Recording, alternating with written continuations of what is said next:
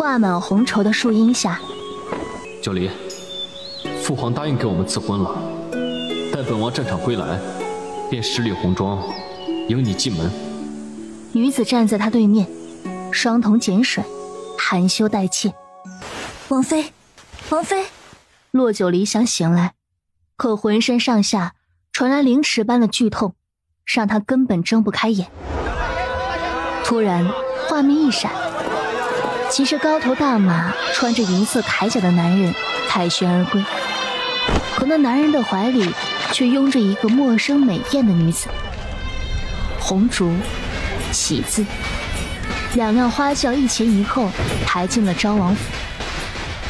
蓦地，画面变成了一处雕花窗棂前，一男人身上的衣衫敞开凌乱，背部布满抓痕。男人的身下，一女子薄纱3点，毫无遮拦。奸夫淫妇，我杀了你们！挺着孕肚的女人手握长剑，眼中泛着满满的恨，砍了过去。奸妇！画面一片血红，一个瘦小的6月大的男婴，血淋淋的，浑身青紫的躺在了铜盆之中，没有一丝呼吸。多久里报仇，替我们报仇！空灵，悲切，怨恨的声音越来越远，越来越弱，直至消失不见。骆九离猛地睁开眼，噗的一声，匕首扎进肩膀，一脚将那老妇踹翻在地，快速狠绝地遏制住了老妇人的喉咙，另一只手毫不犹豫地狠狠插进了她的双眼。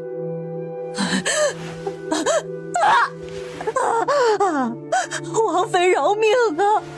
老奴也是被逼的，失怜则非。饶恕仇人是佛祖的事，而我更喜欢送仇人去西天。骆九离根本没有听他的话，一把便扭断了他的脖子。他记得自己正在试戴好闺蜜小考古给他邮寄来的一枚古剑，然后好像就没了意识，接着就看到了梦中的那些场景。原主骆九离年方17，长宁王朝一国公府嫡次女，7个月前嫁给了昭王萧朱墨。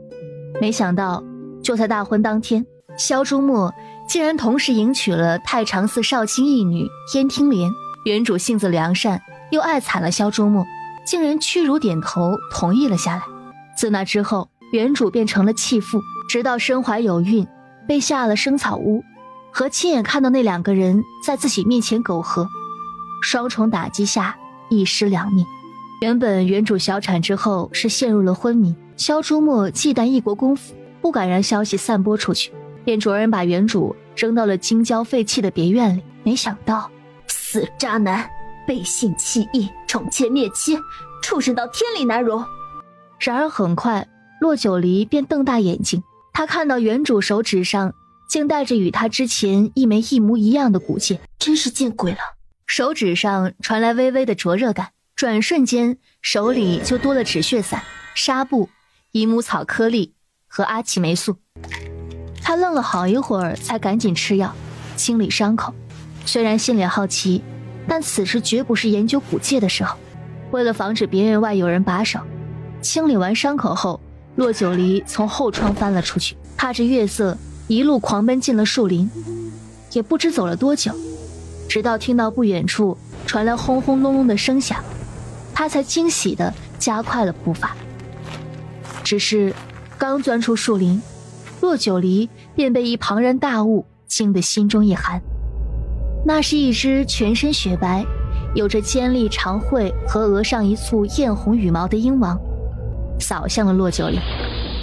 骆九离都来不及咒骂，纵身一跃，滚落到一旁，脚尖重重踩着树干，跃到了那个鹰王的背上。而他刚刚站过的地方，已经被那尖利的爪子撕裂出了道道深坑。老天，这到底是什么地方？随着骆九离的喊声，那鹰王拍打着巨翅，直接飞跃到了瀑布上空。他得赶紧想办法，要不然不被鹰王拍死，也得被摔死。醉针，大剂量的麻醉针。骆九离死马当活马医，把骨戒摁在了渗出血的肩膀上，手心里便多了麻醉针。他心头一喜，把麻醉针狠狠地扎进了鹰王的身体里。随着鹰王速度的下降，骆九离把心一横，眼一闭，一跃跳进了瀑布深潭。这潭水有点软，骆九离倏地睁开眼睛，一片胸膛蓦然映入眼帘。他抬头看去，天，他看到了什么？是个男人，赤裸着上半身，还把他抱在怀里的男人。此时男人豁然睁开眼，一双幽深的瞳眸，长眉入鬓，削薄轻抿的玫瑰色唇瓣，面如玉雕般的轮廓，用绝色都不足以形容他的脱俗之貌。骆九离也算是见过世面的，毕竟21世纪的电影明星们哪一个不是帅到人神共愤？可眼前的男人不仅仅是帅，还有那周身气度透着浑然天成的尊贵霸气，让人不由自主地屏息臣服。只是这腰间蓦然收紧的手臂算怎么回事？就像是要把他紧紧地勒进身体里一样。帅哥，我不是故意要打扰你的，我要回京，路过此地，没想到……他指着半空，想说差点被一只鹰王摔死，可是话还未说出口，只听不远处的瀑布下传来砰的一声巨响，那巨大的鹰王整个身体扎进了水中。骆九离咕咚咽了一下口水，突然意识到了什么。那鹰王不会是你养的宠物吧？你杀了雪山白鹰王。男人冰冷的声音让周遭的气温突然降低了好几度。哦，不，我没杀他，只是让他暂时没了意识，就像睡了一觉一样。你能不能先松开？男人闻言竟然试探性地动了一下。骆九离趁他不备，一个翻身呛了好几口水，可泡在水里的男人突然眉头紧皱，唇角溢出了一丝黑色血迹。男人惊骇，伸手想要把水里的女人重新抱回怀里，可此时水里哪里还有人？骆九离回到了岸边，再看看自己湿漉漉的衣服，还有岸边叠放整齐的黑色织金袍服，抱起袍服半刻也不敢停留，飞快地消失在了树林里。他的身影刚刚消失，一黑一红两道身影就飞到了瀑布下。主子，两个人瞬间呆住，他们的主子此刻面色苍白，唇角溢出黑色血迹，双手正在水中搜寻着什么。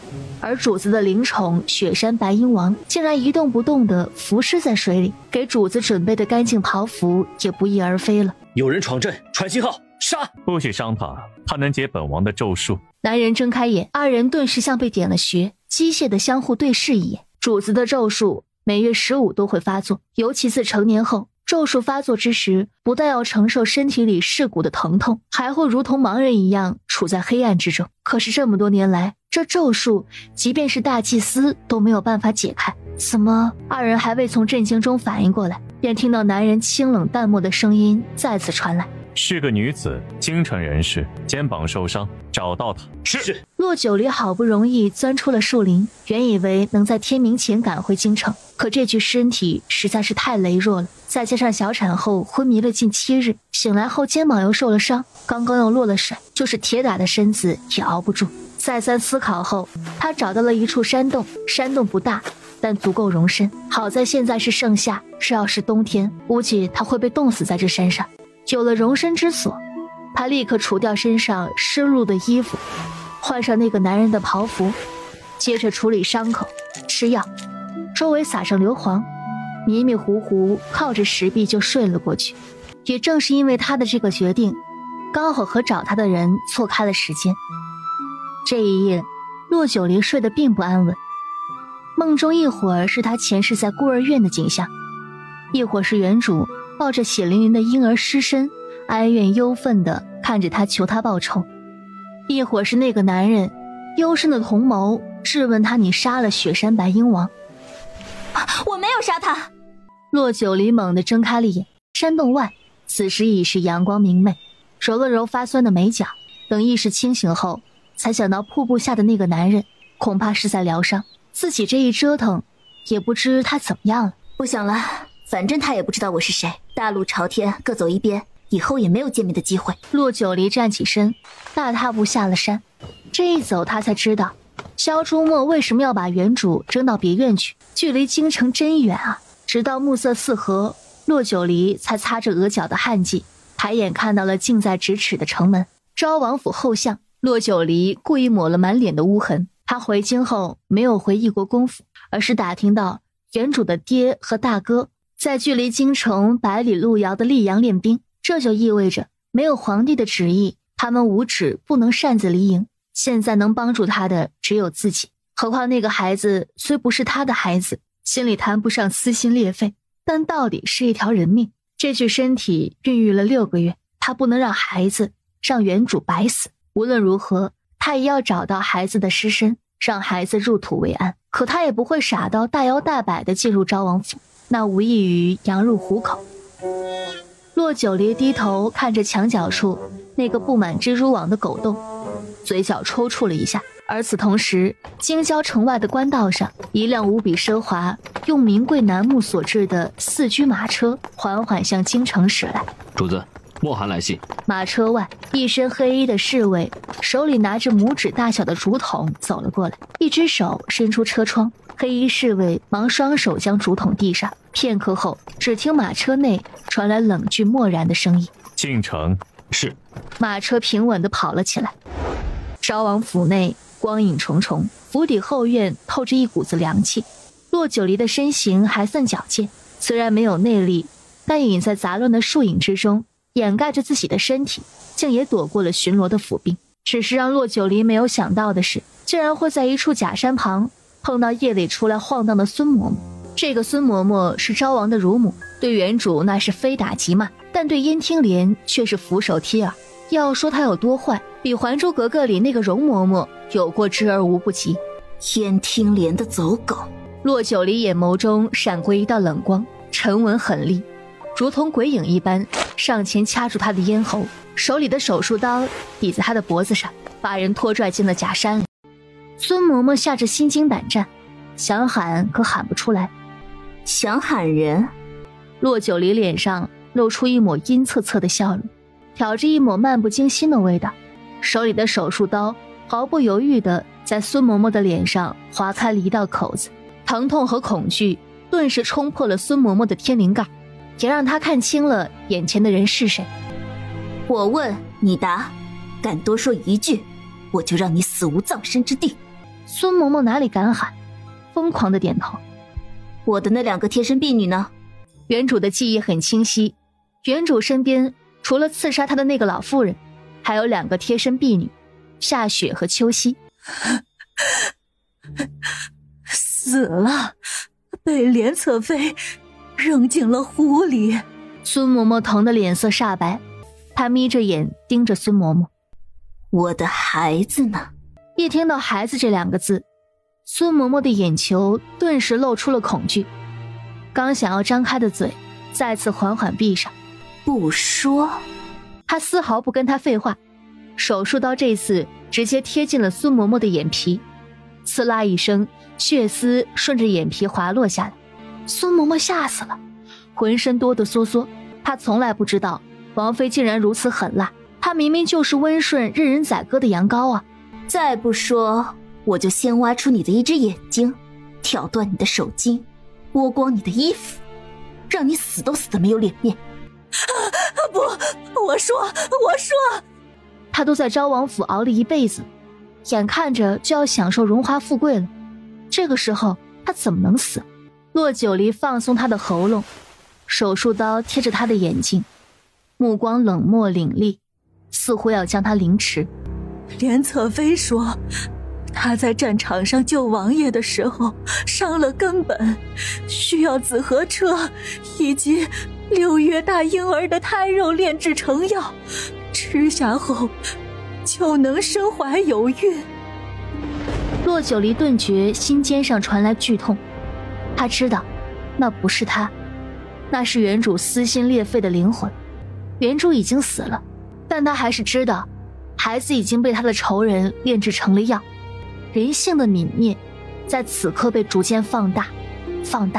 从21世纪而来的洛九离浑身不寒而栗。他不明白，原主是异国公府的嫡次女，按理说地位不低，怎么会被如此虐待？萧朱墨色令智昏，宠妾灭妻，可怎么能对自己的亲生骨肉下此毒手？他想要问个明白，可那孙嬷嬷似乎看出他的失态，双手狠狠推开他，仰头就要喊。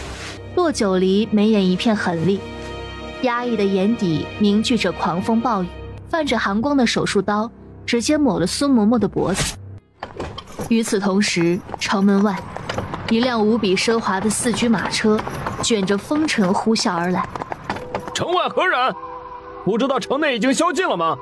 任何人都不许进城。放肆！九王在此，赶快打开城门！九王的驾你也敢拦？城门大开，马车不做停留，直奔内城。刚一进内城，便见一身红衣的手下策马而来。主子，那女人进了昭王府。快看，那是什么？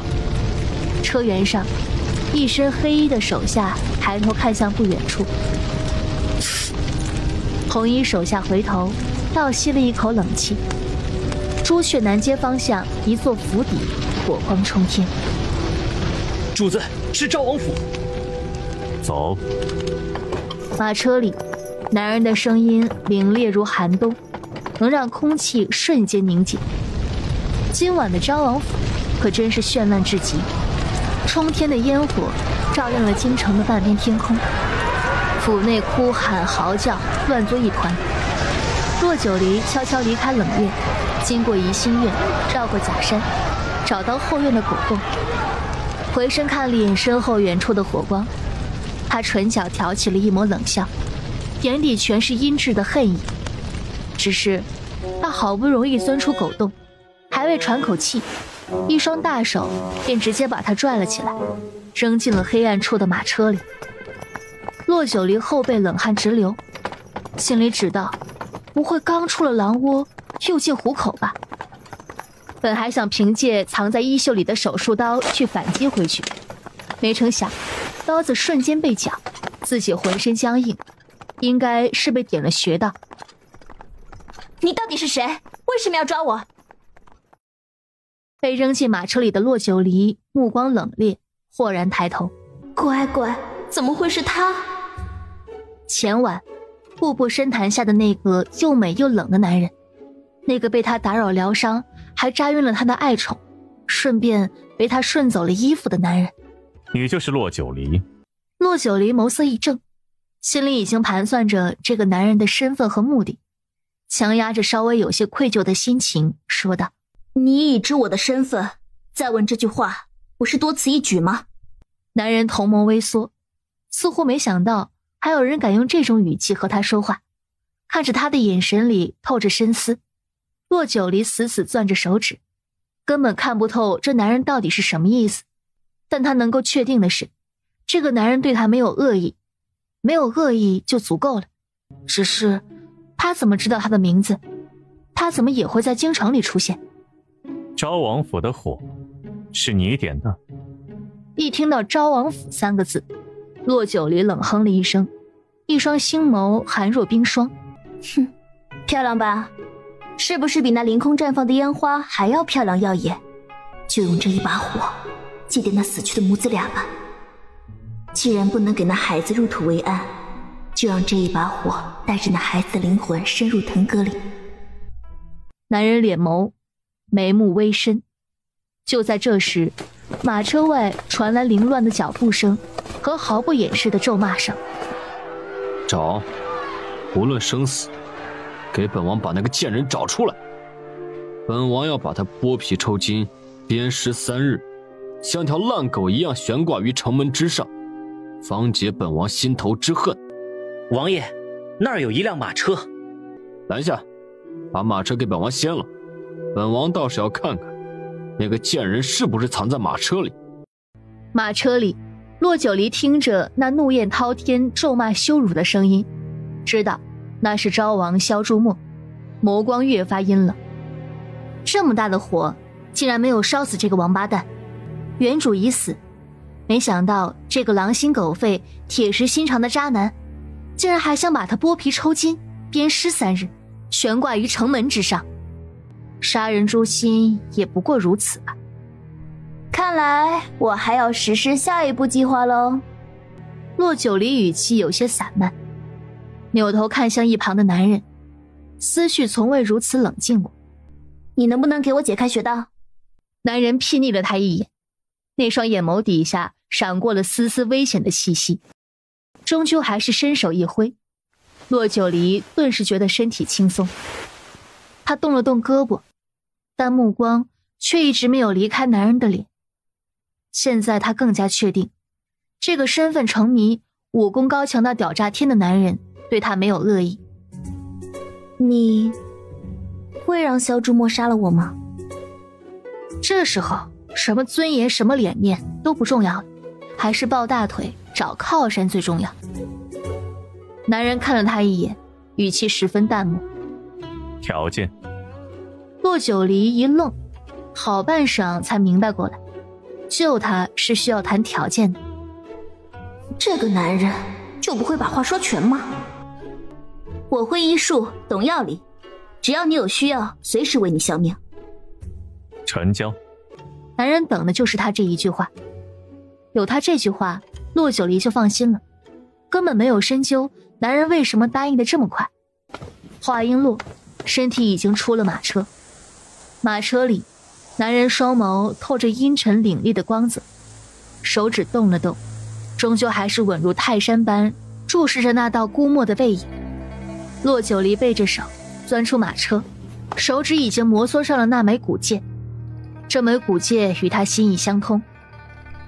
麻醉针，我还需要最强剂量的麻醉针。昭王府里的大火，如若没有古剑给的医用酒精，他也绝不可能这么快就挑起昭王府里的混乱。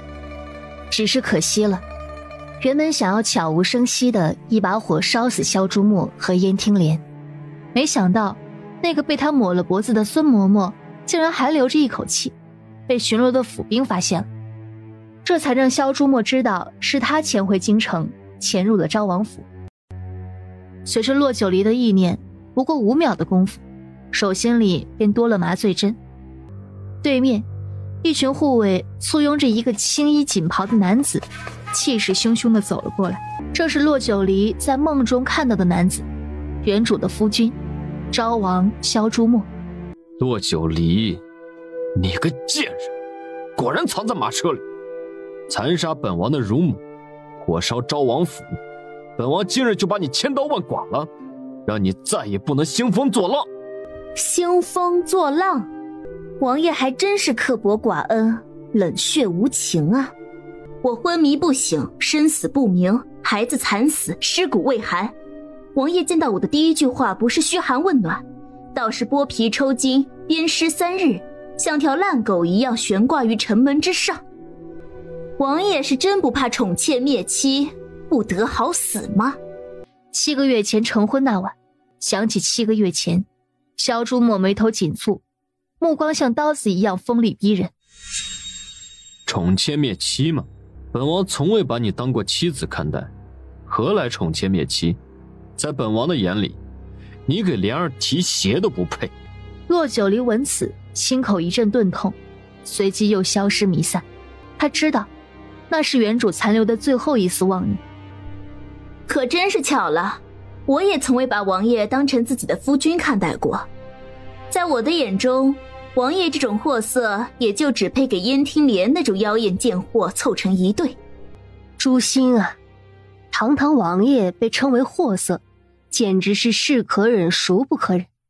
马车里，一脸金贵的男人在听到骆九离的话后，唇角竟细不可察地扬起了一抹弧度。萧朱墨，你记住了，杀人者恒被人杀之。你为了一个燕听莲，杀死了从前的骆九离，杀死了自己的亲生儿子，把自己的亲生儿子做成药引子给你那个贱妾入药。举头三尺有神明，善恶到头终有报。你恶念太重，天必还你们这对金夫淫妇，这笔孽债会一并算到你们头上。贱人，你找死！你个妒妇，你以为本王娶你是为了什么？还不是看中你一国公府的门庭，真当自己是金枝玉叶吗？竟敢如此诅咒莲儿！骆九离瞪大眼睛，脖子上的手掌越来越紧，让他呼吸有些困难。贱妇，你敢对本王按下毒手！萧朱墨倒在地上，大脑空白一片，浑身无力，只有一张嘴，怒不可遏。给本王杀了他，宰了他，碎尸万段，千刀万剐！就在所有人都以为骆九离必死无疑之时，一道黑影从马车里飞出。刺杀九王者，当诛！九王爷，九王千岁！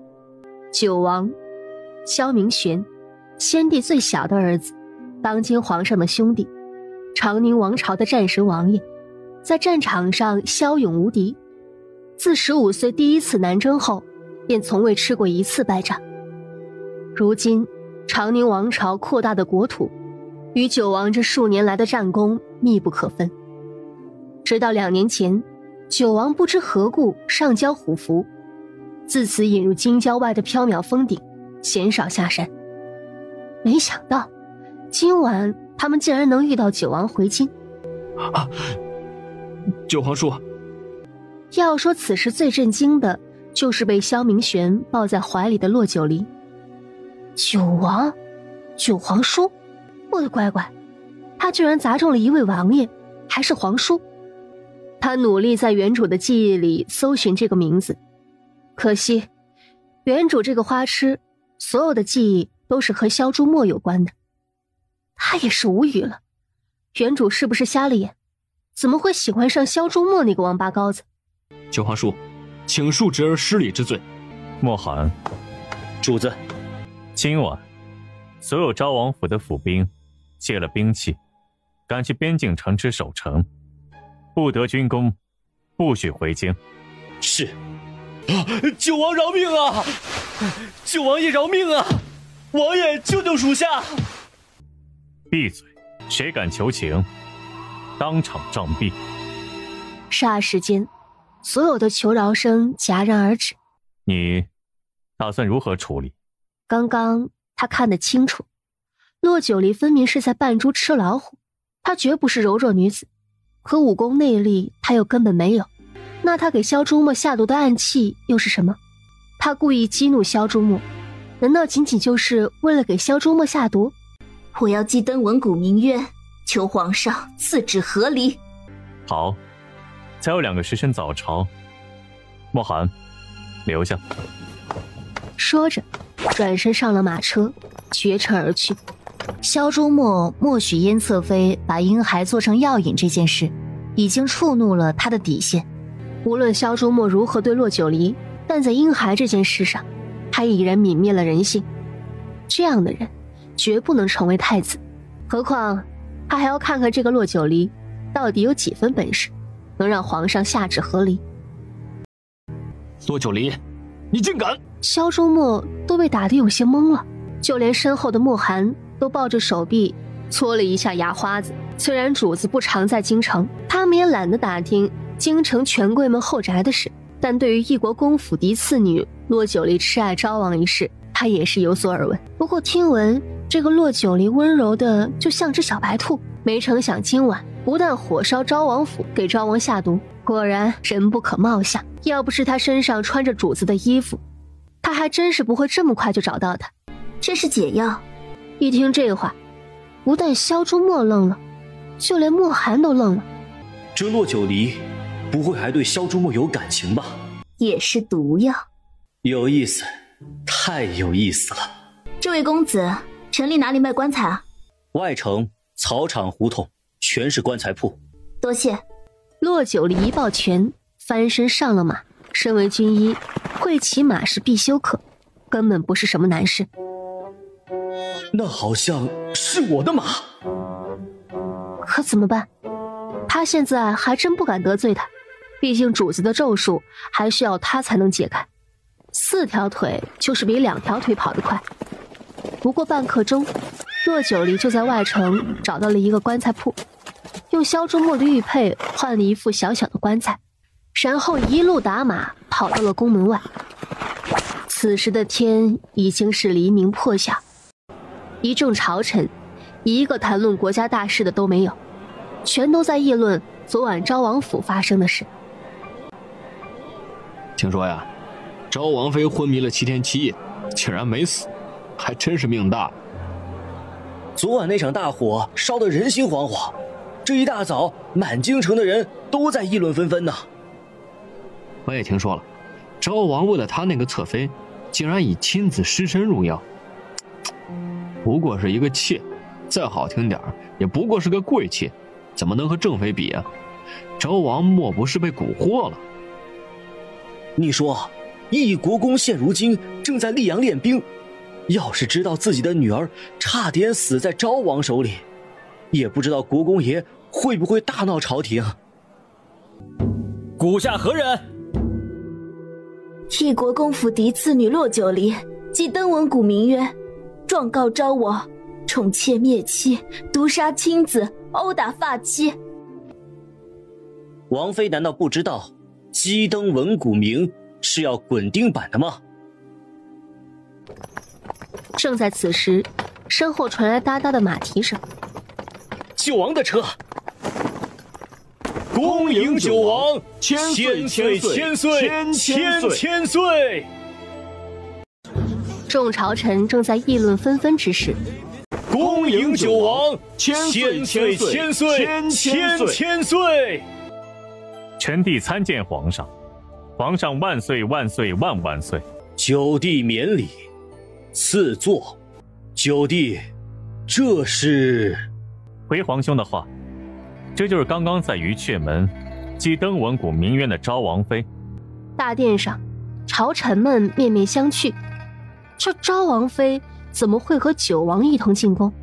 皇兄，昨晚臣弟回京，路遇昭王府走水，又恰巧遇到了被追杀的昭王妃，便着手下把人救了下来。没想到昭王的府兵围了臣弟的马车，与臣弟见了刀剑。来人，让昭王滚来见朕。皇兄倒不必动怒，说起来昭王也是不知情，倒是他的那些府兵被臣弟赶往边境城池守城去了，无军功者不得回京。九王轻飘飘的一句话，就压下了皇帝的暴怒和猜疑。至于昭王妃击登闻谷鸣冤，拦下臣弟的马车，状告昭王宠妾灭妻，毒杀亲子，殴打发妻。什么？昭王妃状告昭王？有人把目光看向大理寺卿裴听颂。说起来，昭王妃骆九离是裴听颂的小姨子，这小姨子击鼓鸣冤，也不知他是不是提前知道内情。倒是宣王萧珠玉看了眼九王，父皇，登闻谷已击，还请父皇听取臣民建议和冤情。骆九离，放肆！你怎敢抬着棺木上殿？天哪，这姑娘怎么成了这个样子？昭王，你可真是该死！好好的姑娘，被你糟蹋成了这个样子。臣女，义国公府嫡次女骆九离，叩见皇上。吾皇万岁万岁万万岁！骆九离，你可知道，击响这登闻谷非同小可，必须要有足够的证据，才能状告他人。禀皇上，臣女知道。臣女今日击登闻谷鸣冤，状告昭王宠妾灭妻，毒杀亲子，殴打发妻。坐在椅子上的萧明玄倒是没料到，片刻之前还镇定自如的女子，还敢火烧昭王府的女子，还敢跟禁军动刀子的女子，突然间就成了柔弱的菟丝花，心里竟然有些期待她的表演。昭王妃，您口中的妾，乃是昭王的侧妃，是贵妾。当初大婚之日，同时迎进门，昭王妃可是点头同意的，怎么会这个时候？杜大人，这话不对。虽说侧妃是贵妾，可贵妾也是妾，难不成还大得过正妃吗？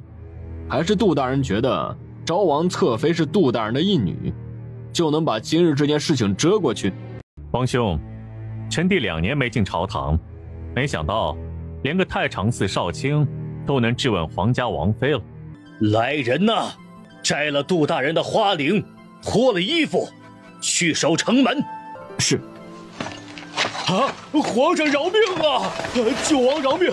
皇上饶命啊！昭王妃，继续说。难得本王今日有这个雅兴。是。启禀皇上，义国公夫人跪在宫门外求见。启禀皇上，昭王殿下跪在殿外求见。皇上引着怒火，冲着内侍摆了摆手。臣妇参见皇上。皇上万岁万岁万万岁！义国公夫人，请起。谢皇上。儿臣参见父皇。父皇万岁万岁万万岁！之前他给昭王吃的是本秉案，是能让人神经错乱又异常兴奋的药，这时候应该已经发挥药效了。他在想自己该怎样刺激他，让他能在殿上发狂。皇上，求皇上为臣女与昭王下旨和离，并让昭王送还臣女全部嫁妆，赔偿臣女身体受创和精神损失费10万两白银，还要侧妃燕听莲为臣女死去的孩儿偿命。臣女要他吃下生草乌，让他感受一下生不如死是什么滋味，要他下18层地狱，永生永世为我的孩儿忏悔，永生永世不得超生。父皇，骆九离说的是谎话，儿臣从未碰过他，他小产那个孩子也不是儿臣的。昭王殿下，薄情寡义之人，臣妇不是没见过。你既不爱臣妇的女儿，当日就不要招惹她。如今成亲才不到7个月，你就已经厌弃了她。我骆家千辛万苦养大了女儿，是叫你糟践的吗？枉我们当初那样信任的把女儿交到你的手上，你就是这样对待臣妇女儿的，刺杀私刑，殴打发妻，毒杀亲儿，你差点让臣妇的女儿死在你们昭王府。皇上，每个嫁入宗亲王府的正妃都是验过身的，皇上如若不信，可以去宗人府调出当初的卷宗一看。昭王不顾夫妻情分，如此羞辱臣妇女儿的清白，臣妇死谏，求皇上为臣妇的女儿做主。母亲，皇上，臣女当初深爱昭王，就连大婚之日，昭王背着臣女抬了侧妃进门，那样羞辱臣女的事，臣女因为爱他，都能点头同意，又怎么可能背叛他？请皇上为臣女主持公道。来人，关闭太和宫，任何人不许出去。今日之事，如若传出去一句，太和宫上下当值人员诛。九王，你亲自去宗人府调卷宗。萧明玄起身，刚要应声，便见萧朱墨就像不受控的提线木偶一样，一个箭步就窜到骆九龄面前，疯了一般把他压在身下，掐住了他的脖子，脑子里有无数个小人在跳跃，在叫嚣：掐死他，掐死他，让他死了，只有他死了，你才能和莲儿双宿双飞。贱人，你这个恶毒不知羞耻的贱人，竟然火烧昭王府，差点烧死我的莲儿，还激登文谷鸣冤。你这个贱人，是想要把本王置于死地吗？说，是谁派你要来陷害本王的？是谁？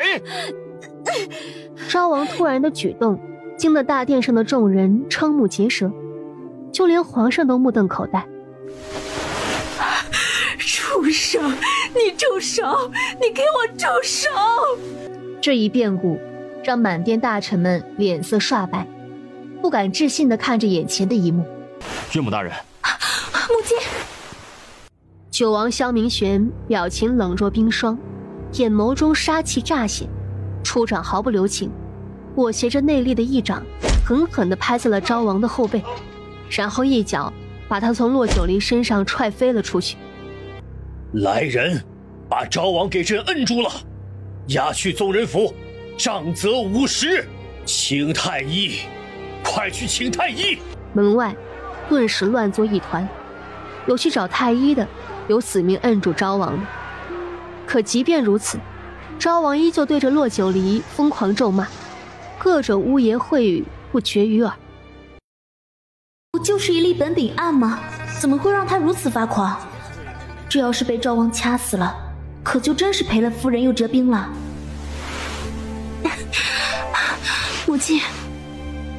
殿外已经有太医急匆匆赶来，几个人手忙脚乱，把义国公夫人移到了偏殿。我的孩子啊，我可怜的女儿。母亲，对不起，对不起。原主啊，你为了一个男人伤了自己母亲、父亲的心，不值得，不值得呀。太和殿内，萧明玄和皇上对视了一眼，似乎都明白了彼此的意思。这时有内侍把骆九离带了出来。骆九离听旨，骆九离与昭王和离，昭王送还骆九离全部嫁妆，并赔偿10万两白银。至于昭王的侧妃燕听莲，身背数条人命，下刑部监牢，待三法司会审确定证据无误后，等待秋后问斩。昭王萧朱墨，杖责50，罚俸2年，禁足昭王府。谢皇上，吾皇万岁万岁万万岁！散场！内侍高声唱和，众大臣跪地高呼万岁。骆九离抬头看向九王萧明玄，只见他抿着唇，金贵俊美的脸上笼罩着浓浓的一层寒霜，不发一语地站起身，浑身上下没有一丝情绪波动。九王爷，皇上召见。御书房内，骆九离在嫁入昭王府时乃是清白之身，看来昭王为了他那个侧妃，连自己的声誉、皇家的名声都不顾。听说昭王的侧妃曾经在战场上救过昭王一命。就是因为他救过昭王，昭王为了给他一个身份，还让他认了太常寺少卿为义父，更在大婚之日把他也抬进了王府。那皇兄可还记得那一役昭王与谁对阵？桑南国。九弟的意思是？桑南国男子多吸蛊毒，女子多吸媚术。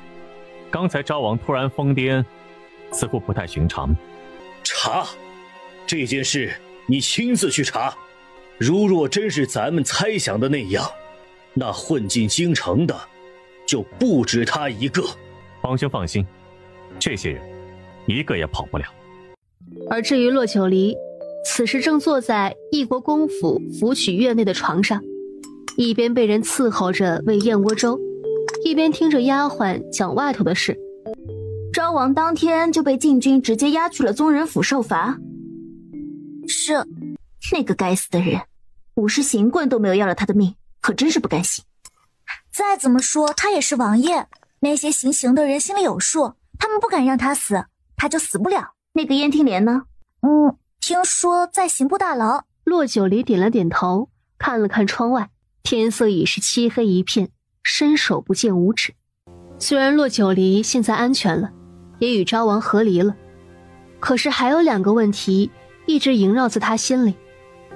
他闭上眼，仔细回想着脑海中的那些记忆。丫鬟春荣看到小姐闭上了眼睛，只当她是困倦了，便蹑手蹑脚地关门出了屋子。骆九离终究还是没有在脑海中搜寻到他想要的结果，但第6感告诉他，昭王说的也许是真的，也许原主忘记了一些事。小姐，昭王府的人把嫁妆和10两白银连同和离书一并送了过来，夫人让奴婢过来问问小姐，小姐还需不需要亲自过目？不必了，让母亲代劳就好。母亲要是再问，就说我睡下了。是。7月初时，调养了近1个月的骆九离终于恢复了元气。至于那个还未来得及睁眼看这个世界的孩子，骆九离派人在南华寺给孩子买了块长生牌位，为那孩子超度。原主家庭和睦，父亲义国公只有原主母亲一妻，2人共生育了4个孩子。唉，真是身在福中不知福啊。福曲院外，义国公夫人走了进来。九儿，你这是？母亲。哎，好孩子，好孩子。母亲这是干什么？女儿躺了那么些日子，现如今终于恢复了元气，母亲不高兴吗？高兴，高兴。你这是去干嘛呀？多好的母亲啊，原主还真是福浅命薄啊。母亲，我想出去转转，已经让管家备了车了。出去转转也好，散散心，早些回来，母亲等你吃饭。是，谢谢母亲。骆九离一笑，扶了个身，带着春荣出了院子。马车里，骆九离并不热衷于街上的人来人往，他脑子一直在想着，是去九王府问问有关于昭王的事，还是去大理寺找他姐夫问问。还没理出头绪来，马车突然毫无征兆地停住。大胆，你们是哪个府的？见了九王的车还不让道？啊，九王！车里的骆九离忽的就乐了，这可真是想谁来谁。妖孽！骆九离无声地给了他一个嘴型，下一瞬他似乎有点花了眼，九王竟然冲着他勾了勾唇，难不成他看出来他说了什么？秦颖，骆二小姐惊扰本王出行，带去九王府喝茶。马车里，骆九离抱着手臂，不慌不乱，反正他也要找他，无所谓去哪。2辆马车一前一后，拐着弯停在了九王府门口。王爷不是要请我喝茶吗？萧明玄皱着眉头，揉了揉太阳穴，心里想着今儿个初10，还有5天就是15了，到时就能试探一下他是否真的能抑制他的咒术。王爷，你有心事？眼见着在自己面前放大的一张脸，萧明玄表情瞬间冷了下来，冷得刺骨。骆家小姐真不是一般人呐，这整个京城还真没有人敢在九王面前给九王脸色看。你找本王有事？那个，王爷能不能屏退左右？萧明玄看了他一眼，似乎知道他要问什么，冲着左右挥了挥手。说吧。关于昭王。哼，怎么，你对昭王还有感情？我呸的感情！九王爷，你能不能不恶心我呀？萧明玄动作僵了僵，也不知道自己此刻是什么心情。他呸他，可他心里又不生气。怪了，我是想问王爷有没有审问过昭王，或者他那个侧妃燕听莲？你到底想问什么？王爷能不能带我去趟昭王府或者刑部大牢？带你去可以，但本王有个条件。条件？王爷的条件还真多。5日后来九王府，本王再告诉你。5日后？15那天吗？走吧。去哪儿？昭王府。昭王府里，这是骆九离1个月后再一次见到昭王萧朱墨。王爷，他怎么变成这个样子啦？萧明玄看了他一眼，并没有说话。九皇叔啊，倒是没有想到你竟是第一个登门来看本王的。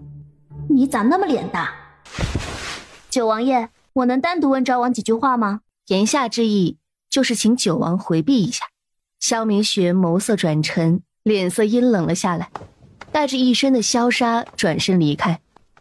洛九离无奈地叹了口气，身后昭王嘻嘻一笑，在看到萧明轩离开后，周身的气场陡然变得凛冽，身侧的手掌慢慢成拳。昭王，你最好不要动歪心思。昭王身上的凛冽顿时消失无踪。昭王，你真当现如今的洛九离还是7个月前那个任你欺凌的洛九离吗？我告诉你，那个洛九离已经死了。现在站在你面前的洛九离是从地狱里爬出来的恶鬼。我奉劝昭王最好老实点，要不然我会像杀孙嬷嬷那样杀了你。我今天是想问昭王一句话。什么话？7个月前的大婚那晚，可还发生过其他事？你是不是想问，大婚那晚，本王有没有和你圆房？洛九离，所有人都说是本王疯癫，不相信本王说的话。父皇也是老糊涂了，自己亲生儿子的话竟然都不相信。果然是真的吗？那孩子果然不是萧竹墨的。大婚那晚，后半夜大雪漫天，你认为本王会冒着大雪去你的院子，还是说就你这扁平的身材能比得过莲儿带给本王的逍遥快乐？是你陷害我。本王不屑于陷害你，本王娶你只不过是看中了一国公府，仅此而已。当然要不是你第2天没了朱砂痣，本王倒是愿意让你生个本王的孩子。呸，我当初真是瞎了狗眼，既然不是你陷害我的，那就是你的那个连侧妃。洛九离松开他后，转身快步走出了院子。好半晌，洛九离突然笑了，笑得极为讽刺。他上辈子到底做了什么孽，老天爷要这样对他？想他堂堂21世纪风华正茂的军医，竟然一下子成了弃妇，简直没人性，没天理啊！九王爷，我想去趟刑部大牢。这件事他得找燕听莲问个明白。昭王虽然娶原主是因为一国公府能带给他某种政治支持，便是他当真不喜欢原主，也绝不会傻到找人玷污他，给自己戴这么一顶窝囊的绿帽子。刑部是，主子，刑部到了。快，赶紧去找！活要见人，死要见尸。坐在马车里的洛九离心里咯噔一声。你在车里等着。洛九离攥着拳头，实在是不知道外面发生了什么，可他怎么有点心绪不宁呢？出事了！洛九离负着胸口，让自己定下心神，也毫不犹豫地跳下了马车。此时刑部大门口，萧明玄沉默着走了进去。怎么回事？九王爷，属下该死。半个时辰前，看守牢房的狱卒不知何故放走了昭王侧妃燕听莲。狱卒呢？在主院，那个狱卒发了疯，用匕首刺伤了自己。这会子出气多，进气少，恐怕已……萧明玄什么也没再问，抬脚就往里面走。洛九离一看，二话不说也跟了上去。你是谁？此乃刑部重地，外人不得擅入。我是和九王爷一起来的。让他进来。是。燕听莲越狱了，她一个手无缚鸡之力的女人，怎么会从刑部越狱？在昭王府7个月，你还真是一无所知。那能怨我吗？大婚第2日我就被扔进了冷院，连吃喝都成问题，我哪里还有闲心去管别人？萧明玄听着他的话，按了按脸色，没再接话，几步进入了主院。王爷，就是他放走了燕听莲。这小子平日里武功最差，可今个儿也不知怎么了，4个兄弟才擒住他。原本是要把他绑起来审问的，可没注意，让他一匕首插进了胸膛。匕首并没有刺中心脏，但是距离要害的地方十分的近。王爷，他还有救，如若再等上一时片刻，恐怕便是我出手，他也无力回天。你确定能救他？王爷要是再问东问西，就是大罗神仙来了也救不了。萧明玄一怔，没想到他还敢和他顶嘴。一旁那位大块头的统领被洛九离的语气吓了一跳，这满京城打听打听去，谁敢用这种语气和九王爷说话？这个女人莫不是疯了？但萧明玄也知道这个狱卒是关键的证人，能救活就绝不能让他死。都需要什么？单独的房间、温水、纱布、止血药。听到了吧？马上去准备。是。行了，你们都出去吧。我医治期间，不希望任何人进屋来打扰。王爷，这……告诉所有人，随身携带黑布，找到燕听莲后，立刻蒙上他的眼睛。是。秦颖，主子，守在门外，不许任何人打扰洛二小姐的救治，带本王回来。是。燕听莲从刑部大牢逃走的消息，不消半刻钟便传进了宫里。皇帝听闻，龙颜震怒。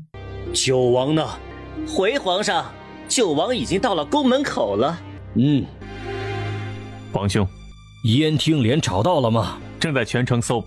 这近1个月来就没有从他嘴里撬出一点有用的线索吗？他承认了在昭王府杀人和用那婴孩尸身入药的罪行，并且洛九离小产和被人刺杀一事也是他的手笔。至于他是不是桑南国的细作，他没有承认。何况他虽下狱，还是顶着昭王侧妃的名分，狱卒也不敢对他怎么样。那他为何一早不逃狱？怎么会在这个时候逃狱呢？只有2种可能，一是他在等昭王救他，但1个月已过，昭王被禁足昭王府，根本无能为力；二是这京城里还有他的帮手，或者他本身施展了异能。找，关闭城门，全城宵禁，一定要找到他，万不能再让他接近昭王。昭王那怎么样？皇上主要是都要被胡贵妃天天的哀求，求得烦死了。何况昭王是太后的心尖肉，如若太后知道昭王被禁足，恐怕这后宫又得翻了天。日日消瘦，对燕听莲入骨相思，这也是为什么臣弟一直留着燕听莲一命，没有杀他的原因。什么？那燕听莲竟把昭王蛊惑至此？唉，可有让太医去给昭王检查身体？没用的，无论是蛊毒还是媚术，太医都解不开。皇兄放心，臣弟已经派人去请花兰州了。花兰州？你是说那个性子古怪的鬼医？是。需要多久他才能进京？不知道，看他心情。果然是性子古怪呀，连我长宁王朝的战神王爷请都得看心情。哎，罢了，朕也不能拿身份压人，何况那花兰州行踪飘忽不定。哎，罢了，等着吧，就让昭王再遭些日子的罪，也让他长长记性。皇兄还有事吗？无事，臣弟就先告退了。去吧。你这小伙子遇到我也是命大。站起身，捶了捶僵直的后腰，再把所有不能被外人看到的医疗器具全部收回了骨戒中。洛九离推开门走了出去。王爷，人怎么样？命大，没死。好在匕首扎得不深，再加上他拔刀的时候慎之又慎，没有伤到其他要害部位。虽然耗费的精力和药品不少，但好在命是给他保住了。女神医，还真是女神医！那小子的命真的保住了。对，保住了。虽然已经脱离了生命危险，但毕竟受伤严重，为免他出现高热感染的状况，我还需要留在这儿随时观察，直到他醒来，彻底脱离生命危险。于海生，王爷，关于这个狱卒被救活的事情，告诉所有知情的人，不许透露出去半句，一旦透露，杀。是。那个狱卒现在能挪动吗？原则上最好别挪动，但如果这里不方便，可以用担架抬着。秦颖把人抬上马车，送回九王府。是。九王府？王爷要把他带去九王府？那我岂不是也要跟着去九王府？他是放走燕听莲的唯一证人。走吧，你今晚要在九王府照顾他。说着转身就要走。哎，等等，不好意思，我不是故意的。我去照顾他可以，但是我得先回府一趟，告诉我母亲一声，要不然……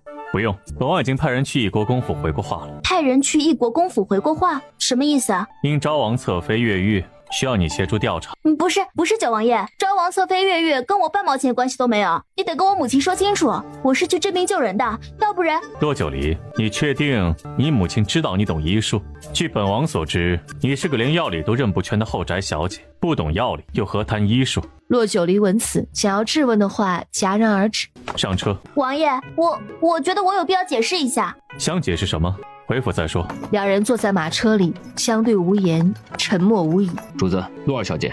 抬手招来春荣，在他耳边耳语了2句。洛儿小姐，刚刚要解释什么？医术是我在昭王府学的。大婚第2日，我就被昭王扔去了冷院。为了日子过得不至于太苦，也为了打发时间，所以就让丫鬟买了些医书来看。你觉得这个理由有多少人会相信？别人怎么想我不知道，但事实就是如此。这把刀子是你火烧昭王府那晚秦颖在你手里缴获的。怎么会在王爷这儿？这刀锋利无比，吹毛断发，就是不知道洛二小姐是在哪儿得到的。难不成也是叫你的丫鬟买的？告诉本王，本王也多买些。这个男人就是个成精的男狐狸，刁钻奸诈又腹黑，想要糊弄过去，看来是不能够。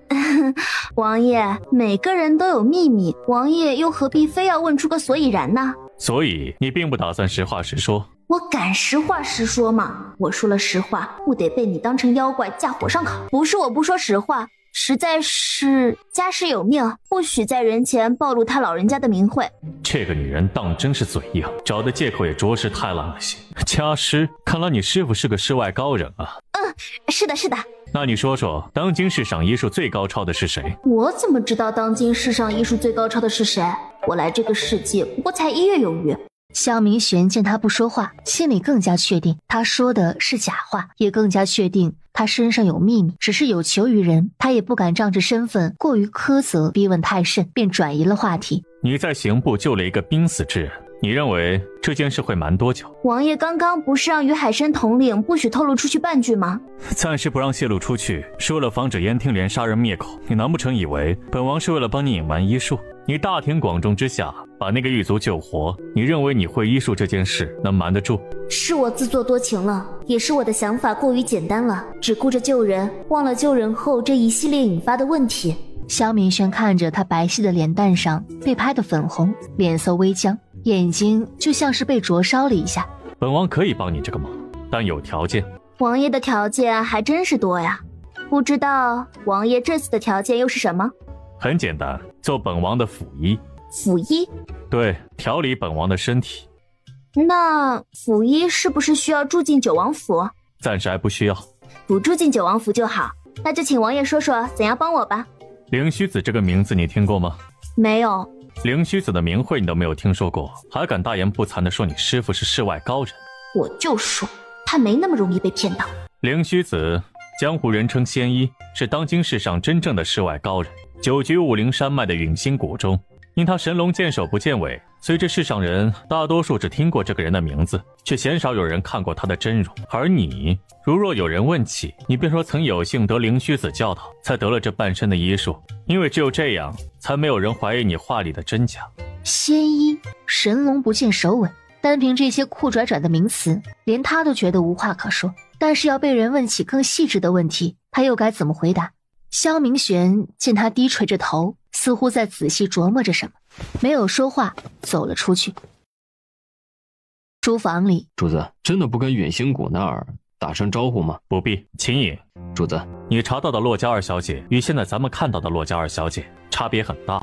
主子，属下也是百思不得其解。虽说洛二小姐历经昭王府那件事情，性情变了些，可以理解，但这一身的医术，属下也无从解释。刚刚属下在送那个狱卒回屋的时候，偷偷看了他的伤情，胸口被匕首插进去的位置上，密密麻麻的被缝上了针线。针线？对，就是针线，就像是妇人缝衣服那样。萧明玄低头看了看手里的手术刀，又抬头看向外面渐渐亮起的灯盏，心里对洛九离既充满了怀疑，又产生了浓厚的兴趣。问吧。小姐，奴婢不敢。别一天到晚奴婢的叫着，以后自称名字就可以了。你是不是觉得我留宿在九王府，彻夜不归，有失妇德？不，小姐，春荣不是这个意思。春荣只是怕外面的人乱嚼舌根。洛九离点了点头，也知道春荣的担心不无道理，可现在他没得选择。放心吧，你家小姐都是死过一回的人了，别人的看法我现在根本就不在意。安心上床，安心睡觉，天塌下来还有九王爷顶着。洛儿小姐，小姐，外面出事了。你继续睡觉，我去看看。春荣陪小姐去。你别去了，去了也帮不上忙，还是在屋里安心睡觉吧。洛儿小姐，出事了，那个狱卒突然高烧不退，昏迷不醒。王爷，快进去看看，务必把人救醒。洛九离没说完，快步进了内室。他怎么样了？体温暂时降下来了。后半夜我在这守着，王爷回去吧。本王在外间等着。说完，转身离开，在外间的椅子上坐下。洛九离对此并不在意，然后找了把椅子，坐上去，靠着椅背，闭目养神。那狱卒什么时候能醒？不确定他什么时候能醒。他回头看了看内室，起身走进去，附上那狱卒的额头。退烧了，终于可以输液了。这是什么？别动，王爷别乱碰，这可都是救命的东西。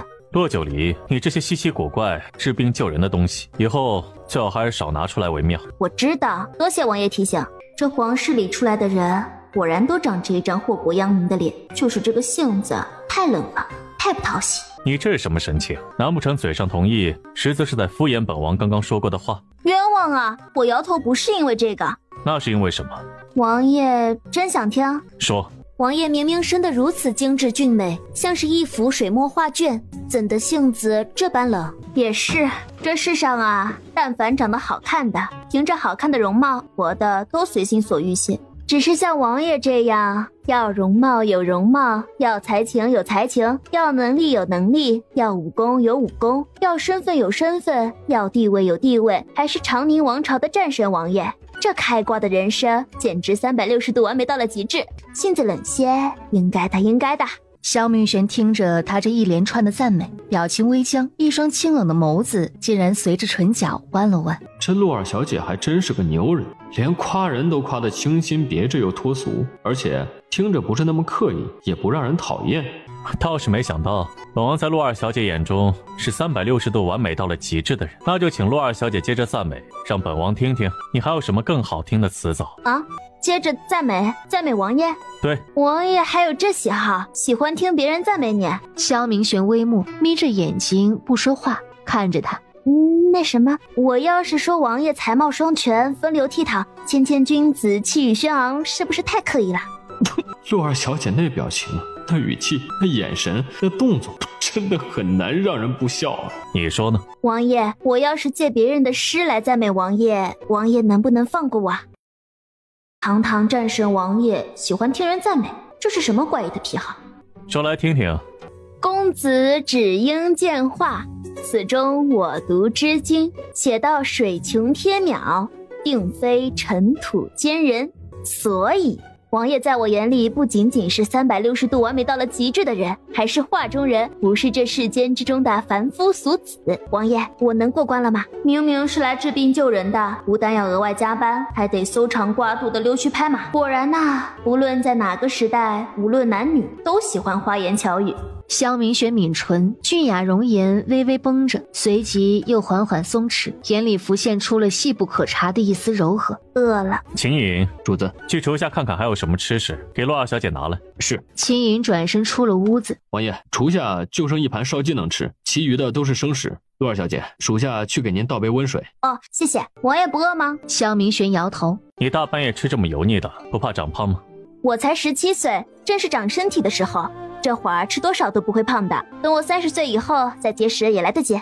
萧明玄一愣，才意识到他才17岁，而他大了他整整8岁。17岁的年纪就经历了这么多变故，他还能坦然面对新生活，这就不得不让人对他刮目相看了。王爷，这是什么表情？没什么。为什么要在30岁以后再节食？因为新陈代谢慢了。新陈代谢？简单来说，新陈代谢就是人体的一个正常生理活动。吃进去的食物要吸收，吸收了要消化，消化以后变成能量，变成能量以后就有足够的营养支持人体的生长和正常的生理活动。至于多余的能量，就通过胃肠道、身体的发热以及其他器官的运动代谢出去，这就叫新陈代谢。女人30岁以后，新陈代谢的速度就开始变得很缓慢。的，稍微不注意就有可能造成脂肪堆囤积，造成身体发胖、身材变形。你的意思，30岁之前随便吃，30岁之后就要改变饮食？哇，王爷，你的理解能力、聪明程度、接收新鲜事物的能力，简直是这个。萧明玄突然觉得这丫头还真挺有意思的，无论是说话办事还是性子，倒是挺对她的胃口。二小姐，主子，再有1个时辰就寅时3刻了，该是上朝的时间了。本王知道。王爷，趁着天还没亮，我想先回府了。那个狱卒还请王爷派人照看着。陆二小姐，你走了，万一那个狱卒再高烧了怎么办啊？不会啦，伤口我又清理了一遍，又给他输了一瓶抗生素，不会再发生高热的情况。若有其他情况发生，可以派人去异国公府找我。为免引起不必要的麻烦，我还是趁着天未亮从后门离开吧。本王派人送你回去，待会儿让秦5、秦6送洛小姐回异国公府。是。莫寒现在到哪了？回主子，已经到了黑石山，也和陈阳公子联系上了。萧明玄淡淡的点了点头，转身返回了自己的院子。母亲，你这孩子到底是怎么回事啊？一夜未归，不知道母亲都担心死了吗？我这不是好好的吗？九王派人过来告诉，说是昭王侧妃越狱，需要你协助调查。那刑部监牢不是3步一岗5步一哨吗？到处都有狱卒看守，那个女人怎么可能会越狱呢？具体是怎么回事我也不太清楚，但能肯定的是，燕听莲的确越狱了。能在看押罪犯的刑部监牢越狱，那个女人绝不是我们看到的那样简单。所以母亲，这段日子你出来进去都小心些，多带些人。九儿，你说她会逃到哪儿去啊？会不会去找昭王？昭王府可能性不大，从他越狱那时起，估计昭王府就被围了，只等着他自投罗网。我现在就怕他来找咱们的麻烦，毕竟要不是我火烧昭王府，大闹太和殿，求皇上和离，致使昭王癫狂，燕听莲这会儿子不还是昭王府一人之下万人之上的侧妃吗？甚至眼看着就能登上正妃之位了，她的荣华富贵都被我毁了，只怕会对我心存报复。不行，母亲无论如何也不能让你再被他迫害。母亲不必惊慌，这青天白日，朗朗乾坤，他还不敢在大庭广众之下对我动手。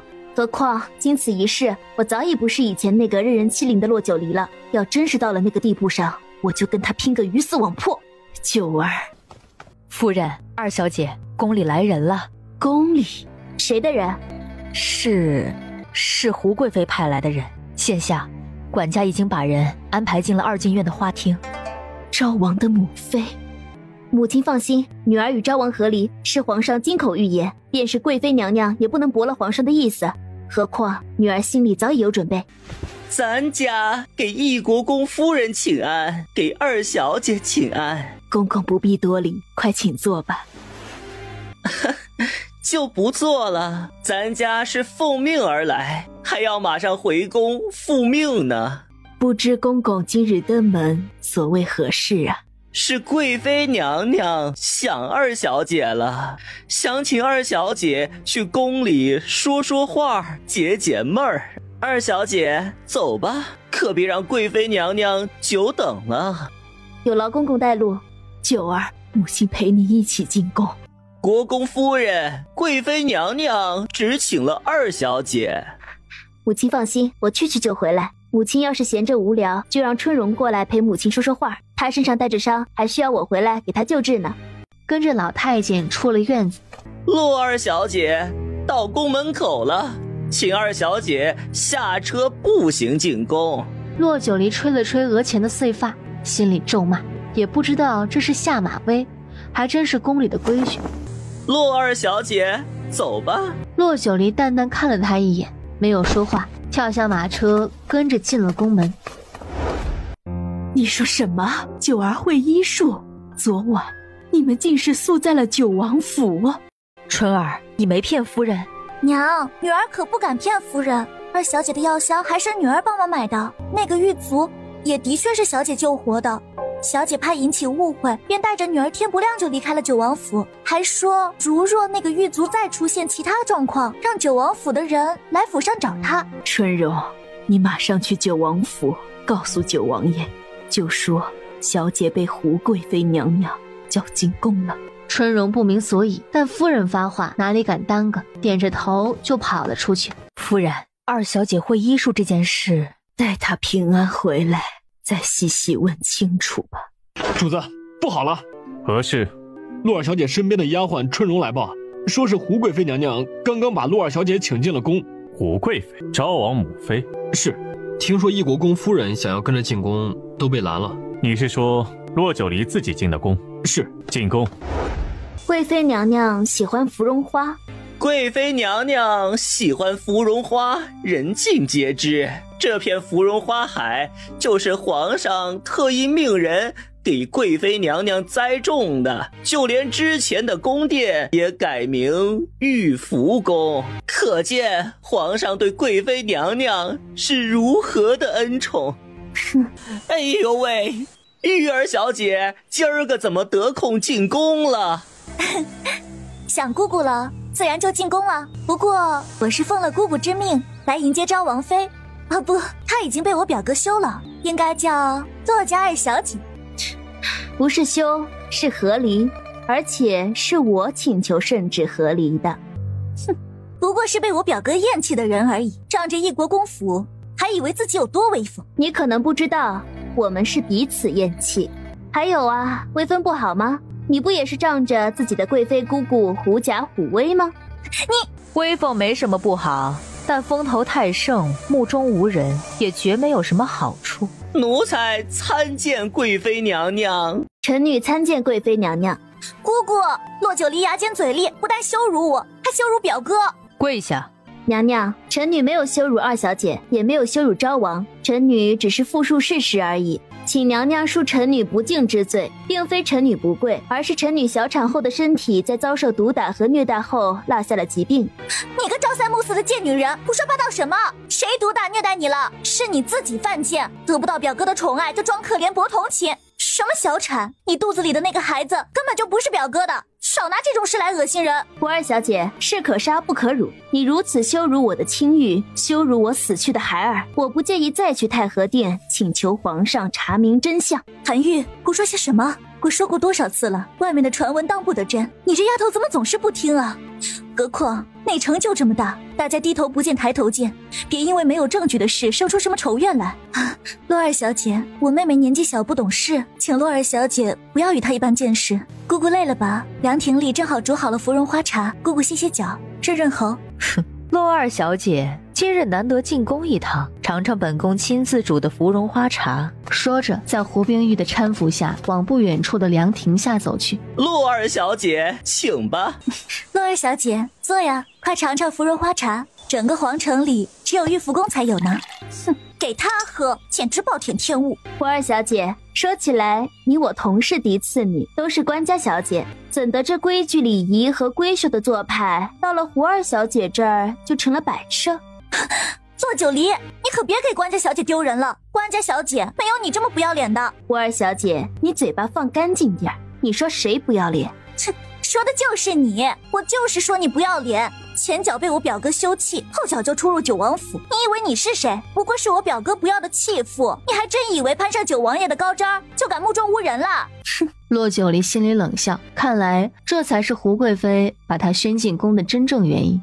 胡二小姐可要对自己说的话负责任，当然我也会把胡二小姐说的话原封不动地转达给九王爷听，毕竟你这次污蔑的不是我一个人，还有九王爷。不过是外头的一些风言风语，小孩子家家的便当了真。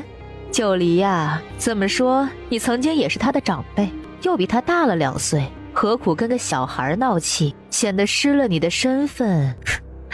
玉儿，本宫罚了。是，姑姑。然后在乌泱泱的一群宫人的拥护下出了凉亭。骆九离都觉得可笑，把他宣进宫就是为了当面羞辱他一番，羞辱完他一句别显得失了身份就想打发他，这世上哪有那么便宜的事儿？就是有，也不能是他受委屈。洛儿小姐，贵妃娘娘，胡大小姐这是什么意思啊？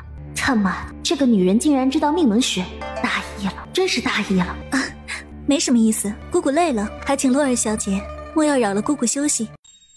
骆九离，有一句话我妹妹说的对，你一个清白净师还小产过孩子的下堂妇，根本没有资格和九王走得那么近。看来坊间传闻不是假的，胡大小姐倾慕九王爷，只是可惜啊，落花有意，流水无情。胡大小姐不敢拿正主撒气，就想挑软柿子捏。胡大小姐在动手之前可要想好了，动了我，一国公府会不会善罢甘休？动了你又怎样？外界也不过都当是2个小女子拈酸吃醋罢了，难道你那个泥腿子爹还敢对我动手不成？陆九离，我一直都知道你手段了得，当初追在我表哥后面跑，千恩万求嫁给了我表哥，现如今被我表哥休弃了，竟然还能有如此好手段去勾引九王爷。胡冰玉，你是不是有病啊？谁有那闲工夫去勾引他？没勾引九王怎么会在殿上帮你说话？昨晚你又为何会宿在九王府？为什么九王爷会带你去昭王府，会带你去刑部？你还敢说你没勾引？陆九离，你不过就是个清白尽失的贱货，人人可穿的破鞋，还以为自己有多清白？哼，胡冰玉，你觉得我配不上他吗？难道你就配得上他？别痴心妄想了，你还是回去照照镜子，看看自己这副丑陋扭曲的尊容和恶毒的心肝，哪里配得上堂堂战神王爷？陆九离，你敢打我？陆九离，你个贱人！他手腕一抖，突然亮出一把匕首，快速狠厉地冲着骆九离的双眼就袭了上来。骆九离眸色一凛，心里暗暗想着，胡冰玉竟然会武功。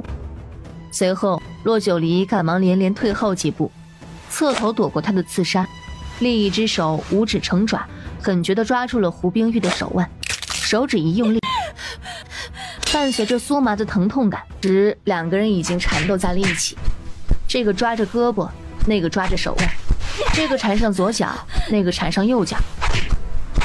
去死吧！胡冰玉发了狠似的拖着骆九离双双跌入了湖中。陆二小姐落水了！我姐姐也在水里，快救人！岸上顿时乱作一团，水里面冰冷的湖水包裹过来，让骆九离和胡冰玉都觉得自己的脑袋就像一块海绵。快给骆家二小姐披上！多谢。废物，快把大小姐救上来！怎么回事？怎么会落水？回皇上，是骆二小姐推胡大小姐下水的。是骆家二小姐，不接受臣女的道歉，不但打了臣女，还把臣女推进了湖里。姑姑，皇上，求皇上为臣女做主。我说胡冰玉，撒谎之前先打个草稿行吗？你算哪根葱哪头蒜啊？值得我推你下水？还有，别摆出一副楚楚可怜，实则却是富有心机绿茶婊的模样，看着恶心。何况鼻子底下一张嘴，不是只有你会说。你要是这样没品的话，那我也无所谓。臭男人，都怨你。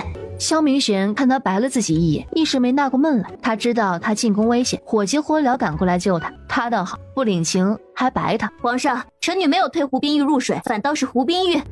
骆九离，你给本宫闭嘴！你不但打了玉儿，竟然还如此胡搅蛮缠、强词夺理。一国公府的女儿果然好教养啊！贵妃娘娘，这是什么话？刚才胡冰玉说了那么多，您怎么不说让她闭嘴？怎么到臣女这儿就让臣女闭嘴了？皇上，这件事的起因是因为胡二小姐一句话。胡二小姐说臣女给官家小姐们丢人了，官家小姐当中没有臣女这么不要脸的。臣女听着生气，就让她嘴巴放干净点，问她说谁不要脸。胡二小姐就说臣女前脚刚被昭王休弃，后脚就出入宫。骆九离，你胡说八道什么？明明是你打了我姐，推我姐下的水，你还敢狡辩？哼！有能耐你别打断我复述事实，是不是心里有鬼？九王，皇兄，把陆二小姐送出宫。是。皇上，臣女的话还没有说完，是胡冰。骆九离，你给本王闭嘴，马上跟着本王出宫。九王爷，臣女不需要九王爷护送。胡冰玉，我奉劝你一句，做人不要做狗，在背后诋毁我有意思吗？何况你羡慕嫉妒恨错了人，九王爷就在这儿，你有能耐把刚刚说过的话再说一遍，别一天天跟条狗一样，逮到谁都咬。此话一出，整个凉亭的人一个个神色各异。皇上，臣女身体不适，想先行告退。皇上，凤德夫人出事了。怎么回事？出什么事了？回皇上，凤德夫人已经1天1夜没有进食了。现如今，皇帝脚下一个踉跄，险些摔倒。皇上，父皇，骆九离，你随朕去甘泉宫。说着，疾步匆匆走了出去。骆九离还不明所以，随后胳膊却被人一把拽住了。你放！他一回头，正对上眉目骤冷的萧明玄，而同时回头的还有被宫女搀扶的胡冰玉。当胡冰玉的目光看到萧明玄拽住骆九离的胳膊时，胡冰玉被刺激的双手攥紧。王爷，戏演完了，松手吧。骆九离，你好样的！本王先给你记着，待出宫了再跟你算账。去甘泉宫救人，怎么想过河拆桥？你让本王进宫来救你，现在却跟本王甩起脸子了。臣女没跟王爷甩脸子，只是被那姑侄3个气得昏了头。臣女道歉，对不起，请王爷原谅臣女刚才的过失。好了，这本王去甘泉宫救人吧。救什么人？我的衣箱还都在国公府。秦颖，是主子。骆九离啧舌，就这样凶神恶煞、冷冷清清的一个人，胡冰玉是有多想不开，要看上他，这跟抱着冰块过日子有区别吗？看本王干嘛？还不快进去！王爷，我两手空空，没有药箱，进去等着被皇上砍头吗？先进去再说，尽你一切可能去救治。这是你们都这么看着我干嘛？是这只小胖猫自己窜到我怀里来的。骆九离，把雪球抱进来。干娘是要朕照顾雪球吗？恐怕还是需要干娘自己照顾才行。朕给干娘找来了一位女医，让她给干娘瞧瞧，兴许会有奇迹发生，也不一定。骆九离，你来给凤德夫人看看。皇上，太医院手接菜，怎能让一个后宅女子给凤德夫人瞧病？皇上，凤德夫人是由于年老体弱，饮食失调，情志失节，心阳不足导致，这样贸然让一个医术没有得到认可的女子看诊，唯恐什么？张院首，朕问你，如若是一个自戕之人，匕首插入心口，张院首可能救活？皇上，这需要结合当时患者所受伤程度的情况而定，微臣不敢妄下断言。你不敢妄下断言，但骆九离敢。骆九离不是寻常的后宅女子，而是仙医灵虚子的门外弟子。骆九离那个温顺胆小的女人，怎么可能会是灵虚子的门外弟子？不可能，绝对不可能！不可能，是不可能！皇上，我要被他骗了。胡贵妃，贵妃难道刚刚没有听到皇上说吗？骆九离乃是灵虚子的门外弟子，皇上金口玉言，还能有错？他怎么可能会是仙医的门外弟子？他怎么就不能是仙医的门外弟子了？贵妃娘娘不必用这种眼神看着臣女，臣女知道贵妃娘娘定然不信。不过也是，如若臣女不是有幸得师父教导，得了这半身医术，又怎么可能会在昭王和燕听莲的残害下活下来呢？参见皇上，这是洛二小姐的药箱。皇上，臣女需要给凤德夫人做个全身检查，还请皇上与众人回避一下。都出去等着。难道就仅仅是因为那位便宜师傅仙医灵虚子的大名吗？你发什么歹？还不快给凤德夫人看诊，本王在外面守着，放心。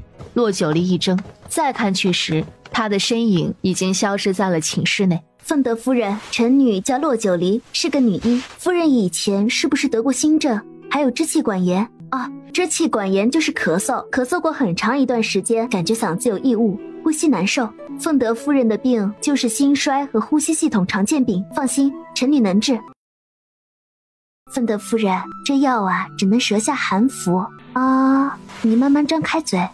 凤德夫人，暂时先给您治疗心衰，待心衰缓解后再给您治疗支气管炎。不过您岁数大了，支气管炎年头比较长，无法彻底根除，但吃药后会缓解您呼吸困难的情况。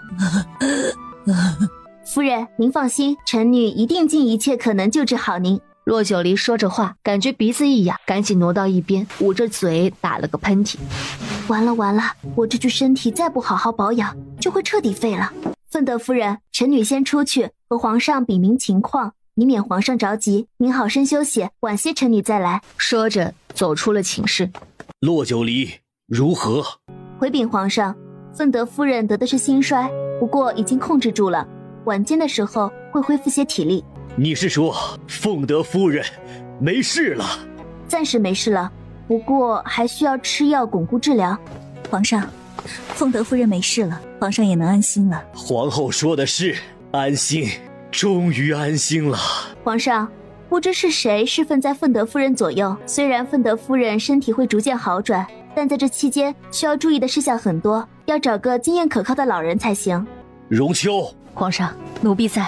他就是伺候凤德夫人的荣秋嬷嬷，有什么事你告诉他，朕先进去看看。说着，与皇后一起进了凤德夫人的寝室。洛儿小姐，奴婢代夫人多谢洛儿小姐的救命之恩。不必客气，依着本分。嬷嬷，有几件事需要跟您交代一下。凤德夫人在恢复身体期间，还需要控制饮食，太咸、太刺激、太辣、太甜的都不能吃。饮食主要以清淡、少食多餐为主。平时卧床休息，尽量采取半卧位。还有，房间的窗子早晚要注意通风，这样有利于病情痊愈。洛九离仔细交代着每一个细节，殊不知一旁的萧明玄看着身披披风、半干的头发，还有脚上那双沾着泥巴和草叶子的鞋，眼神愈发的深沉。所有人都只顾着让他治病救人，却没有在乎他掉水后根本没有换过干净的衣服和鞋子，便是他自己也忽略了这一点。你很冷？是这具身体怕冷，我身体还没养好，何况掉水里的时候，那个该死的胡冰玉像条赖皮狗一样死死地缠着我，害得我呛了好几口苦水，恶心死了。哼，既然怕冷，为什么刚才在甘泉宫不让荣秋嬷嬷给你找件干净的衣服换上？不习惯穿别人的衣服。王爷进宫为什么要告诉皇上我会医术的事儿？为什么还特意强调我是灵虚子的徒弟？还有刑部那个自强的狱卒，王爷不是说要保密吗？你的为什么怎么那么多？王爷不想说就不说，我又不逼你。倒是王爷在外面拈花惹草，惹出一身的风流债，人家姑娘不敢对您这个正主动手，倒是让我倒霉的当了炮灰。洛九离，是谁告诉你本王在外面拈花惹草，惹出一身风流债的？王爷难不成不知道那个胡冰玉倾慕王爷吗？虽然王爷没有刻意拈花惹草，但架不住这些狂风浪蝶往上扑啊。不但如此，那胡冰玉似乎对王爷的行踪了如指掌，在把我拖下水之前，他还质问我，王爷怎么会在殿上帮我说话？昨晚我又为何会宿在九王府？为什么王爷会带着我去昭王府，会带着我去刑部？我就不明白了，这些事他是怎么知道的？难不成他跟踪王爷？这件事本王知道，以后你离胡家姐妹远点，最好不要产生交集。王爷当我愿意跟他们产生交集？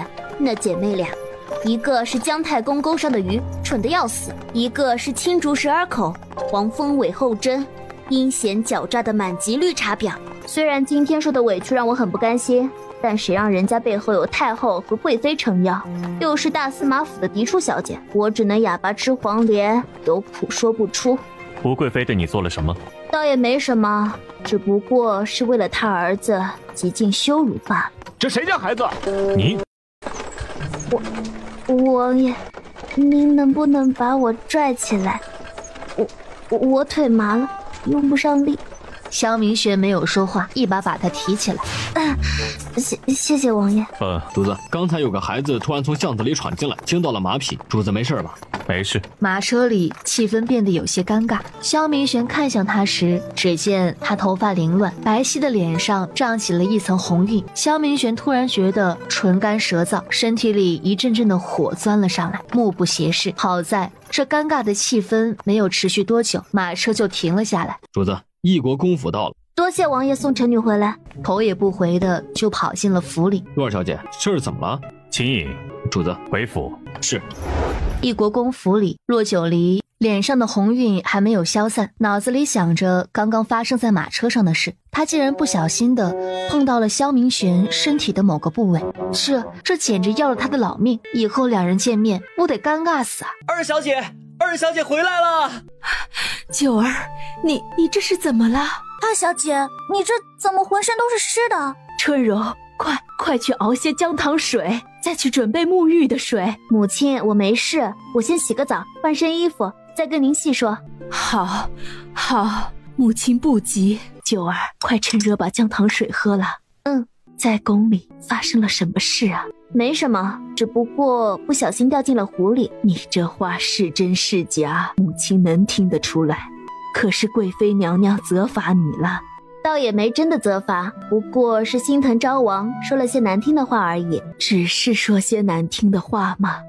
他心疼他的儿子，可我却心疼我自己的女儿啊！当初我真是应该拦着你，哪怕是把你锁进柴房，让你恨我怨我，都不应该让你嫁给昭王。母亲，都过去了，当初是女儿少不更事，看错了人，也信错了人，与母亲没有任何关系。何况女儿现在不是好好的吗？那胡贵妃是说了些难听的话，但无所谓。我火烧昭王府，大闹太和殿，请求了和离书，致使昭王被打被禁足，贵妃娘娘心里有火气也是应该的。当初决定和离的时候，我就想过会有这么一日，这比我想象中来的还要晚呢。九儿，你何苦啊？母亲，这个指环我戴得太久了，有些紧，还不太容易摘下来。洛九离在想下一句应该怎样跟他母亲套出这古戒的来历，毕竟一模一样的古戒出现在2个不同的时空，他不认为这是巧合，何况这古戒里的秘密原主是否也知道？九儿，这指环不能摘。为何不能摘？难不成这古戒真的有特殊的来历？你6岁那年冬天，不慎落入湖中，高烧不退，差点就不在了。是一位游方道长恰巧路过异国公府，把这枚指环戴在了你的手上。 6岁掉入湖里，这人生轨迹怎么和他有些相似？他也曾经在6岁那年冬日掉入过一次人工湖，被路过的外卖小哥救了，送到医院才捡回了一条命。他叫洛九离，原主也叫洛九离，他们一样，可他们又不一样。这一切到底又为什么会重合？洛九离眼睛瞪得僵直，可始终想不通这其中的关窍。九儿，你这是怎么了？没事。我为什么好像没印象呢？那次发烧，你昏迷了1天1夜，等醒来后，6岁前的记忆好多都记不起来，自然没有印象。我昏迷了1天1夜，不会是我戴上这个指环就退烧了吧？哪有那么神奇的事儿啊？是那位游方道长用偏方救了你，也是喝了2副药的。不过什么？那道长说，在你18岁之前，这枚指环不许丢，不许摘，让我们好生看护好了。18岁之前不许丢，不许摘，为什么？具体的，那道长并未明说，只说18岁之前你会有一场劫难，这指环能保你一命。现在看来，那位道长所说的劫难，也许就是你在昭王府受的那些苦难。母亲可知道那位道长是谁？可有派人去查过？这些年可有再遇到过？不曾。按理说，以你父亲和大哥的影响力，去追查一个人的下落，应该是容易的。可是这么些年，派出去多少人都没有查到那游方道长到底是何人，就好像这人从未出现过，凭空而来，凭空消失了一样。话已至此，洛九离也明白了，恐怕想要彻底解开这古界的谜团是遥遥无期了，除非他能找到回去的路，回到自己的年代，找到小考古。九儿，你怎么了？没什么，我只是在想那位神秘的道长到底是何许人也？许着是位世外高人吧？母亲现在也想找到他，想问问他，我女儿的劫难是不是已经结束了？九儿啊，母亲此生只希望我的家人都平平安安的，你大哥和父亲每次出兵都能平安归来，你二哥明年能高中春闱，你姐姐能安然喜乐，而你一辈子都不会再有劫难，哪怕有，就让母亲替你承担了吧。母亲，也许他终其一生都不会，也不敢告诉母亲，他的亲生女儿早已死在了昭王府那破旧的别院里。现在站在他面前叫他母亲的洛九离，是一个来自于异世的灵魂。相较于异国公府母女俩的温情时刻，九王府一如既往的安静。秦隐站在书房外已经有1个时辰了，他家主子正坐在椅子上，已经呆愣了1个时辰了。以前多高冷多腹黑多冷漠多暴力的一个人，此时脑子里却不停地回想着刚刚发生在马车里的事儿。秦爷，主子还没有要吃饭的意思吗？秦隐摇了摇头，哎呦，这可如何是好？这饭菜都热了一遍又一遍了，要不秦爷问问主子？那就继续热，再热，那饭菜恐怕就要烂到锅里了。哎，秦爷，王管家，那狱卒醒了，狱卒醒了，主子，小厮来报，那狱卒醒了。果真醒了？是。走。多余的一句废话都没有，起身抬脚就走了出去。果真是皇上身边的齐罪公公。夫人，千真万确，是齐罪公公，不但带了好多赏赐，说是还有皇上口谕，让夫人和二小姐去接旨。赏赐？九儿，这到底是怎么回事？许着是凤德夫人醒了。凤德夫人，你怎么？哎呀，母亲，先别问了，快去前院接旨，齐罪公公还等着呢。是啊，夫人，齐罪公公还等着呢，您不能让他老人家等着急了。对，快走，万不能让齐罪公公等着急了。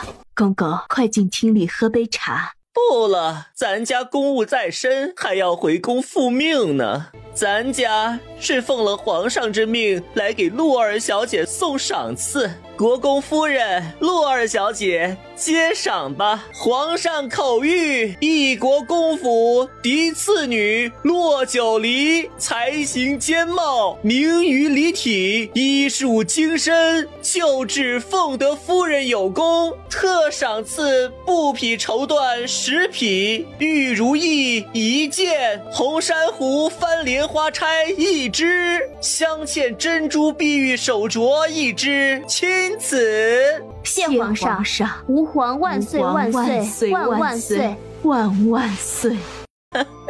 洛儿小姐，皇上口谕，让洛儿小姐明日一早进宫，去甘泉宫为凤德夫人调理身体，直至凤德夫人身体彻底康复。是，咱家是为了皇上办差，国公夫人无需如此客气。公公言重，天色渐暗，劳动公公亲自跑一趟，就当是妇人请公公喝杯茶吧。既然如此，咱家便回宫复命了。恭送公公。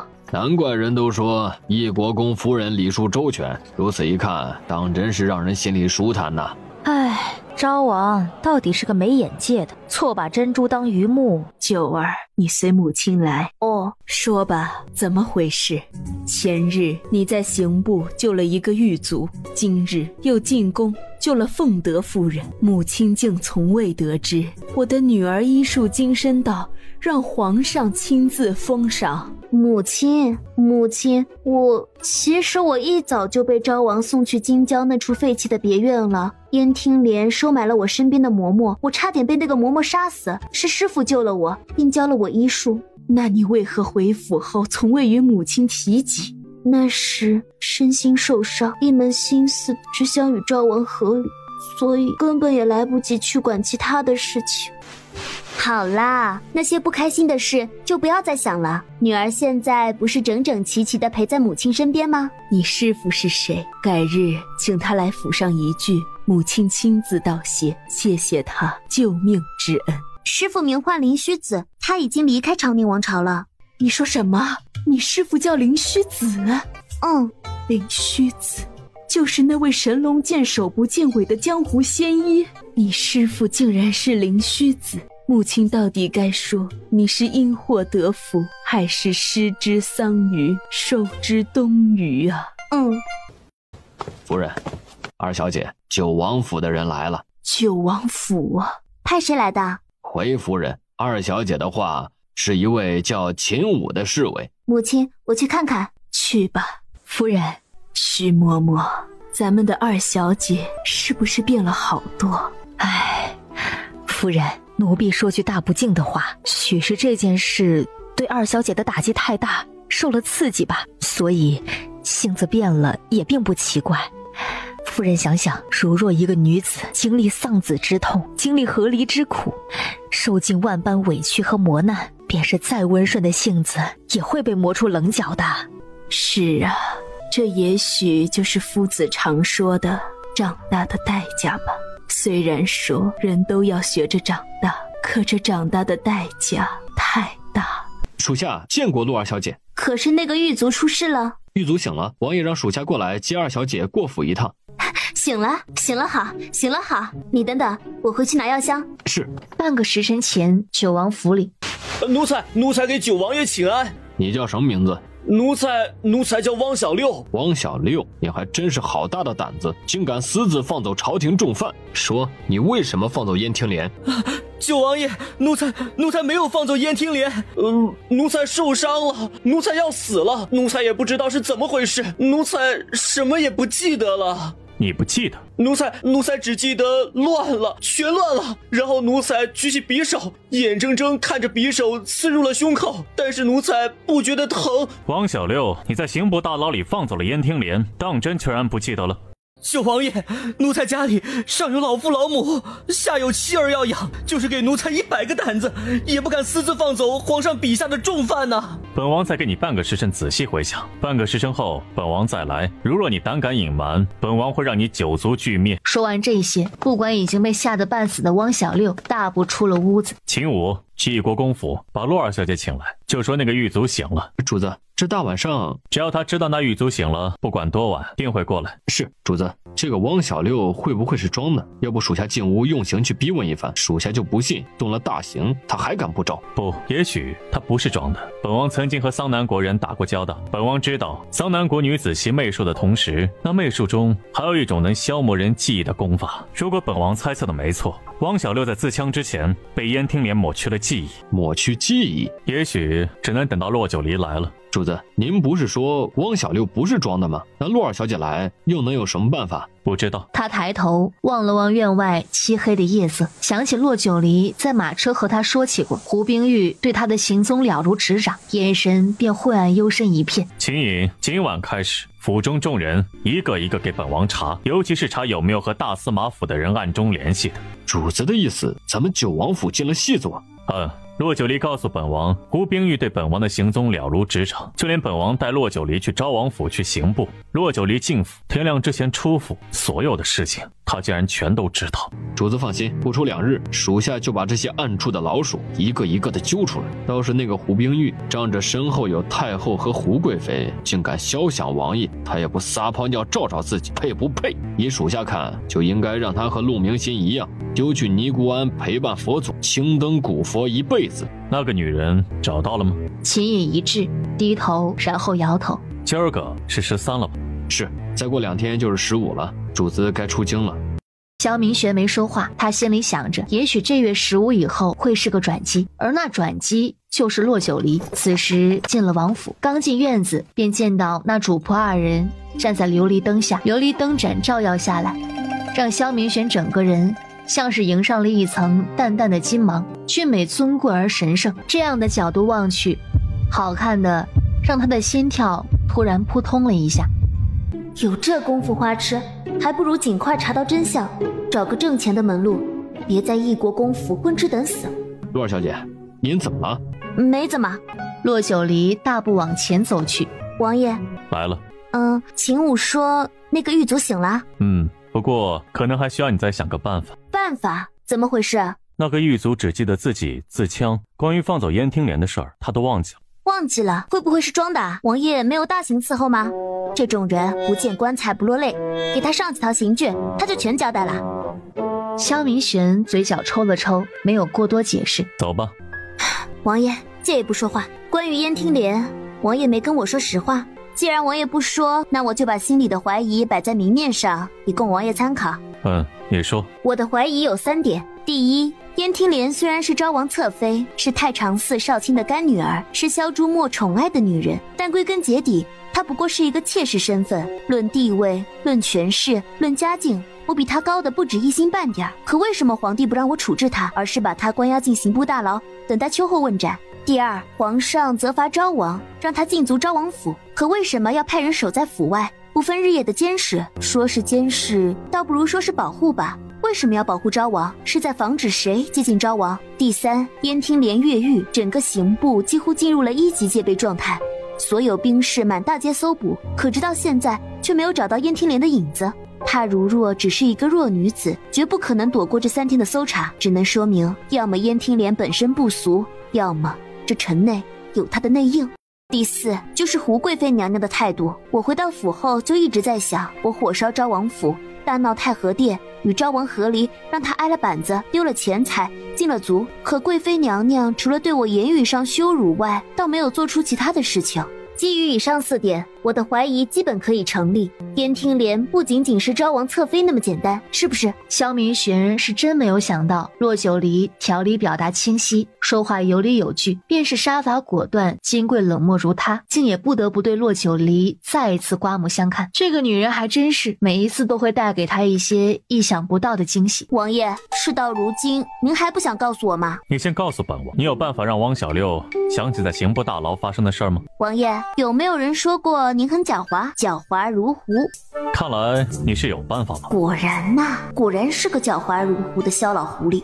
我要说没办法，是不是王爷又要和我谈条件啦？不会，不过如若没有你的帮助，本王可能又会熬上几个通宵。说话的语气怎么让洛九离听出了几分委屈的意味？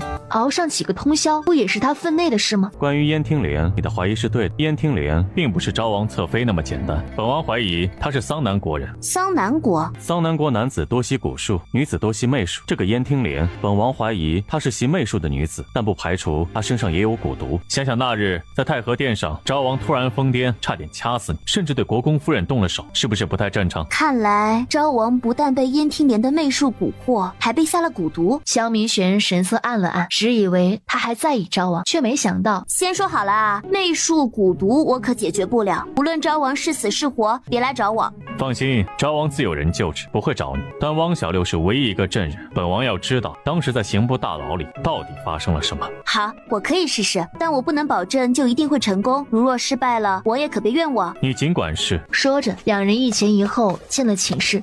爷，我需要整个院子都保持绝对的安静。秦颖，去。是。现在用鼻子快速深沉的呼吸3次。现在什么也不想，什么也不做，再度重复快速吸气和吐气3次。继续，什么也不想，再一次重复3次深呼吸，快速吸气、吐气。现在放轻松整个身体，放松脸颊，你的手臂和手变得很沉重，把手放在扶手上。洛九离话音刚落，萧明玄就看到了不可思议的一幕。你现在回到了刑部的大牢里，你看到了燕听莲，她在向你招手，让你过去。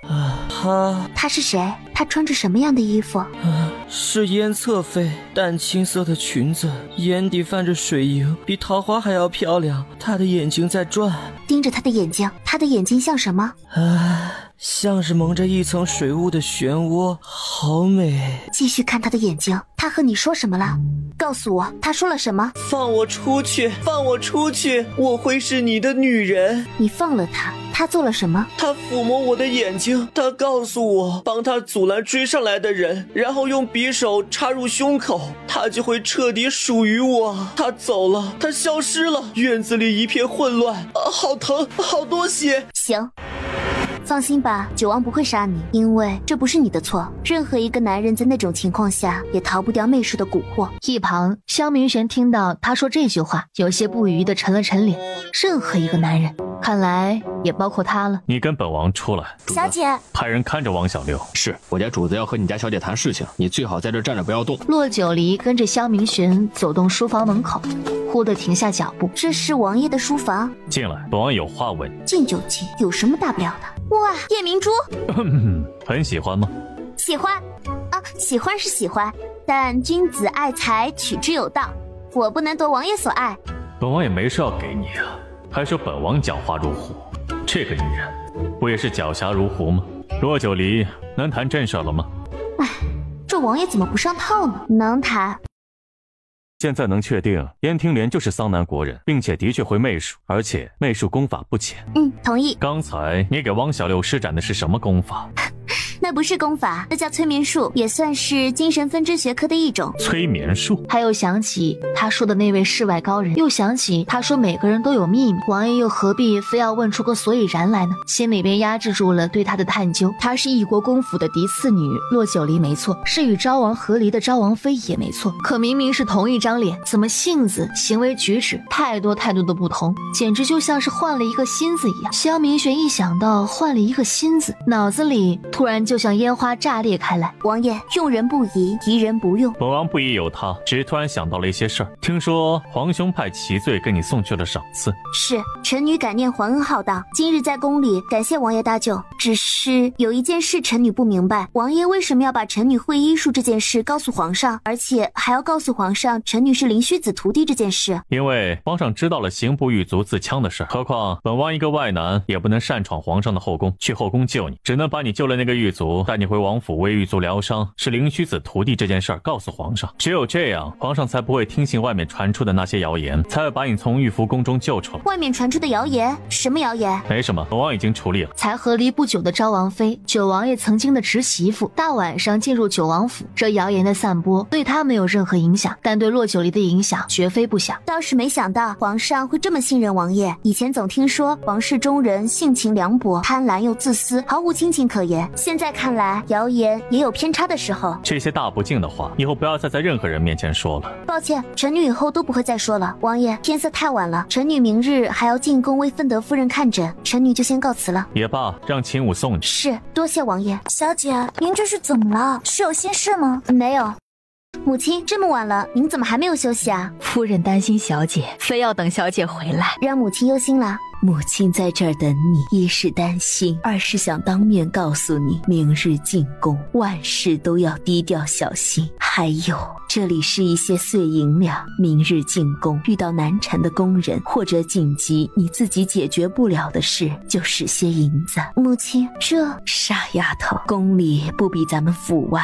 在那里，下三等的奴才都会看人下菜碟儿。俗话说，阎王好见，小鬼难缠。使了银子，他们放心，你也放心。母亲，不过是一些宫女、太监，我是奉旨去给凤德夫人看诊的，谁还敢对我无礼啊？你这丫头，怎么和你爹一样？直肠子、倔脾气，你爹那个大老粗不懂得为官之道，清正耿直了一辈子。好在是一介武夫，日日泡在军营里操练那些赤脚汉子，这要是放在朝堂上被人利用了，都不可知啊。听母亲的，拿着这些银两会用得上。母亲，我真有件事想问您，关于凤德夫人，母亲知道多少？你问这干嘛？我那日听皇上叫凤德夫人为干娘，虽然凤德夫人是皇上的乳母，但太后尚在，皇上叫一个乳母为干娘，太后难道不会心存芥蒂吗？这件事说来，母亲所知也不多，只知道当今太后并不是皇上的生母。太后不是皇上生母？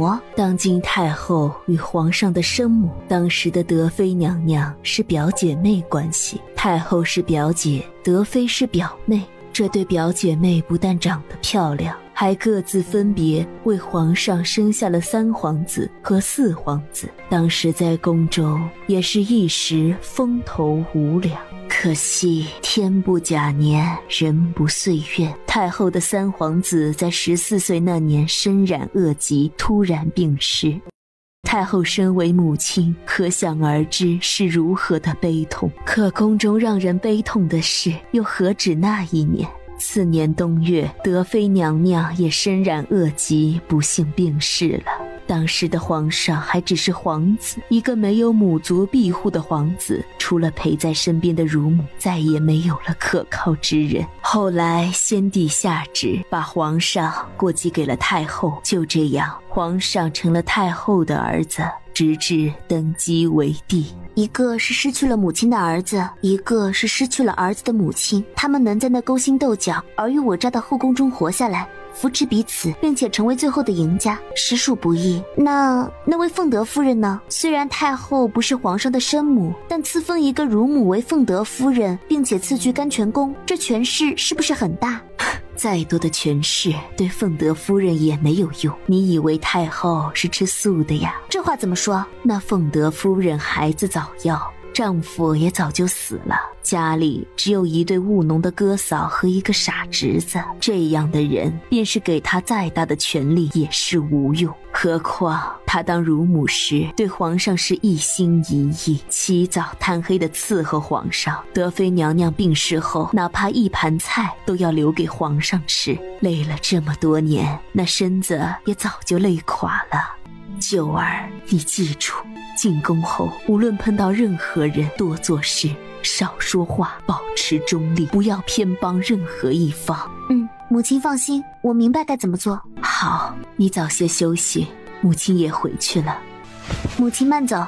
第二日，荣秋姑姑，洛二小姐进宫吧，凤德夫人一直在盼着洛二小姐来了呢。洛九离微微点了点头，跟着荣秋姑姑往甘泉宫而去。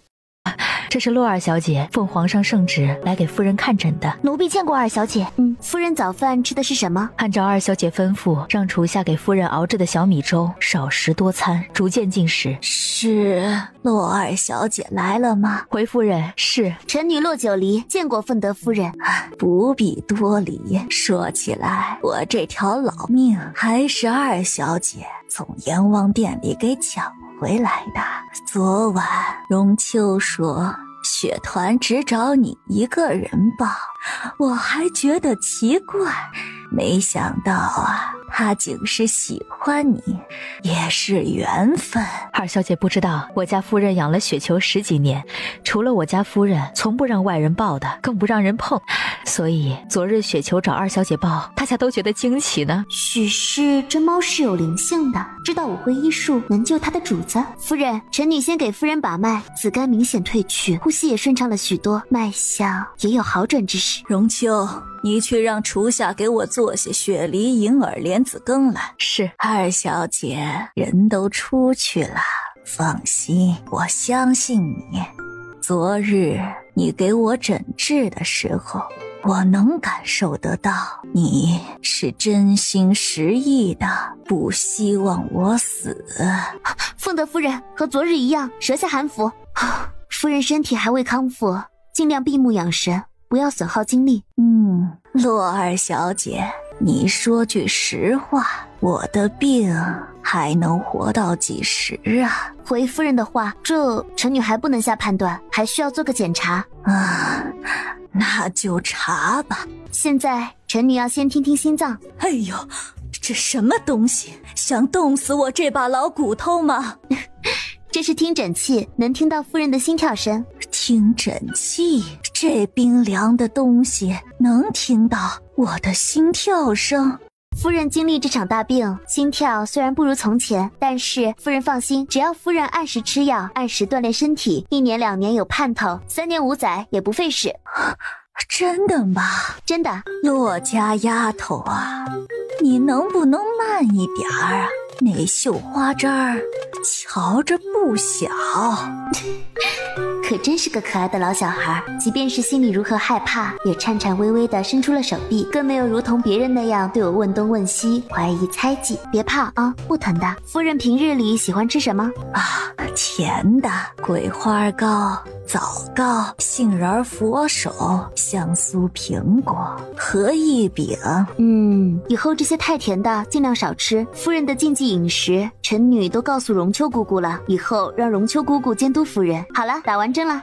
这次果真不疼啊！这是速效救心丸，您自己收着。遇到心口疼、气喘的时候，可以舌下含服。臣女一会儿给您开2张方子，治疗心衰和支气管炎的，按照方子上熬药。好，洛家丫头放心，我知道该怎么做。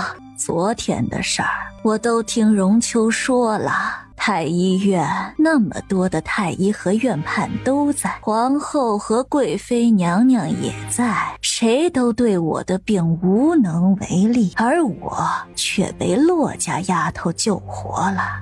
洛家丫头把我救活，皇上高兴，有人会不高兴，而且还把太医院的一干御医判为了庸医，恐怕你会因为我成为众矢之的的。所以一会儿洛家丫头出宫后，荣秋去给我请太医，让他们给我开方子。这明面上的事儿一定要做，不能让洛家丫头成为那些人的眼中钉、肉中刺儿。是，奴婢知道该怎么做。荣秋姑姑点了点头，亲自护送洛九离离开了甘泉宫。此时御书房内，你是说确定了燕听莲是桑国的细作？是，而且他的媚术功法不浅，非我族类，其心必诛。找到后即刻处死。还有昭王，堂堂王爷，竟为异国女子蛊惑至此，给京城带来如此祸患，简直是滑天下之大稽！滑天下之大稽呀！皇兄息怒，昭王被燕听莲的媚术蛊惑，也是在情理之中。情理之中？如若朕记得没错，当年与桑南国对阵，桑南国假意诈降，与你谈判之时，那桑南国的公主对你使用媚术，你不是并没有被她蛊惑，而是破解了吗？甚至当场斩杀了那公主，扬我长宁国威。同样的事，昭王竟然被蛊惑的五迷三道，酿此大祸，又何谈情理之中呢？当年臣弟没有被媚术所惑，斩杀桑南国公主，是因为臣弟一心想着为皇兄收复国土，并不沉迷女色。但昭王不同，燕听莲用苦肉计救了他，无论是因为感恩，还是因为那女子的美艳，昭王都对他动了心。动了心的男人，一旦沉迷于女色当中，更是无法招架住媚术的蛊惑。何况燕听莲还对他下了蛊毒。想来那燕听莲不仅有帮手，还是个谨慎的。他一日不出现，朕便一日不能安寝。老九，这件事要尽快了结。太后已从万佛山启程回京了。皇兄，臣弟倒是有一个办法，能引出燕听莲。回到异国公府的骆九离刚躺在床上，小姐快起来，夫人来了。母亲，怎么样？今日进宫可有遇到麻烦？没有，凤德夫人怕有不长眼的宫人冲撞我，便让荣秋姑姑亲自送我出的宫。凤德夫人为人柔和，不恃宠而骄，不干预后宫任何事务，这也是她能在宫中立足的根本。只是她说的没错，你这次惹怒了太医院的那些太医，恐怕真的会成为众矢之的。九儿啊，那后宫之事反复杂乱，宫妃之间，朝臣之间，便是那太医院也是勾心斗角，分帮立派，尔虞我诈。以后这宫中你还是少去为妙，不要有任何负担，天塌下来还有爹爹和娘亲替你顶着。母亲，你当初出嫁是母亲和爹爹没有考虑周全，让你受了这么多的苦。有了上一次的教训，母亲和爹爹知道该怎么做。母亲别说了，过去的事都过去吧。我见母亲打扮得如此雍容端庄，是要出门吗？我想去给你的小外甥女打2对金银项圈、手镯和长命锁，不妨你与母亲一块儿去。好啊，我还说呢，改日要去看看姐姐和小外甥女。九儿，你不是最喜欢吃云之阁的糕点吗？听说他们那儿又出了一种形似荷花的糕点啊！还有啊，一会儿去翡翠阁瞧瞧有没有新制的首饰，给你买一套，换换颜色，添添喜气。母亲，女儿想和你商量件事。什么事啊？还需要和母亲商量？我想开个酒楼。为何要开酒楼？你是国公府的小姐，吃穿用度定是短不了的。我知道，我就是想给自己找点事做。好好，你做什么都行，只要你高兴。谢谢母亲。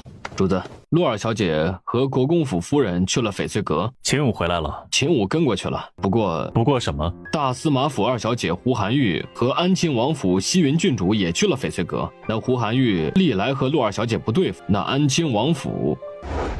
掌柜的，有簪花步摇吗？也一并拿出来。好嘞，夫人稍等。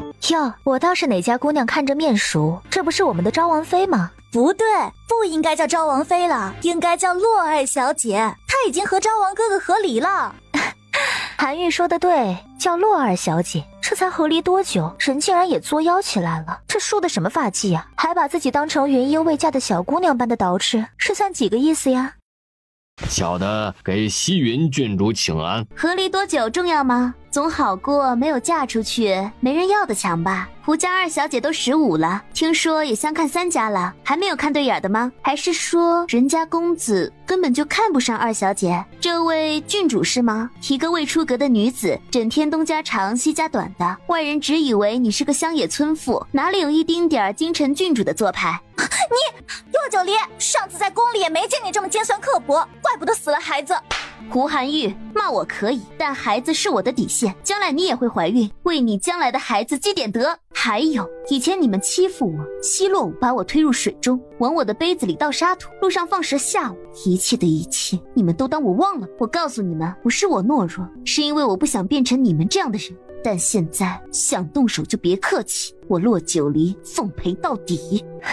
哼，只不过是昭王哥哥不要的弃妇，仗着曾经的身份，倒让你生出了这样自命不凡的本事了。西云郡主，你是有多眼瞎心盲，才会如此评价我？还昭王哥哥，你喜欢你嫁给他呀，正好。昭王府现在没有正妃，也没有侧妃，你去了一步到位。洛九离，放肆！我乃郡主身份，你一个弃妇，应该向我行礼才对，竟还敢像乱吠的狗一样大呼小叫！到底是谁像乱吠的狗一样大呼小叫？九王爷，臣妇见过九王爷。国公夫人免礼。谢王爷。安亲王果真是养了2个好女儿，一个胆大包天，一个目中无人。身为郡主，竟然以郡主之姿仗势欺人。九王爷，不是臣女，是洛……闭嘴！本王让你说话了吗？洛九离站在一旁纳闷，九王爷这是什么意思？西云郡主可是安亲王的女儿，还有明明挨骂的是他，明明受讥讽的也是他，他都没这么大的气性，怎么今儿个九王跟吃了枪药一样？难道是为给他出气？不应该啊，他没那么大的脸让堂堂战神王爷给他出气，何况为了他而得罪大司马府和安亲王府，不值当啊。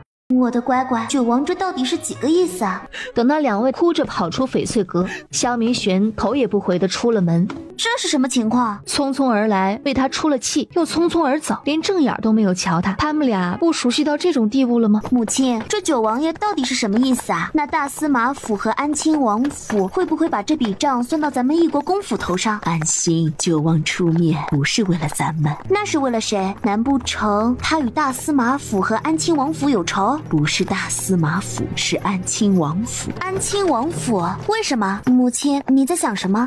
没什么。母亲，我在问您呢。安亲王府和九王府倒是有什么仇怨，让九王在众目睽睽之下失了分寸和风度？母亲所知也不多，听说是安亲王集结了几位言官参奏过九王，朝堂上的事儿不是咱们富人家该打听的。在这京城里生活，就要学会谨言慎行，不该知道的不要打听，该知道的也全当不知道。至于九王府和安亲王府的恩怨，也与咱们没有关系。你有这心思，倒不如陪母亲去看看你姐姐和小外甥女，顺带着也散散心。好，我陪母亲去看姐姐和小外甥女。今日之前，他觉得他眼中的九王爷一直是强悍霸道而冷漠的，此时他才知道，九王爷骨子里何止是强悍霸道冷漠，同样有某种特定的挟冤记仇。这么爱记仇的一个男人，看来以后和九王爷打交道，他得小心点。秦颖，主子，属下在。本王问你，刑部那儿可有找到燕听莲的下落？回主子的话，暂时还没有找到。还没有找到。今日在宫中，本王与皇上商议了如何引出燕听莲出现的计策，属下洗耳恭听。现在先放下燕听莲是桑南国细作的问题，从男女的角度讲，他最喜欢、最痛恨的人是谁？他最喜欢的应该是昭王，最痛恨的应该就是洛家二小姐。如若不是洛家二小姐火烧昭王府，又击登文谷名媛闹和离，也许她现如今就是昭王府的正妃了。但是现在昭王府外有人全天把守，连只鸟儿飞进去都困难。义公府外也有勤武守着，更何况洛二小姐出行，身边都跟着下人，她肯定也不敢轻举妄动。如若让这2个人同时出现在他的视线里，你说会不会把他引出来？难怪连陈央都说主子是1000年的男狐狸修炼而成，的确有当男狐狸的潜质。既然是引蛇出洞，那就做戏做全套。秦颖低头附耳过去，主子，这可不行，明日就是15，每个月的15，主子不能待在外面，这样会很危险。会，放心，还有洛九离在。可是主子真的相信洛家二小姐能行？这是怎么了？不是说昭王被皇帝禁足了吗？我听说呀，是远在万佛山的太后下旨，让昭王和洛家二小姐，也就是之前的昭王妃，一同去南华寺为那死去的孩子斋戒超度。这太后娘娘最是笃信佛法，那孩子被昭王的侧妃做成了药引子，吃下了肚。你说这皇室要是再不闻不问，岂不是被外人诟病？谁说不是呢？就是可怜了那孩子。小姐，我们真的去南华寺吗？不知道。洛二小姐，前面有个茶铺，请洛二小姐歇歇脚再赶路。我不渴，你们喝吧。他们呢？怎么不过来喝茶歇脚？洛尔小姐说不可。跟在后面的人呢？有没有打草惊蛇？没有，一直跟着，似乎在等待时机下手。小姐，怎么了？你想下去喝茶？不，咱们自己带的水呢，我并不渴，就是想去方便一下。走，咱们俩一起去。茶铺里，那侍卫一看到洛九离主仆出了马车，忙跑了过来。洛尔小姐有什么吩咐？你忙你的，我们去那边转转。这荒郊野外的不太安全，洛尔小姐还是在属下们的视线范围之内吧。侍卫大哥，人有3急。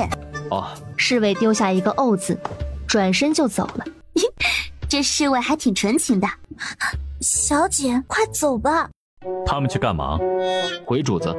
洛尔小姐说人有3急，可是主子，属下是不是应该提醒一下二小姐？不必，这对于跟在后面的人来说是个好机会。可是洛尔小姐武功太弱，属下怕……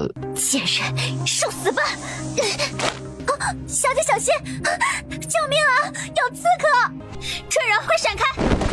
洛九离大喊一声，侧头躲过那股要命的杀招，一个后空翻，抬起脚，使尽全力踢掉了那个女人手中的匕首。而此时的春荣痛得倒在地上，蜷缩着身体，几乎晕死了过去。对面随着嗖的一声响动，那袖剑暗器直奔胸口而来，砰的一声，没有任何犹豫的打在了对面那个头戴帷帽的女人身上。燕听莲，王爷，我是莲儿啊！昭王，燕听莲，本王可不是你的昭王。昭王话音一落，抬手撕掉脸上的面具，面具下赫然就是九王爷萧明玄的面容。九王爷，两个女人都愣住了。秦隐，刺下他的一只眼。是。九王爷，你会后悔的，你会后悔的！罗九离，你个贱人，你不得好死！洛九离现下哪里管得了这些？一边是春荣为救自己受伤，一边是萧明玄为救自己受伤，脑子里又是害怕春荣出事，又是害怕萧明玄出事。萧明玄不动声色地看着他担忧又苍白的脸色。放心，本王没事，你先去救治你的丫鬟。春荣，秦隐，快帮我把春荣抱进马车里。秦隐看了他家主子一眼，萧明玄微微点头。秦隐赶紧抱起春荣，疾步回到了马车里。主子你怎么了？洛尔小姐，主子出事了，中毒了！王爷怎么会中毒了？抬起萧明玄的手一看，洛尔小姐，快赶紧救主子！毒素有千万种，我不知道王爷中的是什么毒啊！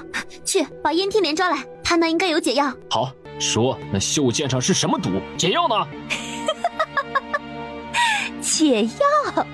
没有解药，怎么会有解药呢？我是抱着杀死那贱人的心思来的，怎么会傻到往自己身上放解药？何况那是蛇毒啊，提炼不久的新鲜蛇毒，能有长宁王朝大名鼎鼎的战神王爷为了我陪葬，值了！我就是死了也值了！哼，秦隐，把他打晕，王爷死不了。秦隐顿时来了精神，一个手刀下来，疯子一样大笑的燕听莲顿时软绵绵的瘫倒在了地上。洛九离赶忙在心里默念抗蛇毒血清，不过3秒功夫，手里就多了抗蛇毒血清，赶紧拿出针管，把抗蛇毒血清注到萧明玄的体内。洛九离心一横，抬起他的手掌，直接用自己的嘴吸。主子是不是玩大了？他家主子武功深不可测，如若凭借主子自身的内力，应该能把毒素逼出体外。可主子偏偏以身试法，虽然知道主子会护住心脉，但洛二小姐这举动着实让他有些不忍心啊，不忍心。可是今天15，一旦到了晚上，二小姐又必须要留在主子身边，一个是前侄媳妇儿，一个是皇叔。除了这个理由，他也想不出该找出什么理由，光明正大的把洛二小姐留在主子身边一晚上了。洛二小姐，对不起啊。洛九离，本王好了。王爷醒了，太好了，太好了！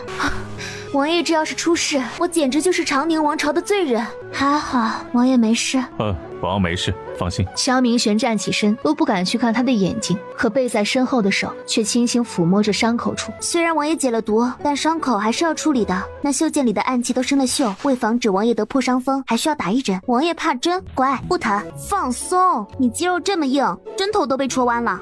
主子这算不算是给自己挖了个坑？洛二小姐也是，刚刚还那么温柔，怎么一转眼母老虎一样？说来也奇怪，王爷连那暗器都不怕，竟然怕我的针头？那能一样吗？一个是自己能躲，一个是自己不敢躲。好啦，王爷，我有话要问燕听莲。陆二小姐，属下要把她弄醒。说着，手指点在燕听莲的某处穴道上。罗九离，你个贱人！哼，燕听莲，我是杀你全家了，还是挖你家祖坟了，让你恨不得置我于死地？罗九离，你怎么不死在别院？我就应该早些杀了你，也不会发生今日之祸患。杀我？从前的洛九离的确被你杀死，但至此何故？你为什么要害死那孩子？你为何连个尸身都不留给那孩子？你简直不是人！你是我见到过这世上最恶毒、最无耻的女人。至子何辜？不过是个野种，本妃让你怀到6个月，已经是对你们最大的恩赐了。你说什么？什么野种？那孩子是昭王哥哥的孩子，怎么会是野种？是你自己伤了根本，生不出孩子来，羡慕我，嫉妒我，所以才诬陷我。羡慕你，嫉妒你？罗九离，本妃可不会羡慕你，更不会嫉妒你。因为从始至终，昭王爱的都是我，碰的也都是我，而你，他连你一片衣角都没有碰过。胡说！你胡说八道！我嫁进昭王府乃是清白之身，除了昭王哥哥，我没有让任何人碰过我。清白之身？洛九离，你是在说你吗？你嫁进昭王府时就已经不是清白之身了。你不是一直自诩自己是名门贵女吗？不是把那清白看得比谁都重要吗？那我告诉你，真正夺走你清白的不是昭王，而是一个赖头赖脸的丑陋男人。想不到吧？在你嫁进昭王府的前一夜，你就已经被那个赖头赖脸的丑男人夺走了清白。燕听莲话音一落，在场的3个人同时把目光射向他。嫁进昭王府的前一夜，赖头赖脸的丑男人，而他家主子被下了千步谣的那晚，正是昭王即将大婚的前一晚。陈阳说找到主子时，主子的毒已解，一地的女人衣服碎片，远处还有一个被一掌震断经脉而死的赖头赖脸的男人。天哪，不会这么巧合吧？燕听莲想要诬陷我的清白，也要找个好的借口。大婚前一晚，我在异国公府，我的父亲、母亲、2个哥哥全都在家里。身为异国公府的2小姐，我怎么可能会在大婚前一晚上外出？又怎么可能被你所说的那个男人侮辱清白？何况，如若真发生了那样的事，我为何不记得？你当然不记得，因为是我不想让你记得。要不是王爷娶你，只为了得到异国公府的支持，你以为我会那么容易让你嫁进昭王府？洛九离，真是可惜了。如若可以，我倒是真想让你再一次记起大婚前一晚，在那间破败的院子里，你被人羞辱时的画面。哼！想不到九王爷中了蛇毒还能活下来，还如此费尽心机的布下陷阱，只为抓到我。能得九王如此惦记，莲儿真是3生有幸。破败的院子，昭王大婚前一晚，赖头赖脸的男人全都对上了。年前腊月，他被明心郡主下了千步谣，逃出宫后，看到了一个赖头赖脸的男人肩上扛着一个昏迷的女人，进了一间破败的院子。他原以为自己武功高强，内力浑厚，能抵抗得住那药物的侵蚀，便顺手杀了那个男人。没想到因为动用内力，一时已经混乱迷失，双手刚一接触到那个女人，他便把持不住了。所有的一切都是凭着药物的驱使，只是没想到那晚的女人会是洛九离。那么被昭王和燕听莲害死的那个孩子，岂不是燕听莲？桑南国女子多行媚术，你利用媚术引出洛二小姐，找人毁她清白，又用媚术魅惑昭王，本王说的可对？看来九王爷都知道了。不错，大婚前一晚，他中了我的媚术，自己躲过府中众人的视线，自己走出家门，被丑男人掠夺，被毁了清白。我原想着，这样一位高高在上的贵女，被毁了清白，怎么可能还有脸活下去？那护城河离得不远，再不济找根白绫上吊自尽，也能保住她的名声。谁会想到，他竟然带着一身的污秽去了昭王府？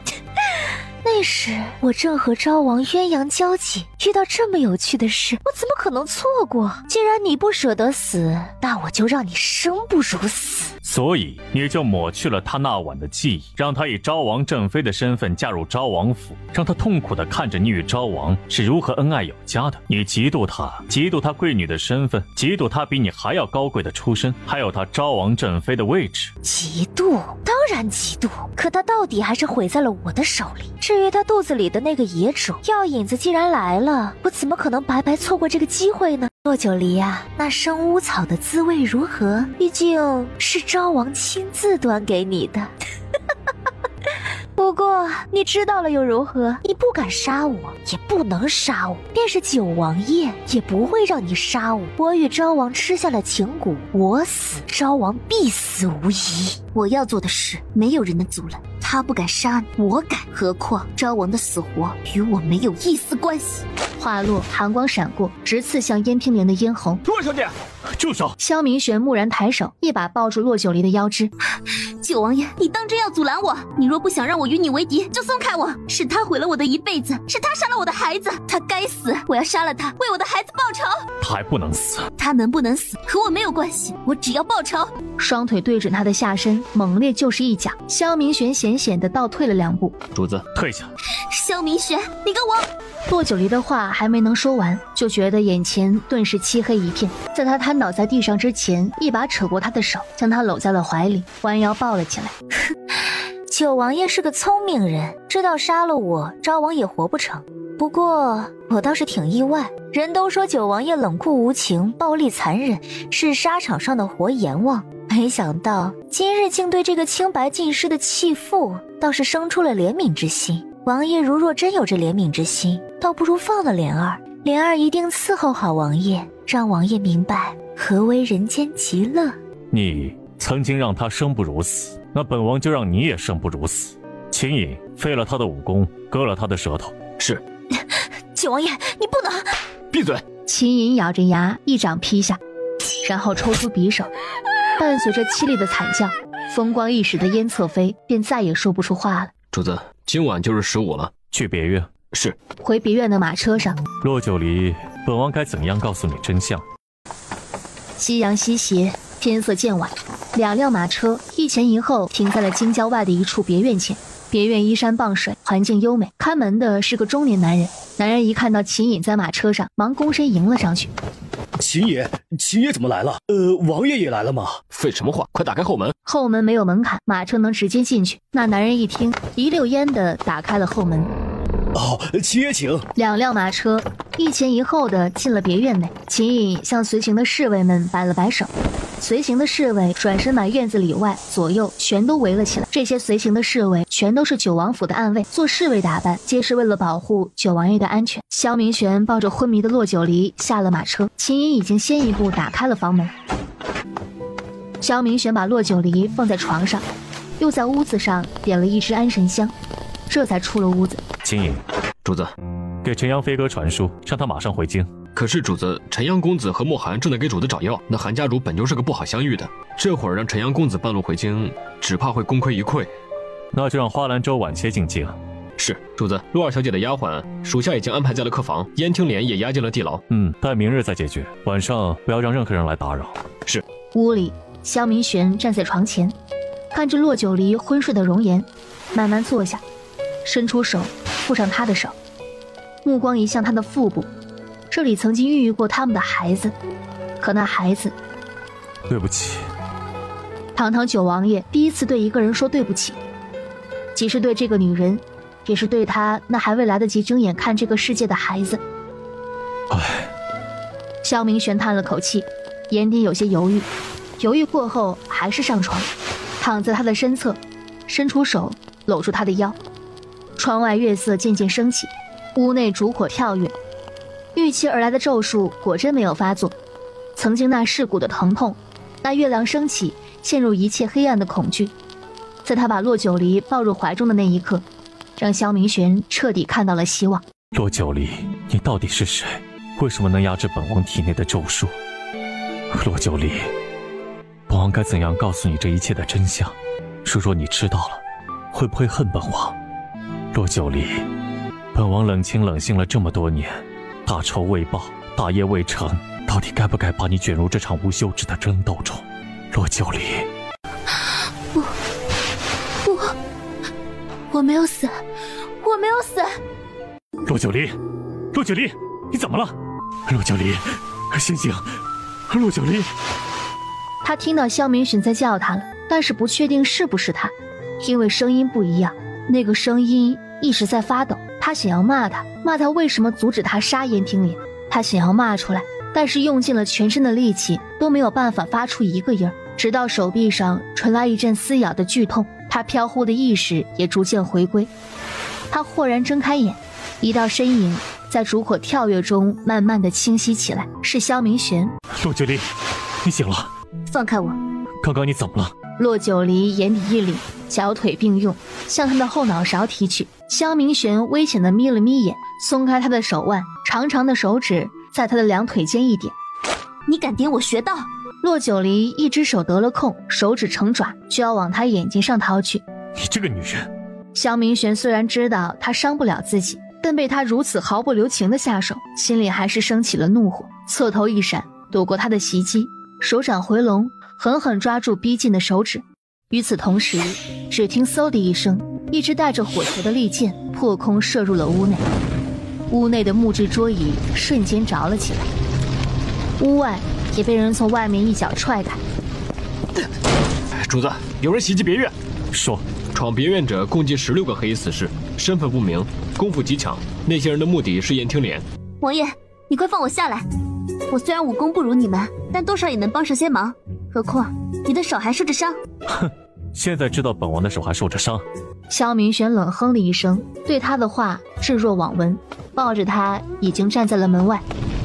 此时月圆当空，别院外刀剑声、嘶喊声、火光燃烧起的噼里啪啦的声音响彻了整个夜空。洛九离，你是本王的福星，因为有他又能清晰地看到这15的月色了。洛九离简直欲哭无泪，别院外打得火热朝天，这位可好，居然还有心思站在这儿抬头欣赏夜空。只是还未等他再多欣赏一眼，暗处无数枚泛着寒光的暗器呼啸而来。有毒！秦颖，杀，一个不留。是。霎时间，一刀一剑同时破空而出，接着几道黑影挥着凌厉的剑锋从上狠劈下来。萧明玄真气凝聚，刚刚近身的黑衣死士便直直被剑气砸飞了出去。原以为刚刚被砸飞出去的黑衣死士断了气，没想到只见他身上受着剑伤，竟然嘎巴嘎巴转了下头，双眼直愣，忽的一下子飞起来，被折断的手臂耷拉在身侧，就好像提线木偶没有痛觉一样。丧尸吗？什么丧尸？这是桑南国的蛊毒，他已死，只是体内被蛊毒控制，要不然区区16个死士怎么敢闯本王的别院？洛九离不明白萧明玄为什么非要把他抱在怀里。洛九离看不得自己的人被杀，直射向那黑衣死士。可就在他离开他怀里的时刻，他身形一震，陡然倒在地上，整张脸都痛苦地扭曲了起来。快保护主子！其余侍卫齐齐聚在倒在地上的萧明玄身边，将他保护起来。洛小姐，快去抱住主子！这是怎么回事？萧明玄怎么会离了我，连站都站不住？还有那眼睛是怎么回事？洛小姐，主人中了咒术，只有您能帮主子遏制。洛九离直接扑到了萧明玄身上，萧明玄健壮的身体一把将他搂入怀中，浑身的剧痛很快就安定了下来。他虽然觉得很离谱，他竟然成了他的药。抱紧我！噗的一声，一个黑衣死士飞了出去。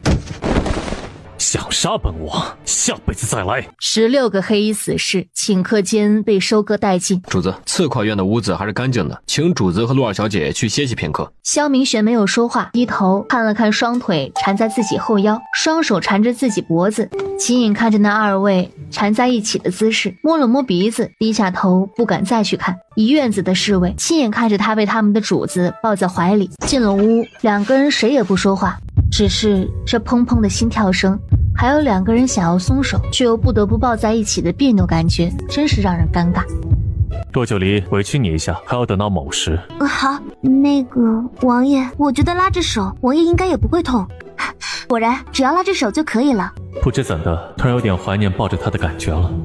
哼，是这样也可以。王爷受伤的那只手怎么样了？伸过来，我看看。不是。还说没事，自己受了伤，自己心里没点数吗？这要是再多来些黑衣死尸刺杀，王爷是不是还会说没事？这只手你还要不要？他一边说着，一边把另一只手搭在他的手臂上，拿过药箱，开始给他小心翼翼地清理伤口。今晚谢谢你。王爷，这种情况有多久了？你是问这浑身的剧痛，还是这眼睛？这有区别吗？这浑身的剧痛自小便如影随形，至于这眼睛是自成年后才开始的，每月15发作一次，没有间断过。那王爷中的是毒还是蛊？不是毒，也不是蛊，而是咒术。咒术？咒术是与桑南国蛊毒、媚术齐名的一种秘术。蛊毒残暴狠辣，媚术丧尽道义，咒术霸道诡异，都是令天下正道之人唾弃排斥又惧怕的东西。可偏偏本王中了这最霸道诡异的咒术。所以上次我在瀑布下砸到王爷时，也是15月圆之日。是。所以王爷才会在昭王手下救了我，并帮我和离。是。王爷说去南华寺是假，想利用我引出燕听莲是真，然后在15镇挽为王爷压制体内的咒术也是真。是。哼，真是劳烦王爷如此费尽心机啊！对不起，王爷，没有什么好对不起我的，反倒是我得了王爷一次又一次的帮助。王爷，能不能再帮我一个忙？作为交换条件，我会每月15帮王爷压制体内的咒术。你说是关于燕听莲说的那件事？关于我的清白，还有那死去的孩子，能不能请王爷暂时帮我保密？毕竟昭王是皇子，虽然我是被燕听莲陷害的，可是一旦这件事被外人知道，不知情的人会把矛头对向我，会牵连到我的家人，甚至皇上会不会赐我死罪？这些我都不知道，我也不敢冒险，只能请王爷帮我一把。洛九离，他不是你的错。关于那件事，本王有话。王爷，出事了！洛二小姐，燕听莲出事了。出什么事了？回主子话，刚才看管燕听莲的侍卫来报，说燕听莲在地牢里浑身颤抖，双眼翻白，恐怕是不行了。走，边走边说。地牢很小，里面环境阴暗潮湿，就看到一个玄铁制成的刑架上，燕听莲整个身体被展开，被固定在上面，显得狼狈不堪。所以王爷废了他的武功，割了他的舌头。他曾经让你生不如死，那本王也就让他生不如死。王爷是为了要给我报仇吗？对，本王就是为了给你报仇。洛九离，你记住，杀一个人很容易，一把刀，一杯毒药，一个计谋，便能让他立时3刻毙命。不过让他这么痛痛快快的死去，是不是太便宜他了？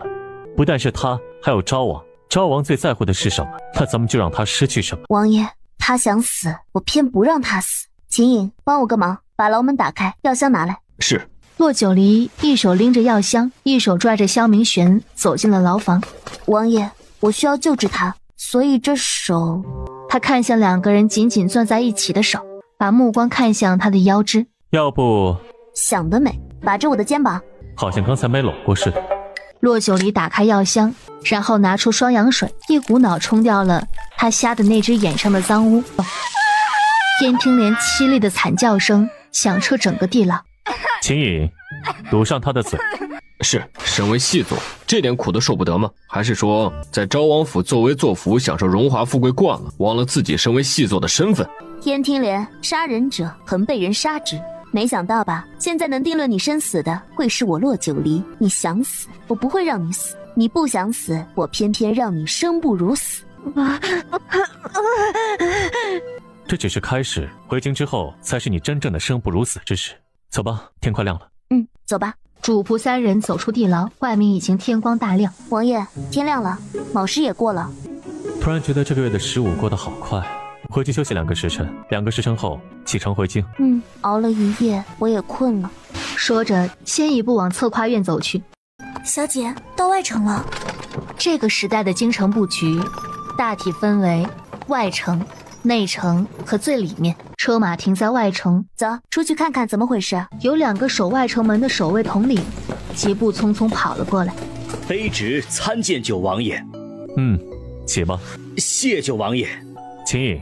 秦颖随即押解着一个人走到那2个守卫统领面前。小姐，九王爷这是？不知道，看看再说。这个女人是皇帝朱笔下的逃犯，也是桑南国的细作，把她给本王扒光了，吊在外城城门楼子上，不许让她死，直到她交出破解昭王体内蛊毒的解药。怎么不愿意？本王说过，回京之后才是你生不如死之时。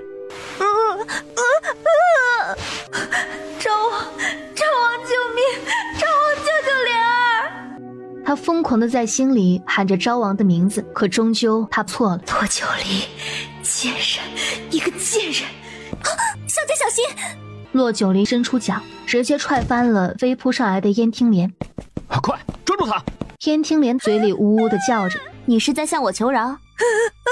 哼，这可真是风水轮流转呢。燕听莲，你觉得我会帮你吗？你陷害我，杀了我的孩子，你觉得我会以德报怨？你不想被扒光吊在这城门楼子上也可以，不过可能我的办法比九王爷的有过之而无不及。想当初你在昭王府时不是挺会伺候昭王的吗？你既然特别的爱伺候男人，那么今儿我便成全了你，送你去这城中最下等的妓院里头，让你好好的伺候伺候男人，如何？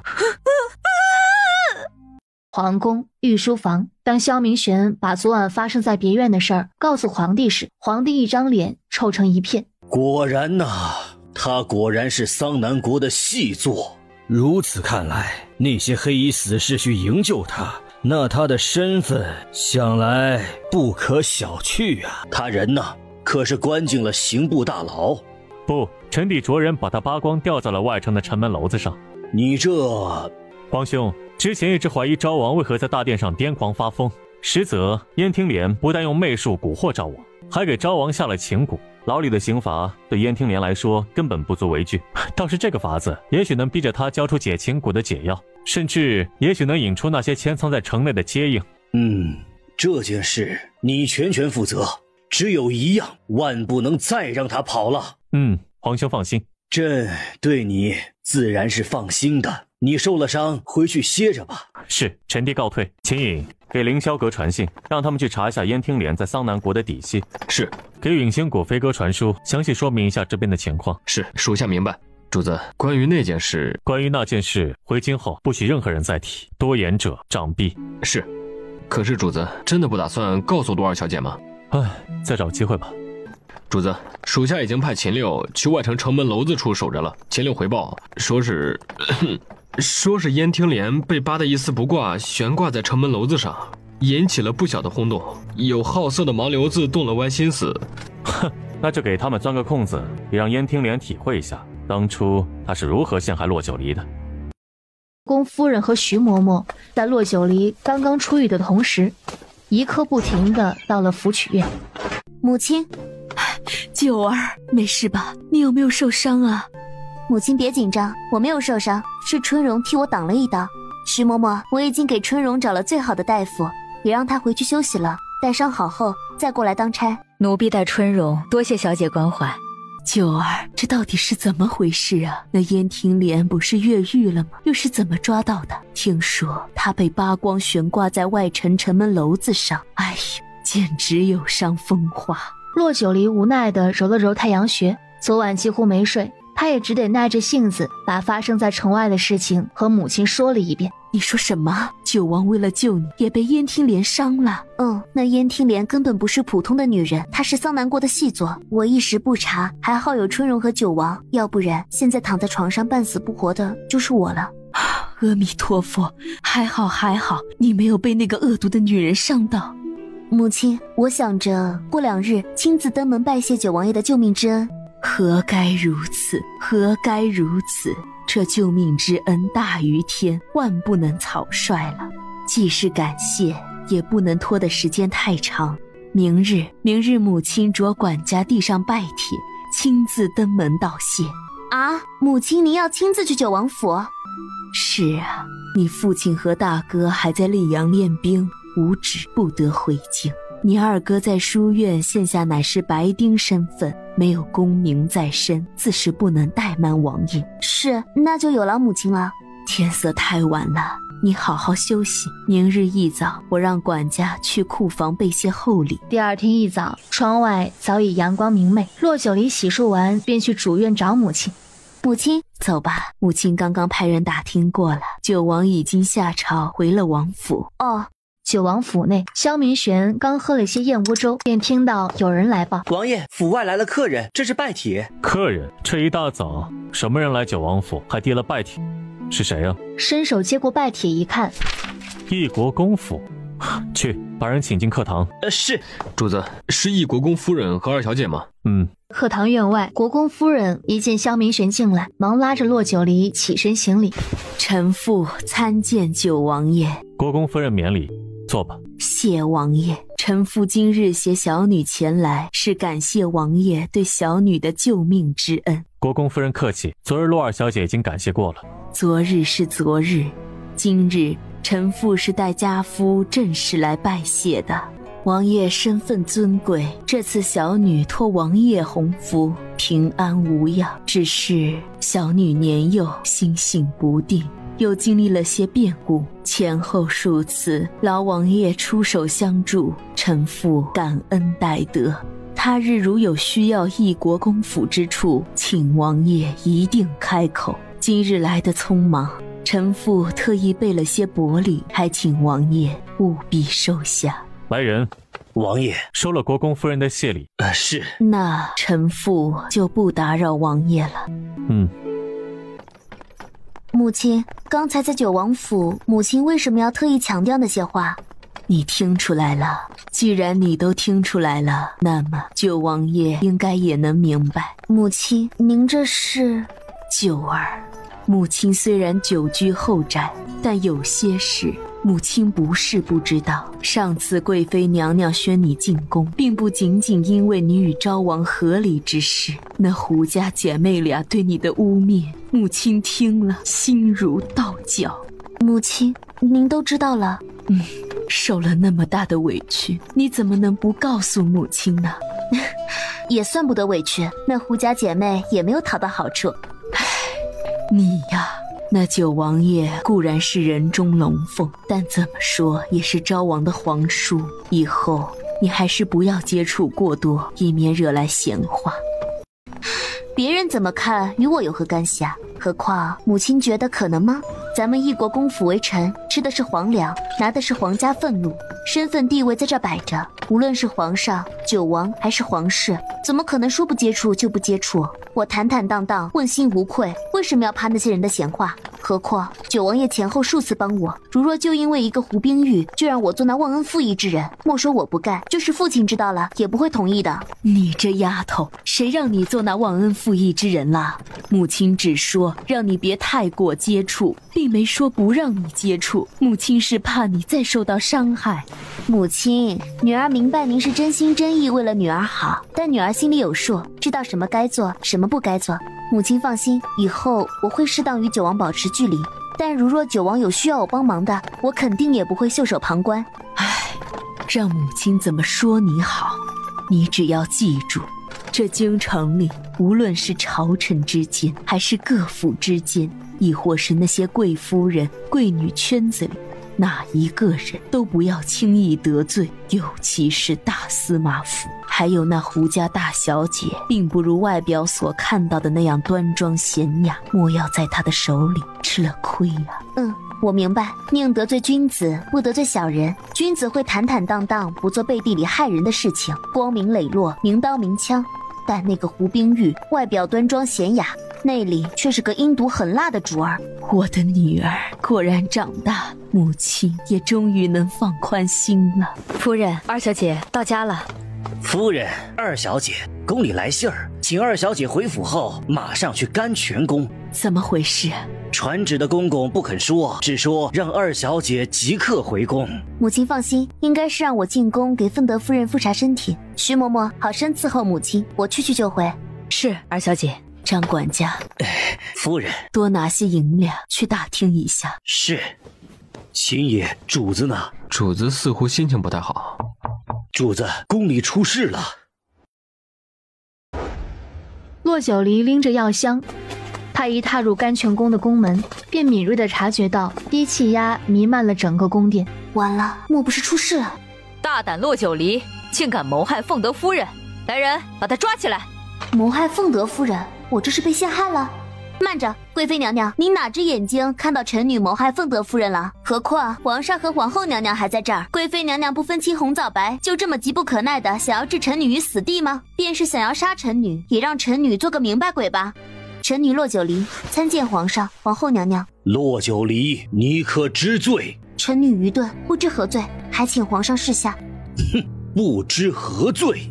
这个可是你给凤德夫人的？是，这是臣女特意给凤德夫人炮制的药丸。是吗？既然是特意给凤德夫人炮制的药丸，为何会致使凤德夫人昏迷？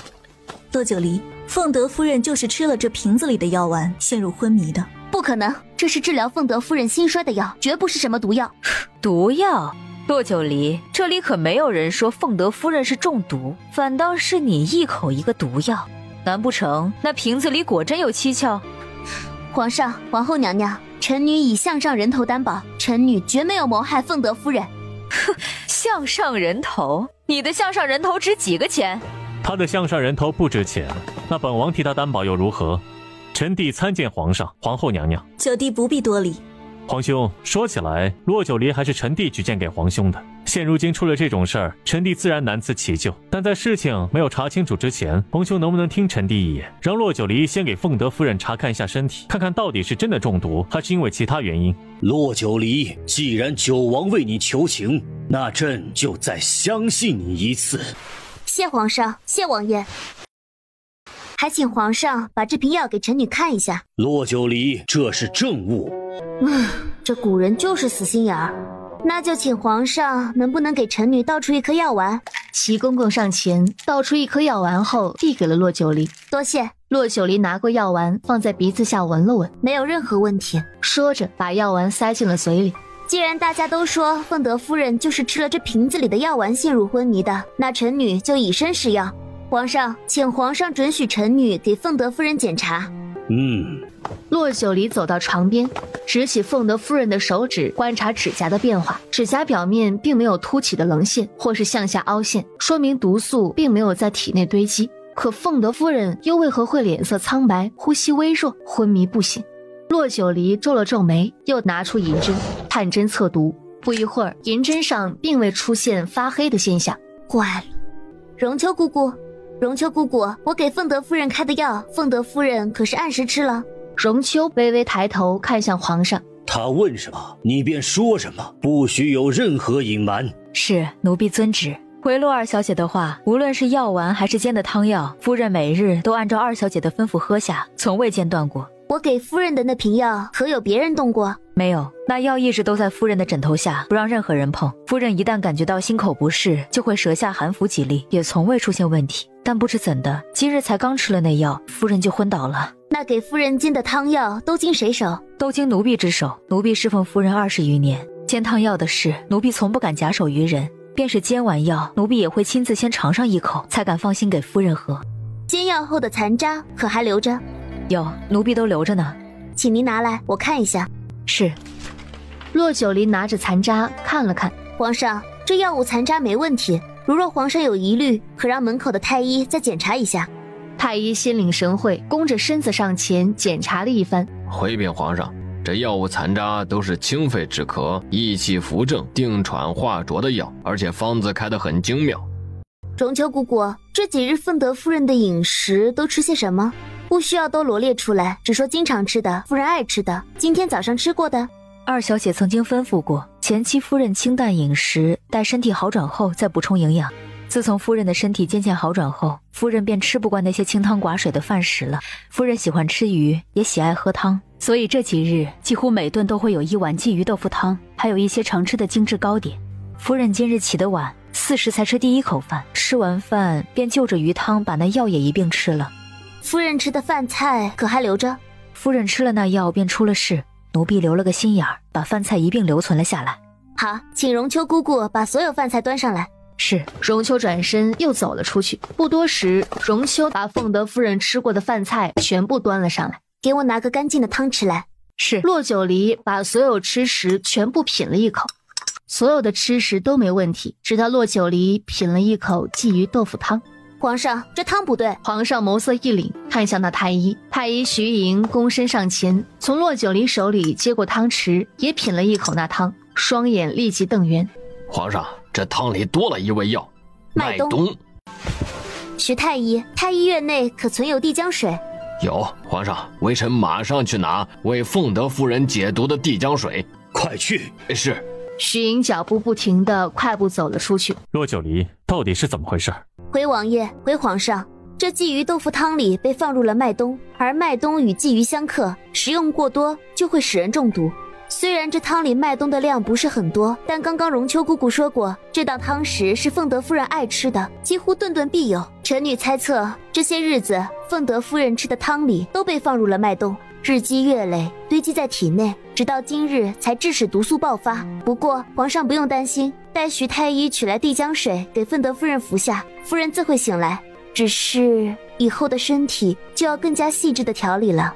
来人呐，把甘泉宫内所有宫女、太监、厨下众人全部抓起来，一个个搜，朕要知道是谁胆敢给凤德夫人下毒。是。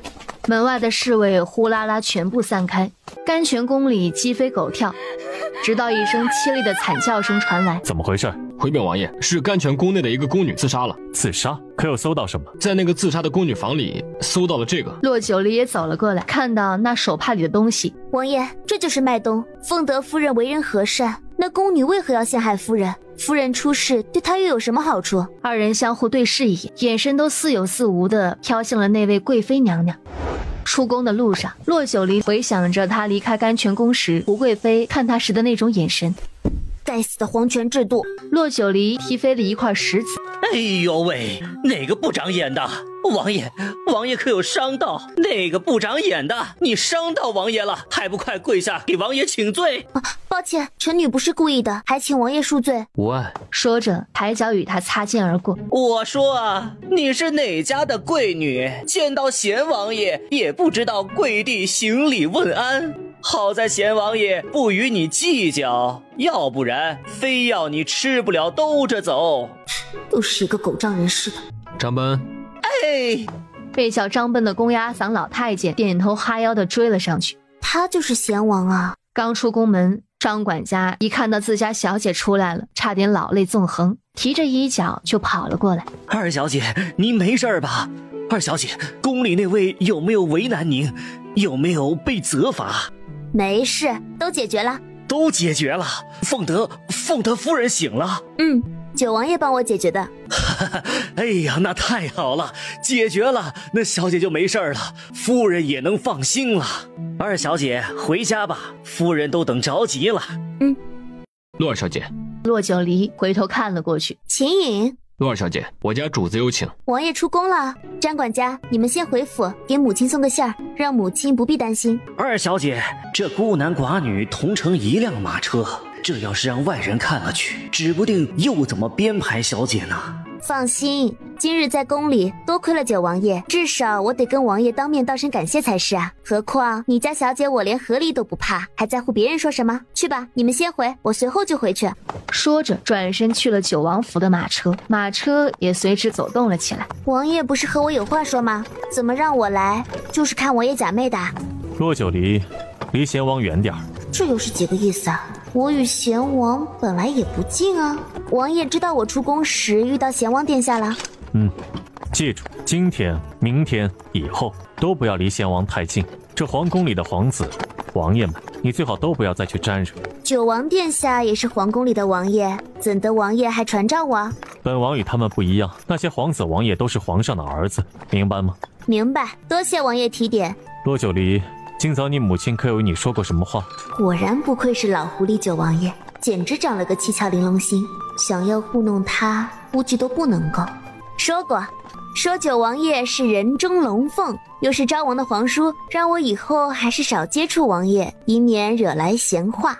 哦，那你又是怎么回答的？我啊，我说别人怎么看与我有何干系？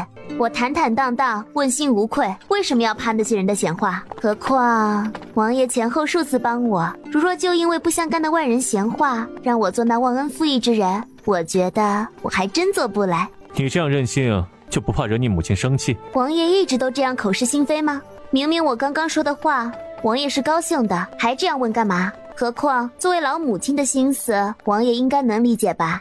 这天下的父母哪有一个不是为自己儿女着想的？王爷应该也不会怪罪我的母亲吧？不会。那就好，王爷说话一言九鼎。王爷说不怪罪我的母亲，那肯定就不会怪罪。把手伸过来。萧明玄一怔，抬眸看着他。王爷这是什么眼神啊？我要给王爷看看手掌上的伤口。刚才在宫里人多眼杂的，未免引起误会。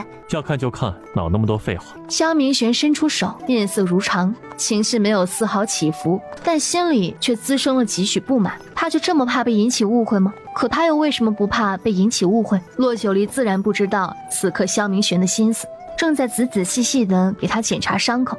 洛九离，你可想去外城看看那燕听莲是如何生不如死的？不去。既然王爷把他悬挂在外城，许着不单单是为了给我报仇吧？为你报仇是主，引出他的同伙是辅。王爷如此坦诚，倒是让我不知该说什么好了。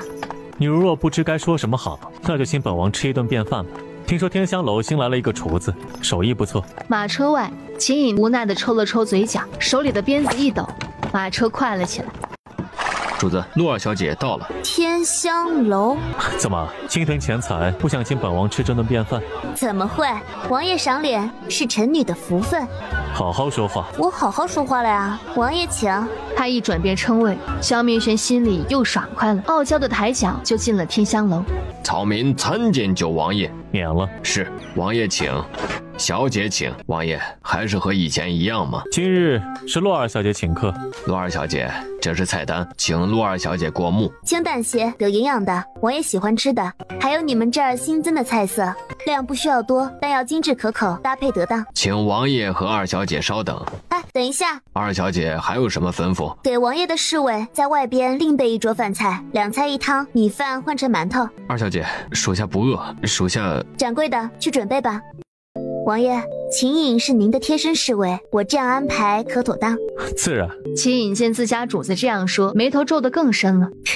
你放心，饭钱不用你付，但药钱你得付。药钱？什么药钱？秦颖啊，他有胃疾，很严重的胃疾，不按时吃饭是主因，平时又吃惯了生冷的，再这样下去，他就该英年早逝了，王爷也该换侍卫了。你又没给他看诊，又是怎么看出他有胃疾的？胃疾严重的，从脸色和嘴唇就能看出来。等吃了饭，我可以给他仔细的检查一下，再给他开些药。陆二小姐，属下不好，一会儿吃完饭回王府，你亲自给他诊查一下，顺便还能再和他独处一会儿。很快，饭菜端了上来，摆盘算不上精致，但胜在是天然食材，搭配的也不错，还算可口。秦颖坐在外间，看着自家主子和洛二小姐有说有笑，觉得如果洛二小姐能成为他们九王府的女主子，也是不错不错的。本宫要在蓝雅轩。哎呦，实在对不住啊，今天的蓝雅轩有人了，小的给公主和各位小姐另选一间好的。哼，是谁啊？你这伙计真是不知死活！你不知道公主每次都喜欢在这个房间里吗？你们竟然还敢把这房间给别人用？是小的思虑不周，请公主和大小姐责罚。那边的春雨轩也不错，不如公主和大小姐。混账东西，你算什么东西？轮得到你来安排本宫在哪里？春雨轩有什么好？本宫要的是蓝雅轩。厢房里，稍安勿躁。主子，属下去。不必让他闹。哎呀，公主大小姐，这间房里真的有人了，你滚一边去。王爷知道是谁？温雅公主。温雅公主，吴贵妃的女儿，昭王的亲妹妹，可真是冤家路窄啊！王爷，要不我点火，您帮忙加把柴？好。原来是洛家二小姐，这可真是大水冲了龙王庙，一家人不认一家人了。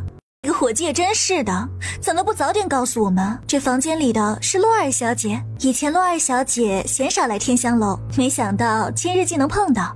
不过有句话，我还是要和洛二小姐说一句。洛二小姐虽然已不是皇家儿媳，但到底曾经是。虽然你与我表哥一别两宽，但身为女子，还是应该谨遵礼法，正身立本，端庄稳重持礼，不要轻浮随便了为好。胡大小姐说错了，我与胡大小姐可不是一家人，我也没有胡大小姐这样绿茶的姐妹，更学不来胡大小姐轻浮随便的本事。何况我今日请了贵客，各位还请离开吧。哼，表姐，和他废什么话？你这样低贱的身份，能请得起什么贵客？不过是和你一样的一丘之貉罢了。只希望一会儿温雅公主要为你自己说的话负责。负责？哼，你不过是被我皇兄休弃的下堂妇，还真把自己当成飞上枝头的凤凰了？看看来温雅公主小年纪也知道为你皇兄找补面子，不过很可惜，不是你皇兄休弃我，而是我求旨休弃的你皇兄。还有啊，我与你皇兄现在没有1文钱关系，别动不动就拿他来恶心我。倒是那位燕侧妃，还是你皇兄名义上正儿八经的妃子，只是可惜那位燕侧妃此刻被扒光了衣服，吊在外城城门楼子上供人参观呢。听说昨晚半夜啊，那位燕侧妃与几个地痞流氓活生生上演了一场春宫宴，成了满京城人茶余饭后闲磕牙的一桩笑料。只是不知大家笑的是燕侧妃还是你皇兄？洛九离，你给本宫闭嘴！一个不知耻的贱婢！放肆！九王爷，九皇叔，怎么会是他？洛九离的贵客怎么会是九王爷？和洛九离一起吃饭的人怎么能是九王爷？这不可能，绝对不可能！秦颖，是。臣女参见九王爷，九王爷千岁千岁千岁！洛九离，你该死，你真该死！你一个清白净世的女人，凭什么和九王爷走得这么近？凭什么让九王爷为你出手？九皇叔，公主年幼，倒是给了你们狗仗人势的机会。九王爷请息怒，是本王让你说话了吗？秦颖，掌嘴。是。九王爷息怒，臣女乃是贵妃娘娘的亲侄女，大司马府的大小姐，九王爷不能什么？你身为温雅的表姐，这些贵女里年纪最大的女，不知道劝导她们，反倒发号施令，颐指气使，暗箭伤人，是不是该罚？还是说你仗着有贵妃的宠爱，有大司马府撑腰，就敢对本王的号令指手画脚？不，王爷，臣女不敢，臣女绝对不敢对王爷的号令指手画脚。哼，不敢，只怕再大胆的事儿你都敢做得出来。秦颖，是。秦颖走到胡冰玉面前，九王爷，求九王爷饶了臣女的姐姐吧，我们不敢了，我们再也不敢了。皇叔，求皇叔看在我们年纪尚小、不懂事的份上，请皇叔不要与我们计较了，求皇叔放过表姐吧。年纪尚小也好，看在温雅的面子上，本王便不与你们计较。但胡大小姐一而再再而三的触怒本王，那就跪着敬杯茶，事情就算过去了。是，侄女替表姐谢过皇叔。胡冰玉瘫在地上，觉得自己是不是听错了什么？他何时一而再再而三的触怒了九王爷？他所有的怒气，所有的妒恨，都是冲着洛九离去的。难不成九王爷是为了洛九离这个贱女人，才如此羞辱她的？怎么，胡冰玉哑巴了？要不要本王提着人亲自去趟大司马府，把你做过的事告知大司马呀？他定了定神，摇摇晃晃的站起身，从丫鬟手里接过茶盏，站在这儿替本王接茶。跪着敬茶，九王爷让我跪着给这个贱女人敬茶，那还不如杀了我！我绝不答应，绝不！不想跪？大司马府的人真是有出息了，本王一退再退，看来你是想造反。秦颖，去把大司马请来，本王倒要看看大司马如何裁断这件事。臣女敬茶。他咬牙，目光死死地盯着洛九离，惨白的脸上是恨不得拿茶盏砸死洛九离的恶毒。哼，这个绿茶看来是装不下去了。胡冰玉快步走到洛九离的面前，咬的嘴唇都破了血丝，才缓缓屈膝。胡大小姐，这杯茶还是你自己喝吧。你什么时候变得这么善良了？善良？王爷似乎会意错了善良的意思。我从来都不是一个善人，只不过觉得这绿茶与绿茶婊更相配。绿茶婊？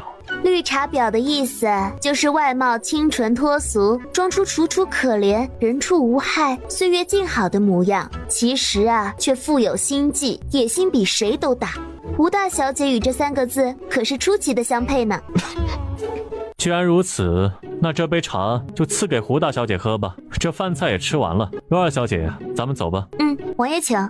洛九离轻轻点了点头，跟着萧明玄出了屋子。3人下了楼，洛九离要去结账，却被萧明玄拦住了。这顿饭有人请了，让你家主子滚来九王府，给本王解释清楚。说完，转身就走了。王爷，这天香楼的主子似乎和王爷很熟。你难道不知这天香楼的主子是谁？主子，外城好像出事了。怎么回事？好多百姓都在往外城跑。外城的城门楼子上还吊着燕听莲呢，难不成是燕听莲那出事了？是死了还是被救了？走去看看。是。秦颖驾着马车一路狂奔。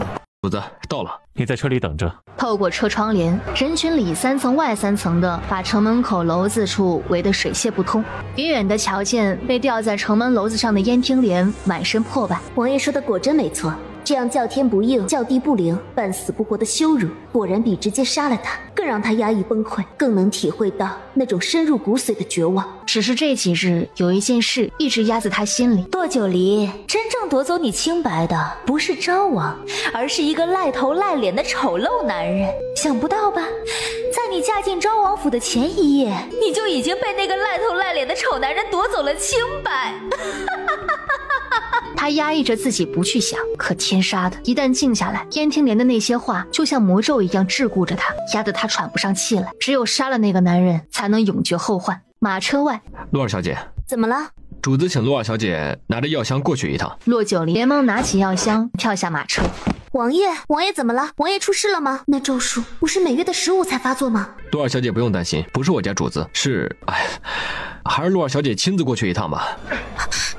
他怎么了？情蛊发作。情蛊，哼，果然是天道好轮回。堂堂一国王爷被一个女细作玩弄于股掌之间，还真是蠢得要命了。听闻情蛊分母蛊和子蛊，这蛊在2个人发生实质性的关系之前，如果把母蛊杀死，那么情蛊也就不攻自破了。可一旦发生了关系，那么受蛊的人就要被施蛊的人所控制。这样看来的话，昭王中的应该是子蛊，燕侧妃体内的应该是母蛊。你懂蛊毒？理论知识从未实践过，所以不懂。王爷，昭王殿下不是被皇上禁足了吗？怎么私自跑出来了？违抗圣旨，是不是罪加一等？还有，他这是私会细作，还是想要救走细作？这种情节是不是等同于卖国啊？他这赤裸裸想要弄死昭王的神情，怎么这么合本王的心意呢？昭王不顾皇上旨意私自出府，的确是违抗了圣旨。至于洛二小姐刚刚的其他提议，本王会仔细斟酌，上报给皇上。贱人，你妖言惑众！闭嘴！给本王闭嘴！洛九离，你个贱妇，你竟敢！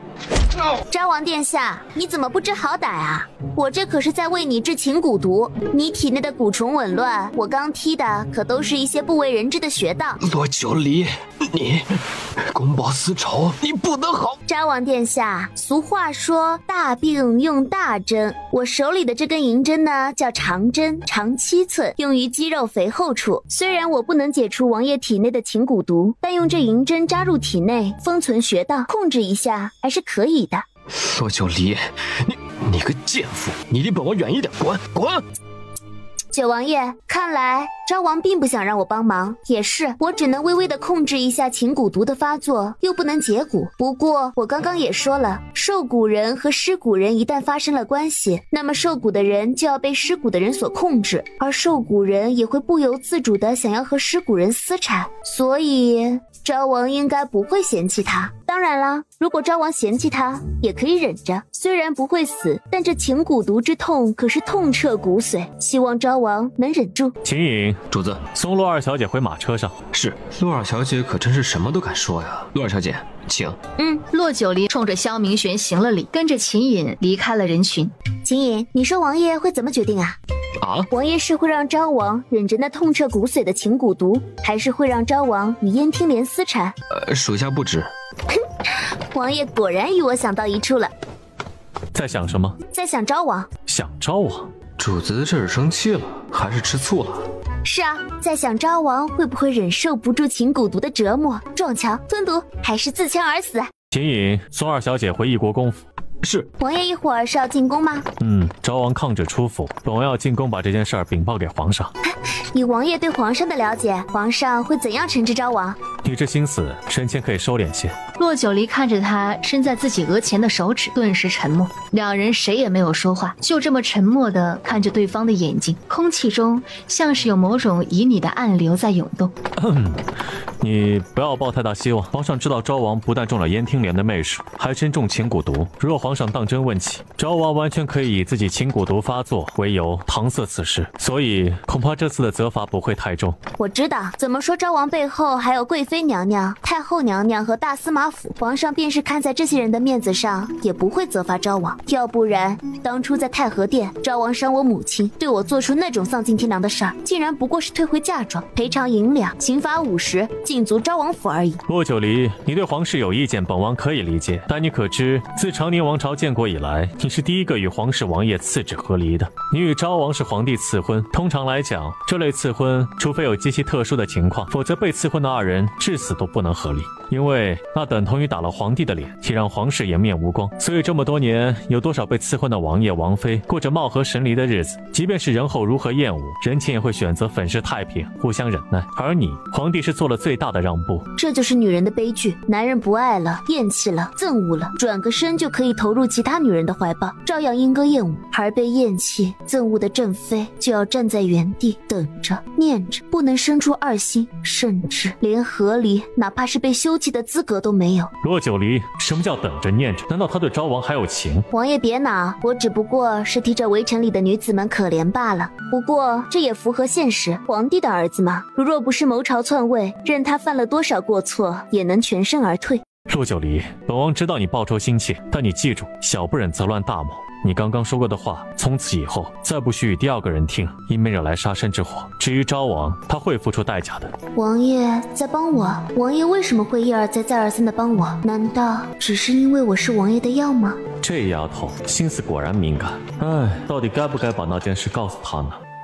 主子，陆二小姐，国公府到了。骆九离看着萧明玄眼里那种包含纵容又温柔的情绪，脑子里的那根弦轰的一下子就被拨动了。2个人的眼神在空中交汇，砰的一下，似乎有什么东西在这一刻发生了改变。王爷，我先回府了。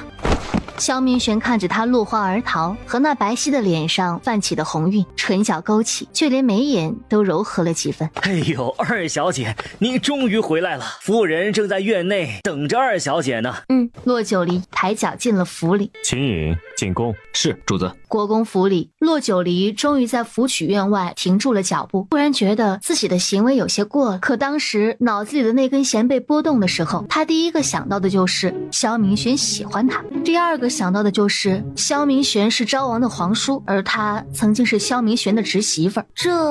这似乎有种禁忌之恋的感觉啊。二小姐，您怎么在这儿站着？春柔，你手臂上的伤还没好，我不是让你回去休息吗？奴婢没那么娇贵，何况小姐给用了最好的药，这伤早就不疼了。小姐快进院子吧，夫人都等了好一会儿了。好，哎呀，我忘记一件事了。怎么了，小姐？我答应给9王爷身边的侍卫秦颖看诊未及，刚才匆匆忙忙的，竟然给忘记了。奴婢还以为多大的事儿呢，看诊也不急于这一时啊，待有时间了再去也不迟的。你说的也是，走吧，先去看看母亲。主仆2人一前一后进了院子。九王爷，奴才给九王爷请安。你师傅呢？回九王爷话，奴才的师傅陪着皇上去了玉福宫。福贵妃处。是玉福宫宫人来报，贵妃娘娘赏花的时候扭伤了脚，皇上带着太医院的太医们便去了玉福宫。本王知道了。秦颖，喂，主子不见皇上吗？皇上去了玉福宫，你觉得皇上会不知道今日之事？至于皇上能知道多少，那就看贵妃娘娘说些什么了。而在大司马府豪华的大宅里，一道道瓷器摔碎的声音和一个女子凄厉的狠叫声响彻整个院落。贱人，贱人！凭什么和九王爷同坐一席？九王爷又凭什么为了他来羞辱我？那个骆九离不过就是个清白进士死了孩子的贱妇，他有什么资格来和我比？冰玉，闭嘴！祖父、父亲、母亲，你们要给冰儿做主啊！老夫说了多少次了，改改你那脾气，尤其是见到那骆家小二，别再和以前那样冒冒失失的往上凑，偏偏不听。祖父，冰玉，别再说了。父亲，您莫怪冰玉，她受了欺负，难免会心生撒气。父亲，身体为重，莫要动怒。冰玉，以前你们和那陆二小姐开些无伤大雅的玩笑，也不过是女孩子之间的小心机。可今时不同往日，那骆家小二即登文谷鸣冤，闹得皇帝亲自赐旨和离。还有上一次你们一同落水那件事之后，你就要知道，那骆家小二早就变了。她一个和离的女子，就如同她那泥腿子爹一样，是个破罐子破摔，早已经没了脸皮的猪。可你不一样，你是咱们大司马府教养出来的大小姐，论身份地位，你比她高出来的不只是一大截，怎么就非要跟她杠上了？父亲，我就是看不惯他那趾高气扬的样子。你到底是看不惯他，还是看不惯他与九王爷走得近？你怂恿温雅公主大闹天香楼，可有想到为什么天香楼的伙计和掌柜的只知道阻拦你们，却并不告诉你们的厢房里面是谁？这么简单的道理，你竟然都没有参透，还敢去惹九王爷和那个弃妇？天香楼的那些人是故意的。天香楼背后的主子是谁？你又不是不知道，怎么能这么疏忽？你明明是个聪明的，怎么一见到九王就犯了糊涂啊？孙女儿也不曾。哼，不曾想到九王会对你长嘴吗？你以为九王对你下手是因为你惹恼了他？不，他根本不在乎你的脸面，他是在挑战大司马府，是在告诉大司马府，也告诉京城里那些权贵世家，别打他的主意。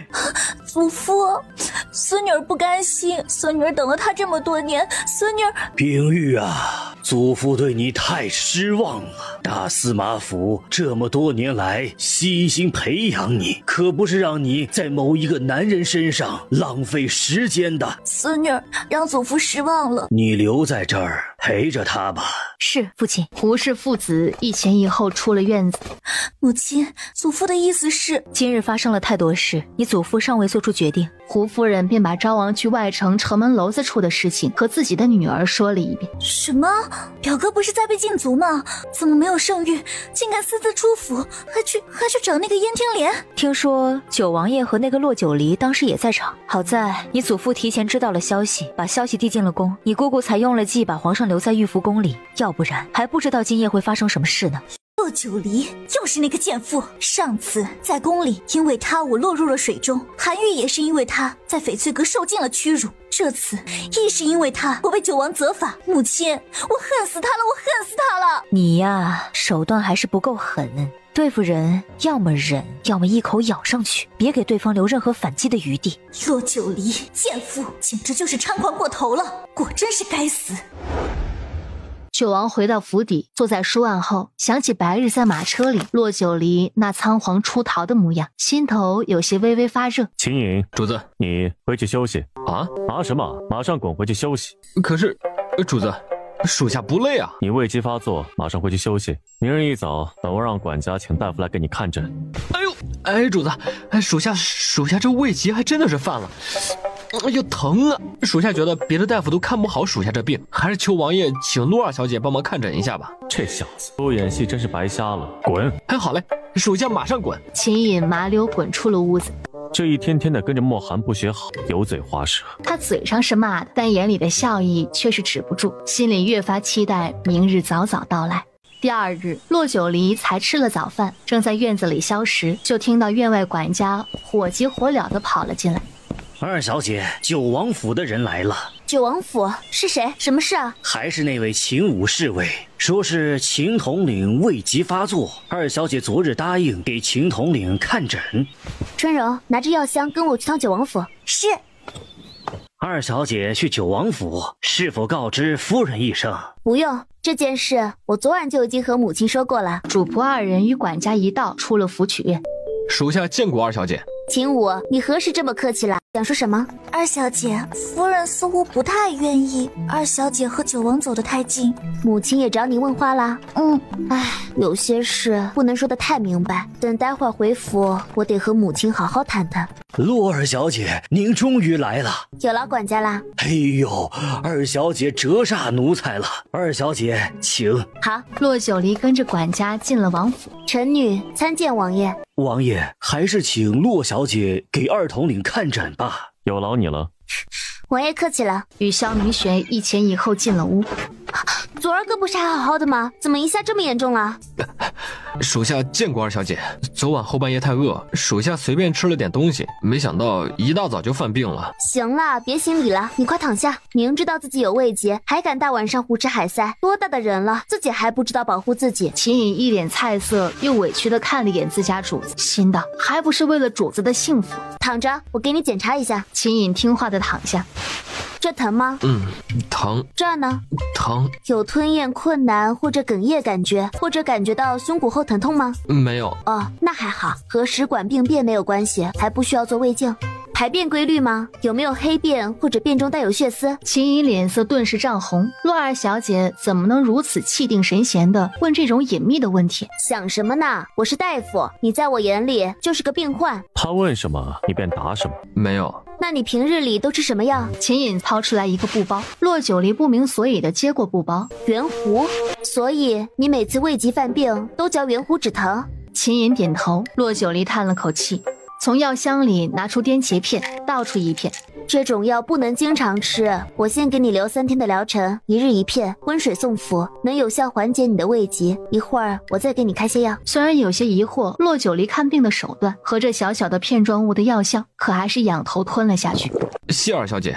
你这胃疾需要慢慢调理，平日吃东西不能暴饮暴食，最好规律些，吃的食物要以松软为主，少吃生冷、油腻、辛辣的，胃部也要注意保暖。秦颖点着头，可心里也明白，身为主子的贴身侍卫，吃饭哪里有那么规律。秦颖，我刚刚说的话你别当耳旁风，这胃疾要是治疗不好，任由发展下去，轻则胃炎、胃溃疡，你疼个死去活来，你家主子费些药物，损失点钱财，我还能救你一命。重则胃穿孔，到时候你不但腹部疼，就是心窝子都会跟着疼，高热不退，呕吐不泄，导致食物漏入腹腔，腐蚀内脏，引起中毒，到时候就是大罗神仙来了都救不了你。我尊重你的生命，我也希望你能尊重一下我的劳动成果，配合治疗。一句我尊重你的生命，让秦颖神情瞬间紧绷，有些愕然，感动地看着洛九离，把所有的禁忌、吃药的方法全都写在了方子上，又交代了几句，才跟着萧明玄一前一后出了院子。秦颖的胃疾能彻底根治吗？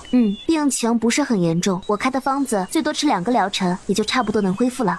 怎么了，王爷有心事？本王能否买下你的那个方子？啊，王爷要买治疗胃疾的方子？难不成王爷也有胃疾？不是本王，你可知秦颖是何出身？不知。秦颖乃是暗卫出身，是从凌霄阁暗卫营里生死搏杀出来，武功最高强的暗卫，也是本王的第3个晋升侍卫。那王爷的前2个晋升侍卫呢？死了。你是想问他们是为了保护本王而死吗？这些不是我该知道的，所以你没敢问？洛九离点点头。那2个晋升侍卫，有一个是为了保护本王而死，另一个因为过了黄金时期，再加上这么多年训练过程中所受过的伤，产生的影响慢慢体现出来，对身体造成无法逆转的伤害，不治而亡。到底是什么病会让他不治而亡？就你刚刚说的那些症状，腹部疼、心窝疼、高热不退、呕吐不泄、内脏被腐，整整哀嚎了1夜才断得气。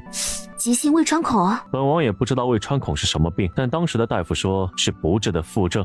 瞧着秦颖年纪也不大，怎么他们小年纪都得了胃疾这种病呢？这都是他们在暗卫营时得的病症。无论是本王的暗卫营，还是皇上的御影卫，培养他们是为了效忠，为了执行任务。尤其是在执行一些特殊任务的时候，只要可以下腹且毒不死人的东西，哪怕是一片树叶，他们都可以拿来充饥。所以王爷买那治疗胃疾的药方是要给那些暗卫？暗卫营训练强度大，吃饭没有规律，而且大部分都是冷食，几乎所有活下来的暗卫或多或少都有胃疾的毛病。如若你的药方能彻底根治他们的胃疾，对本王是很大的助力。王爷有此仁心，我自然愿意帮王爷出一份力，那药方便赠与王爷吧。不过光有这方子还不行，还要把他们食冷食的规矩改一下，哪怕温的食物也比直接生食冷的食物强。好，本王会把这规矩改一改。萧明玄笑了一下，那一笑风华潋滟，让洛九离心里酥麻的多了几分悸动。王爷，昨日昭王私自出府的事，皇上可有做出惩罚？50棍刑，禁足昭王府半年。就这？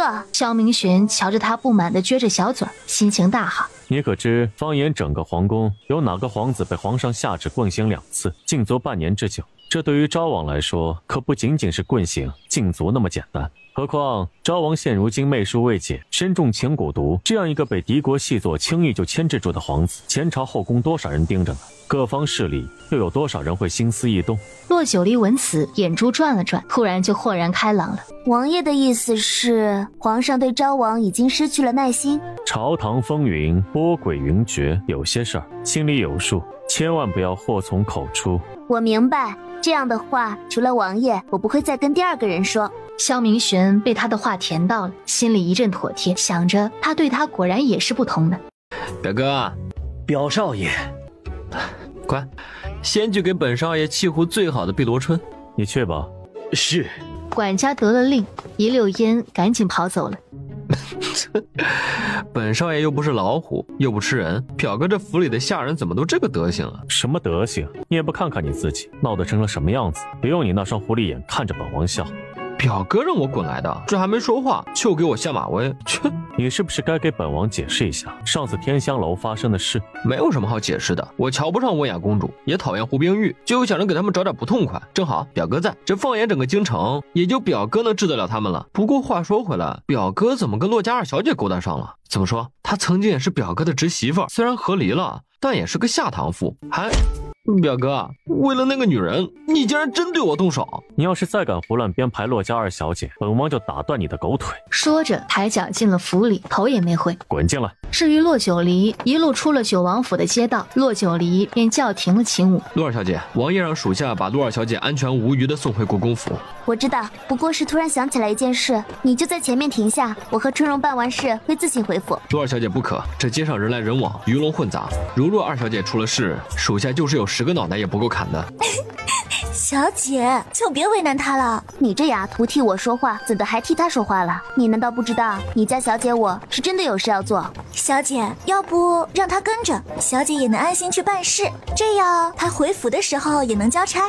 也好，有人保护，我也放心。随即便让秦武在内城最繁华的商业街停住了马车。秦武便跟着骆九离和春荣一路闲逛了起来。陆二小姐，这店铺里的东西没有陆二小姐瞧上眼的吗？我不是买东西。不买东西，逛什么？小姐，您看那有一间空铺子。小姐，这个位置不太好，太偏了，要不再找找？不找了，先回府。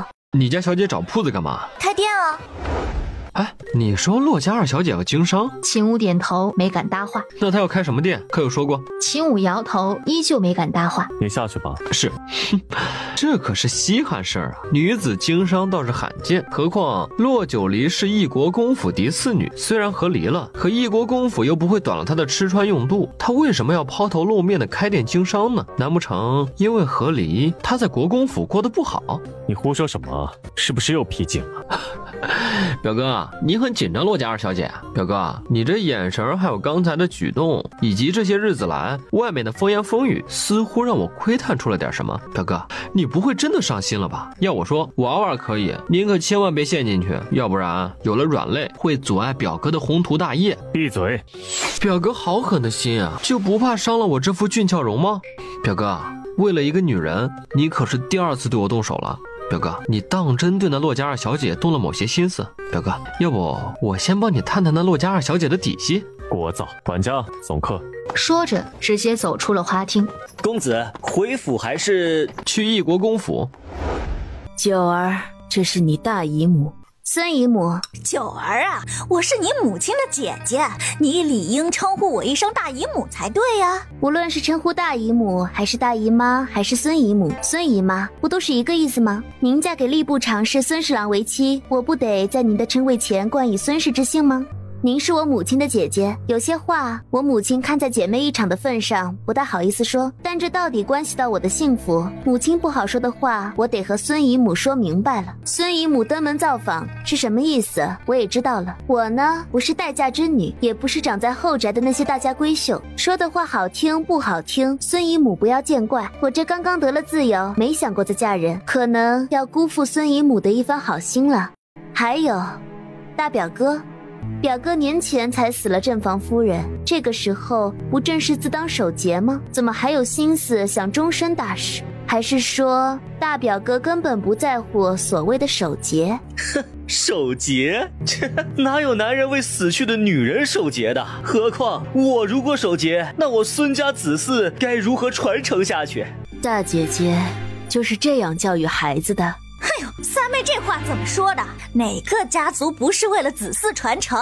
我与三妹妹不一样，三妹妹有2个儿子，虽然一个都还没有成亲呢，但元良和元甲年纪都小，也不着急。可我家婷儿现在膝下只有1个儿子，自当要为孙家开枝散叶才是啊！母亲为了这点小事发脾气，不值当，您且看着。我看大表哥精神有些不振，皮肤干燥，眼眶还发青。大表哥是不是觉得最近身体乏力，食欲减退，头重脚轻，并有轻微的头晕症状？啊，对对对，小表妹说的一丝不差。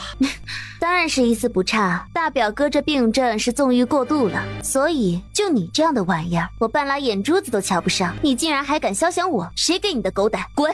洛九离，这不明事理的，还以为你是什么贞洁烈女呢，不过就是个清白警示被人休弃的下堂妇。要不是婷儿求我来提亲，你以为就凭你那死过孩子的肚子能让我看上眼？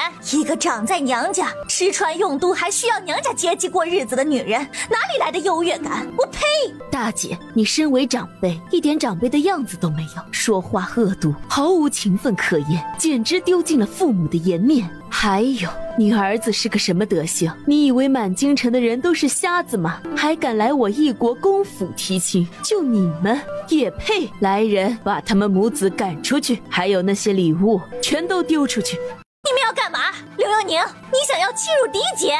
慢着，你们当我一国公府是菜市场，想来就来，想走就走啊？气完我母亲，羞辱完我，以为这就算了吗？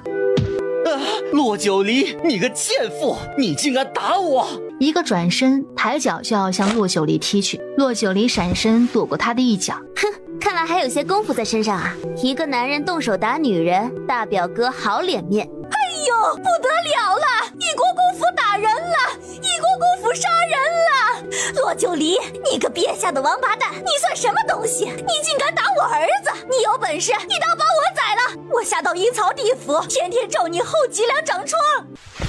外面人都说孙侍郎家主母是个泼妇，没想到我今儿个算是见识到你到底是不是我外祖的种啊！我母亲明明那么知书达理的人，怎么会有你这么一个姐姐？你刚刚骂我是个清白净尸、被人休弃的下堂妇，我不生气；你骂我是假贞洁烈女，我也不生气；你说我是长在娘家，吃穿用度还需要娘家接济过日子的寄生虫，我还不生气。但是你触碰了我的底线，你把那可怜的孩子也骂了几句，这就是我不能忍的。你刚才不是说我母亲要欺辱你这个嫡姐吗？那我现在告诉你，从今天开始，我母亲与你断绝姐妹关系，我一国公府也不欢迎孙府的人登门。而你记住，刚刚你羞辱的人是我，现在打你的人也是我，和我母亲没有任何关系。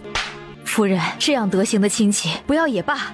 洛九离，你个贱妇，你竟敢打我母亲！一个个一拥而上，不消片刻，原本还是气势汹汹的孙婷就被家丁们摁在地上摩擦。我告诉你，用我一人把你们孙府拉下地狱，我倒要看看你们还敢不敢！把他们扔出去，扔远点。是。家丁们拽起那母子俩，直接扔出了国公府的大门。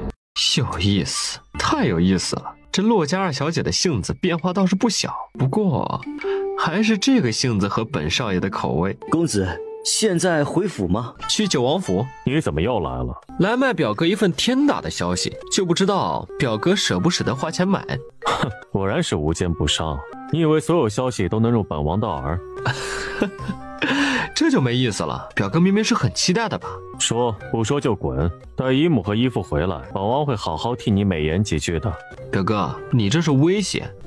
好，我说我刚才去一国公府了。你去一国公府干嘛？你见到洛九离了？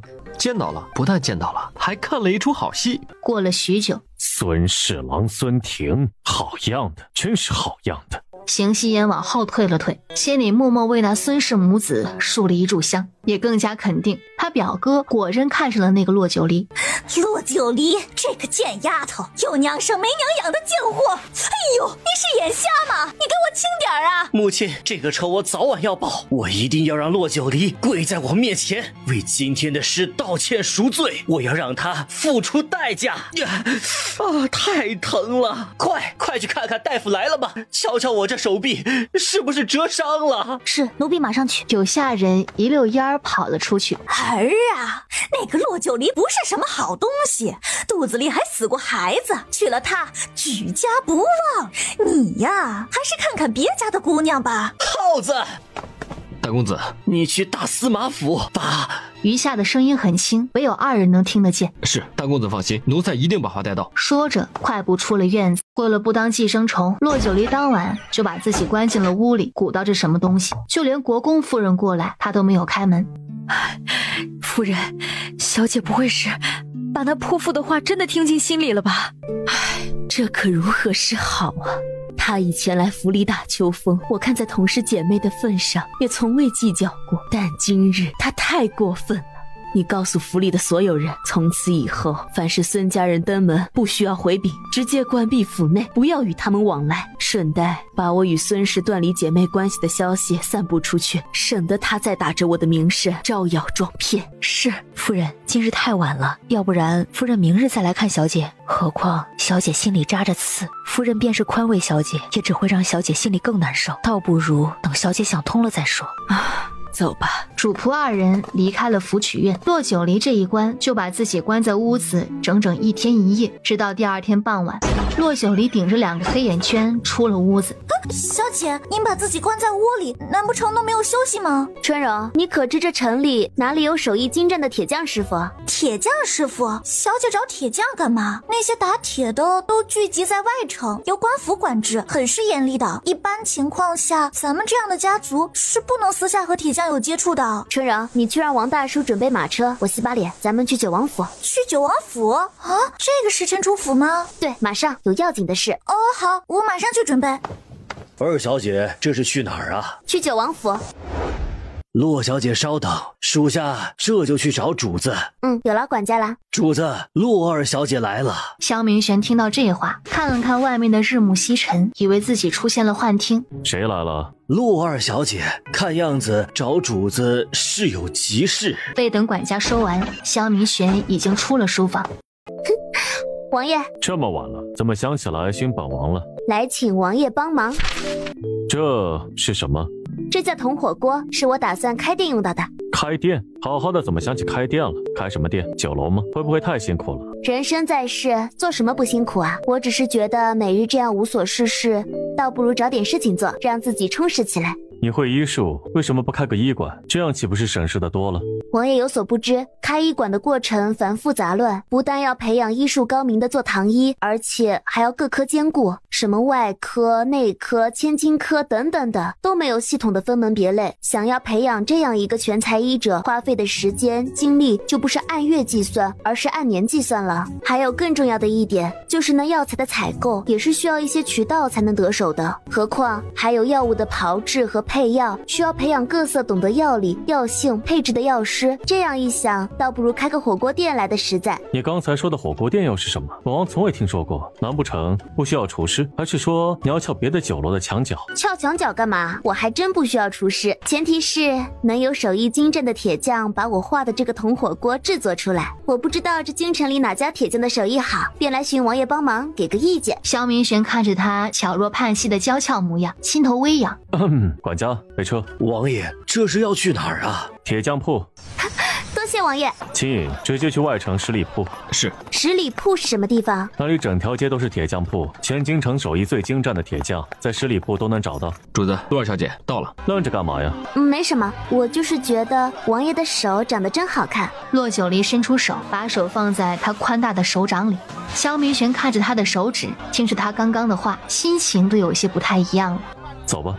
草民叩见九王爷。起来吧。小谢王爷。这对父子姓刘，是这条街手艺最好的铁匠啊。刘师傅，您看看这样的锅子，您是否能做出来？贵人言重，叫草民老刘头就行。那刘师傅有些受宠若惊，小心翼翼地抬头看了一眼萧明玄。一切按照贵人说的办。是贵人，这是涮锅，我希望您能帮忙做出一个成品，价钱不是问题。如若能做成功，前期我至少还需要30-40只这样的锅子。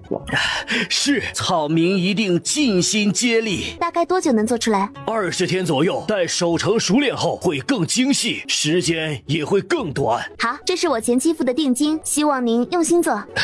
是，草民多谢贵人。王爷，那燕听莲呢？今日午时，守城的人来报，燕听莲高热不退，人已经奄奄一息了。皇上亲自下旨，着人把他抬回了牢里，让太医院的太医吊着他的一口气，是为了昭王。只要燕听莲还有一口气，昭王就不会死。但情蛊毒发作时间却越来越长，这种情况比生不如死更难受。哼，报应。也许他们俩都不会想到会有生不如死的这么一天。我现在倒是挺佩服这个燕听莲的专业手段，眼睛都被扎瞎了，他给昭王使的媚术竟然还没有解，再加上情蛊毒，昭王也算是为自己的好色付出了代价。不过王爷，那些潜藏在京城的细作可有全部落网？这些日子，三法司的人在整个京城暗中秘密大肆的搜捕桑南国余党，将京城之中的那些眼线暗哨尽数缉拿归案。至于他们的下场，斩杀的斩杀，生擒的生擒，活着的便是在暗牢之中也不见天日。那也就是说，燕听莲最后的利用价值已经被彻底榨干了。那样的一个女人，何须脏了你的手？再给本王几日时间，本王亲自带你去。多谢王爷。王爷，天色太晚了，我就不叫王爷进府坐了。这个小没良心的，翻个脸就过河拆桥。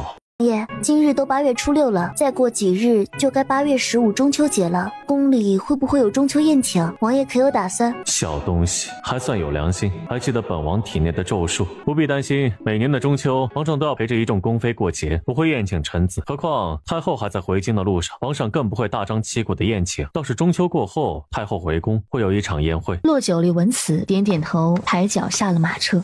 二小姐回来了。怎么了？慌里慌张的。二小姐，快去看看吧，二少爷被打了，身上挂了彩，夫人气得不轻。二少爷，你是说我二哥回来了？是谁这么大的狗胆，敢打二少爷？说是谁打的我二哥？是孙府的表少爷。二少爷回京途经茶楼的时候，见孙府表少爷在楼里大声白嚷着污蔑小姐的名声，语气极尽羞辱，二少爷便来了火气，与少爷厮打在了一起。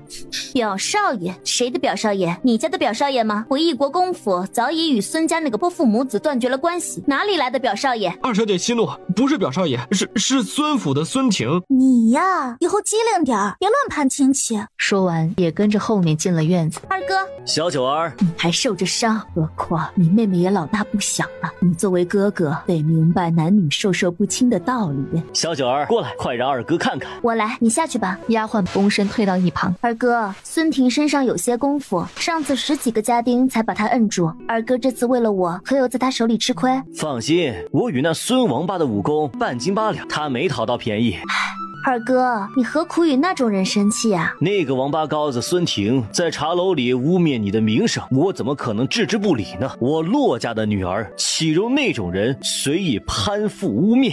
我现在只恨自己不是武将，当初就应该和大哥一样领兵上战场，有了功名在身，今日我绝对能一拳锤死他。你个混小子，你混说什么呀？母亲，你打我干嘛？哎呦，母亲不会还是当孙婷是自己的外甥吧？那样龌龊的人，咱们国公府以后还是离他们越远越好。臭小子，我们骆家与他们孙家早就断绝了关系，那孙婷的死活又与我何干？倒是你，明年就春闱了，如若手里多了人命官司，连进贡院参加科考的资格都没有，你还敢锤死人家？你怎么那么大的胆子呀？可孙婷那样污蔑小妹，我作为哥哥怎么能袖手旁观呢？和你爹一样直脾气，你就不会找人把他堵在小胡同，套上麻袋打他一顿呐？还是母亲想的周到。二哥，那孙婷自有她的后果，二哥不必处处为了维护小妹与那样一个龌龊的人有瓜葛。何况母亲不让二哥与孙婷发生正面冲突，也不仅仅是为了春闱的事。母亲统共就你和大哥2个儿子，大哥选择和父亲征战沙场，几乎1年半载见不到一面。母亲每日烧香拜佛，只求父亲和大哥能平安归来。如若二哥也和父亲、大哥一样习武功上战场，要是真出点什么事，你让母亲怎么办？又有谁能给我和大姐撑腰？一国公府的门庭总要有男丁承继的。九儿，难为你能理解母亲的苦心。母亲，一家人何必说2家话？母亲莫要生气，儿子以后自当稳重谨慎。如此甚好。你呀，比你妹妹还大上2岁，性子也该改一改了。明年春闱之前，再不要惹是生非。是，儿子记住了。我发现小妹似乎通透了，说出的话也跟大人一样有理有据啊。人总是要学着长大的。你二哥好不容易从书院回来过节，你们兄妹俩说些高兴的事儿。今儿个太晚了，明日让你姐姐抱着孩子也回来住2日。走，随母亲去吃饭。今晚厨下做的可都是你们俩爱吃的菜色。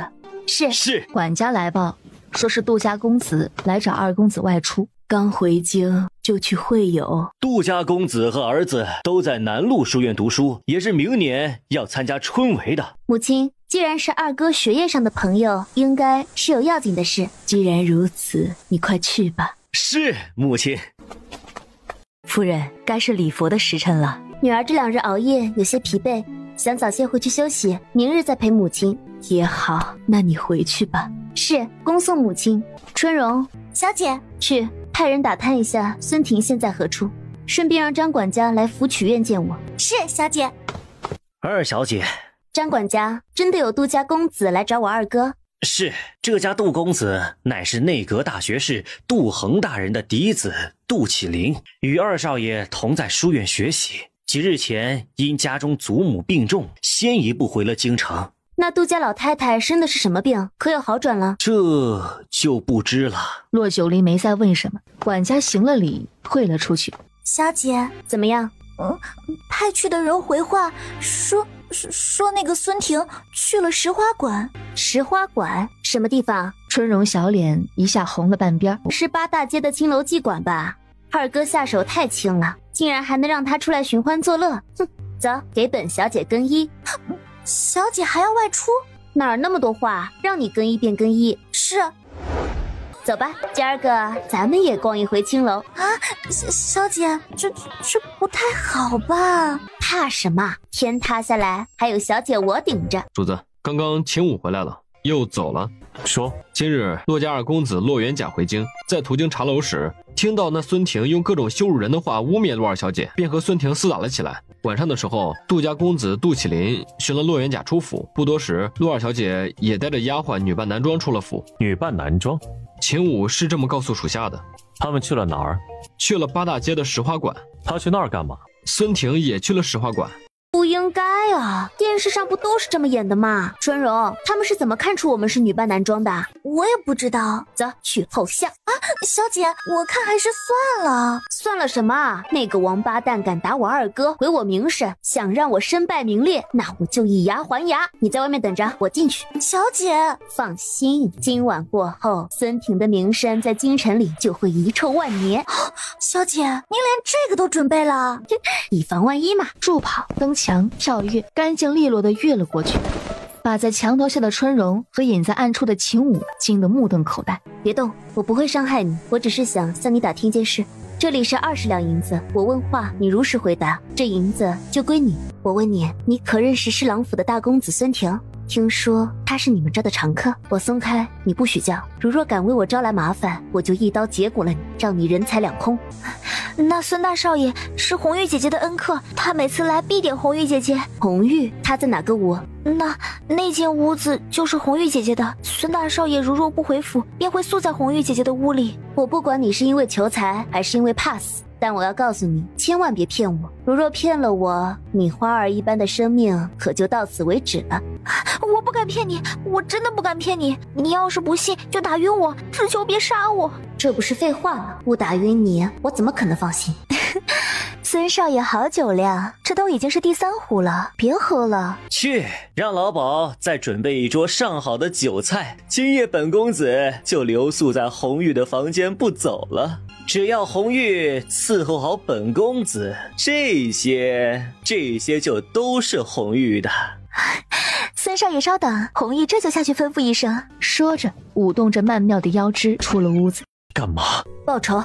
报仇也用不着你和他接触啊。王爷当我愿意和他接触啊，这不是没办法吗？要不王爷帮我把这3粒药片塞进他嘴里。这是什么？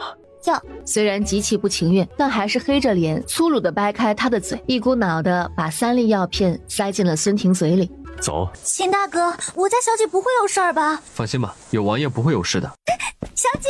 秦颖，走。是，上车，送你们回府。只这一次，下次再敢不管不顾地做出这些危险的事来，本王就把你禁足在九王府。骆九离心口一滞，刚才他所怀疑的不能问出口的，好似在这句话后都有了答案。王爷，我应该是被禁足在异国公府才对。骆九离，本王。王爷怎么知道我来诗华馆了？他打断他的话，更害怕听到那句话。秦武，本王让秦武在府外保护你。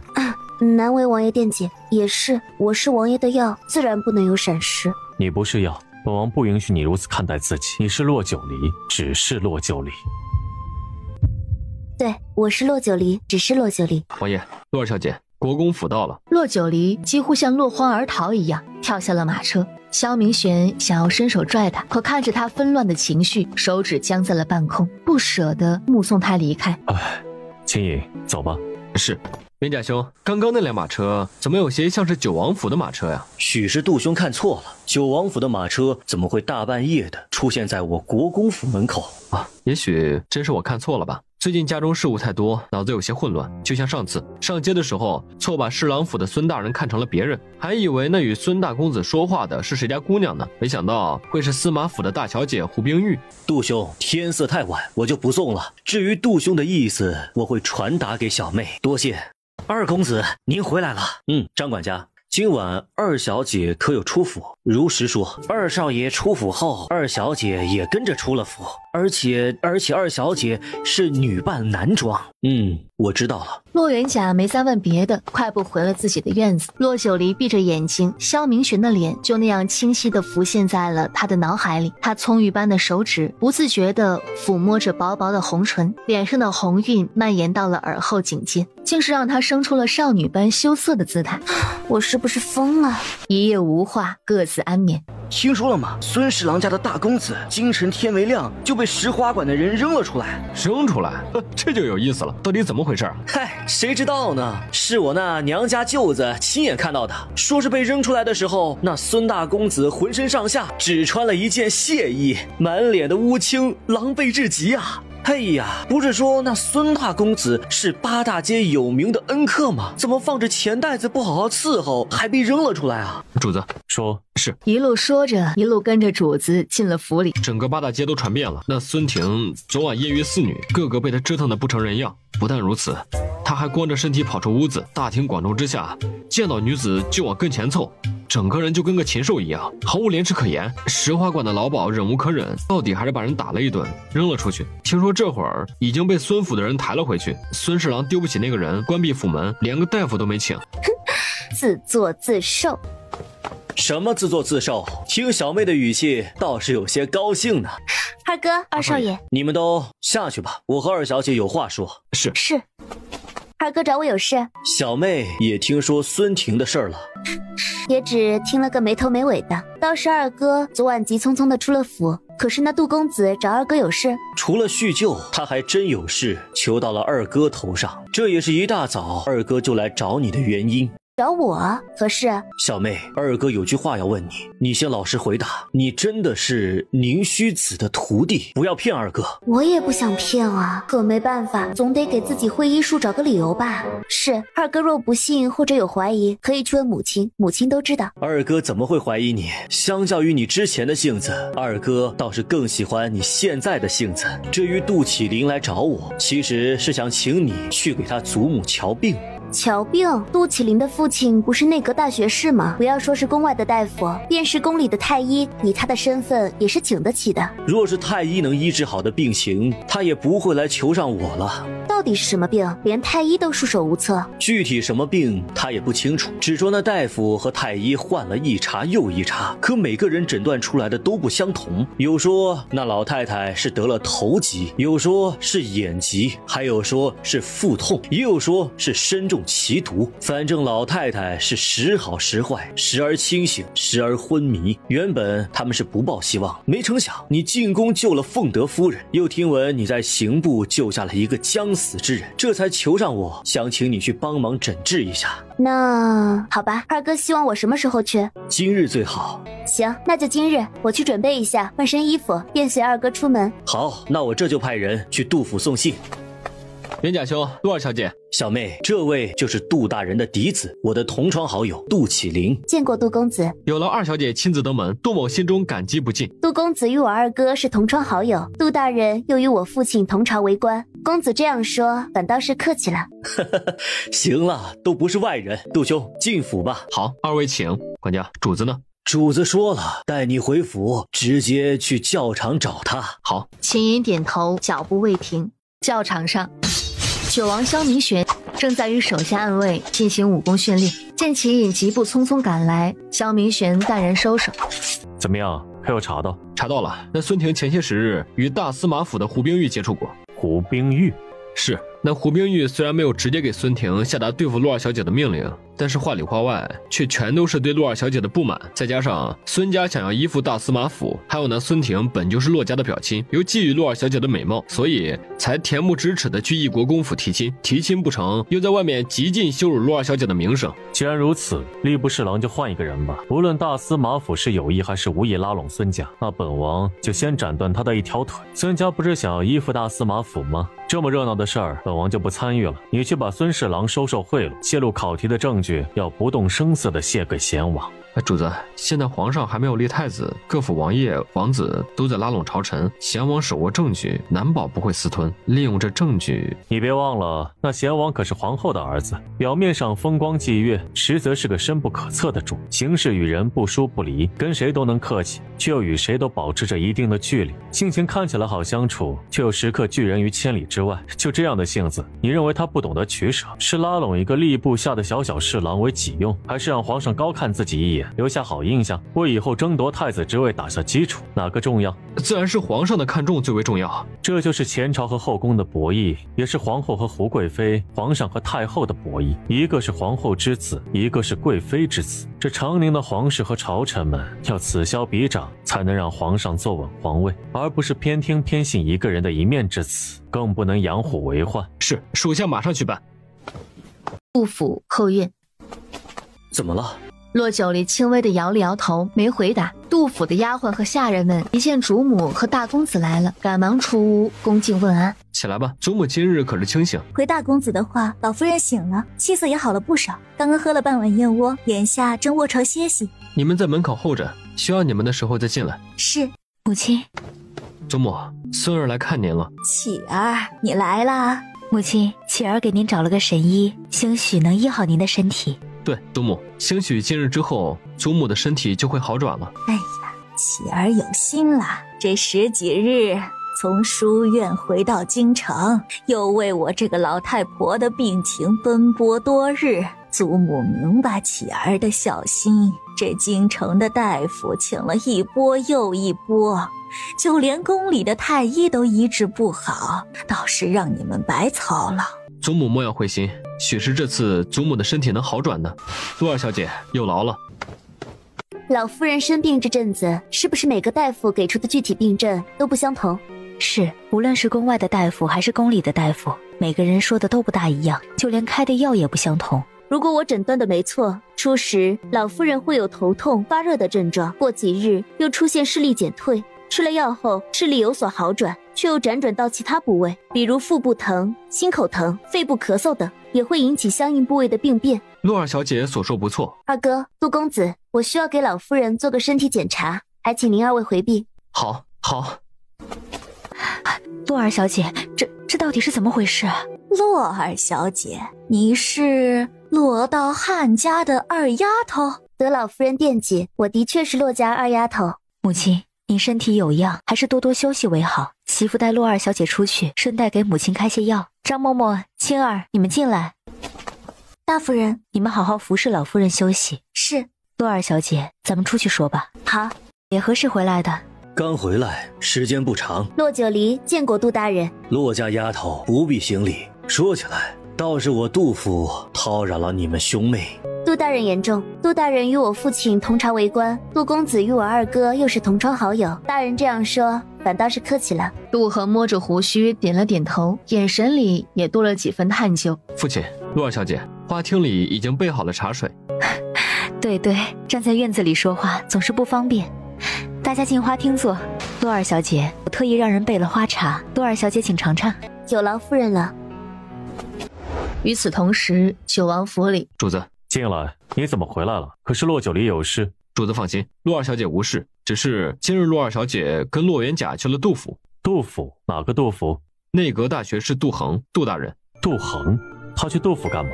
属下打听过，是杜府的大公子杜启林求了洛元甲，让二小姐去给杜老夫人看病。他倒是热心肠，本来就成了那些太医的眼中钉、肉中刺，也不知道收敛些。你去吧，好生守护着，万不要让他出事了。是。洛二小姐，我祖母的病症可有查清？是绦虫病。绦虫病？那是什么病？小妹，你说的再明白些。绦虫病是由寄生在肠道内幼绦虫所引起的疾病。我怀疑老夫人是食用了没有煮熟、含有猪囊虫的猪肉而患的病。不过好在是囊虫，囊虫进入体内吸附在肠壁上，再逐渐分裂幼虫。前期患病的人不会有任何症状，直到幼虫穿过肠壁进入血管，带到身体各部分肌肉内，发育成囊尾幼，病人才会发病。因为绦虫有向动物神经中枢方向移动的习性，所以老夫人曾经头痛，短暂失明过。好在你们找的大夫及时，也马上用了药，使幼虫没有进入脑子，又移动到了上腹部，老夫人才大难不死，捡回了一条命。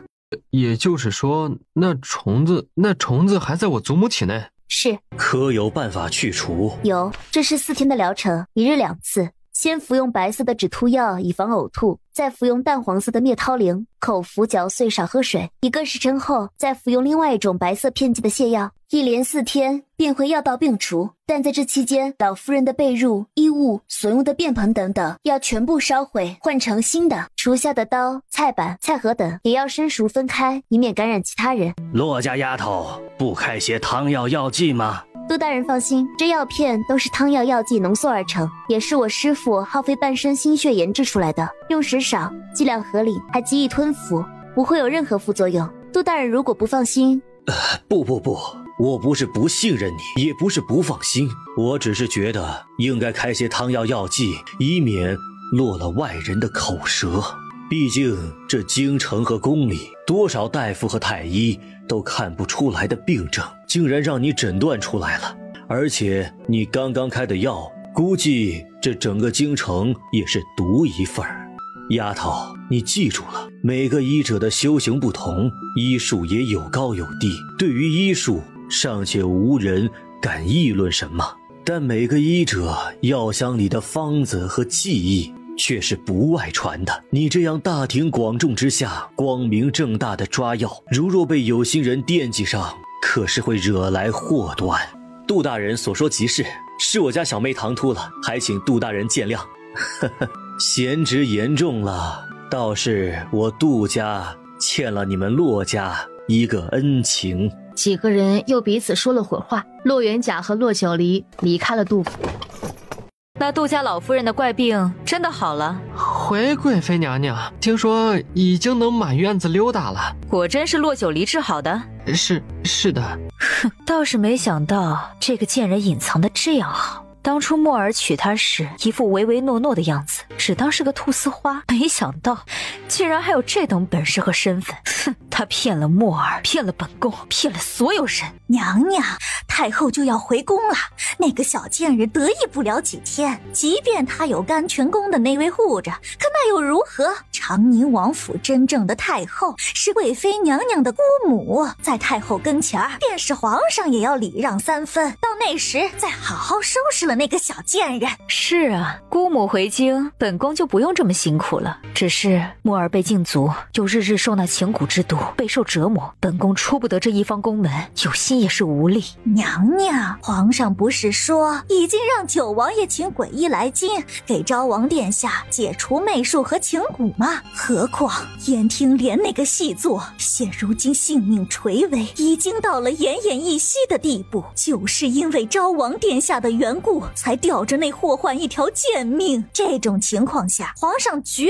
不可能眼睁睁看着昭王殿下出事，使着那鬼医也该进京了。本宫就怕有些事情会变数太大，朝着不可控制的方向发展。变数？胡贵妃点点头，她不明白什么叫第六感，但她的直觉告诉她，这个变数就是骆九离。农历8月14夜晚，风高月明杀人夜，长宁王朝威震四海的堂堂九王爷，在出宫返回府邸的路上遇到了刺杀，当即陷入了昏迷。岂料太医束手无策。怎么了，母亲、二哥，你们脸色怎么这么难看啊？别问了，宫里来人了。啥？凤德夫人又出事了？不是凤德夫人，是九王爷出宫回府的路上遇到了刺客，受了伤。九王爷遇刺还受了伤，他伤到哪了？可有生命危险？是谁？别问了，皇上下了旨，人就在前院。秦颖，王爷怎么样了？刺客抓到了吗？是谁如此胆大包天，皇城脚下居然连九王爷都敢下手？还在追查。那王爷呢？王爷遇刺，伤口虽然不深，可是那剑上有毒，太医束手无策，还请二小姐。没事的，没事的，快，咱们快走。跟着秦颖就出了府门，徒留拿着圣旨的太监在空中凌乱，反倒是洛元甲盯着他小妹消失在府门的背影，眸色深沉的眯了眯眼。洛二小姐，您可算来了。王爷，王爷怎么了？难不成我来晚了吗？不，洛二小姐，您先别急，王爷只是一直昏迷不醒。温水。管家一听，忙拎着温水过来。洛二小姐，刚刚太医看了，也不知王爷中的是什么毒，二小姐不用再检查一下吗？不用，我这药粉能解百毒。端着茶盏走到床前，给萧明玄服下，可是一口还没下去，药水就顺着萧明玄的嘴角全都流了出来。二小姐，王爷咽不下去，这可怎么办？你们两个谁来？二小姐，什么意思？王爷喝不下药，体内的毒素就无法解除，只有嘴对嘴给王爷把解药渡下去才行。二小姐，属下喜欢女子，王爷更没有龙阳之性。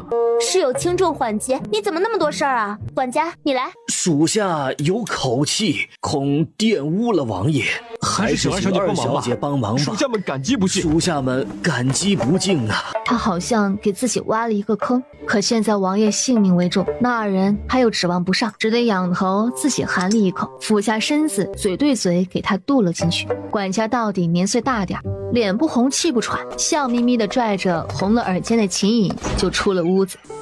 老王，你说要是二小姐知道了，会不会砍了咱们？不会。你怎么这么肯定？嘿，你呀，还没有情窦初开过吧？你没瞧见刚刚二小姐下车时那被吓得苍白的脸色？我还一直以为是咱们主子一厢情愿，现在终于安心喽。你就把心放进肚子里吧，天塌下来还有咱主子顶着。前几日见到王爷还生龙活虎的，怎么今日就沦落到如此境地？王爷，你快醒过来吧！若是让那些被你得罪过的人看到，不定怎么痛快呢。病床上的萧明玄没有反应，都昏迷不醒了，还怕扎针？长宁王朝天不怕地不怕，无人敢惹的战神王爷，现在被打脸了吧？刺客都敢在皇城脚下直接对王爷动手，看来压根就没把王爷放在眼里呢。王爷，你还不醒来吗？找到那些刺客，把他们打个落花流水，报今日一箭之仇。洛二小姐，药煎好了，端过来。你出去吧。是。骆九离用勺子舀了点药汁，送到萧明玄唇边喂他。只是不出意外的，药汁顺着唇角流了下来。啊，我真是欠你的。当你的解药，还要喂你喝药，你可知我最讨厌喝这种苦兮兮的药了。骆九离坐下，仰起含了一口苦兮兮的药汁，嘴对嘴渡进了萧明玄的口中，却不知病床上的萧明玄睫毛微微轻颤，嘴角机不可见的勾了，随即又恢复如初。脉象倒是平稳有力，看来毒是彻底解了。我还在犯愁，明日就是15了，怎样帮王爷抑制那咒术？谁曾想王爷竟然会出事，难不成王爷身上的咒术被有心人知道了？洛九离根本不知道自己是什么时候睡着的，病床上那个中了毒、脸色清白的人已经悄然醒来，然后下床温柔地把他抱了起来，放到自己的床上，坐在他身边，伸手附上他的手指，与他十指紧扣，眼神温柔又缱绻地看着他的容颜，嘴角全是止不住的笑意。相较于萧明玄对洛九离的贪恋，此刻大司马府后宅玉翠轩里，胡冰玉简直嫉妒到了疯狂的地步。清白尽失的贱人，笨手笨脚的狗奴才，奴婢该死！大小姐饶命！闭嘴！你不过是自己摔倒了，何须来向本小姐求饶？你给本小姐爬过来！小丫鬟满脸的惊恐，但又不敢忤逆胡冰玉，一言跪着爬了过去。你不是要向本小姐求饶吗？那本小姐就让你求个够！大小姐，饶了奴婢吧！求大小姐饶了奴婢！饶你？本小姐为何要饶你啊？瞧见你这张脸蛋我就生气，我倒要看看，为了他你还能不能出去勾引男人？大小姐，奴婢没有勾引你男人。那又如何？本小姐说你勾引你就是勾引了，谁让你长着一双与那个贱人有着7分相似的眼睛呢？姐姐，你这是在干嘛？没什么。韩玉，你怎么来了？我听到你院子里有动静，就过来看看。丫鬟不懂事，把她打发了便是啊。姐姐何苦与她置气？况且晚上各院子都休息了，要是让祖父知道，姐姐又该被罚了。我知道了，太晚了，你快回去休息吧。既如此，姐姐也早些休息吧。随即站起身出了屋子。二小姐不是有话要告诉大小姐吗？还告诉什么呀？显然大姐已经知道九王遇刺、洛九离去九王府的事了，要不然她也不会大晚上这么生气。王爷，您体内的毒素已经彻底被清除干净了。出去吧。是。老大夫低垂着头站起身。大夫，请。老大夫点点头，跟着管家出了屋子。秦颖，主子，你给我看到洛二小姐给本王解毒的药。二小姐只拿了一包药粉，说是能解百毒。至于是什么药粉，叫什么名字，二小姐并没有说。属下本来还想着，如若二小姐的药粉不管用，便偷偷给王爷服下解药。没成想，那药粉竟然能解佛类的毒性。宫里怎么样了？皇上知道了，大发雷霆，还派出了御林军。至于玉福宫和凤仪宫，2宫倒是安静。他们也不过是表面上的安静而已。自从本王回京，吓得那些人寝食难安，人前背后小动作不断。这些人真是把王爷当成了眼中钉肉中刺，一个个耳聋眼瞎，就连脑子都裹上了浆。他们有这种心思也是人之常情。皇上正值壮年，久久未立下太子人选，而5个皇子中，老大虽为长子，性情相对温和，行事沉稳有度，从不得罪人，颇得大臣们拥护。只是可惜母家只是个正二品，老二老三，一个是贵妃之子，一个是皇后之子，一个背靠太后和大司马府，一个是嫡出血脉，背靠丞相。母家皆是1品大员，那2位野心昭昭，还真当别人不知道似的。至于老4、老5，一个16，一个13，一个喜欢习武，对那位置漠不关心，一个年纪尚幼，尚构不成威胁。所以他们的目标便指向本王，表面上一个个尊本王为皇叔，实际上却恨不能日日监视本王的一举一动。可那些人根本不知道，他们恨错了人，本王的目标不在长宁王朝。哼，既然他们有此等心思，那本王就将计就计。王府里的那些奸细可都处理了？一个不剩，全部按照刺客论处了。清除了这些眼线。今日后，晋府的所有下人必须盘查3代以内，不许有任何纰漏。是。花兰州到哪儿了？回主子，已经进了京郊。花公子来信，说是要昭王殿下过个意义非凡的8月15，待16后再进京。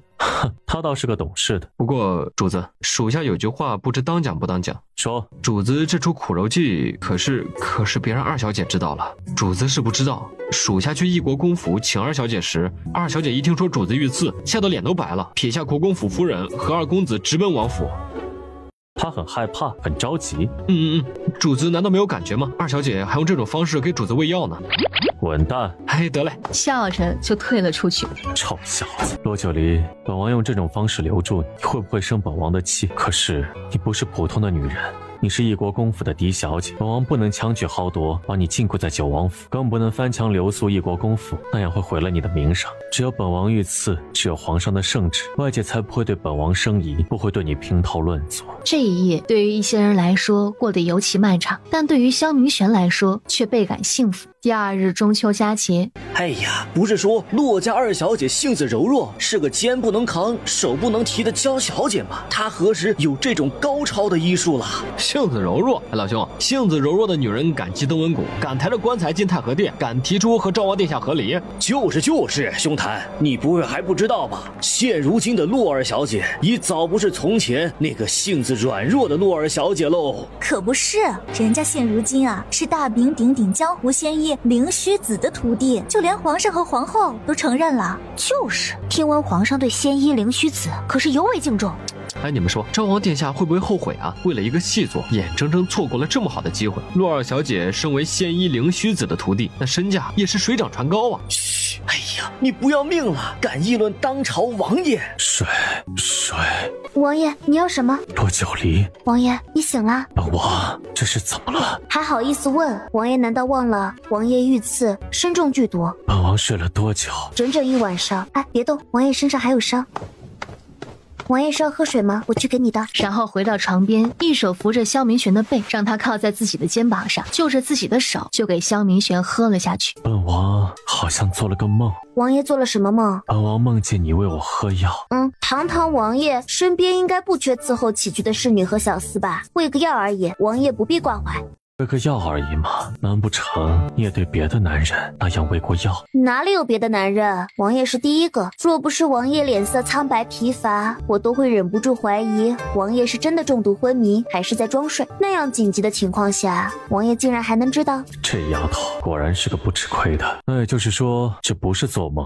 王爷就把我当成王府里的那些侍女和小厮一样看待就行。无论我做什么，都是为了王爷的身体着想。那不一样。有什么不一样的？不一样，你跟他们不一样。骆九离，你跟他们不一样。骆九离，你能明白本王的心意吗？王爷，你现在的身体状况适合说这些吗？哎，王爷，小心呛到气管，快侧着身子。骆九离，就是因为本王身体如此，所以才不得不说。你知道的，本王是皇上的兄弟，虽然皇上对本王还算是信任，可无论年龄还是本王手握的权势，都足以引起别人的忌惮，指不定哪天就一命呜呼了。到时候心里的话来不及说，难道你要本王带到地府里去？不许胡说！王爷本身武功高强，身边又有秦颖和其他暗卫保护，哪有那么容易就一命呜呼啊？何况我答应过王爷，成为九王府的府医，由我把王爷的身体康健，并把王爷长命百岁。好，骆九离，一定要说话算数，保本王身体康健，长命百岁。这男人手劲太大了，这么大的手劲哪里像是受伤的？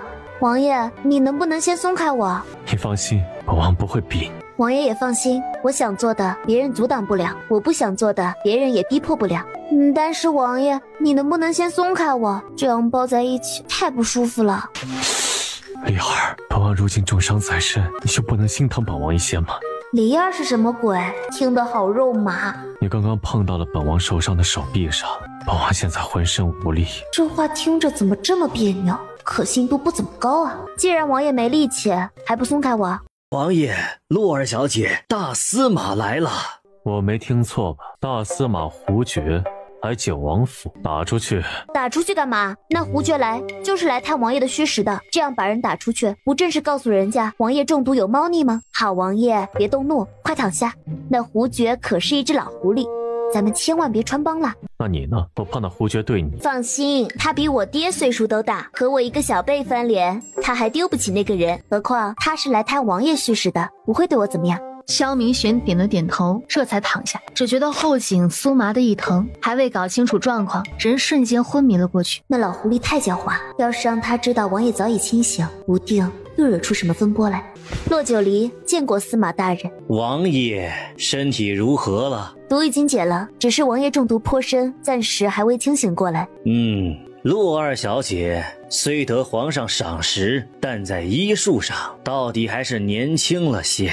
何大夫。司马大人，这位是何祥言何大夫，一直跟在太后身边，太后的銮驾还在半路，可是听说九王爷遇刺，担心不已，特命何大夫不分昼夜赶路回京。既然王爷中毒还未曾醒来，那就让何大夫为王爷把脉诊治吧。骆九离，这可是太后的懿旨，太后身为长辈，担心九王的身体乃是情理之中，你阻拦何大人诊脉，该当何罪？司马大人，小女并未阻拦，只是皇上下的圣旨让小女为九王爷诊治。如若小女半途而废，或者没有把皇上的圣旨贯彻下去，那岂不是就成了欺君之罪？你拿太后的懿旨来唬我，那我就拿皇上的圣旨来阻你。何况何大夫是师承名门还是姓名世家，医治水平是高还是低，这些小女都不得而知，所以小女不能让。这不仅关系到欺君之罪，还关系到小女颜面的问题。更重要的是，何大夫的名讳小女还真未曾听说过，谨慎小心些，司马大人应该能理解吧。老夫服侍过2任帝王，也与当朝名声显赫的权臣之间来来回回的周旋了一辈子，除了皇上，从来都没有谁敢和我这般说话。骆九离，你是第一个。司马大人说起来也是我的祖父辈，何况我们义国公府现在只有我和我母亲孤儿寡母的在京，父亲和大哥远在宿阳练兵，我一个小孩子，说话做事欠缺了些，司马大人应该也不会与我计较吧。而且司马大人作为我长宁王朝筑天踏地的基石，2朝元老，听说当年在与外敌的对阵中，谈笑间强弩灰飞烟灭，何等威风！这种威风，司马大人应该不会用在我这个小丫头身上的。这顶高帽压下来，老夫如若再和你计较，岂不是让外人议论老夫欺负你们孤儿寡母了？洛二小姐所担心的，无非就是何大夫的医术。何大夫乃是姑苏人士，医术世家，4代传承，在医术上，洛二小姐大可放心。何大夫，吴大小姐说你是医术世家，4代传承，可是真的？自然是真的。洛二小姐连姑苏何家都没听过，倒是孤陋寡闻了。哼，是吗？那请问何大夫，既然姑苏何家如此厉害，敢不敢与我比试比试？比试？比试什么？医术、毒术，任你挑选。只要你赢了我，我就推到一旁，让你给王爷诊脉。如若你输了，怎么来的，你们便怎么离开。这个比试公平吧？骆九离，我们是来给九王爷看诊的，不是来跟你比试的。吴大小姐，我刚才说了，我是奉了皇上之命来给九王爷诊治。如若我半途而废，或者没有把皇上的圣旨贯彻下去，那就是欺君之罪。吴大小姐平日里端庄娴雅，这个时候不会连皇上的圣旨都看不在眼里吧？难道吴大小姐的端庄娴雅都是装出来的？骆九离，你……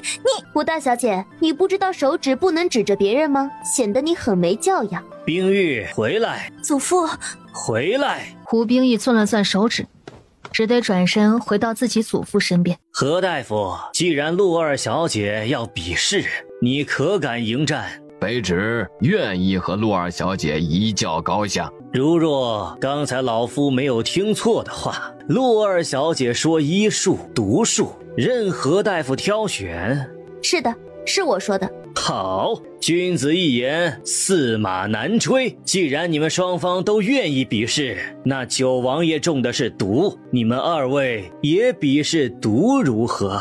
我同意。好啊，陆二小姐，不可！一个管家，一个暗卫，谁给你们的胆子，敢驳了这个赌局？你们2个退下。既然是毒术，怎么赌？司马大人，还请大人派人去找2条大小相近、一模一样的毒蛇来。毒蛇？贱人，今天就是你的死期！很快，吴觉的人就寻来了2条大小相近、一模一样、浑身翠绿的竹叶青蛇。竹叶青蛇，剧毒无比，不行，我要出府。也许二小姐可以对付。上次抓燕听莲时，王爷也是中了燕听莲的蛇毒，是二小姐救下了王爷。也许今日二小姐……2位，毒蛇我找来了，2位想要怎么比试？不过老夫倒是觉得，二位都是以慈悲为怀、救人性命的医者，定不忍心让外人以身试毒吧？司马大人，此事万万不可！司马大人三思，陆二小姐乃是异国公府嫡出小姐，如若陆二小姐以身试毒出了事，不说国公爷那儿交代不过去，就是九王爷和皇上那恐怕……哼，你们三个算个什么东西？比试毒术是陆二小姐提出来的，赌约也是陆二小姐定下的，怎么难不成陆二小姐怕了？既然怕了，那就让何大夫给九王诊脉吧。既然司马大人发了话，小女自然没有拒绝的余地。秦颖，你们三个退下。二小姐，属下愿意替二小姐以身试毒。你替洛九离以身试毒？笑话！你算个什么东西啊？你有什么资格参加这场比试？怎么，洛九离，你空口白牙，想要说话不算数？你可别忘了，这比试这赌约是你提出来的，还是说你对九王爷并不是那么尽心竭力？只不过是故意轻视太后娘娘的懿旨，与我们大司马府的一片好心。哼，胡冰玉，人心不足蛇吞象。小女与何大夫二人以身试毒，看谁能在最短的时间内解毒，变为胜方。司马大人可是这个意思？胡觉点点头，心里惊愕这个洛九离的肆意与镇定。那司马大人定然也记得赌约吧？只要是何大夫赢了我就推到一旁，让他给王爷诊脉。如若是他输了，那么您三位怎么来的，你们便怎么离开。好，只要是陆二小姐赢了，老夫带人马上离开九王府。管家，去给我准备半盆冷水。是。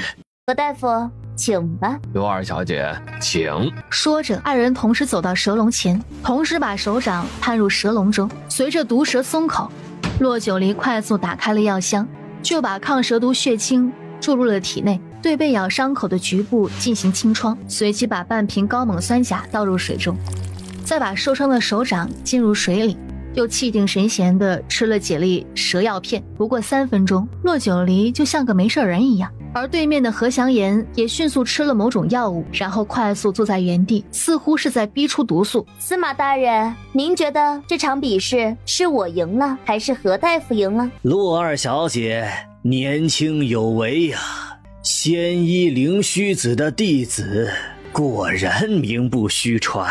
恭送司马大人。洛九离除了皇城里的，这京城中从来都没有谁敢明目张胆地阻拦过老夫。那是因为谁也不是我。哼，丫头，别太狂妄了。陆二小姐，您真的没事？没事，我就是羡慕。要是我也有王爷那强横的内功，也尝试用内功逼出毒素，是个什么体验？二小姐要是也想习武，主子会是个很好的师傅，这样主子和二小姐也能增进感情。管家也是笑着点头，走到床边，想要叫醒王爷。别叫了，大司马进府的时候，我就用银针刺中了王爷的哑门穴，只有王爷真正的昏迷，才不会引起大司马的怀疑。你这会儿叫醒王爷，让王爷知道了刚才的事，你觉得王爷会善罢甘休吗？该死！那大司马奉太后懿旨前来，显然就是来试探主子遇刺的虚实。还有那胡冰玉，他对二小姐似乎怒恨滔天，此女恐怕对二小姐是个隐患。要说这隐患也是你家主子带来的。那胡冰玉身为大司马的孙女，不仅人长得美，而且听说才情出众，是京城里被人称颂的才女。当然，这些都不是最重要的，重要的是胡冰玉倾心你家主子，为了嫁给九王爷，她可是都把自己都等成了老姑娘。二小姐真是冤枉我家王爷了，王爷与胡冰玉什么事也没有，是那胡冰玉自己一厢情愿，王爷根本就没把她看在眼里。我不过是随口一说，这件事不要再议论了。现在更重要的是派人护好王府，那胡觉白日里没有探到虚实，也不知道会不会善罢甘休。陆二小姐所言极是，属下这就吩咐下去，派人仔细巡查，绝不放过任何蛛丝马迹。去吧，秦颖、秦武，你们俩也出去吧。是，二小姐。这一睡直到太阳落山，萧明玄才从床上醒来。陆九离、胡觉他们呢？走了。走了？他们怎么走的？以本王对大司马的了解，他怎么可能那么轻易的离开？胡爵就是再无法无天，也不能大得过皇上的圣旨啊！难不成我拿皇上的圣旨压他，他还敢抗旨不成？本王躺下的时候，你是不是对本王动手脚？我拿银针刺中了王爷的哑门穴，只有王爷真正的昏迷，才不会引起大司马的怀疑。怎么，我擅自做主，王爷还怪罪我不成？本王怎敢怪罪？感谢你还来不及呢。怎么了？撞到伤口了？啊，真是活见鬼了！怎么让他看起来真有几分弱不禁风的感觉？弱不禁风？洛九离在想什么？唉，谁说阎罗王就没有虚弱的时候？经此一番刺杀中毒的折磨，铁打的人也够呛啊！到底是自己心软，还是看不得他受伤？算了算了，谁让他是病人呢？王爷，你现在想吃点东西吗？我已经提前让厨下熬了清粥备着。好。洛九离起身，去门口吩咐了一声：“洛九离，为本王。”王爷是在命令我？如若是命令我，那我就为王爷。这个臭男人明明喜欢我，还放不下亲王的架子，一口一个本王，如此大男子主义。我如若是这个时代的女子，可能会觉得自己的门第高攀了他，甚至会欢欢喜喜的答应。可惜我不是。本王没有命。吃。明明刚刚还高兴的他，对本王还温柔备至的他，怎么转眼间就不高兴了呢？到底是哪里出的问题？只能硬着头皮在他目光灼灼中把一碗粥给他喂完。洛九离又亲自服侍他漱了口，转身就要出去。洛九离，你干嘛去？你要丢下本王一个人？本王现在可是伤患。王爷，洛尔小姐为了您都受了伤，您怎么就不知道慰问一句呢？王爷，您吃饱了，我也得去吃饭啊。转身出了屋子，去花厅吃饭。秦莹、秦武，你们进来。主子，刚才洛九离出屋时是什么表情？属下瞧着好似不太高兴，属下瞧着好像还真是不太高兴。是本王说错话了吗？你们俩听着，是本王说错话了？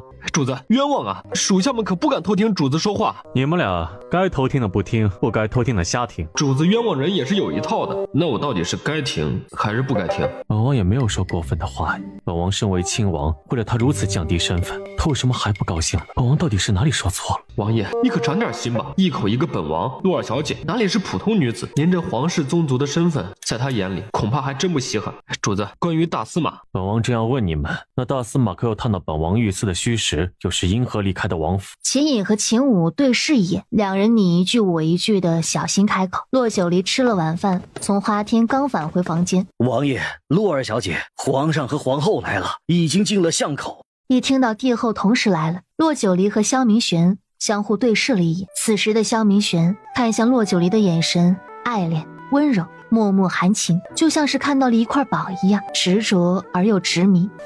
王爷，快躺下。洛九离，为了本王，你受伤了。王爷都知道了。你不让他们告诉本王，是怕本王按捺不住去找大司马的麻烦，自己却受着委屈。我不委屈。洛九离，这个仇本王记下了，早晚让胡爵以牙还牙。好啦，现在不是说这件事的时候，王爷还是快些躺下吧。谁知道会不会是大司马去皇上跟前告状了？哼，只怕皇兄根本不屑于他说的那些话。你刚才为什么生气？我没生气，王爷快躺下。不，你生气了，你在生本王的气。我真的没生气，王爷看错了。本王不是瞎子，你就是生气了。我没生气。洛九离，你不说，本王便这样与你僵持着。你大概也能明白帝后为何同时来九王府吧？本王受伤中毒，昏迷不醒，如若让皇上看到本王现在这种状态，会不会赐个本王欺君之罪？我生气了，我生气你一口一个本王的自称，生气你没有把我与某些女人区分开。行了吧，现在知道原因了，能躺下装死了吗？奇怪了，本王怎么没有暴跳如雷，没有生气，反而觉得他那咬牙切齿的模样还怪可爱的。洛九离，一会儿无论皇上说什么，你都千万不要离开。今日是15，我不会离开的。洛九离，待皇上走了，本王我再和你解释。说着闭上眼睛，顿时呼吸微弱了起来。难道拥有内功的人能随意改变自己的呼吸状态？臣女洛九离参见皇上、皇后娘娘。免礼。九王现在如何？什么时候能醒来？回皇上，王爷中毒颇深，虽然毒素已经清理了，但想要真正清醒，恐怕还要再等上一日。窦二小姐，九王中的到底是什么毒，竟如此霸道？回皇后娘娘，王爷所中之毒叫佛类。佛类那是什么？佛类是一种长在大泽之中的毒草，京城内很少有。人间有谚语，佛法二字人人知有，佛类砒霜，哪容下口？由此可见，佛类之毒性比砒霜不相上下。到底是什么人，竟然胆敢刺杀当朝亲王？他用了这么恶毒的手段。皇上看了看躺在床上呼吸微弱的萧明玄，低头也不知在沉思什么。骆九离，臣女在。你救治九王爷有功，这些都是赏赐给你的。臣女谢皇上赏赐。罢了，九王尚未清醒，你还不能离开九王府。至于你母亲那儿，你也大可放心，你父亲和你大哥已经回京，待过了中秋佳节再返回军中。怎么，九王没有告诉你？父亲和大哥回京与九王爷有什么关系吗？皇上，皇后娘娘回宫。王爷，皇上说我父亲和大哥回京了。萧明玄点点头，看着他唇角勾起的笑，心情也宽慰了。让我父亲和大哥回京过节，是王爷的意思？本王只上了一道奏折。听说东周屯兵边疆，这个时候我父亲和大哥回京，会不会？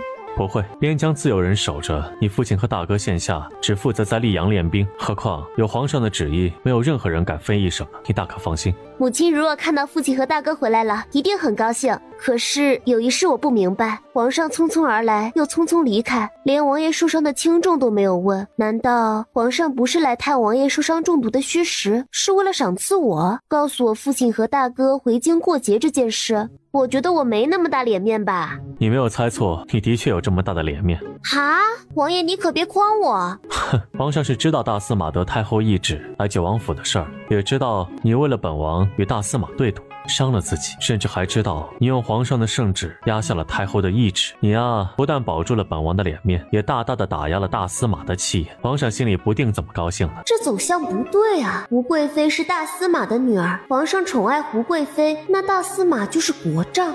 我把国丈气个半死，皇上竟然还赏赐我。太后是皇上的母后，可我用圣旨压下太后的懿旨，皇上不怪罪我，却还挺高兴。自古皇室多争乱，恐怕这皇室里背后的隐秘我还没有探到吧。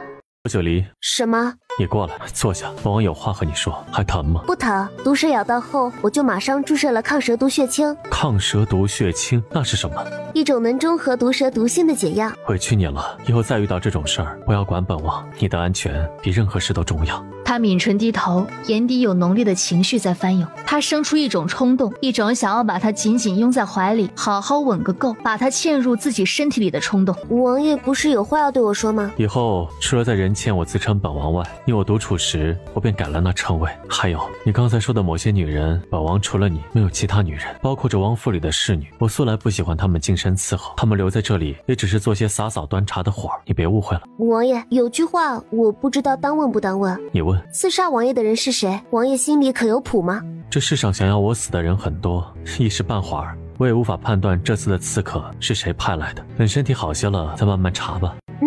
那些刺客可是都伏诛了？所有参与刺杀的刺客，除了外套一人，其余人等全部伏诛。至于御林军有没有抓到那个人，这就不得而知了。竟然还被逃了一个，那王爷岂不是很危险？那人会不会再返回京城刺杀王爷？不会，放心。施嬷嬷，我是不是听错了？怎么听到院外有国公爷的声音？夫人，奴婢听着也像是国公爷的声音。快扶我出去看看。是。徐嬷嬷扶着国公夫人快步出了屋子。是老爷，还有大公子，大公子也回来了。夫人，我这不是在做梦吧？你们父子竟然回京了，可是皇上下的圣旨。孩儿，给母亲请安。快起来，快起来，快让母亲好好看看。半年未见，我的孩子黑了，但也壮实了。大哥一回来，我这个做小儿子的就失宠喽。你都多大的人了，还争宠？切，这半年来身体可好？好，身体好着呢。进屋，咱们都进屋说话。徐嬷嬷，去告诉厨房，今晚的饭菜全都做成老爷和大公子爱吃的。是。一家人欢欢喜喜进了屋子。夫君为何会回京？可是皇上下的圣旨，怎么府里一点风声都没有听到？听说是九王爷上的折子，让我和元良回京过节，节后再返回溧阳。九王爷，母亲，的确是九王爷上的折子。国公夫人这回是不得不信了，抬头和自己的小儿子对视了一眼。怎么了？国公夫人知道有些事瞒不住，遂自己斟酌着把小女儿骆九离与昭王和离的事情与他们说了一遍。什么？母亲说的可是真的？昭王竟然如此苛待九儿，为了一个贱妾，差点置九儿一尸两命。当初父亲母亲一大家子都不喜欢她嫁给昭王，可那个臭丫头偏偏非昭王不嫁，遭遇了如此虐待，她竟然不向家人倾诉一句。夫人，你刚才说圣上已经查明那昭王府里的侧妃燕听莲是桑拿国细作。父亲，小妹的事儿难道父亲就不管了吗？为父知道你要说什么，但身为臣子，身为军人，这种时候尤其要冷静看待这件事。那燕听莲身为桑南国的细作，只要潜伏在昭王身边打探军情便可，为何偏偏要处心积虑地嫁给昭王？为何要蛊惑昭王虐待，甚至亲手杀了自己未出世的孩子？如若只是做药引，以他昭王侧妃的身份，不难办到。父亲的意思是，那燕听莲想要引起两府恩怨，引起一国公府对昭王甚至对皇上的不满。毕竟昭王是皇上的儿子，即便他做的再过分，皇上也不可能为了一个臣女下旨诛杀自己的亲儿子。可如若不能狠狠惩罚昭王，势必引起国公府的不满，更有可能愤怒中的父亲和我们兄弟在看到九儿的惨况之后会打上昭王府。可皇权不容侵犯，假如真到了那种地步，皇上会怎么想？我们国公府会不会因为这件事情和皇上离心？切，您怎么了？啊，没什么，我就是觉得后怕。既然小九已经与昭王和离，那昭王便不再是我国公府的夫婿，以后你们再见到他，也只当他是个王爷罢了。父亲，那他虐待九儿的事儿就这么算了？你以为他当初为何处心积虑的迎娶九儿啊？为了得到父亲的支持，毕竟皇上还未立太子，任何王爷皇子都是有机会登上那位置的。那他虐待九儿，九儿又与他和离了，你认为为父还会支持他吗？如若是我会死死压制他。不但要压制，我还要手撕了他。何况经过这件事儿，他就已经与那太子之位无缘了。可父亲，毕竟昭王是胡贵妃的儿子，身后既有太后，又有大司马府支持，只怕这件事不会对他有太大影响。皇上又不是只有他一个儿子，皇帝立太子，要么战嫡，要么战长，继承顺序是以嫡子优先，年长优先。他非嫡非长。可老爷别忘了，昭王虽然狂傲自以为是，但却是4位成年的皇子中唯一一个上过战场有军功的。那又如何？成为皇储可不是只有军功才能行。那昭王德行比不上大皇子的沉稳有度，行事又比不上3皇子的清风霁月，性子比不得4皇子活泼，简直是事事不如人呐。当初九儿是鬼迷心窍了，怎么会看上这么一个狗东西？元甲慎言。母亲，既然九儿和离了，必然已经搬回府了，怎么见他出来？昨晚九王爷遇刺，受伤中毒，皇上下旨让九儿去九王府为九王诊治。至于骆九离何时学的医术，与谁学的医术，他便把当初骆九离的原话学给那父子3人听。仙医灵虚子，九儿竟是灵虚子的徒弟。听闻那仙医灵虚子不但医术高明，武功更是出神入化，甚至是个能逆天改命的大能者。没想到九儿在绝境中能柳暗花明，遇到灵虚子。看来九儿果真应承了那句话，大难不死必有后福。骆九离，谢谢你，这是我自成年后第一次能光明正大的过个8月15的中秋夜了，能亲眼看到8月15的月亮有多圆有多亮。以后每年的8月15，不，每个月的15日，王爷都能看到这轮圆月。真的，每年的每月的15日，我都能看到这轮月亮吗？月亮这么美这么亮，如若少了一个人的欣赏，岂不是可惜了？的确，这样漂亮的脸蛋，这样独特的女子，如若少了一个人欣赏，的确是可惜了。不过这欣赏之人只能是他，也必须是他。王爷快看，孔明灯，竟然是孔明灯！洛九离想要松开萧明玄的手指，想要双手合十许愿，可一想到他体内的咒术还需要他压制，松开的手指又慢慢回拢。怎么了？王爷没有许过愿吗？你想许愿？洛九离点点头，没有说话。王爷，你这样大声，小心把人都喊来了。王爷，嘘，快许愿，要不然孔明灯飞走了。他不知道，他抱住的何止是他的身体，还是他想要摒弃一切拿起的世俗红尘。像他这样冷情冷性的男人，如若真的想对一个女人好，便是一辈子的。洛九离感觉自己的情绪都要被这个男人控制住了，这是前世今生2辈子。他第一次犹如一根在瞬间被拉扯到了极点的弦，悸动的只要一拨就断。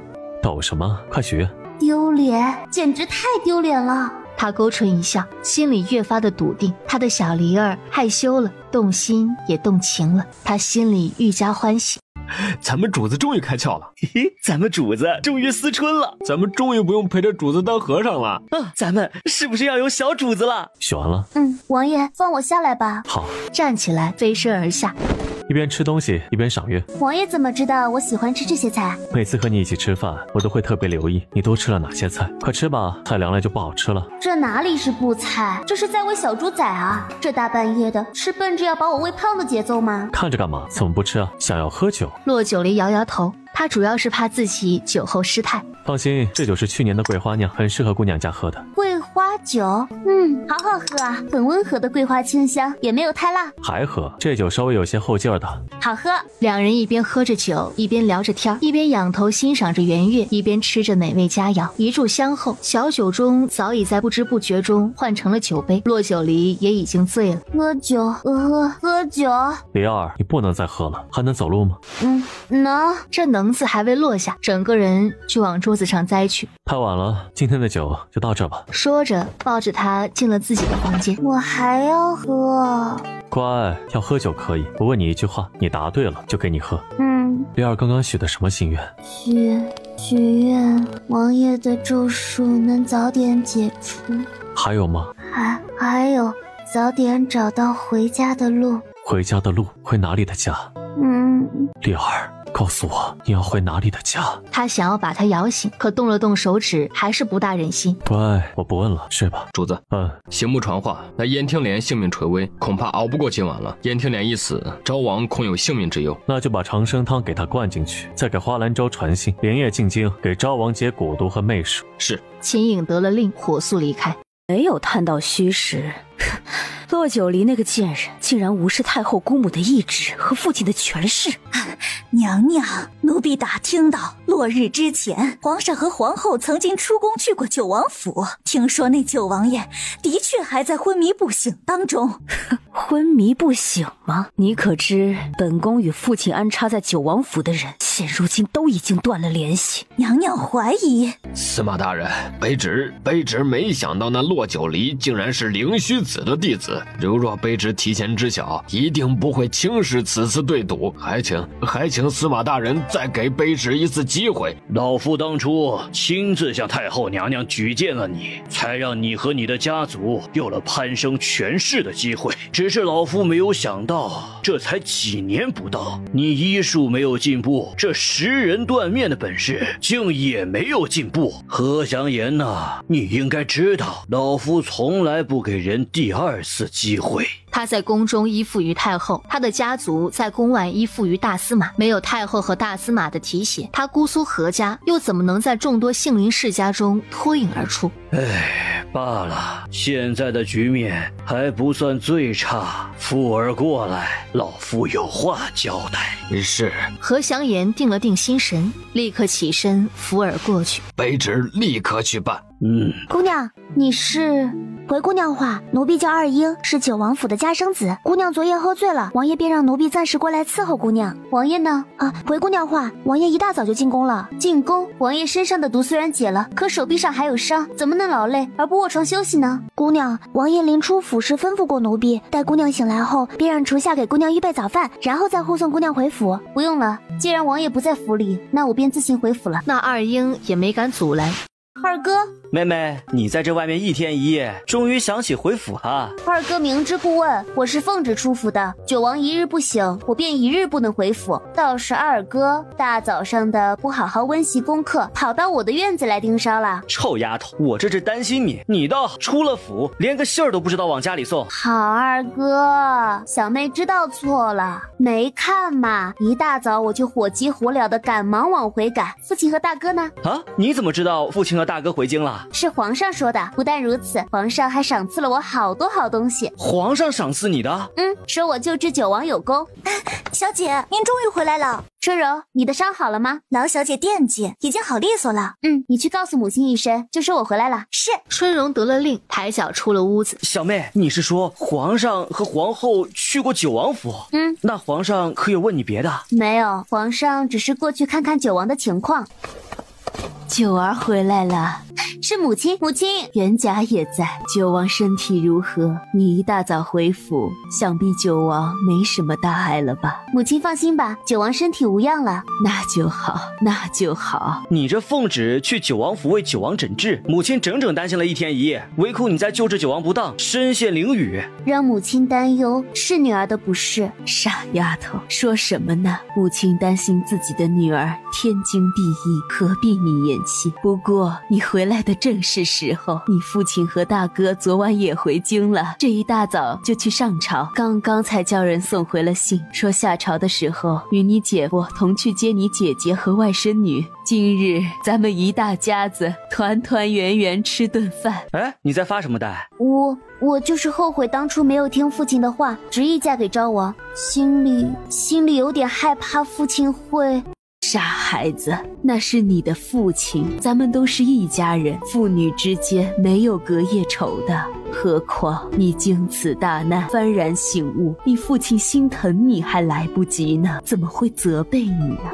从今以后，女儿再也不做让父亲和母亲伤心的事了。傻孩子，如若是从前，你还是那柔弱的性子，母亲自然要事事替你上心。可现在你绝境逢生，性情也改变了好多，母亲是欣慰的，也相信我的女儿经此一事后能慧眼识珠。就是一家人之间没有隔夜仇，无论你如何变，无论你变成什么样子，你都是我们骆家最受宠爱的小女儿。二哥，谢谢二哥。刚才还说自己变厉害了，怎么现在又变成从前那个爱撒娇的小丫头了？你这样也不怕院子里伺候你的那些丫鬟笑话你？他们不敢。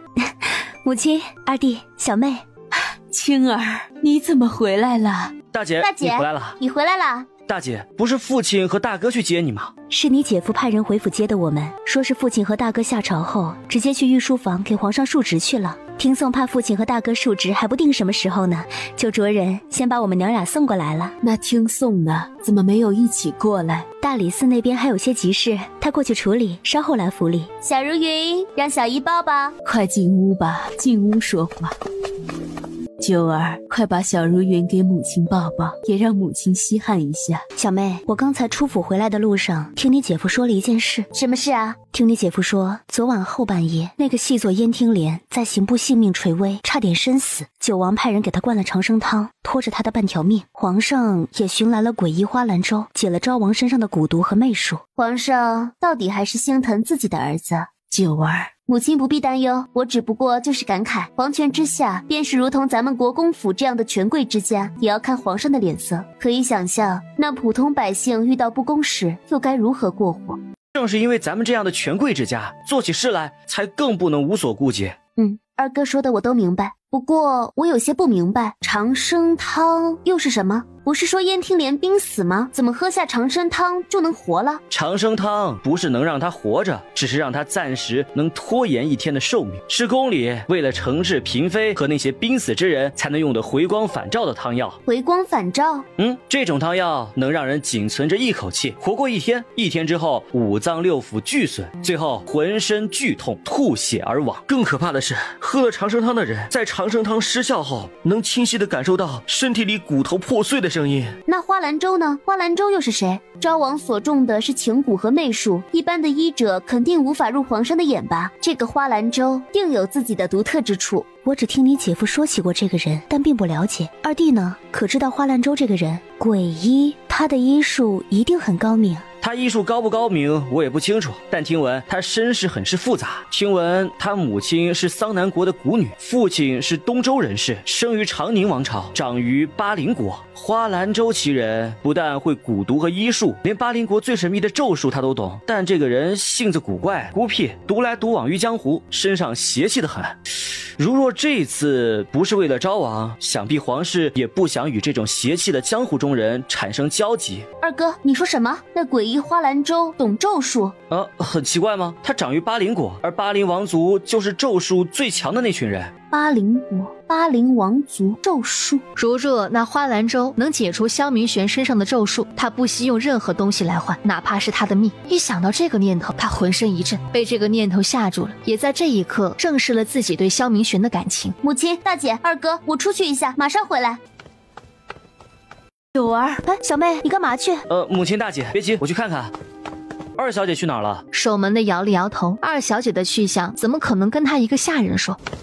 二小姐，您怎么来了？王爷呢？王爷刚刚回府，二小姐请进。嘿呦，二小姐来了。王爷呢？王爷在书房，属下带二小姐过去。好，二人一前一后去了书房。何事？无人答话。萧明玄皱着眉头，抬起头。洛九离，你怎么来了？有急事跑着进来的？王爷，花兰州的母亲是桑南国的蛊女，父亲是东周人士，生于长宁王朝，长于巴陵国，所以他不但会蛊毒和医术，连巴陵国最神秘的咒术他都懂，是吗？所以你这样急匆匆的来，就是为了这个？咒术。那花兰州是不是能解王爷的咒术？如果他能解王爷的咒术，那王爷从此以后再也不用受咒术的折磨了。那你呢？你这样迫切的希望我解除了咒术，是不是觉得每月事务来给我压制咒术，已经打扰到了你的生活？王爷的脑回路也是够清奇的。王爷，你想听真话？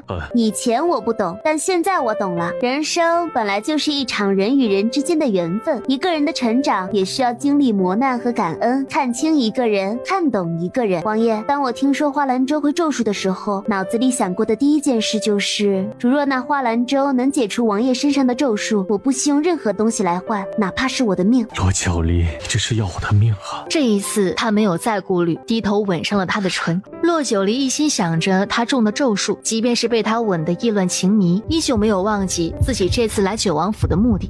他推了推他越来越心跳加速的胸口。傻离儿，如若那花兰州能解除我的咒术，我何苦还要忍受这么多年的痛苦呢？不能吗？他不是长于巴陵国吗？他不是懂得咒术吗？你能为我如此，我很开心。但这件事不是我们眼睛看到的那么容易。他中的咒术乃是巴陵国的黑巫王咒，是巴陵国最高强的一个黑巫下的咒术。那黑巫以生死下咒，所以随着那黑巫的生死，时至今日还未找到解咒的办法。我带你去个地方。去什么地方？按住香后，刑部大牢。天听莲，你没有想过吧？有一日你会如同一条烂狗一样死在这污臭的牢房之中。王爷，能不能想办法让昭王来趟刑部？如果不是为了昭王，皇上也不会留他一条贱命。反之，他苟活于世，心里应该也一直存着希望，希望他心中那个所谓的盖世英雄能够来营救他吧。所以今日我便让他死不瞑目，让他知道当初昭王如何对他宠幸无度，现在就如何对他弃之敝履。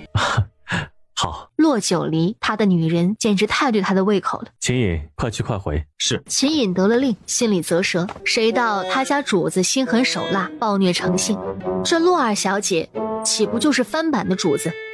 也不知秦隐是用了什么手段，不到半盏茶的时间，便带着昭王来到了刑部大牢。昭王萧朱墨在见到自己曾经宠幸无度的侧妃时，话未出口，人却已经呕吐了起来。王爷，没想到吧，我还能活着出现在你面前。燕听莲，哼，你骗了本王，你个贱人！你给本王下情蛊，下媚术，你让本王疏远洛九离，让本王在大殿之上对义国公夫人大打出手，与义国公府反目成仇。如若不是花兰州，本王今日难逃一死。王爷。王爷呀，你施中了情蛊，可那只能让你对我情根深重；你施中了媚术，可那媚术也不能一直牵制你的心。你这样咒骂我，无非是你不能利用洛九离得到义国公府的支持了。你对他从一开始就存着不为人知的私心，你你觉得他背叛了你，你觉得他与你的好都是虚与委蛇，因为这种种的怀疑才叫我有机可乘。所以王爷，你不要表现得那么深情，其实你没有爱他。而你与我这么久以来，我只是偶尔催动情蛊对你，但是你无时无刻的相信我，你对我知冷知热，你知道我不能生育，便圈进洛九离，只为了用他肚子里的孩子做药引。你心里真正爱的人是我，是我燕听莲。你怎么了？你怎么不说话了？你的舌头被割了。痛快，痛快！你竟然被割了舌头，果真是天道好轮回啊，简直大快人心。闭嘴！贱人，你的声音简直比那砖雕腐肉的老瓜还要难听。你这个下贱的蛊女！贱人，贱人！本王是中了你的蛊术，是中了你的媚术，所以才会在无意识之下那样对待洛九离的。这一切不是本王的错，都不是本王的错。要不是因为中了你的情蛊和媚术，本王何至于成为长宁王朝唯一一个与王妃和离的王爷？本王何至于和异国公府反目成仇，被父皇斥责，被棍刑？所有的一切都是因为你。都是你这个贱人的错！你没有错吗，萧朱墨？果真还是我瞎了眼，看上你这副腐烂的皮囊。那洛九离曾经也中过我的媚术，但第二次他破了。为什么他可以破？当年两国对阵，公主假意诈降，与萧明玄谈判之时，公主对你的皇叔也使用了媚术，可你的皇叔并没有被他蛊惑，而是破解了，甚至当场斩杀了公主。洛九离能破，萧明玄能破，唯独你破不了。你说是谁的错？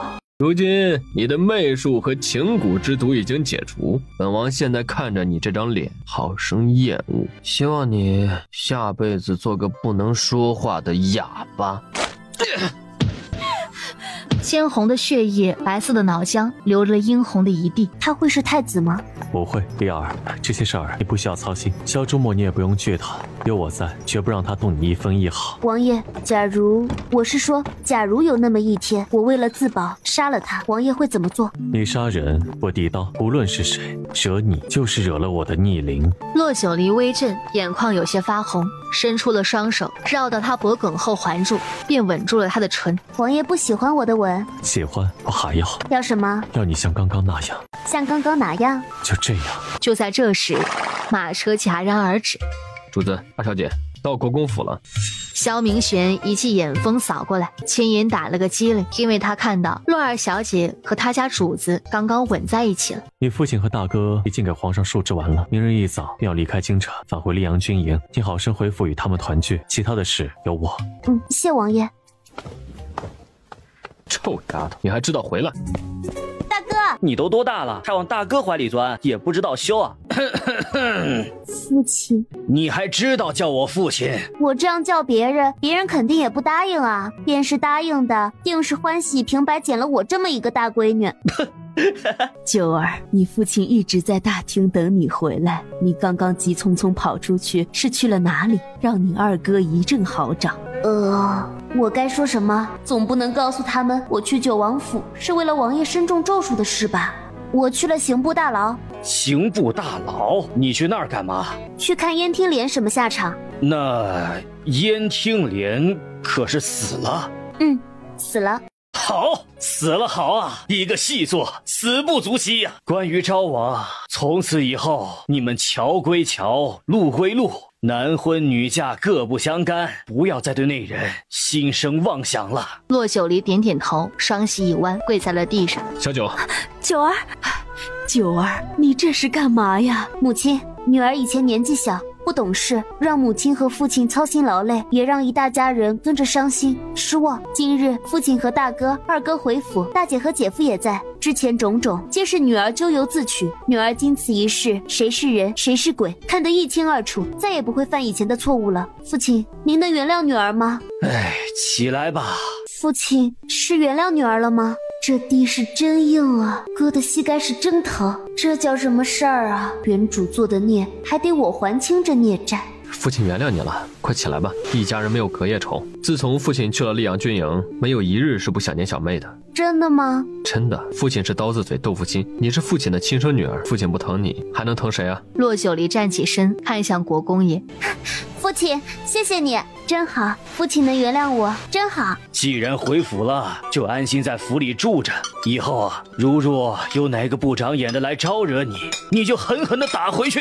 出了事儿，有父亲和2个哥哥给你兜着。父亲是听说了什么吗？怎么会说这话？父亲听说大司马府那个大小姐找你麻烦了，今日早朝当着皇上的面，把那胡弘志骂了个狗血淋头，并且还放下狠话，说如若胡家姐妹再平白无故的惹你，就让你往死里打回去。骆家人不受他们胡家人欺负。我爹就是大英雄。老两口被自己小女儿逗的，心里是一阵妥帖又温暖。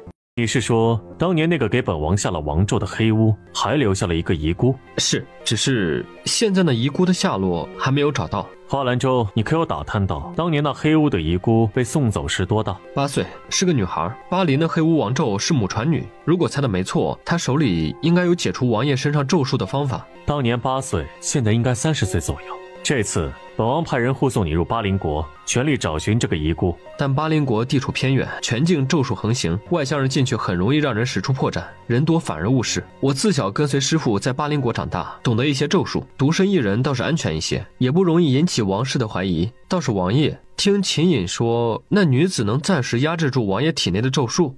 本王也正要问你，你在巴林国内可有听说过，仅仅是身体的触碰便能压制咒术？从未听说。那女子虽然能暂时压制王爷体内的咒术，但玄虫血字玉，王爷也不要忘了叫人寻找。虽然只能治标不治本，但到底能缓解咒术所带来的痛苦。就是可惜，这世上玄虫血字玉极其稀有，王爷便是身在皇室，好多东西也是无法用钱买到的。陈阳和莫寒已经去寻了，你什么时候离京？今晚。昭王体内的情蛊毒和媚术彻底解除了。是，那媚术他自己就能破，只不过他心智不坚，不敢面对现实罢了。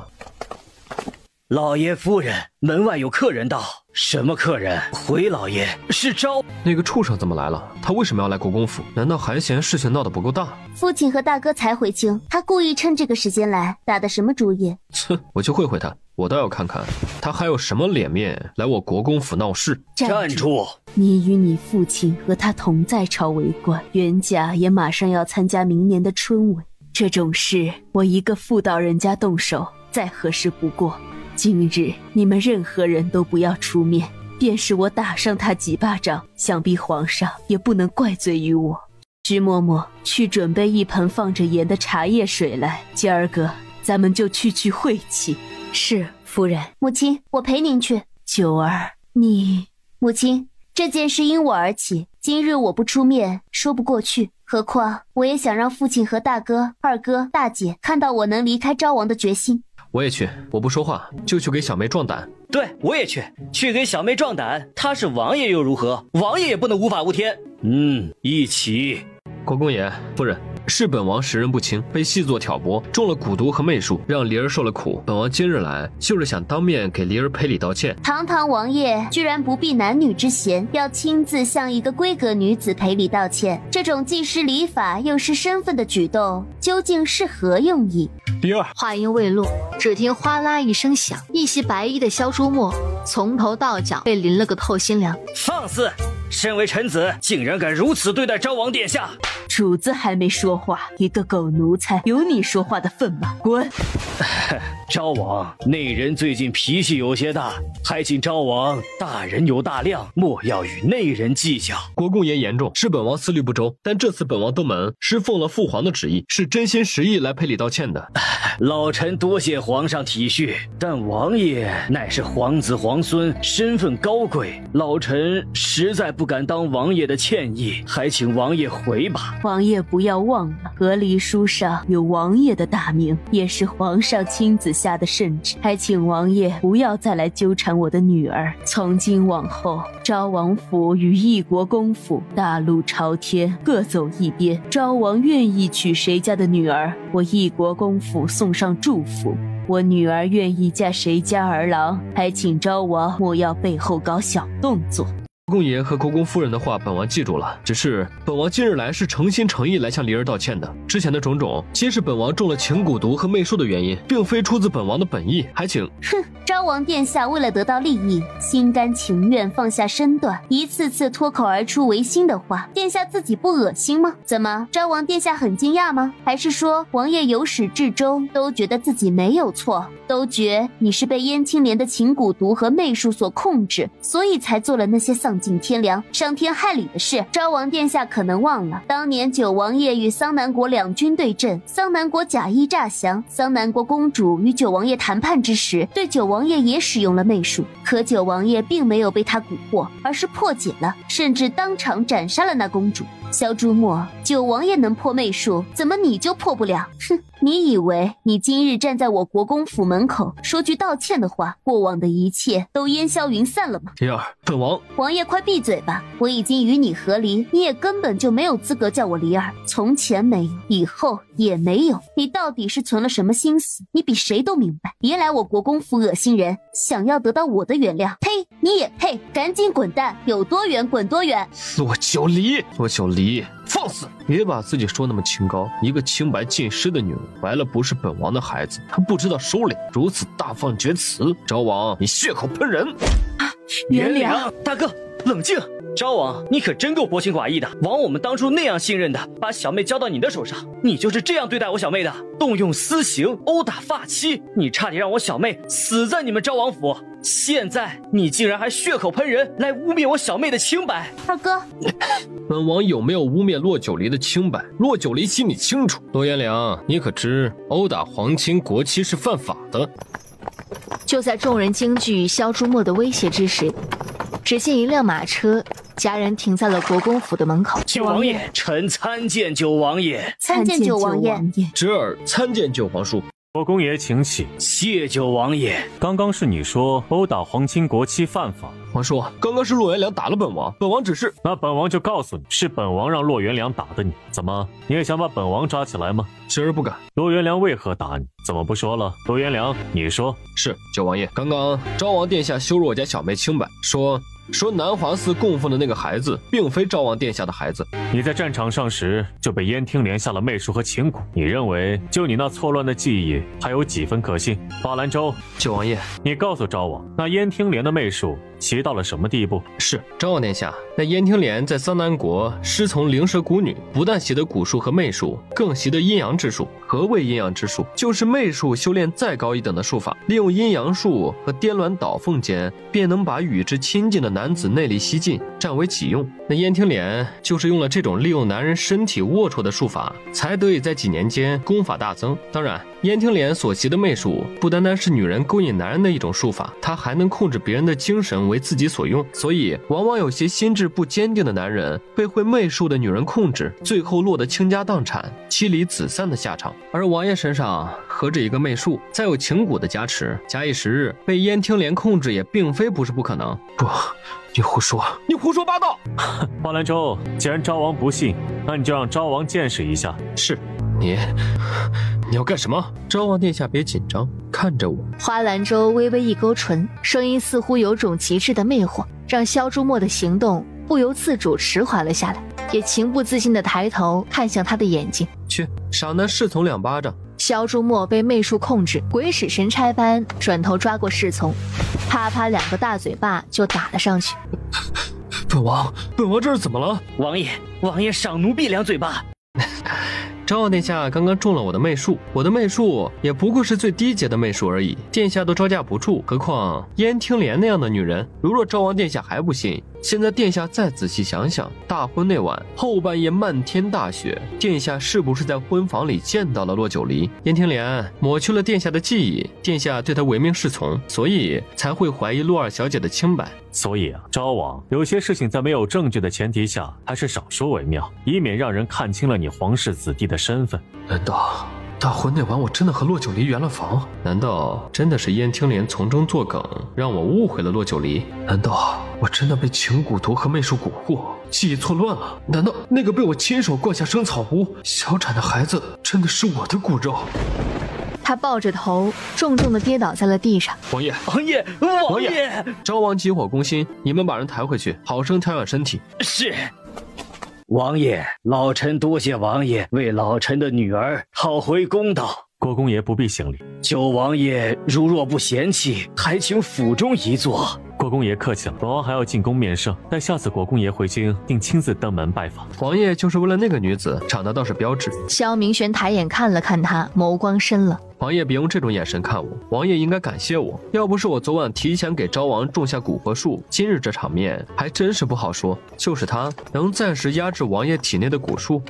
你什么时候离京？现在王爷送我出城。金印出城。是，主子。出了外城，花兰州下了马车，告辞离去。主子为何不告诉洛尔小姐真相？难道就不怕洛尔小姐胡思乱想吗？你觉得国公府能凭一己之力与太后、贵妃、大司马府三方抗衡吗？主子的意思是，燕听莲已死，那件事就成了无头案。便是昭王有嫌疑，没有证据，也只能是怀疑。既然是怀疑，那就让这件事虚虚实实、真真假假，总好过让国公府再多一个敌人。属下就是怕洛尔小姐不懂得主子的一片苦心，万一哪天知道了真相，再责怪主子。无碍。父亲为什么这样看着我呀？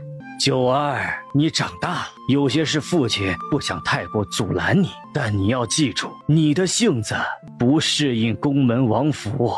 父亲，女儿知道自己在做什么，您放心，经此一事，女儿绝不会那么轻易的把自己交付出去。至于其他的事，女儿自己能对付得来。如若真有难过的坎儿，女儿一定会向父亲开口，请求父亲帮忙。好，那就好。我和你大哥明日就要返回溧阳军营了，今晚咱们一家子赏个团圆月。小妹，如若有困难，也别忘了大哥，大哥也能帮你。还有我，还有二哥。二哥虽然武功不如父亲和大哥，但二哥脑子还算好用，如果遇到苦难，可以给南路书院去信。谢谢大哥，谢谢二哥，这么好的一家人，原主怎么就不知道珍惜呢？怎么为了萧朱墨那么一个狗东西，忍心让这么好的父母兄弟姐妹失望伤心呢？哈，既然要谢，那今晚你就要好好给我和大哥讲讲，你是怎么遇到仙医灵虚子的，又是怎么拜灵虚子为师的？你师父现在身在何处？可有送你什么宝贝？不要担心了，经此一事，他也终于长大了，有了自己的主见。我想他应该知道自己在做什么。可是他也不过才17岁，可他却经历了所有17岁孩子没有经历过的磨难。至于那位的心思，端看九儿的态度。明日我和元良离京，元甲也要进书院了。京城里后宫和各府邸的人情世故，还需要你操劳。那些个人一个个都是善于钻营的，我和他们打不来交道。这些年多亏了有你啊，但好汉难敌4手，猛虎也斗不过饿狼。如若真有那位的帮助，我在军营里也能放心些。至于那位到底是何目的？王爷，绅士奴婢刚刚给王爷熬的燕窝粥，王爷已经1天没吃东西了。贱人，为什么要骗本王？为什么？我看起来很蠢吗？王爷，你是谁？回王爷，奴婢叫柳儿，是贵妃娘娘送进府伺候王爷的。伺候本王？是。既然是母妃送进府的，那本王自然不能负了母妃的好意。这就是男人，纵然没有爱，也可以因为欲望，因为利益，因为种种与任何他不爱的女人痴缠在一起。老爷，大少爷，等等！春荣，放肆！国公府和大少爷面前不可无礼。二小姐，要老爷和大少爷稍等一下，他马上就来。他又赖床了？不，二少爷误会了。小姐昨夜一夜没睡，屋里的烛火一夜没熄，也不知道小姐在干嘛。反正刚才奴婢进屋的时候，见小姐顶着一双黑眼圈。一夜没睡？昨晚不是很早就让她回屋休息了吗？奴婢也不知道，昨晚小姐回去不让任何人进屋，就连奴婢也不行。这正说着话，骆九离风风火火赶了过来。父亲、母亲、大哥、二哥，你这是怎么回事？那不重要，这个才重要。这是我熬了1晚上亲自缝的药包，爹一个，大哥一个。小妹做女工的手艺还是这么别致啊！你别急，等明日你回书院，我也给你缝一个。九儿的心意，父亲很高兴。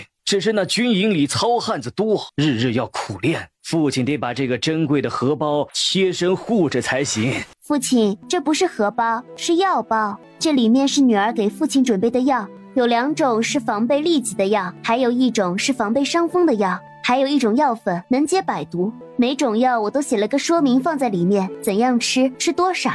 大哥的这个药包里，我放的是1种快速止血的药粉，还有1种药水，能解表化湿、利气和中、外感风寒、内伤湿滞、恶心、呕吐，都能喝那个药水，用途非常多。不过父亲和大哥千万要记住，不要把药包丢了，不要让别人看到了这些药，关键时候这些药可是能救命的。小妹用心了。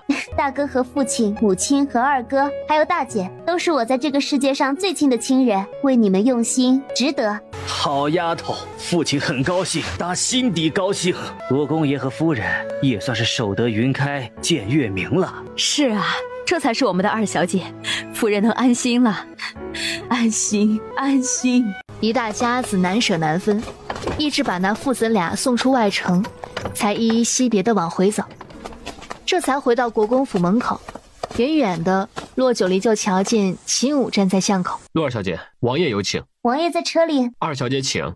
骆九离快步走到马车旁，上了车。过来吧，有没有想我呀？王爷，昨日咱们才见的面。小没良心的，昨日一听说昭王来国公府为难你，便放下了手头所有的事，连衣服都没来得及换，就赶紧带着花兰舟过来给你解围了。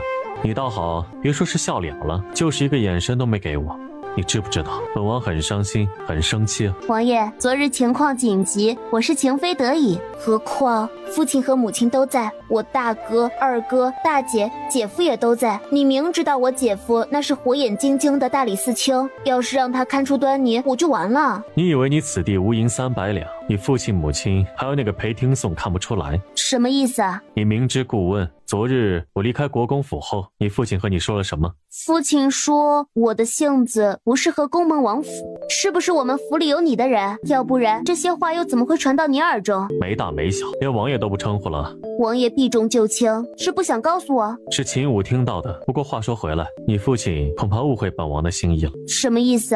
我父亲什么也没说啊，他误会什么？你呀，果真什么也不懂。你父亲肯定以为本王接近你目的不纯。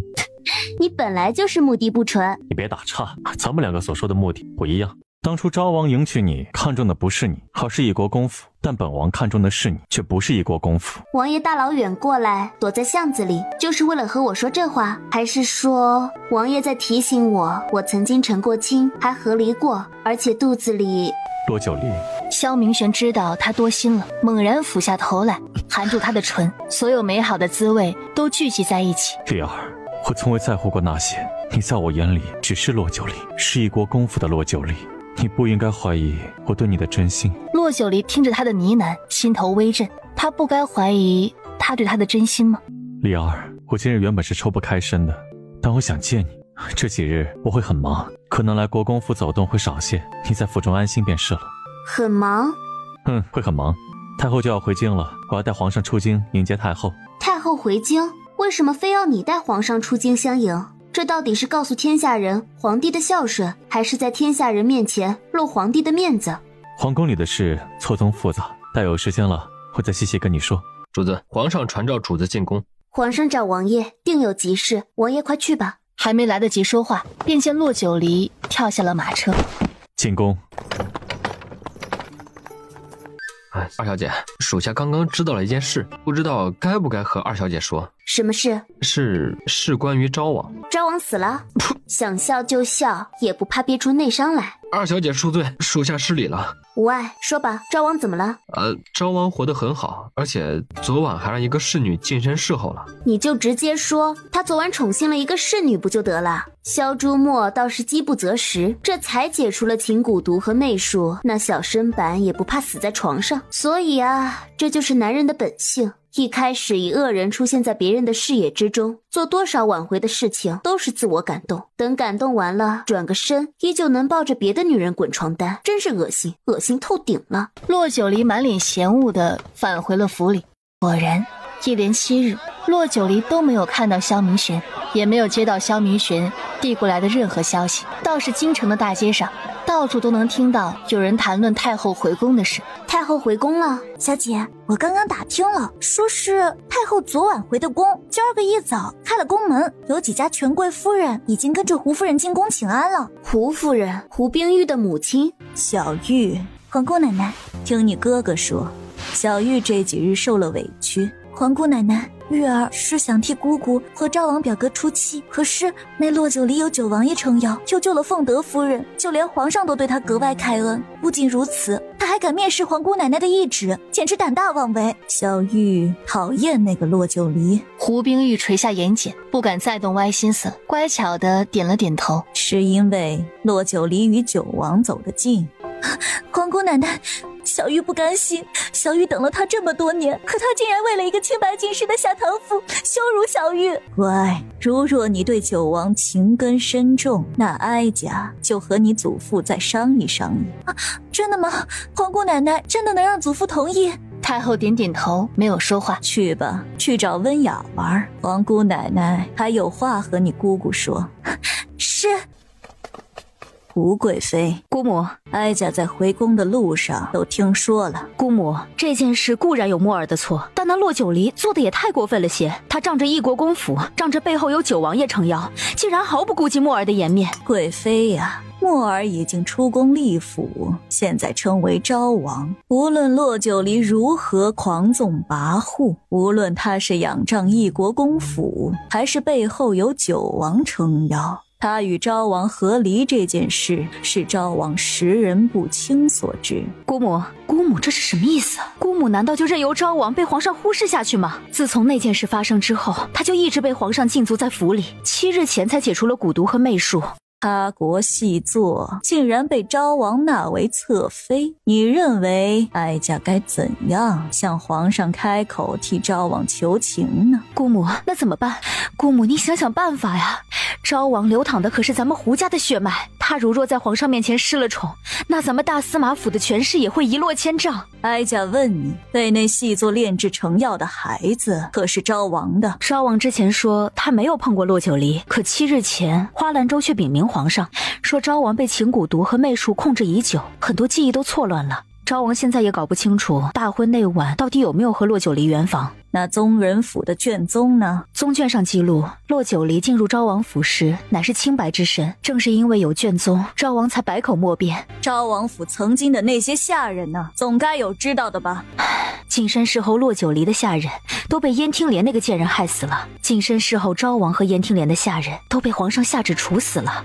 皇上下旨处死那些下人，是怕他们出府胡言乱语，给昭王带来不必要的麻烦。看来皇上还是顾念骨肉亲情的。既然如此，就不要再让昭王人前背后说那死去的孩子是野种了。卷宗不会骗人，但昭王被秦蛊毒和媚术控制却是不争的事实。他都敢在太和殿上当着满朝文武和皇上的面差点掐死骆九离，甚至伤了国公夫人，满口的污言秽语，恐怕没人会相信他的话。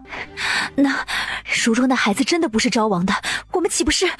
哼，那又如何？人都死了，是与不是已经不重要了。想要让所有人对昭王改变态度，那死去的孩子会是一步好棋。2日后，到底怎么回事？那个狗男人到底是什么意思？小姐别急，如若打探到消息，管家肯定马上就回府禀报了。小姐，管家回来了，还带回府一个人。带回府一个人？谁啊？奴婢不认识。快让他们进来。是。丫鬟跑了出去，引着管家和他身后的人进了屋。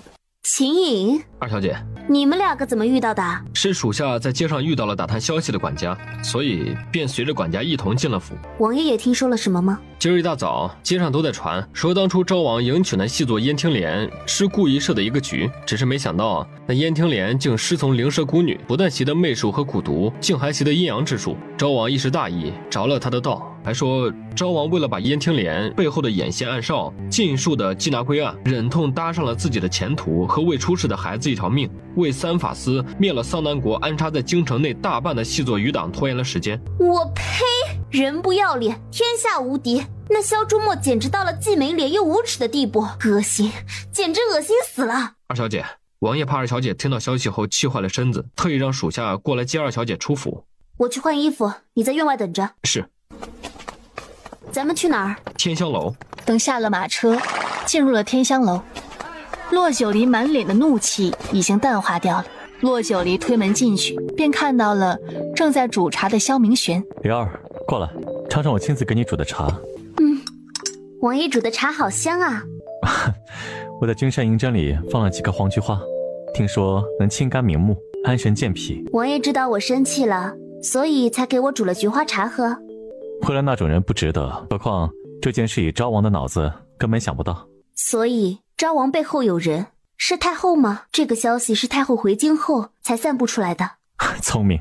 可昭王与我和离的事都这么长时间了，当初闹得满城风雨，燕听莲都死了，太后闹这么一出是什么意思啊？皇上肯定不会相信，朝臣也肯定不会相信，太后的目的何在？舆论无论真假对错，百姓都是人云亦云的，何况世人都有同情弱者的心理。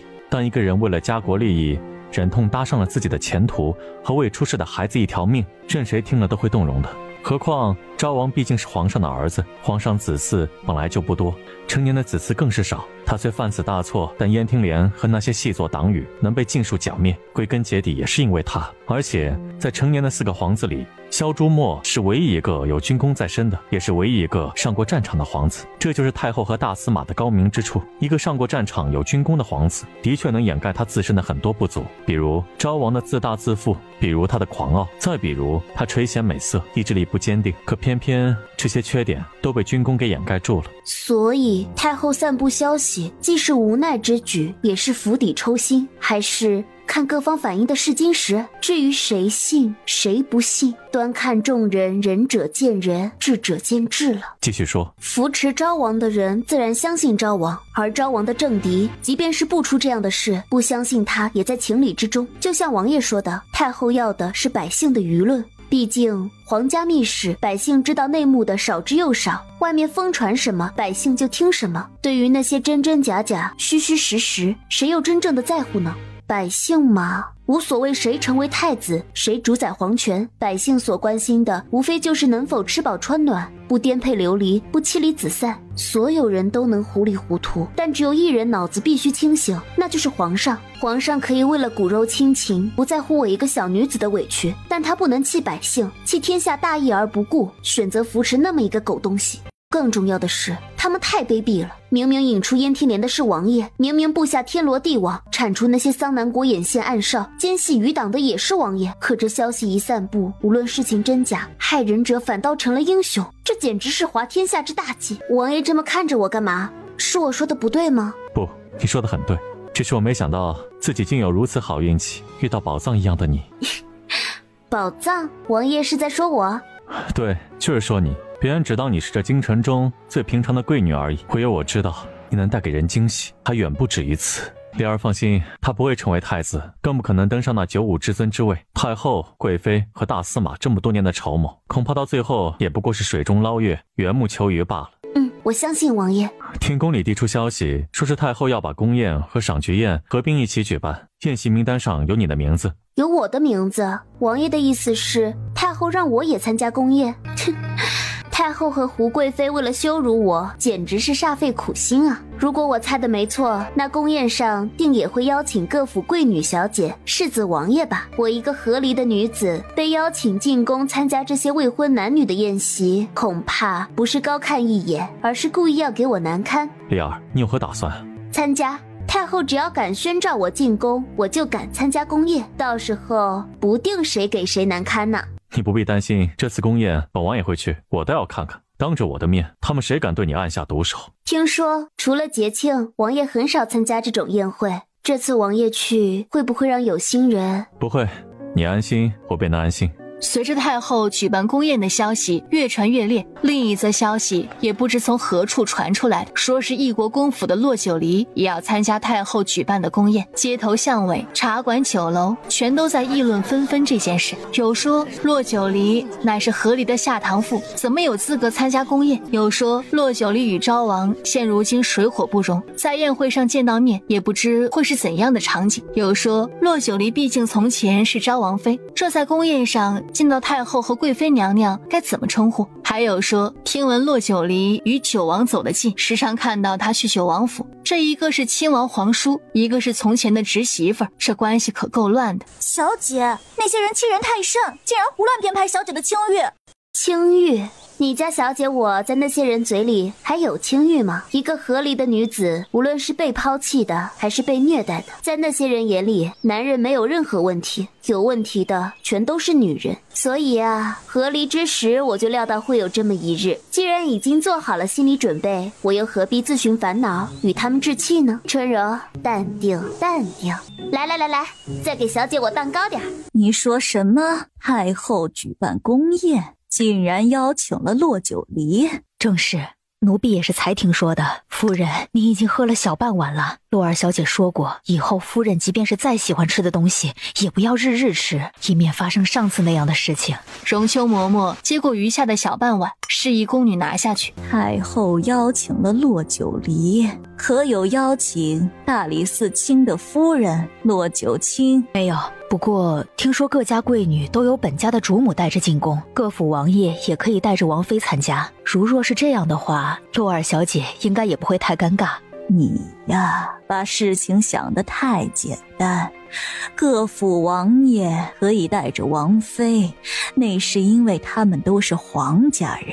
可洛儿小姐不一样，她与昭王和离之事闹得满城风雨，昭王因此被责罚，甚至被禁足昭王府，已然引起了胡贵妃的不满。现如今太后又回宫了，只怕洛儿小姐以后安生不得了。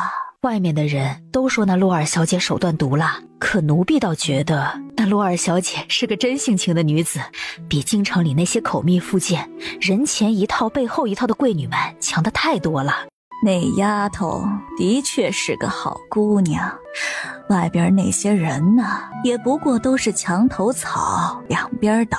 当初太后没回宫，赵王被禁足的时候，也没见他们日日数落洛儿小姐的不是。现如今啊，太后回了宫，昭王解除了禁足，他们倒是一个个成了长舌妇了。洛儿小姐前后2次救了我除了赏赐她点物品之外，竟不能伸出援手帮她分毫啊。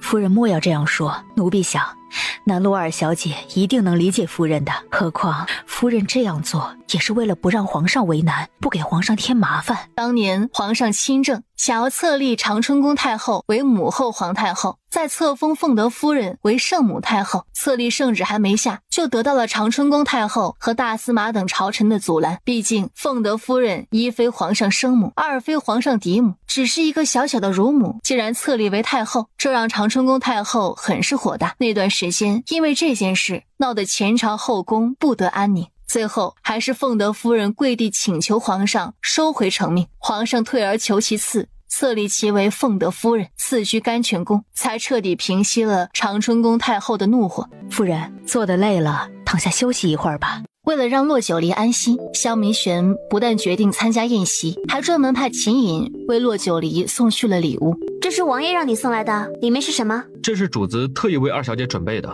还请二小姐过目。春柔，打开。是，小姐。春荣上前打开盒子，是一套素雅的裙装。浮光锦。二小姐好眼力啊，这套裙装正是浮光锦，是王爷几经辗转特意给二小姐买的。王爷希望二小姐能穿着这套浮光锦去宫中参加宫宴。这浮光锦价格不菲，恐怕满京城也没有几件吧。如若我穿着它去参加宫宴，那些贵女小姐们不得手撕了我呀。王爷说了，送给二小姐的东西自然要选最好的，旁人没资格穿它，那些贵女小姐们更是不配。我是找了个什么冤家？这明晃晃的是在给我拉仇恨啊！王爷呢？他怎么没有来？因宫宴当天进宫的人数较多，太后下旨让王爷协助宫中禁卫安全，所以这些日子王爷可能会忙碌一些。太后让王爷协助宫中禁卫安全，那宫中殿前司都点检禁军统领不是胡弘志吗？他是干什么吃的？看来陆二小姐根本不了解朝堂的情况。也是了，一个后院女子了解那么多尔虞我诈干嘛？这件事属下就不知道了，属下只听王爷安排。我知道，你先回吧。是，属下告退。秦颖行礼离开了国公府。母亲，这位美女姐姐是云少府文英，见过陆二小姐。云少府。春柔上前附在他耳边耳语了几句。九儿，母亲打听过了，听说这次宫宴各府闺女们都请了云少府的教习们演练一些舞蹈或者古曲，母亲自作主张给你请了文英姑娘过来。母亲这是什么意思？难怪这几日没有见到母亲呢，原来是去给请老师了。太后娘娘喜欢热闹，尤其喜欢看舞听曲儿。太后喜欢看舞听曲儿，跟我有什么关系啊？你这丫头，太后传召你进宫参加宫宴，难不成你以为真是让你去赏菊的呀？那不然呢？难道让我上台给他们表演节目啊？哎呀，我跟你说不清楚，你现在什么也不用问，什么也不用说，就安安心心跟着文英姑娘学曲子。文英姑娘这2日就有劳姑娘了。国公夫人客气，文英定尽心竭力。国公夫人点头，带着徐嬷嬷转身就离开了。陆二小姐，有些话国公夫人不好说，所以让我传达给二小姐。停，文英姑娘和我母亲很熟，我母亲不好说的话怎么会由你来传达？当年贵府大小姐的琴技也是我教导的，大小姐也正是凭着一首曲子在宴席上与裴大人相识的。所以我母亲是想让我趁着参加宫宴，顺道再给她找个女婿。唉，春柔，请文英小姐进屋喝茶，我去就来。母亲，我有话要和母亲说。国公夫人抬头看了她一眼，给徐嬷嬷使了个眼色。徐嬷嬷微微点头，出了屋子。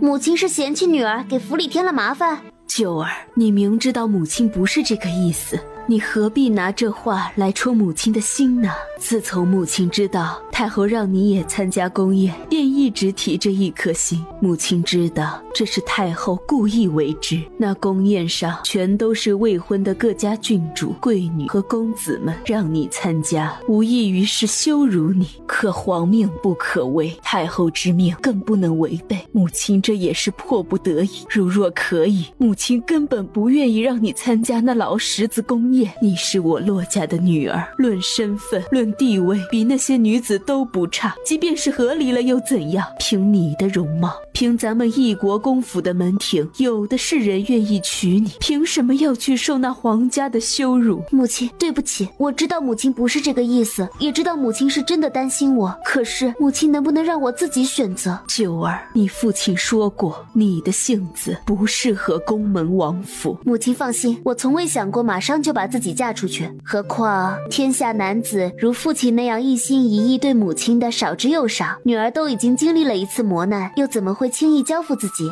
那你和九王到底是怎么回事？你们到底有没有？母亲，我和九王爷清清白白。他与萧明玄虽然对彼此都有情，但始终从未越雷池一步，所以说清清白白也不为过。秦武，你怎么回来了？这匆匆忙忙的怎么回事？主子呢？主子在书房。秦武一听，抬脚就去了书房。主子，属下有事禀报。你怎么回来了？回主子，就在刚刚，国公夫人带着云少府的人回了国公府，听说是要云少府的人给二小姐教习曲目。云少府是，听说自从太后打算举办宫宴之后，京城各家权贵府邸的贵女小姐们都相继请了云少府的教习，要么学习舞技，要么学习曲艺，都打算在宫宴上为太后和皇上以及各位王爷主子们献艺。哼，一个个都想学着太后像舞女一样跳起红妆舞就麻雀变凤凰，可笑！我的乖乖，主子也太口无遮拦了，就这样明晃晃的在人前说太后是舞女，简直吓死个人呢。还好府里的那些眼线都被处理干净，这话要是传出去，就是皇上也保不住王爷。秦武想的是一回事，萧明玄心里想的又是另一回事。看来国公夫人对皇家有成见，连带着对他也有成见了。原想着过一阵子就公布他和骆九离的关系，可现在看来追妻之路漫漫无期呀。又想起骆九离巧笑盼兮的模样，心里就一阵痒痒。他已经有些日子没有看到骆九离了，心里思念的慌，也想得慌。你回去告诉骆九离，本王晚上去找他。还有，去云少府找到他们管事的，告诉他再派人胡乱出去叫席，本王便封了他的云少府。是。秦武出了府，想着去给二小姐递个信儿。没成想，骆九离不在府中。此时的骆九离亲自送文英姑娘回了云少府，便带着春荣和另一个小丫鬟去了依兰香。只看这依兰香的气派和这进出的客人，便也能猜到这背后的主子是个何等厉害之人。小姐，咱们进去吗？进，来都来了，不进去干嘛？哟，王爷，那是不是骆九离啊？看来王爷是打算放过他了。周贺，本王才被父王解了禁足，这个时候应该低调内敛。人都说骆九离转了性子，依我看，王爷变化也不小啊。王爷这是要蛰伏待机，伺机而动。不过王爷还是听我一句劝，那骆九离现如今身份，今非昔比，灵虚子的弟子，再加上异国公府的嫡女，想要得到他助力的男人可是不少哦。是吗？本王穿过的鞋，没有本王的同意，谁敢娶她？王爷，我听说九王遇刺后的第2日，司马大人带着御医和太后娘娘的懿旨去九王府给九王诊脉，没成想被骆九离用皇上的圣旨和一个对赌拦出了府外。如若真是如此，那骆九离可是不简单呢。从前那么软弱可欺的一个人，竟然有胆量为了九王爷敢跟太后娘娘和司马大人作对。看来之前他要么是装的，要么就是故意在王爷跟前伏低作小。至于这背后的原因，京城里都在传，他与九王走得很近，还有那骆道汉父子能回京，也是九王上的一道折子。王爷啊，皇上一日不立储君，王爷便一日都不能放松警惕。王爷，我给您介绍一个人，许着他比王爷还要了解骆九离。周贺冲着门外拍了拍手，厢房的门咯吱一声被人推开。怎么？你说这凝香膏是你的，就是你的了？这是小爷我先看中的，识相点，快点滚，别惹小爷我生气，后果你承担不起。这位公子，这凝香膏是我先选中的。你先选中的？这凝香膏上刻着你名字了吗？公子请自重，这凝香膏上是没有刻着我的名字，但也没有刻着公子的名字。这位公子，你怎么能这般无礼？这凝香膏的确是我家小姐先你一步付了银钱的，你这是榨取豪夺！榨取豪夺？你算个什么狗东西？这里也轮得到你来说话？这位公子，你打了我的丫鬟，可有想过后果？我实在是不知到底是什么样的人家，竟然教养出公子这样的粗俗之辈，在大庭广众之下对一个弱女子动手。粗俗之辈？那本少爷就让你看看什么叫做粗俗之辈。抬起手就要去掐那个女子的脖颈。疼死我了！是谁？是谁偷袭本少爷？站出来，我定要把你碎尸万段！是你，老子今天杀了你！小心，小心，小心！下一刻，骆九离直接踹向了冲过来的男人。那男人整个人趴在地上，狼狈不堪。我这辈子最不能容忍的就是一个大男人打女人，这并不能证明你多有气概，多么强悍，这只能说明你是个内心自卑的懦夫。臭男人，不要以为所有女人都会任由你欺凌。今日如若是一个男人与你发生争执，你敢动手吗？臭女人，你竟然敢对本少爷下毒手，本少爷定不放过你！你也就过过嘴瘾，别白费力气了。以为我的麻醉剂是假货吗？少爷，你对我们家少爷做了什么？你是谁？你可知你得罪的是什么人吗？我们家少爷可是永信伯爵府的大公子，你重伤我家少爷，我永信伯爵府定让你吃不了兜着走。哎呀，行了，别再吓唬人了。你家公子死不了，赶紧滚蛋！那小厮扶起自家少爷，冲着骆九离道：“你是谁？有本事报上名来，我家老爷定不会轻饶了你。”行，那我就在异国公府等着你们找上门。异国公府？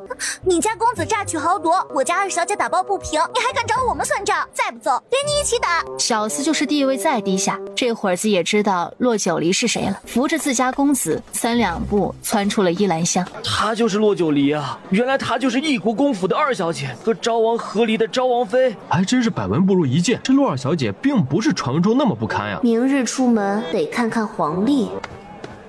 多谢洛二小姐救了我家小姐。不用客气，举手之劳。丫鬟客客气气，反倒是被洛九离救下的女子并未上前，而是远远的也对洛九离行了一礼。什么人啊！白白救了他一回，还得罪了永信伯爵府，人家根本就不领情。春荣，少说2句，走吧，回府。出了一兰香，主仆3人才走到马路中间的位置。突然，一个衣衫褴褛的乞丐摇摇晃晃就跌在了洛九离的身前。那乞丐急雷迅电般直奔洛九离而去。孙婷，洛九离将躲过那致命一击。退下，他会伤到你们。孙婷的匕首再次袭来，就在这时，一道身影从天而降，一掌直逼孙婷肩膀。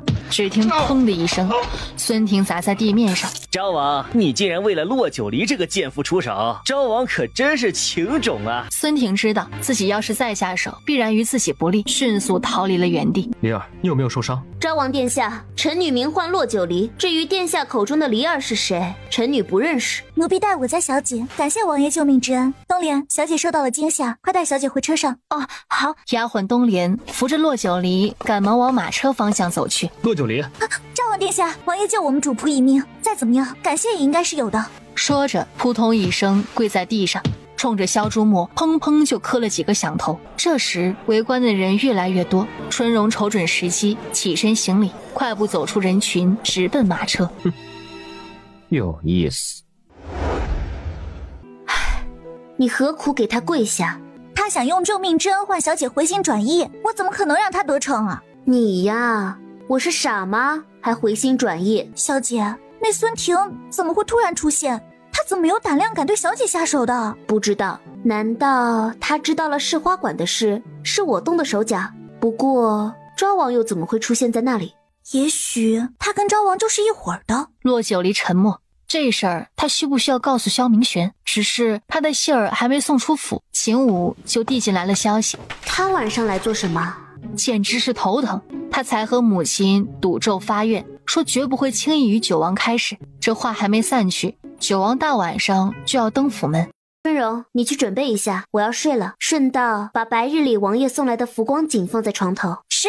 躺在床上，洛九离翻来覆去睡不着，脑子不停地想着白天发生的事，各种光怪陆离的想法在他脑子里一遍一遍闪过。他也慢慢睡了过去。也不知道什么时辰了，睡梦中他突然感到一丝动静，虽然很轻，可军医的灵敏让他马上睁开眼睛，便看到一道黑影站在他床前。谁？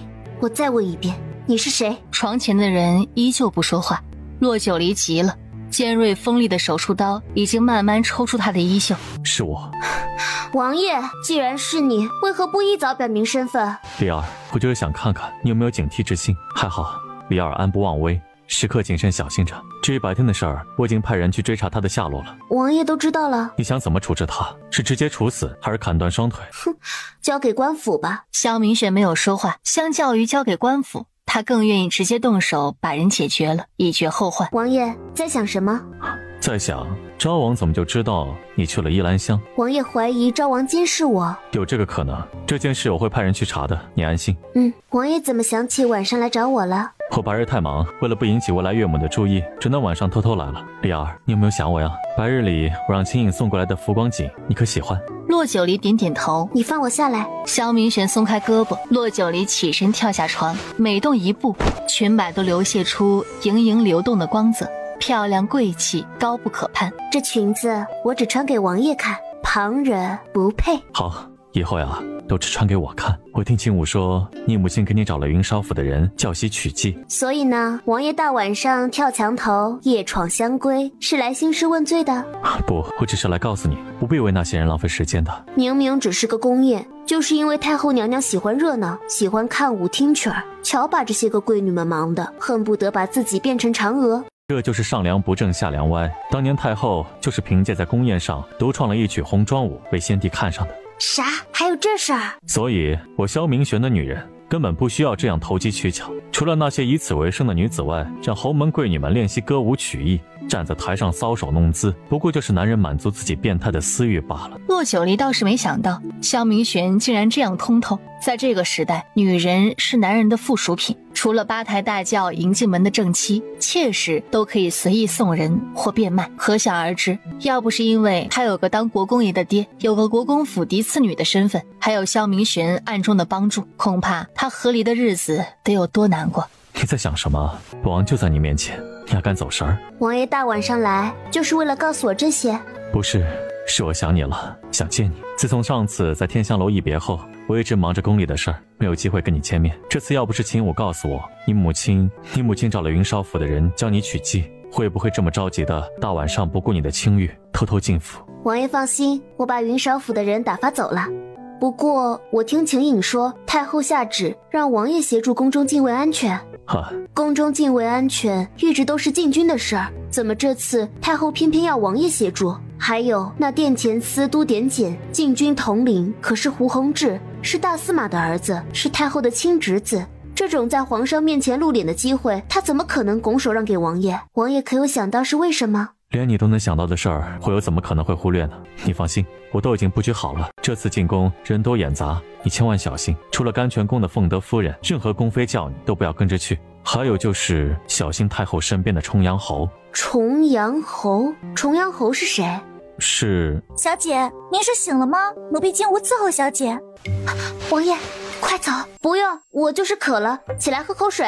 你这么慌张干嘛？这要是让春荣看到王爷在我房里，我是巴张嘴也说不清了。春荣是个鱼心眼儿，什么都藏不住。他要是知道大半夜王爷在我房间，距离我母亲知道也就不远了。一听到他说他母亲，萧明玄的话戛然而止。要想得到骆九离家人光明正大的支持，骆道汉不怕，骆元良不怕，骆元甲不怕，唯一不好搞定的就是国公夫人。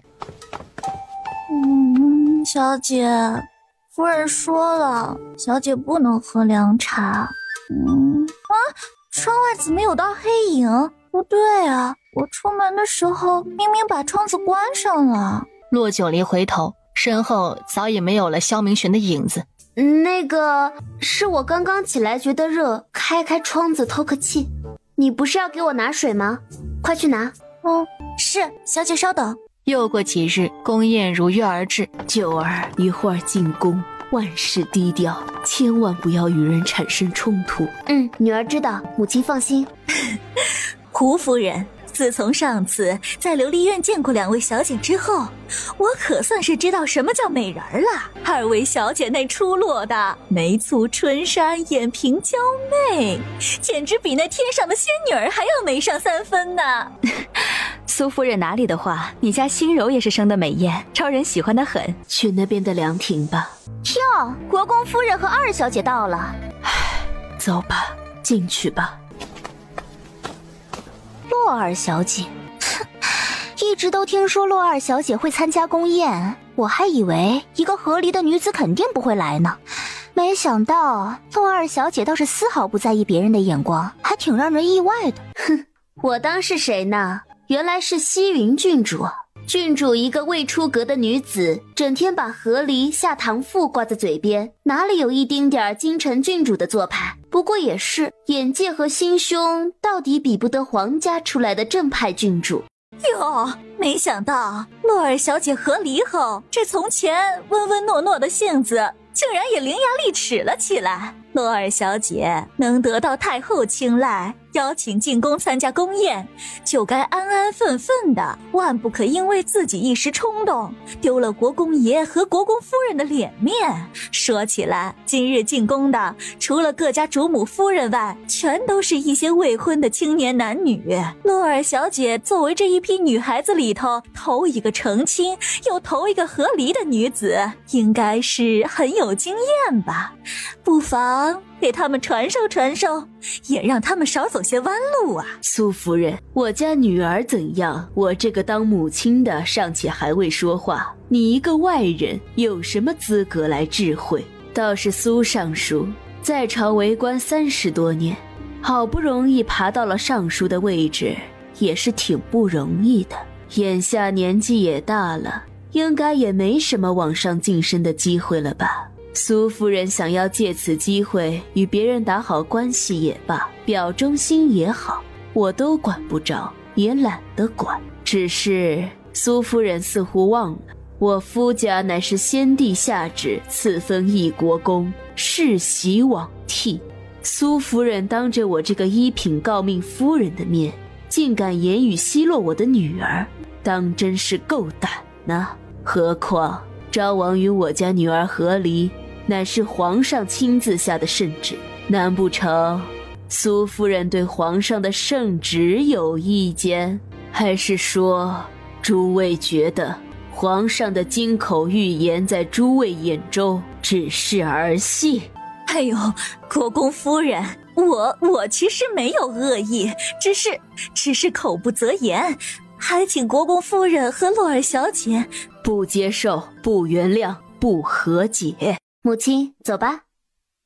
洛九离挽着自己母亲的手臂，心里舒畅。国公夫人所言极是，皇上金口玉言，这里每一个人对皇上的圣旨都不敢有一丝意见。刚刚西云郡主和苏夫人所说的，也不过是想提醒一下二小姐。二小姐毕竟是和离的女子，这和离的女子一直住在娘家，始终是不妥的。我听说前几日洛家大公子和二公子回京了，两位公子也是到了该议亲的年纪了。可是这京城的小姐们，谁愿意嫁过去再养着一个和离的小姑子？是啊，这和离的女子住在娘家本就不祥。谁说不是呢？何况她还小产过一个孩子。那大公子今年22了吧？听说之前与翰林院沈编修家的大小姐情投意合，可不知怎么了，那沈大小姐最近正在与别家相看，这就有点意思了。要是我呀，我也不愿意把自己的女儿嫁过去。她一个和离的小姑子在娘家混吃等死，以后嫁过去，岂不是除了要侍奉夫君公婆之外，还要管着这个小姑子的吃喝拉撒？母亲放心，你们都说完了吗？是不是该轮到我了？我洛九离这是怎么得罪了你们？需要一开口就如此恶意满满吗？西云郡主、苏夫人、胡夫人，我洛九离合不合离，回不回娘家住，都是我自己的事，关你们屁事！一个个咸吃萝卜淡操心。你们以为你们在人前背后对我说三道四，我就需要承受你们的眼光和非议？呸！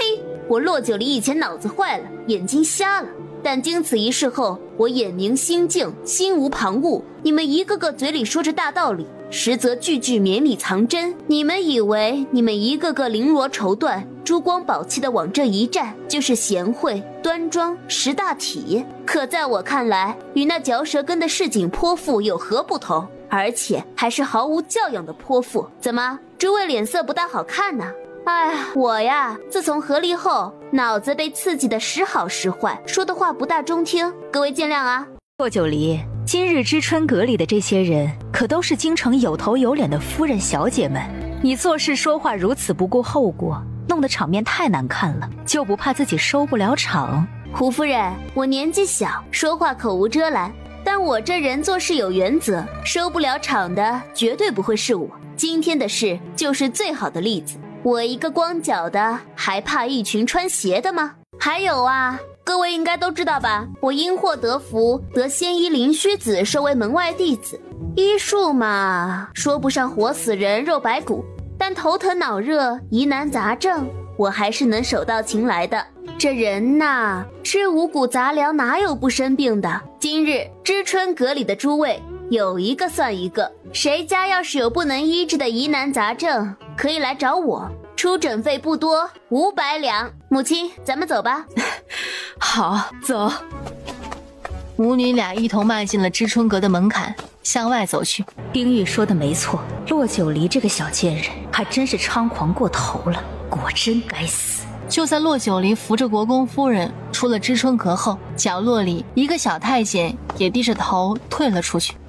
苏夫人，苏尚书，哼，好啊，好得很。你去吧，无需刻意，但要保证他们母女安全。是。小太监恭敬退下。怎么回事啊？听着怎么像是韩愈的声音？皇姑奶奶，给韩愈做主。韩愈，皇姑奶奶和姑姑面前不得无礼。怎么了？谁惹到你了？怎么了？谁给了你委屈？胡海玉抹了一把眼泪，便把在知春阁里发生的事添油加醋的和太后胡贵妃说了一遍。哼，好一个光脚的不怕穿鞋的！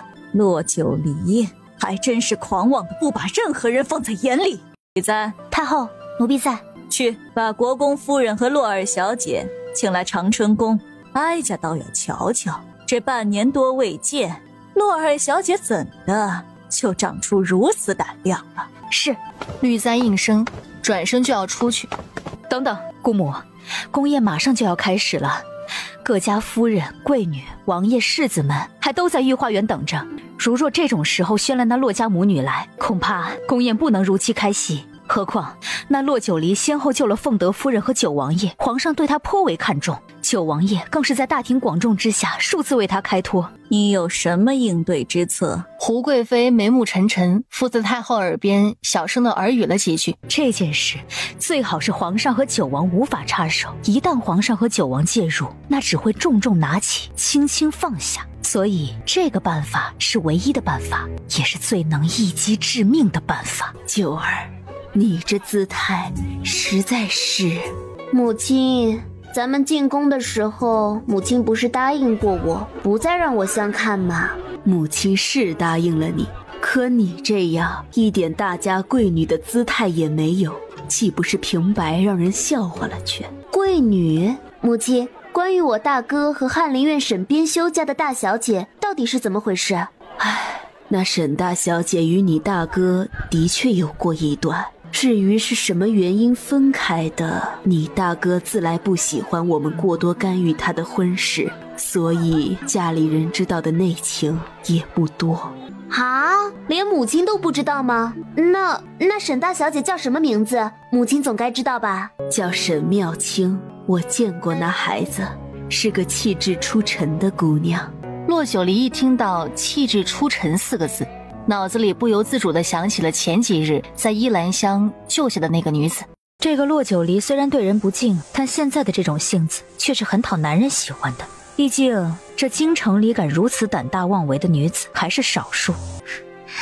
夫人这话又是从何说起？郡主没有听说吗？几日前昭王殿下在街上不顾危险救了洛九离，似乎昭王殿下想要得到他的原谅，希望能破镜重圆。为什么？洛九离已经和昭王和离了，他害昭王至此，昭王怎么能如此糊涂？她是个3心2意的女人，她不会真心对待昭王的。她不是真心对待昭王，那郡主可是真心喜欢昭王。西云郡主，说句失礼的话，你是我看着长大的，论人品，论容貌，论家世，满京城里你比洛九离更适合昭王。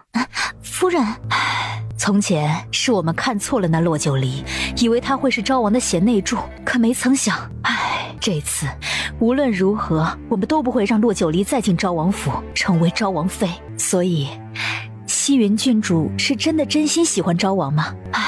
我听说安亲王正在给郡主相看各家世子，不知……不，没有相看，我非昭王不嫁。既然如此，我有个办法，或许可以助你成为昭王妃。皇上驾到，太后娘娘驾到，皇后娘娘驾到，九王爷驾到。皇上万岁万岁万万岁！太后娘娘千岁千岁千千岁！皇后娘娘千岁千岁！九王爷这么穷吗？这么大的宫宴，也不说换身好看的衣服。姐姐，你就是义国公府的洛二小姐。你是？姐姐不认得我，我叫沈妙谦，1年前才回的京城。你和翰林院沈编修家是什么关系？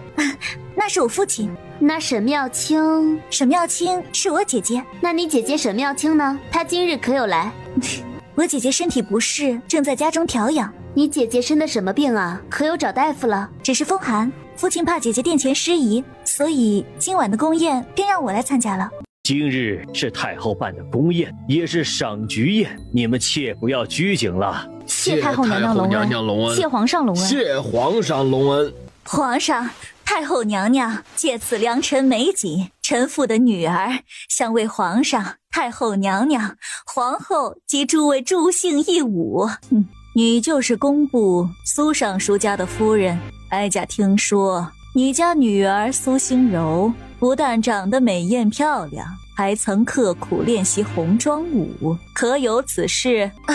回皇太后，小女虽然刻苦练习，但所习得技艺不及太后当年1/1000。太后当年独创红妆舞，震惊四座，轰动京城。时至今日，再也无人能比得上当年一曲红妆舞的神迹了。既如此，苏夫人有心了，恩准。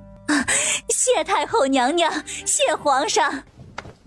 骆九离淡淡收回目光，往对面看去，而萧明玄也正好抬头看着他，两个人目光在空中交汇，竟心照不宣，又心有灵犀，不约而同地笑了笑。李姐姐，你在笑什么？没什么，就是觉得苏姑娘跳的舞挺好看。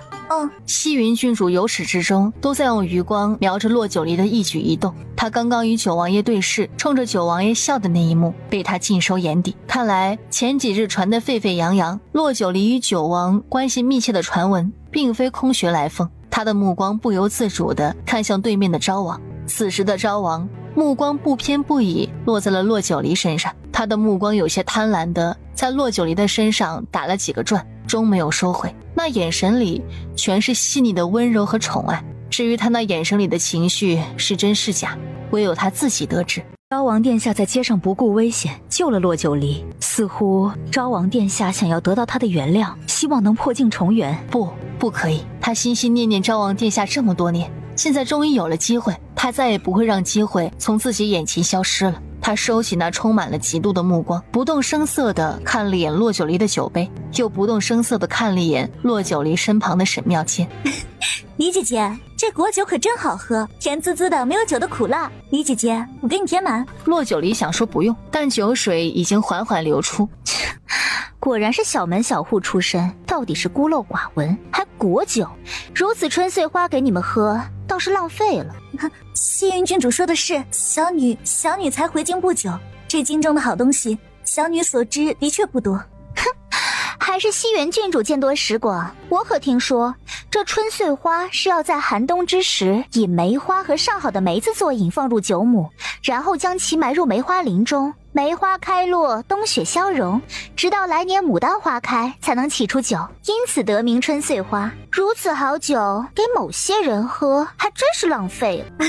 果然是我孤陋寡闻了，多谢郡主不吝赐教，还请郡主赏脸。你就是翰林院沈编修家的二小姐？是。本郡主与你家姐姐倒是熟悉些。我初回京城，也是第一次参加宫宴，今晚真是高兴，不但认识了李姐姐，还认识了西云郡主。李姐姐，我也敬姐姐一杯，因为姐姐是这个宫宴上第一个和我说话的人啊。李姐姐，你怎么不喝呀？骆九离看着她，眯眼一笑，慢慢饮啜了一口。李姐姐，快尝尝，这蜜枣香甜软糯，甚是可口。哎呀，原本就放在桌面边缘的酒杯也恰到好处地掉落了下来，酒水一半洒在了骆九离的裙摆上，另一半洒在了沈妙谦的裙摆上。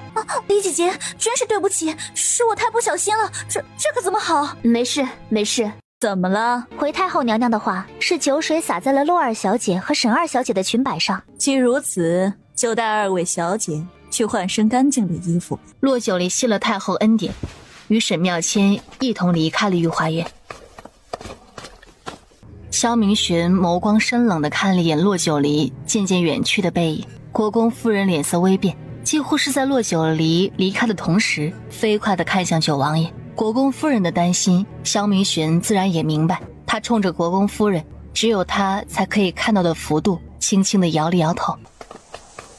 李姐姐，都怪我莽撞了，打翻了姐姐的酒，还湿了衣裳。看你，我又没有怪你的意思。怎么走这么久还不到吗？这是要去哪儿？知春阁。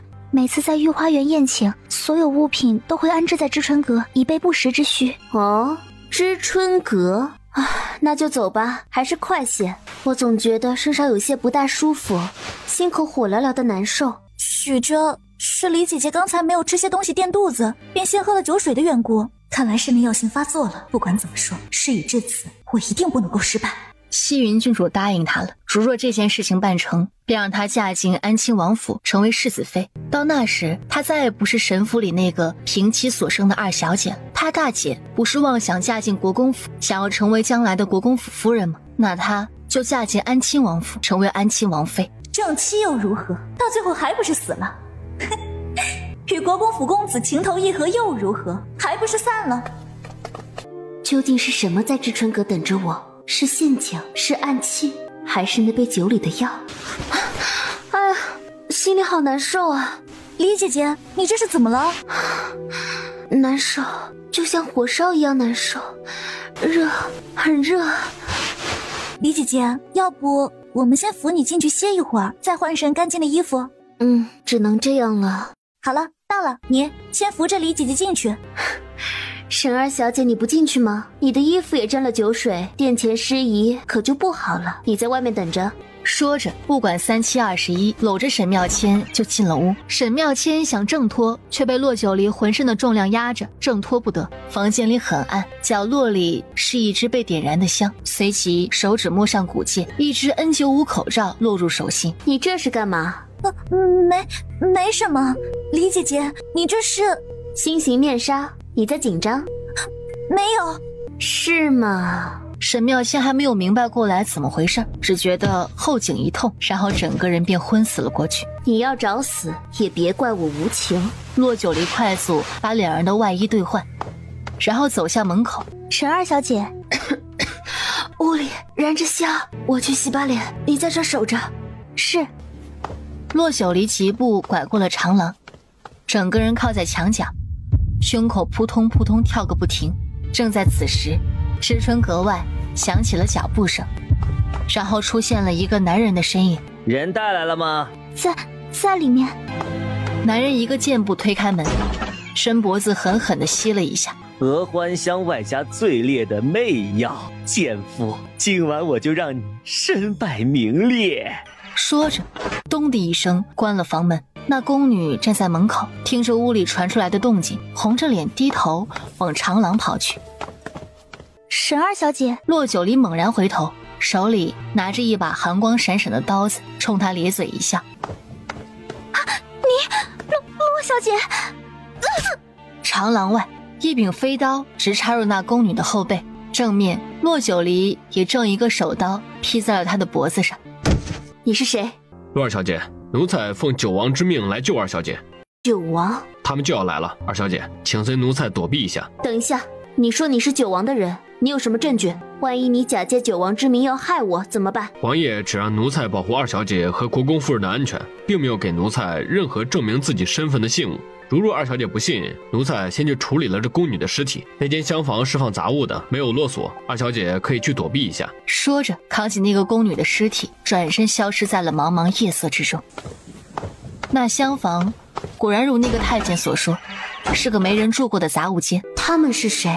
皇上、太后、九王爷，宫宴上所有的人吗？如果按照这一步步的计划，接下来是不是所有人都会因为某种原因来到知春阁，然后看到屋内衣衫不整甚至儿童不宜的画面？那我的清誉、异国公府的名声，甚至母亲的颜面，都会因为这一杯酒、这一支香彻底毁于一旦，简直是一箭双雕啊！真是好盘算，好毒辣的手段。哼，我这是什么神仙体质，能得这么多人的惦记？就在这时，知春阁半掩的大门被人从外面大力踹开，来得够快的。接着是太后、皇上、皇后、胡贵妃等人，乌泱泱的人还不少。是不是跑到这里来了？你可是看清楚了？是那刺客打伤了奴才，就往这个方向跑了。这个方向只有知春阁一个藏身之处。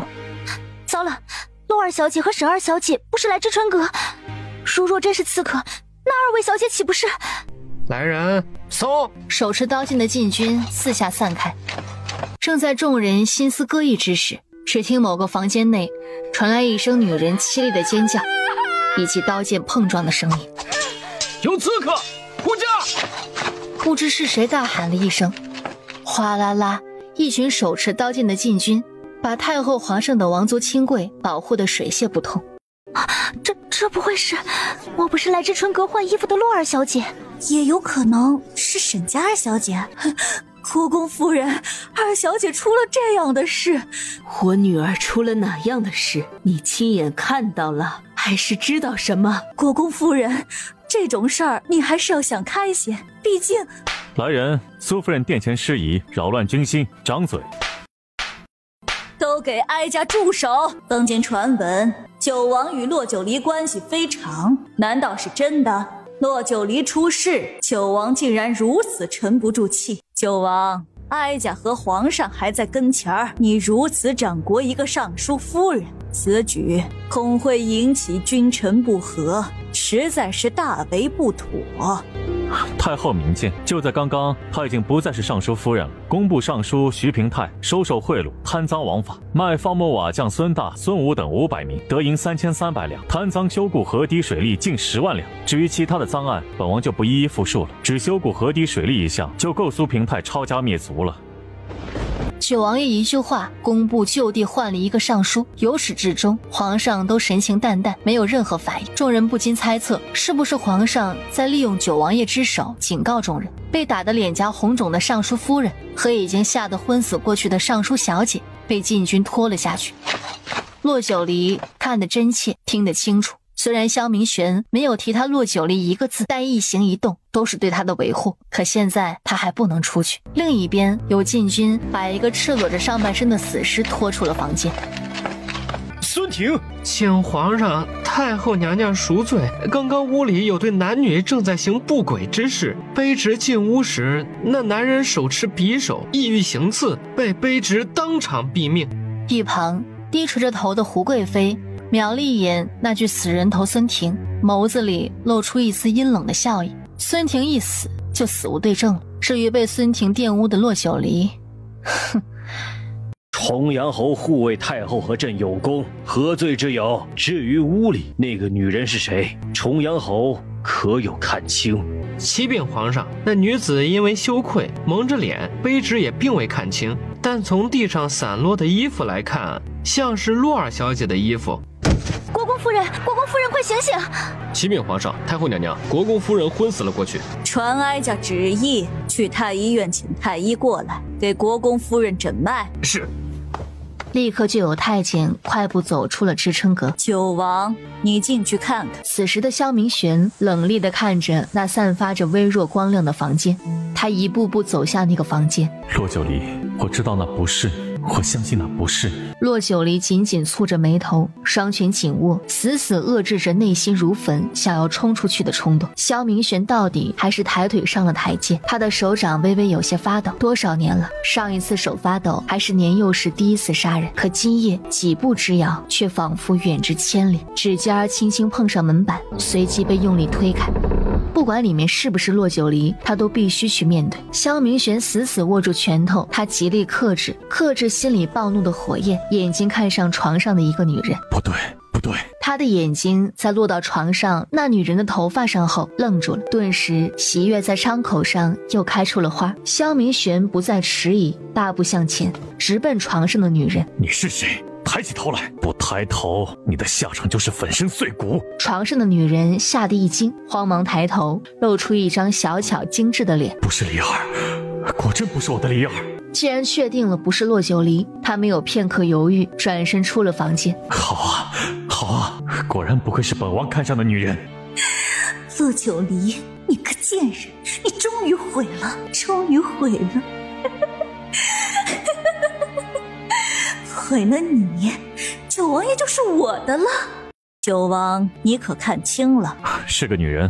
九王啊，萧明玄呢？哪一次他不是高高在上，咄咄逼人？还真是有趣。来人！皇上，奴才在，去把屋里的人带出来。是。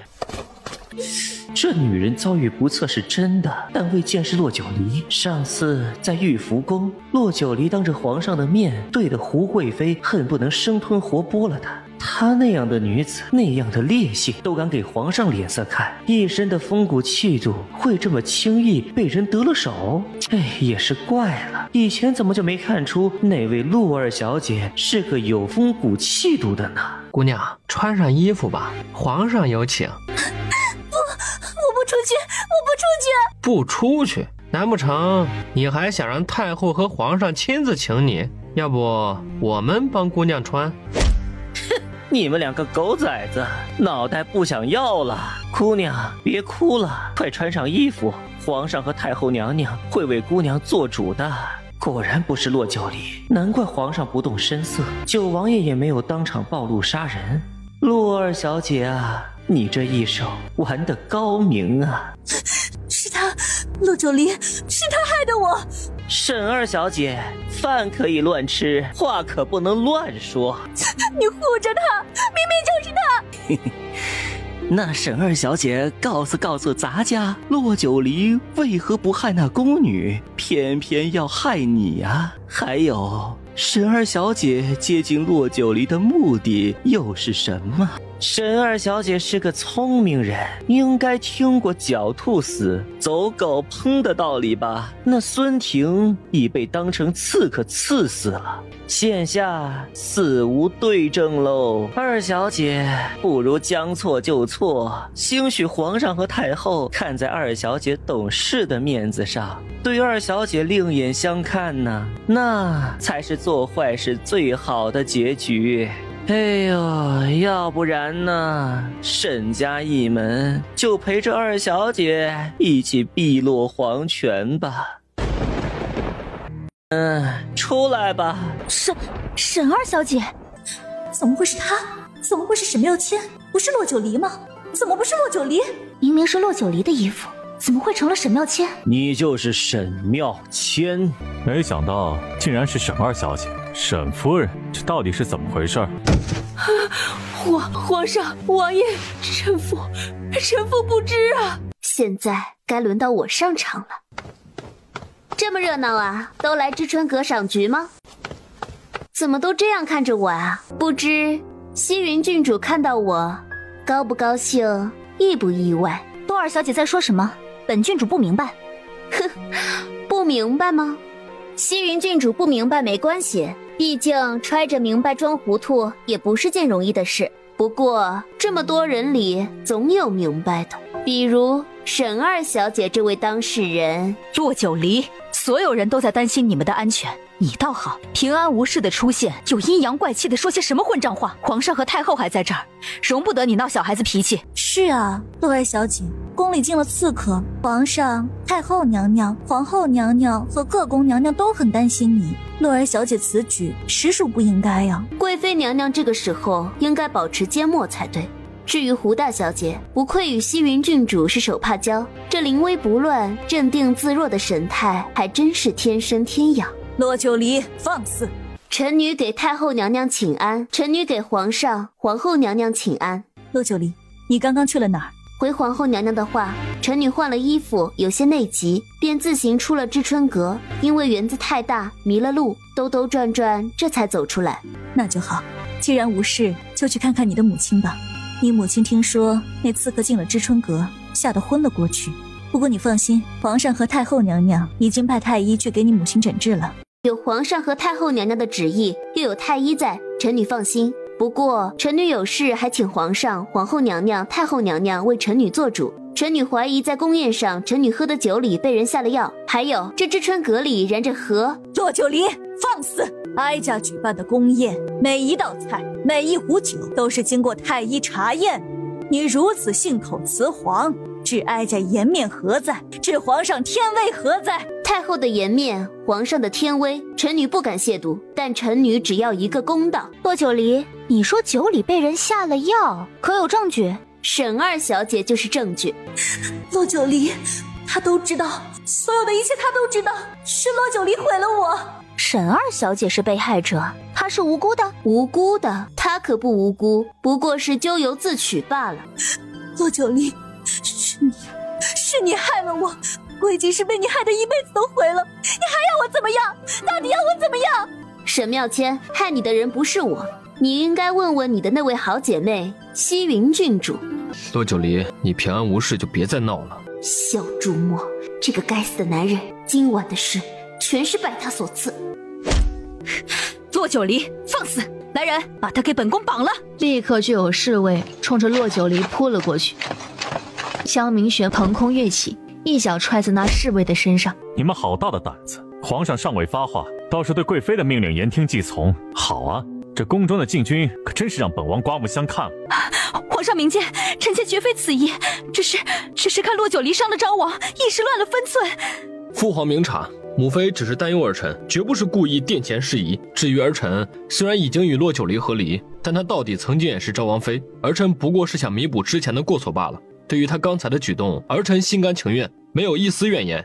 听到萧朱墨那荒唐的一句话，突然发出了一声轻笑。放肆！在哀家和皇上面前，不但动手打了当朝王爷，竟然还如此放浪不羁。国公爷可真是好家教。多谢九王爷相护。太后娘娘此言差矣，并非是臣女放浪不羁，实在是昭王爷以恶人暴徒的面目出现在臣女面前的时间过长，臣女潜意识里才会做出反击的举动。何况刚刚昭王爷那句话是什么意思？什么叫我平安无事就别再闹了？这着实让臣女费解。还是说臣女平安无事，昭王很意外？亦或是臣女有事，昭王也觉得理所应该？来人，洛九离蔑视皇权，对哀家无礼，带去长春宫，哀家亲自教导他。太后发话，长春宫的宫人没有一丝犹豫，上前就要去抓住洛九离。竟敢忤逆哀家，洛九离，反了你了！崇宗阳，抓了他，哀家倒要看看他的骨头能硬到什么时候。臣奉太后懿旨捉拿洛九离，还请九王爷行个方便。重阳侯，如若本王不给你这个方便，你又当如何呢？本王从不与一个男宠废话。说着，身体急掠而出，一掌朝着崇宗阳胸口劈下。对于萧明玄袭来的掌风，崇宗阳完全没有要躲闪的意思，修长的五指径自袭向萧明玄咽喉要害。洛九离心下一动，一枚7寸银针破袖而出，直奔崇宗阳面门。萧明玄侧身一掌打在了崇宗阳的肩膀。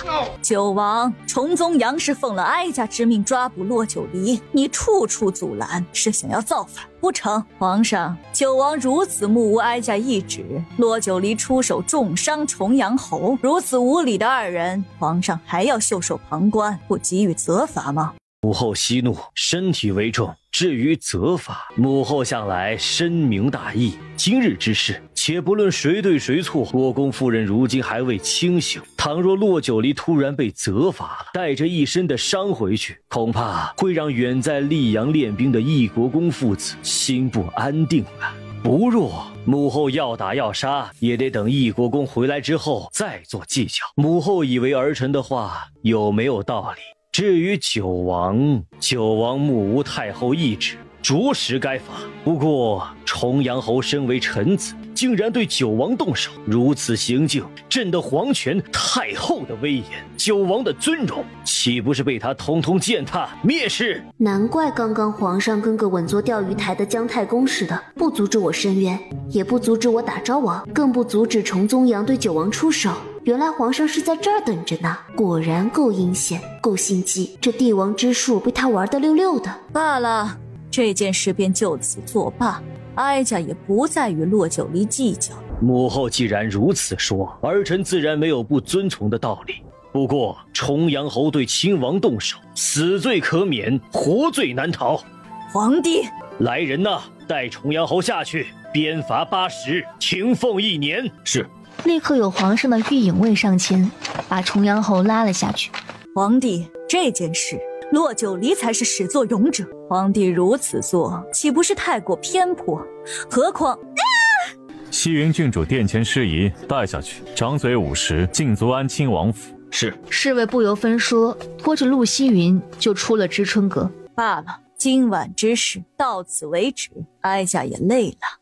太后娘娘拜驾长春宫，恭送太后娘娘。都散了吧，今天的事情到此为止，如再有议论者，诛。陆西云，怎么了？没怎么，就是一些皂角养阳粉。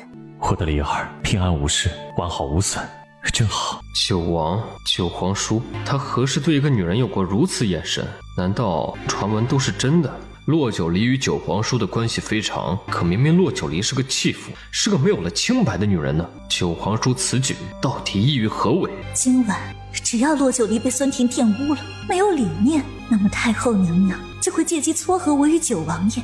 可是洛九离，该死的洛九离，他竟然无视，他竟然毫发无损。胡小姐很失望，不过可惜，即便你被气得吐了血，也只能羡慕嫉妒。那我就祝洛二小姐得偿所愿。胡大小姐，其实我觉得皇上的后宫挺适合你的。洛九离，急眼啦？这有什么好急眼的？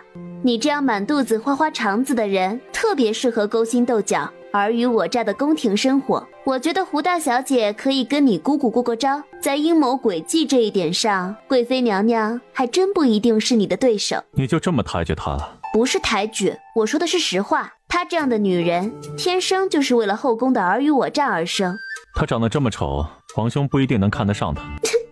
王爷，山上的笋都被你夺完了。夺什么？夺笋。两个人你一句我一句说着话，离开了知春阁。为什么会这样？为什么不是他？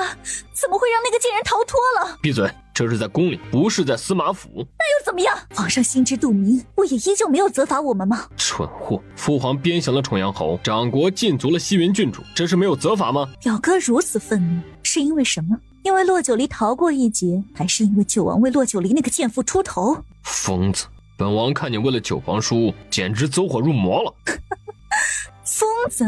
表哥是在说我吗？表哥看到他们俩卿卿我我，难道不疯吗？再怎么说，那曾经也是你的女人，也是你穿过的破鞋。一个失了清白的贱妇，一个生了孩子的破鞋，有什么资格让九王对她如此相待？也许眼睛看到的不一定是真的。表哥想要自欺欺人到什么时候？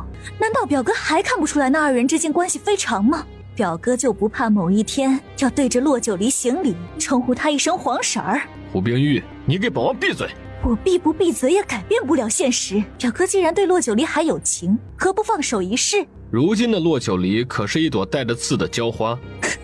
如果把这朵娇花上的刺拔掉，表哥可还愿意将它收防？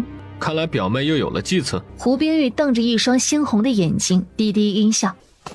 母亲，身体可还有不适？无碍了，刚才只是气急攻心才会昏倒。关于昏倒后知春阁内发生的事情，他都已经知道了。这次进宫，你能毫发无损，全身而退，也是不幸中的万幸。国公夫人，二小姐，奴才只能送二位到宫门口。多谢，公公今日之恩，洛九离铭记在心。九王爷嘱托，奴才不敢邀功。母女二人相互搀扶着，一步步迈出了这宫中的万丈深渊。宫灯微暗，背影寂寥，也许一切才只是刚刚开始。夫人，二小姐，您二位可算出宫了。回府。洛九离，我靠，你竟敢打我！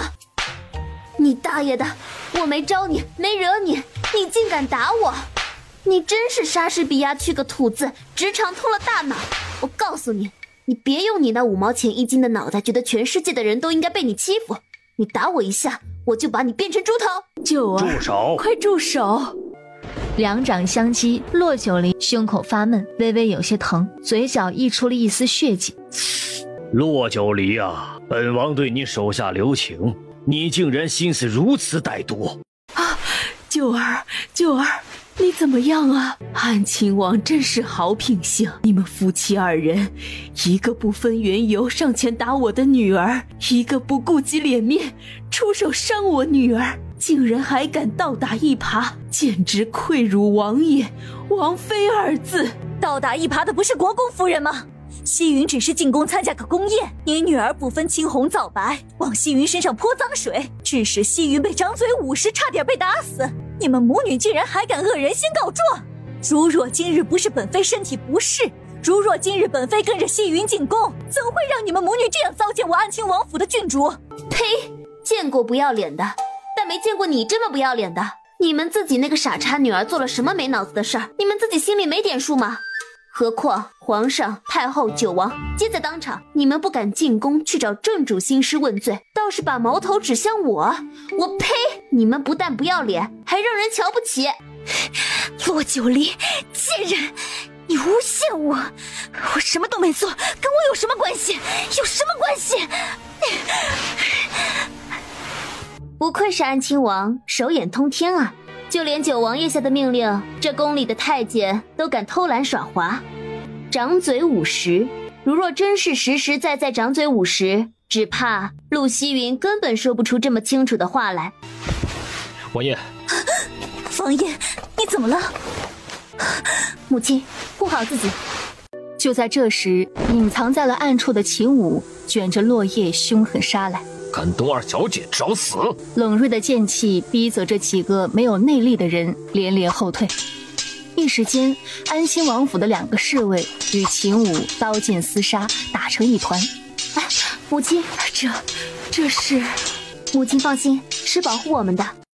一人自马上飞驰而来。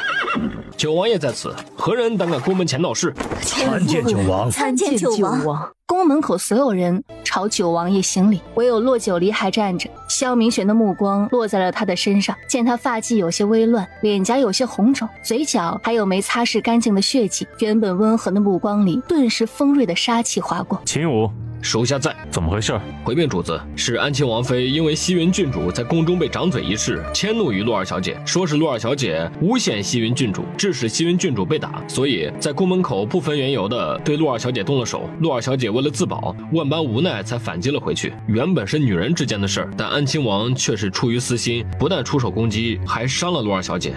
九王爷请息怒，这个侍卫说的话过于偏颇了。臣妇的确是对骆九离动了手，但安亲王妃承认是你自己先动了手就行了，只是本王没想到这么长时间了，安亲王府的家教还是如此，竟然没有丝毫长进。陆希云在宫里做了哪些见不得人的事儿？安亲王和安亲王妃可有细细询问？况且对陆希云掌嘴5时，禁足王府，是本王下的命令，皇上和太后皆在面前，又与骆家二小姐何干？安亲王和安亲王妃若不能教养孩子，倒不如本王明日进宫，让皇上再下一道旨意，把陆希云也送去捏骨庵，让佛祖洗一洗他那肮脏龌龊的心。九王爷，九王爷，九王爷，那件事都过去了这么久，也断送了明星的一生，九王爷何至于如此赶尽杀绝呀？骆九离蓦然扭头看去，他听母亲说过，安亲王与萧明玄素有恩怨，但不过是朝堂上立场不同的恩怨。可怎么这会儿子听着好像不仅仅是立场不同的事，似乎还有其他事情发生。尼姑庵是怎么回事？明星又是谁？赶尽杀绝？当初要不是看在皇上和太后说情的面子上，陆明星还能活到今日？秦颖，属下在。把陆希云给本王拖出来。是。秦颖的表情冷漠到不近人情，大步往马车走去。九王爷莫要欺人太甚了。西云郡主，请吧。我不要去尼姑庵，不要去尼姑庵！我就是一辈子被禁足在王府，也不要去尼姑庵！郡主不要这样，你冷静一些。西云郡主得罪了。秦颖手臂一探，把风铃一样的陆希云拎小鸡崽一样拎了出来。父王，救命！女儿不要去尼姑庵！九王爷，求王爷饶了臣女吧！当初给王爷下药的是陆明心，与臣女没有任何关系。他已经为自己的行为付出了代价，臣女是冤枉的，臣女再也不与骆九离作对了。一旁，骆九离在短暂震惊的同时，也马上捋顺了这件事的前因后果。原来陆明心是陆希云的姐姐，原来萧明玄与安亲王的恩怨不仅仅是朝堂上的党派之争，还因为安亲王的女儿明心郡主竟然给萧明玄下药。下的什么药？一个女人给一个男人下药会是什么药？下药之后呢？萧明玄又是怎么解的药性？骆九离一想到萧明玄竟然被一只狂风浪蝶下了药，心里的火气腾腾往上窜。希云，闭嘴！萧明玄薄唇微抿，在听到陆希云说起下药一事时，眼神若有似无地窥了一眼骆九离的神色。希云郡主说话如此清晰，看来宫里掌嘴的太监该换一批了。秦颖，掌嘴！属下遵命。秦颖抬手就噼里啪啦往他脸上扇去。这个多嘴的女人，主子为了国公府和陆二小姐的安全，东遮西掩，唯恐事情被二小姐知道。现在好了，以二小姐的心性，这件事势必要讨个说法。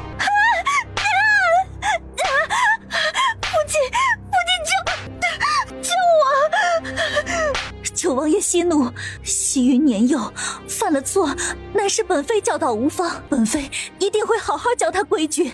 眼见萧明玄表情冷漠，根本没打算给他面子。国公夫人，洛儿小姐，今日之事是本妃的错，恳请二位饶了希云吧。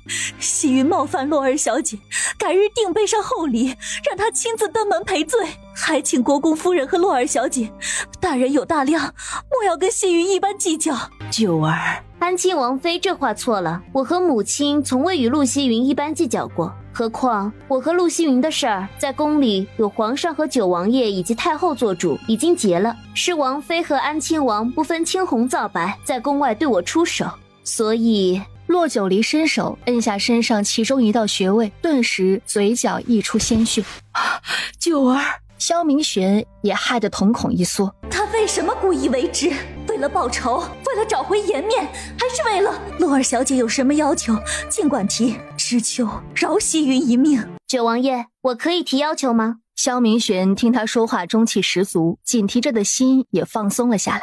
自然。那就好。我这个人不喜欢拐弯抹角，也不喜欢你安亲王府的人登我异国公府的门。今晚之事，我不会原谅。虽然不会原谅，但可以和解，5万两。洛九离，你陆希云在宫里指使他人对我下药，想侮辱我的清白。你们夫妻在宫外打伤了我，一句大人有大量，就想把这件事接过去了。安亲王，这世界上有这么便宜的事吗？还有，安亲王不要说我对你用了暗器，那东西根本不是暗器，只不过是能麻痹你的神经而已。1个时辰后，药性自会消失。何况如若我今晚不用它对付你，现在我还有命站在你面前和你们讨价还价吗？一个长辈对我一个小辈下如此狠手，安亲王可真是给王爷这2个字长了大脸。当然，你们不愿意和解也可以，反正被送去尼姑庵的又不是我，被打成猪头的也不是我。大不了您2位去殿前告御状，我就去鸡登文谷鸣冤，顺带着再大闹一次太和殿，让皇上彻查今晚之事。5万两，和解。王爷，还请王爷高抬贵手。秦颖，是。秦颖停了手，推到一边。安亲王妃，今日后陆希云禁足安亲王府，没有皇上的口谕，就让他闭阁思过吧。九儿，咱们走吧。九王爷维护他女儿的举动，他看得一清二楚，和安亲王夫妻对他女儿的恨之入骨，他也看得一清二楚。恐怕今晚之后，很多事都要改变了。洛九离看了眼萧明玄，他还有问题要问他，关于他被下药，关于陆明星，关于他心里的疑惑。母亲，我还想……母亲身体有些不舒服啊，母亲快上车，咱们回府。我有件事想问母亲。你问。母亲，陆明星对九王爷下药是什么时候的事？母亲可知道？为何母亲上次没有和我说过？九儿，你……母亲把知道的都告诉我吧。具体的细节母亲也不太清楚，这还是年前腊月的事儿。九王回京，太后也在宫中，便宴请了几位宗亲家眷和重臣。快散席的时候，才知道九王中了药。一个女人给一个男人下药，应该不是毒药那么简单吧？那明星郡主爱慕九王，全京城的人都知道。可惜九王都25了，也没成亲。明星郡主按捺不住，就给九王下了药，以为能生米煮成熟饭，谁曾想……呵呵，一个胡冰玉不够，竟然还有一个陆明星。所以陆明星得逞了？没有，要是得逞了，九王府和安亲王府也不至于闹得水火不容。九王中药之后打伤了明星郡主，随即便火速离开了皇宫。那后来呢？后来的事没有人知道，不过九王震怒却是意料之中的，就是皇上出面都没有办法。明星郡主到最后被皇室送去了尼姑庵，一辈子只能在庵堂里青灯古佛。九王府与安亲王府也彻底结下了梁子，因为关系到两府声誉和皇室体面，这种事并没有大肆渲染出来，只有参加家宴的几位宗亲家眷和重臣知晓。九王自从上交兵权后便离京2年之久，没有特殊情况是不会回京的。年前腊月既不是年节，又不是太后皇上的寿辰，九王为何会回京啊？你不记得了？我记得什么？难不成这事儿和我也有关系？说起来这事儿还真是与你有点关系。九王回京就是为了参加昭王和你的大婚。什么？为了参加我和昭王的大婚？洛九离深深地吸了口气，心口不知为何砰砰乱七八糟的，心乱如麻。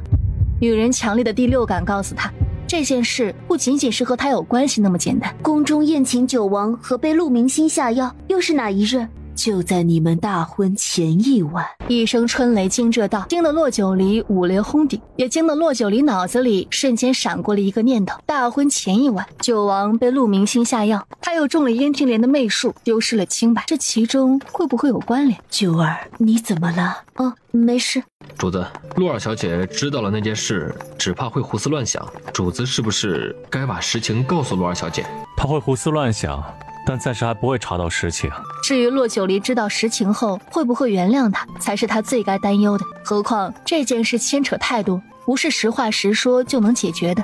他不在乎别人对他的看法，但他在乎外人对洛九离的误解。何况还有义国公呢，一个解决不好，义国公绝对敢对他动手，甚至会百般阻挠他与洛九离的关系。一个是自己的男人，一个是自己的父亲，他不想把洛九离推入到艰难的抉择当中。那主子真的不打算告诉陆二小姐实情了吗？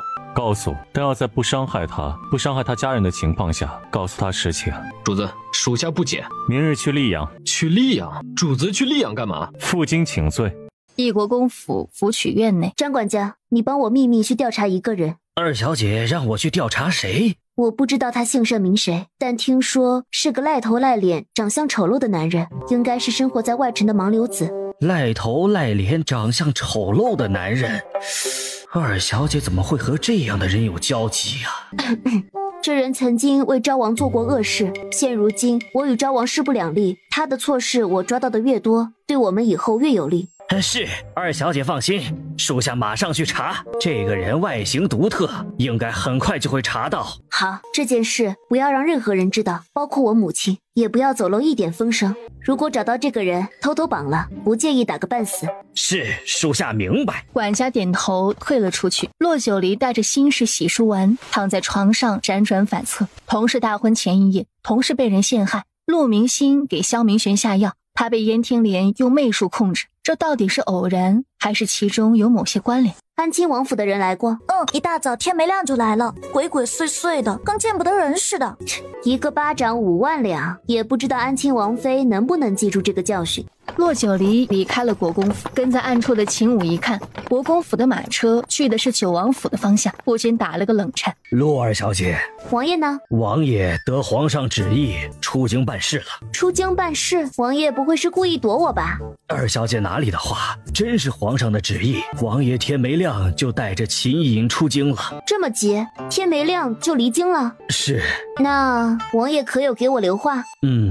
王爷让属下转告二小姐，请二小姐这几日吃好睡好，不要胡思乱想。看来萧明玄的确知道我心中所想，才会留下这么一句话。可他并没有嘱咐说我来告诉我真相啊。那好吧，我先回府了。恭送二小姐。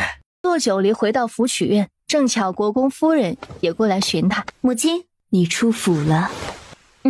母亲有事情和你说。徐嬷嬷把手里的小木盒连带着钥匙放在洛九离面前。洛九离看着面前的2样东西，有些疑惑。母亲，这是什么？之前你不是和母亲说过想要开个酒楼吗？这里面是内城临街一个铺面的地契和房契，正巧租房的人家里临时有事退了租子，母亲想着收回来给你开酒楼用，也省得你再到处去找铺子。母亲，内城临街的铺子那可是日进斗金，租房的人说退就退了。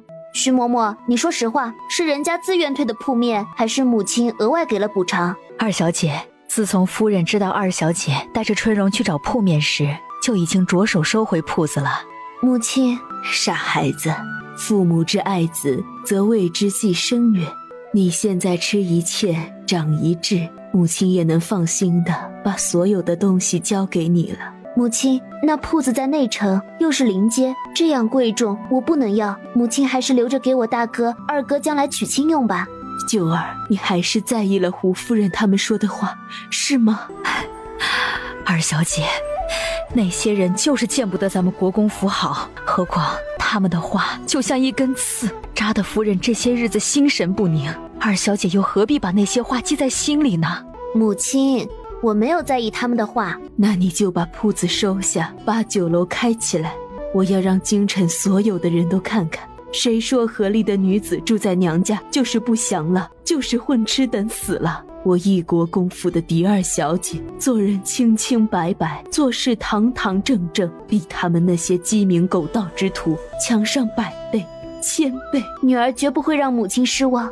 国公夫人终于笑了，手掌轻轻拍在她的脊背上，笑得坦然又放松。翌日清晨，骆九离早早的起来。春荣，我听你好像说起过，张管家的儿子一直跟在账房先生身边。是，叫张问，为人老实本分，夫人对他很放心。你去叫他跟咱们一起出门，顺便介绍张管家。半个时辰后，踩着脚下的青石板路，站在临街的2层店铺跟前。骆九离心潮澎湃。张问开了锁，推开门，里面的装修和其他茶楼大同小异。春荣跟着楼上楼下走了一圈。小姐，再买些桌椅板凳，这酒楼就能开张了。不，拆了，重新装修。拆了？拆了？拆了。我回去画张草图。张问，你负责找工匠装修，装修的费用从我账上出。二小姐，小人恐怕什么？恐怕你不能胜任吗？你要是连店铺装修都不能胜任，那这掌柜的你恐怕也胜任不了。二小姐，是让小人当着铺子的掌柜的，怎么样，能胜任吗？能，小人一定好好干。骆九离笑着点点头，而此时他并不知道，萧明玄和秦颖已经到了100里之外的溧阳军营。秦颖站在营帐外，不知何故，眼皮跳得厉害。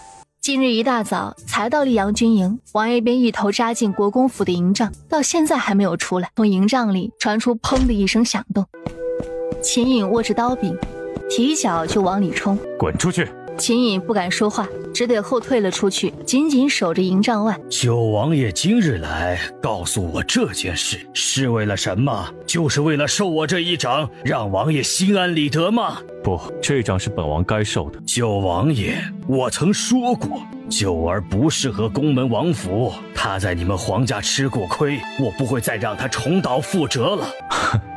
本王知道国公爷会阻拦，这是本王今日来见国公爷的原因。一是负荆请罪，二是想要得到国公爷的原谅和同意。至于那件事，燕听莲已死，唯一知道的除了本王的2个心腹，就只有国公爷和本王了。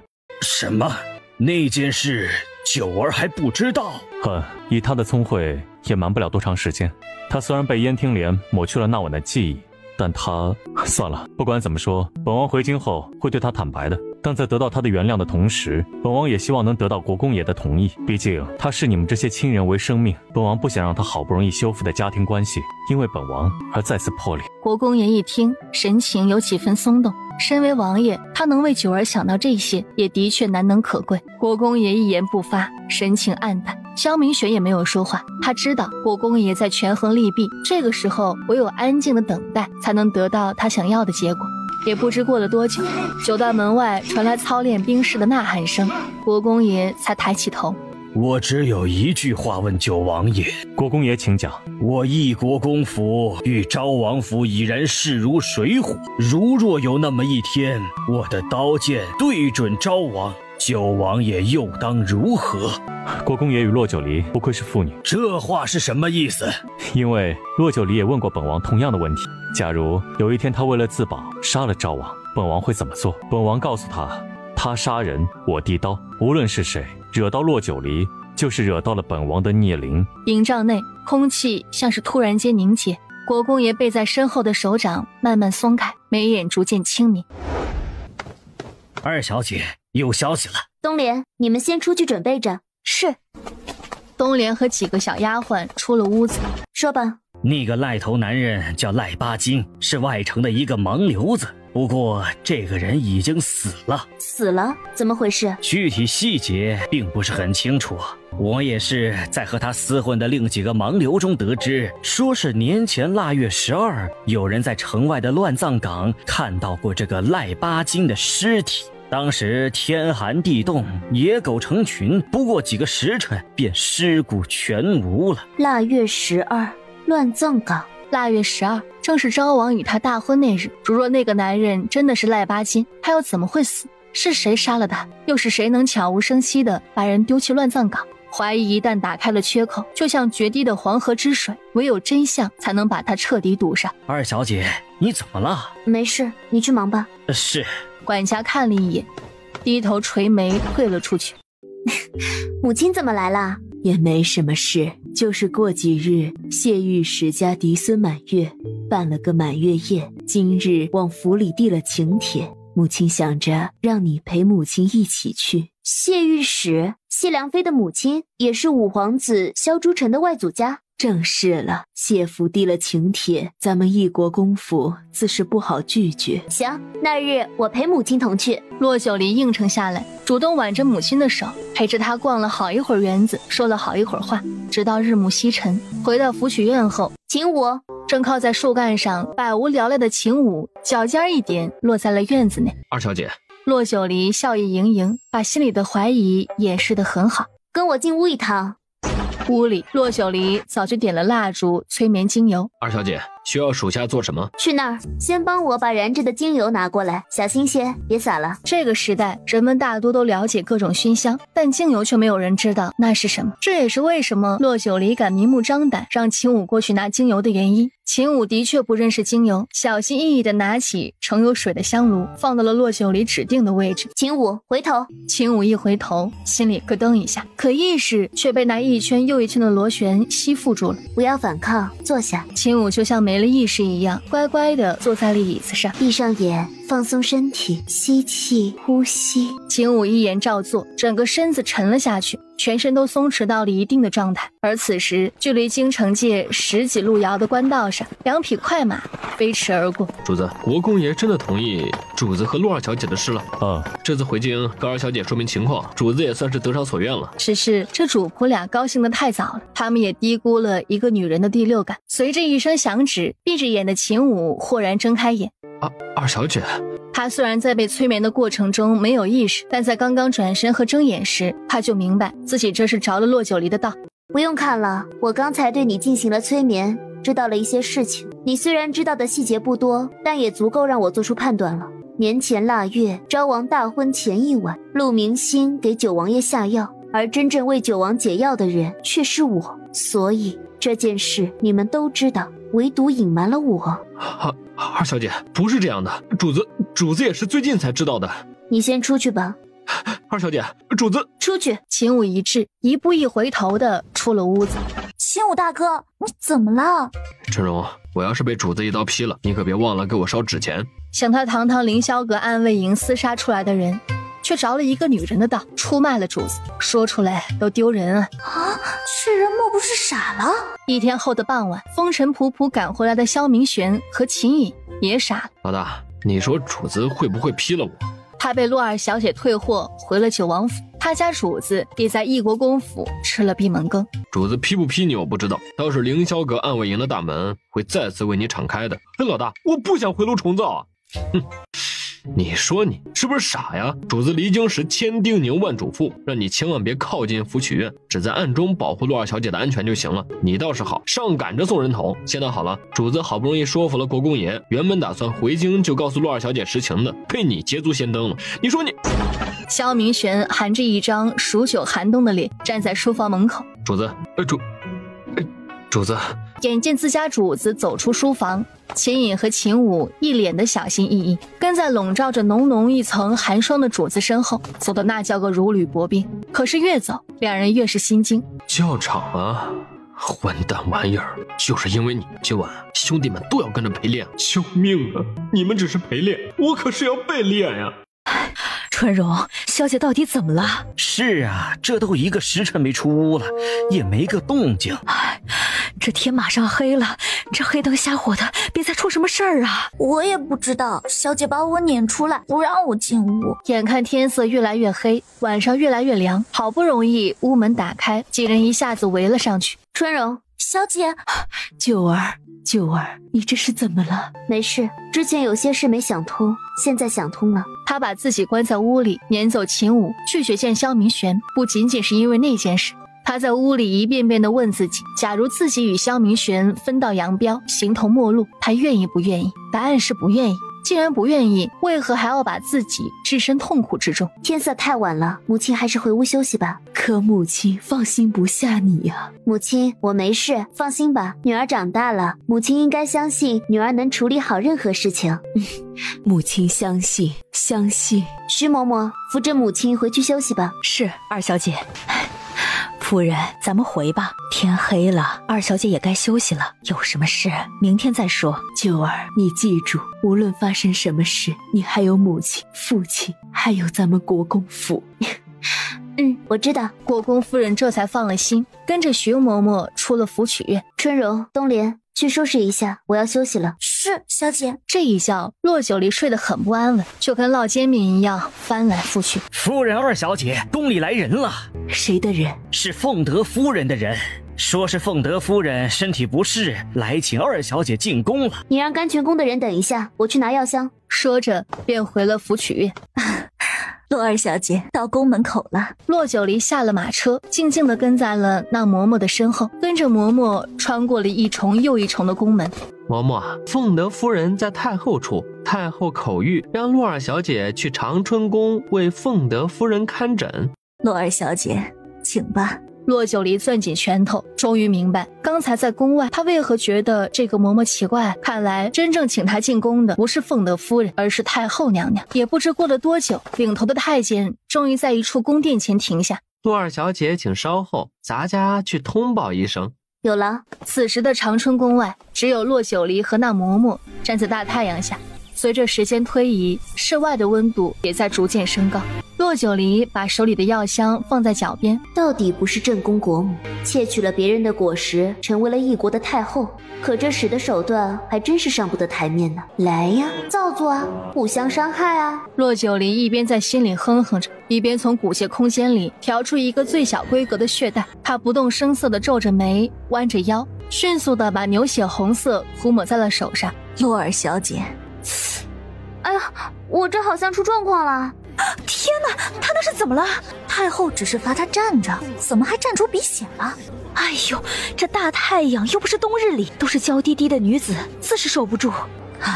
洛二小姐，你这是……嬷嬷，我好像流鼻血了啊！没事没事，就是秋天干燥气热，又经过太阳这一暴晒，身体吃不消了。二小姐，你稍等。说着，扭头进了长春宫。洛二小姐，太后娘娘请你进去。二位有劳了。骆九离跟着那个嬷嬷和太监进了长春殿。臣女骆九离参见太后娘娘。太后娘娘恕罪，恕臣女不能行礼了。你这是怎么了？哎呦，洛二小姐，你这是……秋天干燥气热，刚才又在长春宫外被太阳这一暴晒，身体吃不消，流了点鼻血。太阳暴晒，还太后娘娘恕罪，奴才刚刚腹部疼痛难忍，一时内急没忍住，所以才耽误了洛二小姐进殿。混账东西，这种事你也敢耽搁？滚下去，张嘴30！那太监吓得连连退了下去。来人，带洛二小姐下去清洗一下。骆九离倒是没有揭穿太后的谎言，带着假模假式的笑，跟着宫女去清洗了一番。清洗完后，又回到了主殿。九离啊，你身体可有不适？要不让宫人去请太医给你瞧瞧？这两人怎么不按套路出牌？有劳贵妃娘娘惦记，臣女身体无碍。何况臣女身为医者，此次进宫是奉旨为凤德夫人检查身体。九离，怎么说你曾经也唤本宫一声母妃，我们之间不至于生疏到如此地步。你虽然与墨儿分开了，但你应该明白，之前的那些事并非出自墨儿本意。何况每次墨儿进宫请安，总会提起你们之间的情谊。骆九离这个丫头还真是大胆呐，大胆的让我很是喜欢。就在他想要为骆九离解围时，殿外一道高大的身影快步走了进来。灵儿，你怎么了？身体不舒服吗？昭王，你有病吧？你不知道男女授受不亲吗？骆九离，放肆！你可知你在做什么？知道，在躲昭王的咸猪手。母妃，这一切都是本王咎由自取，是本王错把珍珠当榆木，母妃就不要再责备离儿了。昭王，你这种假惺惺深情告白的戏码，还真是让人恶心。离儿，本王知道伤你至深，对不起，本王。哎，虚情假意的人别说对不起，你滚就是最好的道歉。还有，我叫骆九离，你口中的离儿和我没有半分钱关系，你那下贱的深情也别在我面前抒发。骆九离，昭王一而再再而三地向你道歉，你也该知道见好就收的道理。老狐狸终于忍不住了，既然太后发话，那臣女就接受昭王的道歉。不过，还请昭王约束自己的言行，别纠缠于臣女，要不然臣女也不知道自己会做出什么样的举动。九离，你真的这样狠心？你当初为了嫁给本王，我那时是瞎了眼，错把榆木当珍珠。不过好在及时止损。当然，说到狠心，我还有比这更狠心的手段。昭王也想试试吗？夫人，凝滞的气氛伴随着荣秋嬷嬷一声恐慌的喊叫被打破。与此同时，九王府内，主子，陆二小姐出事了。怎么回事？宫里递出信，太后娘娘以凤德夫人的名义宣陆二小姐进宫，却冷落二小姐在长春宫外站了1个多时辰，致使二小姐口鼻流血。进宫。秦颖不敢作声，沉默地跟在主子身后出了王府。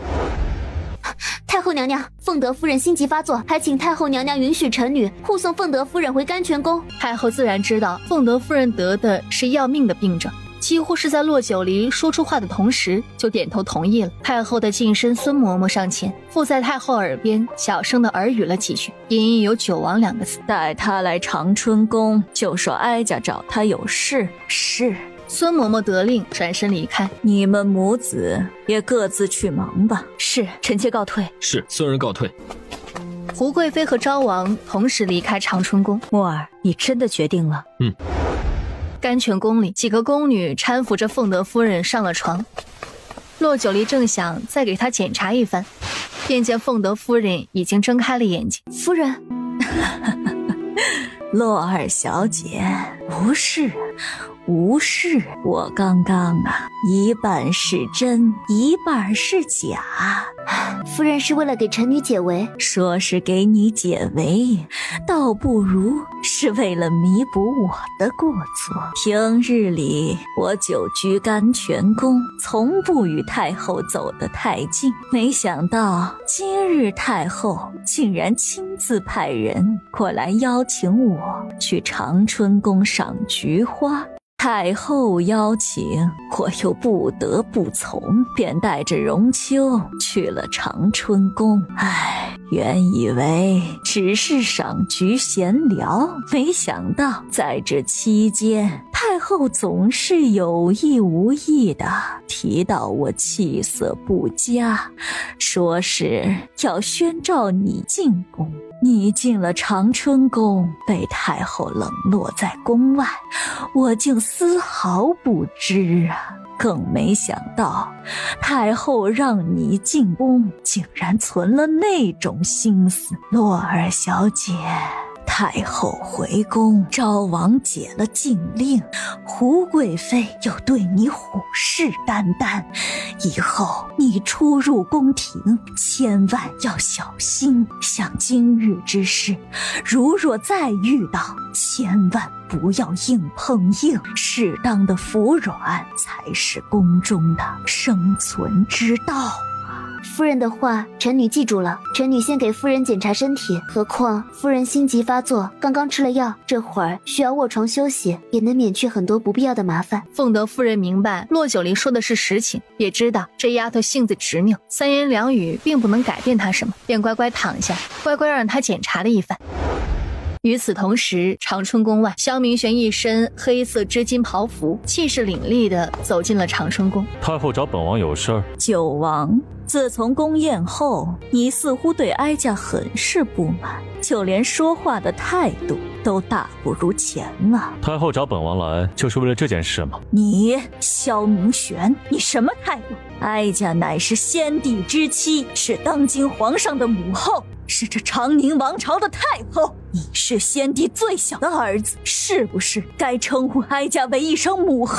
当年本王年纪虽小，但听说父皇只是下旨把当今皇上过继给了太后，并未下旨册立太后为皇后。何况本王曾经也叫过您母后，是太后自己瞧不上本王的出身，为了不亵渎太后尊贵的身份，本王看还是一直称呼太后为好。你萧明玄，你放肆！本王放肆也不是一天两天了，但太后不要忘了，本王手里有父皇御赐的丹书铁卷，太后即便是再生本王的气，也只是生气而已。何况您应该知道本王为什么进宫。果然呢，人大分家，树大分支，皇家也不例外。九王建功立业了，也看不上我这个老婆子了。九王进宫，所谓何事啊？洛九离，听说太后宣召他进宫了。义国公夫人见自己女儿迟迟没有回府，有些担心，托本王进宫瞧瞧。是哀家宣召的他，不过半个时辰前，他就已经去了甘泉宫了。萧明玄眉眼含笑，微微抱拳，转身就要往殿外走去。九王，你要知道，洛九离曾是昭王妃。洛九离是本王的救命恩人，至于其他的，就不劳太后费心了。说完这句话，萧明玄面无表情地抬脚离开。启禀夫人，九王爷来了。门外，萧明玄已经大步走了进来。夫人，洛九离可是来过？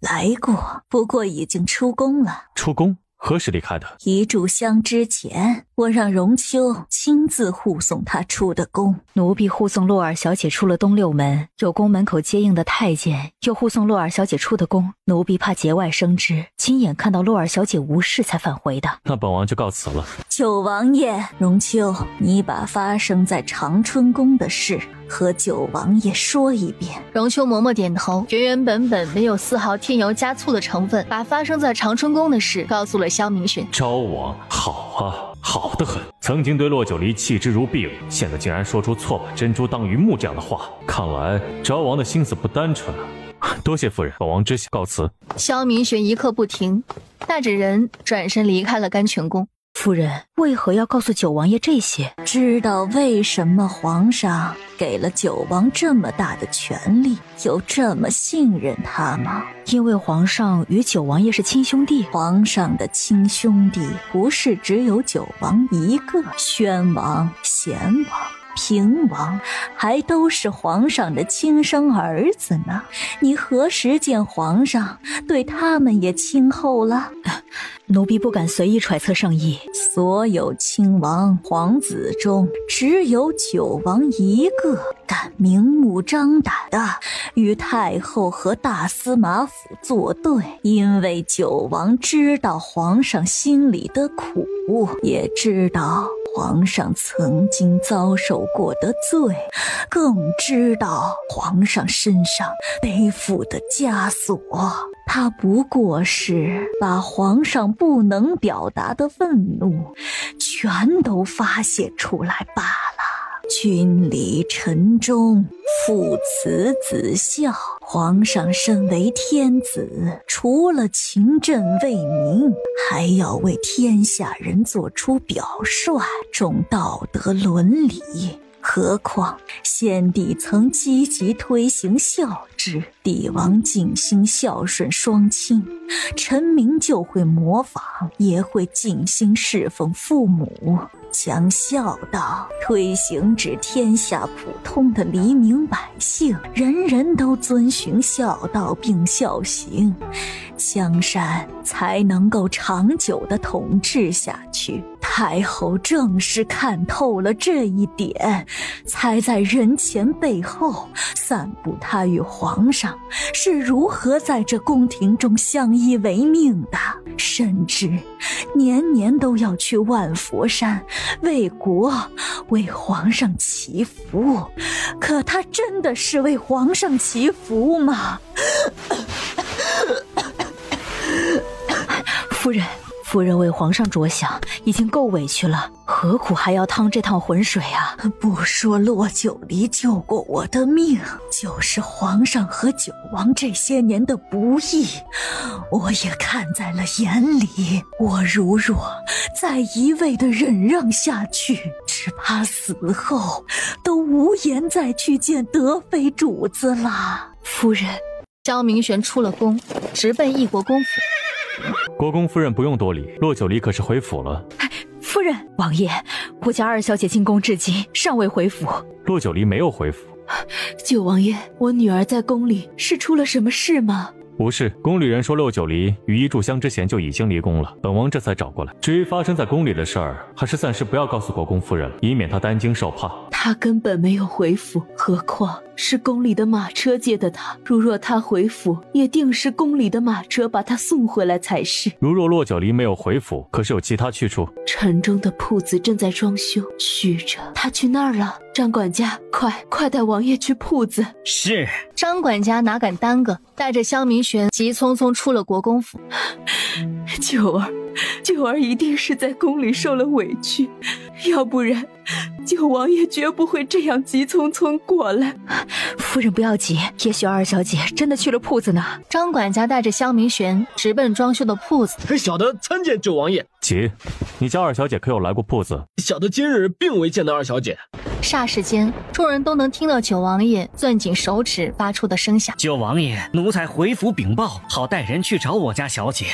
秦颖、秦武，主子。秦颖马上秘密带人守住出京的城门，不许放出任何可疑之人。是。秦武去找邢希言，让他立刻来见本王。是。秦颖、秦武同时又各自离开，萧明玄也翻身上马，绝尘而去。而此时国公府里，国公夫人一听到自己女儿也不在铺子，九王派人守住了城门，顿时明白，恐怕他的女儿真出事儿了。张管家，快带着府里所有人去找二小姐。是。张管家前脚刚一出府，国公夫人就支撑不住了。徐嬷嬷，更衣，我要进宫去要人。夫人，这个时候找到二小姐要紧。夫人这会儿进宫，于事无补啊。可我的女儿失踪了，好好一个大活人，从宫里出来，怎么就失踪了？她在这京城里没有同床，也不爱好玩乐，明知道我在家里等她，定会快回府的。这么久还没有回来，定是出事了。我现在就是怕，万一九儿被哪个仇家掳去，报复泄愤，后果真是想都不敢想啊！哎呀，夫人，你不要吓自己啊！二小姐现在今非昔比，有能力有手段，定不会吃亏的。你不明白，国公爷在家时就得罪了不少人，九儿又与昭王和离，得罪了太后和胡贵妃，还有那大司马府，哪一个都不是省油的灯啊！夫人慎言啊，小心隔墙有耳。现在府里的人都派出去找了，九王爷那儿也派人在找。夫人一定要沉住气，如今国公爷不在家，大公子和二公子也离了京，大小姐守着孩子脱不开身，夫人就是咱们国公府的主心骨。夫人要是再乱了分寸，这国公府上下岂不是大乱？何况二小姐的名声要紧，夫人一旦进宫要人，那岂不是告诉所有人二小姐失踪了？这一旦找到了二小姐，或者二小姐平安回来了，岂不是给人递画饼？唉，宫里的那些人都恨不得看咱们国公府的笑话。夫人万沉住气啊！你说的对，这个时候沉住气。表哥，我说你这是……马上派你的人去监视大司马府和昭王府。出什么大事了吗？表哥是不是应该告诉我实话？骆九离失踪了，本王怀疑与那梁府有关。你的人都是生面孔，让你的人去监视，但是要把罪务严实了，对任何人都不得声张。你是说国公府的骆九离失踪了？骆九离失踪跟表哥有什么关系？表哥有几个什么劲儿啊？萧明玄甩出一把匕首，直奔邢希言的面门。哎，表哥，玩笑而已，你居然对我下死手啊！滚！他也敛了嬉皮笑脸，转身大步离去。一顿饭的功夫，昭王府和大司马府外就多了几双眼睛，而九王府、一国公府的人也整整找了大半日，眼看日暮西沉了，也没有找到骆九离的身影。徐嬷嬷，我不能再等了，去拿我的诰命符来，我要进宫。可是夫人，不要再劝了，相较于九儿的名声，我更在意她的命。这个命苦的孩子，他都已经死过一次了，如若这次再出事，我该怎么办？该怎么和国公爷交代？正着急呢，守门的在外面来报说九王爷来了。国公夫人一愣，还没来得及做出反应，一身黑色织金袍服的萧明玄已经走了进来。国公夫人，本王有话与您说。你们先出去。王爷，可有我女儿的下落了？没有，不过夫人若是信本王，就不要去宫里。为什么不去宫里？没有皇上的介入，我的女儿还能找回来吗？能。已经等到这个时辰了，夫人万不可打草惊蛇了。若论心急，本王比夫人还要心急如焚。本王已经……秦武一个箭步窜了进来。主子，有消息了。萧明玄紧握着的拳头彻底放松，一步就跨出了屋子。九王爷，放心，本王会把洛九离安全无虞的送回来的。谢谢，谢谢。萧明玄转头快步出了国公府。谁的消息？回主子，是邢公子的消息，昭王离府了。跟着。是。而此时，外城一处杂乱破旧的茅草屋中，洛九离头重脚轻的醒了过来，脑子晕眩，浑身无力发烫。他被人绑架了，被人下药了。这是在短暂的咬痛舌尖血清醒之后，洛九离回忆从宫里出来，到上了马车，到被黑衣人从背后用某种药粉捂住口鼻，再到他昏迷前的全过程。他那样小心谨慎，都着了道。显然，这又是一场筹谋已久的阴谋。你是谁？受命于谁？为何要绑架我？果然呐，你这女人不但冷静，还狡猾得很。你是想拖延时间，还是觉得我真的会回答你的问题啊？不过可惜了，半炷香前你已经吃下了第2粒药丸，现在是不是觉得胸口欲火焚烧啊？用这种下三滥的手段对付我，卑鄙！他药效发作了，清醒时的滋味比昏睡时要舒坦得多。你们好好玩吧。说着抬脚就出了茅草屋。瞎眼的狗东西！我是一国公府的第2小姐，动了本小姐，小心我父亲把你们挫骨扬灰！废物，竟然被一个女人吓唬住了！你们要是不敢，趁早滚蛋！我呸！你说你是国公府的嫡小姐，你就是嫡小姐了？你少吓唬我们！我们几个要家没家，要业没业，谁还在乎生死？牡丹花下死，做鬼也风流啊！别说你是真的国公府的嫡小姐，就算是天王老子的女儿，公主、郡主，今儿个我们哥几个也要爽一爽！给我动手！只听啪的一声，然后就是一个乞丐撕心裂肺的喊叫：“贱货，敬酒不吃吃罚酒！”撕了他的衣服啊！让他趴着，先搜身，万一再有暗器怎么办？这个贱女人手上有东西啊！只听屋外传来马蹄声，然后是白刃相接的声音。为首的乞丐最警醒，还未来得及跑，就见一男人手持冷剑闯了进来，寒剑闪过，几个乞丐被那个男人干脆利落地抹了脖子。洛九离。是昭王，是萧朱墨，怎么会是他？萧朱墨抱住他滚烫的身体，给他解开了绳子。胡冰玉那个极度诚信的女人，竟然找乞丐要玷污洛九离，混账东西！乞丐用过的，本王又如何能碰？好在本王来得及时，洛九离还是干净。洛九离不相信萧朱墨会那么好心救自己，双手沾着痒痒粉摸上了他的脸，脸颊上的痛痒排山倒海的袭来。洛九离，你手里是什么？双手不由自主地去抓挠自己的脸颊。屋外又响起了打斗声，几乎是在瞬间，一道高大的身影飞奔了进来。洛九离整个人落入了一个温暖的怀抱。丽儿，我来了。他要等的人来了，这个男人终于来了。萧明玄看看满地的乞丐尸体和一旁痛痒难耐的昭王，眼底血红一片。九皇叔，是我救的他。萧明玄一个打横抱起洛九离，把这些乞丐曝尸3日，一寸一寸的肉都喂了野狗。是。萧明玄抱着怀里的洛九离，大步出了屋子。对不起，我应该早些去找你的。痒痒粉。萧明玄知道痒痒粉是什么，拿过瓷瓶打开，把一粒解药放在他口中。伴随着痒痒粉的药效散去，洛九离已经不能保持清醒，一个劲儿的往萧明玄怀里钻，甚至主动擒住了他的唇。丽儿，你王爷不愿意当我的解药？我愿意。心心念念的人就在自己怀里，他怎么会不愿意？只是他答应了国公夫人要把洛九离安全送回去，可现下回九王府。回府，快！赶车的秦武闻言，策马扬鞭，驾着马车没命地朝着九王府而去。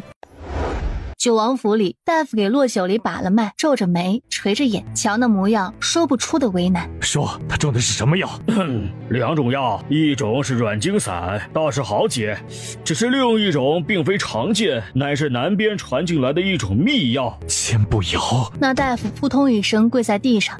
管家送客。是。管家带着大夫出了府，顺便还敲打了一句。大夫自然知晓，收了足量的银子，哪里敢停留，逃也似的跑了。萧明雪抱着骆九离就进了屋，而骆九离神志早已经不清，只依靠着本能，主动的环上，紧紧搂住萧明玄的脖颈。一时间，尚有理智的萧明玄也毫无理智了。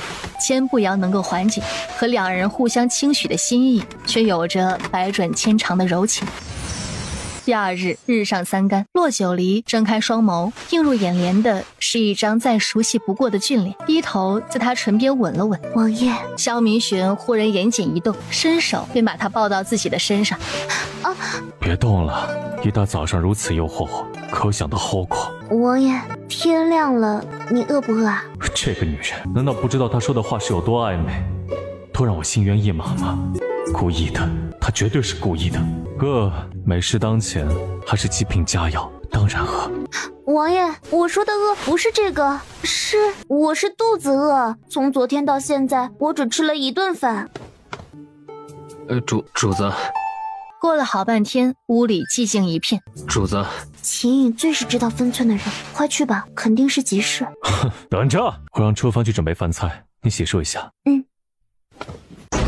房门打开，什么事儿？去书房。主仆二人一前一后往书房走去。屋内，骆九离舒舒服服的洗了个热水澡，骆九离又换了身干净的衣服。二小姐，饭菜已经准备好了。昨晚之前，骆九离只是一国公府的第二小姐，但昨晚之后，骆九离就是这九王府里的女主子了。管家，王爷呢？我在这儿呢。秦颖找你，可有急事？若是有急事，不必陪我吃饭，你去忙吧。无事，皇上宣诏，但不急，待吃了饭再进宫。皇上宣诏还不急？骆九离对这个理由表示接受，没有拆穿他刻意陪他吃饭的举动。一会儿吃完饭，我派人送你回府。国公夫人那儿我没敢如实相告，待出宫后，我会亲自登门负荆请罪的。为何要负荆请罪？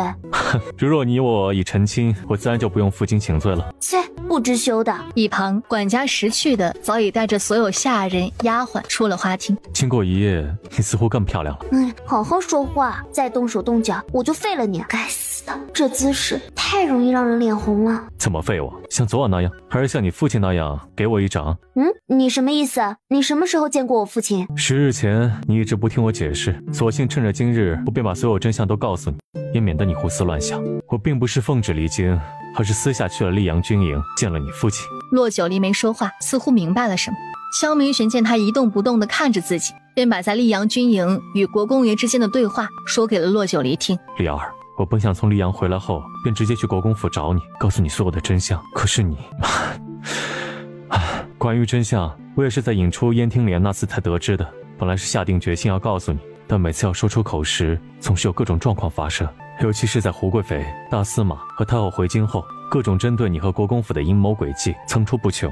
为了你的安全，为了国公府的安全，我只得先暂时隐瞒下这件事的存在。当初你为什么不找我？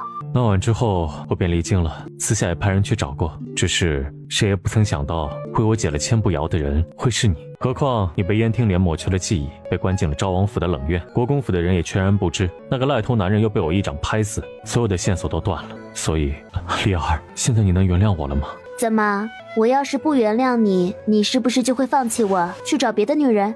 不会，你也看到了，九王府后院除了你一个女人，干干净净。那些丫鬟不是女人吗？萧明玄一噎，顿时无言以对。傻子，我如若没有原谅你，又怎么可能拼尽全力忍到你去救我？萧明玄胸腔溢满喜悦，两个人紧紧相拥，却又出其默契的谁也没有去提那个孩子的事。那死去的孩子是两个人都不敢触碰的底线。关于千步谣，当初陆明星给你下的药也是千步谣，你觉得两者之间可有联系？你怀疑陆明星是被人利用的？我不知道，因为只是猜测，毕竟陆明星身为郡主，也是有手段能得到这种秘药的。这件事我会派人去查的。好，还有一件事，昨日我出宫上了马车后，是被一个武功高强的黑人先用软金散迷晕的，在外城茅草屋醒来后，也是那个黑衣人第一个出现的。你那人的身手和武功，恐怕萧朱墨的人不是对手。你们是随后到的，可有见到那黑衣人的身影？黑衣人？秦颖，主子，昨晚斩杀的那些人当中，可有一个黑衣人。那些人都是昭王府的侍卫，并没有黑衣人。你确定死去的那些人当中没有黑衣人？没有。看来在没有证据能证明幕后之人到底是谁的情况下，这个黑衣人是唯一的突破口了。有没有可能那个黑衣人就是昭王的人？那个黑衣人应该不是萧朱墨的人，但和大司马府，确切的说和胡冰玉应该会有关系。你为何这么肯定？胡冰玉因爱生恨，因妒生怨，除了他，只怕也没有别人会那样想让我屈辱的死。至于萧朱墨，他对我存了那种心思，如若那个黑衣人真是他的人，他应该不会在明知给我下了千步谣的情况下，给那些乞丐下达那种命令。主子这是吃味儿了。陆二小姐也是，便是知道周王对她存了那种心思，何苦在主子面前提及啊？秦隐没有找到地缝，只能悄没声的偷偷退出了花厅。王爷，王爷是天上的云，他是地上的泥；王爷是皓月，他是萤火，萤火之光岂能与皓月争辉？我从前是瞎了眼，现在我眼明心净，岂有放弃皓月而去追逐萤火的道理？萧明玄一震，蓦地抬头看他，随之而来是他仰起头，吻上了他的唇。我觉得没有什么表达方式比言语和行动更有说服力。我更喜欢你的行动，一次怎么够啊？王爷，你傲娇啦，咱们再谈正事儿。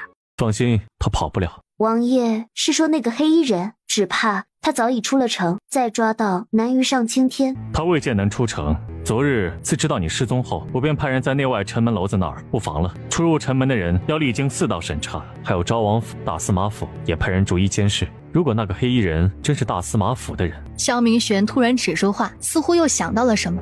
秦隐，马上派人监视重阳侯府。是。秦隐应了一声，马不停蹄带人出了府。王爷怀疑这里也有重阳侯的事。重阳侯是个睚眦必报的小人，太后和大司马不好办的阴私事儿都经由他手。你觉得知春阁一事他会善罢甘休？洛九离一时语塞，昭王府、大司马府、安亲王府，现在又来了个重阳侯府，他这招黑的体质也是前无古人了。好在老天爷还送了九王府这棵好乘凉的大树，所以不去操这个心了。安安静静的吃过饭后，在萧明玄的陪同下出了九王府的大门。王爷，这是要干嘛？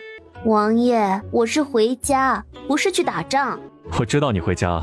王爷，谢谢你对我这么好，只是这护卫的人太多了，未免引起不必要的麻烦，也为了方便，我留下那2个侍女和秦武。好，听你的。随即一摆手，2个黑衣侍卫带着1排护卫退到两旁。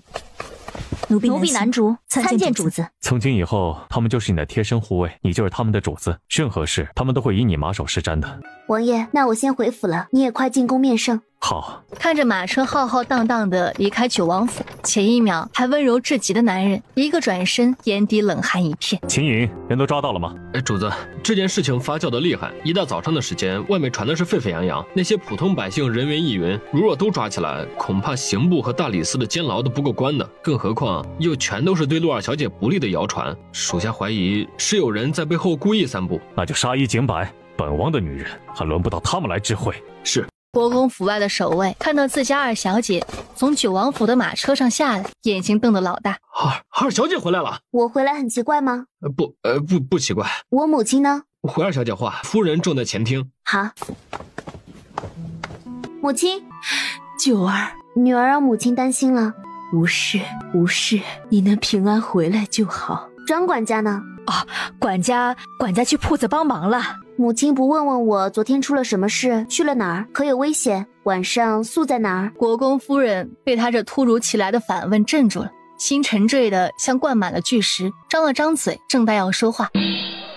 母女2人俱是一惊，同时起身往府外走去。眼见那母女2人从府内走出，老夫人眼里冒着火星，一个箭步就要窜上去。大胆！国公府门前，岂容你撒野！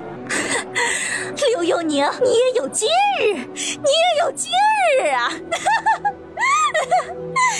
你不是自视清高吗？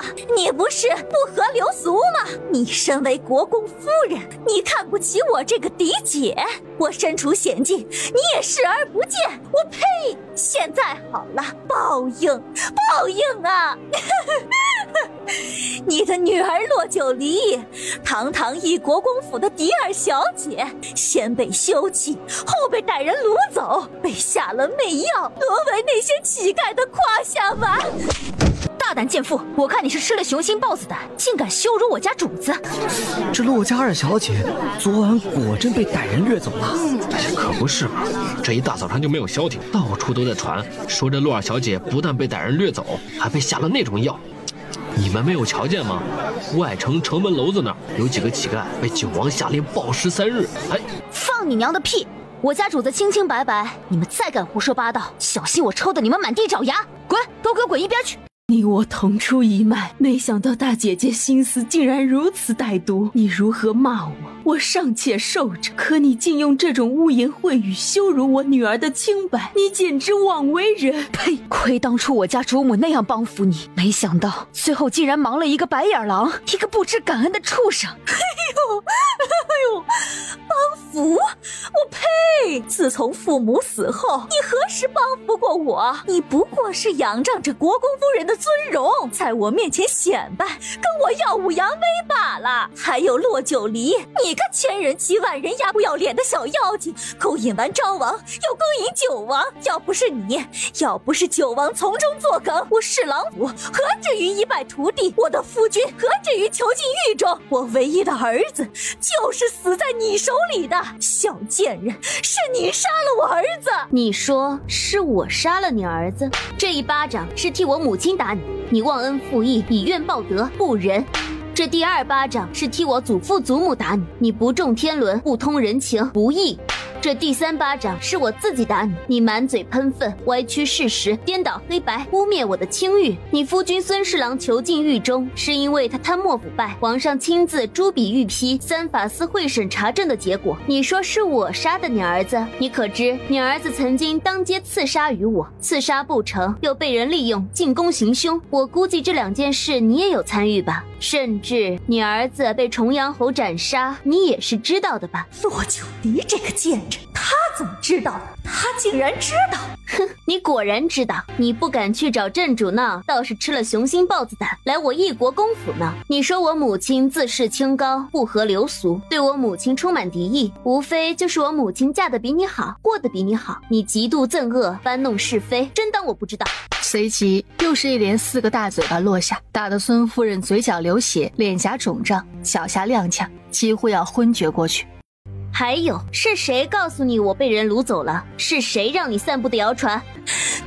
你国公府仗势欺人！哼，您都敢来我国公府门口闹事，你还怕什么仗势欺人？我再问你最后一遍，是谁告诉的你我被人掳走了？是谁让你散布的谣传？呸！你以为你是谁？不过就是个下作的小娼，不要脸的臭婊！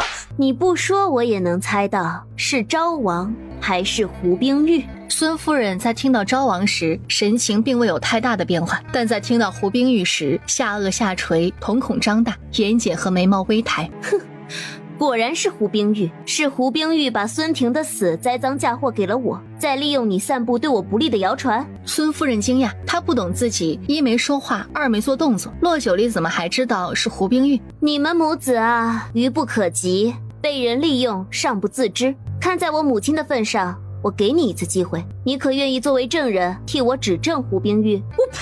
你算个什么东西？杀人凶手，不要脸的小娼妇！你有什么资格来指使我？徐嬷嬷，带我母亲回府。是，夫人，让2小姐处理吧。何况2小姐坐着九王府的马车，带着2个武功高强的侍女回府，还不足以说明什么吗？今日就是2小姐把这京城的天捅出一个窟窿来，也有个高的那位顶着。唉，国公夫人叹了口气，在徐嬷嬷的搀扶下进了府。男主拔了他的舌头。主子，奴婢有审人的手段，定能让他老老实实出面指证。不用，他认定是我杀了他儿子，这样2面3刀的人，便是到了御前指证，他也敢临时反水，留着也是个祸患。孙夫人，他们利用你来毁我清誉，散布谣传，一是你的确是个好骗的傻子，二是你是我母亲的亲姐姐，他们知道我母亲心善，顾念亲情，不会对你动手。可他们忘了，我骆九离早已不是从前那个任人宰割的骆九离。你骂我的那些话，我原封不动地还给你，不但还给你，还送你一份大礼，让你这辈子下辈子有口难言，有嘴难说，再不能毁谤污蔑别人。男主动手。是。男主就喜欢做这种事儿，早早的就捏碎了孙夫人的下颚，匕首寒光一闪，凄厉的惨叫声和吐着血水的孙夫人几乎痛得晕厥过去。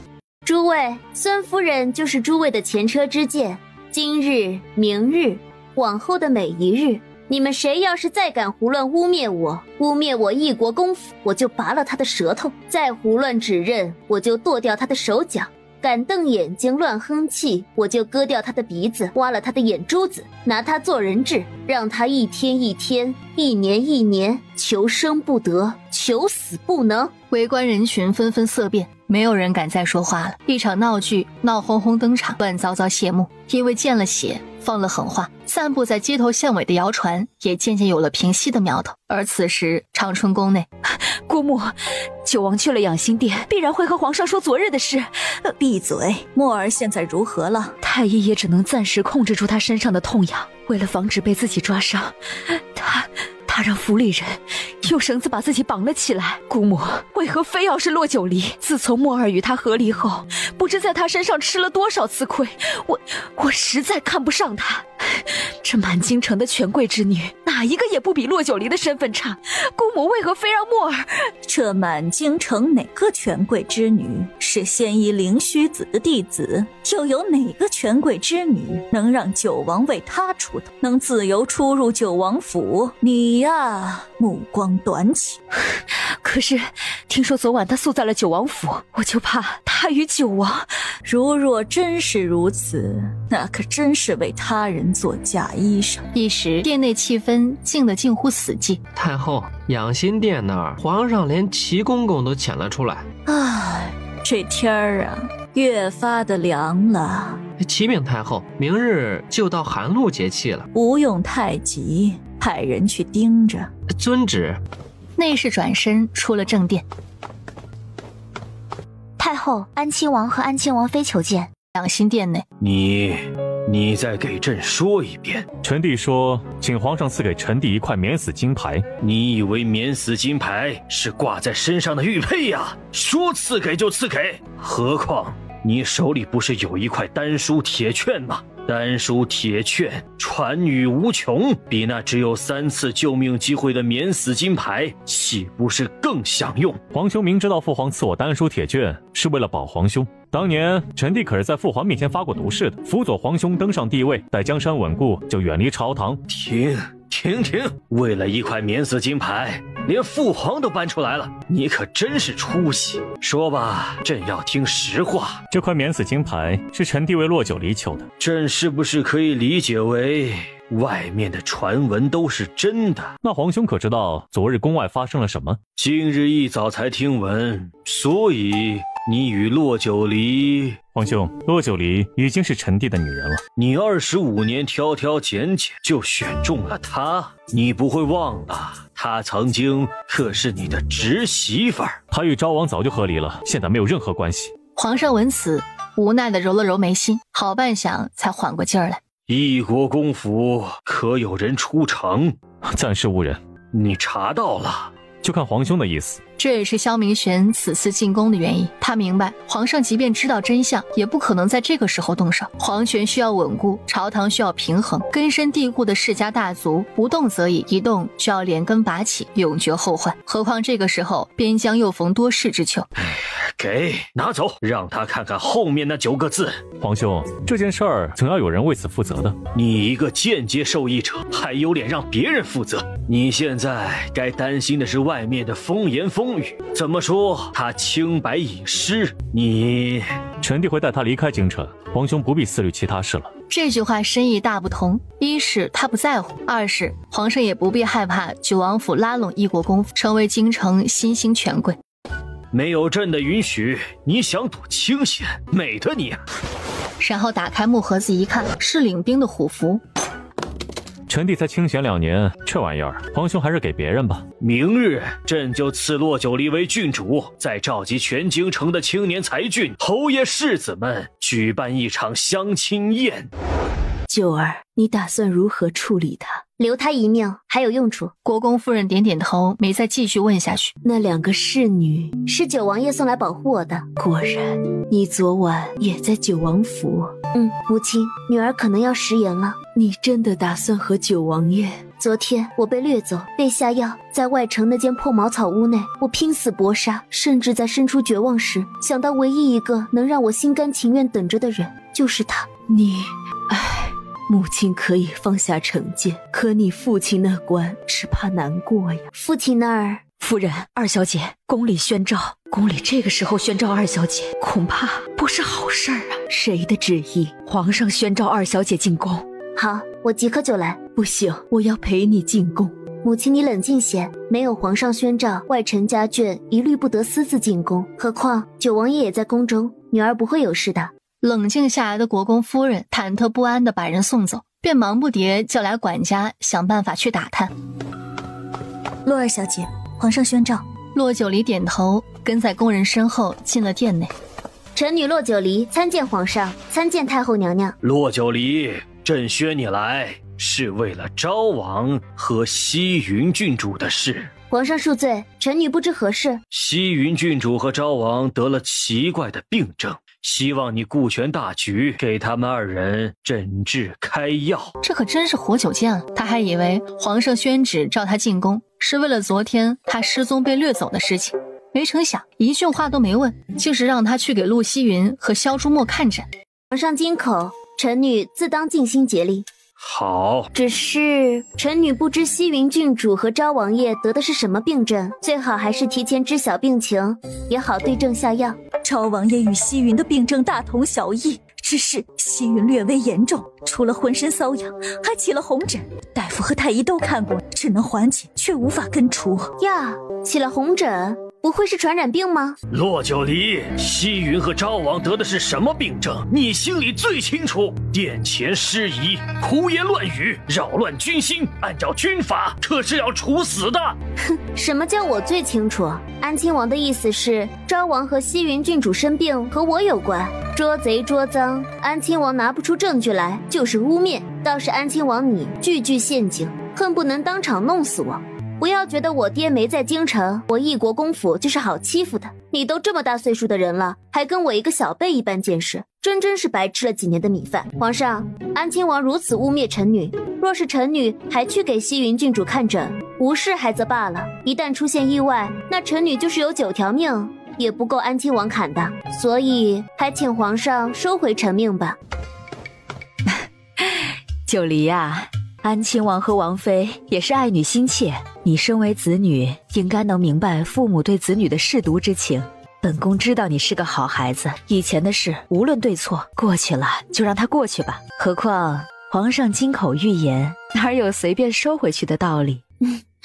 贵妃娘娘说的是，上次在宫宴前，我曾与各家小姐夫人们说过，我因祸得福，得仙医灵虚子收为门外弟子。谁家要是有个疑难杂症，可以找我上门诊治，不过出诊费稍微高点，500两。所以安亲王府和昭王府应该不会在乎这500两吧？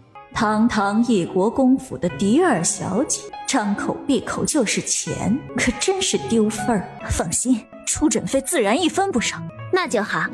出了宫门，回府的马车里，带我回府换身衣服，跟你一起去。王爷，你跟我说实话，皇上怎么对昨日发生的事只字未提？还有太后和胡贵妃，他们不可能不知道我被掳走，大家为何都沉默于这件事？这是我在皇上那儿给你求来的。什么？这是免死金牌？免死金牌，看看背面。背面，所谓免死，除造反大逆。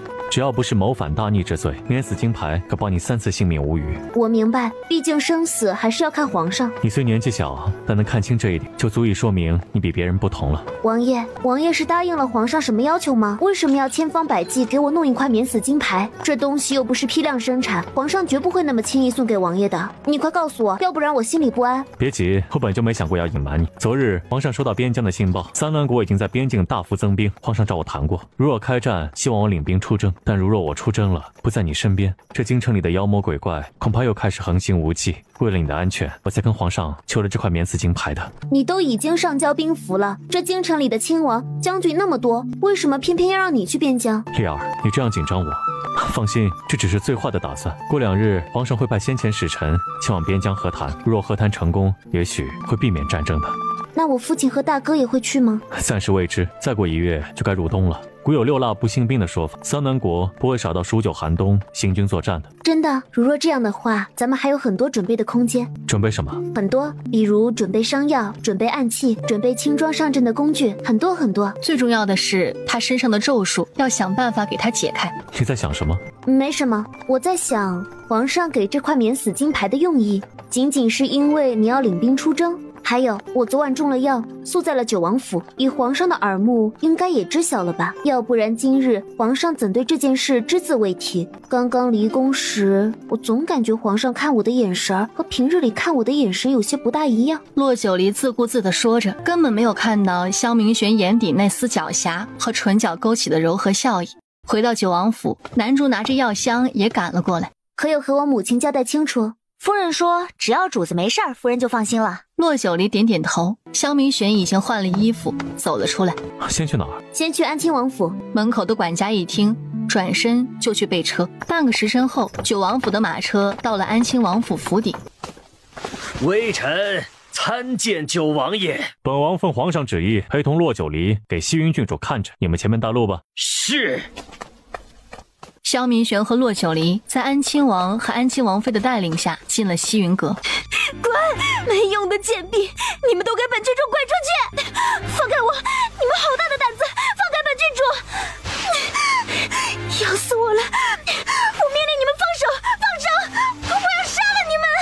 郡主，王妃再三叮嘱，万不能让郡主再抓挠了，要不然破了相就难能恢复了。九王爷，小女缠绵病榻，容貌不宜见人。前厅已经备好茶水，还请王爷歇息片刻。你安亲王府的茶水，本王无福销售，本王在院子等。南星、南竹护送洛二小姐进屋。是。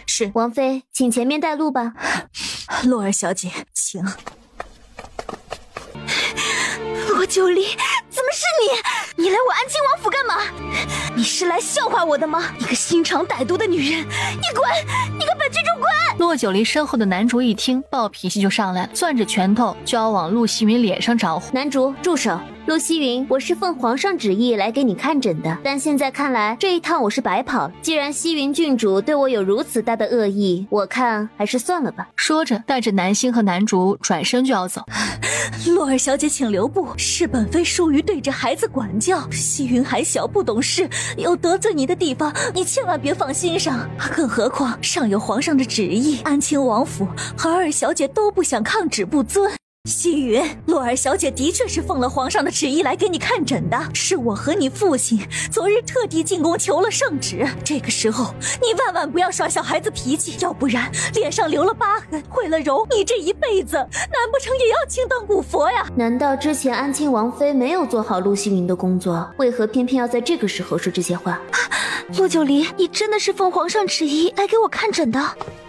我向你道歉，之前的事是我错了，只求你能救救我，我不想脸上留疤，不想毁容。退后！南星，伤了他不好和皇上交代。是，主子。陆西云，想要恢复以前的容貌，我劝你最好老老实实的。洛九离，你要我干什么？你说，只要能让我变回以前的样子，我都听你的。哼，西云郡主倒是能屈能伸，坐下吧，我先给你看看脸。陆西云全当听不见他的嘲讽，快速又听话的坐好。这是什么鬼东西啊？这是太医开的方子，能缓解郡主脸上的痒痛。擦了？怎么刚刚还说什么都听我的，这么一会儿就开始违心啦？嬷嬷，擦了。老嬷嬷有些心疼，但哪里还敢再说什么，把那些淡褐色的膏状物擦了个干净。你这是过敏了。过敏？什么是过敏？我解释再清楚你也不会明白，但你只要知道，过敏严重者不但会让你毁容，还会要你的命。洛儿小姐，怎么办？可有对症的药方？有，不过这药方里需要的珍贵药材不少，不知道安亲王妃舍不舍得给郡主用。狡猾如狐，奸刁如狼，真是个不要脸的小贱人，还请洛儿小姐写药方。得，我写个药方，赶紧派人去抓药。洛九离起身去写药方。安亲王妃看了眼瑟瑟发抖的陆希云，恨恨地转身出了房间。一副药方，洛九离洋洋洒洒写了一大张。安亲王拿着药方，真怕自己一时控制不住，一掌拍死洛九离。什么样的病症需要天山雪莲、人参这样的珍贵药材？这哪里是解药，这明摆着就是趁火打劫。来人，马上去把药找齐。是。萧明玄岿然不动。对于坑安亲王这件事，他没有任何意见，反而觉得洛九离药方子写的太保守，大胆写大胆坑，有他在怕啥？洛二小姐，药材准备妥当了，是不是能给西云解药了？药材准备妥当，我还需要配制熬药，大概得半个时辰左右。那就有劳洛二小姐了。好说，还有劳九王爷再等上半个时辰。本王不急。洛九离行了礼，进了之前准备好的空房间，看着桌子上堆的满满当当的药材，洛九离心情大好的把所有珍贵药材收到了古界空间里，然后把一些普通药材拿出去给南星。南星，你亲自去守着。是。主子，药熬好了，这些是药渣子，属下也拿了回来。洛九离笑着点头，拿出早就准备好的抗过敏药和养阳粉的解药，一股脑全倒进了温补的汤药里。去吧，给西云郡主端过去。是。南星全当看不见主子刚才的动作，一脸淡漠的端着汤药去了陆希云的屋里。陆希云端着药碗，几乎没有犹豫的喝了下去。洛九离，不是药到病除吗？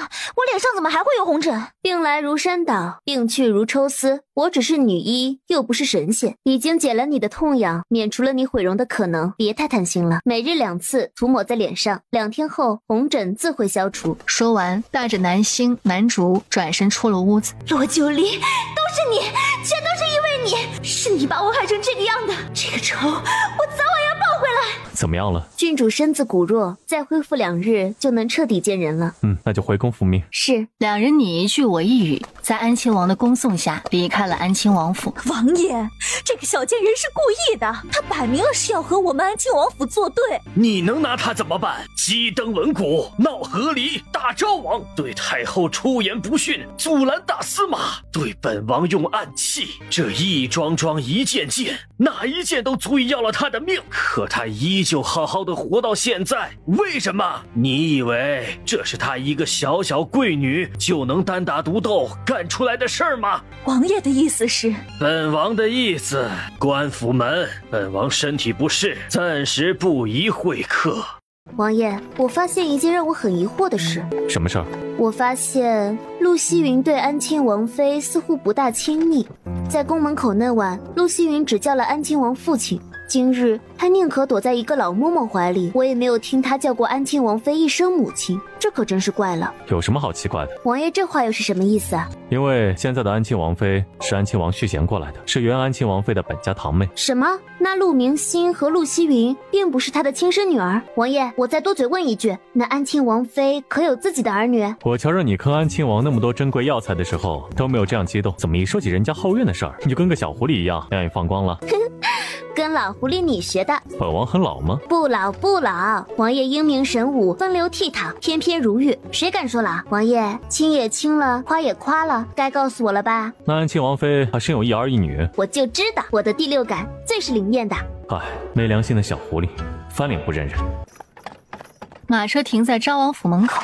主子，二小姐，昭王府到了。王爷淡定，看我怎么坑他。这女人越发放肆了。两人一前一后，在昭王府管家的引领下进了府里。臣女洛九离奉皇上之命前来给昭王看诊。萧朱墨眼神阴郁，浑身透着刺骨的寒意，没有动也没有说话。尤其是看到他身后的萧明玄，以及萧明玄毫不掩饰地拉着他的手腕走进前厅时，整张脸都绿了。侄儿参见九皇叔。萧明玄对萧朱墨的行礼问安充耳不闻，拉着洛九离坐在他对面。洛儿小姐，皇上让你来给昭王看诊，你可有看出昭王得的是什么病症啊？洛九离坐在椅子上，忍着心里的嫌恶，在萧朱墨脸上看了一眼。回禀王爷，昭王得的是毒疹，恐怕会有传染的可能。罗九离，你胡说八道什么？本王到底为何如此？你心里清楚，什么毒疹？你少在这血口喷人！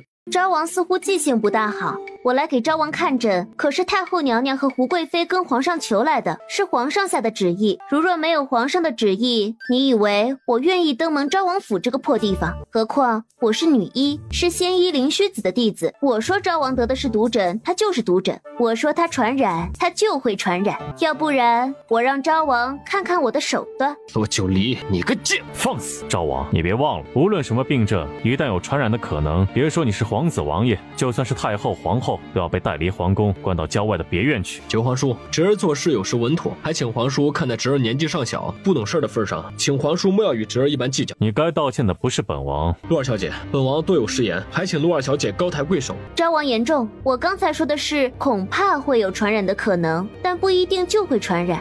哼，原来如此，吓了本王一跳。既然陆二小姐不诊脉就能看出病症，那还请陆二小姐给本王开个药方，本王按时吃药，争取早日康复。毕竟二小姐是仙医灵虚子的弟子，有神手父皇嘱托，开的药也定能药到病去。昭王开口，臣女怎敢不用心竭力？只是昭王这病症需要的稀有药材颇多，不知道王爷能不能吃得起啊？毕竟这昭王府瞧着大不如前呢。请陆二小姐开药方。洛九离自己从药箱里拿出纸笔，刷刷刷挥洒豪情。最后的最后，落笔处，洛九离又添了一味药——玄虫血自愈。香明玄在看到玄虫血自愈时，眼底闪过一抹不动声色的复杂。昭王爷，这是药方，越快越好。所有药齐全了，我还需要配制解药。马上去准备。是。昭王爷，药备齐了，送到义国公府。配置好了解药，我会派人送过来。九皇叔留步，侄儿想和九皇叔说句话。王爷，我去院里等。说着，带着南竹、南星出了前厅。然而他刚走到院子，就看到一个穿着淡粉色衣裙的女人，弱柳扶风，袅袅婷婷地走了过来。这位小姐，你是谁？离我们主子远点！你们俩退后，我对她还挺感兴趣。哼，有意思了。这位姑娘是昭王的什么人？小姐又是谁？我是义国公府的。义国公府？你是不是陆二小姐？这京城里的女人怎么回事？我还没动手呢，就这么弱不禁风，被你们俩吓的。退后点儿。南星男主只觉得莫名其妙啊，这陆叔有点懵。这位姑娘，你跪我干什么？快起来！陆二小姐，你既然跟王爷和离了，为何还要回王府？不要再给王爷留下念想，给我们这些侍妾一条活路吧。神经病吧你，被宅斗都坏了脑子。自从王爷解了情蛊和媚术后，知道自己是被人利用后，才彻底看清楚自己的心。这几个月来，王爷日日思念二小姐成疾，明白他最爱的依旧是二小姐，还在书房画了很多二小姐的画像，每日看着二小姐的画像寝食难安，对我们这些侍妾同房视而不见。这些日子，王爷好不容易有所改变，可昨晚当王爷得知二小姐出事后，还是义无反顾地出府去寻找二小姐。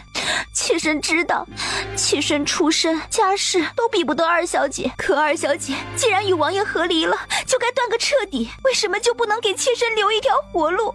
二小姐是义国公府的嫡小姐，想要什么样的男人没有？为何还霸占着王爷不放？你给我闭嘴！你当那个渣男是块宝，在我眼里，他连我家茅厕的石头都不如。你愿意和他臭，就臭到一块去，别来恶心我。你骂王爷，你算个什么东西？不过是王爷不要的弃妇，王爷是我的，王爷爱的是我，你为什么还要回来？一个要松手，一个偏偏不松手。只听啪的一声，一个耳光打在了洛九离脸上。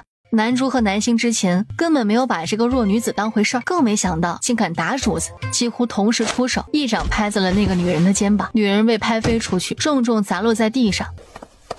怎么回事？萧朱墨一看到倒在地上吐了血的女人，再看到洛九离捂着脸，顿时心下一惊。成事不足败事有余的东西，他好不容易摁住了皇叔，只为了让洛九离听到那些话，却都被这个女人给毁了。求王爷，这个女人风言风语，打了主子，属下们护主不力，请求王爷责罚。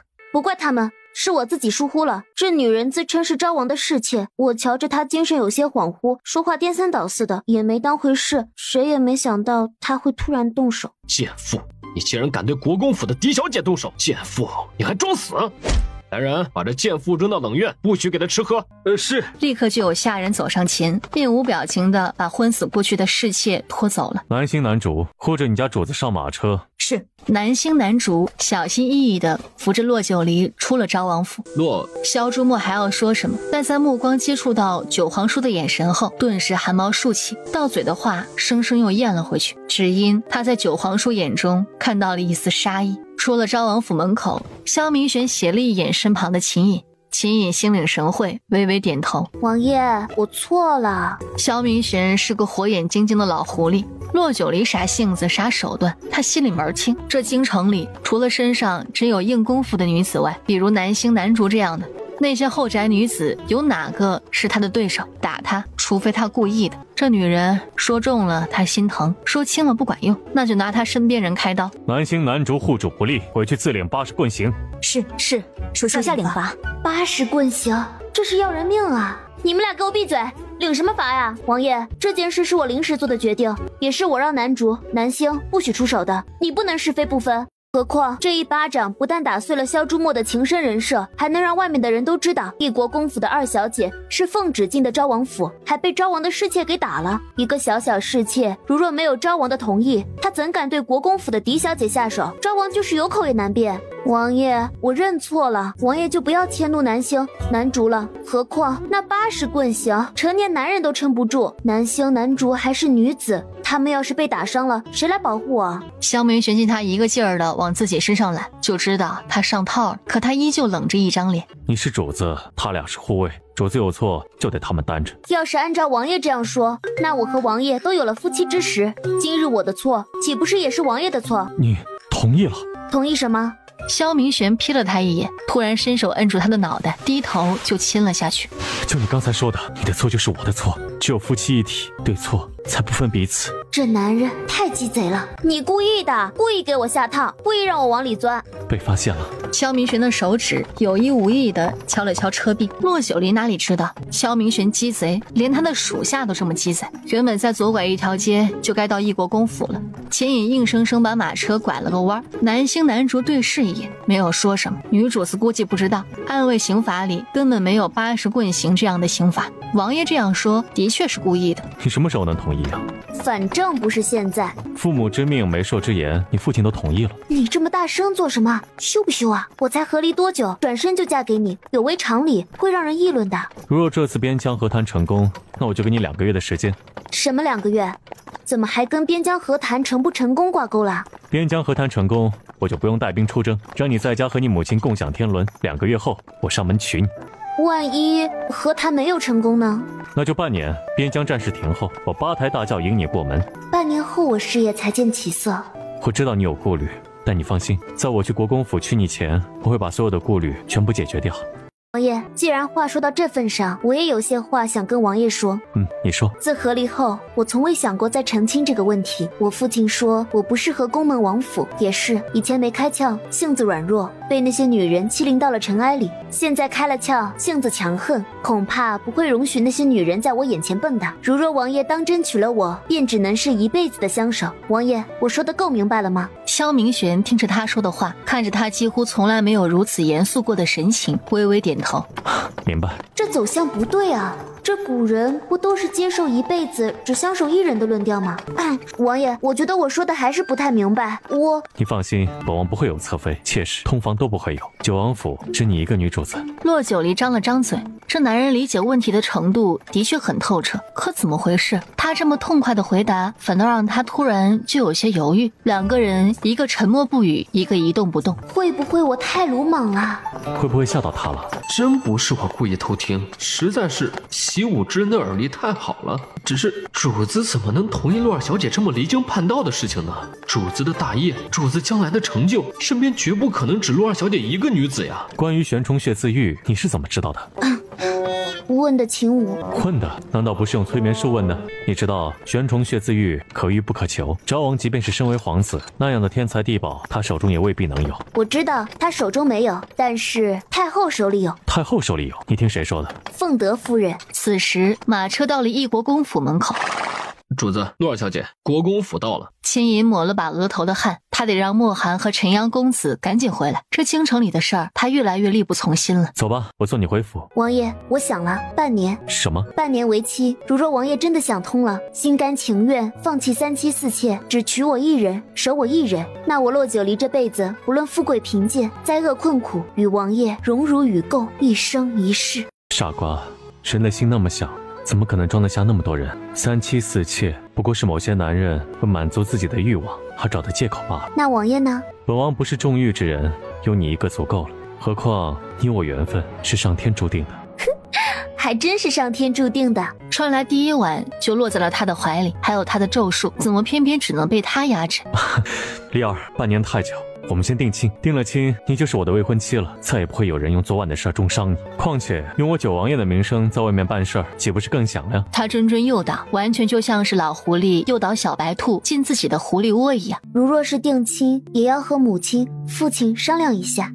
此事要经过父母之命的。我现在就陪你回府，和你母亲。王爷，先不要急，父亲那关好过，只怕母亲那儿还需要些时日。说着，洛九离亲了他一下。天色太晚了，王爷回吧。七眼看着他平安进了府门，萧明玄碰了碰被他亲的唇角，笑了笑，才让秦隐赶着马车回府。国公府内听到自己女儿回来了，国公夫人忙带着徐嬷嬷来到了福曲院。九儿，母亲，怎么样？这次进宫可有人为难你？母亲放心，没有，有九王爷跟着，我很安全。徐嬷嬷带着众丫鬟出了门。你是有话要说？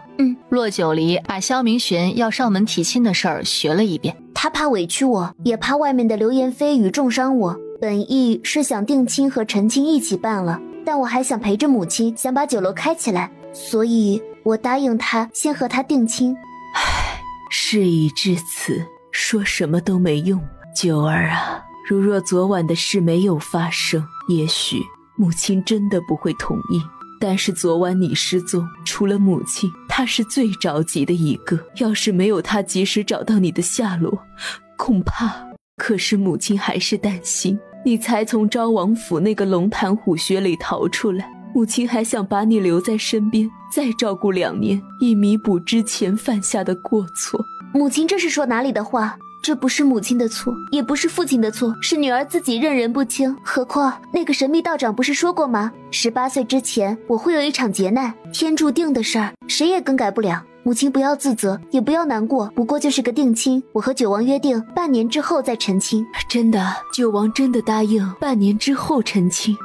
可是你和九王……国公夫人又愁眉不展了，眼神似有若无地看向洛九离的肚子。这么严肃的事儿，被他母亲这一眼看的还真是尴尬。这是怕她意外中奖怀孕，但形势所迫，她不会拿自己的身体开玩笑。母亲放心，我吃了药。好，那就好。你懂医术，母亲自然放心。累了一天了，你也早点睡吧。徐嬷嬷进来，扶着自家夫人出了福曲院。南星，主子，孙夫人在何处？回主子，家在柴房。废了她的手脚，把她扔去大司马府吴冰玉的院子，最好能扔到她的屋里。这么刺激啊！好想去啊！是，属下马上去办。主子，这事儿让属下办，属下最在行。你不能去，你得在家护我周全。南星，让秦武陪你走一趟，一切小心。是，属下明白。南星转身离开。小姐，是那个胡冰玉指使孙夫人以讹传讹重伤小姐的，那这样的话是不是太便宜她了？哼，她何止指使孙夫人重伤我，昨晚的事恐怕她也有参与。这个叫胡冰玉的女人这么歹毒，她不止歹毒，外表看着端庄大方、温温柔柔的，实则心思狠辣。主子，既然知道是她下的毒手，主子为何不去找她算账？何况主子背后还有王爷，王爷定能帮主子讨回公道。我也想弄死她，可是没有证据。这个女人坏事做尽，但很是小心谨慎，从不自己出手出面。何况她还是大司马府嫡亲的大小姐，太后是她皇姑奶奶，胡贵妃是她亲姑姑。这样强硬的背景，无凭无据的去抓她，只会落人口舌。不过，如若南星办成了这件事儿，孙夫人会是一个很好的引子。引子？主子这话属下听不懂。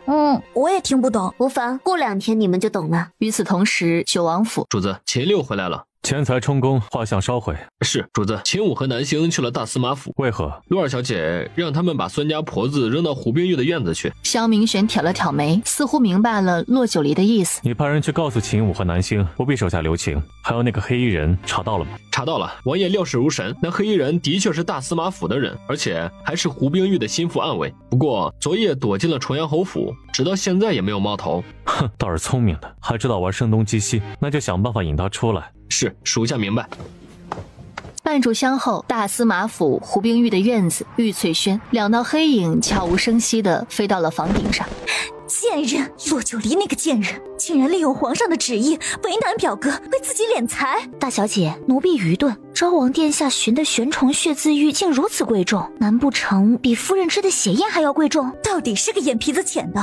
那玄虫血字玉可是比人参、灵芝还要珍贵的天才地宝，便是本小姐也只是听闻，从未得见过。听说那东西是个通体血红，像玉质一样透着光亮，前后皆长有头须的虫子。虫子？只是一条虫子？你懂什么？那虫子可是在玉石堆里长大，20年蜕一次皮，50年以上才具有药性。就那么一条，足够你一家子活10辈子了。难怪如此值钱。是啊，这么值钱的天才地宝，给骆九离那个贱妇简直暴殄天物。贱妇，这次是我大意了，计算不周，下次我定要让他死无全尸。胡冰玉神色阴鸷难看，快步进了玉翠轩。人都死到哪里去了？怎么这么安静？怎么回事？彩霞、小六、碧云，这些偷懒的奴才简直岂有此理！一会儿找到了，全都拖出去各打20大板，我看他们还敢不敢偷懒。大小姐慢点走，当心台阶。冰玉瞳孔骤缩，脸色惨白，整个人直接瘫在了地上。而他对面一个人，不应该说是一具半死不活的苟延残喘的尸体，进气多出气少的趴在地上，只因那人不是别人，正是他安排出去的泼妇孙夫人。而此时皇城长春宫内，姑姑怎么办啊？昭王那儿所有的药都备齐了，只差一味玄虫血字玉。昭王与陆熙云病症相同，甚至那陆熙云比昭王的还要严重，怎么偏偏昭王的药方子里就多了一味玄虫血字玉？你心里没点数吗？难不成你还真以为那是他配药的药方子？姑姑，我又如何不知他是故意的？可是能怎么办？那骆九离甚至威胁昭王，说昭王得的是毒疹，还说有传染的可能。姑姑是知道的，皇室对于有传染症状的皇子，无论真假，绝不可能让留在京中。如若皇上信了骆九离的话，那昭王的位置岌岌可危啊！糊涂！他说是传染的病症，就是传染的病症吗？太医院那么多太医，难不成还比不得他一个半路出家的女医？姑姑难道忘了，她不是普通的女医，她是灵虚子的弟子，她与昭王本就有着解不开的仇怨。如若这个时候她搞点小动作，我们在宫中也是鞭长莫及啊！何况姑姑是我们求的皇上圣旨，让她去给昭王看诊的，她敢如此明目张胆地开出这种方子，除了九王给她撑腰，这背后是不是还有皇？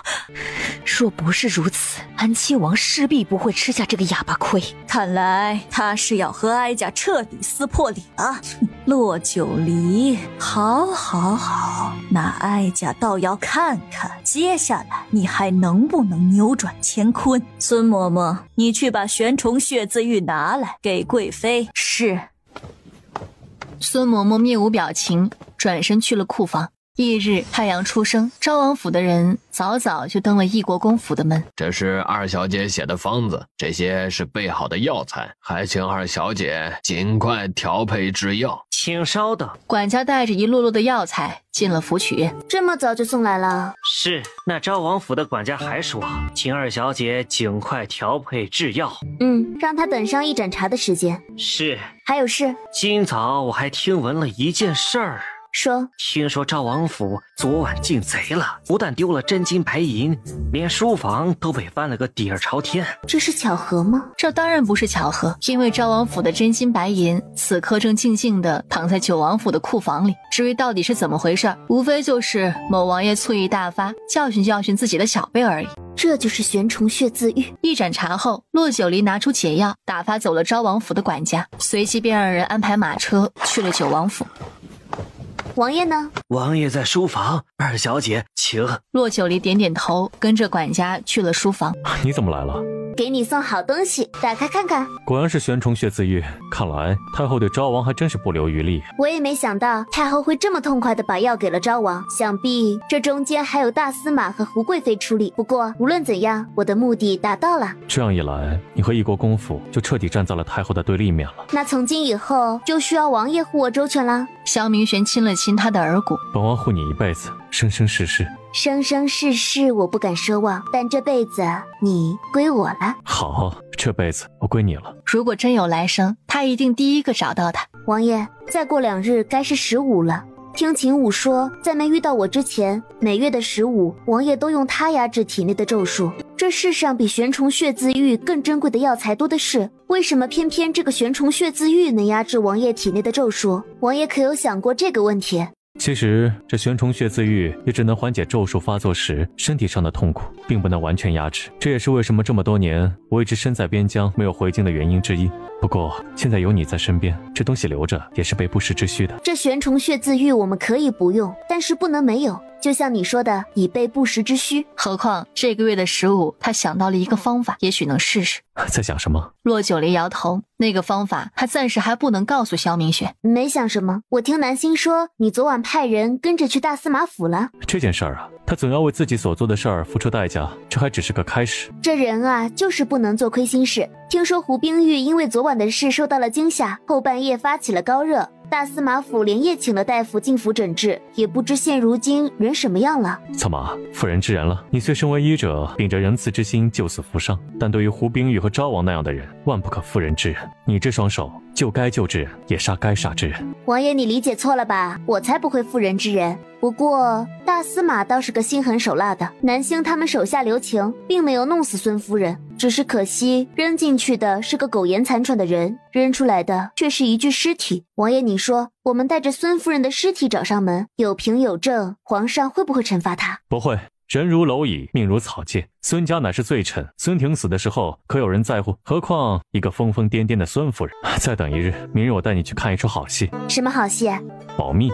萧明玄低头，嘴唇下移，含住了那柔软的花瓣。怀里的他那样娇小，那样温软，让他陷进了这片温柔山水里。到底两人还未成亲，短暂的亲昵后，萧明玄亲自护送骆九离回了国公府。当晚夜半子时，万物肃静。秦隐披着夜色从府外疾步而来。主子，半个时辰前，那人出了重阳侯府，去往的方向正是大司马府。属下与他交了手，伤了他的一条手臂，故意放走了他。派人守着，不许他踏出大司马府半步。是。秦隐得了令，再次转身离开。与此同时，大司马府玉翠轩内，胡冰玉吃了药，高烧已退。虽然整个人精神不济，脸色惨白，但到底比昨晚昏死过去，人事不知要强得多。大小姐，奴才该死，没有完成大小姐交代的任务。你可知，因为你的失误，本小姐一腔心血付之东流，原本受尽屈辱而死的应该是骆九离，可是结果呢，偏偏为他做了嫁衣裳。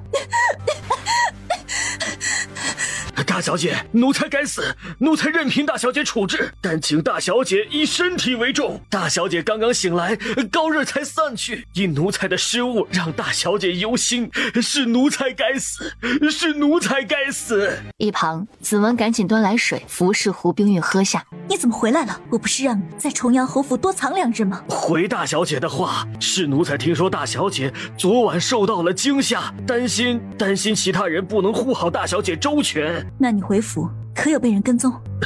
半路被人跟踪了，动了刀剑，好在那人临阵脱逃，奴才才得以回府。不过大小姐放心，奴才是甩掉了尾巴才回来的。甩掉尾巴？你糊涂！恐怕与你动了刀剑的人是九王府或者国公府的人。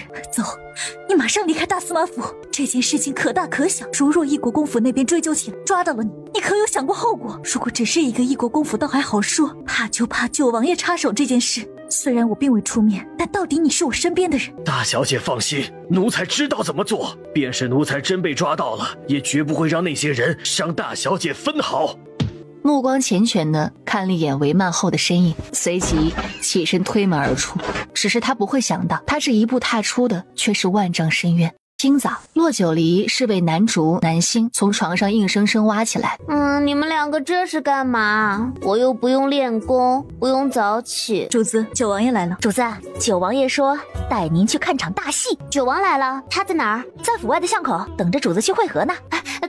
快帮我把衣服拿来，还有洗漱的水。国公府外的巷口，等候多时的萧明玄终于看到了姗姗来迟的洛九离。一大早叫你起床，可是难为你了。比你每日天不亮就要去早朝，我岂不是幸福得多？萧明玄笑着瞧瞧车壁，车轮滚动出了巷口。南星、南竹说你要带我去看戏，看什么戏啊？去哪儿看？到了你就知道了。而此时大司马府外，秦隐带来的侍卫把大司马府各处出入口全都围拢了起来，声势浩大，惹来了一些早起之人的观望。你不过是九王府的一个狗奴才，竟敢带着这么多人来我大司马府撒野，简直吃了雄心豹子胆！我家老爷乃是殿前司都点检，官职从2品，昨晚值夜，今早还未归。我家公爹乃是大司马，朝廷1品大员，我这大司马府的内院哪里能够轮得到你一个狗奴才来搜？胡夫人，我们也只是奉命行事，你与我们为难又有何用？何况胡夫人万般阻拦，是否是在拖延时间，想把我们要找的人藏匿起来？还是说胡夫人觉得司马大人这个朝廷1品大员比九王爷还要位高权重？还是说大司马府想要忤逆九王旨意？胡夫人闻此眸色一凝，这京城中谁敢与皇家亲王九王爷比身份尊贵？可一大早，这些人带兵围了大司马府，嚷嚷着九王下令清捕的匪徒就在大司马府内。如此挑衅的行径，身为大司马府的当家主母，如何能让他们进院搜捕？九王身份尊贵，我们身为臣子的，自是不能忤逆了九王旨意。只是我一个妇道人家，只管后府内宅之中的事情。司马府后院里头住着多少女眷，你们不知道吗？你们这么多人一大早来搜后院，是想置这些女眷的清誉于不顾？秦隐咬着后槽牙，手里握着刀柄，真想一刀砍了他。可偏偏她是胡弘志的夫人，是一个手无寸铁的女人，她即便有多愤怒，也不能对一个女人动手。如若现在站在她面前的是个男人，便是打上一场，她也不愿这么憋屈。就在此时，身后不远处马车驶来，站在大司马府门口的胡夫人一看到那辆马车，神色莫名紧张了一下，冲着身旁的嬷嬷使了个眼色。嬷嬷心领神会，转身进了府里。怎么还没有进去抓人？主子，胡夫人挡在门口，以后宅女眷清誉为由，阻挡我们进府抓人。既然如此，你带人去前院搜。南星、南竹，王爷，你们俩带人去后院搜，哪个敢阻拦的，先斩后奏。无论是谁，出了事，本王为你们一律承担。是。几个人领了命令，一个个妖精挎着刀剑，踏上了大司马府的台阶。胡夫人，请让开。九王的令，阻拦者有先斩后奏之权。老臣不知九王驾到，有失远迎，还望王爷赎罪。汉卿在车里等着。老臣参见九王爷，不知九王爷派人搜府，所谓何事啊？前日一国公府第2小姐被匪徒掳走，虽然一部分匪徒落了网，但还有一人逃了出来。本王派人搜查，有人看到那匪徒进了你大司马府。王爷，这是有人故意栽赃，我堂堂大司马府岂会与匪徒为伍？王爷如若不信，府内可尽管搜查，但如若搜查不到，王爷是不是也该给老臣一个说法？哼，若真找不到，本王自会给大司马一个说法。不过本王奉劝大司马一句，当断则断，不受其乱；当断不断，必受其难。大司马府能走到今日的辉煌，可不要因为一个不孝子孙在皇上面前失了信，在百姓面前丢了脸。今日无论如何，胡冰玉都逃不脱这个劫。既然王爷话都说到这份上了，老臣自然没有阻拦的道理。王爷请。秦隐，带人去搜，任何角落都不许放过。是。秦隐、南星、南竹带着人几乎没有任何犹豫地进了府。胡夫人，还请夫人让胡冰玉出来。九王爷，王爷是何意？这件事与臣妇的女儿又有什么关系？没关系嘛。司马大人、胡夫人，你2位应该知道，动了本王的人是要付出代价的。一句话既是挑衅，又是挑明了他与洛九离的关系。王爷，老夫的孙女自从上次的事情发生后，一直都在府内，从未与骆家二丫头发生过争执。王爷如此说，倒是冤枉老臣的孙女了。这些人简直是要多不要脸就有多不要脸。胡冰玉敢做不敢当，看来是家风传承如此啊。还骆家二丫头，我和她很熟吗？冤枉？胡冰玉到底是不是冤枉？抓了人，两方对峙就知道是不是冤枉。王爷此话错了。冰玉，风寒还未好，你怎么下床了？母亲，女儿如若不来，岂不是被人诬陷了去？九王爷，王爷如今在京中如日中天，无论王爷说什么，都会有人相信。我们这些臣子与您比起来，算什么？您只管说就是了。臣女不怕。身正不怕影子斜，我胡冰玉没做过的事情，由不得王爷来栽赃污蔑。是，臣女之前是与骆九离有些摩擦，但那只是女儿家的矛盾。她现如今出了事情，王爷就要来污蔑我，想与我为难，臣女不服。便是到了金銮殿，臣女也不服。一番话说下来，如若是个毫不知情的人，定会觉得胡冰玉这个女子敢做敢当，襟怀坦白。围观的人群瞬间就开始议论纷纷，舆论一边倒的倾向了胡冰玉。马车里的骆九离在听到胡冰玉的这番话后，几乎是在瞬间就变了脸色，也突然明白为什么胡冰玉敢如此大言不惭地说出来这番话，又为什么胡夫人一而再再而三地阻拦秦隐进府，而大司马出府后又看似贤良方正的让人进去搜查。难道那人根本就不在大司马府内？一想到这些，骆九离刹那间色变，抬脚就出了马车。胡大小姐果然是能言善辩，巧舌如簧。别人错了，得理不饶人；自己错了，掩伪而辩，推卸责任。怎么出来了？这场戏是因我而起，自然不能让王爷单打独斗。何况王爷是男人，好男不跟女斗，而我是女子，便是说错了话，办错了事儿，司马大人也不会怪罪的。王爷，匪徒找到了，带出来。是。两个侍卫拖着一个一身黑衣、浑身浴血的男人走出了府门。王爷，这人便是那晚的匪徒，只是他被拔了舌头，脸也被划烂了。狠，胡家人简直太狠了。王爷，我司马府内从未有过这样的一个人。臣女知道，王爷一直对臣女心生不喜，就连带着对我们大司马府也不亲厚。可是王爷为了骆九离，拿这种借口来污蔑我大司马府，还找来一个乞丐充当匪徒。臣女不服，臣女不平。不服不平？本王倒是没看出来，你一个后宅女子竟能生出如此恶毒之心。司马大人可真是好教养啊！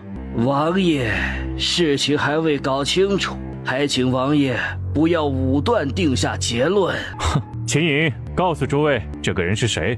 他是大司马府胡冰玉大小姐的贴身暗卫。胡说八道！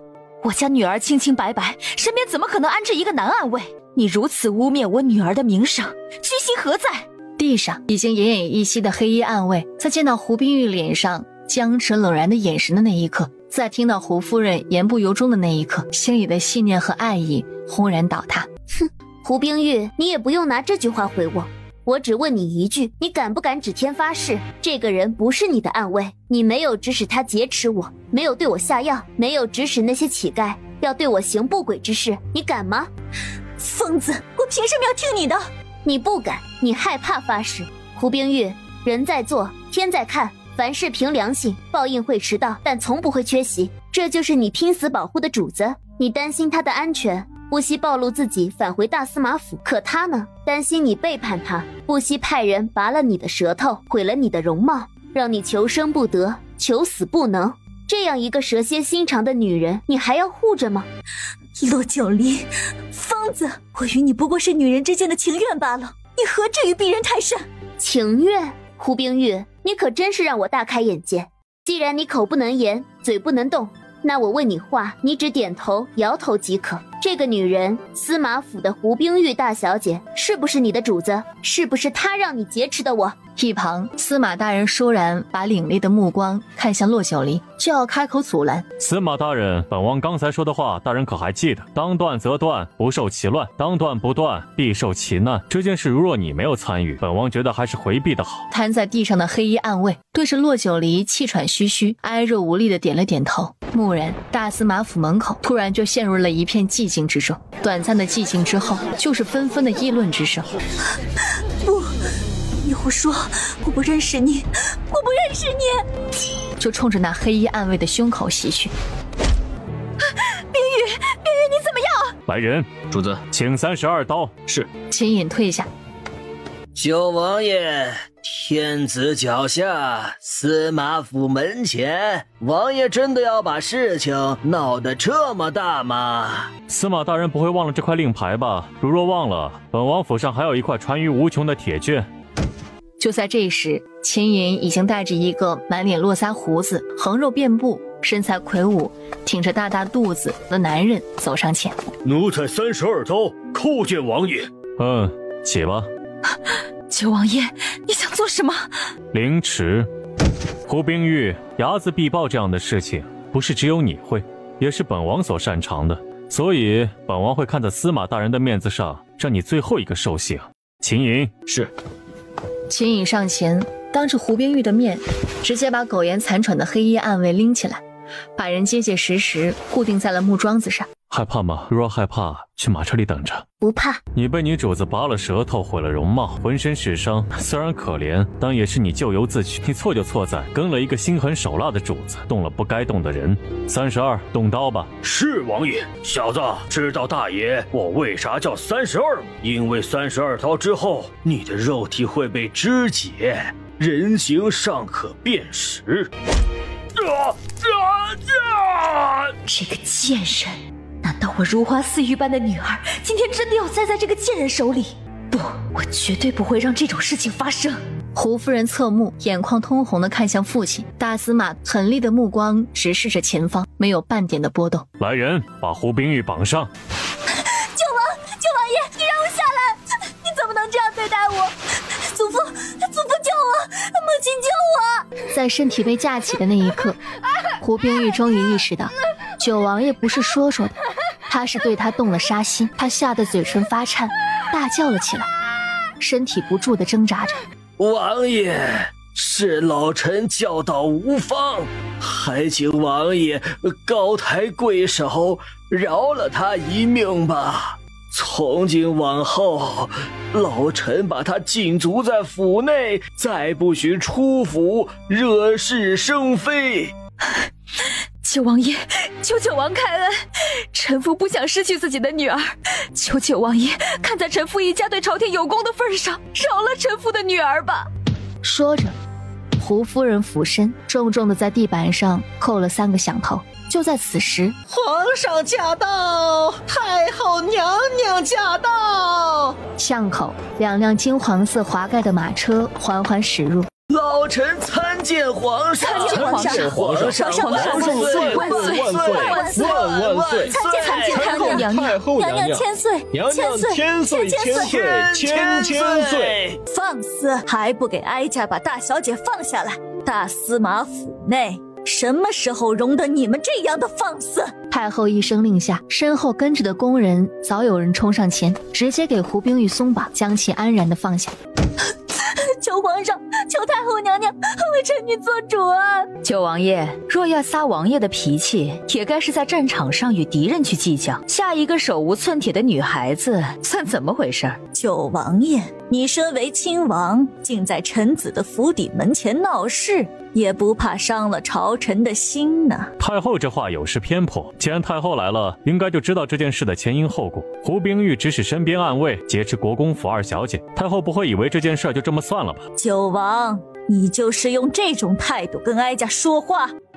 哎，九王啊，玩得这么大，可真是会给朕找事儿啊！九王，这到底是怎么回事儿？回皇上的话，这人是胡冰玉的贴身暗卫，被臣弟凌迟处死了。哦，胡大小姐的贴身暗卫？正是。萧明玄根本不给余下几人反应，便把这件事情的前因后果说给了皇上听。司马大人乃是位极人臣的两朝元老，胡弘志又是禁军统领，殿前司都点检，一直以护政长宁王朝为己任。朕原本以为到了这一代也该是如此，是老臣教导无方，才让他做下了这等错事。老臣愧对太后，愧对皇上。只是皇上，冰玉这孩子打小心高气傲，眼中最容不得沙子。他自小就仰慕王爷，看到骆家二丫头与王爷走得近了些，就忍不住小女儿家的嫉妒心作祟。老臣早该好好教训他一顿的，也就不会叫他犯错至此了。这丫头还真是沉得住气。骆九离，司马大人的话你可听明白了？回皇上，听明白了。这番话乍听之下是司马大人在自责，可仔细听来，自责的意思倒是没有几分，可话里话外却分明暗指臣女行为不检。不过臣女不在乎，臣女自和离之日起就做好了被人议论的准备。何况人生在世，众口难调，众人难悦，嘴长在别人脸上，怎么说说什么，臣女根本不在意。臣女也不会去讨好厌恶我的人，更不会去解释说不清的事。臣女只关心胡冰玉背后指使他人劫持我，差点让我身死在城外这件事，不知皇上和太后娘娘打算如何处置他？母后，不知母后打算如何处置这件事？这件事左右说来也是因为胡冰玉小女儿家的嫉妒心作祟才犯下的错事。哀家看还是由皇上做主吧。既如此，来人！皇上金口一开，立即有侍卫上前，把胡冰玉送去京郊尼姑庵，落发为尼，有戒律约束着，就让他在庵堂里常伴青灯古佛，以修此身养性。皇兄竟然不是赐死他？落发为尼，戒律约束，胡冰玉以后可就真成了实实在在的尼姑了。皇上，求皇上收回成命。冰玉39岁，她还未嫁人生子，如若落发为尼，那她一辈子就毁了。太后娘娘，求娘娘救救冰玉吧！贵妃娘娘，求贵妃娘娘救救冰玉，不能这样眼睁睁看着冰玉一辈子青灯古佛啊！父亲，求父亲求皇上法外开恩，收回成命吧。如若冰玉出嫁为尼，那儿媳岂不是犹如白发人送黑发人，这辈子再也不能享天伦之乐了。皇上眉目骤冷，看了他一眼，生生把胡贵妃要说的话压在了喉咙里。骆九离，太后娘娘，胡冰玉对你做了错事，哀家知道他的所作所为不可原谅，胡家需要给你一个交代。但到底你现在安然无恙地站在这儿。太后此言差矣。九王，哀家正与骆九离说话，你如此毫无行径地打断哀家的话，眼里可有哀家这个母后啊？正是因为本王眼中有太后，才会出言阻止。太后只看到了骆九离现如今安然无恙地站在这儿，却不知道如若那晚不是本王救了他，太后可知道他最后的下场？哼，我不说什么，太后这些人就真当我是个软柿子，可以任由揉捏。看来力度还是不够啊。太后娘娘，刚刚九王爷的话没有说全，那就由臣女补充吧。那晚如若不是九王爷救了臣女，臣女的下场只有2个，一个是被那些乞丐凌辱致死，另一个就是被胡冰玉下的药爆体而亡。所以太后还会觉得臣女今日安然无恙地站在这儿，是胡冰玉对臣女手下留情吗？他的话音一落，周遭一片死寂，所有人包括围观的百姓都僵硬的无法反应。南竹，去马车上把我的药箱拿来。是。南竹并不知道那晚是怎么回事，现在一听恨不得撕碎了胡冰玉。药箱很快拿来，骆九离从药箱里拿出一个小瓷瓶，然后走到皇上面前。皇上，臣女叩谢皇上为臣女讨回公道，但是刚才的事情皇上也看到了，是不是众人都觉得臣女安然无恙地站在这儿，而胡冰玉的处罚就稍显严重了？看来的确如此。你身为当事人，可有其他想法？有。古语有云，以其人之道还治其人之身。胡冰玉既不想落发为尼，又不想为自己做过的错事负责，那就请皇上让胡冰玉吃下这药。这里面是什么？胡冰玉那晚给臣女吃了什么，这瓷瓶里就是什么。全场一片哗然，众人议论纷纷。这丫头不但睚眦必报，还是个七巧玲珑星，妙，这可真是妙啊！这下朕倒要看太后和大司马他们怎样见招拆招。洛九离，你竟如此心肠歹毒！哼，胡冰玉，倒打一耙，颠倒黑白，你可真是天生天养啊！我只不过是把你之前做过的事再给你做一遍而已。你不想落发为尼，又不想为自己做过的错事负责，那就只能把当初我的痛苦也尝上一遍才行。你说是吧？太后，我不要吃，我打死都不要吃！太后娘娘，这可就不关臣女的事喽，是胡冰玉自己选择落发为尼，常伴青灯古佛。洛九离说完后就躬身退下，萧明玄都要被这女人逗笑了。真是想不明白，他脑袋里到底装的都是些什么？这么为难的事情，他竟然轻轻松松就破解了。来人呐，马上把胡冰玉送至京郊尼姑庵，没有朕的旨意，不许私自回京。是。有侍卫上前，根本不管胡冰玉如何挣扎，押着人就上了早已准备好的马车。九王，皇兄，你身为亲王，在臣子的府邸闹得太不像样子了。如若各个王爷皇子都学你一样，那岂不是让朕的朝臣们都寒了心呐？就罚你禁足府中1个月，罚俸1年。是，臣弟甘愿受罚。皇上起驾回銮！一群人乌泱泱跪地恭送皇上。母后，走吧。太后广袖下的手指死死握住，知道此时再无转圜的余地了。一行人相继上了金黄华盖的马车，浩浩荡荡离开了大司马府。上了马车，洛九离打了个哈欠。怎么了？困了？实在是起得太早了。胡冰玉伤得挺重，这会子送去尼姑庵，只怕不能好好静养了。都是他咎由自取。王爷还真是不懂得怜香惜玉。再怎么说，他倾慕王爷这么多年，王爷居然直接就把人家的手给折断了。那胡冰玉现在除了恨我，估计最恨的就是王爷。你故意的。故意什么？故意用这种话气本王。你可知皇上为何要他必须落发为尼？不会是王爷一早就与皇上说好了吧？闹出这么大动静，必然会惊动太后和皇上的。被那样心思歹毒的女人惦记，本王觉得恶心至极。既然胡爵不能控制他的心性，那就让佛祖和世人的眼光盯着他，让他对本王再生不出那种恶心的心思。难怪让我来看一出大戏，果然是大戏啊！看来从头到尾，这件事都在他萧明玄的计划当中。怎么不说话了？是不是觉得不应该留住他性命？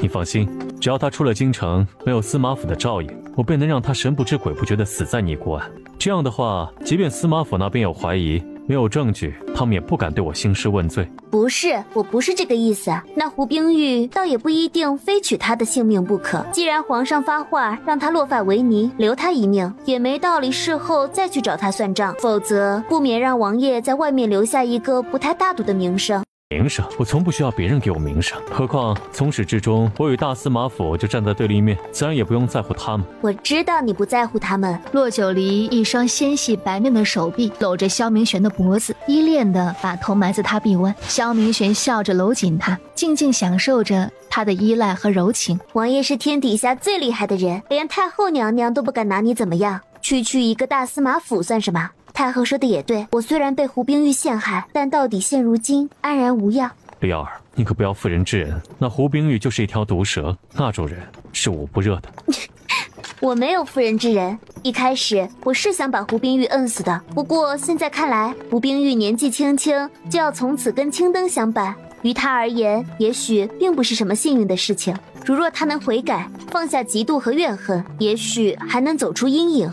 就怕他不知悔改，那他的一生都将在不甘和孤寂中度过。相比于让他死去，这才是对他最大的惩罚。你能这样想最好不过了。萧明玄松了口气，因为胡冰玉倾慕他和怨恨洛九离这件事，就像骨头如鲠在喉。放着这么一个手段毒辣的女人在京城，真不知道以后会做出什么事来。现在好了，扫除了这么一个障碍，他放心，洛九离也能安心。王爷，刚刚那块令牌，为何胡爵看了会如此忌惮？这是父皇之物。李儿，你母亲那儿怎么说了？这画风转得有点快啊。什么怎么说啦？看来还得亲自上门一趟才行呢。去玉国公府。是，主子。我不回府，我要去铺子看看。丑女婿早晚要见岳母的，择日不如撞日，撞日不如今日。我亲自登门负荆请罪。这男人疯了吧？王爷，你登门负荆请罪，请的是什么罪？对啊，请的是什么罪呢？你是跟我母亲坦白大婚前一晚的事，还是坦白那一晚的事？萧明玄现在不仅是僵住，还呆住了。他总不能上门和自己未来岳母说，本王来负荆请罪了，因为本王与骆九离生米煮成熟饭了，还请岳母大人把您女儿嫁给我。萧明玄自己这样一想，估计不用国公夫人伸手打他，他自己就能打自己一嘴巴，把人家女儿吃干抹净。他就这样空手登门，着实不太体面。回九王府，主子到底是要闹哪样啊？与此同时，重阳侯府，位高权重算什么？富贵在手，美人在怀的日子，才真正快活似神仙。爷，司马府出事儿了！你们先出去。是爷。怎么回事啊？那心腹上前，附在他耳边耳语了几句。好戏呀，这可是一出好戏。爷本想着咱们什么也不用做，就隔岸观火，坐山观虎斗。不过现在爷改变主意了。富儿过来。两人不知在低声密谋着什么。爷，高，实在是高！这把火要是烧起来，大司马府和九王府可就真是不死不休了。不过爷，太后此时一定在宫里大发雷霆，爷是不是该进宫？闭嘴！本侯爷上次挨了打，身子骨还没养好，怎么进宫侍奉太后？可是爷都已经有小半个月没有进宫了，太后的补品流水一样的进来，爷也该露露面才是啊。何况这种时候正是太后娘娘需要安慰的时候，如若被别人捷足先登，爷的付出岂不是付之东流了？程宗良听着心腹的分析，沉默片刻。去，准备更衣，爷要进宫。是。心腹一乐，躬身退了出去。半盏茶后，一只信鸽自重阳侯府飞去。而此时，皇城长春宫内，姑姑，现在怎么办？冰玉被送去了尼姑庵，如若落发为尼，她这辈子就真毁了。怎么办？哀家能怎么办？当初哀家是让昭王把骆九离收为己用，可也没有让他做这种蠢事，不但害了自己，还把冰玉也害了。姑母，这件事始作俑者不是昭王，而是冰玉想到的法子。冰玉只说让昭王与骆九离生米煮成熟饭，那骆九离自然而然就成了昭王的女人。可谁会想到，这中间竟然还出了这档子事儿！冰玉竟然胆大包天，还找了什么乞丐想要羞辱骆九离。冰玉那丫头被嫉妒冲昏了头脑，她之前就在骆九离身上栽过一次，怎么还不能长记性呢？不过好在她没有供出昭王，要不然以今天九王的架势和骆九离的死缠烂打，指不定又出什么事情。过几日你派人去京郊尼姑庵，让庵堂里的住持对冰玉睁一只眼闭一只眼，待风平浪静再想办法把她接出来。可是姑姑，现在多少双眼睛盯着尼姑庵，皇上亲自下的圣旨，九王那儿恐怕也派人监视着。这次冰玉在劫难逃啊！那又怎样？即便是落发为尼的姑子，不也有还俗之人吗？何况她还是清白之身，胡家捧在手心上长大的女儿，怎能没有任何贡献就这样凋零了？过了这段日子，哀家自会想办法。是。李武，你从哀家的私库里挑选几件珠宝首饰，送去义国公府给骆九离。是，奴才马上去。等等，记得礼物不必太贵重，适合他的身份最好，一定要亲自见着他的面。是太后。姑姑，那骆九离不过就是个嫡次女，有必要如此吗？糊涂啊！你还看不出今天为何九王要为骆九离出头吗？难道九王是哀家大意了，也是你疏忽，更是昭王和冰玉算计不周，为他们推波助澜，坐实了这件事。要不然，以国公爷和国公夫人的性子，绝不可能让骆九离再踏进宫门王府半步。可如今恐怕就不是国公爷和国公夫人能阻拦的了。可是姑姑，那骆九离可曾经是他的侄媳妇啊。你现在知道她曾经是他的侄媳妇了，可能怎么办？骆九离与昭王和离了，如若她只是普通官宦的女儿，用你贵妃的身份早就弄死她了。可偏偏她是国公爷的女儿。姑姑有没有想过，素来不与人亲近的九王，为何不选择那些清清白白的京中贵女？怎么突然就看上了骆九离？当初骆九离火烧昭王府，就是九王救了他。骆九离击登文谷进太和殿，也是九王带他进的宫。就是他与昭王和离，都是九王在背后推波助澜。再加上和离之后，我也没少劝他进宫为难于他，可每次都是九王出面为他解围。你的意思是九王与骆九离一早就有事情？我也不清楚，但我明明记得昭王曾经与我说过，他从未碰过骆九离。骆九离肚子里的那个孩子也不是他的。当初姑姑回京，为了尽快让皇上解除昭王的禁足，不得已让昭王认下那死去的孩子。可是姑姑，我突然有些怀疑了，到底是昭王记忆错乱，还是九王有什么隐瞒，亦或是骆九离对我们隐瞒了什么？姑姑，记住，今晚咱们姑侄在长春宫说的话，不许露出半分。是，我知道。太后娘娘，重阳侯来给太后请安。姑姑，我先回宫了。去吧。重阳侯进入殿内，奴才给太后娘娘请安。过来，给哀家揉揉肩膀。是，太后。太后娘娘有心事。你的身体恢复好了？是，托了太后洪福，身体大好了。好，既如此，就去替哀家秘密办一件事。请太后吩咐。你秘密派人去南边给哀家找一个会媚术之人，最好也懂得蛊毒之术。记住，是秘密，任何人都不能告诉。是，奴才明白。此时骆九离正与萧明玄正站在店铺外。王爷，帮我想个名字。酒楼的名字吗？哎呀，王爷，不是酒楼，是火锅。火锅是什么？火锅就是火锅。骆九离，本王这样问你是有原因的。什么原因？笨蛋。二小姐，你上次不是请了国公夫人吃火锅吗？哦，明白了，是你告诉王爷的。秦武低下了头，选择保持沉默。陆二小姐其实是个顶好的人，前提是只要不惹恼她。王爷，我让秦武再去十里铺拿个锅子回来，明日15我去府上陪王爷吃火锅。算你有良心。陪他吃顿火锅就有良心啦，我家傻王爷也太容易满足了吧。回到国公府后，骆九离第一件事便是拉长长的单子，让南竹送去九王府，让王府的管家去准备。南竹拿着单子，前脚刚走，后脚国公夫人就进了府曲院。母亲，您怎么来啦？过来看看你。母亲是想问今早发生在大司马府的事。现在大街上到处都在传，九王爷冲冠一怒为红颜，在大司马府门口凌迟了胡大小姐的暗卫，还把胡大小姐送去京郊的尼姑庵落发为尼。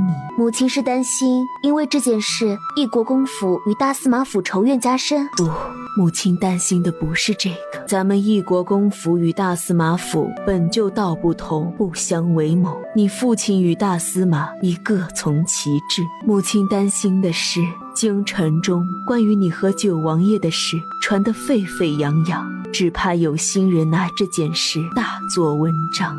请放心，这件事九王会处理好的。无论那些有心人想要拿这件事做出多大的文章来，女儿也不会放在心上。脚下的路是女儿自己走的，以后的生活也是女儿自己过的。那些人越是打压，越是散布谣传，女儿就要越过得比他们都好。女儿不会做那种轻者痛、仇者快的傻事。母亲大可放宽心，该吃吃，该喝喝，该高兴就高兴，该礼佛就礼佛。只有你不在乎了，才能成为别人在乎的人。我的女儿果真长大了，果真通透了。倒是母亲太过在乎别人的目光和想法，钻进了死胡同。母亲是关心则乱。是啊，关心则乱。明日是15，南华寺要举行一场法会，你可想一同前去听法？母亲快饶了我吧，女儿没那慧根，万一在法会上睡觉了，岂不是亵渎了佛祖？阿弥陀佛。臭丫头，那好吧，既然你不去，母亲也不为难你。明日一早，母亲就启程去南华寺，你在家里好好的。女儿知道。启禀夫人、二小姐，宫里来人了，是太后娘娘身边的李公公。这些人整天的有完没完呢？他都这么大岁数了，荣华富贵享之不尽，在宫里好好过日子不行吗？整日里和这个作对，和那个作对，净折腾些让人厌恶的事情。刚刚才说你长大了，通透了，怎么这么一会儿子就发脾气了？稍安勿躁，走吧，去看看。这太后还真是不给人喘口气的机会啊！李公公来了，请听礼座。不了，太后娘娘命咱家给陆二小姐挑了几样礼物送过来，这是一对如意莲叶纹金簪，一对珊瑚蕾丝花手镯，一幅镂金百蝶串珠，一只镶嵌珍珠碧玉步摇，请陆二小姐过目啊！这人心拿捏的还真是够够的。臣女谢太后赏赐，太后千岁千岁千千岁。既然二小姐接了赏赐，那奴才就先回去了。骆九离点头，沉默地看着李武离开。切，主子，太后这是黄鼠狼给鸡拜年，没安好心。骆九离虽然不在乎别人怎么说，但不代表就任由他人捏扁蹉跎。太后这一招以退为进，还真以为旁人看不明白。太后身居高位，觉得自己是天下至尊，容不得任何人冒犯挑衅。可陆二小姐明明是受害者，要不是胡贵妃他们咄咄逼人，二小姐何至于和他们撕破脸？哼，重阳侯那边可有动静？他一个面首出身，这个时候自然是进宫讨太后欢心了。哼，他倒是会挑时候，看来身上的伤势好利索了。主子，要不要属下教训他一顿？不必，暂时按兵不动，看看接下来他们有什么动作。以太后和胡爵睚眦必报的性子，今日之事，他们岂能善罢甘休？是，属下明白。前几日本王让你办的事儿，可是办妥了？就差最后一道工序便打磨好了。只是主子，陆二小姐现在身边已经有了男主和男星护卫，这暗器恐怕用不上了。用上用不上都不打紧，主要是防患于未然。国公府和骆家两位公子都不在京中，现如今他身边有多少双眼睛盯着，本王也不能日日陪在他身边护他周全。男主和男星虽然武功高强，但马有失蹄，人也有失手的时候，还是他身上带些力气，本王才能放心。主子为了二小姐的安全，也是操碎了心啊。主子既然这样担心二小姐，何不尽早成亲，把二小姐护在主子的羽翼之下，也免了周围人的觊觎。哎，你以为本王不想吗？是那女人不着急，还给本王定了一个半年之约。英雄难过美人关啊！主子多英明一个人，怎么到了陆二小姐眼前，尤其是在这情爱上，脑子就犯轴了呢？主子不是和二小姐商量好了，先定亲再成亲吗？那主子就先登门提亲，把这亲事定下来。便是提亲，也要经过他母亲的同意。何况现如今国公爷身在溧阳军营，边疆又有变动，不要说皇上不能宣召他回京，便是本王也得耐心等着。齐颖觉得有些无奈，但知道自己人微言轻，也就不再多说什么了。第二日一早，国公夫人就带着徐嬷嬷和几个伺候的丫头侍卫李府去了南华寺，送走了母亲。骆九离收拾了一番，带着南星、南竹和春荣三人去了九王府。听说呀，翰林院沈家的二女儿下嫁给了郊外庄子上一个管事的儿子，还真是可惜了呀。你不知道内情，你以为是下嫁，其实是沈家上杆子嫁出去的。哟，你一个平头百姓，好像知道这官家老爷的后宅事儿似的。嘿嘿，我还真知道。哎，你知道什么？说来听听。要是说不出个子丑寅卯来，我们哥几个扒拉你游街示众。春荣，去打听怎么回事。是，小姐。不多时，春荣回来了。小姐，进来。是。是，小姐，我刚打听过了，刚刚那顶轿子的确就是沈妙谦出嫁的轿子。自宫里的事发生后，沈老爷就给沈妙谦2条路，要么出家为尼，一辈子青灯古佛，要么下嫁出京城，再也不许回来。显然，沈妙谦选择下嫁，正巧今儿个出嫁被2小姐碰到了。他们可真是够狠的，把人当棋子用完，甩手就丢掉，还真是不给人活路啊！小姐还真是什么话都敢说。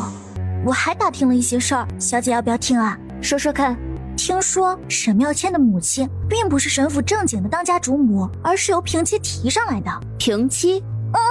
听说沈府正经的当家主母是沈妙清的母亲，只可惜已经于1年前病逝了。1年前？我记得上次在宫宴上，沈妙谦曾经说过，她就是于1年前回的京。正是了，因为之前的沈家主母不允许他们母女进府，所以沈老爷一直把他们养在外面，直到沈家主母病逝。巧合的是，沈妙谦的母亲在那段时间怀了男婴，沈老爷还是读书人呢，前脚才把结发妻子给埋了，后脚就把小妾抬进了门，2天后就给抬了平妻。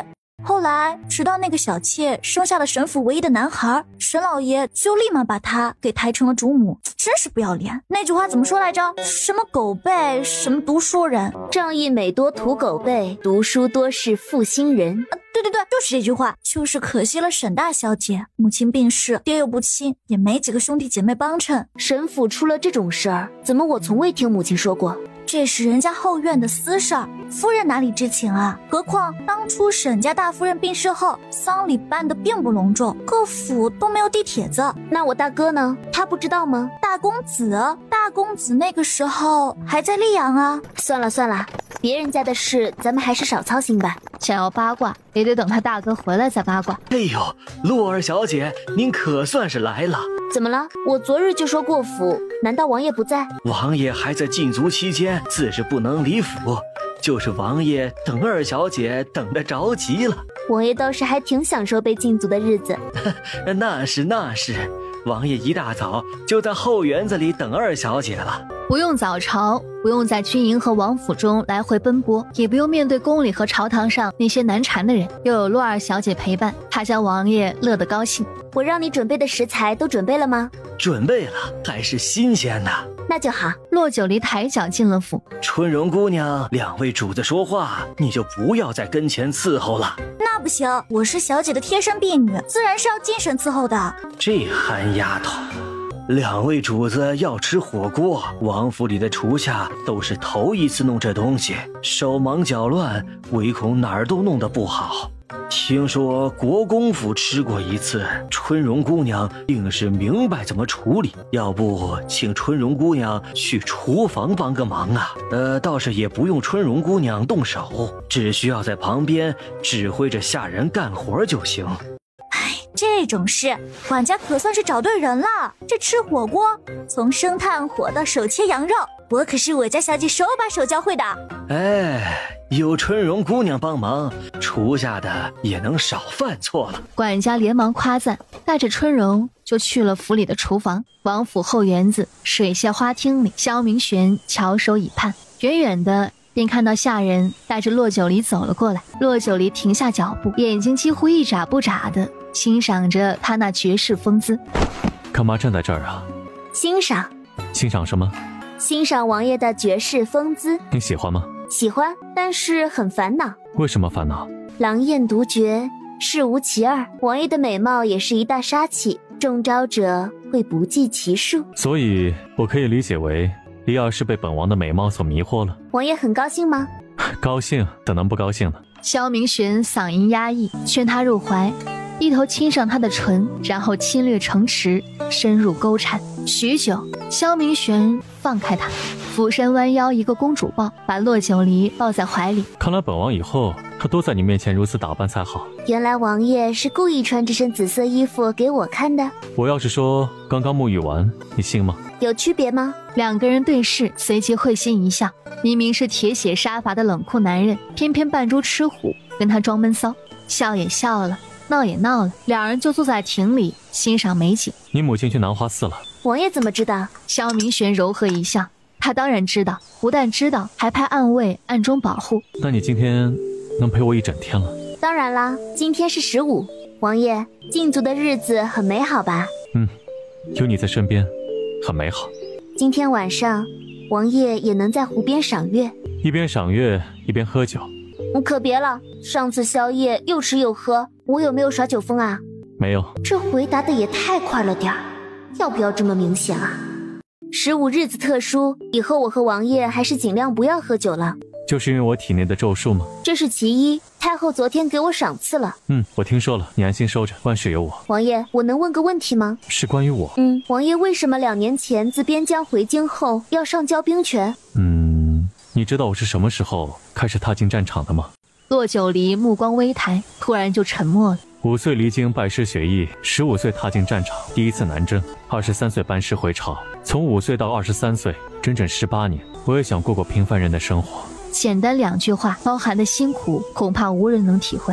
骆九离眸底深了深，心口有些酸酸的。王爷身为皇子，理应受到最好的照顾，为何先皇竟然会同意让你年仅5岁就离京拜师学艺？因为我一出生，司天台的监长便断言我乃是早夭之相，好不容易毫无存在感，坑坑绊绊活到了5岁。一次出宫的路上，差点被烈马踩踏致死，是我师父出现救了我。骆九离心口更酸了，下定决心，绝不能成为他的软肋，而是成为他的助力。似乎也感受到了他默默的心疼。没关系的，都过去了。上交兵权只是为了想过平凡人的生活，这显然不具有说服力。但他说的每一个字，每一句话，都能引起骆九离的心疼，这就够了。王爷，这次如若皇上让王爷领兵出征，王爷该怎么办？还会像上次那样待边疆稳定，再次上交兵权？我知道你在担心什么，相信我，不会发生那样的事的。他早晚会知道他的秘密，但不是现在。我相信王爷。王爷，陆二小姐，主子，春荣把火锅准备好了。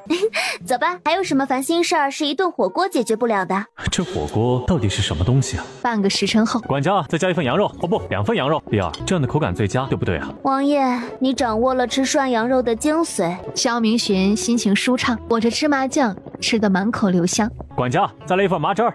李二，真是没想到，这麻汁儿还能有这么花样的吃法。那是自然，这麻汁儿也叫芝麻酱，可佐餐，可拌凉菜，可做面食。不过我最喜欢的还是作为火锅的调味酱汁使用。丽儿，你知道吗？我以前是不吃羊肉的。不吃羊肉？骆九离一愣，这吃得满嘴流油，还让再加2盆羊肉的人，竟然说自己不吃羊肉。以前在边疆大营，军中最禁忌的一种肉食就是羊肉，尤其是在敌袭之前，全军禁羊肉，因为羊肉腥膻，吃了羊肉身上的味道久久不能散去，敌袭的时候很容易暴露目标，久而久之，这羊肉就成了军中禁食。那在军中你们都吃什么肉？猪肉、鸡肉居多，偶尔有战死的马肉或者老死、病死的牛肉。主子，这是羊肉片儿，这是麻汁儿。二小姐真是我们九王府的贵人，王爷今儿个胃口大开，这府里上上下下都高兴得紧呐。怎么，平日里王爷胃口不好？王爷本身在吃食上要求就不高，再加上一到夏季就胃口不好，这好不容易到了深秋，今儿个吃的最多最香。难道不是我家小姐陪伴王爷的缘故吗？春荣姑娘说的才是正理儿，因为有二小姐的陪伴，王爷心里高兴啊，自然吃的就多了。如若二小姐能天天陪伴王爷，九王府上下全都感念二小姐的恩德。这憨丫头有这样往里套自己主子的吗？你出去吧。是。管家沉默地退了出去。告诉王爷一个好消息，我母亲答应了。真的答应了？这种事还有假？订婚需要互相交换跟帖，王爷都准备了吗？早就准备了，这下只等你父亲从溧阳军营回京，我便上门提亲。快吃吧，凉了就不好吃了。你给我涮肉。萧明玄心情大好，骆九离自然是愿意效劳。这次咱们九王府是真的有女主子了，我得去仔细准备着。咱们王爷提亲必须是轰动全城，十里红妆才行啊！说完，笑嘻嘻的掰着手指头，开始计划着如何3书6礼。京城内袅袅秋风，一切如旧。京城外，尼姑庵山脚下，秋扫落叶，凉风习习。不就是落发为尼，不就是青灯古佛吗？只要我不死，只要我还活着，陆九龄，我早晚会报了今日之仇，我定要你生不如死。此时的胡冰玉隐隐地笑着，嘴角浮出了丝丝的恶毒，只是他那脸上的恶毒还未散去。滚动的马车突然就停了下来，接着一个香囊被扔进了马车里。胡冰玉低头，他只以为是家里人给自己传递的信息，捡起香囊，浑身突然无力，燥热了起来。他心下大惊，还未待大喊救命，便听到马车外响起了打斗声。打斗声几乎没有持续多久，车门就被人砰的一声从外拽开。你们是谁？你们是谁派来的？是九王还是骆九龄那个贱人？你们可知我乃是京城司马府大小姐，我祖父是大司马，我皇姑奶奶是当朝太后，我父亲……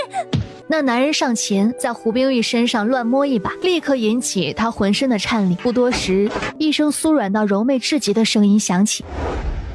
京城九王府内，骆九龄午睡刚刚醒来。小姐，你终于醒了。什么时辰了？申时一刻。哦，王爷呢？王爷刚刚过来，见小姐还睡着，便又出去了，还特意叮嘱我不要让我吵醒小姐。小姐每次午睡也没有睡得这么久过，这晚上指不定有什么时辰才能睡了。小姐睡得久了身子乏，先起来走动走动。穿好了衣服，让春荣服侍着洗了把脸，才出了房间。主子醒了。南竹，看到王爷了吗？王爷在园子凉亭下等主子。我刚过去看你，见你还睡着，就没敢打扰。春荣告诉我了。两人有一搭没一搭的聊着天，而此时九王府外，一辆快马疾驰而来。王爷呢？王爷在园子。那人脚步生风，进了府里，正与秦隐撞了对面。黑子，你怎么来了？表少爷也来了吗？我家公子没来，但有急事禀报王爷。王爷在院子，我带你去。说着，带着黑子直奔后园子。王爷，黑子来了，说是有急事禀报王爷。我去外面等你。不必，秦隐，让他进来。是。秦隐去叫黑子，说：回禀王爷，公子让小的来告诉王爷，昨日被送出京城去往尼姑庵的司马府大小姐胡冰玉出事儿了。出事？出什么事了？那个……黑子止住话，看了一眼骆九龄。不说就滚。王爷啊，可是你让我说的。那胡冰玉在半路被一群山匪劫持，然后被糟蹋了。什么？什么叫天道好轮回？那胡冰玉还真是害人害己，简直是活该呀！皇上不是派了侍卫吗？还有大司马府的人，没有人跟着吗？皇上只是派去护送的侍卫，大司马府的人并没有跟着，才到尼姑庵的山脚下就被山匪给劫了。不过探回来的消息说，那伙山匪不像是普通的匪徒，一个个黑衣蒙面，武功高强，手持的利器见血封喉，护送的侍卫根本没有反应的机会，当场就被击杀了。你去吧。是。黑子行了礼，由秦隐带出了府。王爷，这件事有蹊跷。那尼姑庵是皇室之地，那胡冰玉又是大司马府小姐，又有皇上的口谕，随行还有侍卫跟着，便是亡命之徒也不敢轻易招惹。显然是有人故意而为之，这个人的目的就是毁了胡冰玉，引起三府恩怨。那怎么办？恐怕太后、胡贵妃、司马府那儿会把所有的账都算到咱们头上来。那些人都是不找自身原因，只知道推卸责任的主儿。要知道是这种结果，还不如当初偷摸把胡冰玉弄死呢，省了多少麻烦事儿。萧明玄听着他毫无逻辑的话，失笑着摇了摇头。傻瓜，你以为那胡冰玉是普通的阿猫阿狗吗？弄死他容易，但他身后树大根深，一个不慎就会给自己招来杀身之祸。这次的事儿是因为胡冰玉的所作所为实在让人不齿，不但丢了自己的荣华富贵，还丢了司马府的脸面。就是太后和胡觉也不敢舔着脸为他求情，再加上皇上有意拿胡冰玉为难司马府，胡觉那样重利的人，怎么可能为了一个胡冰玉而放弃紧攥在手里的富贵权势？胡觉就是个精致的利己主义者，关键时候抛弃自己亲孙女都不带眨眼的。所以说，这世家大族的龌龊，普通百姓们想都想不到。不要再想这件事了，左右胡冰玉的下场也是他自己咎由自取。若太后和胡觉是聪明人，定能看透这件事的本相，不会把这件事栽赃在咱们身上的。骆九龄点点头，跟着他出了亭子。是啊，这件事最着急的不应该是咱们，而是宫里和司马府的那几个人。不过王爷不进宫去看看吗？本王现在可是禁足期间，府外的风光哪里比得上府内的风光无限呀？所以，我算是府内的风光，还是府外的风光啊？此时，大司马府内，你说什么？你给本夫人再说一遍。奴才刚才说大小姐出事儿了，被山匪。闭嘴！废物！你给本夫人闭嘴！哎呦，夫人饶命啊！不行，我要进宫面见太后，面见贵妃娘娘，面见皇上，我要他们把我的女儿送回来。说着，挣扎着就往门外走去。哎呦，夫人，你冷静些，这件事恐怕老爷和大爷也知道了。这种时候，夫人千万不能进宫，不能触怒圣上啊！不能进宫？我女儿丢了半条命，我为什么不能进宫？我女儿又是因为什么被圣上发落去尼姑庵的？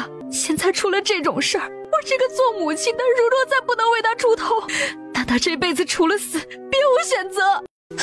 夫人，求夫人听奴才一句，待大爷回来，这件事自会有个结果。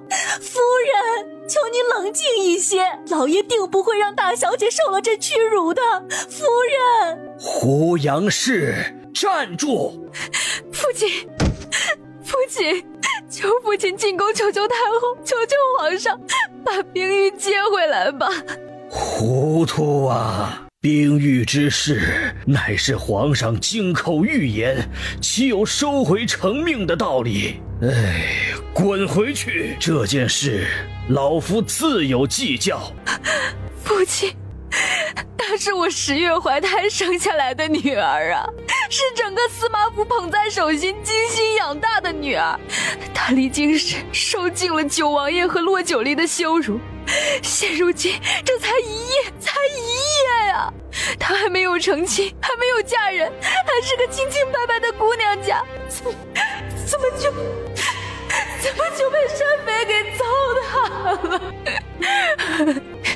父亲，一定是九王，一定是骆九离，一定是他们不甘心让冰玉活着，又不敢在京城对冰玉动手，所以就在冰玉出京的路上动手报复。你有什么证据？你别忘了，九王乃是亲王，没有证据污蔑亲王，你是想司马府都给你陪葬吗？来人，把胡杨氏带回去。司马大人发了话，立即就有嬷嬷和下人上前搀扶着胡夫人返回了院子。胡冰玉被山匪糟蹋的消息，让整个大司马府如同被笼罩在了一层愁云里。此时的皇上因为凤德夫人身体不适，正在甘泉宫内探望。皇上，这件事恐怕太后娘娘和大司马那不会善罢甘休的。皇上还是尽快派人去处理为好，剿了匪患，才能让郊外的百姓安心，也能给司马府那儿一个交代。干娘说的极是，朕已经派人去处理了。胡冰玉也是自作孽，劫持骆九离，又是下药，又是想要乞丐玷污羞辱骆九离，可是到最后他的结局竟然就是被别人玷污羞辱，也真是应了天道好轮回那句话呀。干娘，您最近身体不适，还是让骆九离进宫给您瞧瞧吧。不用，岁数大了，小病小灾是常有的，何况他还给我留了药，这药倒是极其管用，只是我担心太后和大司马那儿会不会把这件事栽赃到骆九离身上，毕竟他与胡冰玉积怨颇深。干娘相信这件事不是骆九离干的，那丫头看着就是个坦坦荡荡的人，根本不屑背后搞小动作，何况他如若真想报仇，胡冰玉未必是他对手啊。是啊，仙医灵虚子的弟子自然有些手段，只是无人知道骆九离的本事不是传承仙医灵虚子，那只是九王在人前给他找的借口罢了。而此时的他正在用他自己独特的手段为萧明玄制作药引子。主子，王爷真的去厨房了。南星觉得有些不可思议，主子只说了一句想吃王爷亲手做的糕点，王爷就挽着袖子去厨房尝试了。我知道，南星过来帮忙。南星走上前，看着桌子上摆放着整整齐齐他从未见过的奇怪东西。主子，这是什么？嘘，帮我把止血带绑上。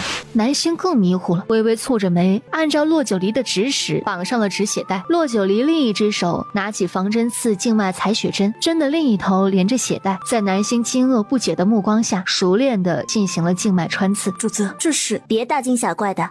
春荣是我异国公府的家生子，男主性子耿直，心里藏不住事儿。如若让他们看到我自己抽自己的血，恐怕全天下的人也就都知道了。我特意叫你进来帮忙，就是因为你比春荣和男主更稳重冷静些。所以主子是故意支开王爷？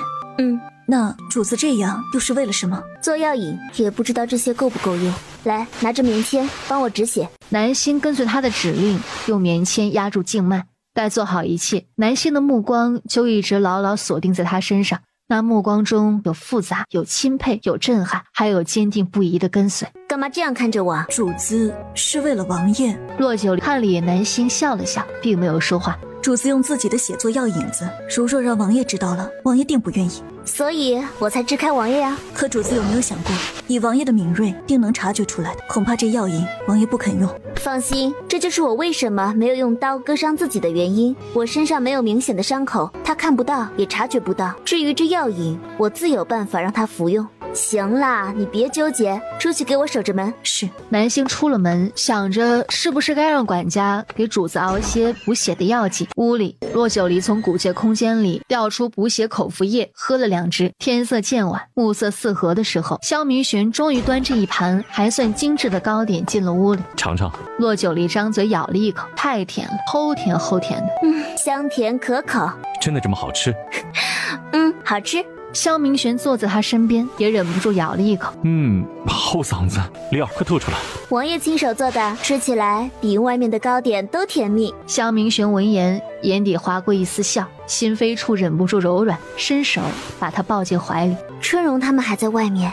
放心，秦隐已经开始亲人了，这个院子现在只有你和我。王爷，你说关于胡冰玉那件事，会是谁干的？与我与王爷有仇怨的不少，安亲王府、重阳侯府首当其冲，想要坐收渔利的也不少。后宫的那个嫔妃，包括皇后，王爷你说会不会？骆九离，好不容易1月1次的花前月下，能不能不提他们？好，不提他们。什么时候才能这样光明正大的抱着你？你现在不就抱着呢吗？不一样，我说的光明正大是日日夜夜、随时随地。你给了我名分，我给了你名分的那种抱着。好事多磨，既然答应嫁给你，自是不会反悔的。会不会让你有反悔的机会的？两人相依相偎，无声胜有声。你们是小姐的护卫，怎能让小姐与王爷大晚上共处一室呢？何况我是小姐的侍女，小姐的饮食起居都是需要我近身伺候的。你们这样阻拦着我，是不是对小姐的名声于不顾吗？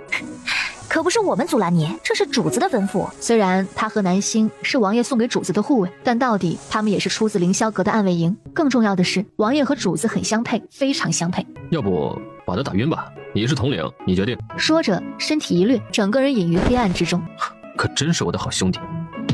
微风起，夜晚寂静无声。玉盘式的满月终于开始在云中穿行，明亮的月光洒向大地。内城外，一匹快马飞驰进入宫门。报，皇上、太后派去京郊的人回来了，快让人进来。是。太监躬身退下，随即一个一身铠甲的男人和一个一身禁军服饰的男人大步走了进来。臣京畿要塞统领薛宁山叩见皇上、太后娘娘。微臣禁军右副统领苏通叩见皇上、太后娘娘。说。回禀皇上，臣与苏副统领奉旨查办，通过那些山匪的布局、谋划路线和那几个死去的侍卫伤口查出，那伙山匪不是普通的匪徒，而且武功高强，手持的利器见血封喉，护送的侍卫是在1刀之内就被当场击杀了。这是臣与苏副统领在胡大小姐出事的马车里捡到的，请皇上过目。随侍的太监接过香囊，双手呈在皇上和太后以及几位主子面前。布料滑软，做工精致，这是广陵锦。皇后娘娘说的没错，这就是只有进贡才有的广陵锦。除了宫中，也就只有宫外几位皇子王爷才会有这种布料。马上去查，宫内各宫和宫外各府都有谁用这种布料。一旁有内侍应了一声，退下去查。半盏茶后，内侍递上了一份带有广陵锦的名单。皇上看了一眼，随即递给太后，神色平淡。重阳侯站在殿外，听到传唤，快步进殿。太后娘娘，马上去请这几位进宫。重阳侯不解地接过名单，低头看了一眼，当看到最后一个人名时，慌忙跪在地上。还请太后娘娘恕罪，微臣恐怕请不来最后一位。最后一位是谁？回太后的话，是九王爷。而此时，九王府正院开始了吗？月升到月落的这段时辰，就是咒术发作的时间。王爷，我想和你商量一件事。什么事？关于王爷的咒术。王爷听过"兵无向导，则不达贼境；药无引使，则不通病所"这句话吧？你找到解咒术的方法了？没有找到，只是尝试。按照引药归经的说法，每种病症都需要药引的介入。你只需要告诉我药引是什么。王爷，可以试试我的血。我不同意。王爷，只是尝试。王爷有没有想过，如若这次带兵出征没有我在身边，每月15，王爷要怎么熬过去？还有宣冲血自愈，那只能减少咒术带来肉体上的痛苦，却不能让王爷重见光明。退一万步讲，如若哪一天我不在，王爷的咒术发作又该当如何？和上次一样，是躲还是藏？以前王爷在边疆大营，天高皇帝远，无人能用身份约束王爷。咒术发作之时，王爷不用担心身边随时发生的危险。但现在不同了，王爷回了京城，住在天子脚下，有多少双眼睛在盯着？有多少潜在的危险？例如现在，重阳侯拿着太后懿旨，逼着王爷现身，王爷该怎么办？躲吗？王爷能躲过今晚，那明日、1个月、2个月、2年还是3年，瞒过初一，也瞒不过15，纸里终究包不住火。还是说，王爷心里有别的想法？我心里还能有什么想法？从前，王爷不是也从未想过，这个世上竟会有一个女人能压制住你体内的咒术吗？那如若某一天有另外一个女人出现，她也能压制王爷体内的咒术，王爷又当如何？还是说，王爷期待着这件事的发生？洛九离，萧明玄被他2句话气得气血翻涌，大掌压起他的脖子，未尽的话语淹没在霸道又满是柔情的亲吻里。他贪婪地攫取着属于他的气息，用力地探索每一个角落。好久好久，久到2个人的唇舌都有些麻木了，久到感觉到怀里的人有些呼吸不畅了，萧明玄才恋恋不舍地离开他的唇。不会有，永远都不会有。所以，为了让我安心，试试吧。如果我的血没有作用，那就只能再找其他办法。我还能说什么？我还可以说什么？原来这个女人心里一直惦记着我，虽然她从未说出口，但一直有我。好，我尝试，但前提是不能伤害你的身体。我的血怎么也比野兽的血好喝？你知道？我听秦武说，王爷当年在边疆和敌军对阵时落入圈套，九死一生，最后是靠着喝野兽的血活下来的。一句话概括的有多简单，就让他有多心疼。反倒是萧明玄沉默地看着他，犹如这件事是再平常不过的一样。只是这缄默还未持续过2分钟，就听到院外有刀剑碰撞的声音。怎么回事？王爷，太后宣召王爷进宫，重阳侯带人来请，秦颖拦下，动了刀剑呐。太后这个时候派人来，是为了什么？难不成知道了王爷的身中咒术？不可能，因为何事？听说是薛宁山和苏通奉旨查办胡冰玉一事，在当时胡冰玉坐的马车上找到了那些山匪留下的一个香囊，而那香囊里不但有催情的药物，还是用进贡的广陵锦缝制而成的。正巧的是，咱们九王府就有广陵锦。这么拙劣的计谋，也亏他们想得出来。管家，你先让重阳侯等上半盏茶，就说王爷在沐浴，沐浴后自会见他。可是二小姐，今日是15啊。我知道，你先去。听他的。是。王爷都发话了，他哪里有不敢遵从的道理？你知不知道你刚才在说什么？知道。如果我的血没有效果，那我就陪你一起出去。何况王爷是奉皇上旨意进驻王府，太后一道懿旨，难不成还想大过皇上的圣旨？左右咱们抗旨不遵，也不是1次2次了。就属你机灵。准备好了吗？洛九离一个转身，2个人几乎同时松手。灰暗的烛光下，萧明玄在离开洛九离后，身体猛地一僵，那种久违的痛楚一下子袭来，脸部痛得都扭曲了，一双眼睛也在肉眼可见的变得没有瞳孔，没有眼球的灰黑色。张嘴！1分钟、2分钟，身上的痛点竟然在慢慢消散。有效，但不明显。果然有效。手腕再次一转，之前的血袋出现在手里。不要一次性喝光，一点点喝，感觉有没有作用？萧明玄拿着血袋，他想要它结束，因为他不知道这些血有多少，甚至不知道他刚才喝了多少，也根本不知道他的血是什么时候准备的，这让他很心慌，唯恐他出事。王爷，已经到了这个时候，你和我都别无选择。重阳侯手持懿旨，就在院外伺机攫取。如果王爷不出现，势必会引起宫中那些人的怀疑。如若王爷出了事，谁来保护我？谁来护我周全？那萧朱墨还对我虎视眈眈，太后和胡贵妃恨不得弄死我。他最听不得这些话，那心里又酸又痛，难以忍受。洛九离是他的女人，只能是他的女人，他得活着，好好活着，才能护她周全，才能陪她一辈子。身上还痛吗？不那么痛了。眼睛呢？睁开眼睛。他慢慢睁开眼，朦朦胧胧的能看到洛九离模糊的影子。朦胧模糊的影子。洛九离一听，没有任何犹豫的走到桌边，挽起袖子，咬住牙，手起刀落，迅速的在自己的手腕上划了一道伤口。洛九离，你在干嘛？你疯了吗？你在伤害自己？你是怎么答应本王的？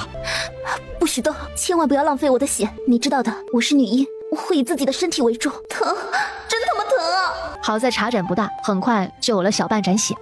喝了它。萧明玄没动，双手死死攥拳。他不但耳力极好，感官也极敏锐。洛九离在忍着剧痛，他能听出来，能感觉到。洛九离，如果喝了这血，我的眼睛还是不能好呢？你是不是要放干自己的血？我说啊，洛九离，如果我的眼睛还是不能好呢？你是不是要放干自己的血？如果是这样，那我宁愿一辈子都没有见到过你。好。好，我止血。萧明玄暗暗松了口气，可心里依旧很痛。就在这一刻，他突然生出，便是拿锦绣河山来换，他也不会把洛九离给任何人。不是因为他体内奇特的血，而是因为他明白，在这个世界上，原来还有一个人能为他不顾一切。这一辈子，他是他的，他们只能是彼此的。接过茶盏，萧明玄几乎没有任何犹豫，仰头喝了下去。现在身上的痛楚已经褪去了8分，就连那全是灰黑色、没有瞳孔、没有眼球的眼睛，也在慢慢变成了正常人的颜色。灵儿，王爷，你能看到了？萧明玄点头，眸色暗沉而灼热，一个箭步掠到他面前，伸手把他紧紧抱住。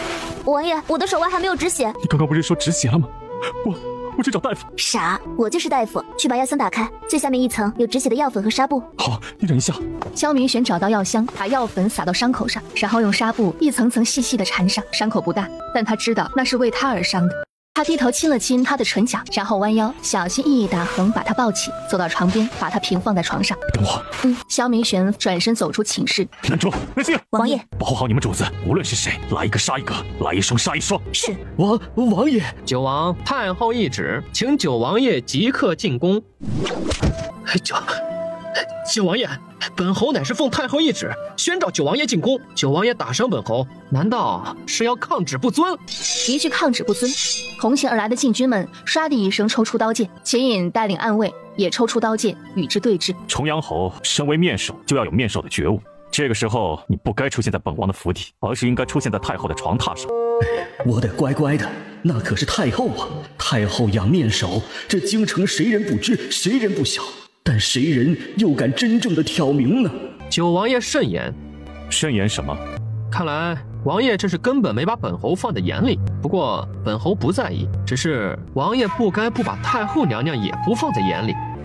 本王可以理解为你是在挑拨离间吗？不过是仗着一个面首的身份而已，都让你生出了如此自命不凡的勇气，敢在我九王府动刀剑，重阳侯还真是胆量过人啊！九王爷，你不能杀我！别说本侯是带着懿旨而来，身后跟着禁军，便是太后那里，王爷也交代不过去。九王爷是个聪明人，你该庆幸今天是15，本王还要赏月。哼，滚回去告诉太后，本王奉皇上旨意进足王府。至于胡冰玉，本王不屑动手。如若没有皇上开恩，他早已是本王刀下的亡魂了。想利用广陵锦这么拙劣龌龊的手段来诬陷本王，可笑。萧明玄说完，转头往屋内走去。秦隐送客。是。侯爷，我家王爷刚刚说的话，还请侯爷一五一十、不多不少、原封不动的禀明太后才是。走。今日之羞辱，他早晚会报回来。王爷现在身体可有不适？没有，很好，从没有这样好过。王爷在说谎。如若真的很好，王爷不会这么迫切的说出来。他是不想让他担心，更不想再亲眼看到他为他放血。你的血能压制我体内8分咒术，但这8分就足以让我在15这晚行动自如了。丽儿，这是我这些年来想都不敢想的。8分，那是不是？不需要。他一把捏住他的下颌，低头抚上他的唇，轻轻的吻，不含情欲，却温柔至极。不要为了我伤害自己，那样我会心疼的。丽儿，这就够了。你能为了我这样着想，为了我不顾一切，够了。我心里欢喜，以后我会弥补你，好好的弥补你，多多的弥补你。丽儿，你用血为我做药引这件事儿，还有谁知道？只有南星知道。这件事我会让南星守口如瓶。不过，关于你的血能压制我体内咒术的事儿，不要再告诉第2个人知道。现在任何事都不重要，你的安全才是最重要的。我知道，我会小心。只是可惜，我的血只能压制，却没有解除咒术的作用。下个月如若他真的带兵出征，他不在他身边，也只能再给他备一些血袋，以防万一。他这样想着，不知不觉多了几分担忧。你是在担心我下月15该怎么办吗？王爷，王爷不是说过吗？不能表现得太聪明，要适当藏拙。王爷这么聪明，以后把我卖了，恐怕我还得帮王爷数钱呢。傻瓜，我怎么可能舍得卖你？你对我来说是这25年来上天送给我的最好的礼物，最好的、最珍视的。累了吗？躺下休息一会儿吧。好。2个人相拥着躺在了床上。王爷今晚打伤了重阳侯，恐怕太后又要大发雷霆了。毕竟他仗着太后宠爱，封侯开府，虽说没有实权，但背后有太后和大司马撑腰，在整个京城，寻常人还真不敢惹他。便是几位皇子和朝臣都不会主动去跟他交恶，反倒是王爷回京后接二连三地打压他的气焰，恐怕他早已怀恨在心。那几位皇子和朝臣们不是不会主动与他交恶，而是不屑跟他计较。你知道男人最看不起的一类人是什么人吗？什么人？靠着伺候女人上位得权的男人。好男儿要么穿上铠甲保家卫国，征战沙场，要么一身如山，立于朝堂运筹帷幄。退一步讲，男人只可顶天立地，堂堂正正，利用自己的实力得到自己想要得到的，而不是如同绣花枕头一样背靠女人成事儿。洛九离眸如灿星一样看着他，他以前喜欢他这身皮囊，可如今看来是自己狭隘了。就他这身份地位，就这气度，不要说他，估计没有女人能抵抗得住。为什么这样看着我？因为我发现我越来越喜欢王爷了。萧明玄没想到会听到这句话，面上全是喜悦。他越来越喜欢他了，他又何尝不是越来越喜欢他？王爷，你说重阳侯会不会进宫添油加醋，给王爷穿小鞋？不会，至少今晚不会。重阳侯的确不会，谁让太后派来的人不是只有重阳侯一人，还有禁军。太后娘娘，这就是经过。皇帝，这就是你一直信任的九王，哀家的懿旨他不遵，皇帝的口谕他竟然也不遵，竟还下如此毒手，打伤重阳侯。他眼中可还有哀家，可还有你这个皇上，可还有王朝律法？母后所言极是，来人！皇上，传朕口谕：九王萧明玄不遵太后懿旨，不遵朕口谕，打伤重阳侯，责令其禁足王府半年，罚俸1年。没有朕的允许，不许私自出府。至于重阳侯受了委屈，不过好在人没事，养几天也就是了。皇上就是这样责罚九王的，哀家不同意皇上的处置方法。母后，重阳侯有恃无恐，居然敢在亲王府的府邸动了刀剑。母后觉得此事到底是重阳侯自己作乱，还是背后有谁指点呢？母后，九王怎么说也是父皇最小的儿子，朕的兄弟，长宁王朝的战神王爷，自5岁离宫外出学艺，15岁征战沙场，这么多年，他早已习惯了战场上的行事作风，一时半刻自也是改不过来的。母后也应该能理解才是。至于那广陵锦缝制成的香囊，朕以为这不足以怀疑九王，毕竟广陵锦不是九王府独有，更何况刚刚重阳侯也说了，九王不屑用这种手段。胡冰玉一事，朕已经下旨让薛宁山和苏通务必把京郊山匪倾诉干净，给司马府一个交代。今日是15，皇后与朕一同回宫吧。是，臣妾遵旨。皇上摆驾凤仪宫。除了太后，众人纷纷跪地恭送皇上和皇后。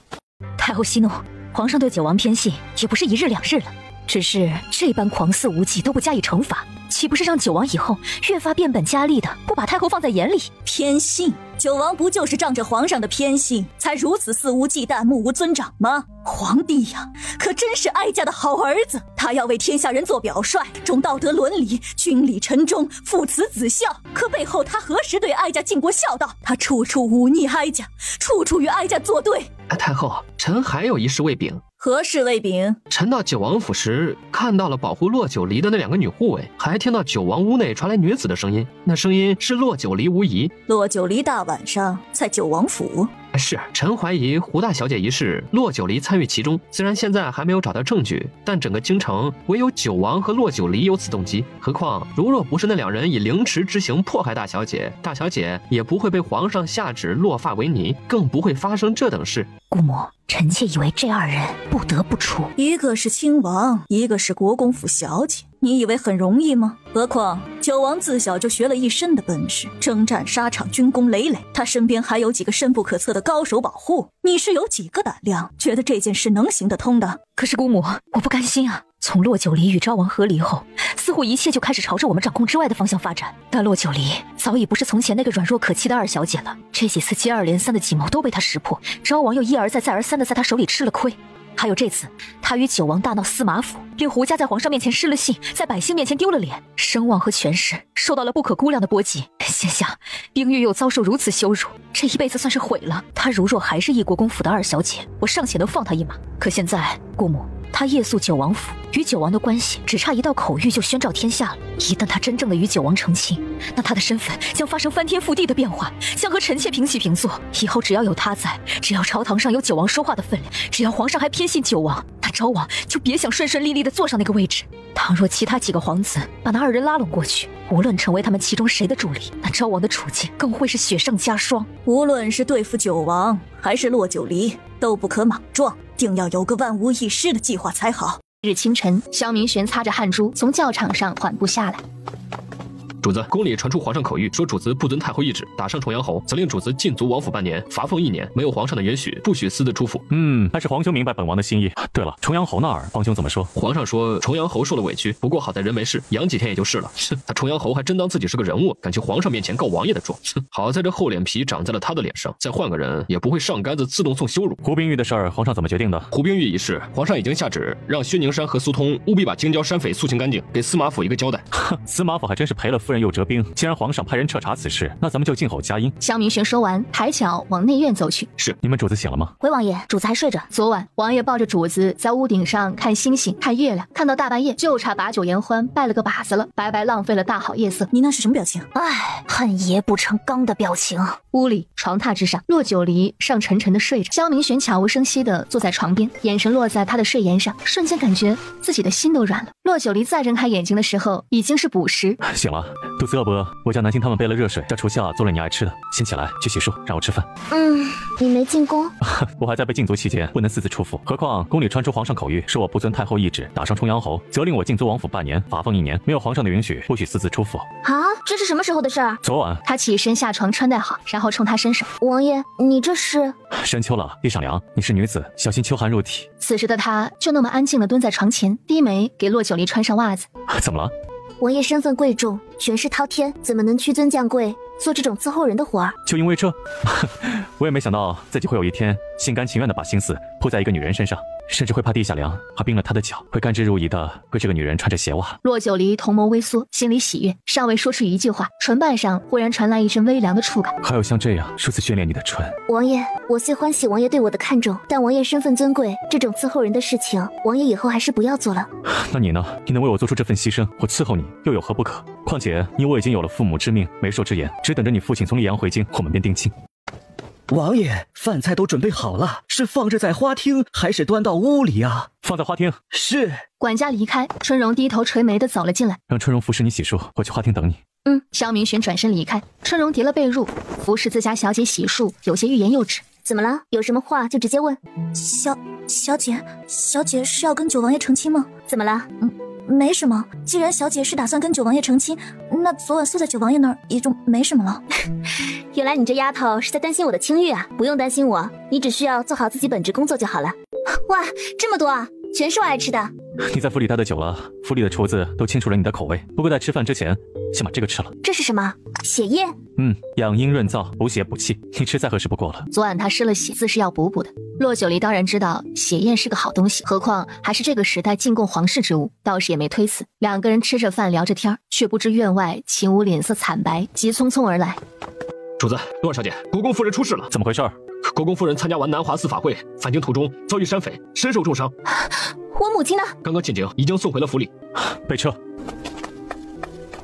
踏出九王府的府门，骆九离戛然止住脚步。王爷还在禁足期间，不能私自出府。本王要做的事儿，谁敢阻拦？说着，拉起他的手，抬脚就上了马车。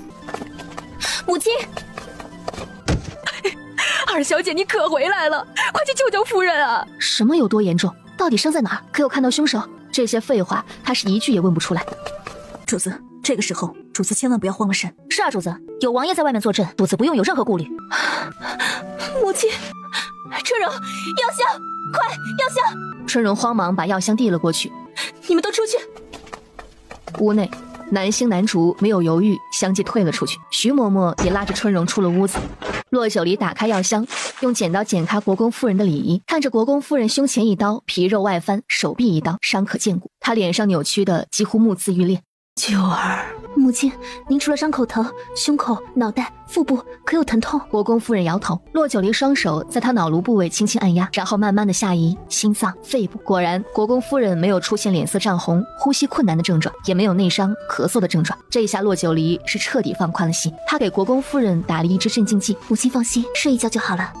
我信你。镇静剂很快发挥药效。国公夫人也歪头睡了过去。就在这时，屋外响起了一阵由远至近的哭泣声和凌乱的脚步声。大小姐，骆九离也回过神来，想必是他姐姐知道母亲受伤的事了，忙起身迎了出去。大姐，小妹，母亲怎么样了？大姐放心，母亲没事了。骆九离赶忙安慰她，随即扶着她向床边坐去。母亲，小妹，母亲不是没事了吗？怎么还有昏迷不醒啊？我刚给母亲打了一针镇静剂，处理了伤口，待药效散去，自然会醒来。大姐，你放心，有我在，母亲不会有事。好，我放心。大姐是怎么知道母亲出事的？姐夫呢？可有跟着一起来？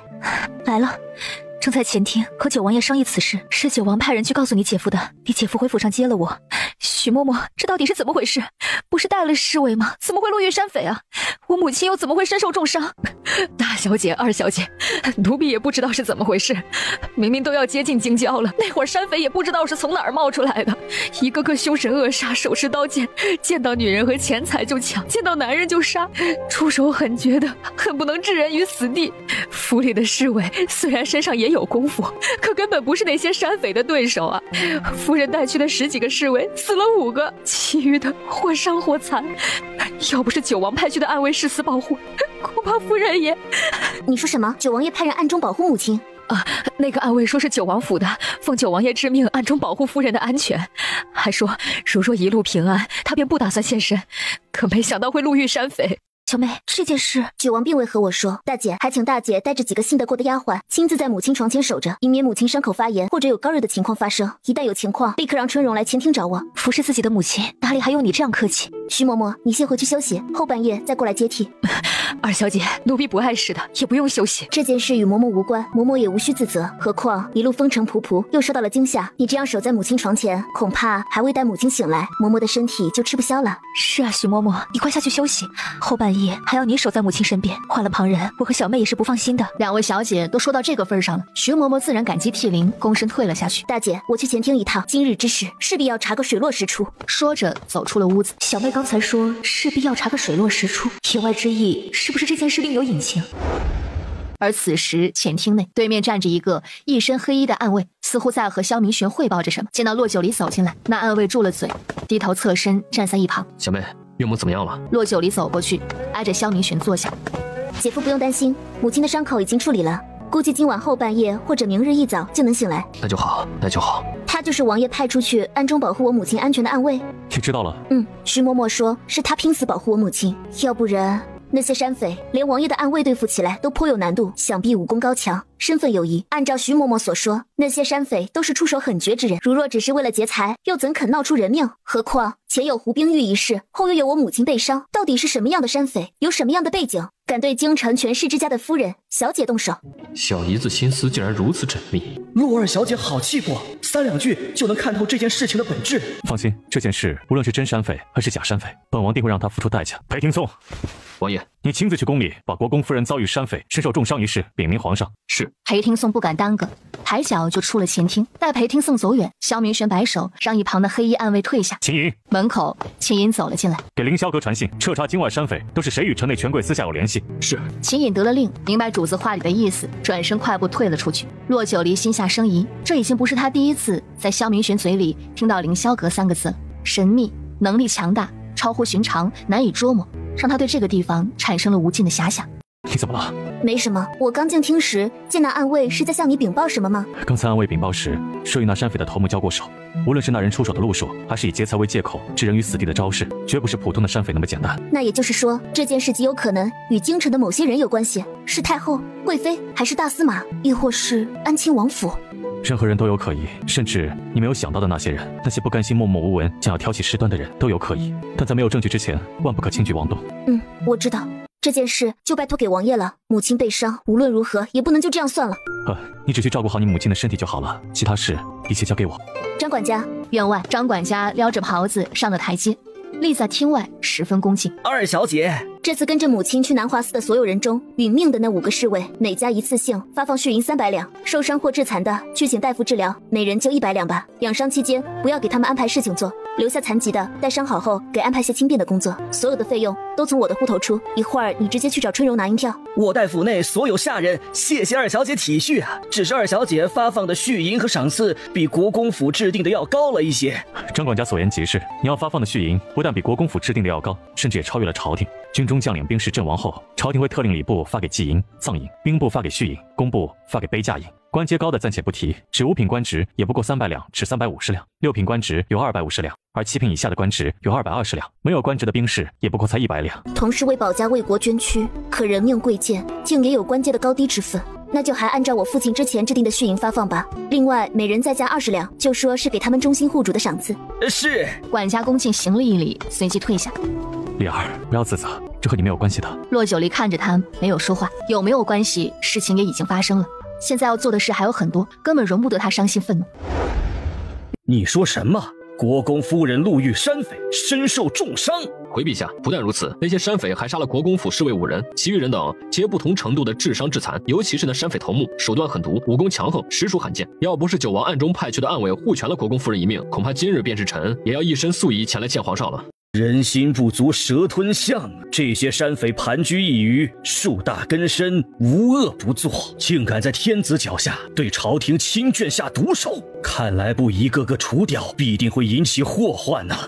皇上所言极是，这些山匪相互勾结，盘剥百姓，占山为王，危害一方，对朝廷而言，的确是一大祸患。裴爱卿，这件事就交由大理寺督办。至于剿匪，朕会给国公夫人一个交代，也会给远在溧阳军营练兵的国公爷一个交代。不过现在边疆不安，国公爷父子身兼重任，你知道该怎么做。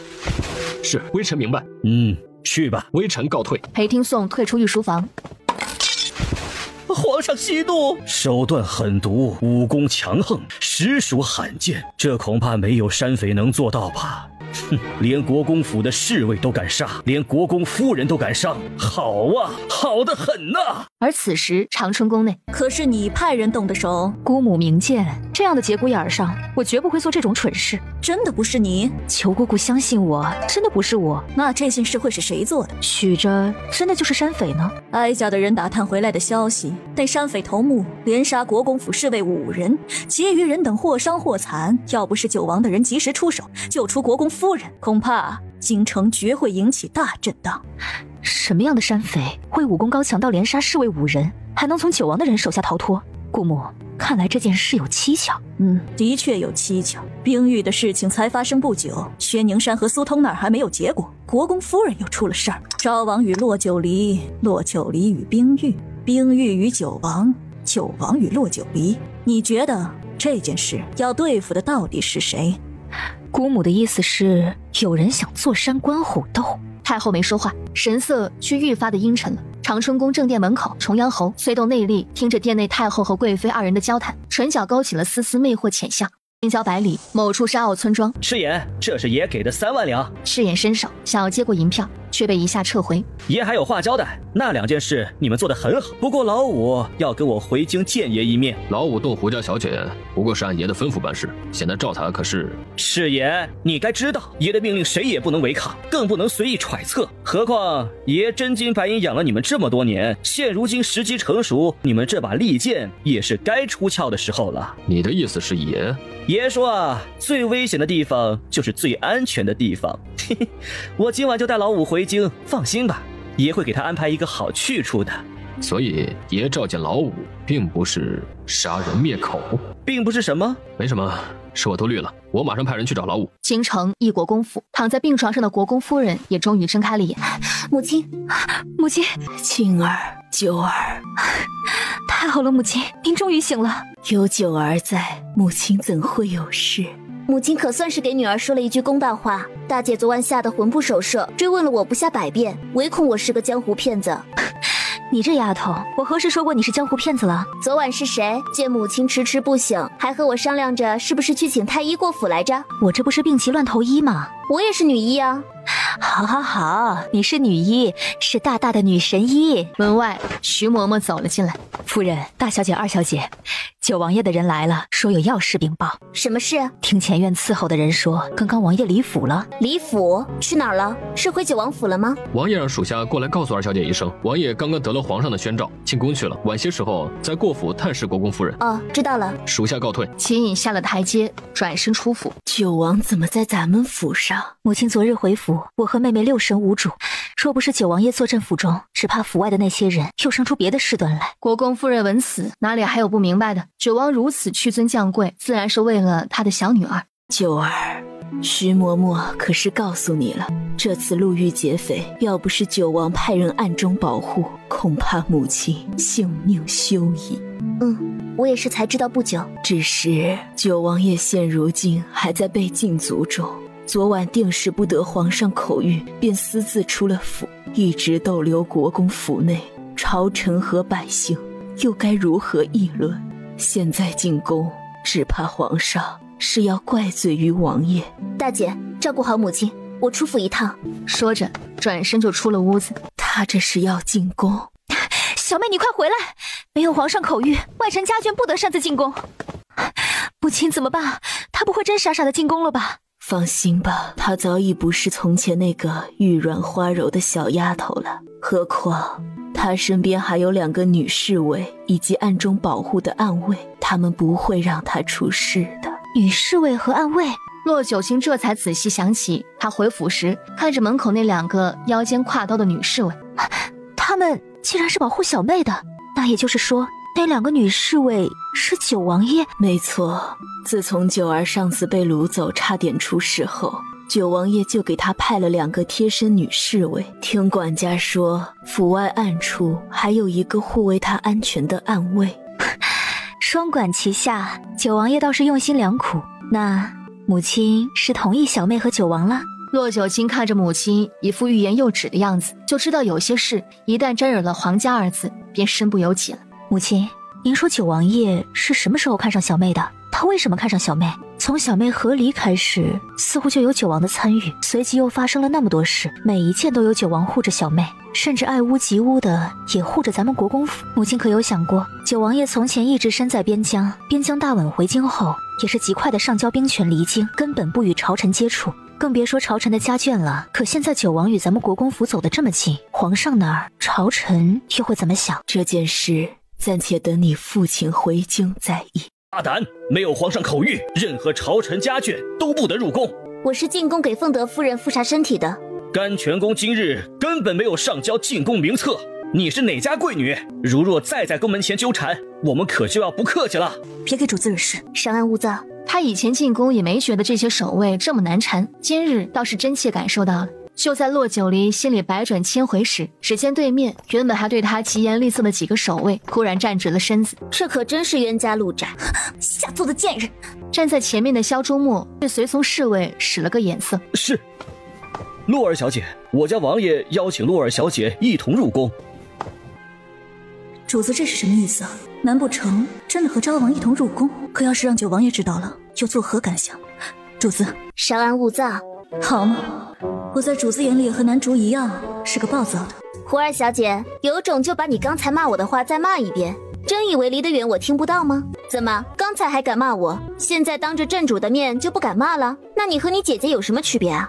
敢做不敢当，难不成这就是大司马府教养子女的家风？敢做任何毫无底线又下作的事情，却不能承受别人的眼光和非议。骆九离，你给我闭嘴！你个下作的贱人，是你害了我姐姐！你竟敢打我！你这个贱！洛儿小姐，得饶人处且饶人，他不过是心里气愤，说了一句难听的话，并未对你造成实质性的伤害。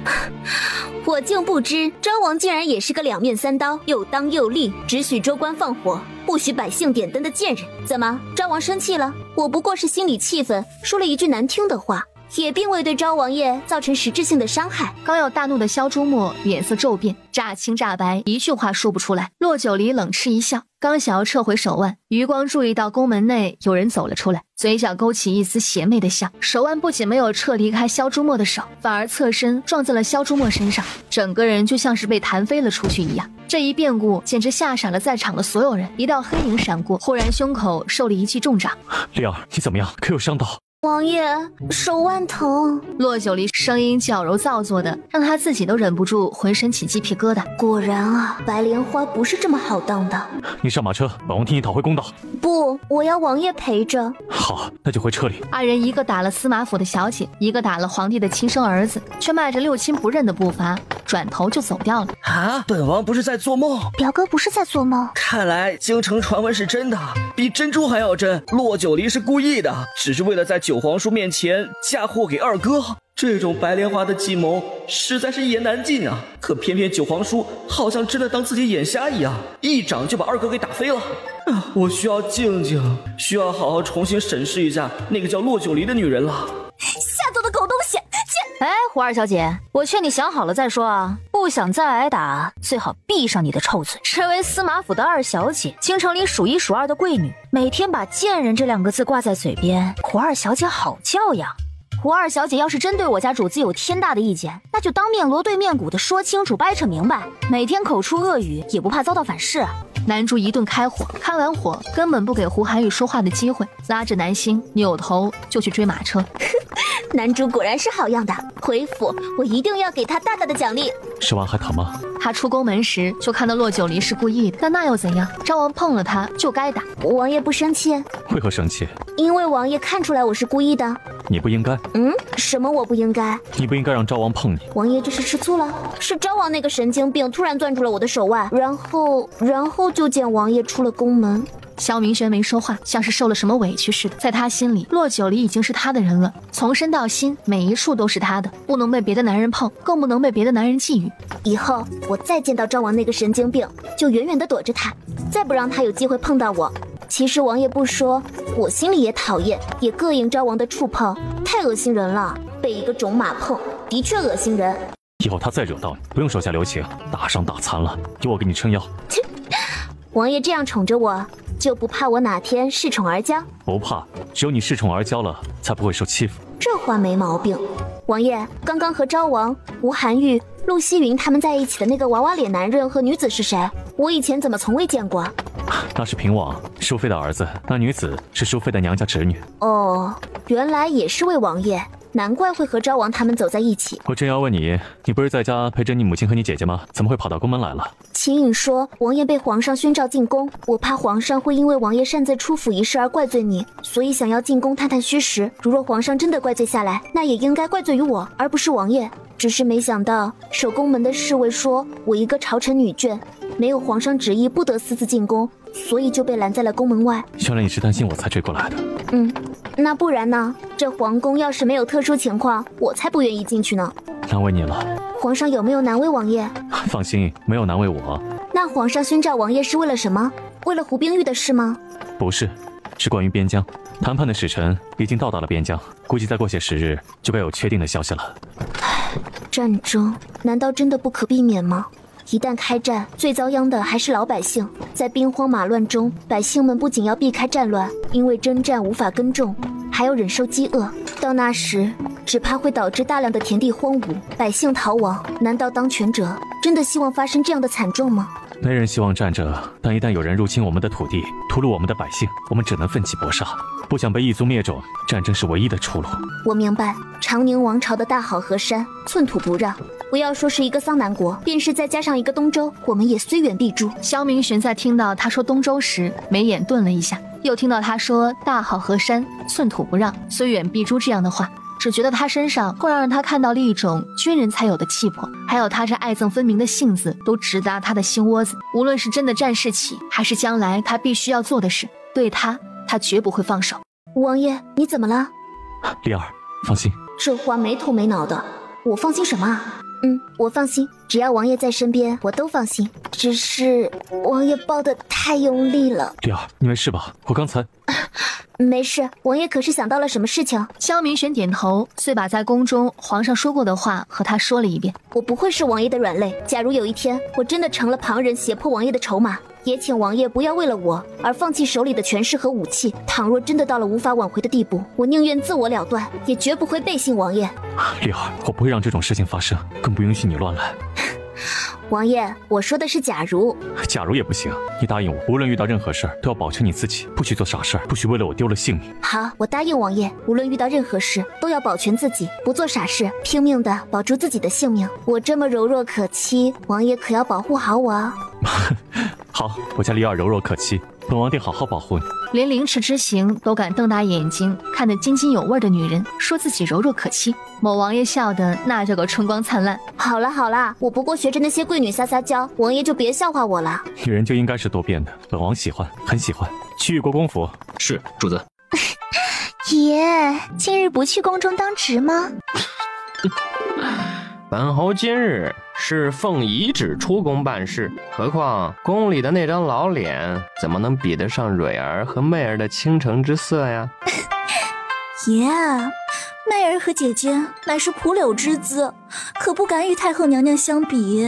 那就让爷好好欣赏欣赏，你们这蒲柳之姿是如何魅惑人心的。侯爷，乖乖在这等着爷。是是。程宗阳站起身，抖了抖身上的衣袍，起身打开房门。侯爷，人带来了。走。是，侯爷，小心脚下。奴才给爷请安。进出京时可有带了尾巴？回爷话，风平浪静。那就好。你就是赤眼的兄弟老五。回爷的话，奴才正是老五。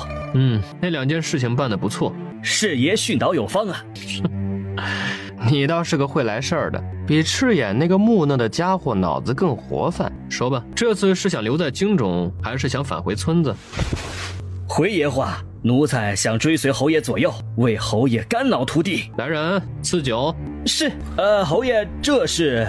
放肆！哪那么多废话？侯爷赐酒还不谢恩？想要追随侯爷，这是第一关。你若连一杯酒都不敢喝，趁早滚回你那山窝子去。至于这酒是普通的酒水还是毒药，没人会告诉他。老五颤颤巍巍地抬手接过酒水，看了3人一眼，3人皆是不言。不想回到山窝子里，想要成为人上人，他也只能硬着头皮一仰头喝了下去。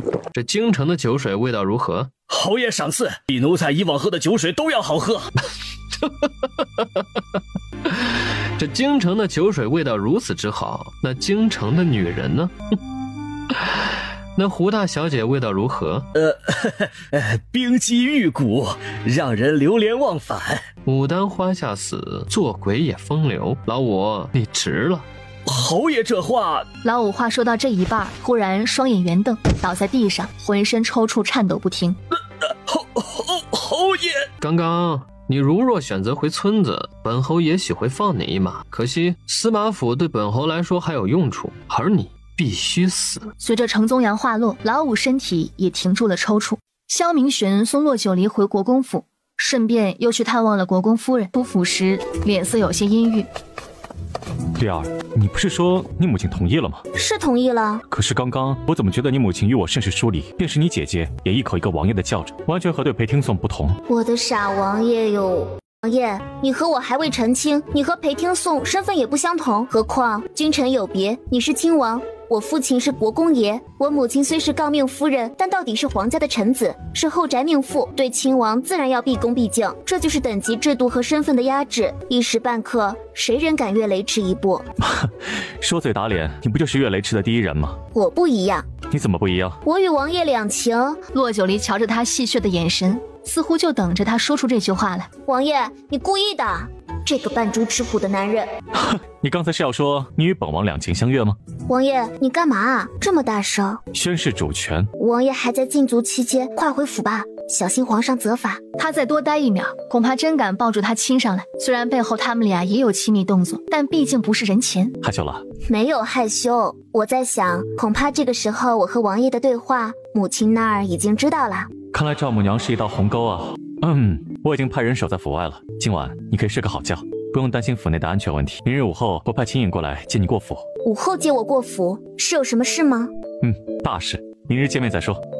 萧明玄收回手，笑着大步出了院子。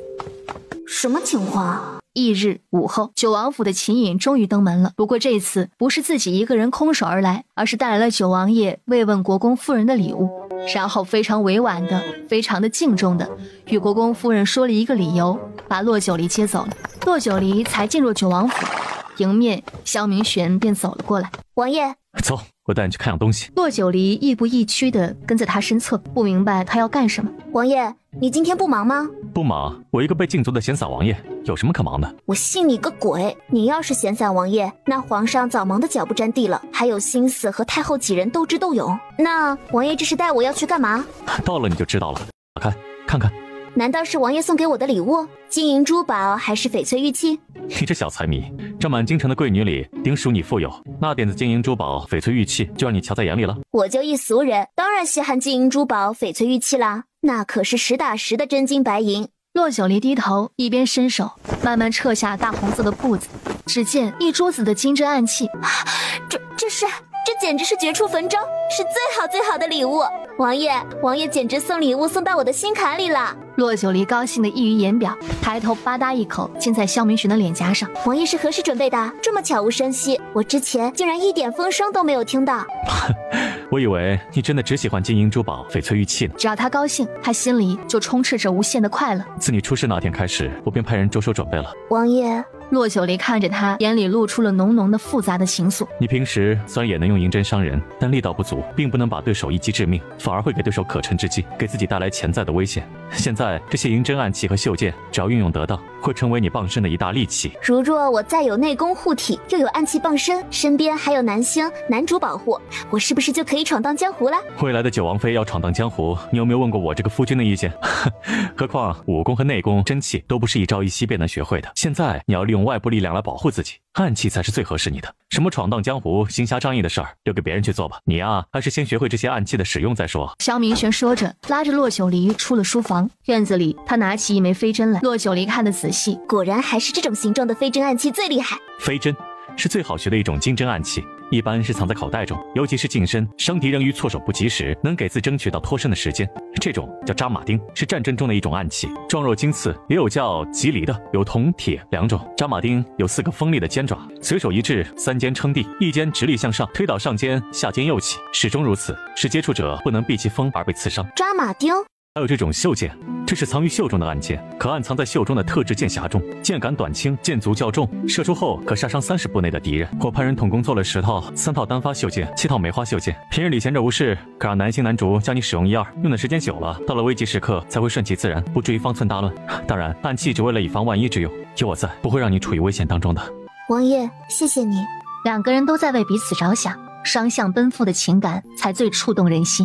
你我之间何须言谢？还有一种邪刃，明日便会送过来。邪刃？是一种置于鞋间，专门踢打对方要害的暗器，不要求你腿脚功夫。当然，如果腿脚功夫要好，更是事半功倍。你虽没有内力，但擅长近身搏斗，这种邪刃可在搏斗或者被胁迫之时，有出其不意的效果。怎么样？我送你的礼物，比不比得上那些金银珠宝、翡翠玉器？那是自然，毕竟这些暗器可是需要花大价钱才能制作的。王爷出力出人又出钱，还这么用心，天底下简直没有比这更好的礼物了。萧明玄笑着从背后拥住他，这算是最好的礼物吗？我的李尔也太好哄了些吧。意义不同，这是王爷对我的用心，自然在我心里的分量不一样。不过王爷送了我这么多金针暗器，恐怕这些日子我就不能时常过府了。怎么，想要过河拆桥呀？什么过河拆桥？王爷刚刚也说了，要让男星男主教我使用暗器，用的时间久了，到了危急时刻才会顺其自然，不至于方寸大乱。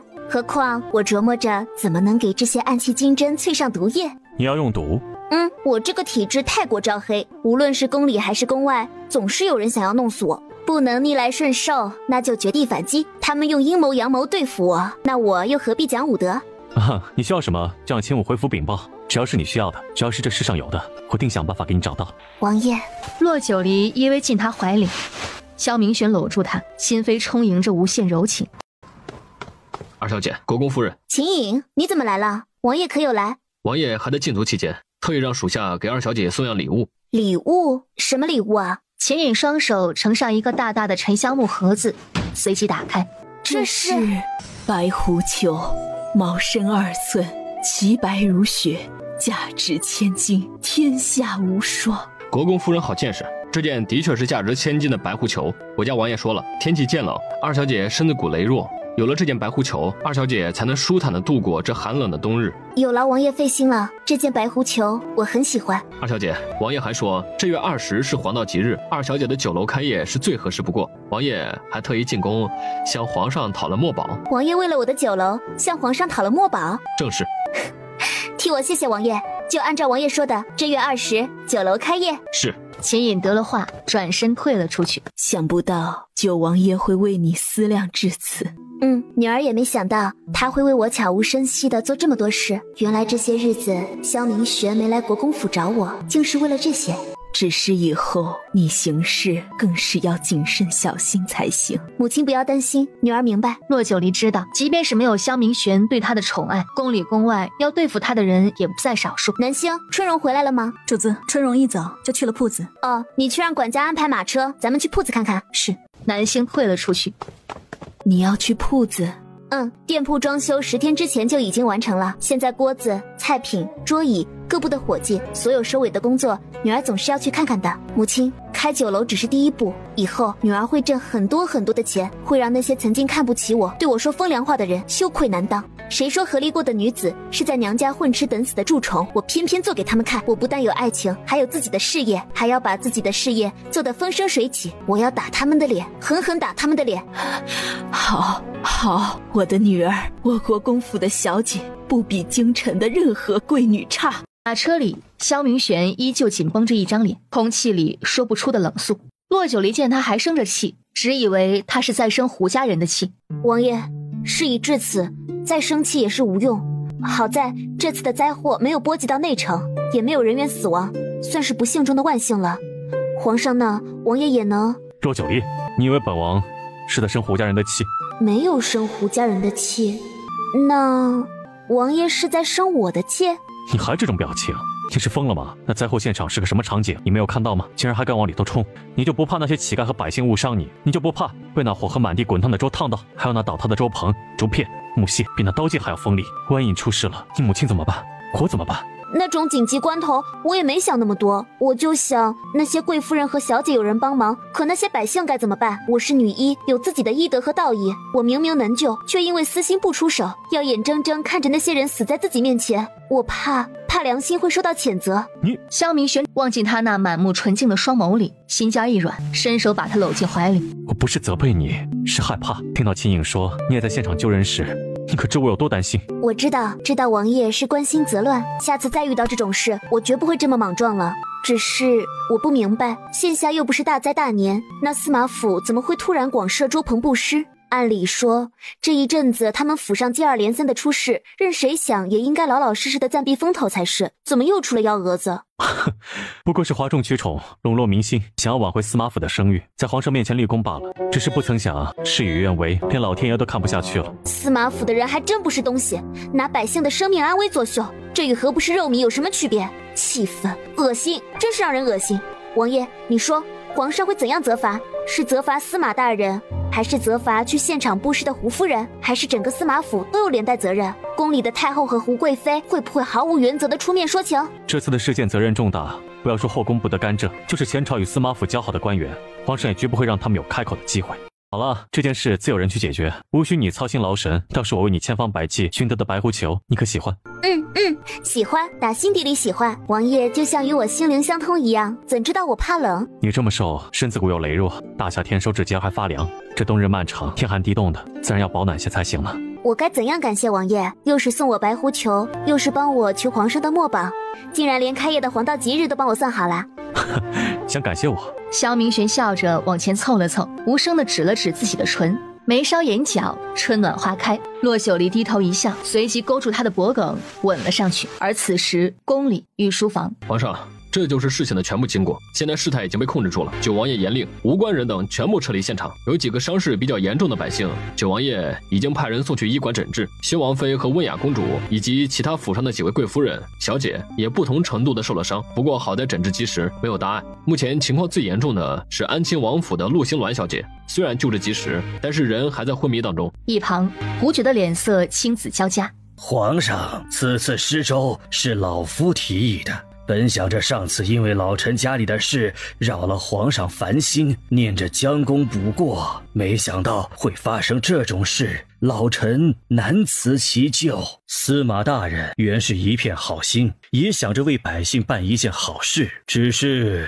只是虽是一片好心，但也要做万全的准备。刚刚裴大人的话，司马大人也听到了。这次的意外，不但是时间没有把握好，胡夫人更在派舟的同时数次打断，才引起了骚乱。再者，在灾祸现场，胡林轩不但没有参与救助，竟然恃强凌弱，伤及无辜百姓，威逼大夫为胡韩玉救治。要不是有九王出面，恐怕又会引起百姓的骚乱和不满。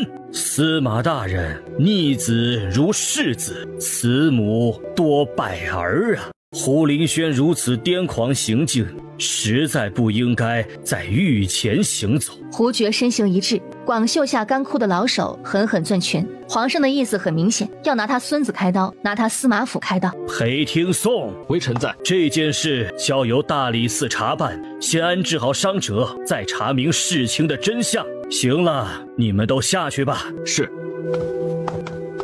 司马府胡夫人施粥不施，粥棚倒塌一事，不消半日的时间，便传遍了整个京城，一时间成了京城人茶余饭后闲嗑牙的谈资。而这件事的始作俑者司马府胡夫人，因为筹备不当，发生了这么大的事故，不但要负责所有伤患的医药费，还要出钱出力，以皇家名义在外城一连布施3天。这样严重的事故，皇上就这么轻描淡写？王爷，皇上好不容易逮到这么一个机会，怎可能就这样不痛不痒的放过大司马府了？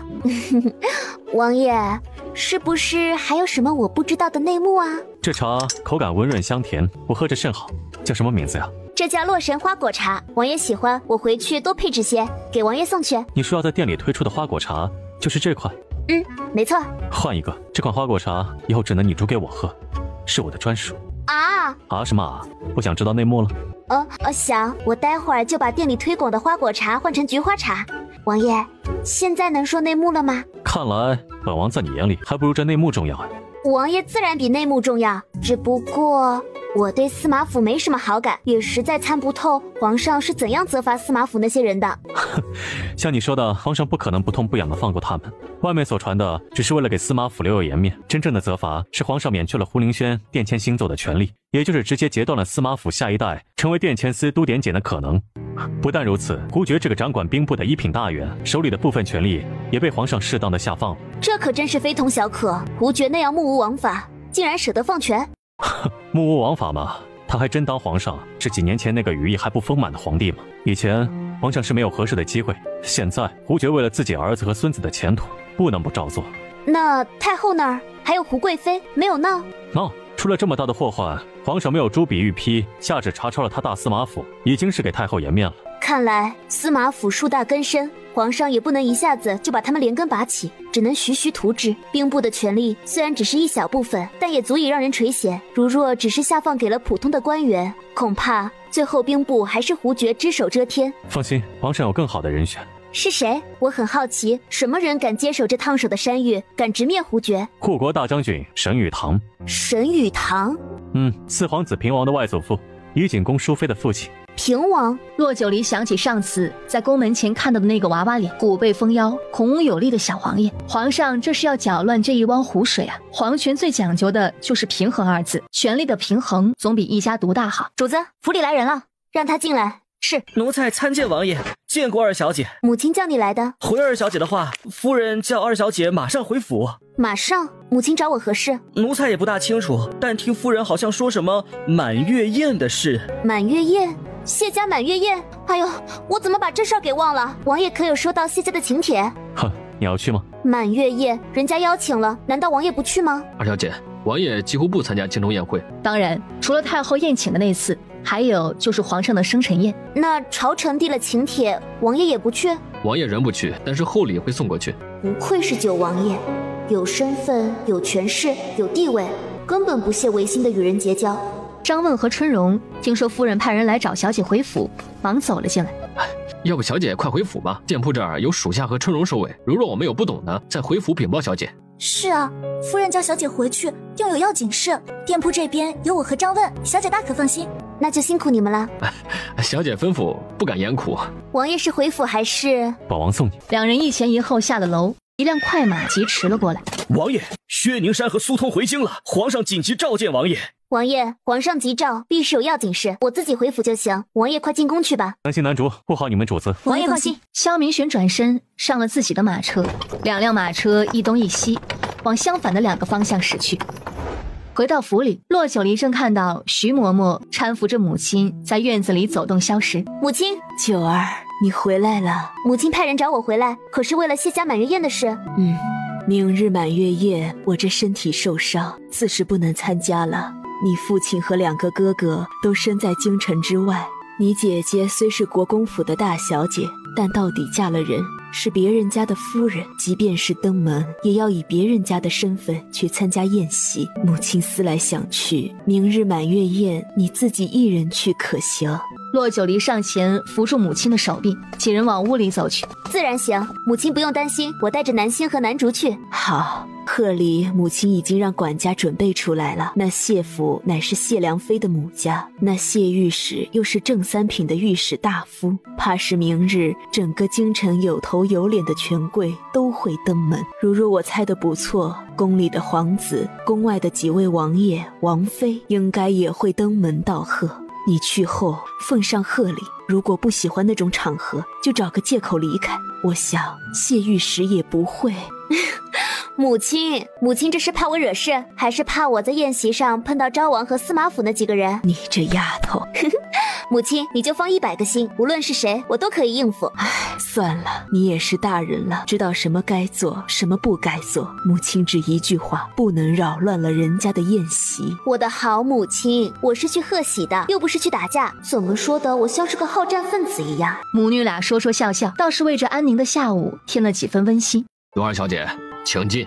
骆九离点了点头，带着南星和南竹进了谢府。陆二小姐，宴席还未开始，所有宾客皆在三有园小憩，请小姐随奴婢来。骆九离点头，跟着侍女去了三有园。陆二小姐，夫人就在暖亭处，奴婢带陆二小姐。不必了，我自行过去便可。是。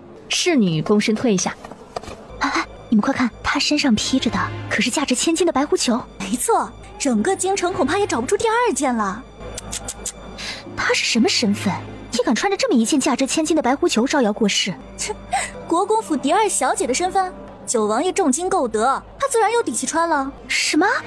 她身上那件价值千金的白狐裘，竟然是九王爷送的？不然呢？白狐裘，毛深2尺，其白如雪，价值千金，天下无双。九王爷还真是上心啊。骆九离，他怎么来了？他难道不知道自己的身份吗？橙子，今日是你们谢府添丁进口的日子，邀请那样的人来，岂不是破坏了气氛？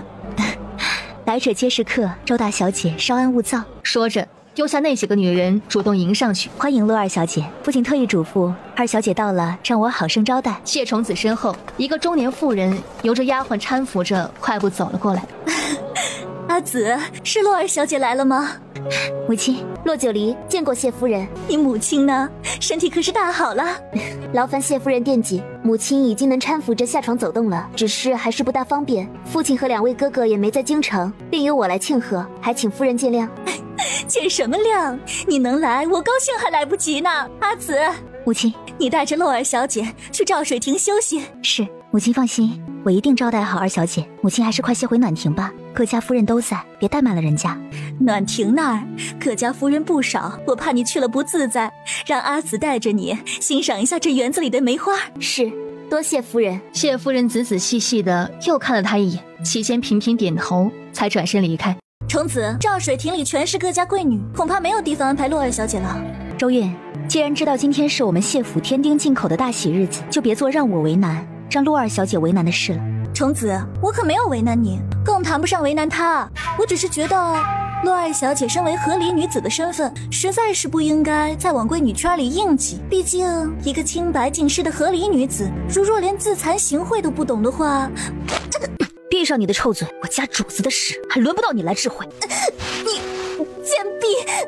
洛九离，今日是谢府的大喜日子，快让你的人住手！胡寒玉，你算个什么东西，来指使我？你这又当又立的，倒是学得了你姐姐的精髓。你既然知道今天是谢府添丁进口的大喜日子，但你依旧让你的跟班为难于我，实则就是为难于谢府。你为了一己私欲，根本没有顾及谢大小姐的感受。你和我都是客人，谢大小姐不能得罪你，也不能得罪我，而你定不会让步。那么就笃定我必须吞下这哑巴亏吗？哼，可笑至极！胡寒玉，这是你和我的恩怨，不应该说是你大司马府与我异国公府的恩怨。你想羞辱我，想要报仇，我随时奉陪。骆九离说着，不疾不徐地扶了扶袖子，随即拍了拍男主的手臂。男主恨恨地瞪了一眼胡寒玉，又瞪了一眼周韵，才不情愿地松开了手。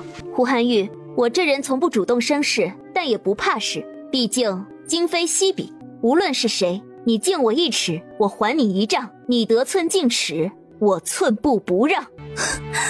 骆九离，这就是你异国公府教养出来的贱婢，竟然敢伤我！我要回去告诉我爹，把这个贱婢抓起来，关入死牢，大刑伺候。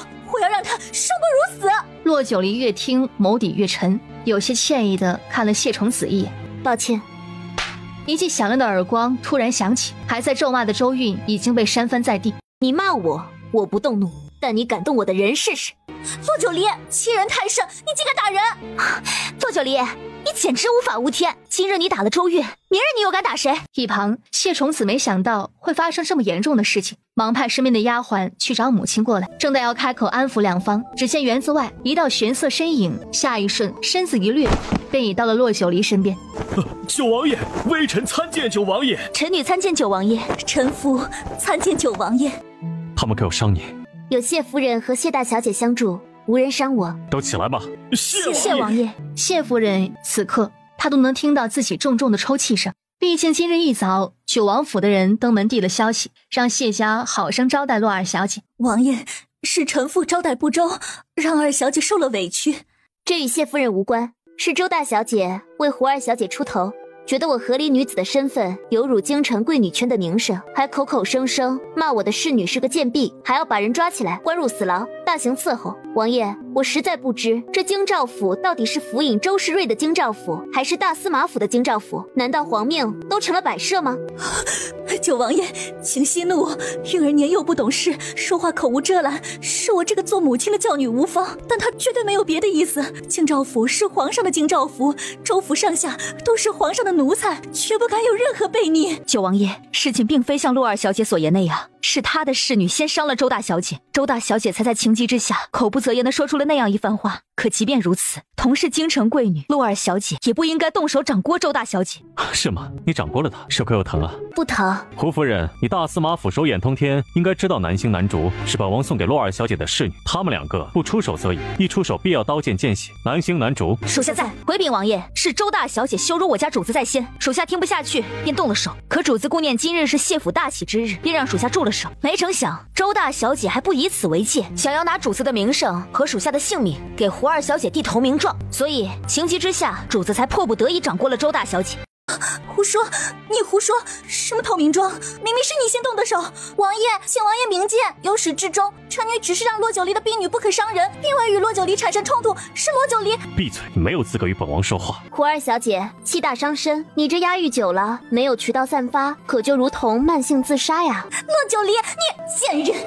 骆九离，同为贵女出身，你比我还要大上2岁，也只不过是仗着九王爷的名头压人罢了。若论真本事，你以为我会怕你啊？哼，九王爷的名头好用，我为什么不用？怎么，你嫉妒了？你想用，王爷还不让你用呢。哼，他敢用本王的名头，找死！胡寒玉，你倒是认为你自己是高人一等的贵女呢？不也同样是仗着自己司马府小姐的出身来压人吗？若真论本事，你连我的一个小指头都比不上。你母亲难道没有告诉你吗？前几日周鹏倒塌，我在现场救了多少受伤的百姓，就是你母亲自己，也是我摒弃前嫌就知道。怎么，现在伤好了就翻脸不认人了？周大小姐，奉劝你一句，自信太过就变成了自负，傻傻的被人利用了还不知道。骆九离，你胡说八道！周韵，你不要听他胡说。他们把你周韵当成马前卒，当成炮灰来对付我，只不过是为了让他们自己出口恶气而已。因为他们知道你根本动不了我一根毫毛，反倒是你自己会因此与我结成仇怨。而我这个人有仇报仇，有怨报怨，你捅我一刀，我就必须捅你2刀才行。所以啊，周韵，你的投名状也是你的催命符，你想好了？正在此时，三友园外几声急促的脚步声由远至近。微臣参见九王爷，不知王爷驾到，有失远迎，还请王爷恕罪。老夫参见九王爷。谢老夫人免礼，谢大人也起来吧。王爷，三友园内发生的事，劳负我心生愧疚。今日本是我谢府大喜之日，邀请诸位前来，是想着大家欢聚一堂，彼此沾沾喜气。未曾想我谢府招待不周，让几位小姐产生了误会，让洛二小姐受了委屈，还请王爷莫要大动肝火。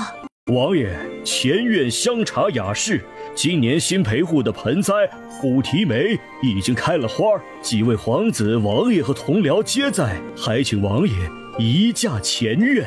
陆二小姐，这3有园内的柳叶腊梅虽然花开正艳，但我家虫子尤其擅长炮制柳叶腊梅的花瓣、叶片泡茶饮用。如果陆二小姐不嫌弃，让虫子带陆二小姐去前院展示一番呐。陆二小姐，这柳叶腊梅茶也叫香风茶，经过特殊炒制，茶香清爽诱人，而且还有肾气止咳、清热降火、开胃散郁、解毒生肌的疗效。听闻洛二小姐医术精湛，不知对这具有功效的茶饮可感兴趣？这谢家小姐还真是个聪明灵巧的，这谢家母子俩也真是会做人呐。王爷也好，看在谢老夫人和谢大人的面上，事情就此结果也非不可。不过周韵说错了话，办错了事，罚其跪在3有园满1个时辰，以示教训。臣女谢王爷恩赐。一场闹剧在周韵被罚跪在谢府3有园而尘埃落定。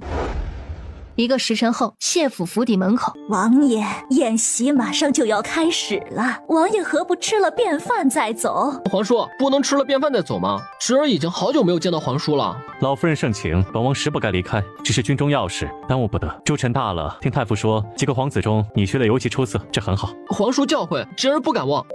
洛二小姐，这是我亲自炮制的柳叶腊梅茶，二小姐喜欢喝，带些回去品尝。多谢谢小姐赠茶，只是来时匆忙，未带赠礼。如若谢小姐不嫌弃，这是我自制的柔肤水。柔肤水，这是擦脸用的，洗完脸之后用柔肤水打底，再擦香膏。哇，好香啊！这是我提取的玫瑰花精油制作成的，有补水、美白肌肤、收敛毛孔的功效。多谢洛二小姐，我今日托了小侄子的福气，竟然收到了有史以来最好、最棒、最得心意的礼物。谢小姐，会说话就多说点。与谢家人道了别，萧明雪和骆九离才一前一后上了马车。王爷，军中不是有急事吗？我自行回府就好，王爷不用。小傻瓜，那只是借口罢了。不过一会儿送你回府后，我还是要做做样子的。所以王爷是为了我？谢谢王爷。你我本是一体，说这话是诚心想与本王划清界限吗？王爷，有件事我心下疑惑，那五皇子与谢虫子容貌似乎有几分相似，人不都说外甥像舅，侄女像姑，五皇子要是像，也应该与谢家大公子相似才是，怎么还和自己的姨母相似呢？你观察的倒是细致，许着你还没有见过谢良妃。上次宫宴只见到了五皇子，的确没有见到谢良妃。那谢良妃名叫谢重兰，与谢虫子是孪生姐妹。孪生姐妹，双胞胎啊，这就难怪了。五皇子不像舅舅，像姨母。2个嫡出的大小姐，一个进宫当了皇帝的妃子，一个却未曾嫁娶。要说这里面没有故事，恐怕没几个人相信。只是秉着每个人都有秘密的原则，他不去窥探这里面的隐私。而此时，距离司马府不远的另一辆马车里，韩愈，为娘对你太失望了。母亲，我这么多年来悉心培养你和你姐姐，可到最后，就因为你姐姐的手段不够狠，才被九王和骆九离那个贱人钻了空子，留下了大隐患。韩愈啊，母亲现在只有你一个女儿了，你姐姐不中用，不中用啊！母亲不止一次的告诉过你们，对付人要么忍，要么一口咬上去，别给对方留任何反击的余地。可你呢，识人不清，那周韵就是蠢货，那样的蠢货不配得到咱们大司马府的庇护。母亲教训的是，这次是女儿轻敌了，也是女儿识人不清。这次也不怪你，是那个周韵办事急躁，徒有外表却没有脑子，而且谁也没有料到九王爷竟然会去谢府。说的就是九王爷从不与京城中任何朝臣私交，更不会参加任何朝臣的家宴，何况这次还是谢府，还是谢良妃的母家，五皇子的外祖家。母亲，您说九王爷是不是？不会，他便是选也不会选五皇子，皇上也不会让他选五皇子。为什么？眼下这朝中的局势，让皇上立太子的声音越来越多，从大皇子到四皇子皆已成年，成年人都有自己的想法，不会被其他人控制左右。可五皇子今年才13岁，九王爷如若扶持他，作为一人之下万人之上，手握兵权叱咤沙场，曾经的战神王爷，你想想，这背后会没有原因吗？如若他真有这种心思，别说其他几位皇子不许，便是皇上也不会同意让一个声望、权势、能力卓越突出的亲王去扶持一个幼年皇子。所以他如若还爱惜自己的羽毛，就不会在这种时候做这种蠢事。除非皇上到时候咱们也要全力扶持你表哥继位，大司马府才能荣宠不败。母亲，我决定了。你决定了什么？九王爷萧明玄，我势在必得。你胡说什么呢？母亲，我没有胡说，这场争斗还没有结束，我们大司马府还有的是扬眉吐气的机会。不过母亲，我们不能把宝全压在一个人身上。韩愈，住嘴！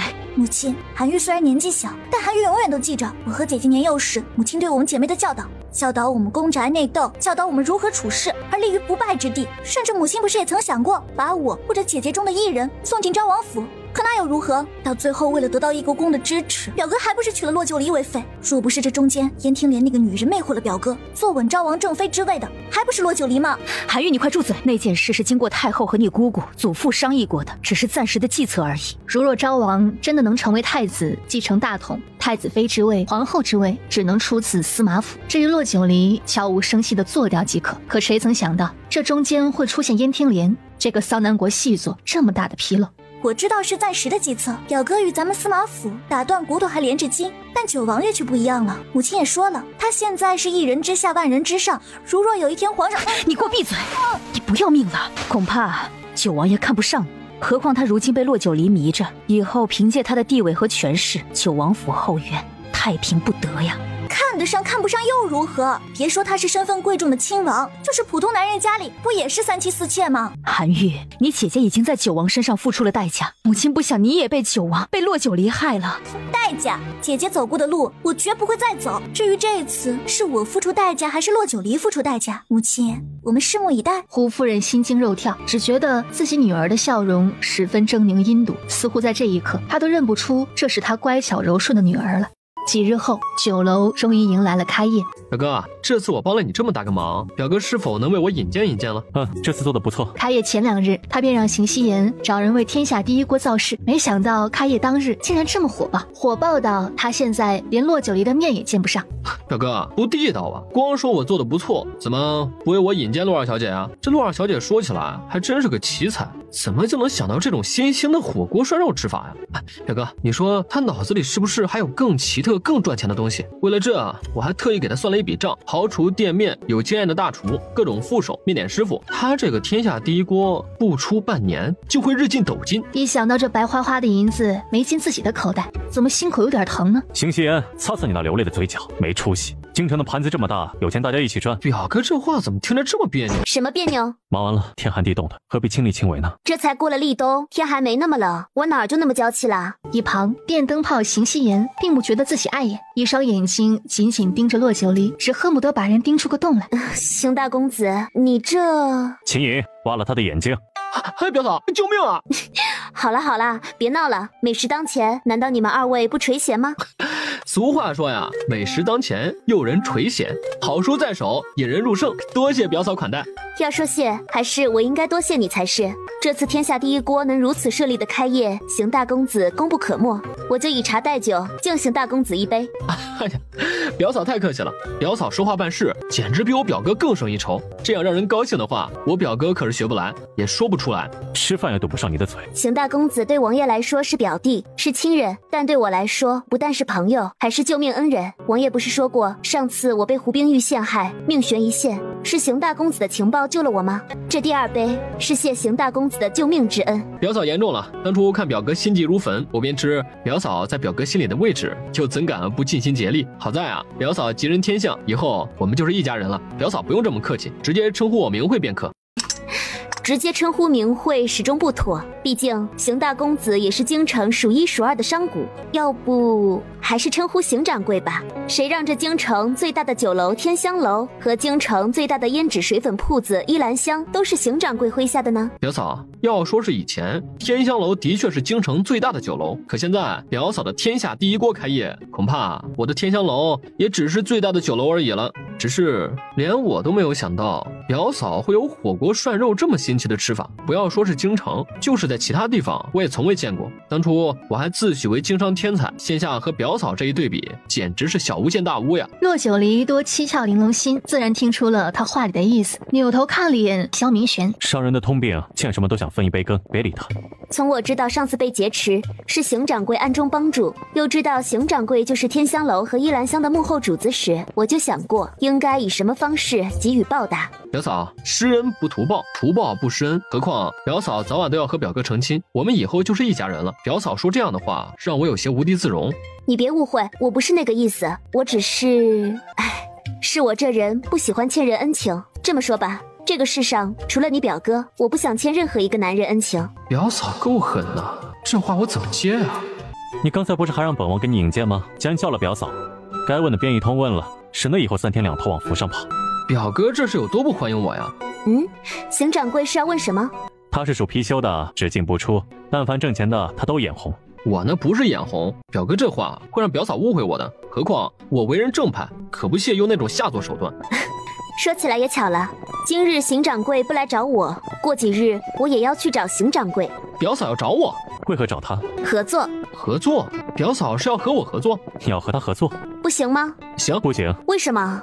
是啊，表哥，为什么？我是你表弟，你比谁都了解我，为什么不让表嫂和我合作？这店铺才刚刚起步，还没有步入正轨，手头上的人马又少，如若铺得太大，我怕你里外忙碌，再累到自己。何况呀，这小子他的产业大部分在梧州，几乎每年都要2地跑上几次。虽然有经商的头脑，但是个不安分的。与他合作，只怕最后的担子都得担在你肩上。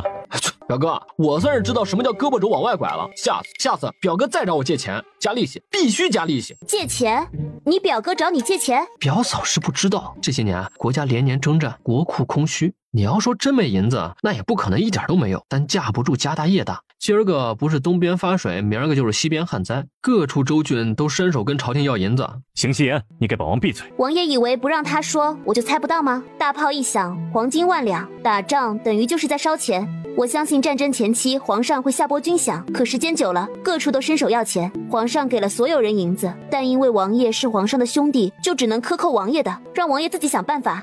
也只是那么一次而已，军饷下拨后便已经还了他了。邢掌柜，关于合作的事，我觉得……骆九离的话还没有说完，就听到楼下传来骚乱之声。怎么回事？回王爷，二小姐，楼下有人捣乱。有人捣乱？因为什么？是因为有个吃客对春荣动了手脚，被春荣扇了一巴掌。骆九离温和的脸色瞬间转阴，吭的起身就要出去。这种小事儿不用你出面了。邢希言邪魅一笑，踱步走到窗边。表哥、表嫂，过来看戏啊！我真谢谢你们哥俩。此时，临窗楼下的大街上，一位身穿红衣的男子背靠着一位身穿天青色锦袍的男子，二人对面围着7、8个家丁模样的人，另有2个锦衣华服的公子哥被人从地上搀扶起来。是他，王爷，上次在周鹏倒塌的现场，我见过这2人，就是那红衣男子把安亲王妃的亲女儿陈心鸾救走，找我诊治的。你不认识他了？没印象。萧明玄微顿了一下，随即摇头无奈一笑。很好，这样很好，表嫂。那一身红衣的叫莫寒，一身天青色锦袍的叫陈央，2人皆是我表哥最得力的属下。除了秦隐，我表哥最信任的就是他们。不过这2人鲜少在京城，所以表嫂不认识也是应该的。莫寒、陈央。骆九离脑子电光火石之间，轰的一下子就想起了当初在昭王府外一剑挑落2颗人头的勇士。是他。还真有不要命的敢送上门来。那跑堂的小娇娘和你们是什么关系？不过是摸了他一把，如此烈性，能被少爷我摸也是他的福分。倒是你们看着面生，外来的吧，就滚！别在这逞什么英雄好汉，京城里的人物，你们这种小鱼小虾惹不起，快滚！就这种货色，本公子根本不屑动手。莫寒，我先去涮肉，你快一点。莫寒一听，呛地抽出腰间佩剑，红色的身影急速划过，原本还趾高气扬、气焰嚣张的一群人，便被莫寒一人打翻在地。说是谁让你们来天下第一国闹事的？公子饶命，好汉饶命！我不知道，我什么都不知道。就你这种货色，还敢自称少爷，丢人现眼！说实话，不说，下次就让你的脑袋搬家。好汉，我真的不知道，我们都是城外的乞丐，是昨日一个蒙面人给了我们银子，让我来这闹事儿的。我们真的不知道，好汉饶命啊！是，难怪如此不堪一击，原来竟是乞丐。会是谁？左右就是那么几个人。秦颖，主子，去抓起来，严刑拷打。是。奶奶的，居然敢来酒楼闹事，这可真是不想活了。待秦颖办完事返回来后，主子，莫寒和陈阳公子求见。让他们进来吧。主子，这就是莫寒，之前你见过的。至于陈央，他一直在外为我寻药，减少在京城。立在一旁的莫寒和陈央听到自家主子竟然在骆九离面前不是自称本王，而是自称我，那是相当惊讶。虽然他们之前也没少接到秦颖的飞鸽传书，也会或多或少的知道有关于主子和洛二小姐的事情，甚至知道洛二小姐就是那晚为主子解千步谣的女子，但是能让主子主动放低身段的，简直屈指可数。不，应该是没有。更让他们惊讶的是，主子竟然把他们在外寻药的事情告诉了骆九离，那是不是说明王爷身边当真是卧虎藏龙？虽然之前听说过他们二人的名讳，但此时只看着便无法忽视他们周身流露出的超然气度。如此容貌和气度都出众的二人，与京城那些贵族公子比起来，也毫不逊色。他想，若萧明玄没有些真本事，大概也无法让这些人心甘情愿臣服听命吧。表嫂，我可是鲜少能在表嫂口中听到如此夸赞人的话，就连我表嫂也不过是夸了一句经商天才，怎么到了莫寒和陈阳这儿，什么卧虎藏龙，什么超然气度就都出来了？表嫂，这不公平啊！难不成我邢大公子还比不得表哥的属下？见过争权夺利的，还没见过为了争几句赞美的话如此着急的。我也不是着急，只是上行下效罢了。谁让我表哥喜欢听赞美的话呢？公子只应见话，此中我读之经，写到水穷天鸟，定非尘土奸人。表嫂，好才情啊！别人都是送个定情信物，表嫂直接以诗定情。表哥，你是画中人，不是世间我等之中的凡夫俗子。以诗定情，这句话颇得我心。骆九离微讶，忍不住看了他一眼，随即微红了脸低头。当初他是被逼得搜肠刮肚，溜须拍马，那个时候哪有情，哪有义，哪有爱？可现在算了，他喜欢就这样吧，总不能在一帮属下面前驳了他的面子。见骆九离没有说话，萧明玄轻柔地拉过了他的手，眸光已经揉到了骨子里，看得一旁的几个人浑身的汗毛直竖。骆九离成为女主子没跑了，主子果真动情了。只是大祭司那儿该如何交代？有了表嫂，我终于不用在表哥面前畏首畏尾了。如若骆九离知道邢希言心里的想法，只怕会笑一声，告诉他我会让你失望的。便宜表弟和亲夫君，他更倾向夫君。因着有人在天下第一国闹事，当晚回府，骆九离便让管家带着何府上下的人员名册来府曲院找他。二小姐，您找我？找你过来是想问问府中人员名册里可有侍卫出身，身有残疾但能行动自如，还带点功夫的？身有残疾但能行动自如，还带点功夫的？有脸被伤了的，手指断了的，胳膊腿受伤但还有把子力气的。但这些都是国公园安置的老兵，不过不在府里啊，大部分都在庄子上。老兵？战场上推下来的？是啊，都是当初战场上受伤半残疾的，不能再上战场而退下来的老兵。虽然朝廷有发放抚恤，但是那点钱哪够养活一大家子人呢？更何况受伤残疾，好多活计都做不了，正常的人还找不到做工的地方，这受伤残疾的人就更没有人愿意接收了。国公爷啊，担心他们没有收入来源，日子过得太过清苦，时常拿出提己钱接济他们。可国公府家大业大，人情分往也不少，总是这么接济，早晚有坐吃山空的时候。后来呀，夫人就想了个办法，所有受伤残疾的老兵，如若不嫌弃，就去了庄子或者邻近的铺子帮忙，每月都能按时支些月钱，补贴家用。那些老兵随着父亲在战场上浴血奋战，死里逃生，终于结束战乱，回到了故土，理应受到最好的优待。既然父亲和母亲做了榜样，我这个做女儿的自然也不能屈居人后。我打算在酒楼安置一部分老兵，后厨洗菜、切菜、切肉的，前厅接待车马食客的，传菜、端茶、倒水的，各个工种你去安排。安排好了，我让春荣带他们一段时间，便把春荣和几个丫头撤回来。二小姐是因为今日发生在酒楼的事儿。二小姐，我替那些老兵谢谢二小姐。一国公府从老爷、夫人到公子、小姐做的事情功德无量啊。去吧，这件事仔细办好。是。南竹和南星站在一旁，亲眼所见，亲耳所听，眼中看向骆九离的神色又多了几分敬佩。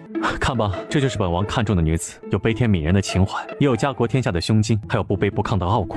这天下间有几个女子可以做到这些？属下希望陆二小姐是九王府的当家主母，是凌霄阁的阁主夫人。只是主子的身份有朝一日是要回到东周，杀了武帝，为先皇报仇，夺得帝位，一统东周的。陆二小姐会是主子的辅助，但不会是最大的辅。陈阳，你给本王闭嘴！主子的事儿何时需要你来过问了？滚！可是主子难道忘了大祭司曾经说过，只有紫薇星女命的命女才能够辅助主子，化解主子的危机，辅佐主子登上东周帝王之位。陈阳，萧明玄的眸底涌起了一丝杀意。要不是他与陈央同为东周人，要不是陈央是在雨心谷内与他一起长大，只怕此刻陈央已经是一具白骨了。本王已经说过很多次了，东周帝位本王会凭着真本事夺回来。什么紫薇星女命，以后再让本王听到，你就滚回凌霄阁，不许再下山。听说主子同意了陆二小姐一辈子只守一人的要求，那主子将来大业已成之时，为了平衡，身边必定不可能只有陆二小姐一个女人。到那时，主子岂不是让陆二小姐伤心难过？陈央，你好大的胆子，敢质疑本王？你怎么就肯定本王不能一辈子只守她一人？主子这话是什么意思？无论主子登基与否，以主子贵重的身份，都不可能一辈子只守着一个女人呐。本王再说最后一遍，这辈子本王认定了洛九离，本王为王，她就是本王的王妃；本王为皇，她就是本王的皇后。如若以后再有人胡言乱语，说三道四，她就不再是本王的人了。主子在说什么？不是主子的人了？那言外之意，主子放心，以后陆二小姐就是我们唯一的女主子，我们会像保护主子一样保护陆二小姐，绝不敢有半点私心。你们都退下吧。是。秦野，你疯了！你干嘛对我按下黑手？切，干嘛打你？这还用问吗？一是你心里有火气，我给你引出来，免得憋坏了你；二是为主子和陆二小姐打你。秦野，你是疯了吗？那洛九离给了你什么好处，让你处处为他说话？陆二小姐没给我什么好处，但陆二小姐却给了主子好处，你知道吗？半盏茶后，陈央也恢复了平静。这些都是真的吗？如假包换，陆二小姐为了救主子，已经不止一次让自己处于危险之中了。陈阳公子，我知道你和主子情同手足，这么多年付出的也要比我们多得多。可是陈阳公子有没有想过，主子这些年是怎么过来的？为了怕身份暴露，为了怕皇室知道主子身中咒术，便常年驻扎边疆，征战沙场，布下棋局，就像没有感情被冰封包裹住一样冷酷暴虐，杀人如麻。直到遇到陆二小姐，直到得知陆二小姐能压制体内的咒术，甚至直到得知陆二小姐就是那晚为主子解毒的女子，主子才算是有了人间烟火气。陈阳默然，他知道了洛九离是真心对主子付出，才得到了主子满心满眼的相待。只是毕竟他的身份。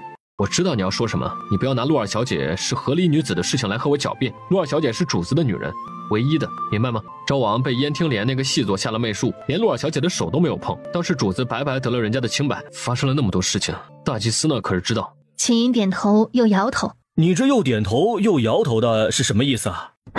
飞鸽传书是传了，不过大祭司已经闭关半年之久了，也不知什么时候能看到。唉，要不过些日子我回去看看吧。也好。兄弟三人似乎都在有意转移话题。翌日，洛九离依旧早早起床，便坐上马车去了天下第一锅。二小姐来了，还真是赶巧啊！九王爷正在2楼等着小姐。王爷来了。丽儿，关于那几个乞丐闹事一事，是大司马府的人。不过你猜猜是谁？谁？胡夫人还是胡寒玉？这种小家子气的计谋，也只有女人想得出来。都不是。都不是？我猜错了。是女人，但不是那母女俩。我去，阴魂不散啊！不会是胡冰玉吧？就是她。哼，她不是在尼姑庵落发为尼了吗？怎么还是不死心的来陷害我？只是落发为尼，她又不是真心向佛。何况她认定了那件事是我们做的，可有皇上的圣旨压着，她不敢踏出尼姑庵，但不代表司马府的人不能去看她，不代表她身边没有人。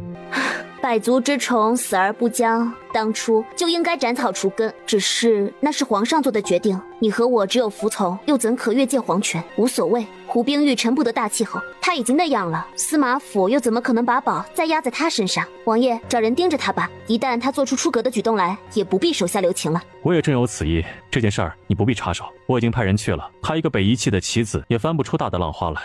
王爷，我想问一个关于军中的问题，不知可有忌讳？没有忌讳，你问。是关于退役老兵的问题。朝廷对那些从战场上退下来的老弱病残，可有什么优待和抚恤？朝廷对伤残养老将士会给予统一的薪俸和赏赐，伤亡者会有田地优待，免除税役。只是薪俸和赏赐会根据职位、服役年限而有所区别。另外，那些因战伤废停不能自理的，如若家贫或无子孙兄弟照料的，就由地方州郡负责养老。王爷有没有想过，州郡之力困于养兵，只怕地方财力难以支撑，即便有皇上的命令，可下方官吏真的就会贯彻执行吗？我明白你要说什么。朝廷对这些老弱病残的将士已经尽了最大的努力。我在边疆领兵这么多年，看得最清楚，一场战役下来会有几万的伤兵。你是医者，应该知道救治伤兵是一件很困难的事儿，何况还是在战场上。当初我向辛西烟借钱，一部分也是用在了这些伤残将士身上，这也是我唯一能给他们做的最后一件事儿。萧明玄顿了顿，没再说下去。洛九离知道他的不易，也知道他虽身为亲王，却有太多的无可奈何。两个人都觉得这个话题太过沉重了，毕竟现状如此，他们都无力改变什么。二小姐，夫人让二小姐即刻回府，说是有客人来访。客人？你先回府，我去军中看看。如若有事儿，就让亲武去找我。但记住，无论是哪的客人，不许让自己受了委屈。王爷是怕宫里来的客人？无所谓是谁，有男星男主在，便是杀了人，也有我给你兜着。好。两人同时走出厢房。护好你们主子。是，王爷放心，王爷放心。国公府门口，洛九离下了马车。二小姐，府里来客人了，谁啊？回二小姐的话，是安亲王妃和一个年少女子，瞧着与安王妃有几分相似。安亲王妃和一个年少女子，难道是陆心鸾？是，不但带来了许多礼物，还送了一匹全新的马车。我还以为他们母女给忘了呢。他们人呢？在暖阁，夫人陪着，说要等二小姐回府亲自道谢。好，你去告诉母亲，我先回府取院，换身衣服，再去暖阁。是。侍卫径直往前厅而去，去找国公夫人。而洛九离则带着男星男主抄近道返回府曲院，换了身衣裳才出院子。一到暖阁，就看到安亲王妃和陆心鸾坐着喝茶。安亲王妃一见洛九离进来，母女俩人皆喜，齐齐起身。安亲王妃不必这么客气，快请坐下。她一个小孩子，哪里敢劳动安亲王妃起身相迎？安亲王妃复又坐了回去，反倒是陆心鸾恭恭敬敬地给洛九离行了一礼。陆小姐也坐吧。李姐姐，今日我是特地来答谢姐姐救命之恩的。快别行礼了，你身子才好些。何况那日王妃不是已经谢过了吗？母亲是母亲，那日谢过是感谢李姐姐不计前嫌，在那种危机时刻还能出手相救。今日星鸾是正式来拜谢李姐姐的救命之恩。洛儿小姐，原本妃第2日是要登门道谢的，是星鸾醒来知道了一切，非要等到身体稍好与本妃一同前来才行，所以便耽搁了这些日子。这些礼物都是星鸾一样一样挑的，只为能感谢洛儿小姐的救命之恩。王妃，陆小姐客气了，那我就恭敬不如从命，这谢礼便收下了。洛九离开了口，陆心鸾也松了口气，道了谢，也收了谢礼。两家长辈又说了些场面上冠冕堂皇的话，安亲王妃带着陆心鸾便起身告辞了。母亲，我瞧着李姐姐是个好人，比司马府的冰玉姐姐和韩玉姐姐还要让人亲近。星鸾，以后这话在人前，尤其是当着司马府的人的面儿，还是少说。母亲让我和哥哥每日听教书先生的教诲，可教书先生明明说要敬君子远小人，母亲为什么还要亲近司马府的那些人？星鸾莫要胡说，你才14岁，懂什么？我是年岁小，但不代表什么都不懂。西云姐姐在宫里陷害李姐姐，母亲又为了西云姐姐在宫门口打了李姐姐一巴掌，李姐姐还能摒弃前嫌挽救我的性命。李姐姐于我来说是救命恩人，而西云姐姐呢？我性命危在旦夕之时，她在干嘛？司马府的那些人呢？我缠绵病榻之时，他们可有曾登门安亲王府来关心过我？星鸾，关于在宫门口的那件事，事情不是你想的那样。你是我的亲生女儿，母亲所做的一切都是为了你和你哥哥好。待你长大了，明事了，自然就会明白母亲的良苦用心。陆心鸾张了张嘴，见母亲眉头紧锁，到底还是没有再说什么。这陆心鸾是不是打听了我的喜好，送的竟是我喜欢的礼物？这哪里是陆心鸾打听了你的喜好，现如今啊，整个京城谁人不知，义国公府二小姐是个喜欢黄白之物，沾染了铜锈味的女医。哇，这名头是不是有点过啦？黄白之物才是硬通货，那些人只是嫉妒罢了，何况铜锈味？母亲，这么美的镯子哪来的铜锈味啊？很漂亮贵气的好吗？二小姐说的太对了，谁人不喜欢金银这等俗物？什么铜锈味，就是他们嫉妒我家二小姐动动手指就能得到他们想要的。不过话说回来，安亲王府这次可真是大手笔，我瞧着那安亲王妃比上次像个人样。没有主子，他就等着白发人送黑发人吧。母亲，我听说现在的安亲王妃并不是安亲王的原配，那陆希云和陆明星是原安亲王妃的女儿，而陆心鸾则是现在的安亲王妃所生。这件事在权贵圈里也不算是安亲王府的私密了。母亲这话从何说起？我问过九王爷，九王爷知道的也只是这些啊。九王爷常年驻扎边疆，京城里这些后宅的私密，他怎么可能知道的那么清楚？那母亲说说，我瞧着陆心鸾那丫头不错，说话行事比陆希云更容易让人接受。那倒是，毕竟陆心鸾和陆心义的启门师傅是京城有名的大儒，在两个孩子的学问和品德方面，安亲王和安亲王妃也算是费尽了心思。陆心义、陆心鸾，听说安亲王府有位世子，行事低调，鲜少和京城的那些公子少爷们胡混。可是这个陆心义，就是他，现安亲王妃的亲生儿子，与陆希云同年。啥？与陆希云同年？不是说现安亲王妃是续弦吗？难不成在那之前两个人就暗通款曲啦？你这丫头怎么什么都说呀？我不过是实话实说罢了。你一个女儿家的，以后人前人后说话谨言慎行。是，我以后一定谨言慎行。母亲，您接着说。这丫头怎么对别人家后宅的事儿这么上心？其实也没什么好说的，就是男人三妻四妾，只不过这妾是原安亲王妃母家为了巩固地位送给安亲王的，而安亲王并没有把她养在安亲王府，而是养在外宅罢了。那为什么呢？都是自家的女儿，一个就足以巩固地位了，何苦这样？因为要有子嗣传承，原安亲王妃接连生的都是女儿，不能为安亲王府开枝散叶，又怎么可能会巩固住王妃的位置？那安亲王的其他妾室呢？就没有生子的？听说原安亲王妃颇有手段，她尚且没有生下儿子，又怎么可能让别的女人生下儿子呀？我去，难怪安亲王会把谢王妃养在外宅。说起来谢安亲王妃倒是个命好的，第一胎就得了儿子，再加上年岁小，长得花容月貌，颇得安亲王的宠爱。这才叫为他人做了嫁衣裳呢。原安亲王妃估计到死都没有想到，她辛辛苦苦想要得到的，现安亲王妃轻轻松松就得到了。只不过这位现王妃也不是个省油的灯。从现在种种迹象来看，他对付陆明星、陆希云的手段不是骂杀，也不是打杀，而是捧杀。捧杀的最高境界就是毁人于无形。尤其是陆希云和陆心鸾一比，一个专横跋扈不可一世，一个温和有礼大家闺秀，两相相比就产生了差距。佛说无量寿经，种善因得善果，种恶因得恶果。别人家的事你就不要操心了。母亲说的是，女儿记住了。母亲这是要回屋了吗？累了，和人打交道是最辛苦的，既不能说错话，又不能办错事，如履薄冰，谨言慎行。我现在是越来越喜欢清静了。夫人，要不去烧炷香，抄2段经书？我正有此意。自从天下第一锅开业后，随着冬季越来越冷，天下第一锅的生意也越来越好。谢崇子说这红梅叫宫粉梅，我还真没想到，还未到深冬，红梅竟然都开了。谢崇子来过？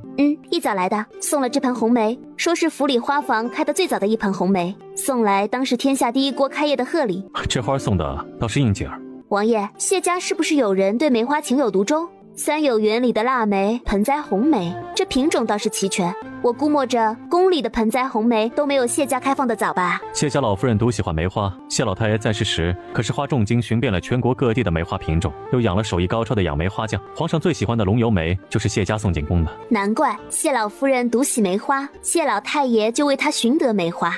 谢老夫人真幸福。羡慕了。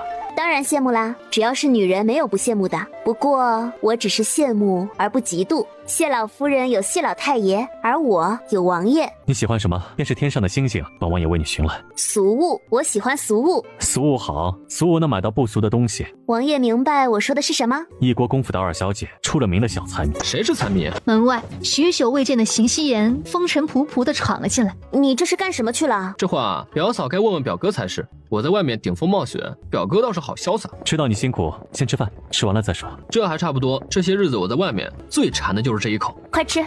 谢谢表嫂。这边涮着，那边吃着，一连涮了5大盘羊肉，邢夕颜才满足地放下筷子。冒昧问一下，你这是几日没吃饭啦？邢夕颜喝了口花果茶。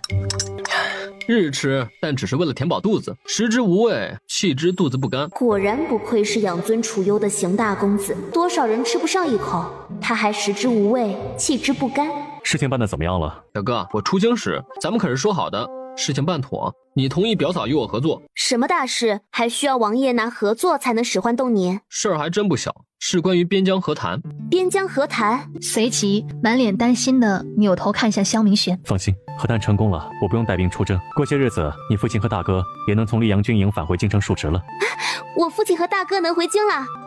表嫂，你做好准备。做好什么准备？如果事情这么简单，表哥何至于让我跑一趟？王爷，他这话是什么意思？难不成我父亲和大哥不能回京城了？不是，他所说的和你父亲大哥回京城没关系。边疆和谈成功，但桑南国却提出了条件。条件？什么条件？联姻，两国联姻，修秦晋之好。所以王爷让他出京是为了什么？难不成桑南国有人看上了萧明玄？你在担心什么？我没担心什么，好奇，纯属好奇。担心就是担心，何必遮遮掩掩？不过本王喜欢。王爷顾左右而言他，就是不说实话。难不成真的是我想的那样？先前邢夕颜还让我告诉你，我怕你胡思乱想，才派他紧急出京城办事儿。现在看来，当初的顾念是对的。邢夕颜，你来说。表嫂，这件事我办成了，咱们是不是该谈谈合作的问题了？我得看看值不值得我合作。表嫂这是在将我？不敢。好一对狡猾的夫妻。表哥让我出京，是为了让我在半路探探那位桑南国公主的虚实。你是说桑南国公主已经在来京城的路上了？是。那桑南国公主联姻目标可是王爷？表嫂为什么觉得会是我表哥？王爷常年驻扎边疆，打退桑南国数次，而且还破了他们的媚术，亲自斩杀了一位公主。你觉得是王爷的名声大，还是那几位皇子的名声大？这话竟让我无言以对。所以我说的是真的。无论真假，我都会解决好，你不要胡思乱想。何况那桑南国也不是真的要联姻，不过是想借着联姻的名头来羞辱我罢了。是，表嫂有所不知，这次前来联姻的是桑南国的五公主。此女不但长得美艳妖娆，而且媚术功法浑然天成，比表哥之前斩杀的那位二公主媚术更醇厚。媚术？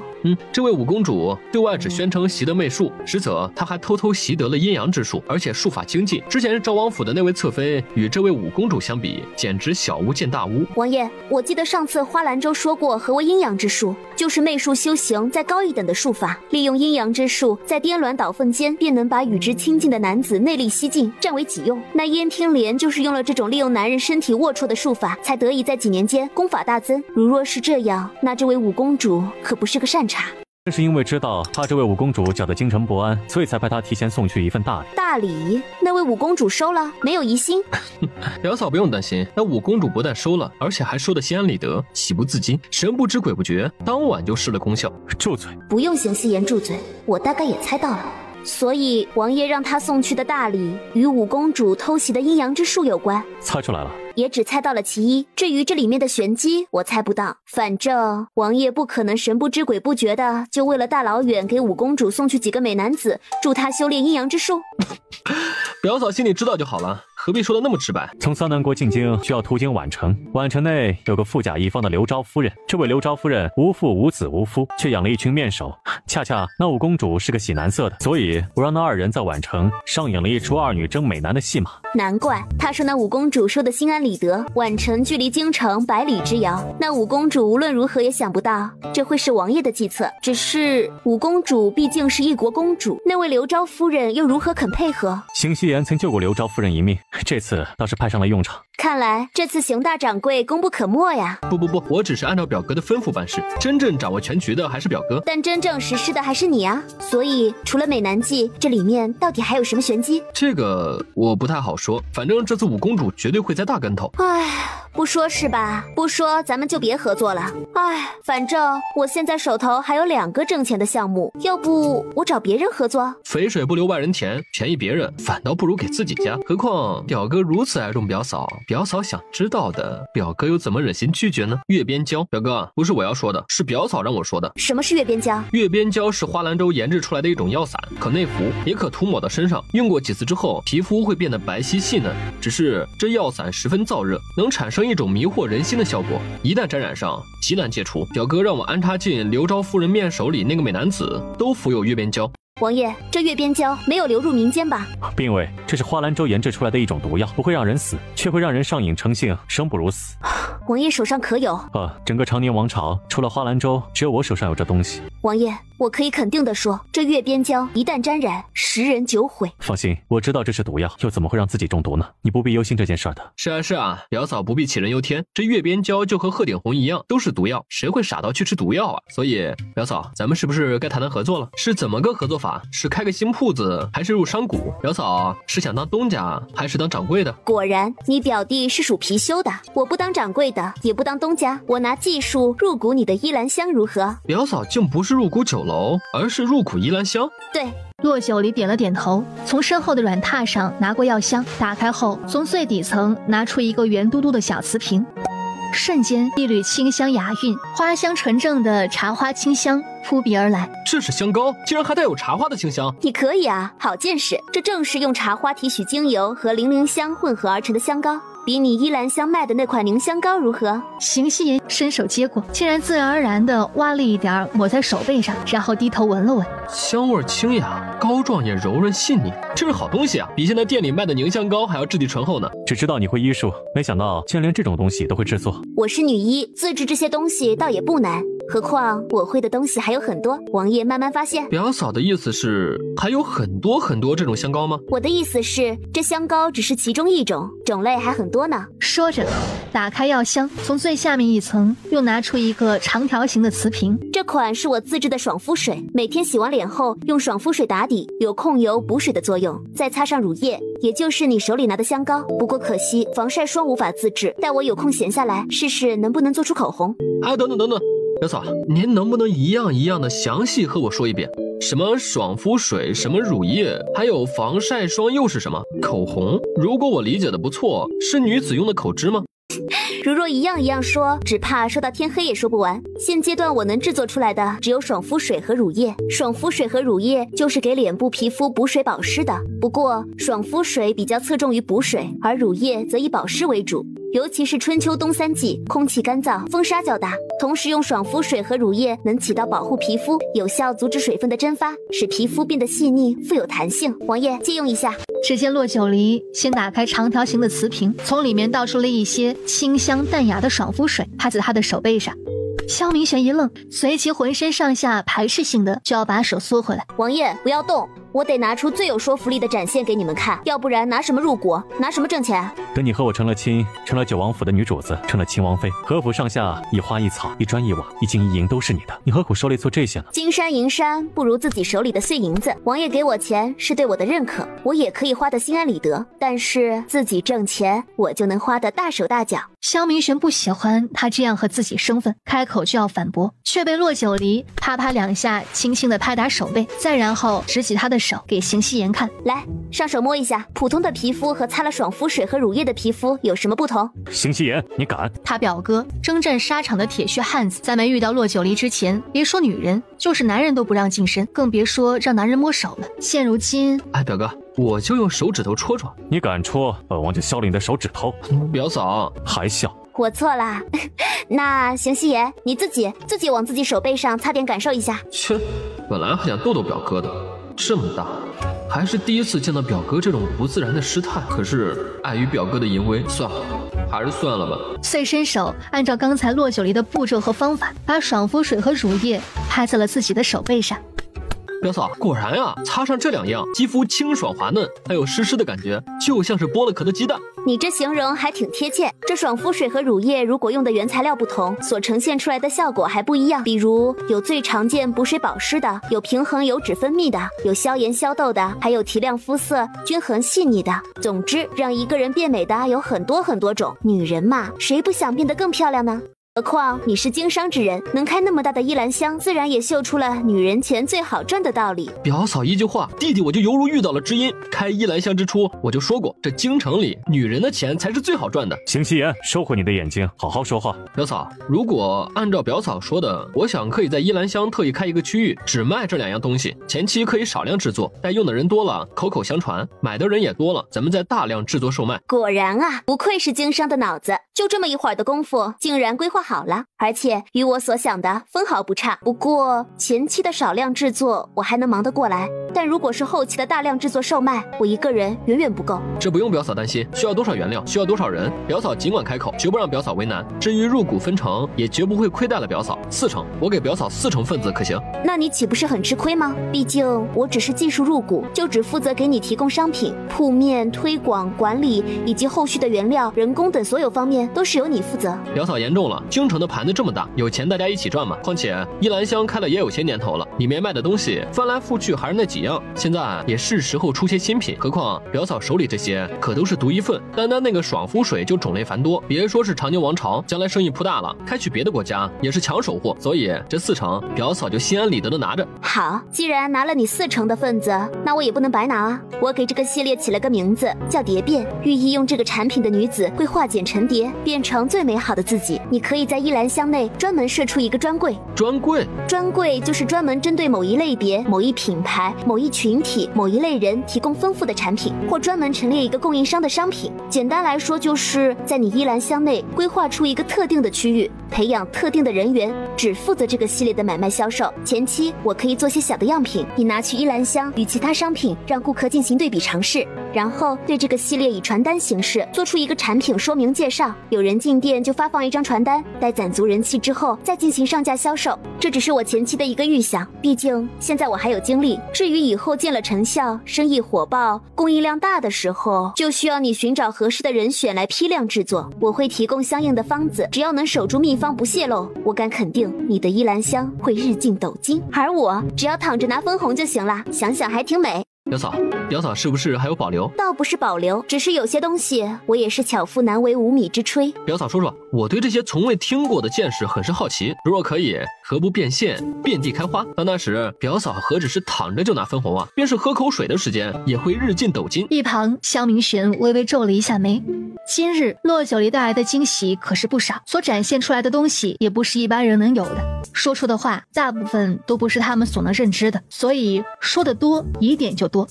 今天就到此为止吧。表哥，我和表嫂在商量如何挣钱的事，你这样打断，岂不是断了我们的财路？何况你是亲王身份，官职在身，拿着朝廷的俸禄。我和表嫂呢，白丁一个，一天不做事就得喝西北风。不，你表嫂现在是国公府小姐，以后会是本王正妃，会有绝路。而你好好做你的商人。哎，表哥你……好啦，你们哥俩别吵了，不过就是几句话的事儿。其实女人美容养颜的东西有很多种，比如有一些调理的药丸，也有些是敷于脸上的面膜，还有就是每日往脸上涂擦吸收的爽肤水、乳液之类的。当然，除了这些，还有可以去黑头、去粉刺、去斑点，就是能去除皮肤中的一些瑕疵。但是这些成本较高，制作起来有些费功夫，主要还是保存时间较短。不过你若是想要，过些天我抽空给你做1、2个样品出来。那就太好了，表嫂，你若是有需要我做什么，尽管开口。可以，等我回去写个清单，一些我寻不到的就要劳烦你了。哎，不劳烦，我现在是表嫂的跟班，随叫随到。表哥，你什么时候娶我表嫂？这样一个宝藏的女人，可得让表哥好好把牢。何况她何止是宝藏，这就是招财猫啊！待国公爷回京，本王就上门提亲。那表哥可有备好聘礼？3书6礼，10礼红妆早已备好，只等娇娘过门了。得嘞，看来我要备上一份大礼，庆祝表哥表嫂新婚。洛九离看着这哥俩一唱一和，心里无奈又喜悦。不过2日，国公爷即将回京，萧明玄要去国公府家提亲的消息便不胫而走。皇城长春宫内，这事可靠？可靠，宫外的人都在传，说是国公爷回京后，九王爷就上门提亲。哼，果然是位高权重的九王爷，上门提亲这么重要的事情都可以自己做主。哀家还是他名义上的母后，他竟然完全没有问过哀家的意见。九王爷，他的心里压根就没有忠心太后的想法。太后又何必为他操这份心？何况这件事情恐怕是有皇上点头，要不然这消息不会这么快就传遍了京城。哼，皇上立后未曾问过哀家的意思，九王提亲也没有问过哀家的意思，他与皇上还真是哀家的孽债呀！太后，微臣有句话，不知当讲不当讲。讲。太后，那骆九离是国公爷的女儿，而国公爷在军中有许多拥护和追随者。九王爷在朝中是一人之下万人之上的亲王，有话语权，也深得皇上信任。而国公爷手里有兵权，在朝中也有着举足轻重的地位。如果这两府结亲，阻的可是司马府的路，司马大人怎么能放下心来？虽然司马大人掌管兵部，可因为上次一事，皇上已经把大人手里的部分权力下放给了沈雨堂，这是有意培植沈家。现在又让两府联姻，皇上和九王爷的真正目的，恐怕……重阳侯指着话，眉目沉沉，眸子里透着几分晦暗。皇上有意抬举沈家，培植自己的势力，他和大司马早已经看出了端倪，只是没想到现如今竟然连国公府都拉拢了过去。一想到这些，太后心里的怒意和恨意尤盛。重阳侯，你数次与九王爷打交道，可有什么应对之策？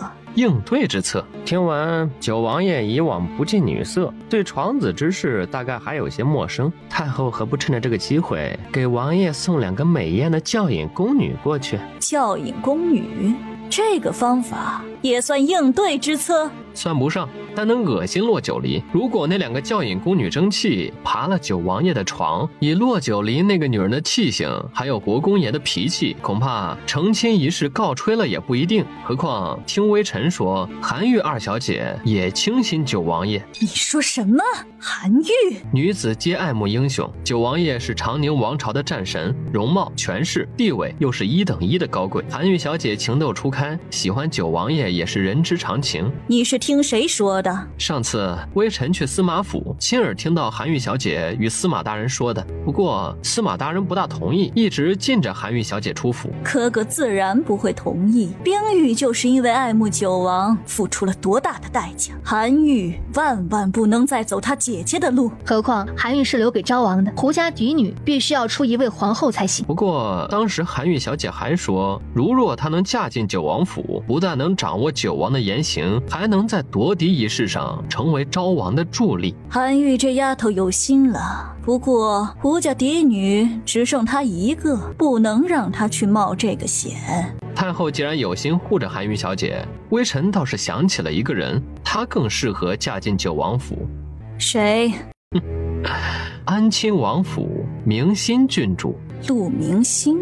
你不提醒，哀家倒是把这颗沧海遗珠忘记了。那陆明心怎么说也是郡主身份，又倾慕九王爷许多年，该还的债也还完了，该受的罪也受了。九王爷因权势压人，就把好好的一个姑娘给耽误了，自然要有所担当才是。何况既然是大喜之日，不如就双喜临门，把明心郡主也赐婚给他。赐婚？正是，明心郡主如今还是清白之身，比那骆九离岂不是出身更显贵？太后只需一道懿旨，就可以让九王正妃侧妃同娶，那九王爷又岂敢当着群臣的面公然抗旨？哼，你把事情想得太简单了。九王自小离宫，成年后便一直驻扎在边疆，刚回京2年之久，与哀家没有一丝亲情可言，恐怕抗旨一事他做得出来。何况那陆明心是因何去尼姑庵带法修行，青灯古佛的，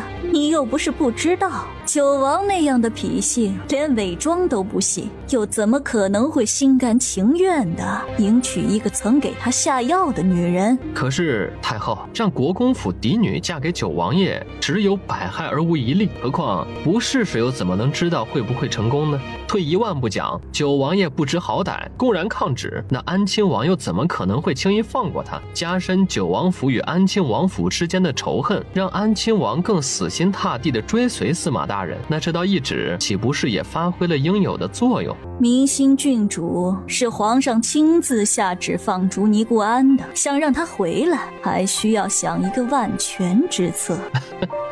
太后，微臣倒是有一个法子，能在不伤害皇上颜面的前提下，让明心郡主回京。哦，什么办法？重阳侯慢慢屈膝，俯身在太后耳边耳语了几句。不错，不错，这个办法的确能不伤害皇上颜面，又让九王不得不接受明星回京的事实。你有心了。微臣给太后捏捏腿。也好。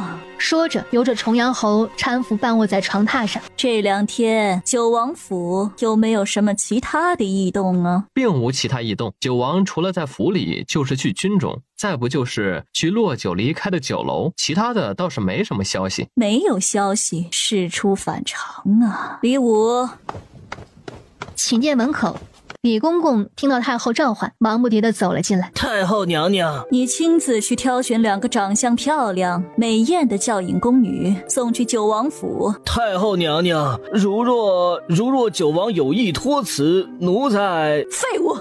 哎，太后，还动不动伤身呢？李公公，既然是送教引宫女，也不必当着九王的面送，只要人进了九王府，你回宫复命便是了。是，奴才马上去办。李公公领了命，起身退出了寝殿。而此时，二小姐，这是名册，一共19人，都是国公爷曾经的旧部。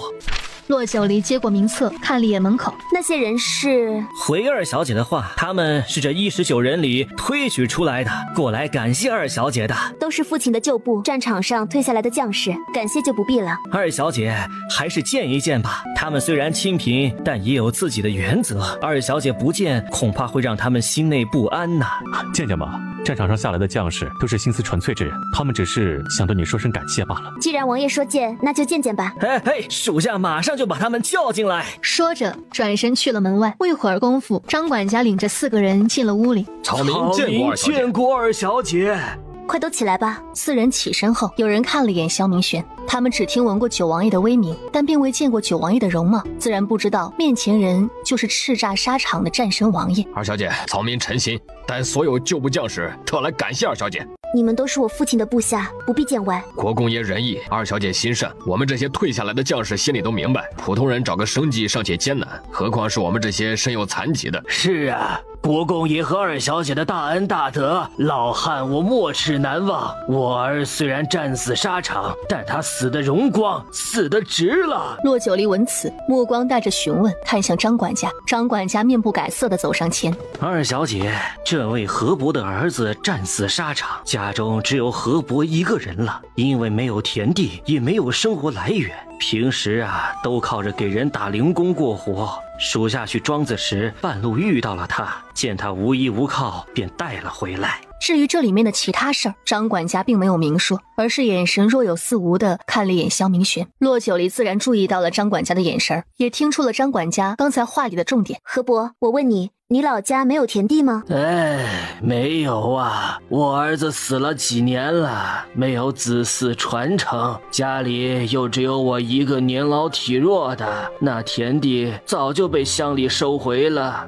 如若我记得没错，抚恤死伤里有战死者无需退还田地一则，并且免除税役。不错，你儿子为国捐躯，朝廷也会发放恤银补偿，你可有收到？有收到啊，正好100两。那朝廷赐给阵亡家属春秋2季的布帛、灵骨呢？你可有收到？老汉，我已经背井离乡，并不知道还有这些。秦颖，主子，去把这件事查清楚，看看还有多少这样的事情发生，一并上报。是。秦颖应了声，转身离开。张管家，你先带他们下去吧。谢王爷，谢二小姐。说完，带着满脸惊惧又满头雾水的4人出了厢房。厢房外，张管家，刚才那与二小姐在一起的男人是九王爷。他真是九王爷，叱咤沙场大名鼎鼎的战神九王爷。正是。张管家，来的时候你让我实话实说，说我的冤屈，二小姐定能相助。没想到，竟然是因为九王爷在这儿。你怎么不提前告诉我们一声啊？何老伯，您快请起吧。我如若提前告诉你们，你们畏手畏脚的，怎么可能会说实话呀？何况你的这件事，别说是二小姐，就是国公爷回京，恐怕也无法彻底把那些人倾诉，只有九王爷可以。这些牛鬼蛇神手里的权力就是皇家人给的，也唯有皇家人才能彻查此事。而此时厢房里，朝廷本就给阵亡将士的续银不多，没想到这些吃人肉、喝人血的贪官污吏，竟然连死人的续银都不放过，简直丧尽天良。这件事我会派人查清楚，河伯一事恐怕不是个案，查起来绝非一朝一夕就能肃清之事。但你放心，无论这件事牵扯多少人，本王绝不会让这些蛀虫玷污了那些为国捐躯的英灵。我相信王爷。王爷不生气我自作主张吗？知道这件事是张管家安排的，你并不知情。张管家自作主张，我回去会责罚他的。你的责罚是赏赐多少？这话让我怎么接？王爷还真是了解我。虎父无犬女，那么多将士愿意追随你父亲是有原因的。国公爷虽然脾气暴躁了些，但对自己的部下尽心竭力，散尽家财，做到了仁至义尽。朝廷能有你父亲这样的将领，是皇上之福，也是那些将士之福。若不然，堂堂国公府早已有取之不尽、用之不竭的钱财了。王爷眼明心静，我父亲只是做了他该做的事而已。何况王爷不也为那些将士的身后事奔波吗？只是那么多伤亡退役的将士，光有父亲和王爷的帮助，也并不能改变什么。我明白你要说什么了。这些年内忧外患，几乎连年征战，朝廷国库空虚，能力也有限，无法照顾到全部伤亡兵士。只是没想到，如此重压之下，竟然还有官吏敢克扣将士的续银。这就是政策和刑罚的不完善。朝廷有朝廷的难处，但完善对退役和战死将士的抚恤政策，加强法律上对官吏克扣贪墨的刑罚。只有形成了一个体系，才会从根本上杜绝此类事件的发生。尤其是对那些伤残退役的兵士，他们都是铁骨铮铮的汉子，他们都有自己的骄傲。只要不是瘫痪在床，毫无自理能力，他们是不愿意让人被当成蛀虫一样养着的。可就是因为身体有残疾，却无法得到像正常人一样的工作待遇，这对他们来说是不公平的。朝廷对他们有亏欠呢。你有什么好的想法？好想法算不上，但只是建议。朝廷可以下发政策，对那些招纳残疾退役兵士的店铺和个人减免一部分税益。至于减免多少、比例多少，这就需要相关的部门自己清算了。可即便是减免小部分，我想也会有很多店铺愿意招纳他们，也会大大改善那些伤残退役兵士的生活状况。只有朝廷为兵士们提供最好的生活保障，让那些年轻男子没有后顾之忧，不断完善对退役伤残兵士的抚恤政策和重视，百姓才会对国家做出过贡献的他们充满感激与崇敬。有了好的抚恤政策，有了百姓的爱戴和崇敬，也才会吸引越来越多的人主动选择参军。听着他的侃侃而谈，萧明玄越来越意识到他的与众不同，无论是从他的行为还是想法上，完全超出了这个时代女子甚至部分男子都没有的超前思维。你这个建议提得好，我会上报给皇上，适当采纳，尽量完善对退役和战死将士的抚恤政策，加强律法上对官吏克扣贪墨的刑罚。王爷此举功在当代，利在千秋。萧明玄很喜欢他那句功在当代，利在千秋。也正是因为此次谈话，为落九离以后跟随萧明玄返回东周，参与国事策划奠定了基础。此时太后身边的老太监李武正带着2个美艳宫女们出了宫门，直奔九王府。九王府内，李公公有事儿啊？九王爷可在府上？王爷上完早朝就去了军营，一直未回府啊。军营？到底是去了军营，还是去找骆九离那个小杂碎了？他心里门清，就是因为得知九王不在府里，他才带人出的宫。既如此，咱家也就不耽搁王爷处理正事儿了。你们俩留在九王府，好生伺候王爷。是啊，李公公这是何意？咱家奉太后娘娘之命，给九王爷送来2个教引宫女。教引宫女？太后这是嫌好日子过得太平静了，还是觉得王爷才消停几天就能当软柿子捏了？何况啊，国公爷回京，王爷就会登门国公府向陆二小姐提亲。太后这个时候送教引宫女，恶心谁呢？李公公真是说笑啊！我家王爷不需要教引宫女。皇子年满14岁就由教引宫女引导房事，是历朝历代皇家惯例。九王爷以前身在边疆，太后娘娘便是有心也是无力呀。可现在九王爷回了京，太后娘娘赐进府里2个教引宫女，也是为了弥补之前的遗憾呐。这是太后的懿旨，你无权拒绝。李公公说完话，轻哼一声，转身就离开了。管家大人，求大人不要赶我们走，让我们留在府里服侍王爷吧。管家大人，求大人不要赶我们走，就让我们留在府里服侍王爷吧。管家走也不是，退也不是，王爷才得了洛二小姐倾心相待，眼看着就要喜事临门了，可不能节外生枝。可太后的意志又不是他一个管家能驳斥的。来人，把这2个女人给我关进西院，不许她们外出活动。是。立即就有人把那2个教引宫女带走了。管家火烧眉毛一样，急匆匆往府外走。哎呦，莫侍卫、陈阳公子，你们2位可算回来了。怎么了？你这么急匆匆的？王爷呢？可在府里？王爷不在府里，但是府里出事儿了。府里出事？出什么事了？是，是宫里的太后娘娘让贴身的老太监往府里送了2个教引宫女。那老太监是个老奸巨猾的，任凭我如何阻止，也不愿意把人带回宫里，撇下2个教引宫女就出府了。我这正要去追呢。教引宫女？可不是嘛！李武那个烟货还真敢在王府逞威风，我这一个措手不及就铸成了大错呀。以主子的脾气，还真有可能。陈阳公子，莫侍卫，救命啊！我还想多活几日。那2个教引宫女呢？我让人把她们关进西院了。西院也好，离主子的正院远些。我是让你们想办法，不是让你们安慰呀。主子每日这个时候几乎都不在府里，太后这个时候派人送来教引宫女，显然是提前知晓主子不在府内。你一个管家对太后的懿旨和送来的人，就算是有天大的胆子，也不能不收。所以放心吧，主子不会怪罪你的，只是这回王府和宫里又要不消停了。说着转身要往府外走去。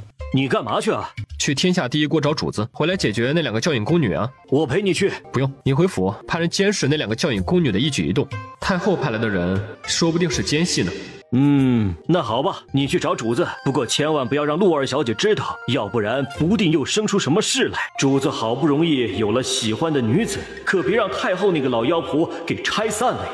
了解。陈阳一摆手，转身快步出了巷子。而此时京城外的官道上，九王不在府中。回太后，九王确实不在府里。哼，哀家这次倒要看看九王爷如何破这个局。与此同时，天下第一国门口，陈阳公子来了，快，里面请。王爷呢？回陈阳公子的话，王爷在2楼。哦，那你家2小姐呢？2小姐也在。陈阳停住脚步，想着莫寒的话，不要让洛2小姐知道太后给主子赐了教引宫女一事。只是这事儿又怎么可能隐瞒得了？依他的意思，藏着掖着，倒不如直接坦诚相告。何况他也想看看洛九离知道这件事的反应，是畏惧强权逆来顺受，还是不畏强权与王爷荣辱与共。这样想着，抬脚上了楼梯。说来也巧，他这刚一动，门口就进来一人。宫里的人，而且是皇上的人。九王爷可在？张问一怔，虽然不知眼前人的身份，但那一身气度，想也不是普通人。眼神询问似的看向陈阳。王爷在2楼，请前面带路。我来吧，你去忙，请。2人一前一后上了楼梯。陈阳公子，陈阳公子，去和王爷禀报一声，就说宫里有人来访。是。南星转身进了厢房，不消片刻功夫，南星出来。2位，王爷有请。请。 2人进了厢房。你怎么来了？可是皇兄宣召。回九王爷的话，并不是皇上宣旨，而是皇上让属下出宫禀告王爷一件事儿。什么事？回王爷的话，就在1个时辰前，太后出宫前往南华寺、长春宫，李公公带着2个教引宫女去了九王府。怎么回事？说清楚。太后给九王恩赐了2名教引宫女，此刻那2名教引宫女已经被留在九王府了。皇上让属下来告诉王爷，让王爷妥善处理，不要被人落了口实。骆九离一听到教引宫女被留在了九王府，手里的瓷瓶打翻在了桌子上。萧明轩抿唇，抬眸看着他，目光沉静，却似蕴含着千言万语的情绪。随即站起身，走到他身边，让南星进来收拾。本王知道了，你回去复命吧。是。陈阳，你来也是为了此事？回主子，是。属下和莫寒从外办完事回府时，那李公公已经离开了。哼，真是没想到，堂堂一国太后用这种下作手段来对付我们，到底不是名门正派出身，竟算计这些见不得台面的东西。但手段下作，上不得台面，还是个没骨气的。他定知道王爷一旦得知这个消息，必定会驳了他的意志，甚至会进宫找他退回那2个教引宫女。但没想到这个老妖婆为了恶心我，还真是无所不用其极。好了，别气了，为他们气坏了身子，不知道。王爷你在笑？本王没笑。不可能，王爷就是笑了。王爷笑是觉得很高兴吗？高兴太后给你赐了教引宫女？天地良心，我笑是因为你生气，你不高兴有别的女人分享我。知道你心里有我，我自然高兴，自然笑了。你又在笑什么？二小姐，刚刚主子笑，并不是高兴太后给赐了教引宫女，而是高兴二小姐心里有主子。那个王爷，对不起，我刚才是被气糊涂了。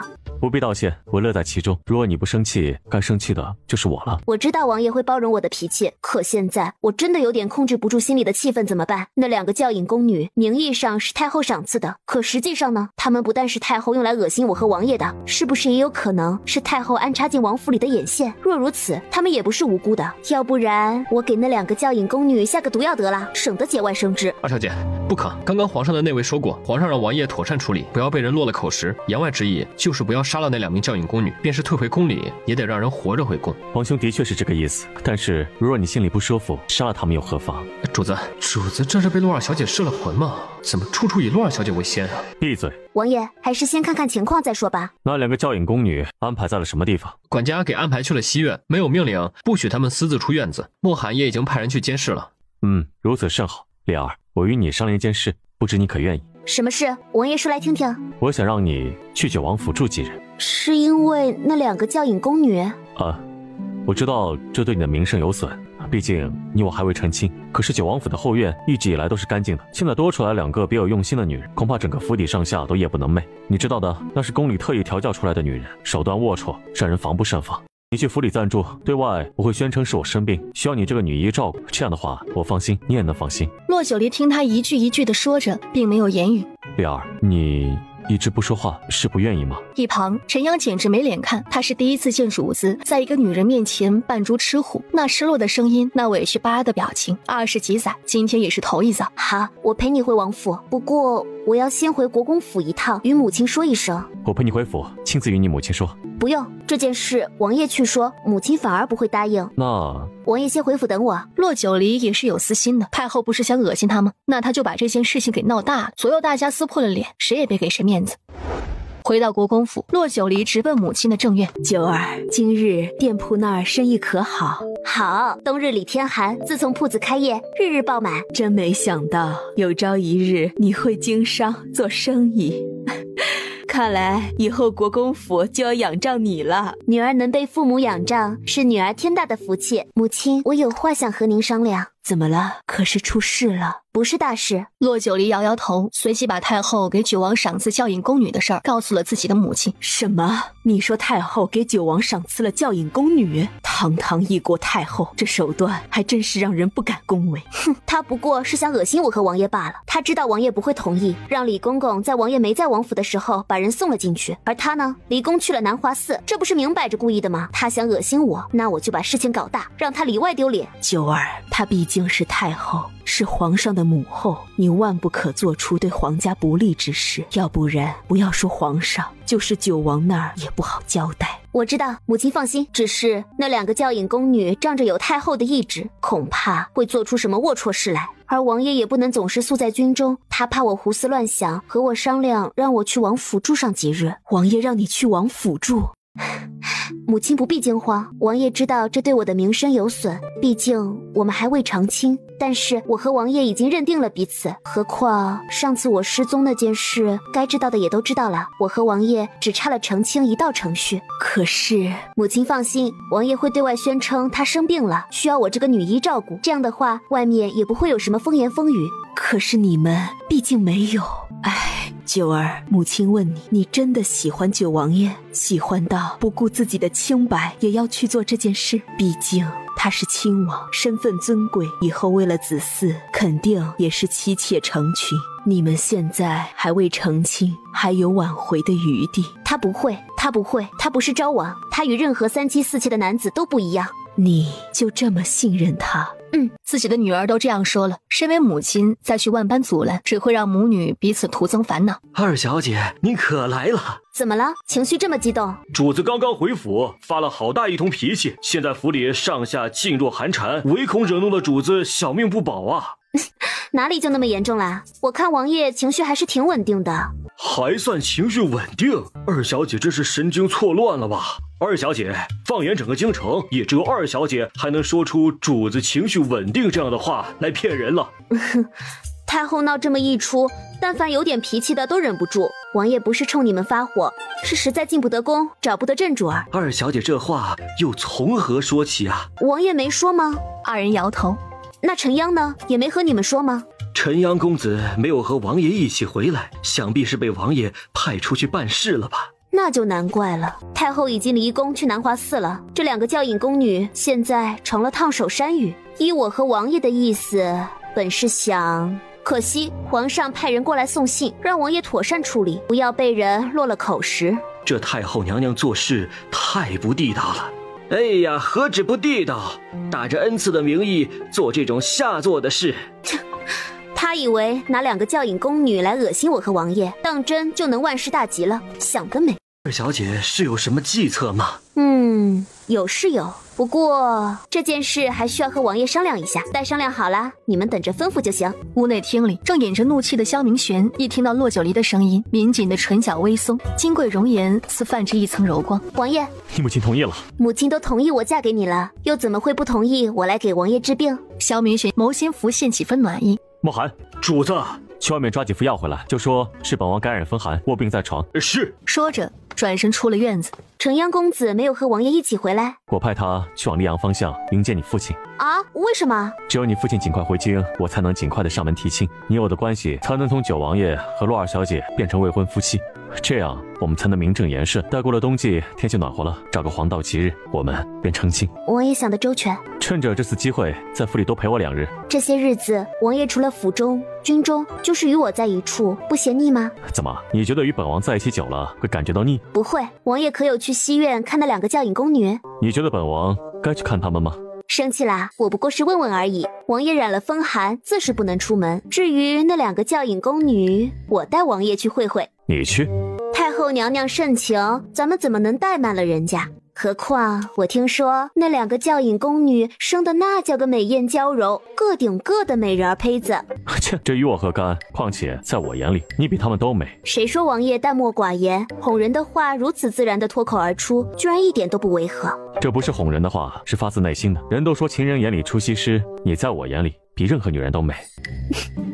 世间女子环肥燕瘦，各有千秋。我自认长得不差，但要说比任何女人都美，就言过其实啦。不过能得王爷青睐，我还是很高兴的。王爷，二小姐进来。王爷，二小姐，西院那2位也不知道是听到了什么风声，吵着要过来见王爷。我深感风寒，行动不便，那2个女人交给你了。王爷，是不是我做什么都行？你便是把西院拆了，把人杀了，也有我替你兜着。王爷这样真的好吗？有王爷这句话就行了。不过王爷放心，我不会拆院子，更不会杀人。太后不是想要恶心我吗？哼，那就看看谁比谁更恶心。你有计划了？有是有，不过我要先见见那2人。王爷，既然王爷感染风寒，还是不要随便出屋，回屋躺着歇息吧。萧明玄顿默，目光古怪地瞥了他一眼，转身就进了寝室。管家哭笑不得的眼睁睁看着自家王爷在洛二小姐的淫威下顺从的如同小媳妇儿一样，这2人身份颠倒的即视感让他有些恍惚。走吧，前面带路，我去会会那2个教引宫女。一行人浩浩荡荡直奔西院。二小姐，请。狗奴才，你们给我滚开！我们可是太后娘娘送进府的，你们是什么身份，竟然敢阻拦我们？俏月，你别闹了，既然王爷不想见我们，我们等着召见便是了。闹什么？我可没有闹，是这些看门的狗奴才处处为难我们。秋荷，我们可是太后娘娘赐给九王爷的教引宫女，如若我们能得到九王青睐和宠幸，能为了九王生下一儿半女，那我们……闭上你那肮脏的臭嘴！你们出去吧。是。等等啊，洛儿小姐。事儿还没完，你们俩站直了身子。2个侍卫对视一眼，满头雾水。太后那个老妖婆还真是费尽了心机。俏月、秋荷，这名字起得好，长相也的确出挑。尤其是那个俏月，典型的前凸后翘、水蛇腰。相比俏月具有攻击性的长相和身材，秋荷就如出水芙蓉，多了些天然的艳丽。果然美艳，不愧是宫里调教出来的。不过光有一副好看的空皮囊，内里还真是一团败絮啊！你是谁？有什么资格智慧我们？奴婢见过洛二小姐。咱们的事儿一会儿再说，你们俩先给侍卫道歉。俏月和秋荷一怔，没想到他会提出这种要求。你们俩说白了，不过就是太后的棋子，伺候人的玩具。到底是什么原因让你们觉得自己就高人一等了？道歉啊！二位侍卫大哥，对不起，刚才多有得罪，还请二位大哥大人不计小人过，我们向二位大哥道歉。俏月不悦，但见面前几个人冲着他们气势汹汹，也不情不愿地道了歉。谢二小姐。去吧。是。两个侍卫躬身退了出去。现在该说说咱们的事了。洛二小姐，我们可不敢与洛二小姐自称咱们，毕竟我们只是身份低微的宫女。洛二小姐再怎么说也曾是昭王妃。哼，难为你记得这么清楚。听你这意思，对我满是不忿啊！是不忿我与昭王和离，全身而退，还是不忿现如今我会出现在九王府，对你居高临下？看着俏月瞬间阴下来的脸色，略显无奈地摇了摇头。之前还是我太看得起你们了，如今看来不过如此。洛二小姐这话是什么意思？我与秋荷是奉太后娘娘懿旨来的九王府，洛二小姐有什么资格？那又怎样？论身份，我是一国公府二小姐，比你出身高贵。你一个宫女，在本小姐面前自称我，轻则掌嘴，重则受罚。何况不出意外的话，我大抵会在不久之后成为这王府里的女主子。再见面，你们就不能称呼我为洛二小姐，而是九王妃。不知道这算不算资格？做梦！你才是做梦！我家王爷千辛万苦才让二小姐点了头，只等国公爷回京就上门提亲，连10里红妆的聘礼都准备妥当了。你算哪根葱哪头蒜，敢胡言乱语？你们俩癞蛤蟆想吃天鹅肉，不自量力，还妄想着伺候九王爷！呸！也不拿镜子照照自己什么德行，浑身上下一股子狐狸精的骚味儿。既然话说到这个份上了，那我就再说明白点儿。王爷呢，如今染了风寒，不宜见人，而我身为女医以及未来的王妃，自然要以王爷的身体为重，所以你们俩无论是何种身份，都见不到王爷，更不用妄想爬王爷的床。但我也不是心恶之人，给你们2条路选择。第1条，我出银子送你们远离这京城的是非之地，只要不是大手大脚，那些银子足够你们过活下半生。第2条，如若不想离京也可以，但在王府里，你们安分守己，不做宵想。待太后回京，王爷自会把你们送回宫中。洛二小姐，长宁王朝讲究3从4德，夫为妻纲，当家主母更应该端庄贤惠，主动为夫君纳妾，帮助夫家开枝散叶。何况洛二小姐还未与九王爷成亲，就这样自作主张替九王爷做了决定，似乎有些不妥。洛二小姐如此善妒，岂不是犯了7出之条中的凶悍嫉妒？哼，本小姐善不善妒，用得着你们管吗？你们咸吃萝卜淡操心个什么劲儿？况且你们俩连自己的位置都没有摆正，还敢大言不惭的来教训我？算了算了，鸡同鸭讲。你们俩想要挣得荣华富贵，可却全是歪心思，根本不配我给的这次机会。洛二小姐，你这是故意与太后娘娘的懿旨作对。你们俩别太抬举自己啦，就你们这样的，根本不值得让我与太后娘娘作对。管家，派人看着，没有王爷的命令，不许他们俩出这个院子半步。二小姐放心。而此时主院的房间里，一个一身黑衣的暗卫正站在萧明玄跟前说着什么。这是他亲口说的。回王爷，是洛二小姐亲口说的。好，我萧明玄的女人就该有这种魄力。不过王爷，洛二小姐并没有解决掉那2个教引宫女，属下担心那2人别有用心，要不然天黑之后，属下把他们……不必，太后赏赐教引宫女一事已经被外面传得人尽皆知，本王现在恐怕不知被多少人笑，又被多少人监督着。如此说来，这2个教引宫女竟丢不得杀不掉了。王爷，那怎么办啊？什么怎么办？洛九离脸色不愉地走了进来。怎么了？不高兴了？谈不上不高兴，只是觉得这一趟我根本没必要去。那2个女人根本就不是普通的教引宫女，我想应该是受了太后的点拨，即便不是太后，也是身份贵重的人给他们许了诺。这个结果我早就想到了，他们要死谁也拦不住，你也无需为不值当的人自责。好良言难劝该死鬼，大慈悲不渡自绝人。我给了他们机会，是他们心中贪欲太盛。王爷，我听管家说外面都已经传开了。这是太后一贯的手段，利用百姓之口、百姓之眼制造舆论，来达到她自己的目的。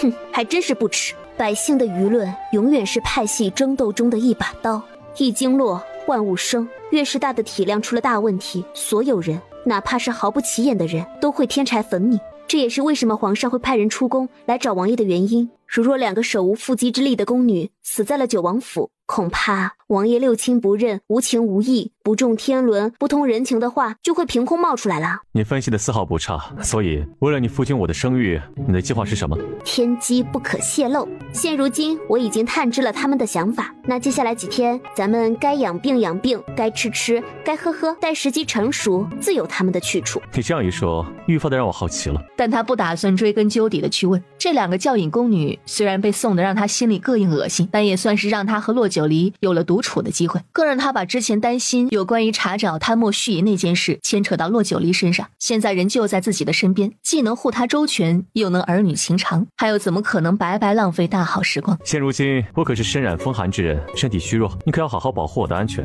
千万别让那2个女人得逞。王爷扮猪吃虎是不是扮上瘾啦？这里没有外人。就是因为没有外人，才是难得的2人时光。秦颖那边的事情办得怎么样了？还在查，查到了很多问题。这件事恐怕查得越深，牵扯出来的就越多。丽儿，相信我吗？相信。好，既然相信我，那这件事儿就无需你忧心，只有我去处理。无论是谁，不扒下他一层皮，岂不是辜负了那些跟随我征战沙场的将士？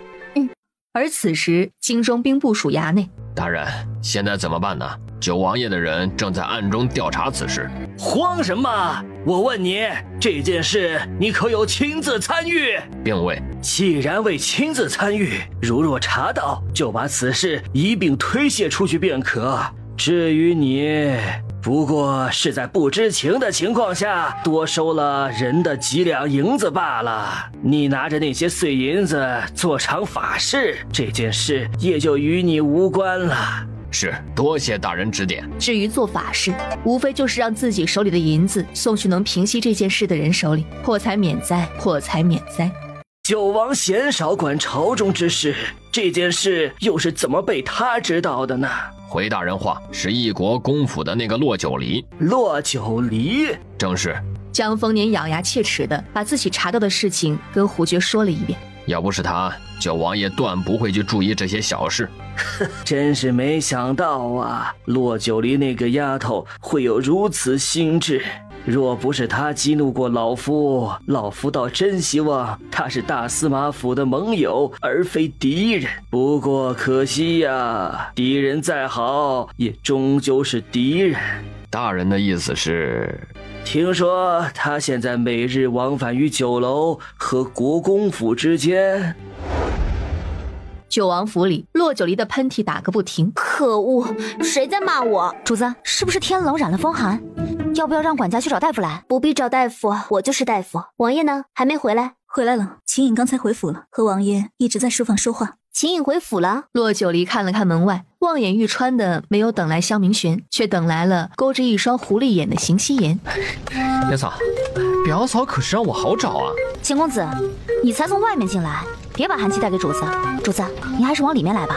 刚才只打喷嚏，别真再染了风寒。我说啊，表哥一个人娇宠着表嫂，那是人家夫妻的乐趣。你一个婢女，多做事，少说话，也不怕我表哥吃醋。何况我表嫂看着也不是那么弱不禁风的人啊，是吧，表嫂？邢公子这话不对，王爷说了，我和南星想主子所想，急主子所急，护主子安危。所以主子是王爷的掌中宠，我们也势必不能让主子受半点伤害。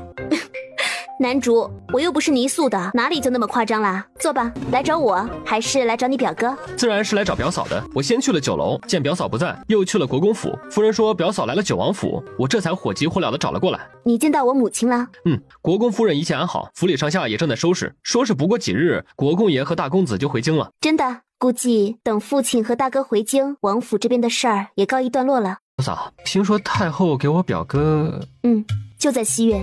邢公子是不知道，我家主子心善，还想着给那2个女人一条退路，没成想那2个女人是披着羊皮的狼，一个个心术不正，歪心邪意的扒着王爷，还想要扒王爷的。男主，你快安静些，王爷心里只有主子，主子一心为王爷。以表哥的性子，断不会被太后如此钳制。若是放在以前，那2个女人早就成了表哥的刀下亡魂了。表嫂竟然还好心的给他们留退路。邢公子，你这是干嘛？你们2个傻子，至于防着我吗？这是我表嫂，我表哥心尖尖上的人，我就是有800个胆子也不敢对我表嫂动手啊！你们2个含糊。南星、南竹，没事。表嫂，这把匕首送给表嫂，这可是我花了大价钱买来的，给表嫂防身用。前些日子你表哥已经送我防身的物件了。表哥送是表哥的，这是我的心意。既然如此，那我就收下了。这礼物很适合我心意，谢谢你。什么礼物这么合你的心意？表哥，王爷，外面冷，王爷先烤烤火。我是习武之人，不比你们女子。这是什么？邢夕颜送我的匕首，让我防身用。乌金匕首。一旁同样习武出身的南竹和南星双眼顿时瞪老大。王爷，乌金匕首可是价格不菲。何止是价格不菲，这把匕首剑身包括龙骨都以韧度极高的乌金打造，剑柄是金丝楠木雕刻而成。整柄匕首全身发黑，看上去平平无奇，也只有落入真正懂行的或者铸剑大师们的手里，才会知晓它的珍贵。从剑身到剑柄，再到青玉雕花的皮鞘，千金难求。我的乖乖，这哪是匕首啊，这就是黄澄澄金灿灿的金子啊！邢夕颜，这太贵重了，不行，我不能要。表嫂，这礼物可不是白给，这次来找表嫂是想和表嫂商量一下依兰香的事儿。收下吧，10年8载以后，这把乌金匕首可就不值千金了。表嫂，依兰香那儿我已经派人把蝶变的专柜按照表嫂给的图纸做出来了。至于表嫂说培养特定的人员，我也挑选了几个，按照表嫂给的那些介绍，让他们全都记下来。还有那几款式样的爽肤水和乳液，受到了一致好评，好多人都在问什么时候能上架售卖。所以表嫂，您知道我这次来的目的了吧？要不咱们先售卖一部分。先前我想的还挺轻松，可这几日我带着春荣、南竹、南星和府里的几个丫头，忙得四脚朝天，也才做出来几十瓶。何况这些日子试样品已经打出了名头，蝶变系列一旦上架售卖，以我的经验必定火爆。如若是这样，我们几个人根本忙不过来。如果按照表嫂之前说的，提供方子，寻找合适的人批量制作呢？这样的话，表嫂也能脱开手。可以，我已经培养出来几个得力助手，可让他们过去帮忙。你寻找合适的地点和合适的人选，我把方子给你。依兰香这边上架试营业，那边就批量制作，但前期人不要找太多，最好都是信得过的心腹。如若后期真的生意火爆，供应量大的时候，可以适当的加派人手。表嫂真的放心把方子交给我？不过是几张方子而已，你要是拿着方子跑路了，那我就把账算在王爷身上。听明白了吗？不过是几张方子而已。他手里的好东西多的是，邢夕颜多精明的人，话里话外早就听出了意思。表嫂，如若我也想在梧州等地的其他铺子售卖爽肤水和乳液，表嫂可同意？方子给你了，你自己做决定，但别忘了按时给我分红。表嫂，弟弟多谢表嫂的厚爱和信任。快别行礼了，冬雪初融，天色渐晚。王爷，咱们今日在府里吃火锅吧。好，邢夕颜也留下，咱们一起吃火锅。我正有此意。男主去告诉管家。好嘞。不消半盏茶的时间，屋内便开始飘出了羊肉的香气。相较于两个男人整盘的下肉，吃得不亦乐乎。骆九离表示自己的肚子还是喜欢蔬菜多一点，如若有可能，他真想试着建个温室大棚。怎么了？没胃口吗？不是没胃口，我是在想有时间了去庄子上看看。表嫂怎么突然想起去庄子上看了？看看环境，试试能不能建个温室大棚。温室大棚是什么？温室大棚也叫暖房，可以在冬季培养蔬菜和花卉。要是能有温室大棚，咱们现在吃的这几样蔬菜大部分都能种植。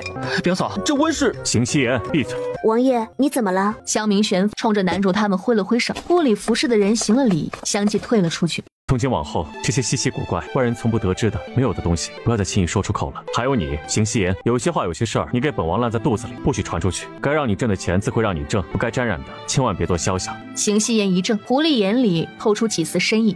对，王爷说的对，我这也不过就是从我师傅那听来的几句话，今日突然想起来，想着不是外人，就说脱嘴了。至于真正怎样实施，我也不是很清楚。表嫂的师傅灵虚子，邢夕颜当然知道灵虚子，如此一问，不过是缓解空气中那微妙的紧张氛围。至于他表哥所紧张的，他表嫂又想遮掩的，便是心里有10000个怀疑，他也不会在此时表现出来。表嫂只是听说，却并不知道怎么样实施，那还真的是可惜了。这件事如若可以做成，可是1本万利的大买卖。表嫂要是不嫌赚钱多，下次再遇到令尊师，可以讨个方法出来。一定。一顿涮火锅吃到了暮色四合，华灯初上。邢夕颜多喝了几杯酒，走路都有些晃悠。在管家的搀扶和萧明玄、骆九离的相送下，出了九王府。随着马车晃动，主仆2人也渐渐融入到了漆黑的夜色中。只是无人看到已经醉了酒的邢夕颜慢慢睁开眼。此时九王府正院，王爷有话问我。丽儿，关于你刚刚说的那件事儿，以后不要在人前提及了。王爷是知道什么了吗？不知道，也不想知道。你是我最爱之人，我的最责任就是爱你，护你一世周全。王爷，他低头，手指准确无误地扣住了他的下巴，然后温热的唇便毫无征兆地吻了上去。这一吻炙热而又缠绵。少儿不宜！男星脚尖一点，引入了黑暗之中。哎，我说，咱们是不是该退出院子呀？退出院子，谁保护主子？可是我怕长针眼。你这个傻子，你还真敢看啊！你说主子这是怎么了？怎么就主子素了这么多年，好不容易遇到自己喜欢的，你唧唧歪歪的干嘛呀？这样也好，咱们也不用跟着当和尚了。况且以主子的，过不了多久，咱们就有小主子了。闭嘴，滚！暗卫们纷纷噤声，悄无声息地退出了院子。屋内寝室的床上，洛九离哭笑不得地看着褥子上浅浅的一滩红色血迹，而大动肝火的萧明玄满脸通红的退也不是，进也不是。那个王爷，你要不去冲着冷水澡吧？这越是早不来晚不来，偏偏两人干柴烈火，他来了，尴尬呀！你躺着，我让他们把火生的旺些。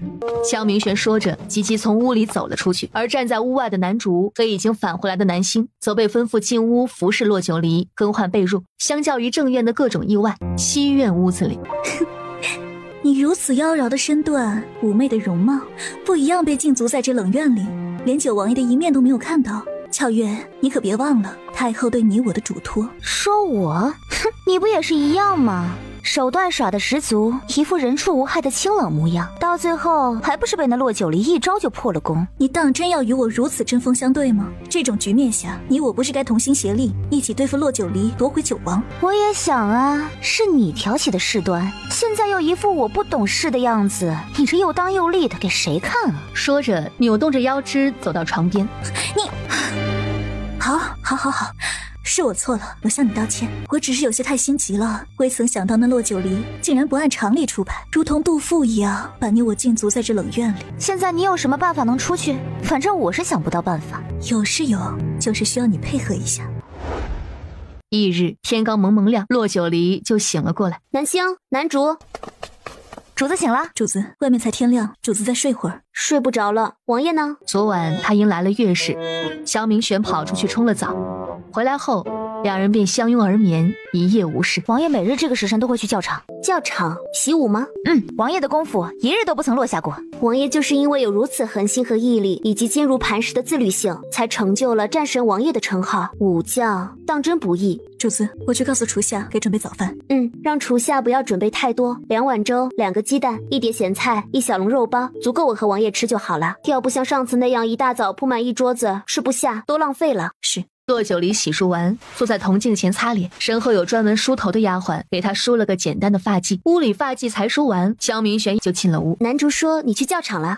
你身子不舒服，怎么这么早就起了？醒来没见你，也就睡不着了。反正冬季日短，倒也不困。两人正说着话，莫寒捂着胳膊进了屋。莫寒，你怎么了？受伤了吗？主子听说二小姐醒了，着急回来见二小姐，1对4，下手贼狠。你们4对1都没有打过王爷，我家王爷就是厉害。活该我嘴欠啊！一大早不但被主子揍一顿，还故意往前凑，吃了一嘴的狗粮。主子，二小姐，属下告退。去吧。门外，男星撩开帘子走了进来。王爷，主子，早饭好了，现在摆饭吗？就摆在这儿吧。是。不一会儿的功夫，饭菜摆好。这么少？不够吃吗？也不是，只是比每次的做的样式又少又简单，我怕亏了你的身子。南星，去叫厨下给你家主子熬碗血宴来。是。南星，等等，王爷心疼我，便是不吃那血宴，我心里也是高兴的。只是早起没有多大胃口，这早饭够吃就好了，多了也是浪费。一日3餐，温饱即可。我不在乎桌子上有多少菜，只在乎与谁一起吃。1屋2人，3餐4季。昼赏繁花似锦，夜观璀璨星辰。王爷，这样的生活是不是很好？好，吃饭。两人坐下，一个嘴角勾着笑，一个眼睛一眨不眨地盯着对方。满屋子的粉红泡泡，那甜蜜蜜的感觉让清冷心硬如石的男星都有些不适应。王爷，军中的张副将和少武校尉在府外等候求见王爷。既然军中来人了，定是有急事。王爷快去吧。好，让南星和男主陪着你，我去就来。洛九离点点头，把他送到门外。王爷，二小姐出事儿了！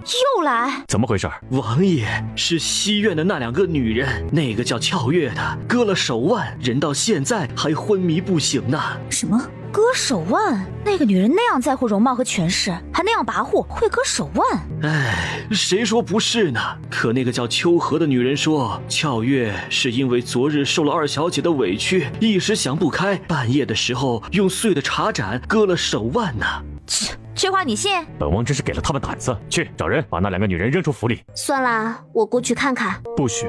昨日你们去了西院，那2个女人的态度和说的话、做的事儿我都知道了。今日她们就闹出这么下作的手段来，显然是为了引起咱们的注意。那女人为了想要得到荣华富贵，为了完成太后的交代，连自己的命都不顾，本身就是危险人物。你救了她，她有可能会反咬你一口。王爷这么清醒，以后白莲花在王爷跟前都没有生存的空间。白莲花？什么白莲花？白莲花不是花，在这里的意思就是外表看上去纯洁，其实内心阴暗，就是表里不一的意思。管家，那个秋荷就是典型的白莲花。你去的时候，她是不是哭得特别伤心？句句没有提我，却又句句与我有关。二小姐神机妙算，那个叫秋荷的的确句句没提二小姐，但是却句句又与二小姐有关呢。哼，我一直以为那个俏月是盘菜，没想到这个秋荷才是拿刀子的人。既然如此，去找大夫救治俏月。还有就说是王爷的令，从现在开始不限制他们的人身自由了。不过正院和书房是府中禁地，他们要是不想死，最好不要踏足。丽儿，你这是什么意思？是啊，主子，那个秋荷心机阴沉，解了禁足令，就等于给了他们机会。你们别急，那个俏月，我虽不了解她，但从昨天她的行为举止上来看，是个空有美貌没有脑子的纯美人儿，而且她对自己的容貌和身材极为满意。这样一个对自己容貌和身材都满意的女子，会傻到为了几句话就割腕自杀？难道她不知道割手腕便是痊愈了也会落疤痕的？何况刚刚管家也说了，她现如今昏迷不醒。哼，我是医者，什么样的病例没有见过？割个手腕就能昏迷不醒，简直闻所未闻。主子的意思是那个秋荷搞的鬼？现在还不知道是同事操戈，还是他们耍的把戏。找大夫，大夫看了自然就明白怎么回事了。王爷，按照二小姐吩咐的去办。是。管家扭头出了府，按照骆九离说的去请了大夫。萧明玄拉着骆九离进了屋。你是不是有计划了？萧明玄见他穿着鞋，就迫不及待地把脚伸向了火盆，哪里还有心思再问其他的？冷了？这鞋底太薄了。那快脱了上软榻，不让南星拿个汤婆子进来。门口，南星听到召唤，进屋，拿了汤婆子，撒到骆九离被子下的脚底。南星，你不冷吗？主子不比我们都是习武之人，身上有内力真气，要是冷得受不了了，就用内力驱散寒冷。虽然你和男主有内力护体，但到底是女儿身，外面又是数9寒冬。我和王爷不出屋时，你和男主就去侧耳房烤火，有事了我再叫你。主子体恤，可是放心，王爷也不是不通情达理之人，何况你们俩是我的人，我用人有一则标准，只要忠心耿耿，不触及我的底线，其他的小事我不会苛责。就按你主子说的办，一会儿让管家在侧耳房扇盆炭火。我就说吧，王爷不是不通情达理之人，把药箱帮我拿来，再去给我倒一杯水。是。南星心里高兴，起身转头干活都是轻快的。骆九离接过药箱，从最底层拿出布洛芬。主子生病了吗？肚子疼。你怎么这个表情？难不成你平时不肚子疼？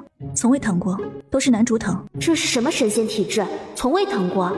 你真的一点反应都没有？一点，哪怕是一点都不疼？没有，不过男主是疼的。人比人气死人，这体质也有好坏之分。你一会儿出去把这个给男主。这是缓解疼痛的，不仅仅能缓解它，这个药作用很大，头痛、牙痛、肌肉痛、月事疼、风寒引起的发热都可以吃这个药，1日2次，但前提最好不要空腹吃，刺激肠胃。这就是传说中的神药？什么神药？就是暂时的，要想调理还得咱们中药。属下替男主谢谢主子。不用谢，去吧。是。南星起身退了出去。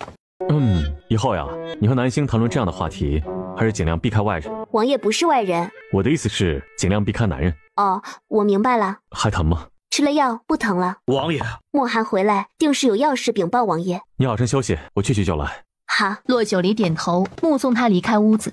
二小姐可在屋里啊？在，刚刚睡下了。管家可是有事？大夫给西院的那个女人看完了病，我想带着人过来跟二小姐说一声。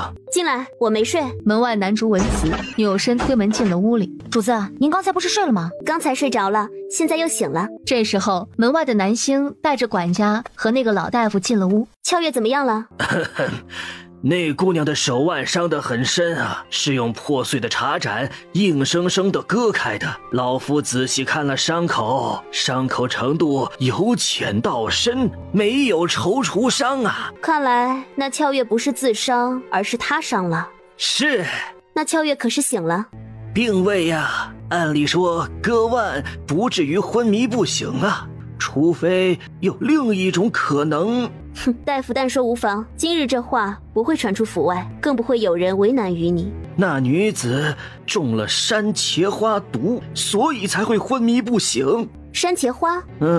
就是山茄花呀，口服3钱便会让人昏睡不醒，亦昏睡不痛啊。我明白了，明日的这个时候你再来府里给他看诊。管家送客。是，老夫告退。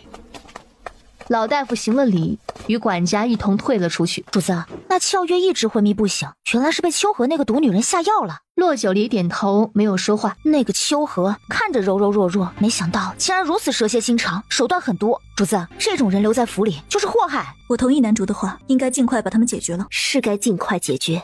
与此同时，京城某座府邸内，人呢？死在了天下第一锅。谁杀的？九王爷。九王爷竟然也去了？是，应该是为了洛九离。跟在九王爷身边的还是从前那个侍卫吗？不，已经换了一个。哼，看来九王爷对那件事情很重视，竟然派自己的心腹去往单县查案。大人，要不要卑职去？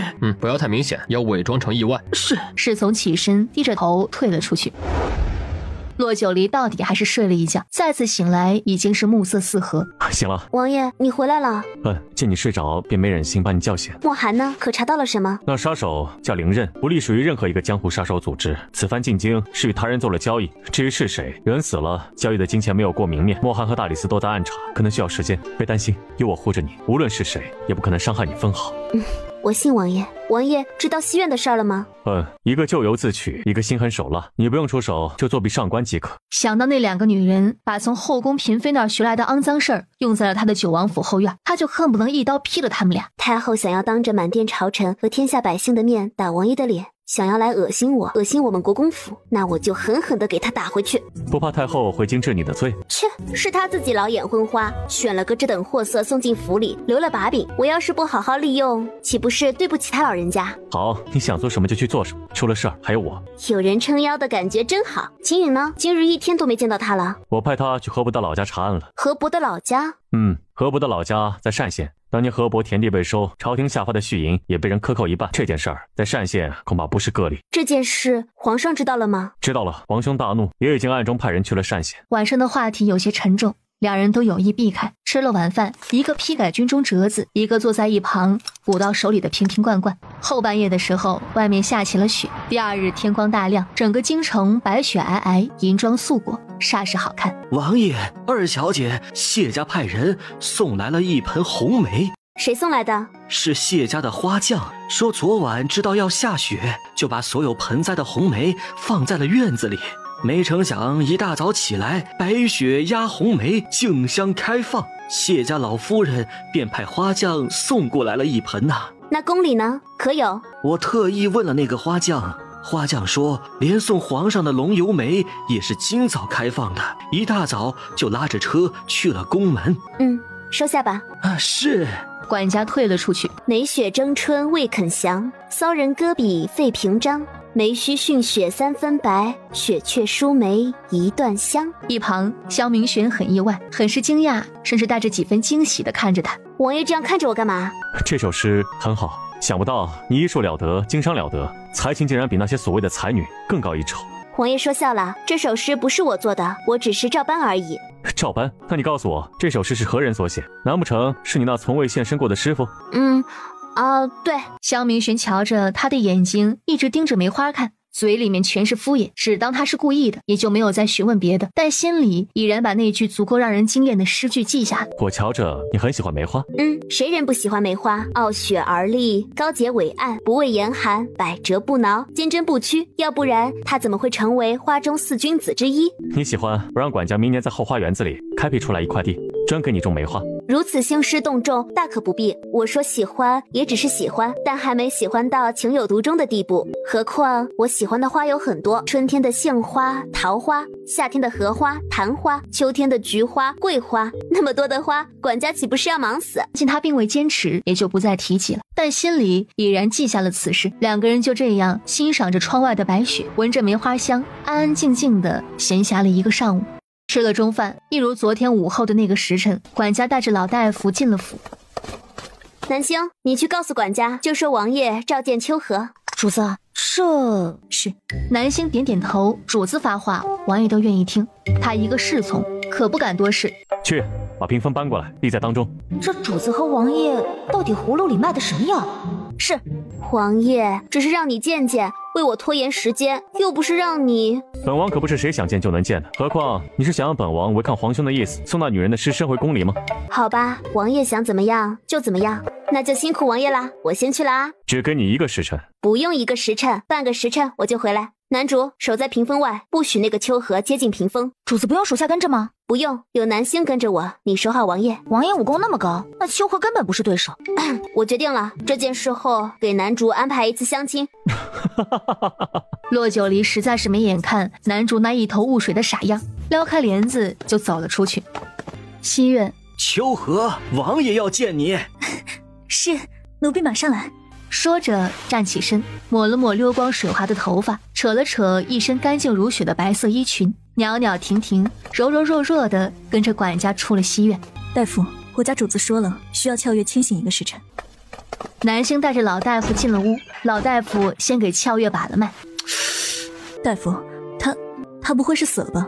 脉象微弱的可怜呐，今日再不唤醒他，估计离死也不远了。大夫，请您无论如何也要救活他。前后忙忙碌碌，用了近半盏茶的时间，俏月果真慢慢苏醒了过来。你醒了？陆二小姐，在我们谈话之前，你先看看自己的伤口。秋荷说，你因为那日我对你的羞辱，一时想不开，割腕自杀。他胡说，不是我割腕自杀，是他哄骗我与他合谋，得到走出这西院，见到九王的机会。他只说让我装病，哄骗我喝下了茶水，然后我就失去了知觉，甚至连丝毫的疼痛都不治。你当然没有感觉，不知道疼痛，因为他给你的茶水里下了山茄花的毒。山茄花？不错，山茄花口服3钱便会让人昏睡不醒，亦昏睡不痛。也就是说，他在你昏死过去后，亲自操刀割开了你的手腕。我想他的本意是让你死，然后把你的死嫁祸到我的身上。毕竟前一日我们的确产生了口角，你被我羞辱，一时想不开，割腕自杀也是有可能的。只是没想到你命不该绝，竟然撑到了被府里的下人发现。秋荷见你还有一口气，不得不猫哭耗子假慈悲，请求管家找人救你。秋荷呢？他人呢？这个贱人竟然想害我！秋荷去了前院，王爷召见他。王爷召见他？那个毒妇？是啊，王爷召见了他，因为你割腕自杀，一直昏迷不醒，王爷为了解情况，不得不召见他。不过他的目的达成了，王爷已经下了令，让他可以随意在府中行走。他不但被解除了禁足，还见到了王爷，他的目的达到了。站住！秦侍卫，王爷召见秋荷姑娘，还请秦侍卫进去通禀一声。王爷染了风寒，又批改了大半日军中的折子，这才喝了药，有些困倦。管家这个时候带人过来，岂不是扰了王爷的清静？哎呀，这可如何是好啊！王爷急召，我也不敢怠慢呐。要不这样吧，我进屋看看情况，你们在这等会儿。有劳了。秦武转身进了屋，这一进屋就没了人影。五哥，真让管家跟着挨冻？王爷不发话，我也不敢把人往屋里领啊。也是，那个女人如此恶毒心肠，活该冻死她。只是可怜了管家受连累。谁说不是呢？我现在就担心，如若一直这样冷着她，恐怕过不了多久，她就能回过味儿来，知道是二小姐用了调虎离山之计。把人叫进来。是。王爷，秋荷姑娘到了。奴婢秋荷叩见王爷。男主就站在一旁，看到秋荷那拉着丝儿的眼神，恨不能穿透了屏风，顿时就明白过来，主子为何让他务必留在这儿守着王爷了，真是恶心。要是九王府的后院留着这样一个女人，那可真是再无消停日子了。这些就是经过。秋荷是胡贵妃娘娘的人，而我只是因为身材容貌姣好被太后选中。太后和胡贵妃娘娘承诺我们，只要我们能接近九王爷，成为九王爷的女人，太后便会下旨把我们赐给王爷做妾。哼，没想到秋荷那样心狠手辣的女人，竟然也会被太后娘娘的一句承诺迷惑。你们啊，不过是太后手中一枚对付我和王爷的棋子罢了。说是对付，都抬举你们。太后和胡贵妃根本就是让你们来送死的。我又何曾不知道，从被太后看上的那天起，我就知道要么死，要么拼了命的搏上一把。只是未曾想，置我于死地的不是九王爷，也不是陆二小姐你，而是那个看似人畜无害，与我情同姐妹的秋荷。我从未想过要害她性命，她怎能如此对我？还真是个聪明面孔、笨肚肠的纯美人儿。因为秋荷渴望权势，想要摆脱宫女的身份，想要高人一等，在她眼中，这是唯一的机会。她得到了太后和胡贵妃的承诺，为了这个假惺惺的承诺，什么原则、姐妹情谊、宫规制度、仁义道德，通通置若罔闻。为了爬上高位，她可以不顾一切，别说是你的命，就是她的尊严，她都可以舍弃。他已经因为对权势的欲望而迷失了自我，这样的人释放了自己的邪恶，就是观音菩萨来了也无法说服他向善。二小姐想让我怎么做？秋荷没想到自己卑微的跪在地上，只为能得见到九王爷一面的机会，可偏偏一道屏风隔开了他所有的希望。从被管家带离西院，到跪在地上近1个时辰的时间，再到他被要求起身离开主院，不要说是见到九王爷一面，就是九王爷的声音他都未曾听到。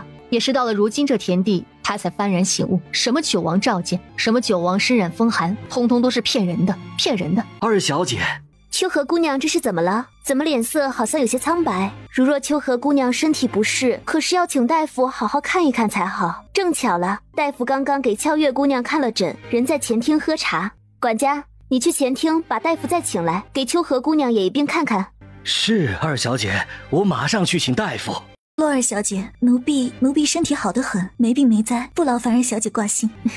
怎能不挂心？毕竟外来是客，不但我要挂心，就是王爷也不能掉以轻心，不是？南星，主子，去正院请王爷，就说院子里雪景甚美，特邀王爷来陪我赏雪。是，属下马上去请王爷。南星说着转身离开。二小姐这时知道王爷召见了我。说到召见二字，他没有丝毫犹豫，脸上竟然还露出了一抹娇羞，就好像他真的见到了九王爷，与九王爷发生了一些事情一样。秋荷姑娘这老孔雀开屏的自恋模样，给谁看？给我吗？抱歉，我喜欢男人，确切的说，我喜欢王爷。何况秋荷姑娘当真以为是王爷召见的您，还是说跪在地上对着一面屏风跪了1个时辰，竟然还能让秋荷姑娘对那扇屏风跪出了感情？是你故意的？是又怎样？怎么很恨我？恨我和王爷耍了你，还是恨我挽救了俏月一命？你洛九离，你以为你是谁？不过就是个合离的下堂妇，先嫁给昭王，再嫁给九王，违背伦常，德不配位。你就不怕有一天老天爷收了你的福气？哼，愚蠢！你没听过吗？我命由我不由天。这世上违背伦常、德不配位、罪大恶极的人多了，老天爷那么忙，根本看不上我这偶尔释放出来的恶。你要干什么？不干嘛，只不过斩妖除魔罢了。你不能杀我，我是太后娘娘送进来的，是胡贵妃娘娘。哼，谁说我要杀你？太后送你进九王府，胡贵妃给你许诺，可他们有没有想过，你是一把双刃剑，当一面对着敌人，另一面一定会对着他们自己。什么？你在说什么？秋荷话音未落，只见骆九离死死拽着秋荷的手，泛着寒光的匕首直接刺入了自己的胸口位置。秋荷，你胆敢刺杀国公府二小姐！骆九离疼痛传来，虽然匕首在他的掌控之下刺入的并不深，但到底是刺伤见了血。对面秋荷已经傻眼了，让他想破脑袋也不会想到骆九离竟然用这种计谋置他于死地。他还没有来得及回过神来，整个人就被踹飞了出去，一口鲜血喷出，人便晕了过去。骆九离的身体被捞进了一个宽阔的怀抱。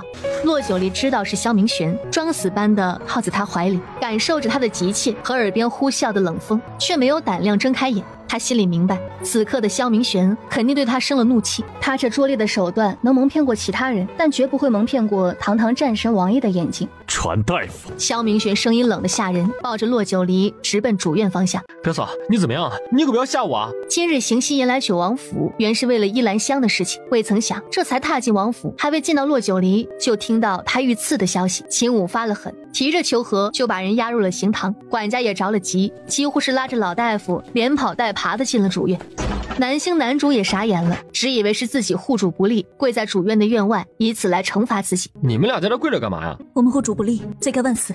万死个屁！还不滚进去照顾你们主子？真是两个榆木脑袋！邢夕颜翻了个大大的白眼，抬脚就往府外走去。男主和南星抢着跑进了屋里。骆九离遇刺的消息随着邢夕颜离开王府，不消半盏茶的时间，随之便传遍了京城。宫里，皇上还在御书房批改奏折。齐公公进了殿内，皇上，何事？启禀皇上，宫外传进消息，说是国公府陆二小姐在九王府遇刺。你说什么？骆九离在九王府遇刺？哎，宫外都传遍了。太后娘娘送进去的教引宫女用匕首刺伤了陆二小姐，九王震怒，把人抓了起来。皇上眼神飘忽地看向门外，神色也从刚刚的惊讶到现在的平静。你马上亲自去一趟九王府，务必要亲眼看到骆九离。是，奴才马上就去。齐公公不敢停留，抬着脚就出了御书房。与此同时，大司马府内，你确定骆九离被刺伤了？回大司马话，千真万确，是那个叫秋荷的姑娘刺伤了骆九离，匕首穿胸，血流了一地。九王爷震怒，把秋荷打伤，抓了起来。这可真是老天睁眼，报应不爽！他秋荷丫头怎么没有把他弄死？闭嘴！你以为这是什么好事吗？你先下去，依旧派人盯着，有任何风吹草动及时禀报。是。那人退下。父亲，这件事父亲怎么看？这件事很不同寻常，看似是骆九离受伤，实则对太后娘娘、对咱们大司马府极为不利呀。儿子和父亲所想一致，骆九离身份不同，早已不能拿寻常的眼光来看待他。何况义国公马上就要回京了，桑南国的使臣也已经行至半路，九王爷要登门国公府提亲，这个时候他被刺伤，到底是有意还是真发生了意外？太后娘娘送进九王府的那2个教引宫女，儿子想太后娘娘应该不会下达让他们刺杀骆九离的任务，毕竟进府刺杀和打探消息性质完全不同。你分析得很对，太后用仁义孝道和百姓的舆论来压制九王，不得不接受那2个教引宫女，就是皇上也让九王莫要落了口实。原本以为那2个教引宫女会是一步好棋，现在看来反而是被利用了。父亲的意思，这件事是九王和骆九离故意而为之。是不是故意的，一探便知。是了，他如若是假受伤，那就是欺君之罪。何况太后娘娘送进去的不是只有一个秋荷，还有俏月。你去进宫见过你妹妹，她自会知道怎么做。是，我马上进宫。胡弘志转身快步离开，随着一盆又一盆的血水被端出，整个屋里气氛愈发肃杀压抑。饶是见惯了大场面的齐公公也如坐针毡，一个人的身体里能有多少血，便是大男人恐怕也受不住，何况骆九离那样的小女子。由此可见，骆九离受伤不轻。二小姐，您真的是林虚子的嫡传弟子？如假包换。那二小姐，这个能否让老夫拿回去研究研究啊？金大夫，在西院，主子已经答应送你一支药水作为补偿，怎么金大夫还得寸进尺，连主子的物件都想逃走啊？姑娘不是医者，不知道医者对医术的渴望啊。我虽年数大了，但能多学一些就多学一些，也算是对得起我的衣食父母。男主跟金大夫道歉。主子道歉。是，金大夫，对不住，我刚刚……老夫明白，姑娘是护主心切，老夫不介意，姑娘也不必往心里去。那这缝合针就送给金大夫吧，待我伤好后，金大夫可去天下第一锅找我，共同探讨医术上的问题。那老夫就多谢二小姐了。客气。这几日还要劳烦金大夫多跑几趟王府。至于西院那2位和我的受伤情况，金大夫应该知道该怎样对外说吧？二小姐放心，老夫明白。屋里两人的对话刚刚结束，屋外就传来凌乱的脚步声。金大夫与骆九离对视一眼，二小姐身受重伤，病体虚弱，还是闭目养神为好。骆九离在心里笑了笑，这金大夫还真是个妙老头，随即闭上眼睛，装出一副病恹恹的样子。奴才给王爷请安，齐总管也在。李公公，你不替太后娘娘好好守着长春宫，来九王府干嘛呀？咱家听闻教引宫女秋荷手脚不干净，特意来王府抓人回宫受审。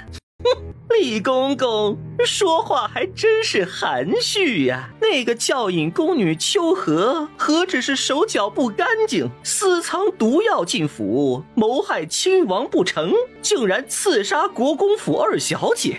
李公公啊，这难道就是你奉太后之命送这2个教引宫女进九王府的真正原因？齐公公还请慎言呐。太后娘娘一片好心，只是想弥补这些年皇室对九王爷的亏欠，未曾想到那秋荷因爱生痴，得不到九王爷的青睐，就迁怒于洛二小姐。出了这样的事，也不是我们想要看到的。所以呀，咱家今日来就是来抓捕秋荷回宫受审，给陆二小姐一个交代，也给国公府一个交代。你算个什么东西？就是交代也轮不到你一个阉人来给交代。王爷，咱家是太后娘娘的内侍，王爷如此不分青红皂白殴打咱家，闭上你的臭嘴！本王乃是亲王，别说是打你，就是当场斩杀了你，太后也不敢对本王怎样。想要抓人回宫受审，可以啊，什么时候太后回宫了，你在什么时候来九王府抓人？本王还想当面锣对面鼓与太后问清楚，他安的到底是什么狼子野心。正在气氛剑拔弩张之时，王爷，二小姐怎么样了？回王爷话，二小姐身受重伤，如今人还在昏迷中，老夫已经为她处理了伤口，开了方子，晚些应该能够醒来。只是身体受创，需要将养些时日，这段时间最好能让她心情愉悦，以免影响伤情的恢复啊。金大夫叮嘱，本王牢记了。管家，送金大夫出府。是，金大夫，请。王爷告辞。金大夫同管家一起出了主院。王爷，这是主子的衣服，被血浸染，不知该如何处理。留存，待太后回宫，一并带入宫中。是。男主情妻意切，悲痛难忍，退到了一旁。李武，本王再给你最后一次机会，滚出王府。什么时候太后回宫了，本王自会押解罪人进宫受审。可是王爷，来人，打出去！隐在暗处的侍卫们听到王爷下了令，潮水般涌了上来。李武和2个禁军内卫吓了一跳，几乎是在众人的万目睚眦中狼狈地逃出了九王府。疯子，真是个残暴的疯子！没想到萧明玄是个疯子，这九王府里的侍卫也都是疯子。站在九王府的巷口，怎么样？可看清了？主院外有大滩被冰冻的红色血迹，显然是冲洗伤口的血水。看来骆九离的确伤得不轻。哼，难怪这个残暴的疯子如此丧失人性。看来骆九离果真是他的软肋呀。去，飞鸽传书给重阳侯汇报京中情况。是。李武梗着脖子上了马车，回宫。想必贵妃娘娘等急了。马车滚动，直奔宫中方向。在李武离开后不久，九王府管家又亲自送齐公公上了马车。待所有人都走了，府内也渐渐趋于平静。睁开眼吧，人都走了。王爷，对不起，你能不能先不要生气，听我给你解释。萧明玄本还一腔怒火，但见他此时如同受惊的小鹿一样，我见犹怜地望着他，多少阴沉震怒在此刻也被他那一句对不起和那双湿漉漉的大眼睛摧毁殆尽。好好承认错误，别以为这样本王就能饶了你。我知道王爷生气不是怕我把事闹大，而是生气我隐瞒了计划，自伤了身体。为何要实行这样的计划？对付他们方法有很多种。我也知道方法有很多种，但唯有这种方法才能彻底打乱太后他们的谋划。王爷为了我，放弃离京的机会，3番2次与太后、胡贵妃、大司马府缠斗。王爷竭尽所能地保护着我，而我也想护着王爷，让所有敢算计王爷的人和计谋，通通化为乌有。我曾经下定决心，绝不成为王爷的软肋，而是成为王爷的助力。所以，王爷这次能原谅我吗？萧明玄的心影，当初下了多大决定，想要教训他一次，现如今他3两句话撒了个娇，他就啪啪打脸，甚是舍不得多说一句重话。你，让我看看伤口，还疼吗？不疼了，伤口很浅，我掌握着分寸，而且我还偷偷藏了血袋，那件染了血的衣裳，大部分都是血袋里储存的鸡血。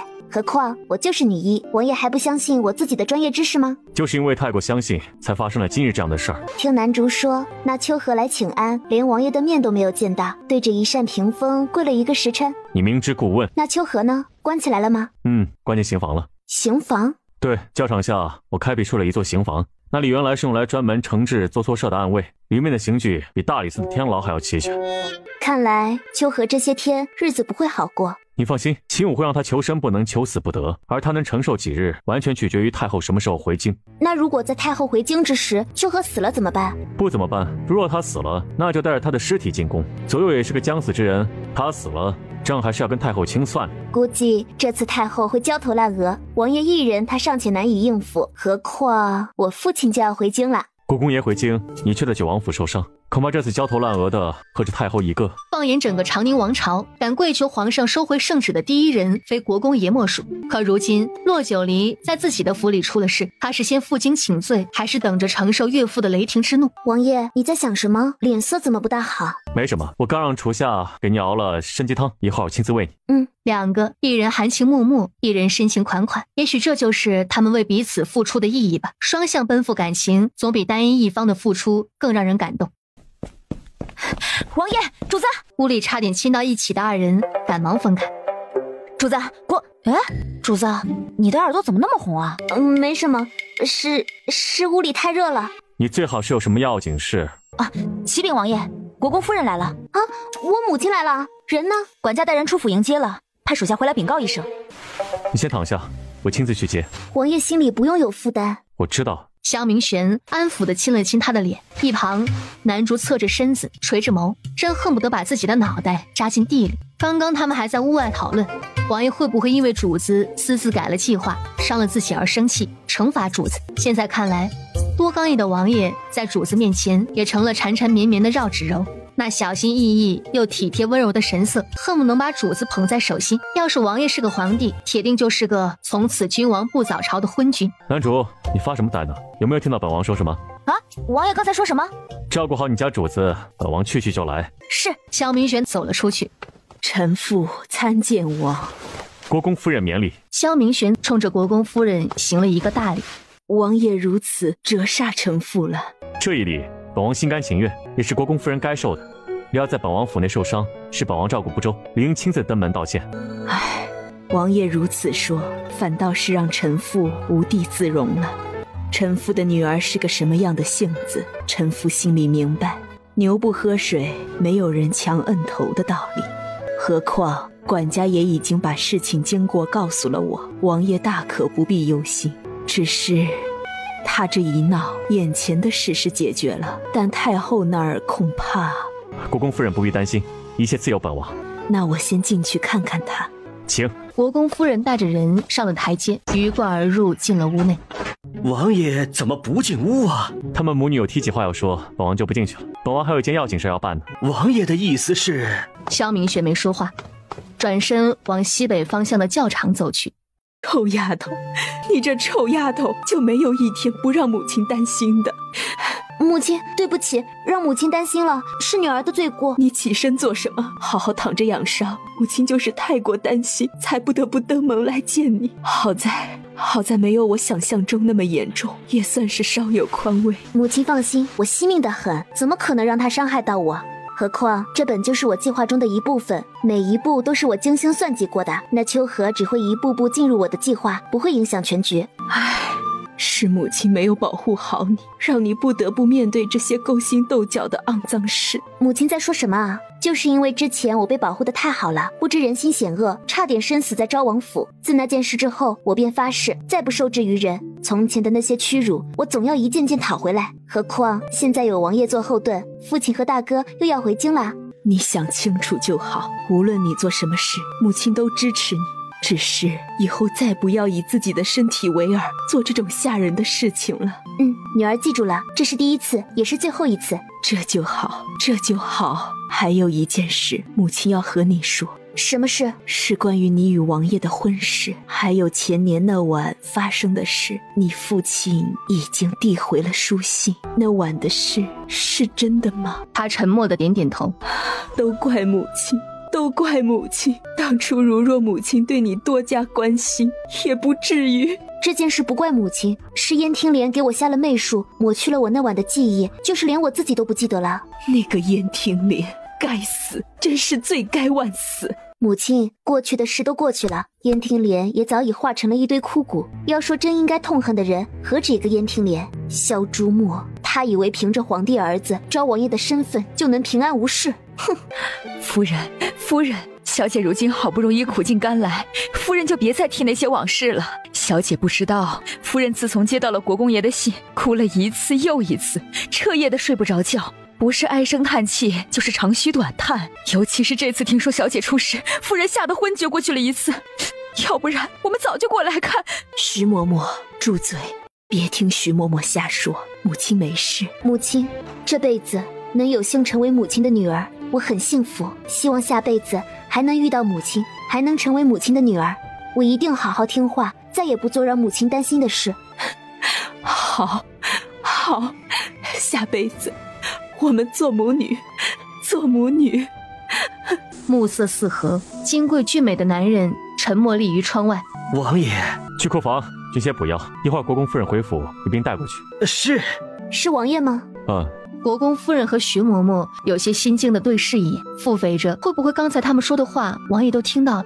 本王刚在库房亲自为国公夫人挑选了几件补品，已经让管家搬上了车，还请夫人一并带回去，聊表本王的歉意。不过也请夫人放心，今日之事不会再发生，本王护洛九离如护自己的性命。老实在王府待着，带你父亲回京，让你大哥亲自来接你。南星，你去护送我母亲回府。是。南星应了一声，随着国公夫人一道出了屋子，大概前后不过半盏茶的时间，萧明玄端着炖盅进了屋。饿了吧？王爷是去刑房了？是南竹还是南星告诉你的？没人告诉我，是我闻出来的。王爷身上有淡淡的血腥味，王爷是去刑罚秋荷了？每个人都要为自己做的事儿付出代价，他既然选择为太后和胡贵妃做事，那对我们来说就是潜在的威胁。何况他胆敢藏着毒药进府，目的是什么？是毒杀我。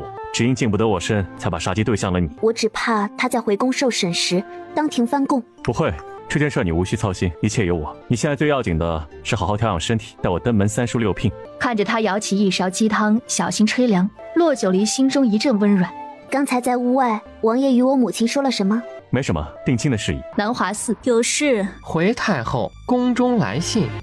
明心，你去吧。是太后。被称为明心的女子缓步退下。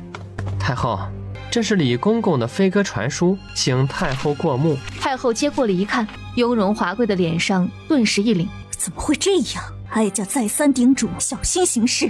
回太后，微臣想这件事情定是九王与洛九离故意设下的圈套，只是未曾想那个蠢货为了私欲被人赃并获。圈套？你的意思是？太后离京后不久，皇上便派人给九王爷传话，莫要落人口舌，那二人才得以留在九王府。可是这才几日，就出了这种事情。如若不是故意而为之，他又怎么可能进得了洛九离的身，还刺伤了他？太后想想，那九王府自从上次九王回京大清洗以后，如今铜墙铁壁，十分严密。何况那洛九离身边还有九王送给他2个武功高强的女侍卫。你分析得很对，去传令，连夜收拾，明日一早回京。是，太后，微臣还有一事。何事？听守在尼姑庵的侍卫来报，自从太后带走明心郡主之后，大小姐似乎对太后颇有微词。颇有微词？她谩骂过哀家？太后恕罪。你何罪之有啊？之前哀家和她说得很清楚，让他安心在安堂里等待，总有他出头之日那天。偏偏他是个不知好歹的，谩骂哀家。他以为胡氏一族只有他一个大小姐，还真是自不量力又愚蠢的丫头。亏哀家从前对他极为看重，现在看来，他不但技不如人，这德行也当真不配得到哀家的重视。你去亲自把人撤回来，告诉安堂住持撤销对他所有的待遇，该怎么办就按照皇上的意思。他不是愿意谩骂，那就让他谩骂皇上吧。可是太后，大司马那儿……哀家说了，胡氏一族不只有她一个大小姐，多少女孩如同雨后春笋般一茬一茬地长出来，亭亭玉立，正当韶华。哪个有能耐，哪个最听话，哪个就能冒头。毕竟哥哥那儿需要的是能带给家族荣耀的女子，而她不过是一枚没用的废棋罢了。去吧，哀家已经够烦心了。是，微臣马上就去。与此同时，京城九王府内，一连几日未曾现身的莫寒顶着冰霜出现在了府外。莫统领，你这是？主子呢？主子在屋子里陪二小姐呢。莫寒闻此，脚步未停，急匆匆进了府，直奔后院。王爷，莫统领求见。莫寒回来了，这大晚上求见，定是查到了什么？叫他进来。莫寒进了屋，低垂着头禀报：王爷，二小姐，属下查到了与那个杀手联系之人，说兵部的库部主事江丰年。兵部？我如果没记错的话，胡爵掌管兵部。那是以前，现在的兵部的库都由沈雨堂掌管。这我与沈雨堂并不相识，甚至与宫里的淑妃、四皇子都没有交集。还有那个江丰年，我连见都没有见过，他为什么要派人暗杀我？也许这件事儿与沈雨堂无关。至于江丰年，他是库部主事，主管发放续银。王爷的意思是，我们私下暗查贪墨续银案一事被发现了，他们对我怀恨在心，所以暗下杀手。现在看来，应该与暗查贪墨续银案有关。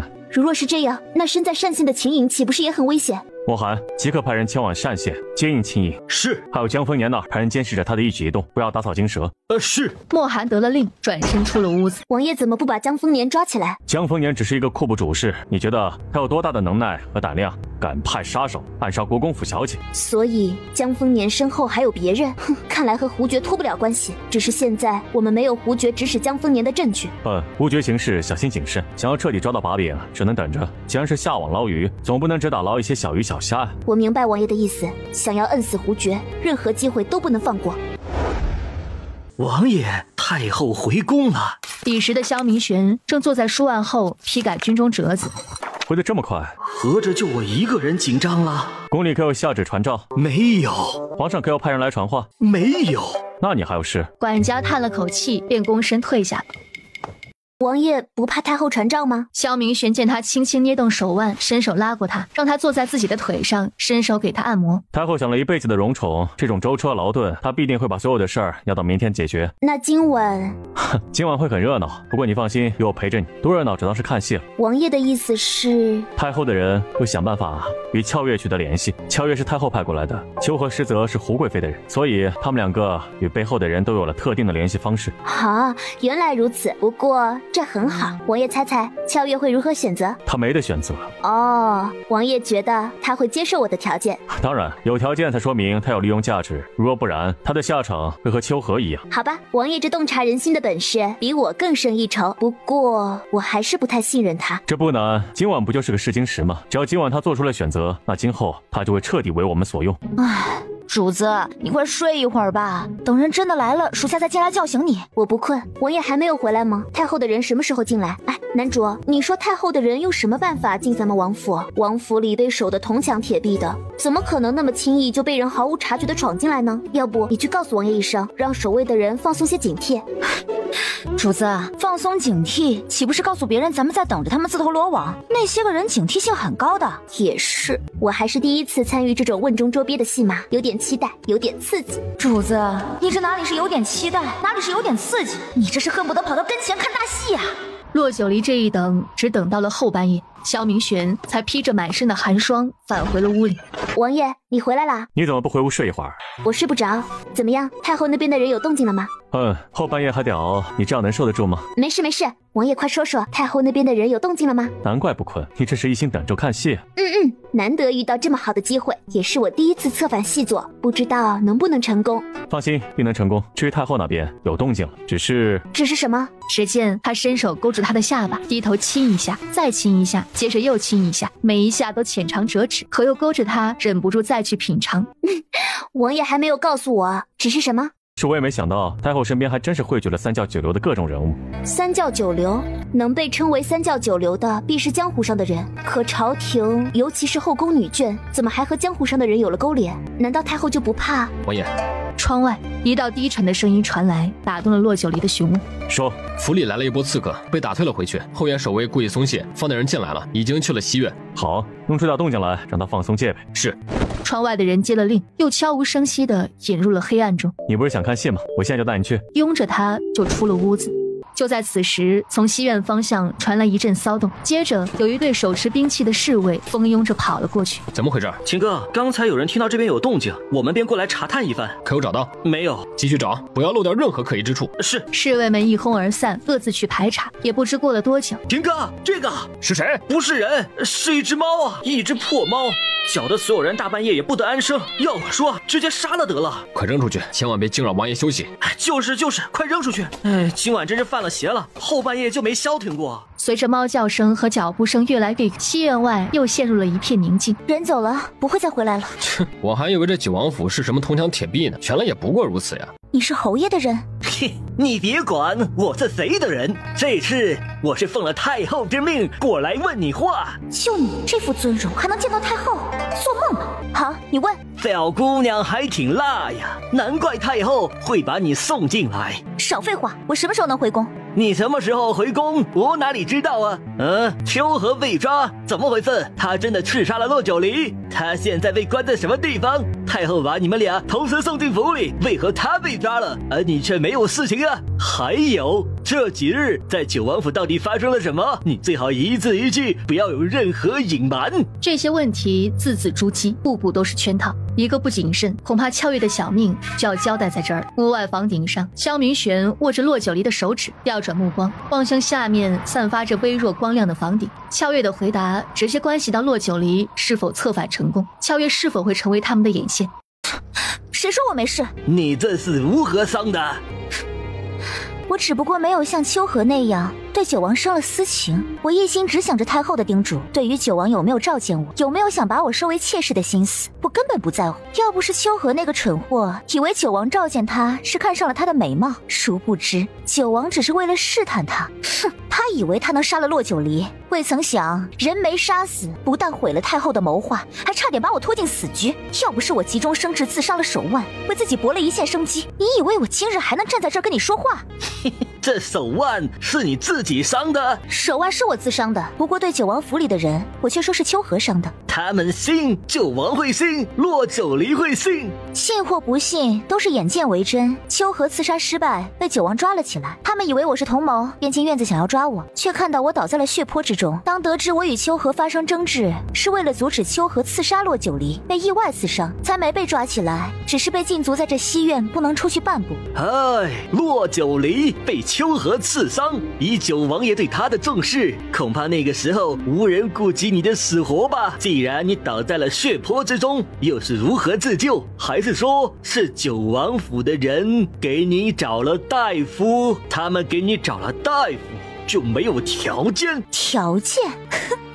你还真是看得起我。我是自伤，自然知道下手轻重，不会要了自己的命。如你所说，当天的确无人管我的死活，不过是守在西院的侍卫怕我死了不好交差，扔给我一瓶止血的药剂，我敷了药，用衣服裹着手腕，生生忍着痛熬了1个晚上。要不然，你以为这道伤疤为何又深又丑陋？如此看来，倒是你命大呀！唉，命大没死在这儿，可太后交代的任务却没有完成。那九王爷自我们入府后，便也同时派人把骆九离接进了王府，而我们就像是被嫌弃的物品一样，扔进了这偏僻的西院。别说是近身侍奉，就是见九王爷一面都是难上加难。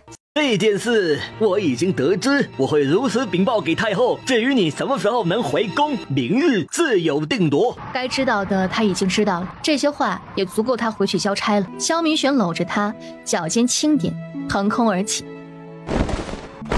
秦武带着一众侍卫已经等候多时，一见到他们二人过来，不约而同的行礼。王爷，二小姐。王爷，二小姐。人呢？出去了。狗洞？九王府里什么时候还有狗洞啊？不仅仅九王府里有狗洞，你们国公府也有，甚至京城任何权贵府邸后院偏僻无人的地方都会凿出一道隐秘的狗洞。所以这是人为故意凿出来的？萧明玄点了点头。骆九离愈发好奇，难道故意凿出一道隐秘的狗洞，就是为了让人潜入府中？他张嘴想问为什么，想问回屋再问。你不是一直想知道和俏月见面的人是谁吗？秦武说人出去了，不会就是从这个狗洞钻出去的吧？萧明玄点头没说话。我在屋顶上明明听到的是一个男人的声音，什么样的男人竟然能钻狗洞？莫不是那男人会缩骨功吧？萧明玄听着他一句又一句的询问，冲着秦武摆摆手。秦武领会是。骆九离还不明所以，被萧明玄裹进怀里，腾空飞出了府外。暗处几道黑影也远远地跟在二人身后。王爷，楼好，我带你去看看。看什么？看看你所谓那个会缩骨功的男人。不会被发现吗？不会。他抱着他一路行至重阳侯府外的外巷，一间店铺的房顶上。重阳侯府？看到正中那间挂着灯笼的屋子了吗？那间屋子就是重阳侯的住处。太后对重阳侯还真是宠爱有加，一个男宠竟然也能被赐封侯爷，还有自己的府邸，真是讽刺。当年皇兄根基不稳，处处受制，前朝的事情就已经焦头烂额，那后宫之事更是顾不得。等回过头来，册封重阳侯的懿旨已经发了出去，再想收回，便是与太后撕破了脸。如此看来，皇上与太后之间产生了嫌隙，倒是让这重阳侯捡了一个大便宜。只是太后也太过于信任他，这种事竟然如此放心的交给他去办。何止如此，听闻这次太后往府里送教养宫女，就是重阳侯提出来的。什么？竟然是他？你说咱们该怎么对付他？既然他身为男宠，那就从这方面下手，再合适不过。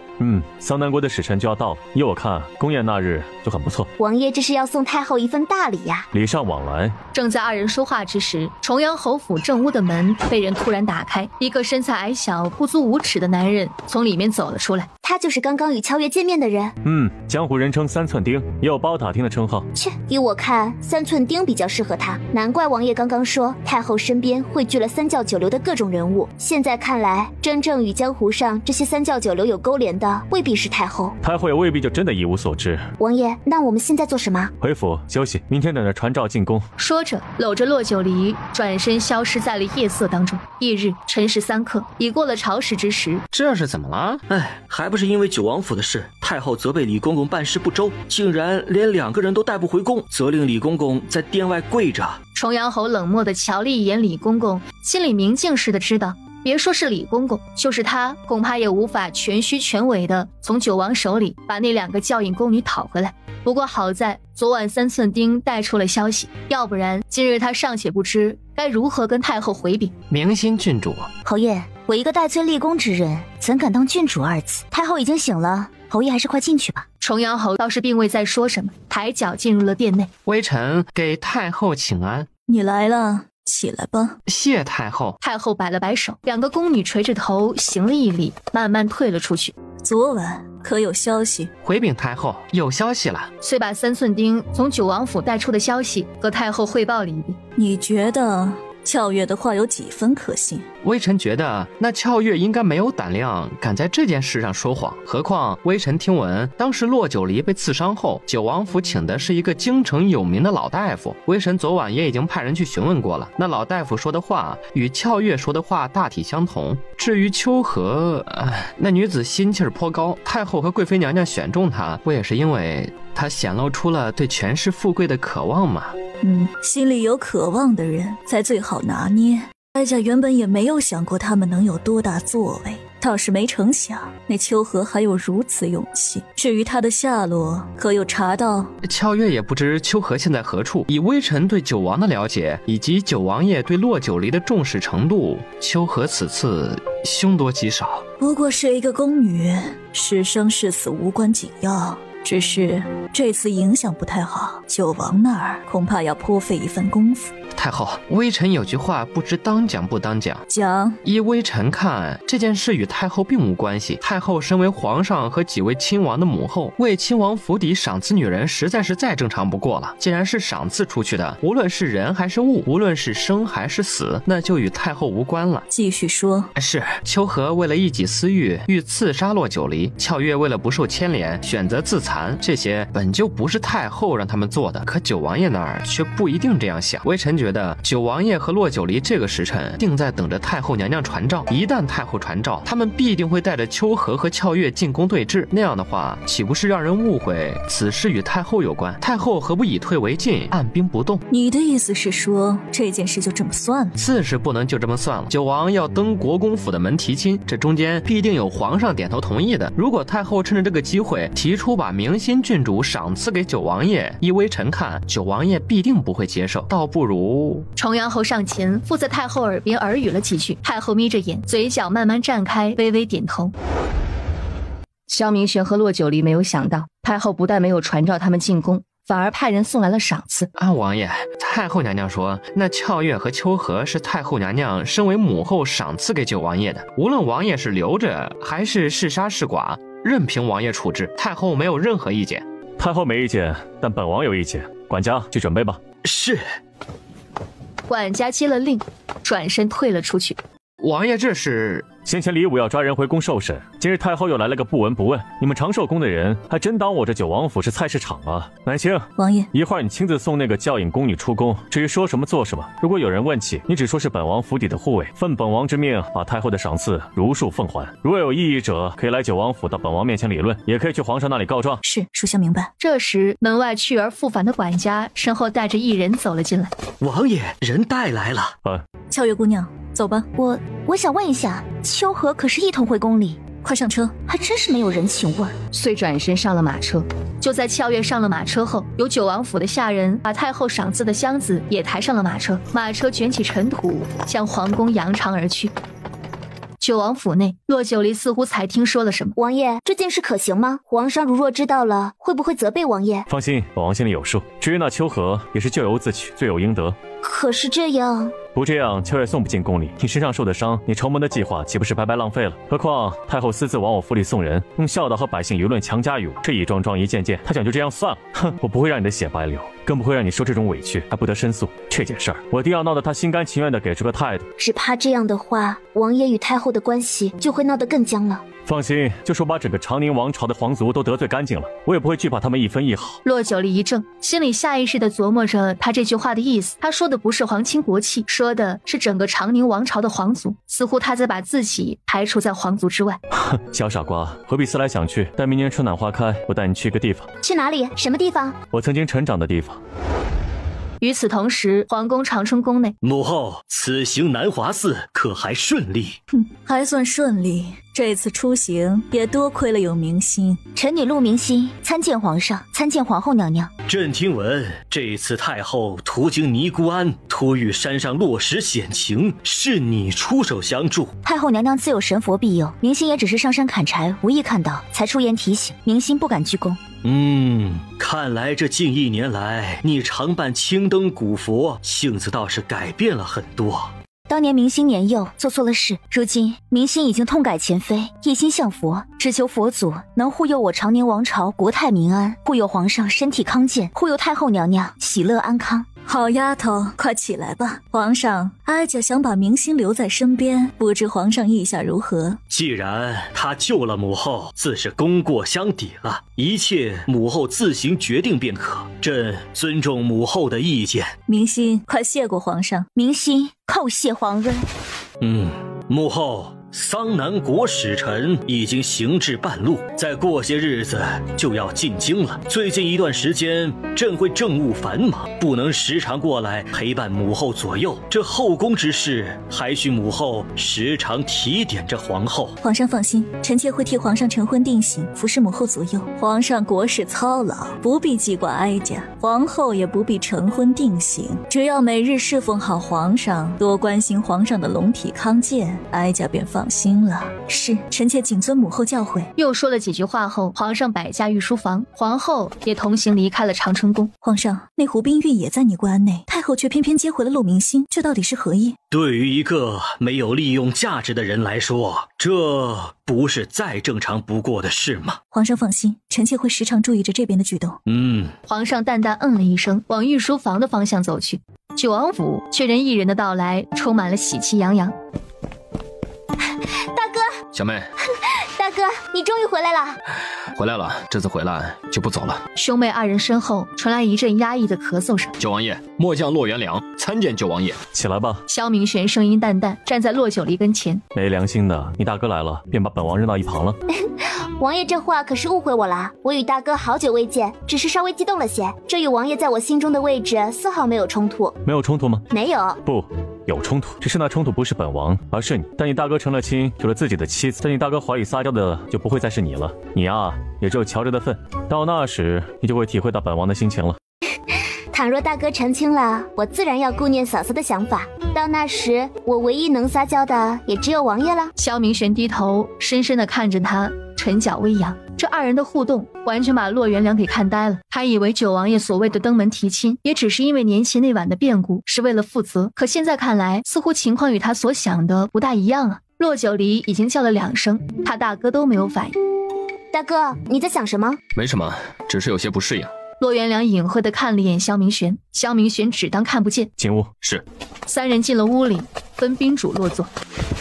大哥，父亲呢？你们是什么时候回京的？可有回家？可有见到母亲？2个时辰前，我和父亲就已经回京了，还未来得及休整，母亲便让我过来接你回府。至于父亲，与母亲久未见面，有很多话要说，也有很多事要商量。他说着，看了一眼萧明玄。至于父亲和母亲要商量什么，自然是这2人的亲事。王爷，我大哥来接我回府。既然如此，让男主收拾收拾，今日便随你大哥回国公府吧。王爷真的想让我现在离开？待本王今日办了事儿，明日就登门提亲，你在国公府安心等着我。王爷的意思是撇下我自己独自进宫？太后不曾召见，本王也不会进宫。王爷，你以为这3言2语就能糊弄我？算算时辰，估计不用太后召见，皇上派来的人也应该走到半路了。你真的想陪我进宫？王爷都说了，我辛辛苦苦筹谋一场，总不能让计划付之东流吧？何况王爷还要为我讨回公道。王爷，小妹，你们在说什么呢？发生了什么？为何要为小妹讨回公道？这件事说来话长，大哥刚回京城，还是……王爷，二小姐，宫里传话，让王爷和二小姐即刻进宫。说曹操，曹操就到。让管家送你回府。至于这些日子京城里发生的事儿，管家会告诉你经过。不过本王提醒你，这件事最好不要让国公爷牵扯进来。你们父子才回京，好好想想，明日早朝该如何跟皇上述职。至于李二，一会儿从宫里出来，本王亲自送他回府。说着，拥着骆九离就出了屋子。臣弟参见皇兄。臣女参见皇上，参见太后，参见皇后娘娘。骆九离，听闻这几日你一直留宿在九王府。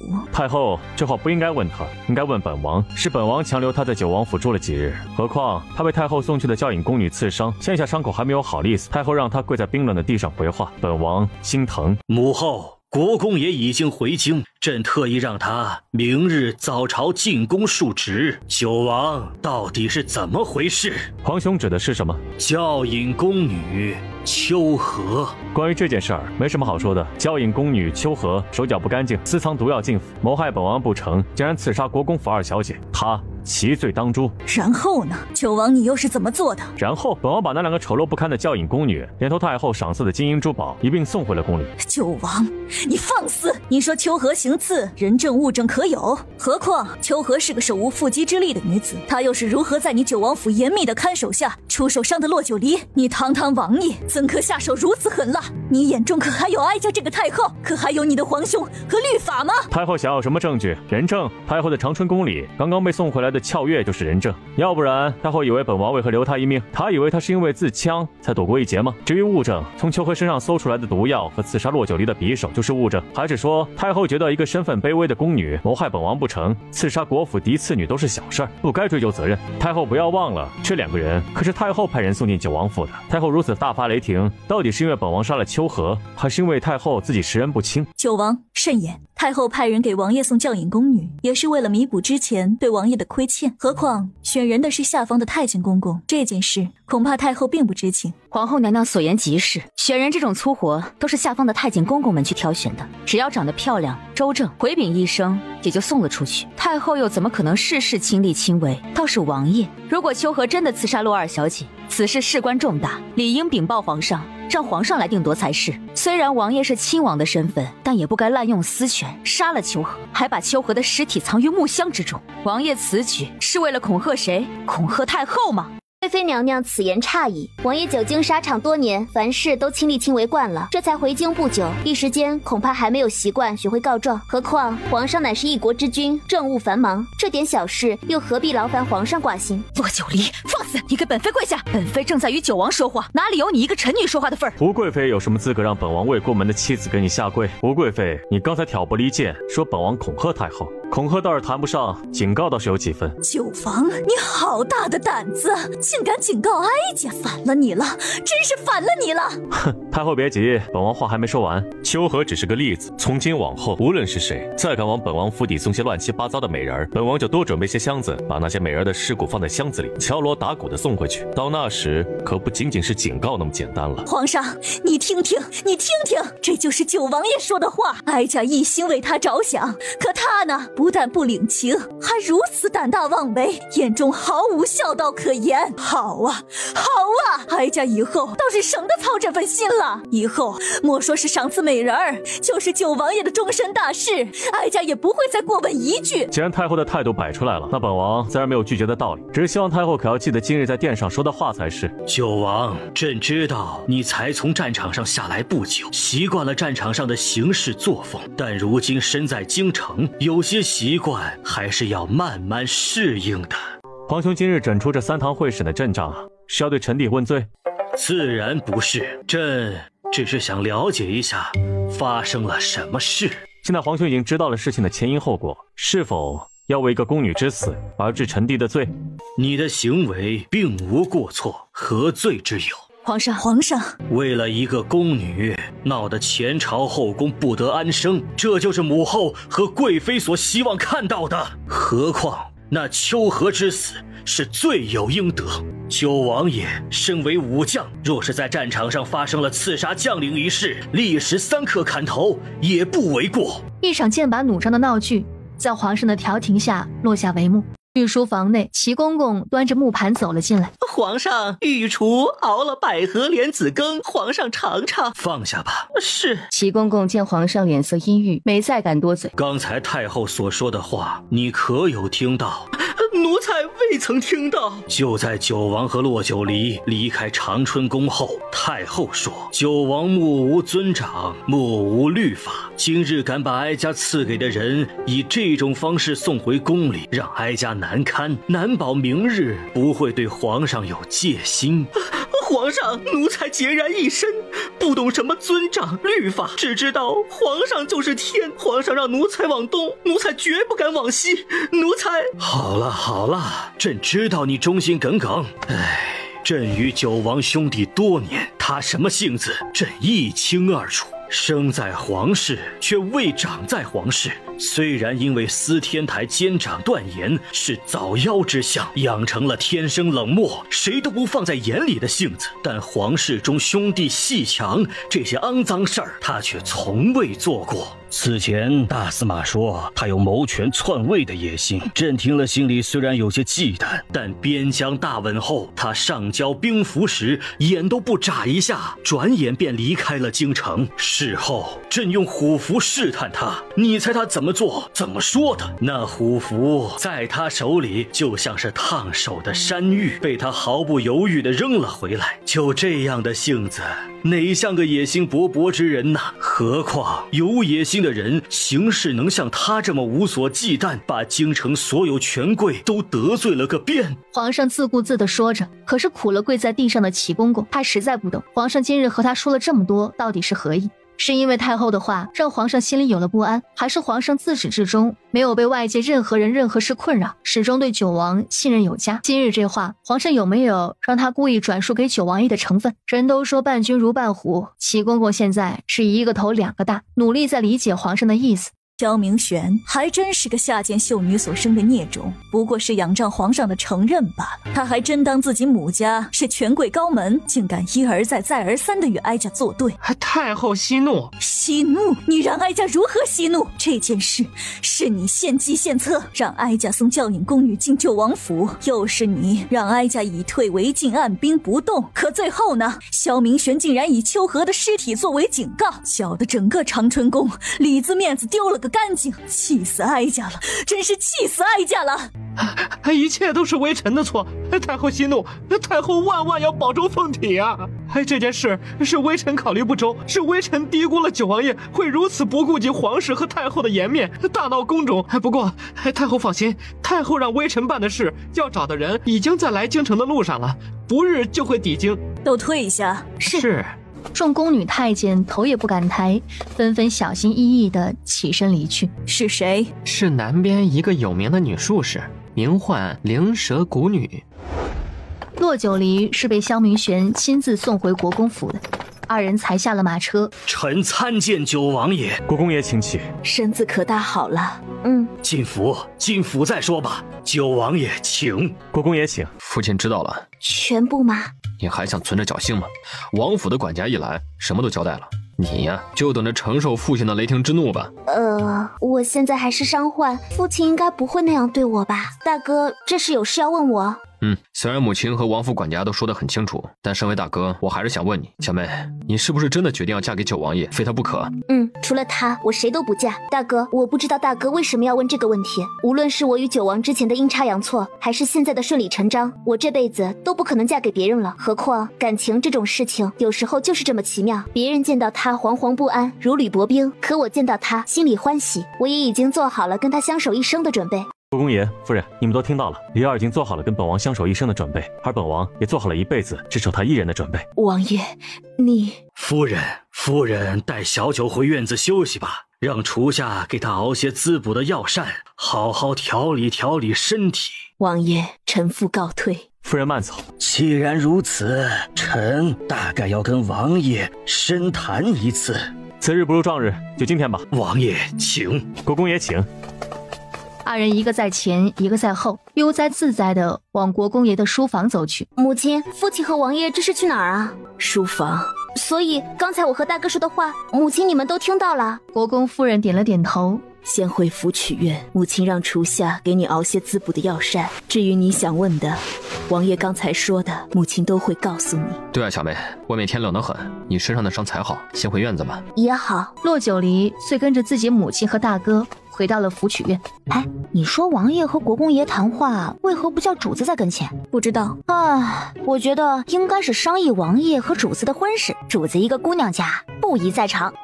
主子说你是惜字如金，其实心里明白着呢。你说你心里什么都明白，怎么就能做到用一个字就表达出意思呢？也就我还能10年如一日的陪着你，不嫌弃你闷。想想我自己也挺厉害的。以后啊，咱们俩就继续相依为命吧。可是主子说要给你安排相亲。胡说！别挑，我等着喝你喜酒。说完，潇洒的快步跟了上去，徒留男主一人在风中凌乱。王爷，宫里的事情可解决了？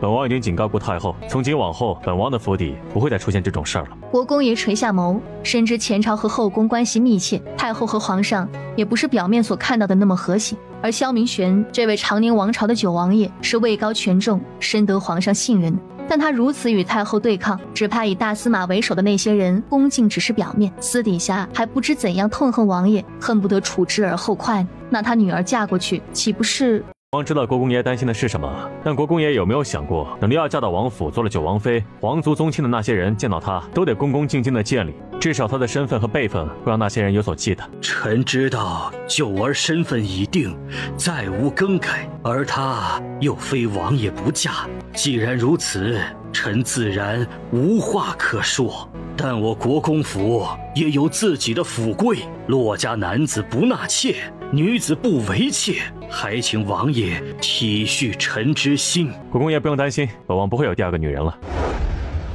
母亲，大哥，我身上的伤都好利索了，完全没必要这样。等九王爷登门提了亲，你以为你还有几日能在家让母亲照顾的日子？趁着现在你还能住在府上，母亲自然要把自己女儿照顾得妥妥帖帖的。身上的伤虽然看着是痊愈了，但内里还是需要好好将养的。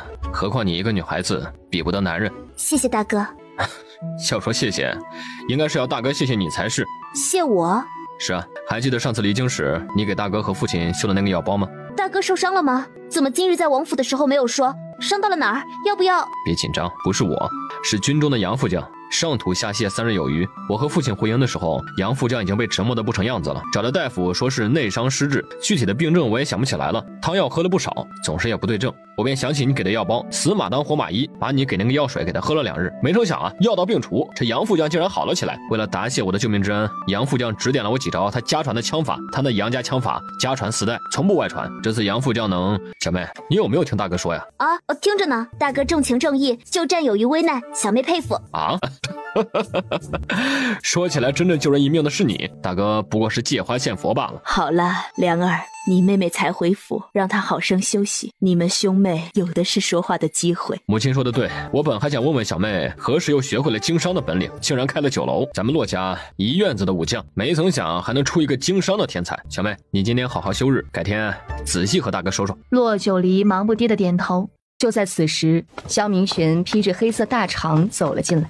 王爷，夫人免礼。九儿，你和王爷说会儿话，母亲去厨下看看，给你熬的药膳可是做好了？有劳母亲了。直到母亲和大哥的身影消失在门外。王爷，我父亲呢？怎么没跟着来？你父亲还有事要办。那刚才在书房，王爷和我父亲说了什么？关于我上门提亲的事儿，你刚才和你大哥说的话我都听到了，真想快点把你娶进府里，做我有名有实的妻子。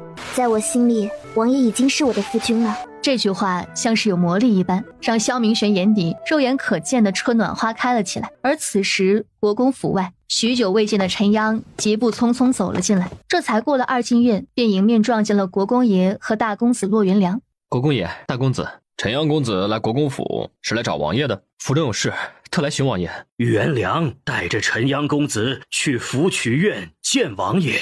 是，父亲。陈阳公子，请随我来。多谢国公爷，有劳大公子。2人一同快步去了府曲院。主子，王爷，陈阳公子求见。陈阳找到国公府来，定是有急事。我出去看看。骆九离点点头，目送他出了寝室。主子，亲引来信。萧明玄神色一凛，伸手接过信笺打开，目光随着信笺上的内容慢慢拧紧了眉，抿唇沉默。给秦颖飞鸽传书，无论是谁胆敢阻拦，不必顾及身份，杀无赦。是。陈阳快步离去，去办主子交代下来的事。国公爷呢？父亲去了暖阁。走吧，这件事儿还需要国公爷协助一下。便跟着萧明玄的脚步去了暖阁方向。骆九离这一等，只等到了暮色四合，萧明玄才回了府曲院。听母亲说，你刚才去找我父亲了。秦颖飞鸽传书，在单县遭遇了几波不明杀手的暗杀。什么？秦颖被暗杀？你别担心，秦颖能应付得来。那你刚才去找我父亲，也是为了这件事？既然秦颖调查狱卒，那就说明京城内是有人得知的情况，想要杀人灭口。秦颖现在在明，已经退无可退了，但这个案子必须要查，还要查得他翻天覆地。所以我刚刚寻求了你父亲的协助，一明一暗，总能让这个案子水落石出的。父亲身为武将，定会相助的。只是有一事我不明白，皇上的人不是也在私下调查吗？怎么一点消息都没有？只怕也被发现了。李二，趁着宫中还未下药，我要进宫一趟。你王爷不必担心我，府中有父亲和大哥，门外还有男主和男星护卫，我很安全的。倒是王爷自己一定要小心。萧明玄拉住他的手，颀长的身体附了上去，低头附着他的唇瓣，清冽冷硬的气息铺天盖地的笼罩了下来，让骆九离心头却一片安然。小姐，你终于醒了。春荣，什么时辰了？小姐，已经辰时3刻了，何府上下都等着小姐醒呢。什么？辰时3刻？我睡了这么久，你怎么不叫醒我啊？是老爷发话，不让打扰小姐休息，要小姐睡饱了才好，还说这样有助于小姐身体恢复。快给我端热水，我得洗把脸，下床活动活动。小姐，这么冷的天儿，你可是小心别着凉了。我身上的伤早好啦，况且我也不是生活不能自理，你们这一个个的再把我给宠出习惯来，将来没人宠着，那我岂不是很失落？才不会呢，在家老爷和夫人宠着，去了九王府，九王爷定也把小姐宠得没边了。你怎么就知道九王爷会把我宠没边啦？当然知道，半个时辰前九王爷进府，一听说小姐还在睡，二话不说就和老爷去暖阁说事了，还说不要打扰小姐，让小姐睡到自然醒。你说什么？王爷来了？骆九离去到暖阁时，就听到屋内传出来的笑声，心突然暖了暖。父亲，快见过王爷。有劳王爷久等了。可有吃了早饭？吃过了。国公爷见九王对他的女儿很是用心，颇为高兴。王爷跟父亲和大哥在聊什么？在聊今日朝堂上发生的事儿。原来如此，那我就不问了。丽儿，有件事儿我觉得要跟你说一下。什么事？是关于陆明星，他已经回京了。陆明星回京？皇上不是下旨让他一辈子只能在安堂里青灯古佛吗？怎么会回京？是太后此次去南华寺途经尼姑庵时，突遇山上落石险情，是陆明星出手相助，太后便把他带回京城，得了皇上同意，削去了他郡主之位，让他以平常小姐的身份回到了安亲王府。太后身边有重阳侯护着，还有那么多的内卫，用得着陆明星一个手无缚鸡之力的女子相助？可笑，骗谁呢？不过是豺狼和虎豹一拍即合，又算计什么阴私事儿呢？一旁国公爷吓了一跳，他没有想到自己女儿竟明目张胆地说出这种话来。他倒是不怕九王爷听着，他是怕隔墙有耳，谁知道他国公府是不是铜墙铁壁？国公爷不用紧张，你这府里安全得很，何况丽儿说的一点没错。王爷，你说他们又有什么阴谋诡计？现在还不知道，不过我已经派人盯着安亲王府了。小妹不用担心，父亲和大哥回了京城，一定不会让你受到伤害。是啊，放心吧，你不相信父亲和你大哥的能耐，还有王爷，王爷也定能护你周全。我何时说过不相信父亲和大哥的能耐了？正待要说话，莫寒行色匆匆地快步进来。主子，出事了！怎么回事？回主子，是兵部的库部主事江丰年被发现死在了家里。什么？本王不是让你监视江丰年吗？他死在家中，你竟丝毫不知。请主子责罚。昨晚我们就在江府外监视，没有看到江丰年外出，也没有看到他与什么人联系。可今日，王爷，这个时候不是谁承担责任的时候，任谁也不会想到他会死在自己家中。莫寒，有没有打探出来是怎么回事？京兆府最先到的现场。大理寺随后也进了江府，仵作验了尸，说江丰年是中炭毒而死。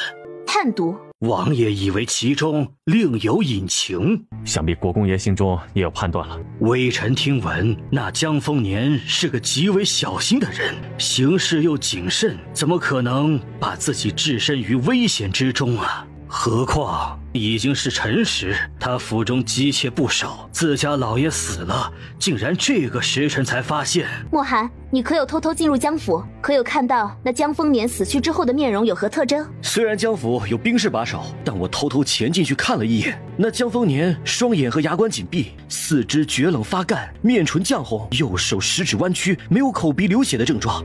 从莫寒的描述上来看，江丰年的确有中炭毒的症状，但有一点又有不同，那就是中炭毒者体内碳氧血红蛋白增多，皮肤及唇色呈樱桃红色，即便是死亡时间较长，也不大可能面唇呈酱红色。至于其他的症状，给江丰年尸检的是谁？孙周、张平全皆在现场。骆九离一听到这两个名字，便静默了下来。那张平全是大理寺的仵作，是他姐夫的手下，按理应该不会尸检错误。还有那孙周，看着也不像是什么阴私之人。李二，那依你之见？王爷，凭空猜测是没有用的，何况孙周和张平全两位仵作都说江丰年是中炭毒而死。骆九离蹙着眉，那二人都是经验丰富的仵作，竟一时让他有些动摇。好半晌，他才下定决心般缓缓道来：尸体是会说话的，只有看到尸体，我才能下定论。尸体会说话？这不是无稽之谈吗？小妹，你确定要去看尸体？不是看尸体，而是验尸。你说什么？你要验尸？验尸是仵作的事儿，你一个姑娘家的去验尸，不可，万万不可！那东西晦气得很，你好事将近，为避免节外生枝，还是不要去了。骆九离还真没想到他父亲会阻止，在心里叹了一口气，默默看向一旁的萧明玄。你想去吗？王爷不是说过吗？江丰年只是一个库部主事，他有多大的能耐和胆量，敢派杀手暗杀国公府小姐？既然他身后还有别人，那他身死这件事就不能用常理来理解。何况我也想知道他真正的死因。既如此，只要是你想的，我都会无条件支持。国公爷，有我萧明玄担着，所有的晦气都不会落到黎儿身上。王爷如此纵容他，岂不是让他恃宠而骄啊？何况那江丰年怎么说也是朝廷命官，他无官无职，这样做不合规矩。爹呀，我谢谢你，哪有这样说自己女儿的？也不知道委婉点儿，这情商也是太感人了。本王说合规矩就合规矩。莫寒，主子，去把孙周和张平泉叫到江府候着。是。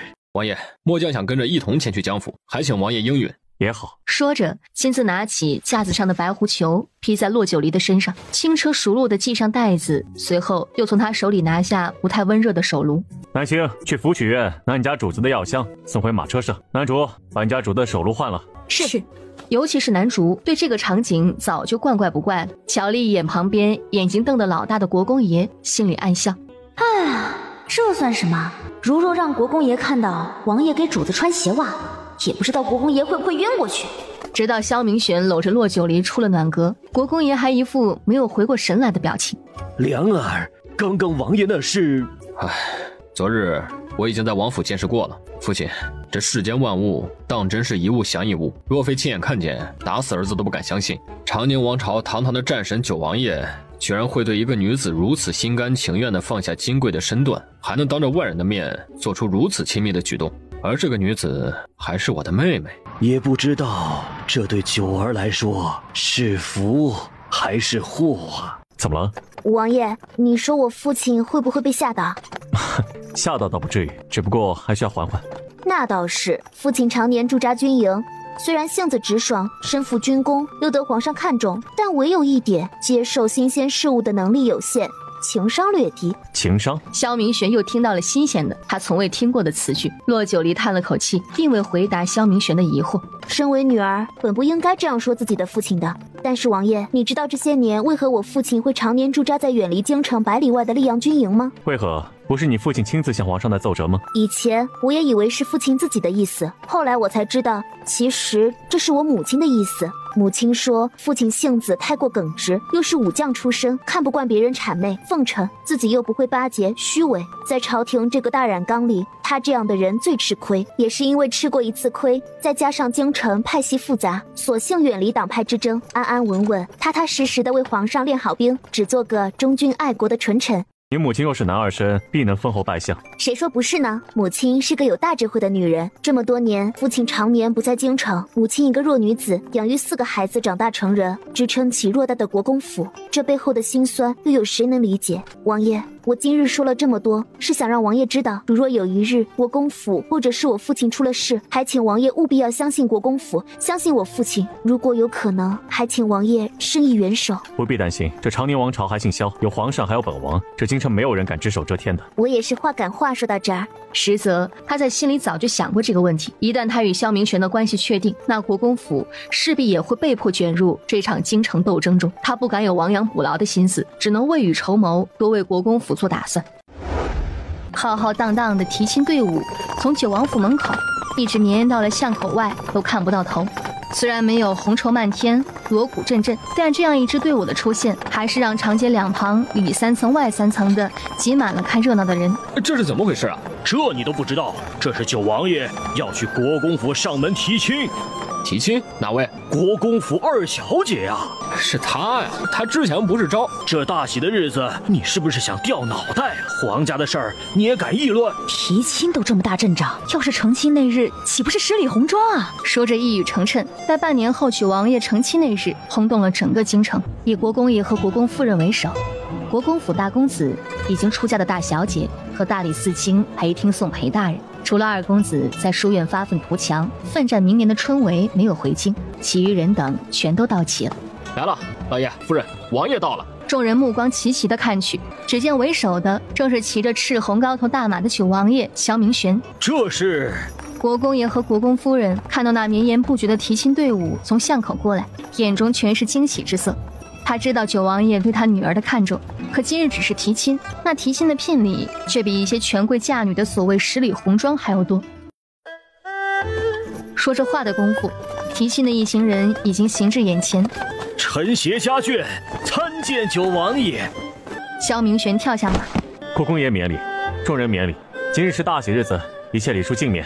谢王爷。王爷请。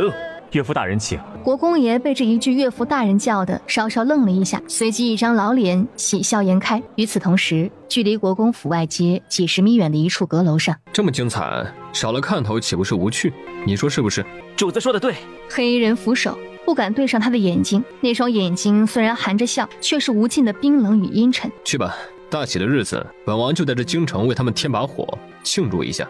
黑衣人震惊地抬头望向自己的主子，随即意识到自己这种反应是对主子的不敬，忙低头称是。见主子依旧注视着国公府的方向，没有再吩咐，他迅速离开。国公府内，当骆九离看着满院子红彤彤一片的大红木箱子和绑在箱子上的大红绸时，惊得半天没有合上嘴巴。要不要这么夸张啊？哎呦，二小姐，这可不算夸张，王爷提亲定是要与别人不同的。这时，南柱和春荣神神秘秘地凑了上来。小姐，主子，你猜王爷定金的聘礼有多少担？多少担？小姐，一共128担。我娘说，这还只是明面上的。128担，这么多？哎呦，二小姐这就不懂了吧？男方家的聘礼皆是双数，以取其好事成双之意。至于这聘礼清单，吃穿住用行、金银珠宝首饰、马匹、府邸、良田，只要是男方足够重视，没有不准备的。王爷的聘礼128担，那我出嫁后的嫁妆该怎么准备？二小姐不必担心嫁妆的事，王爷送的是双数聘礼，以老爷和夫人对小姐的宠爱，另一半必是要添在嫁妆里的，再加上陪送的嫁妆，想必呀，小姐成亲那日定会轰动京城的。轰动京城吗？哎呦，二小姐，你这是怎么了？没什么，我现在能去前院了吗？啊，再等等。听管家说，夫人递了话，九王爷今日便过了文定大礼，就连请期的日子都找宫里的司天台监掌测算了。等前院忙完，小姐再去见王爷也不迟。小姐可准备了与王爷交换的定情信物？并未。不急，小姐这会子回屋找找玉佩、同心结、发簪，只要是小姐平常用的，都可以当成定情信物交换。好。骆九离觉得与萧明玄交换定亲信物这件事不能随随便便，转身就进了屋。可到底送什么呢？他在梳妆台前翻转了一圈，拿起玉佩看了看，又拿起发簪看了看，左边放下，右边也觉得不合适。忽然目光落在手指上戴着的古戒。戒指，这古代男人为了彰显身份和权势富贵，大多喜欢戴粗大笨拙又质地较好的玉扳指，所以骆九离转身从古戒空间里拿出纸笔，坐在桌前细细的描画。萧明玄带着邢希言来到福许院时，看到的便是这番情景。你在这儿等着。萧明玄轻手轻脚地走了进去。已经陷入思维世界的骆九离根本没有察觉有人接近。萧明玄看纸上，以为他画的是扳指，可又与扳指有些不同，直到看到他小心翼翼地写上那个玄字，眉角下意识地皱了一下。在干嘛呢？专心致志的骆九离吓了一跳，手里的笔一滑，玄字彻底废了。王爷，你什么时候进来的？才刚到。骆九离似乎想到了什么，胡乱的就要把设计图往身后藏。你画的是什么呀？完了，定情信物还未完成就被他看到了。是送我的？原本是要送你个惊喜，可现在惊喜没了。只要是你送的我都喜欢。这是什么？像是扳指？不是扳指，是戒指，但是还需要工匠加工。戒指？怎么想你送我这个了？是嬷嬷说的，定亲后要相互交换定情信物。所以这是你送我的定情信物？有没有很眼熟？这图纸上的戒指就是按照他画出来的，一模一样，情侣款。不过里面隐藏的字被写坏了，又被王爷看到，就没了惊喜。我想就这样吧。我说我就要它，戒指和你手上一模一样的戒指，情侣款，只不过里面隐藏的字需要改一下。改字？那玄字是王爷名字中的一个，为什么要改啊？我本想等着春暖花开，等你离京后再告诉你一切的，但今日人多眼杂，但明日我带你去府里看一样东西。到底看什么东西会这么神秘，这么严肃？他一直都知道他是有秘密的，心里思忖，难道是有关他一次次听到的那个凌霄阁？屋外，邢夕颜已经等了好久，眼见门帘还没有被掀起来的迹象，终于忍不住试探性的问道：“表哥，表嫂。”邢夕颜的声音。送钱来了。送钱？男主，快把邢公子请进来。春柔，去沏一壶柳叶腊梅茶来。是，主子。小姐，邢公子，请。表嫂，以后我们就是一家人了，表嫂不必客气。按照亲戚关系，表嫂可以称呼我一声表弟，当然直接叫我名字也可以。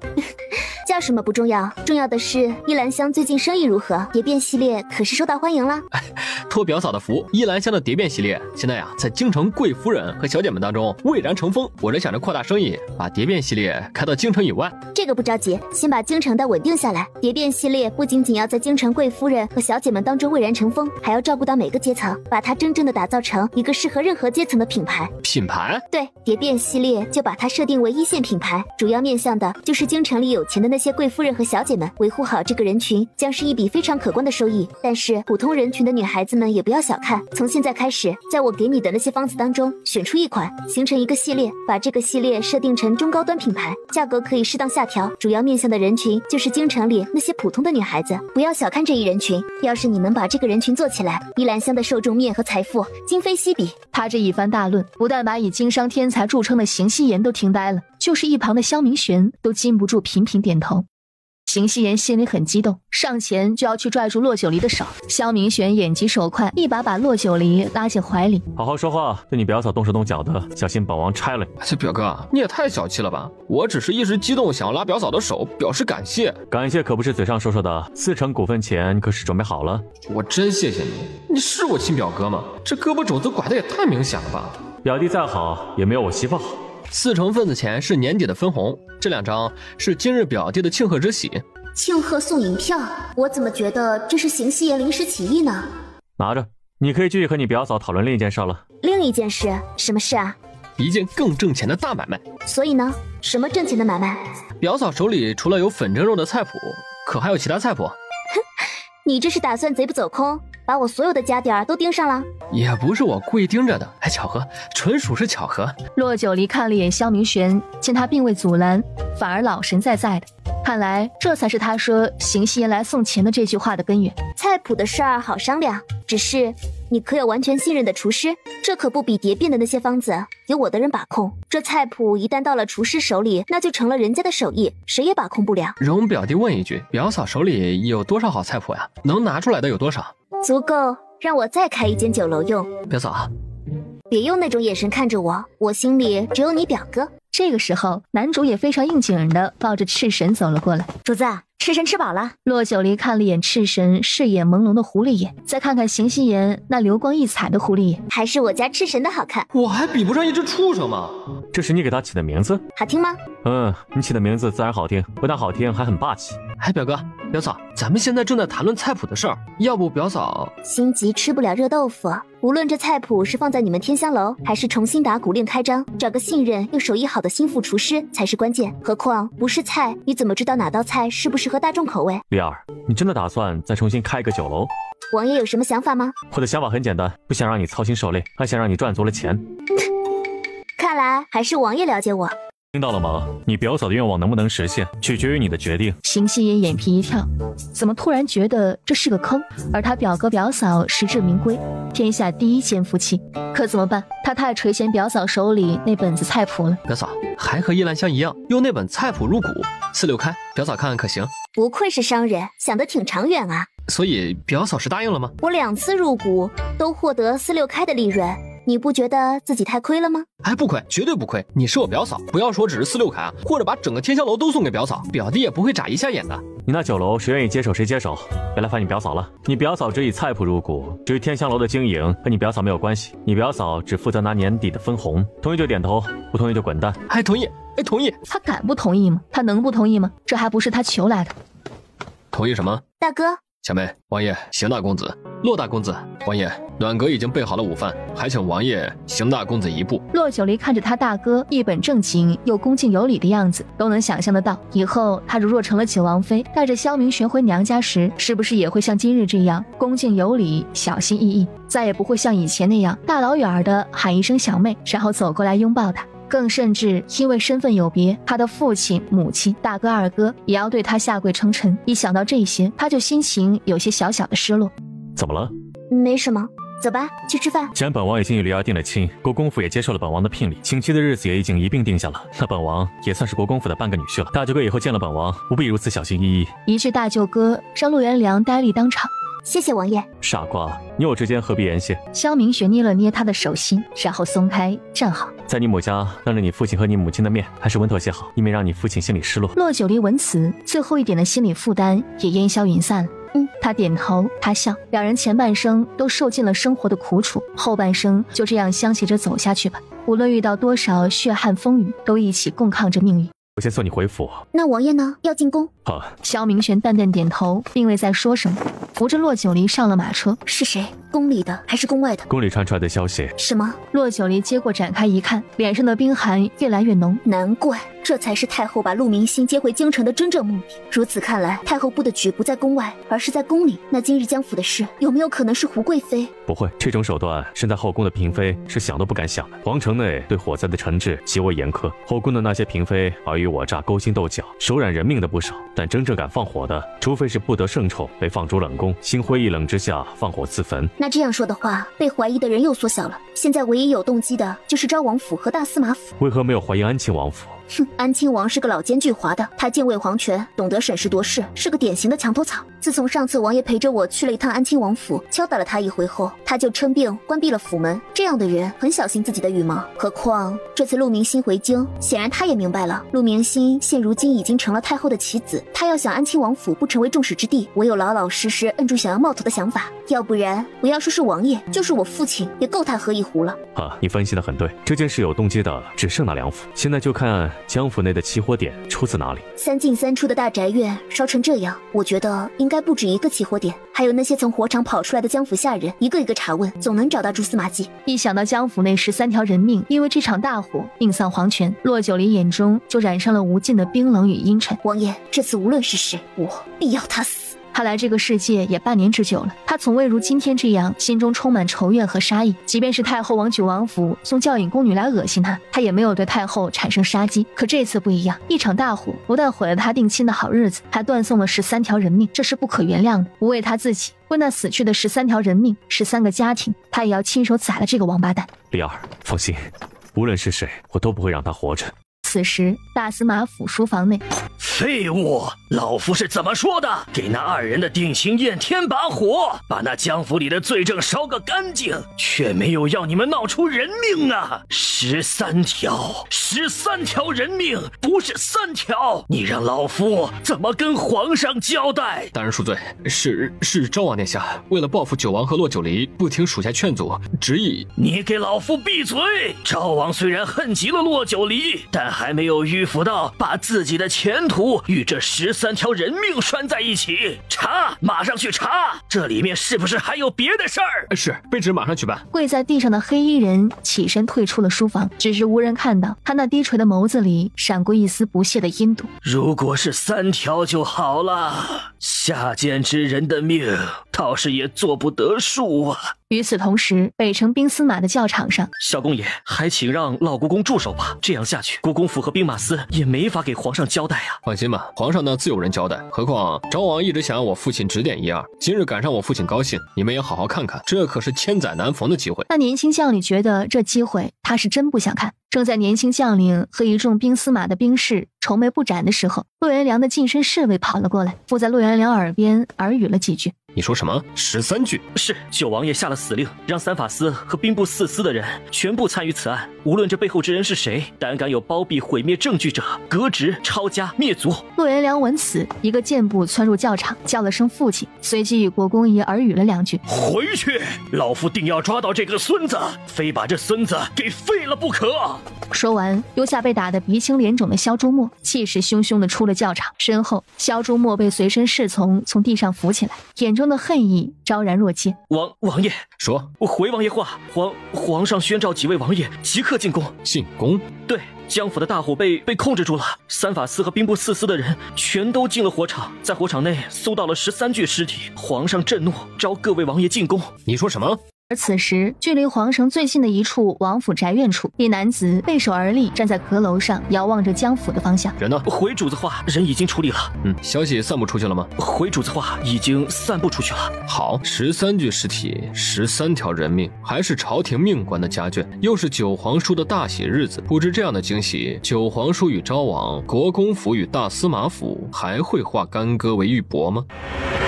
江府大火，火场内寻到了13具尸体，一时间在京城内掀起了惊涛骇浪。而同一时间，另一则谣传却也在京城中悄然而起。你们说啊，那国公府二小姐是不是命中带煞呀？先是和昭王和离，搅得皇城不得安生，现在又与九王定亲，方的这江府大火冲天，还死了13条人命啊！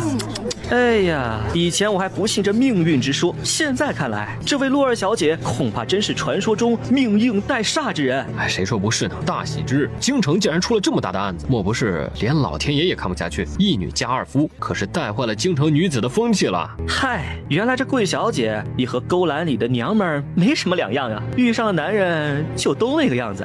可不是嘛，当初她自己巴巴的贴上了昭王，现在又缠上了九王，说出来这满京城打听打听，有几个女子敢做这种背德的事儿？切，不过就是个朝三暮四、水性杨花的呗。小姐，你别听他们的，都是瞎说的，定是那些别有用心之人编出来往主子身上泼脏水。小姐给你打个样，以后你嫁人了成了家，遇到这种事别跟尖儿似的哭哭啼啼，外人看到你哭，只当你是好欺负的软柿子，愈会变本加厉。男主，主子。男主一听喊他，攥紧的拳头终于松开了。忍不住了吧？去吧，活动活动筋骨。是。男主冷着一张脸，在自家主子声音落下的同时，早已经飞了出去。小姐，在街上这样真的好吗？没出息，跟了我这么久，竟然还是这么软糯的性子。走吧，出去让你见识见识。男主，好歹歇歇，别累坏了自己。男主正左右开弓，把那几个男人打得满嘴是血，惨叫连连。突兀的被主子喊停，竟还有点意犹未尽。主子，就是这个龌龊的狗东西，说的话最难听。堂堂国公府二小姐，仗着身份权势，指使下人当街打人，这就是国公府的教养。男主，你最近沙包练得少，手劲欠缺，功夫倒退了吗？男主一听这话，顿时就不乐意了。主子可以说他笨，但绝不能质疑他这一身的功夫。一个箭步窜上前，拎起刚刚说话的男人，扬起拳头，雨点般落下，那是拳拳到肉。打的那个男人嘴角鲜血直流，整个身体摇摇欲坠，也让围观的人群和跪在地上的另外几个男人皆露出了心惊的表情。直到男主把如烂泥一样的男人再一次扔到骆九离面前，我就是仗着身份权势当街打你，你又能拿我如何？我也不问你们是受何人指使，毕竟你们也不过是人家手里一枚可有可无的棋子罢了。当然，棋子都是抬举你们了，不过今日让我碰到你们几个，不但毁我名誉，竟然连九王爷的声誉都敢胡乱编排，倒是好大的狗胆。男主，主子，把他们几个押解到京兆府，状告他们毁国公府名誉，议九王爷是非，下了大狱，舌头拔掉，让他们从此不能再说话。是。陆二小姐，就算堵住了我们的嘴，难不成你还能堵住天下悠悠之口啊？悠悠众口吗？看来你们的日子过得实在太安逸了，安逸到竟敢当街议论当朝亲王。既如此，我会提议让九王爷派人在皇城中巡逻，但凡敢议论我跟王爷的人，全部抓起来下了大狱，舌头拔掉。我看这悠悠众口到底能不能堵住。围观人群纷纷脸色一变，只是此时变了脸色的何止是这些任人蛊惑的渔民，还有才出宫不久又被召见回宫的萧明玄。找到散布谣传的人，无论是谁，杀。这是有人要往骆九离身上泼脏水，他不能忍。身后寸步不离的莫寒点头接了令。主子，几位王爷。萧明玄没有说话，缓步走了上去。九皇叔，九皇叔。萧明玄抬眼淡淡看了4人一眼，最后目光落在昭王脸上。国公爷还真是实在，也不知道往身上招呼。九王爷，诸位王爷，皇上有请。萧明玄淡淡的应了一声，抬脚第一个走进了御书房，4位王爷也紧随其后。臣弟参见皇兄。坐。谢皇兄。儿臣参见父皇。罢了。 4位王爷站起身，没有皇上发话，谁也不敢坐着，只能恭恭敬敬地站在一旁。昭王，你这是怎么了？昭王斜了眼坐在一旁的萧明玄，心中怀着怒气，不敢明说是国公爷打的，可又不敢不回皇上的话。回父皇，是儿臣与人切磋武技，不小心打到了。哦，可有请太医看过？有劳父皇挂记。身为武将，这点轻子对儿臣来说是家常便饭，就不劳太医费心了。倒是有进步了。的确有进步。若是以往，这哑巴亏，昭王可是不会甘愿吞下的。想必你们已经知道朕为何要叫你们进宫了。江丰年身为朝廷命官，被人毒杀致死，尸骨未寒之时，整座府邸几乎遭遇灭门之灾，13条人命，到底是谁敢有这样大的胆子，在京城之中，天子脚下纵火行凶？父皇，有没有可能是那江丰年惹到了什么不该惹的人，被人杀人灭口？平王，你可是听说了什么？儿臣并未听说什么，只是那江府大火扑灭后，儿臣去了现场，听裴听颂说，起火点在2进院和后院处皆有。如果不是有深仇大恨，那就是杀人灭口。要不然，以儿臣这个笨脑袋推想，就实在推想不出还有什么可能性了。平王话音一落，萧朱墨垂下的目光一凝，萧朱玉一愣：“九王，皇兄，关于江丰年，你查到了什么？”萧明玄看了皇上一眼，心下了然，皇上这是想把贪墨续银案借着这个机会彻底摆上台面。臣弟刚刚查出江丰年与一起贪墨续银案有关。贪墨续银案？九皇说，如果江丰年与贪墨续银案有关，那这次他的死和江府纵火案是不是就另有隐情？你是说你亲眼看到马夫点燃了马厩里的稻草？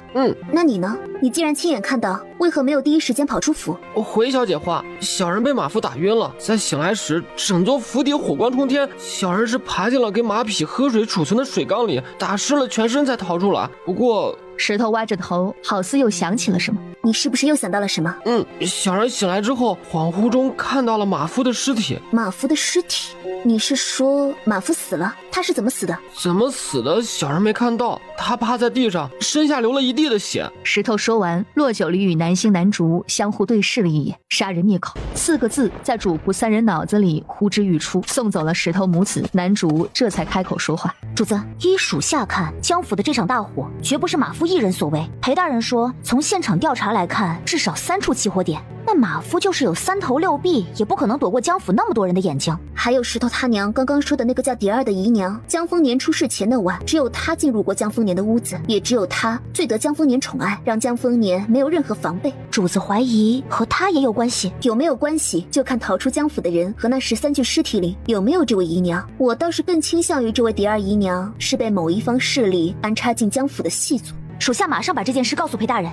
去吧。骆九离站起身，看着窗外光秃秃的树干，神色渐渐沉了下来。门口，国公夫人已经来了多时，见自己的女儿站在窗前一动不动，连她进屋都未听到，便知道今日之事让她烦了心。骆九离转过头，母亲，徐嬷嬷呢？几个贴身丫鬟呢？怎么就母亲一人啊？我让他们在门外守着，母亲有话和你说。那我大姐呢？你姐夫派人过来接他们娘俩回府了。骆九离沉默，没再说话，心里不痛快。让母亲跟着劳心是女儿的过错。傻丫头，当母亲不劳心自己的女儿，难道去管别人家的女儿吗？无论是过往还是现在，总也不能平静的生活。你选的并非普通人的路，进了皇家门就是进了激流漩涡，享受着位高权重和皇权富贵，就要承担着别人不能承担的艰辛。九儿，这还只是个开始。如果你后……母亲，我和九王爷已经定亲了，连请期的日子都定了下来，母亲又何苦生了这种心思？这辈子我跟定九王爷了，母亲以后千万不要在人前再提这句话了。好，母亲不说了。母亲不要胡思乱想，江府大火与我们没有任何关系。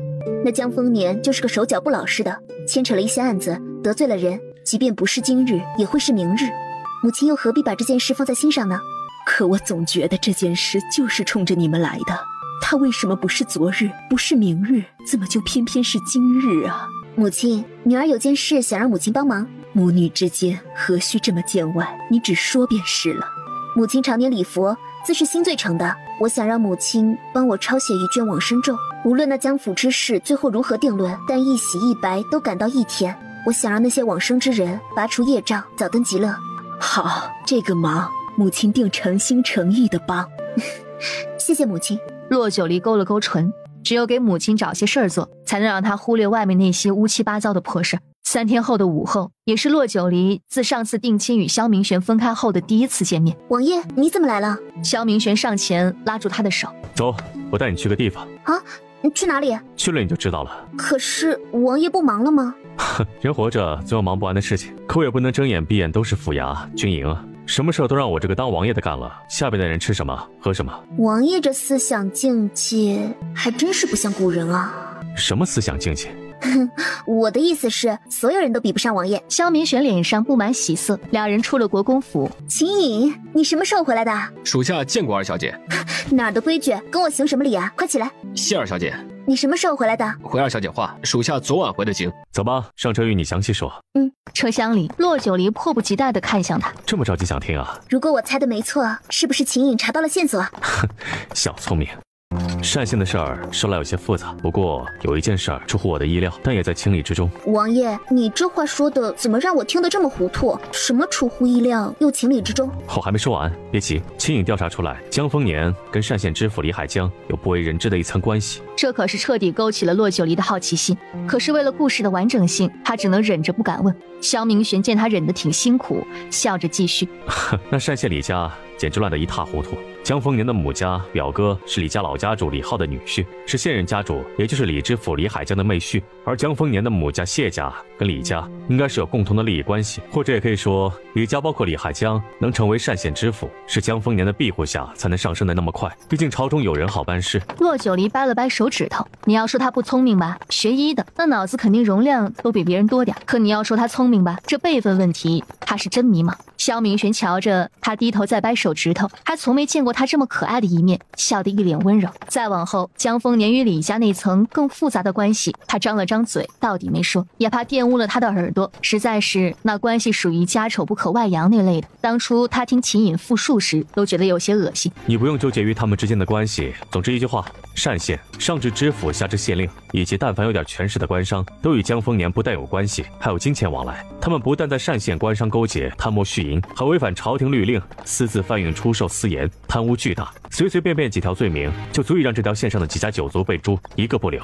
哦，难怪江丰年敢冒着得罪王爷和国公府的危险，派杀手来暗杀我。那秦颖看来也是惊动了单县李家和谢家，为了不使证据败露，他们才不惜一切代价击杀秦颖。也许不惜一切代价击杀秦颖的，不仅仅是单县的那两大家族，还有京城里的人。是江丰年。你觉得江丰年要是背后没有大靠山，他敢这么肆无忌惮吗？江丰年背后的靠山，哼。江丰年隶属兵部，整个兵部，或者说整个京城，整个朝堂，谁官职身份最大？二人对视，谁也没说话。这个案子表面上查清楚了，实则需得到有关于他确凿的证据，才算是大功告成。二人彼此都明白萧明玄口中的他是谁。其实查案子容易，难的是拿到证据。皇上那怎么说？皇上只说江丰年私有余辜，单县李家、谢家以及凡是牵涉其中的官商，全部围剿，就地处决。至于那些人搜刮的金银，不日就会抵清。之前被虚营贪墨案波及的兵将上报名册，就用这些钱下发补偿。他到底有多大能量，竟然让皇上都避其锋芒？王爷的人都查出了证据，可皇上的人一波一波的出去，难道没有查到证据吗？我不信。要是真的没有证据，皇上为何要把虚营贪墨案摆到明面上来？难道仅仅是为了敲山震虎，警告他不要肆意妄为？可这有什么用啊？要我说，就该把那老匹夫抓了，一顿严刑拷打，我就不信他不招。别气了，朝堂上的事儿呀，牵一发而动全身，皇上自有皇上的打算。什么打算？对敌人的忍让，就是对自己的残忍。人性最大的恶，就是在自己最小的权力范围内，最大限度的为难别人，伤害别人。王爷，他不是个小官小吏，他身居高位，他背后有个太后妹妹，还有个贵妃女儿。这样的人，一旦有了异心，那于国于民于皇上都是不利的。萧明玄突然震了震，他的话很轻很轻，却如千金狠狠地砸在他的心头。异心吗？难道皇上真的要等到那人有了异心的时候再去铲除？那时会不会太晚了？这件事儿我自会去与皇上说。至于案子，江丰年死了，江府内被一把大火毁烧殆尽，想必他不仅仅是为了向我示威，最终目的是为了毁烧江丰年留下来的证据。江府纵火案真是他干的，这个老匹夫还真是心狠手辣，13条人命啊，他怎么下得去手？目前为止，种种迹象都指向他，想必他与这个案子脱不了关系。与此同时，皇城凤仪宫内，为什么不是昭王，而是胡觉？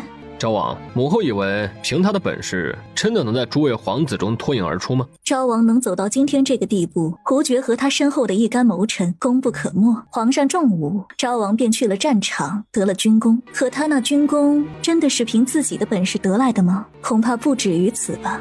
连母后都明白的道理，父皇心里怎么会不明白？这才是父皇的高明之处。胡爵背后有太后，有胡贵妃，前朝门人又盘根错节，无法斩草除根，就会留下祸患。既如此，倒不如徐徐图之，一方面给予胡爵想要的荣耀，另一方面抓住他的错误，一点一点蚕食他手中的权力。这样既不会引起反噬，又让胡爵和他的门人产生父皇依旧忌惮太后和司马府的错觉。这就是皇权，皇权最讲究的就是平衡二字，唯有底下各方势力的平衡，皇上才能稳坐龙椅。平衡？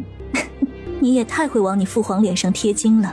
说白了，不过是你父皇用胡爵来压制你外祖父一方罢了。你外祖父正一品的丞相，却被胡爵压制了这么多年，而你堂堂嫡出的皇子，却没有被册立储君之位。母后，慎言，这里虽然是母后的凤仪宫，可未免隔墙有耳，这种话还是少说为妙。母后明白，这种话心里想想也就罢了。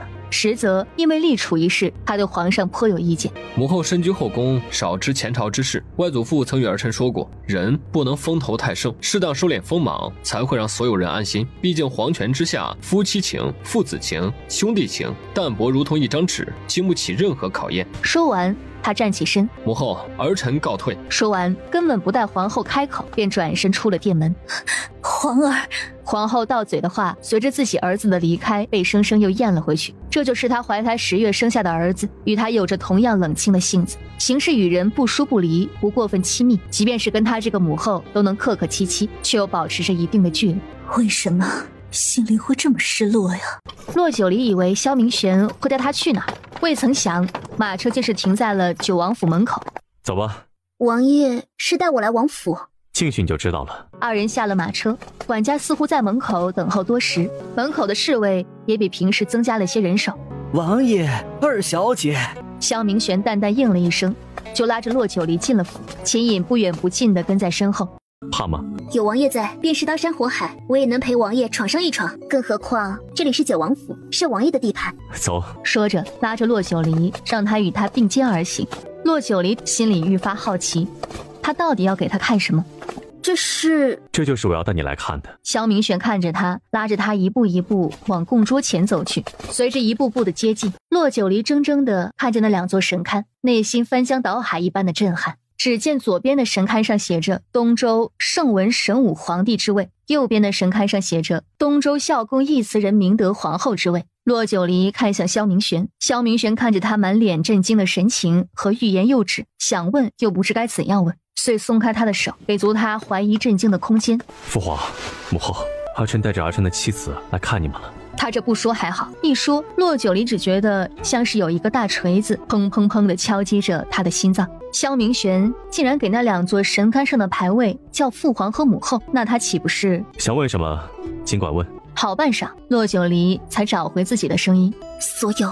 萧明玄上前拉住他的手。虽然你我还未成亲，但我早已把你视为是我的妻子。既然带你来这儿，自然是要告诉你全部。他说着，把目光悠悠地看向那些牌位，从他的身世到那些曾经发生在东周皇宫内的血泪故事，一字一句惊心动魄地说给骆九离听。骆九离也从最初的震惊到慢慢平静，再到后来对他坎坷身世的怜惜。他一直以为自己是个没人疼没人爱的孤儿，却不知萧明玄的身世才是最残忍最沉痛的。九龙宝座向来是用白骨堆成，用鲜血洗过，包括至亲骨肉、兄弟手足。我现在才明白，为何王爷对长宁王朝的皇权视如无物，因为王爷的目标是东周。哼，你怕不怕？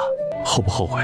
我虽然讨厌皇室倾轧、尔虞我诈、勾心斗角，但是我更害怕让王爷自己面对这场漫无边际的死亡纷争。王爷也说了，虽然我们还未成亲，但王爷早已视我为妻子。作为妻子，我有责任，也愿意与你一起携手并肩，共抗命运，征战东周的天下，夺回属于你的九龙宝座。听了他的话，萧明玄只觉得从自己的胸腔里发出一阵阵震耳欲聋的轰鸣。他的女人懂他，他的女人支持他，他的女人愿意为了他，为了他们的将来而放弃那些肆意潇洒的生活。丽儿，他一把把她拥护怀中，他何德何能得他如此相待？王爷，宇文昊天。什么？我的名字宇文昊天。我把戒指上的玄字改为天字，你觉得可好？萧明轩一愣，随即便明白他说的是什么意思。好，我知道这个时候不应该再问你别的问题，但是有一件事我很好奇。当他说他叫宇文浩天时，他忽然就想起了他刚刚口中所说的那个神秘师傅到底是个怎样的能人，能把一个被国家追杀的皇子摇身一变改头换面了。你想问我师傅，想问我是如何成为长宁王朝九王爷的？我师傅你也认识？我认识？对，你认识，也是你的师傅。骆九离心口又咚的一声，他以为是无巧不成书，未曾想他一早就用他自己的方式为他铺路。灵虚子，灵虚子，我师父，也是救我离开东周的救命恩人，还是当年皇室祭司殿的大祭司，也是东周问天宫的上一任公主。这名头一个比一个大。既然王爷的师父就是灵虚子，那王爷身中的咒术难道……不是，我中的咒术是巴陵国的黑巫王咒，时至今日，师父也未找到解咒之法。不过这么多年已经习惯了，现在遇到你，至少我也是幸运的。你是东周的皇子，却中了巴陵咒术，想必也是那个残暴不仁的武帝所为。巴陵、东周到底是怎样两个神秘的国家？不必好奇，等我把京城的事儿了了，兑现完承诺，便带你去东周，拿回属于我们的一切。兑现承诺？骆九离虽然好奇东周、巴陵这两个国家，但脑子并不糊涂。萧明玄这样死心塌地的为长宁王朝冲锋陷阵，甚至不惜数次打败东周，如若没有特殊原因，他是不是早就离开了长宁王朝？还记得当初我和你说过，真正的九王一出生，司天台的监长便断言他乃是早夭之相吗？记得。这是真的，他的确有早夭之相，并且他与我同年生人，就连出生的月份也相差无几。也正是如此，师父等了他5年，直到5年后一次出宫的路上，他差点被烈马踩踏致死，是师父出现救了他，还说服当时的皇上带他离京拜师学艺。就是那时你们互换的身份吗？不，师父带他回谷，精心照料了4年，但他的病症是从娘胎里带来的，便是师父的医术也回天乏术。骆九离更是好奇，那个真正的九王得的到底是什么病症，就连仙医灵虚子都不能救治。我们在谷里共同的生活了4年，直到4年后的某一天，他毫无预兆的栽倒，师父用了大半珍贵的药材才把他救醒。他虽年纪小，但心地良善。醒来后第一件事就是嘱咐师父不要在他身上浪费珍贵的药材了，还和我道别，说是不能陪我一起长大了。可能他是明白自己终究是要离开这个世界了。师父虽然不忍心，但到底还是和他说了互换身份的事儿。骆九离听得真是心疼，这2个人小小年纪，却经历了常人都未曾经历的身体疾苦。他同意了，并提了要求。他说在那皇城中，他最牵挂的除了他母嫔，就是他4哥。所有皇子公主都诅咒他是天生的病鬼，只有他4哥时常陪他，替他跟那些娇惯的皇子公主们打架。他4哥，当今的皇上？他口中的4哥就是当今的皇上。他到底提的什么要求，让你这么多年殚精竭虑的为长宁王朝付出这么多？他只提了2个要求，一是要我护他母嫔周全，另一个如若他4哥有朝一日登基为帝，协助他4哥扫除奸佞，不许我以他的名义觊觎长宁王朝的皇位。好师傅为了让他安心离去，在他病榻前也告诉了他我的真实身份。那他的母嫔，我怎么从未在宫里看到过？这也是我觉得愧对他的地方。在他离世后的第2年，也就是我10岁那年，回过一次京城，只是晚了。他的母嫔也……听宫人说，自他离宫后，他母嫔便缠绵病榻，本就不得圣宠，母家又比不得京中那些世家尊贵，被后宫那些妃嫔排挤，所以才郁郁而终。这母子俩也真是苦命。那宫中本就是禁孤人自由的地方，再加上不得圣宠，被所有人排挤，还要日日看那些踩高捧低的宫女太监的脸色，他母嫔的日子过得可想而知。他在宫中时还是皇子身份，尚且被人羞辱，何况他不在宫中，只是听闻别的娘娘生子，皇上都会晋升位分，再不济也是个妃位，便是再不得宠，为了将来皇子的身份，也会母凭子贵。为什么他母凭？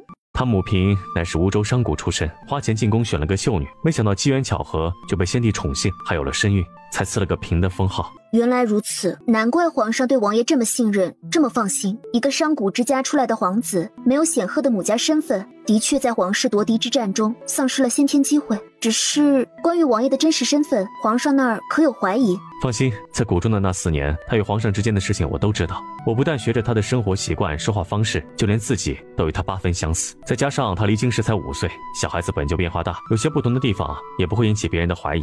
何况我也并没有打算在京中常住，回京不过10几日，我便离开了，与宫中其他皇子公主并无交集。只是当时还是四皇子的皇上，时常有书信来往。在这期间，我开始建立自己的势力。第一次南征后，我苦心经营军功、人脉和声望，协助皇上登基，固守边疆，解决了皇上的后顾之忧。只待时机成熟，回到东周，再来东周武帝，为父皇母后和那些冤枉之人报仇。从此以后，这条路我陪你一起走。有他在，他不会再让他孤单，再让他难过。萧明玄紧紧地抱紧他，心中有千言万语，却凝聚成了那深沉的2个字：丽儿。也许我还要再让你看一样东西。什么？萧明玄拉着他的手，2人走到香案牌位前。只见他伸手从东周圣文神武皇帝神龛一侧移出了一个点着长明灯的神主牌。吾儿宇文静，父宇文昊天。自从知道昭王从未碰过你，那孩子就是那晚，我便给他立了这种主牌位。丽儿，我未曾有过一日忘记我们的孩子，我相信我们的孩子也不会忘记我们，他一定会再来寻找我们。骆九离捂着胸口，心中悲痛难忍，就像是那神主牌位上供奉的孩子是从他身上掉下来的一样。他可以肯定，这绝不是原主的意识，原主已经消散，这是来自他内心的悲痛，就好像曾经这一幕在哪里发生过一样，就好像他才是这孩子的母亲一样。丽儿，别难过。宇文静，孩子，你有了属于自己的名字，你叫宇文静，你是宇文昊天和骆九离的孩子，父母等着你与我们再续前缘。太后这个时候招我进宫，听说胡贵妃昏厥不醒，太医母亲还真相信是胡贵妃昏厥不醒啊？太医们都是蠢货，不过就是太后找的一个借口罢了。那怎么办？原本太后对你就……上次抓捕胡爵的时候，你就不应该去。现在好了，太后不敢对皇上发火，不敢去找九王，就把这矛头指向你。如若你不进宫，就是抗旨不遵；如若进了宫，身边没有人护着，岂不是太后说什么就是什么？母亲对女儿就这么没信心？太后又不是没有为难过我，我不还是都一一躲过啦，甚至把太后气个半死。你这丫头，这次能一样吗？宁得罪君子，不得罪小人啊！呸！你这丫头都给我气糊涂了。司马府出了这样大的事，太后隐忍到现在，只怕性子……他想说会扭曲，但一想到那是太后，又生生把话搬了回来。只怕性子会钻死胡同，对你的怨恨会更加强烈，又怎么可能再和以前一样，看这个面子，看那个面子？只怕……哎，不行，母亲陪你一起进宫。国公夫人说着，转头就出了屋子。我母亲这是……夫人定是回屋换衣服了。与此同时，还在大理寺正与三法司讨论案情的萧明玄也得到了信儿。你说什么？太后宣召骆九离进宫，传达懿旨的太监已经去了国公府。一旁的国公爷也得到了信儿，连话都没说，站起身就往外走。骆元良一看，这宫里人是欺负他小妹，欺负上瘾，动不动就传召，动不动就是按下龌龊的毒手，不能忍，绝对不能忍。跟在他爹身后也跨出了门槛。萧明玄一见国公爷父子出了门，交代了一下，也跟着出了屋子。裴听颂无奈叹气，三法司的各部官员都愣了，这好好的，怎么那3位说走就走了？大理寺外，国公爷和骆元良正要翻身上马，便见萧明玄也走了出来。王爷，国公爷这是回府吗？回王爷，我和父亲回府看看小妹。你们身为臣子应该知道，后宫没有宣召是境外难进入的，即便现在回府也不过是嘱咐几句，却不能做些实质的事情。国公爷，皇上给了期限，务必要在期限内查出杀害胡弘志的凶手，还请国公爷把心思用在查案上，以免外人胡乱编排。至于李二那儿，本王的王妃还轮不到他来管教。说着抬脚上了马车。父亲，王爷去往的方向好像是咱们国公府。国公爷吸了吸鼻子，虽然很庆幸九王能对自己女儿如此上心，但自己心里怎么有那么一丢丢的失落感？年后你要是再不给老夫娶个儿媳妇进门，我就让你母亲在府里举办一场相亲宴。骆元良顿时呆立当场，看着老爹转身进了大理寺，自己这双腿呀，就跟拖着石头一样，又重又沉。城门失火，殃及池鱼，我何苦跟着出来这一趟啊？林东，公子，你去书院看看二公子什么时候回来？这都进腊月了，他再不回来，等着在书院过年吗？二公子回来，难道就能改变公子您的处境吗？当家大公子，国公府的小公爷，未来爵位的继承人，高高手指，不得有一大群京城贵女往上扑吗？干嘛在一棵树上吊死呀？关键是那棵树还不是什么名贵花种。骆元良见凛东低着头，凛然抱着剑，一脸木然地站在一旁。你想什么呢？可有听到我说话？听见了。听到了还不快去？是。凛东一个踉跄，转身跑开。与此同时，皇城长春宫，面容清冷又带着几分疏狂的重阳侯带领着一个身材中等偏瘦的侍卫，大摇大摆地进入了长春宫的大门。你等着。是。你来了。太后，人呢？回太后，人就在外面候着。带他进来吧。此时福曲院门口，骆九离正苦口婆心地劝说自家母亲。母亲，皇家规矩，臣妇不得诏，不许进入皇城。您这就是穿着一身的诰命服，到了宫门口也得被守宫门的拦下。那我跪在宫门口。母亲放心，我现在有自保的能力。何况我与九王定了亲，过了聘，连请妻的日子都选好了。名义上我已经是九王爷的妻子，太后就是看在九王爷的面上，也不敢对我怎么样的。可是雅说的对，她已经是本王的妻子，有本王在，还轮不到任何人来说教她。国公夫人看到九王来了，便要行礼。夫人免礼。王爷，你怎么来了？不是在大理寺？皇兄召见，正赶巧听说你也要进宫，便过来接你同行了。骆九离一听，勾唇微笑，这借口倒是适时给母亲吃了定心丸。如此倒是正好了，母亲有王爷在，母亲大可放心了。放心，放心。夫人放心，本王与丽儿同去同回。国公夫人一听，心下稍松。王爷是故意来府上接我的？司马府已经设了灵堂，太后没有出宫去吊唁，反而召见你，这件事儿不同寻常。太监来府上传召时，我也一时猜不透太后到底是什么心思。如若只是胡贵妃昏厥不醒，可宫里什么样的太医没有，怎么偏偏非要召见我进宫？无论是什么心思，总归不会让她伤你分毫的。骆九离攥了攥手指，心里明白，恐怕他已经有了打算。到了宫里，骆九离才知道萧明玄的打算是什么。按说他虽身为皇亲，但没有宣诏是不得进入后宫的。但这次他不但没有与骆九离分开各自去往别处，而是同时去了长春宫。王爷不是说要去见皇上吗？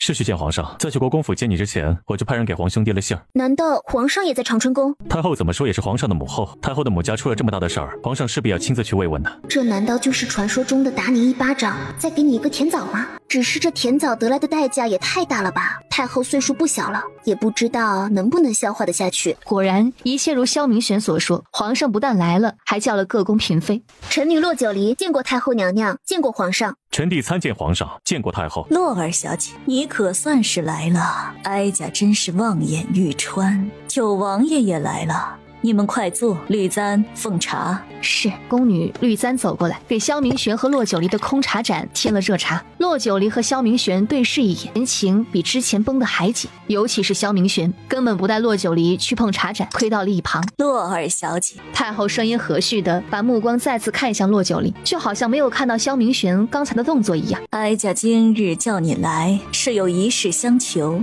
贵妃因司马府一事伤心欲绝，时至现在还昏迷不醒，太医束手无策，哀家和皇上也是心急如焚，万般无奈。你既是灵虚子的弟子，定是有法子能让贵妃醒来的，是不是？果然是老狐狸，句句都在说着相求，可句句却都是命令。不知太医可有给贵妃娘娘看过？可有脉案？有。绿簪去请太医进来。是。绿簪出了殿门，不大一会儿，两位太医从外面拎着药箱走了进来。微臣参见皇上，参见太后娘娘，参见九王爷。起来吧。胡贵妃的脉案呢？回太后娘娘，在微臣这儿。把脉案给洛儿小姐看看。是。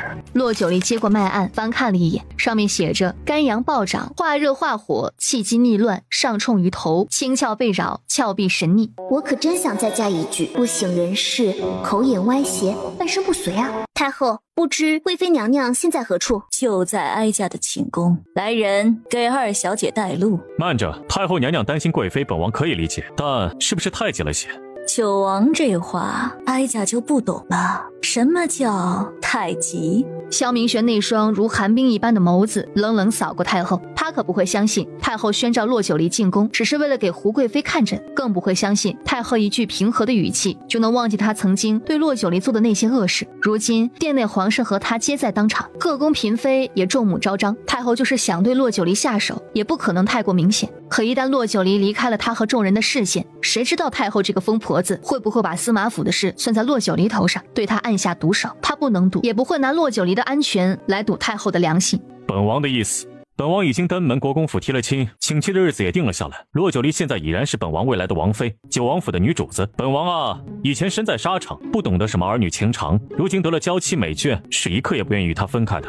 九王，你身为亲王，应该明白，皇帝的后宫不得宣诏，是不许进入的。你如今不但得了皇帝的旨意出入后宫，现在竟然还想要随意出入皇帝贵妃的寝殿吗？还是说下一步要出入御书房，甚至太和殿吗？萧明轩眼底已经变色，目光里似有锋锐的杀气划过。不要，太后娘娘这话有些太过偏颇了。九王爷与臣女情投意合，一如曾经的太后与先帝，现在皇上与贵妃不过都是饮食男女罢了。太后完全没必要把这么一顶不忠不义的帽子压在我家王爷头上。臣女知道太后看不上臣女的出身，总觉得臣女配不上九王。王爷觉得我真的配不上你吗？谁说你配不上我？是他们眼瞎。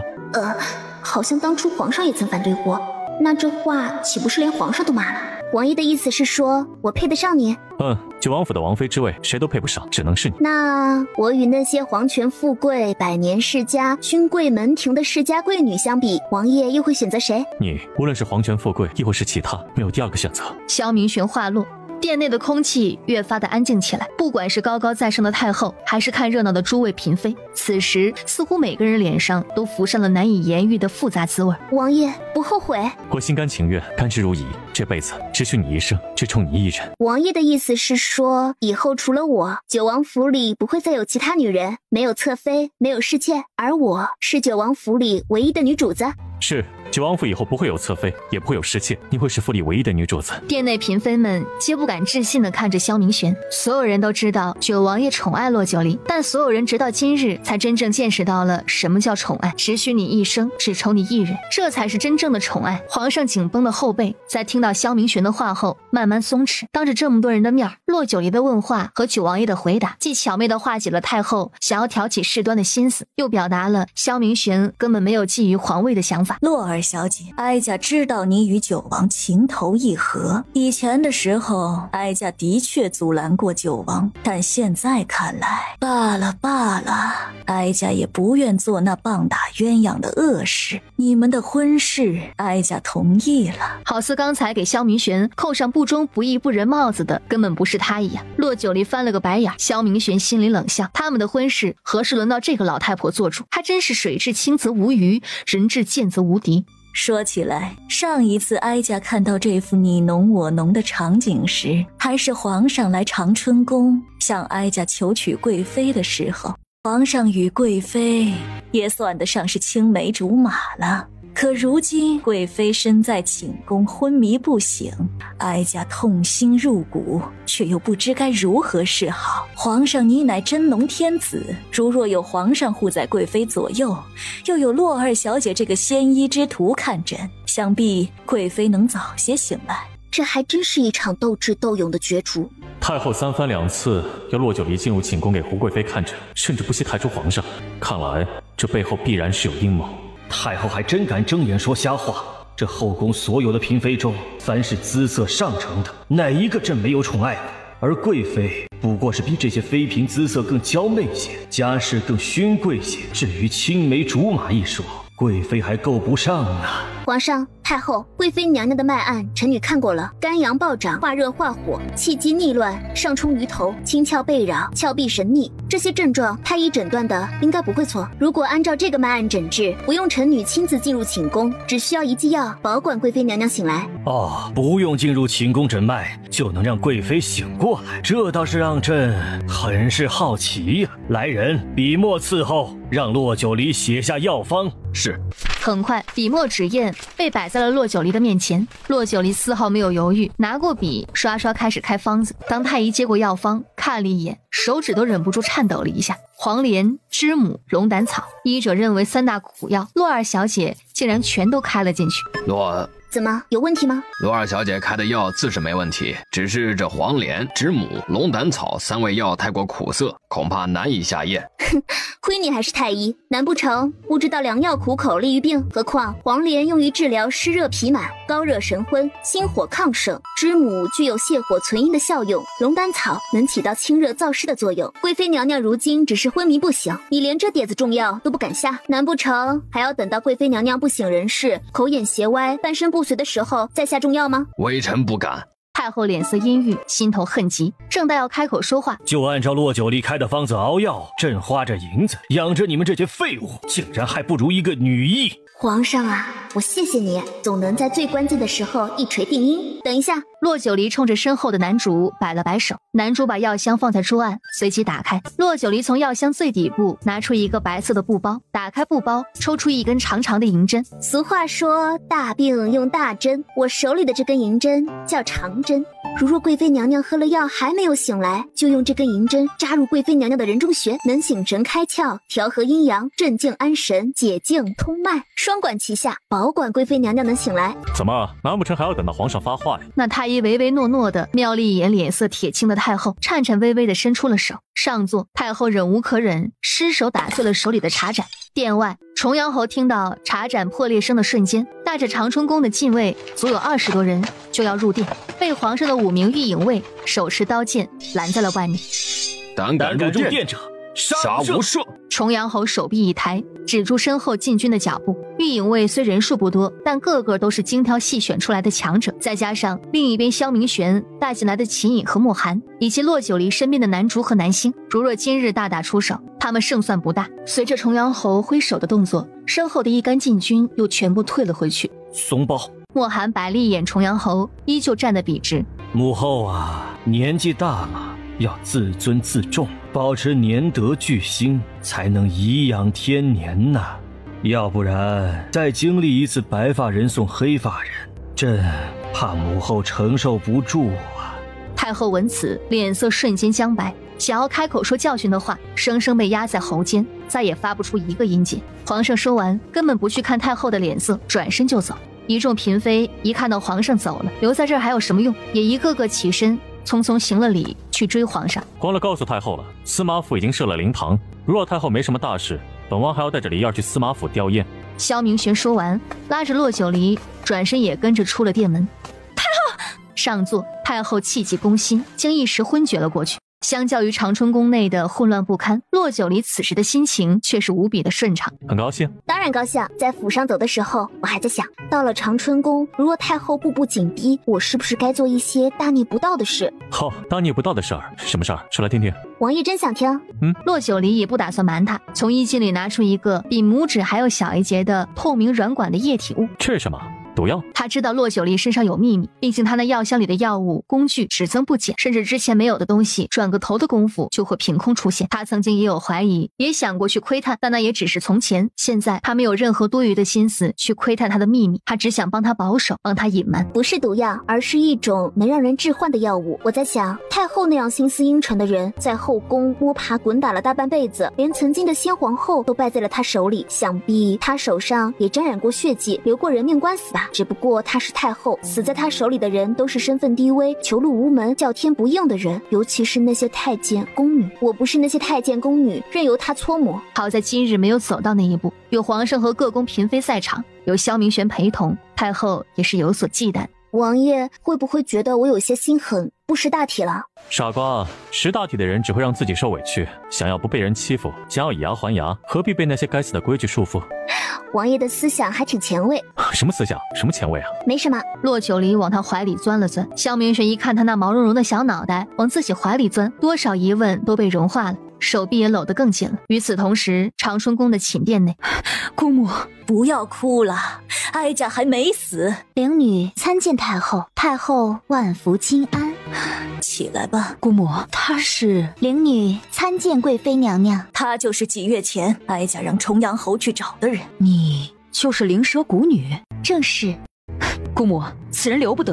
他，哀家知道你要说什么，你是想说害了昭王的那个燕听莲是他的徒弟，也认为是他间接害了昭王。胡贵妃没说话，但看向灵女的眼神显然不善。那灵女一笑，随即手指一扯，一张人皮面具被扯了下来。你不是那燕听莲的师傅吗？怎么会怎么会如此年纪轻轻？贵妃娘娘是想这样问吗？贵妃娘娘容禀，我虽是灵蛇谷女，但那燕听莲并不是我的弟子，她只是我师父收留的一个外门弟子罢了。只是没想到她会借着师父的名声，胆敢来长宁王朝招摇撞骗。哼，要不是她好运先一步死了，我非让她生不如死不可。你师父？正是，师父于2月前仙逝，便把灵蛇谷女之位传授给了我。现在我是新的一任灵蛇谷女。可你毕竟不是长宁王朝的人，在宫中还是不方便。贵妃娘娘放心，我是江湖中人，不做那细作的买卖，更不会像燕听莲那样白痴，谁给的钱多我就帮助谁。好了，他的事哀家早就调查清楚了。灵女，刚才你可有见到那骆九离？是个精明不好对付的主，还有那个九王，警惕性很高。那盏茶水他没有喝下，寝宫也没有进来。这次的计划功亏一篑，贵妃去换一身素衣，陪哀家回司马府。萧明玄本想送骆九离回国公府，但不知道为何自宫中出来后，竟颇有些心神不宁。秦颖回王府。是。王爷不是回国公府吗？这几日你先住在王府。太后应该不会那么明目张胆。以防万一，我不能拿你的安全去赌太后的良心。胡觉和胡弘志双双身死，太后的冷静太不寻常了。当一个人越是面对接踵而来的变故，越是平静的时候，只怕他内心此时已经催动奔蛇，要不然他也不会在咱们走后怒火攻心到昏迷过去。现在的太后很危险，何况你父亲在奉旨调查司马府的案子，而你大哥……我大哥怎么了？王爷说话说一半会吓死人的。放心，你大哥没事儿，只是昨日皇上和我商议，让你大哥接替胡弘志禁军统领的位置。禁军统领啊！刚才有多担心害怕，现在就有多惊讶喜悦。可喜悦过后，又是心惊胆战。王爷，皇上这个时候要提拔我大哥担任禁军统领，会不会不合时宜啊？何况胡弘志刚死，太后和胡贵妃正没地儿宣泄情绪，会不会把矛头指向我大哥？还有曾经胡弘志的那些旧部，又怎么可能会心甘情愿的受我大哥的统领？禁军统领是从二品，我大哥年纪轻轻就做到了从二品的位置，这朝堂上下不定有多少人眼红，会不会？不说了。不说了，我就是有点担心。不必担心，以你大哥的能力，很快就能解决掉禁军内部的问题。何况好男儿建功立业这样的机会，若不把握住，下一次又不知何年何月了。我知道这皇城内的官职不定有多少人觊觎，想必皇上能想起我大哥，王爷在背后定也出了不少力吧。终于看到我的付出了，我还以为你担心你大哥，根本想不起这里也有我的一份功劳了。怎么样，你打算怎么谢我呀？要谢也是我大哥谢，怎么还来找我要谢礼啊？小没良心的。骆九离笑着勾着他的脖子，撩人心弦的唇就印了上去。这个谢礼，王爷满不满意？意犹未尽。说着勾唇浅笑，把人禁锢在怀里，又低下了头。比起前往九王府马车里的你侬我侬，司马府却是萧条清冷到了极点。胡觉和胡弘志的死，让整个司马府都陷入了一片低迷。骆九离，萧明轩，我要报仇，我一定要报仇，无论付出什么代价。灵堂的门被人小心翼翼再次推开，下人唯唯诺诺，恨不能噤若寒蝉。二小姐，说太后和贵妃娘娘来了。你说太后和姑姑回府了？是。大哥呢？大公子正陪同太后娘娘往灵堂来。知道了，你去吧。是。看着远处渐行渐近的一行人，骆九离，我胡寒月还没有输，司马府还没有输。回到了九王府的萧明玄安顿好骆九离后，就接到了宫里递出来的信儿。太后和胡贵妃去司马府了。这姑侄女俩倒是不乏一致。王爷，我刚刚在宫里好像忘了一件事。什么事儿啊？出诊费，我没有跟太后要出诊费。这个时候你竟然还能想起出诊费？如若对方是穷苦百姓，我可能会免费给治疗，但一想到对方是有权有势有钱的太后或贵妃，我怎么好像感觉把全世界的钱都丢了一样，不得劲儿。我到底该叫你什么？普度众人的菩萨，还是爱财如命的小财迷？这不一样，君子爱财，取之有道，我只得我该得的。萧明玄点头，倒是很同意他的这个观点。王爷，皇上是不是对司马府其他人做了宽大处理？司马府到底是太后和胡贵妃的母家，胡觉和胡弘志一倒下，也就没有什么可取之处了。该拨官的拨官，该削职的削职，如今的司马府也只能称之为胡府。这胡觉狂傲了大半辈子，估计临死也不会想到司马府会因他兴，也会因他亡。这就叫月盈则亏，水满则溢。无论是胡觉还是太后，他们都动了不该动的心思。对了，男主，你去国公府告诉国公夫人，就说本王旧伤复发，需要二小姐在府上照顾几日。这理由，这也太牵强了。想归想，可还是满口称是，然后转身离开。你用这个借口，还怎样去大理寺办公？规矩是死的，人是活的。小事有三法司各部官员和陪听送，不用我出面。到时一决不下的，自会有人过来禀报。更重要的是，我不在那儿，他们必然要分出一部分精力来监视九王府。大理寺那边也会抓住这个机会，加快查案的速度。这可真是犹如升级打怪，关关难过关关过，每一个人、每一件事都充满了各种未知的挑战和变数。司马府没落，下一个又会是谁啊？萧明玄伸手揽住他的肩膀，对这一切心知肚明。他并不想让他也卷入这场皇室权力争斗的漩涡中。可是身为国公府的嫡小姐，身为九王府的九王妃，甚至未来她返回东周后斩杀武帝，行掌东周天下大权，她的身份又将会转变。而在长宁王朝经历的一切，都会是她在东周与他携手的资本。你说什么？九王让离儿在府上照顾几日，明年开了春，待老二春闱一过，她就要嫁进九王府了。这在家里待的时日也不长，这点日子王爷都等不得，怎么？你给我住嘴！你知道什么呀？就瞎嚷嚷！国公爷一看平时端庄大度的妻子忽然变了脸，心下突突了一下，还真就闭了嘴。你回去复命吧，让你家主子好生照顾王爷，待王爷身体康健了再回府里。男主的小心脏砰砰的，慌忙点头，转身就出了国公府。母亲，这到底是怎么回事？九王爷怀疑太后要对离儿不利，唯恐离儿回府后太后拿皇权懿旨压人，我们又不能忤逆太后的懿旨，便把离儿留在九王府保护起来。可这样也不是长久之计啊。所以男主又暗中告诉了我另一件事。另一件事？什么事？皇上有意想让你接替了胡弘志的位子，这也是母亲为何阻止你父亲让离儿回府的原因。什么？此事可当真？是九王亲口跟离儿说的，想必这件事8、9不离十。离儿示意男主暗中告诉我，意思是让咱们也好有个准备，是接还是不接，一旦皇上召见，别被打个措手不及。父亲，这个位子是福也有可能是祸呀，你可想好了，一旦进了这个局，咱们国公府就没有退路了。父亲母亲，当初离开京城远去溧阳时，母亲曾说过一句话，儿子铭记至今。母亲说，国公府世代只做忠君爱国的纯臣，既如此，母亲父亲又何必有此担忧？忠于皇上，效忠朝廷，护佑长宁王朝世代绵延，至于其他的，与我又有何干系？这话一出，国公夫人和国公爷倒是颇为惊讶。良久，夫妻二人对视一眼，相视一笑。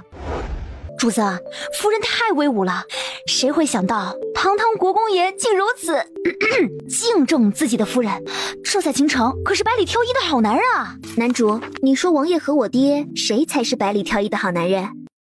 主子，你这是在给属下挖坑啊。这坑是你自己挖的。哎，王爷是万里挑一的好男人。男主这丫头越来越没皮没脸了。你这坑挖得好，埋得也好，去吧，许你出去换换心气儿，去告诉管家今晚吃火锅。好嘞，怂样呗。两人一同退出了屋子。骆九离正想着与萧明玄再评几句，便见秦隐走了进来。主子，二小姐，京郊尼姑庵出事了。他这一句话成功让二人把手里的折子和账本放了下来。怎么回事？说。是那胡冰玉，不知怎么听说了胡觉和胡弘志身死，许是急火攻心，形状疯癫，一把火点着了庵堂。好在庵堂内的人都逃了出来，只是那胡冰玉却被烧死在了庵堂中。啊，胡冰玉死了？尸体呢？可有验尸？确定是胡冰玉吗？皇上下旨京兆府办理此案，这些都是京兆府那边传回来的消息。京兆府，周世瑞，王爷，京兆府不是。本王知道了，这件事儿不要插手，你下去吧。是。秦隐恭敬退下。王爷真的相信胡冰玉生死了？哼，那是个宁愿负天下人，也不愿天下人负自己的主儿，野心勃勃，佛口蛇心。你认为这样的人会毫无声息的一把火成全自己？看来王爷也不相信胡冰玉死了。那皇上派周世瑞办理此案的用意？胡觉和胡弘志虽身死，但太后和胡贵妃还在，胡家的第3代继承人还在，胡家的根基还在，那些无论是被迫还是自愿跟随胡家的门人也都还在。王爷的意思是不能连根拔起，就一个个击破？萧明玄对他一笑，心里越发感叹，这丫头是真聪慧，一点就透。国之大者，谋大局，才能内稳朝纲，外顾皇权。无论是整吏治还是控禁军，皆是在不动摇国本之上。如若这个时候皇上一股脑的把胡觉的那些门人连根拔起，只怕会引起哗变，朝堂上的平衡也会被打破。最重要的是要有人去填补那些职位。3年一科考，如今春闱马上就要开始了，天时地利都在朝皇上聚拢，想必用不了多久，这些蛀虫就会被一个个击破殆尽。京郊尼姑庵走水，烧死了胡冰玉的消息也传入了胡府。重阳侯走了进来，附在太后耳边小声的嘀咕了几句：此事属实，皇上已经派京兆府的人去往京郊了。你派人亲自去查，哀家不相信他会有如此骨气。是。站住！太后面前慌慌张张，成何体统？说怎么回事？回太后娘娘，是昭王和重阳侯在院外打了起来。你说什么？昭王和重阳侯打了起来。太后，您别急，奴婢亲自去看看。你去看看，把他们俩给哀家叫到暖阁。是，昭王，你太荒唐了，在你外祖和舅舅的灵堂外大打出手，岂不是让你母妃寒心，让你外祖和舅舅不得安宁？他就该打，他明知道燕听莲那个贱妇是灵蛇谷女的徒弟，竟然还偷偷私下把人引荐给太后，他这是居心叵测，他在挑战本王的权威。你给哀家住口！你懂什么？你知道什么？就敢在这儿胡说！你不知道隔墙有耳吗？这个王八蛋啊，下手真黑呀，早晚让你死无葬身之地。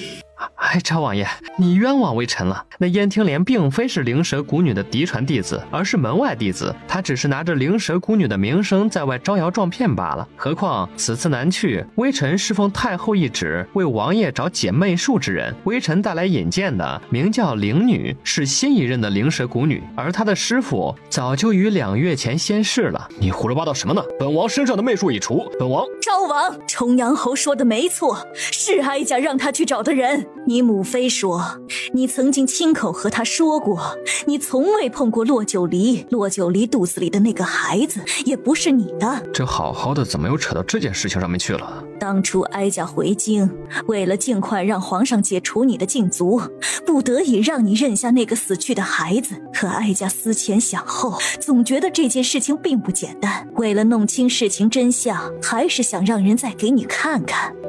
看什么？看什么？你心里最清楚，你也不想让自己就这么平白无故当了冤大头吧？去把灵女带进来。是。王爷，肉熟了，快吃。萧明轩见他把锅子里的肉全部都夹给了自己，有些疑惑。你呢？怎么不吃啊？打脸不？我之前还和王爷说30岁以后再节食也来得及，可如今我被现实撞了一下腰，生生被撞肥了2圈，再加上冬日里天短夜长，原本应该是2顿饭的，生生又成了3顿饭。再这么吃下去，不用等到过年胖10斤，现在就要有这趋势了。过来。干嘛？萧明轩手臂一起，轻轻松松把人抱进了怀里。还是瘦。王爷，女为悦己者容，你只为我，其他人忽略不计。说着松开骆九离，让他坐回座位上，把一碗热气腾腾的羊肉片推到了骆九离眼前。吃，不许为了所谓滋润饿到自己。突然间觉得王爷的优点又增多了一个。这样看着我干嘛？我突然想起了一个不成熟的话题。不成熟的话题？说说看。关于胖和瘦的问题，男人是不是都喜欢白又瘦啊？白又瘦那是什么？对女人的一种审美观，以白为美，以瘦为美，以少女感为美。为此啊，很多女孩子都过度苛求自己，用尽各种办法让自己瘦下来。荒唐！那只是一些不够强大的男人想掌控对方，想将对方的一切拿捏在自己手里的一种借口罢了。骆九离很惊讶，他的说辞竟与他曾经的想法不谋而合。前世的大部分男人都喜欢这种白又瘦的主流审美，致使很多女孩子瘦骨嶙峋了还嫌弃自己胖。你又在发呆了，别想那些有的没的。我足够强大，也足够出众。别的女子愿意驱使媚上，求宠忘身，我管不到，但你不需要。萧明玄的语气很霸道，就像是下达命令一样，但这样的霸道却很得骆九离的心意。我给王爷烫一碗新的。骆九离笑着夹起生的羊肉片放在了锅里，身侧有心仪之人陪着，屋内又没有随侍之人打扰，难得的2个人过了个2人世界。去王府外，一匹快马疾驰而来，马上之人跳跃而下。裴大人怎么来了？王爷可在府中？在，大人快请进。守门的把人迎了进去。郭离一进院，正巧与管家迎面撞了对着。裴大人，晚上登门可是有急事儿啊？王爷呢？正在用晚膳，快带我去。大人请。二人一个话语简洁，一个也不啰嗦，一前一后就去了正院。王爷，裴大人来了。进。管家听到传唤，这才带着裴听送进了屋。小妹也在啊。姐夫可吃晚饭了？吃过了，我来是找王爷有点事情。是关于案子。裴听送看了一眼骆九离，骆九离心领神会，起了身。我先出去。不必了，你说。裴听送低了低头，觉得刚才自己也是多余。是关于胡宏志一案，找到了一些眉目，你再说一遍。本王身中什么？难怪那个燕听莲会这么迷恋眼前这个男人，果然身材高大，长相柔和俊美，尤其那一双桃花眼，似醉非醉，朦朦胧胧，让喜欢的人心神荡漾，十分勾魂。比桑南国那些低面阔鼻的男人不知好看多少倍。也比在宫里看到的九王爷更容易让人接受，毕竟那九王威严太重，一个眼神似乎就能将我看穿，我可不会傻到去招惹那样不可控的男人。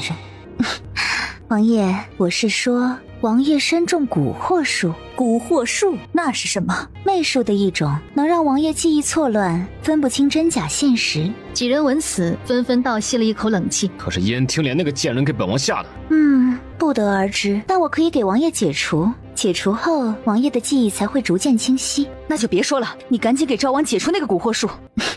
是，昭王爷，看着我。萧朱墨抬起头，不由自主地看向他，脑子开始混沌，思想和意识在慢慢不受控制。他的脑子开始渐渐清明，意识逐渐回笼。昭王爷，蛊惑术已解除。洛九离，奸妇！昭王，墨儿，太后，母妃，本王势必要杀了洛九离那个贱人。萧朱墨懊悔他对洛九离的手下留情，转身就要出去。快拦住他！昭王爷，万不可轻举妄动啊！滚！重阳侯眼底一凛，一掌把萧朱墨打了回去。陈宗阳，你竟敢对本王下手！昭王爷恕罪。这个时候，王爷去找洛九离不会起到任何作用，只会让自己再次处于被动。昭王，重阳侯说的对，哀家知道你愤怒，可越是这个时候，你越不能自乱阵脚。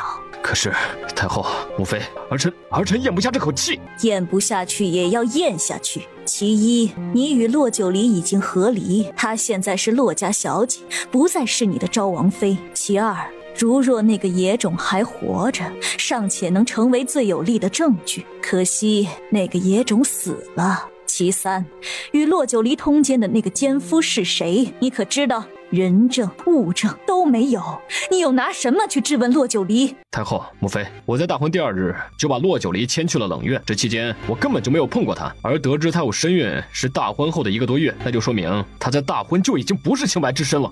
不可能，宗人府的卷宗里写得一清二楚，洛九离是完璧之身，而且检查他身体的嬷嬷还是哀家挑选过去的。这件事绝不会错。太后，检查身体是在入府3天之前，有没有可能是在这期间洛九离背叛了墨儿？而且我一直有怀疑，九王爷那么清冷的一个人，甚至连他们2人大婚都没有参加，为何再次回京时，怎么就那么巧合遇到了洛九离？又出于什么原因，让他对京城中这些功勋贵女们视而不见，却偏偏选择了一个和离的女人？是九皇叔，一定是九皇叔。太后可记得大婚前一晚，太后在宫中宴请，席上陆明心对九王爷用了药，九王爷打伤了陆明心，出了宫中。有没有可能真正为九王爷解了那药性的是灵女？太后，桑南国有一种秘药叫千步瑶，可有解？千步瑶，女人是唯一的解药。贱人，他果真骗了本王。洛九离呢？传本宫的话，让他进宫，本宫要见他。恐怕人传召不到了。听说白日出宫后，他就被九王带去了九王府。什么？萧明巡还真是对他宠爱倍加啊！2人还未成婚，竟然就把人带去了王府。是，九王对外宣称自己旧伤复发，要求洛九离陪诊，所以……旧伤复发是借口，他是怕哀家再次传召洛九离进宫。看来这件事的确该好好查查了。重阳侯，你去安亲王府，把陆明心带进宫。是。秦颖，主子，给本王查前安陆最近一段时间的行踪，尤其是关系密切的人要特别注意，早晨天亮之时要详细名单。是。秦颖说罢，转身离开。那个钱安陆有没有可能被幕后之人利用完杀害了？刚刚裴听宋所说关于胡宏志一案找到了些眉目，而那眉目的关键就在胡宏志书房内那桌子上的悔过书。一个能临摹别人字迹，甚至到了以假乱真地步的奇人，而且还是拿陆书院的直学，往往是各大势力招揽的人才。王爷的意思是，这个前直学有可能已经被幕后之人招揽了？现在还未可知，等待明暗两处人马抄的真相，如若真是他，也许会颇费功夫。洛九离叹了口气，没再说话。昨晚几乎一夜没睡，去休息会儿，等有了消息我告诉你。陆家丫头，贵妃娘娘，有件事本宫要问你，还希望你能如实回答。是，臣女定知无不言，言无不尽。很好，是关于昭王大婚前一夜，你这陆明心在尼姑庵青灯古佛后，性子倒是改变了不少，以前也是骄纵的很呢。贵妃娘娘恕罪，那是臣女糊涂，年幼无知做下的错事，差点扰乱了昭王爷的大婚。臣女已经为此付出代价，再不会犯了。这丫头到底是真糊涂，还是故作姿态？太后把她带回京，可不是让她畏首畏尾的。你不必诚惶诚恐。既然太后把你带回京中，自会给你撑腰。本王问你，那晚你是否接近了九皇叔？臣女被九王打伤，并未接近成功。萧朱墨的眼里猩红的更加浓烈，怀疑和直觉让他愈加确定，为九皇叔解了千步谣的很有可能就是洛九离，要不然以九皇叔的性情，绝不可能对一个弃妇如此上心。这件事已经过去了，从今往后都不要再提了。陆家丫头，每个女子都有情窦初开的时候，喜欢一个人没有错，想要得到一个人也没有错。都过去这么久了，你又何须介怀呢？陆明熙没说话。陆家丫头可还认识洛九离？认识，一国公府二小姐。现在是一国公府二小姐，但以后可就会是九王妃了。一介下堂妇，摇身一变成了九王妃，身份自然更是水涨船高。就是不知那时还能把谁放在眼里。想想看，论对九王的情谊，你比他更早情根深重；论身份、才情和家世，你哪一样也不比他差。真的就这么甘愿把九王让给一个下堂妇？臣女听从太后娘娘安排。既然如此，哀家有个办法，或许可助你一臂之力，请太后娘娘示下。这一夜，洛九离睡得很安稳，许这是昨晚没有睡好的缘故，也许这是在萧明玄的床上给足了他安全感。直到日上三竿，他才睁开眼。洛九离起身，穿衣下床，推开房门。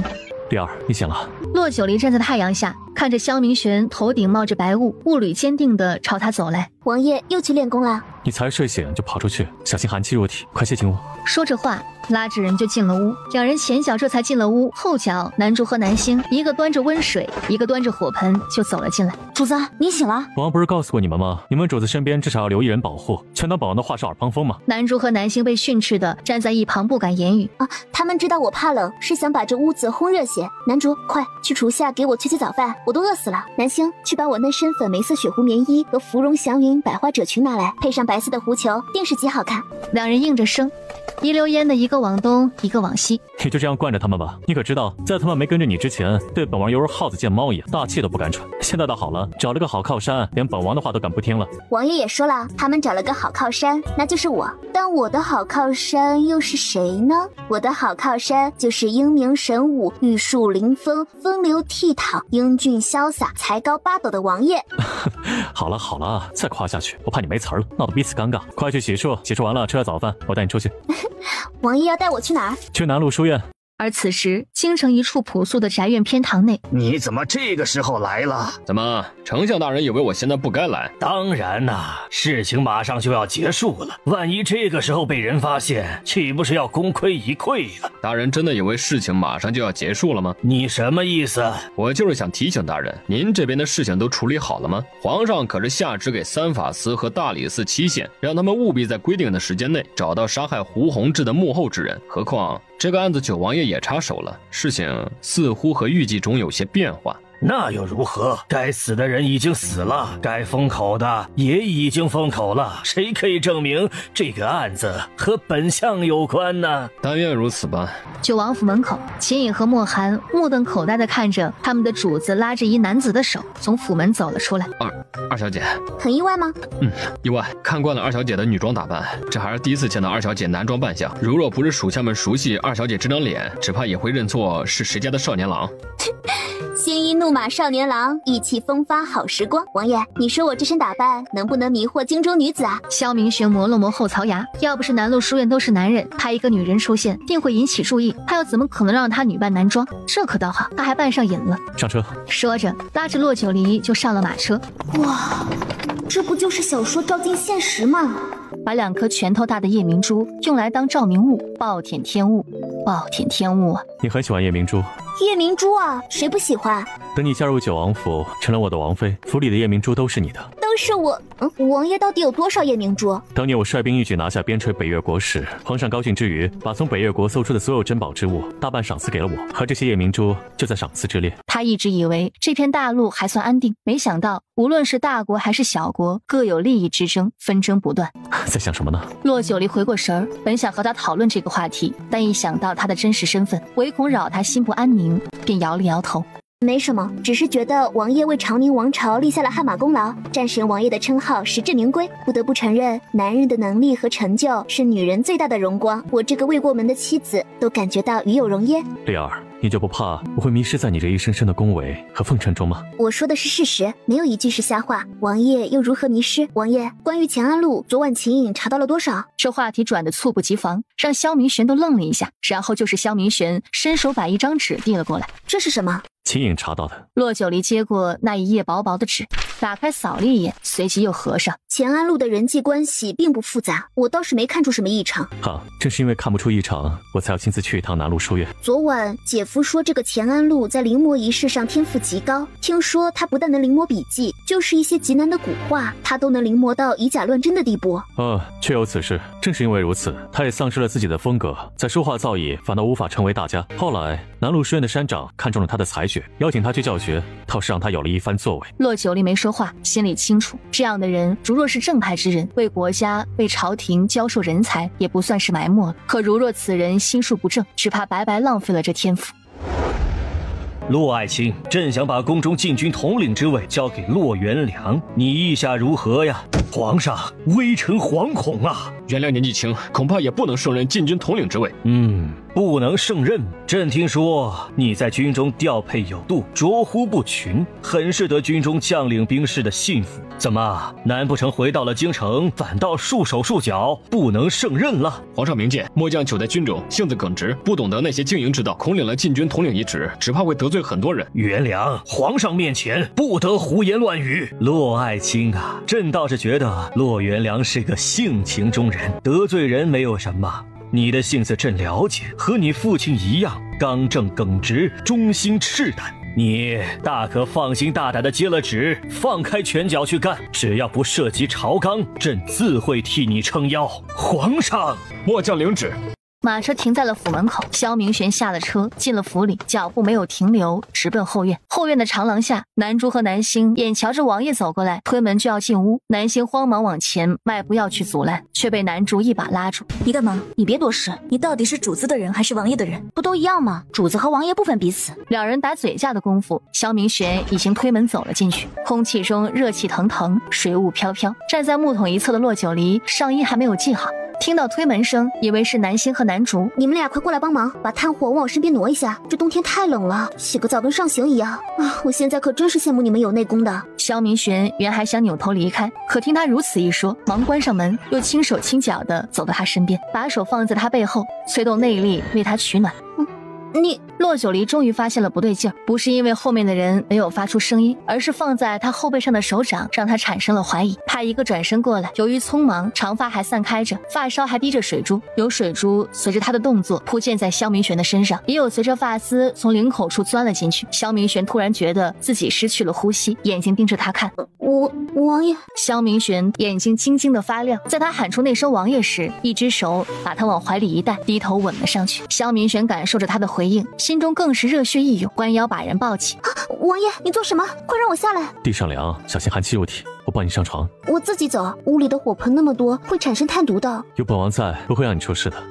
王爷，你先起来。王爷，屋外，南星板着脸，南竹也无所适从，只因为这屋里传出来的声音实在是太令人遐想无限。屋里的人现下闹得正欢实，院外一道人影匆匆飞奔而至。莫统领，王爷。南竹指了指屋里，莫寒站在窗外，轻咳着沉声：“主子，二小姐，门外有人求见。”骆九忙推开了压在自己身上的男人，整理着凌乱的衣衫。萧明玄一双眼睛简直想刀死莫寒，好不容易等到了天时地利人和，偏偏又一次节外生枝。2日天还没亮，骆九离睡梦中就被萧明玄叫醒了。王爷上早朝吗？南星回府说俏月醒了。俏月醒了。骆九离一个机灵，瞬间醒了大半，起身就要下床。好生躺着，不必咱们再走一趟。俏月把消息都告诉了南星。到底怎么回事？门外南星走了进来，站在帷幔后。俏月说昭王和胡贵妃似乎找了帮手，想要召见主子进宫，要对主子不利。好在主子一直在九王府，所以才无从下手。又是那个渣男母子，他们怎么就阴魂不散呢？还找帮手，可真是再没有比他们母子更龌龊的了。放心，我会派人去查的。这个时候胡贵妃还敢跋扈，看来胡府离末路越来越近了。俗话说好良言难劝该死鬼，天欲其亡，必令其狂。吴绝就是这样狂死的。依我看，王爷倒不如也顺水推舟，让他们也来个最后的狂欢。你有想法？那桑南国的五公主不是来修秦晋之好的吗？对桑南国的美人儿，昭王岂不是很有心得？你不怕他得势？哼，一个将死之人罢了。既如此，听你的。南星去查。是。王爷今日不去早朝吗？不去了，我请了休沐。那王爷是去教场习武，还是打算再陪我睡一会儿？陪你睡会儿。骆九离窝在他怀里，扑哧就笑了。笑什么？我在笑，如若王爷是一国之君，会不会也陷在温柔乡里，从此君王不早朝？会。窗外晨光初露，骆九离也悠悠醒了过来，自己起身穿衣下床。门外，南竹和南星听到屋里的声音，推门走了进来。主子醒了，王爷又去教场了。是，王爷不让下属们打扰主子好眠。骆九离坐在梳妆镜前，看了看外面。按照平日的时间，这个时候王爷也该回来了吧？这正说着，院外便传来脚步声。骆九离回头看去，心里还是不禁赞叹了一声：谁说女色祸国，男色也能诱人？瞧瞧那笔直的身段，看看那修长的腰身，那好看到天怒人怨的容貌，他就是做梦都没有想过，这样好看的美男会是自己的男人。丽儿，怎么不多睡一会儿啊？天光大亮，再睡下去，岂不是成了懒婆娘？无人敢说你。王爷，二小姐，早膳准备好了。我想吃过早饭去看看俏月。我已经派人把俏月转移出了医馆，一会儿吃了早饭一起去。好。两人吃了早饭，还未等碗筷被撤下，秦颖就从门外走了进来。主子，钱安路的事情，属下已经查清楚了。说，当年的钱安路的确为了一女子与钱家二老差点决裂，后来分家，钱安路自立门户，与那女子成了亲。不过因钱家人嫌弃那女子是孤女，婚事办得极其简单潦草。这前半部分与在书院时钱安路所说的几乎分毫不差。只是属下还查到一件事，那二人成婚后第1年，那女子便怀了身孕。什么？钱安路有孩子？为何在书院时钱安路要隐瞒有孩子的事？这孩子如今是否在钱府？怀二小姐，这件事还另有隐情。什么隐情？听闻那孩子生下来就左手无2指，更是不得钱家老夫人喜欢。后来钱安路妻子投河自尽时，把这孩子也一并带走了。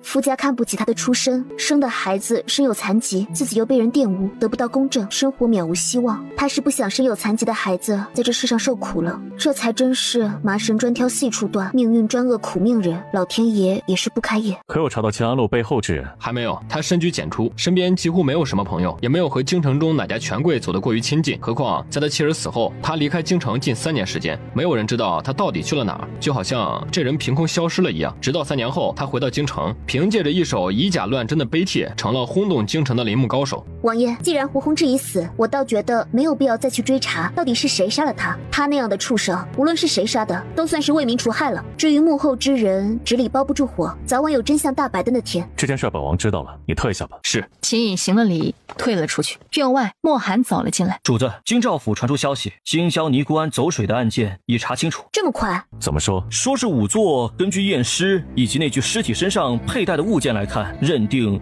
就是胡冰玉，而走水的原因说是烧炭火导致的。哼，这理由倒是简单。你相信胡冰玉死了吗？有时眼睛看到的不一定是真的。他如若真想死，喝药、上吊、投河都能成全他的体面，还不用把自己烧得面目全非。王爷，你说，如若那胡冰玉没死，他如今会在哪儿？协助他的人又会是谁？他最痛恨的人是我，又会用什么手段对付啊？你倒是看得开，也不说担心自己的安危。我有王爷护着，便是太后和胡贵妃都奈何不了我，何惧一个躲在阴暗处的老鼠？你呀，越是这种阴暗处的老鼠，越是不能掉以轻心。他们蛰伏待机，只等待机会，一旦机会来到，定不会善罢甘休的。我知道，可我总不能为了躲避他，一辈子在府里不能外出吧？这不是我的风格。为了以绝后患，王爷，你说咱们来一出引蛇出洞怎样？你想当诱饵？王爷还真是了解我。哼，别想。哼，王爷质疑我的能力。二小姐，您可真是冤枉主子了。主子是怕二小姐身处危险，所以才多嘴。他是傻子吗？他能不知道吗？只不过是在他面前故意示弱，想让他同意罢了。你想都别想。至于胡冰玉的下落和结果，再等等。王爷是不是知道什么？萧明轩眼底泛起一丝笑意，把人拥进怀里，出了暖阁。王爷，我刚才……你不是要去看俏月吗？我陪你一起去。上次他被胡冰玉陷害一事，让他心有余悸。这次他不但要让胡冰玉死无葬身之地，还要利用胡冰玉之手铲除另一个祸患。刚才人多，我不好多问。王爷，你说实话，你和皇上是不是又在下盘大棋？你呀，你现在只需要陪在我身边，不要被任何人伤害，也不要让我担心。至于外面的事儿，我自有主张。王爷是怕我给你添乱？你明知道我见不得你不高兴，唉，说着把人拥进怀里，附在他耳边小声嘀咕了几句。我的天，这简直震碎了我的三观。三观，说些我能听懂的话。听懂听不懂不重要，重要的是王爷放心，从现在开始我深居简出，只等时机成熟，反戈一击。好。王爷，你说这个宫女到底有没有问题？能和太后沆瀣一气的，怎么可能是良善之辈？太后不会心里又憋着什么坏呢吧？萧明玄不语，但神情却是100%对他的话表示了肯定。我现在对太后已经没有什么好吐槽的了，她根本不配为一国太后。人都说好女人旺3代，坏女人毁3代，娶妻当娶贤。你说先皇当时是不是鬼遮眼了？怎么就看上了这么个女人？干啥啥不行，拖后腿第1名。这就是眼光问题。后宫女人多，挑花了眼，只顾着美色，却忘了掂量掂量那人的品性和气节。就是可怜了皇上，又要对付前朝那些800个心眼子的朝臣，还要对付后宫里的那些莺莺燕燕，还得防着太后使绊子，打不得，骂不得，说不得。一旦忤了他的逆，那就是口诛笔伐，皇上不孝顺。要我说啊，这些年皇上该还的恩情也还差不多了，该给他的恩德和荣耀也给足了。一人得道，鸡犬升天的日子，他胡氏一族也享受了。他要是还这么闹，倒不如一拍两散。萧明玄搂着他，听着他絮絮叨叨，内心竟然十分愉悦。听到一拍两散，还很悠然自得地笑了出来。王爷，你在笑什么？我在笑，先皇是鬼遮眼，而我是慧眼识珠。他是有多通透，竟然能说出这番话。国公府福曲院，骆九离躺在久违的床上，舒服到连萧明玄拉都拉不起来。怎么贪恋你这张床，不想与我回王府了？男主。门口男主一听到王爷召唤，忙进了屋。王爷，您叫属下去找人，连营主子带床一起搬去九王府。啊？什么？男主不用找人，快出去，快出去！男主一听，巴不得赶紧出去，脚底抹油溜了。王爷，你这是干什么？我也没有说不和你一起回王府啊。没有吗？我只是想，要不我们在家吃过晚饭再回府里？何况我大哥那这会儿子还没信儿，也不知道沈家大小姐有没有原谅他。真的只是担心你大哥，而不是不想与我回王府。真的是担心大哥。那有何难？我带你去沈府走一趟。我不去。为何不去？不是担心你大哥吗？沈边修不是什么好人，我怕我忍不住揍他。这话要从何说起啊？王爷，你是不是对这些臣子府邸后宅的家事从不窥探？朝中和军中大事尚且忙不过来，那些小事自然不会上心。也是，那沈边修职位不高，又没什么实权，自然也没人去注意他。不过就是这样一个文人，不但在外宅养着小妾，生了私生女，在自己结发妻子病逝后，前脚才把结发妻子给埋了，后脚就把小妾抬进了门。妻子尸骨未寒，就把小妾抬成了平妻。这还不够，当那小妾生下了男孩后，立即就把平妻抬成了当家主母。前后不到1年的时间。要不说仗义每多屠狗辈，负心多是读书人，这话对特定的人来说一点不错。既然如此瞧不上那沈边修，又为何对那沈妙清另眼相看？沈边修做的错事与沈妙清又没有关系，何况那沈妙清也是可怜人，母亲病逝，爹又不亲，也没个兄弟姐妹帮衬，再加上还有个继母和一个口蜜腹剑的继妹。说到继妹，我觉得我大哥和沈妙清分开的事儿，100%是沈妙清从中作梗，应该和沈妙清有很大关系。当局者迷，旁观者清。当时若你大哥仔细斟酌一下，许这就不会发生这件事儿了。唉，谁说不是呢？男女交往一定要互相理解，互相信任。如果连最基本的信任都没有，那还谈什么以后？就我大哥这样性子的，活该他追妻火葬场。什么火葬场？没什么，我的意思就是，如若我是沈妙清，绝不可能轻易就原谅我大哥。王爷，如若有一天有一个女人从中作梗，让你误会我，你会不会也像我大哥一样，不分青红皂白，连问都不问，就给我写封绝情信？不会，你放心，不会有那么一天的。王爷怎么就这么肯定？每个人都有容颜逝去的那天，等我容颜老去，有更年轻、更漂亮的女孩子出现，王爷还会保持初心吗？你也说了，每个人都有容颜逝去的那天，我又不是妖怪，又不会长生不老，何况我比你大了8岁，要是老，也是我先老去。如若有一天我老了，有一个年轻男子从中作梗，让你误会我，你会不会也像你大哥一样，不分青红皂白，连问都不问，就给我写封决心信，然后离开我？乖乖，这男人倒是会举一反三。王爷，这是我问你的话，怎么还原封不动地反问我啦？快回答！不会，王爷比我大哥清醒，什么白莲花、绿茶花，在王爷跟前根本就没有生存的空间。想想胡冰玉，想想当初俏月自杀那件事，再想想秋荷之死，这是他古今两世遇到第一个这么清醒的男人。骆九离从床上醒来时，便看到了不远处那个手握着一个小木盒子，低头仔细端看的男人。王爷，你醒了。萧明玄一看到他朦朦胧胧的睁着眼坐在床上望向他，水润的脸蛋让人看了就有想触碰的冲动。这样想着，他果真伸出手捏了捏他的脸蛋。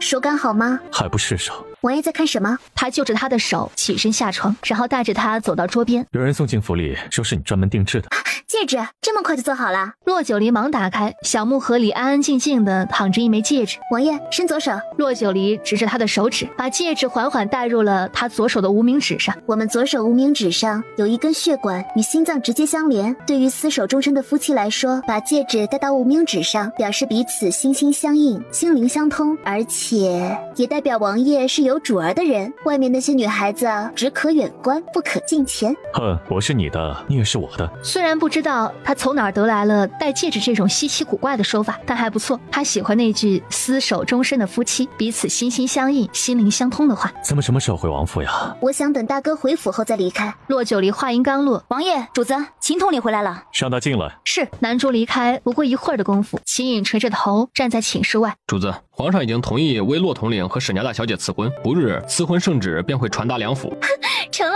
骆统领人呢？骆统领送了沈家大小姐回沈府之后，便紧急回宫了。回宫？这么着急？可这是为何？属下不知，但属下在宫门口见到昭王急匆匆的进了宫。昭王这么晚进宫，是不是有什么大事？秦颖，你去打他。是。秦颖转身离开。你大哥还要在宫中当值，看来今晚是见不到了。那就回王府吧。男主，南心。王爷，收拾东西回王府。是。国公府外，国公夫人拉着自己女儿的手，虽然嘴上嘱咐着让她进了王府要事事以王爷为先，要事事谨慎，但那眉头不展的样子看了真是让洛九离心疼。母亲，王府离国公府不远，等过了这段日子，女儿就回来陪母亲。宫里的事儿，府里也多多少少听到了点风声。好在你身在王府，宫里那两位还忌惮着九王爷，没敢处处找你的晦气。如今雪上加霜的是，你大哥和沈家姑娘虽然得了皇上的金口玉言，可却彻底得罪了那两位。咱们国公府也彻底卷入了这场争斗之中，恐怕从今往后想要再安安静静的度日，只怕也不能够了。母亲，如今的局面，父亲和母亲不是也曾设想过吗？毕竟父亲身在那样的一个位置上，现而今又回到京城，伴君左右，大哥又成为了禁军统领，二哥明年春闱一旦考中，必将入仕。到那时，咱们国公府怎么可能会独善其身？何况雪中送炭难，锦上添花易，患难时忠贞。咱们倒不如放宽心，只做个良将忠臣，以辅佐皇朝社稷为己任。至于那些糟心事儿，自有个高的顶着。他这话一出，国公夫人震惊的久久不语。好，我的女儿长大了，是真的长大了。这下母亲是真真正正的放心了。母女俩说完提起话，便回到了马车旁。主子，二小姐，天色不早了。洛九离和自己的父母、二哥道了别，便上了马车，直到车轮滚动，消失在巷口。别看了，回府吧。九儿还没有嫁过去，就这样住进了人家府里，外面会不会有风言风语？我们做父母的，是不是有些不负责任呐？当初在大司马府，九儿曾当着皇上、太后以及那么多人的面说过，自和离之日起，他就做好了被人议论的准备，还说人生在世，众口难调，众人难悦，嘴长在别人身上，怎么说什么，他也根本不在意。听听咱们的女儿自经历了那次生死后，活得比咱们都通透。九儿真的长大了。何止是这些，就在刚刚，国公夫人一边说着，一边与国公爷转身慢慢向府里走去。那些话，那些事儿也消散在了夜幕下的冷风中。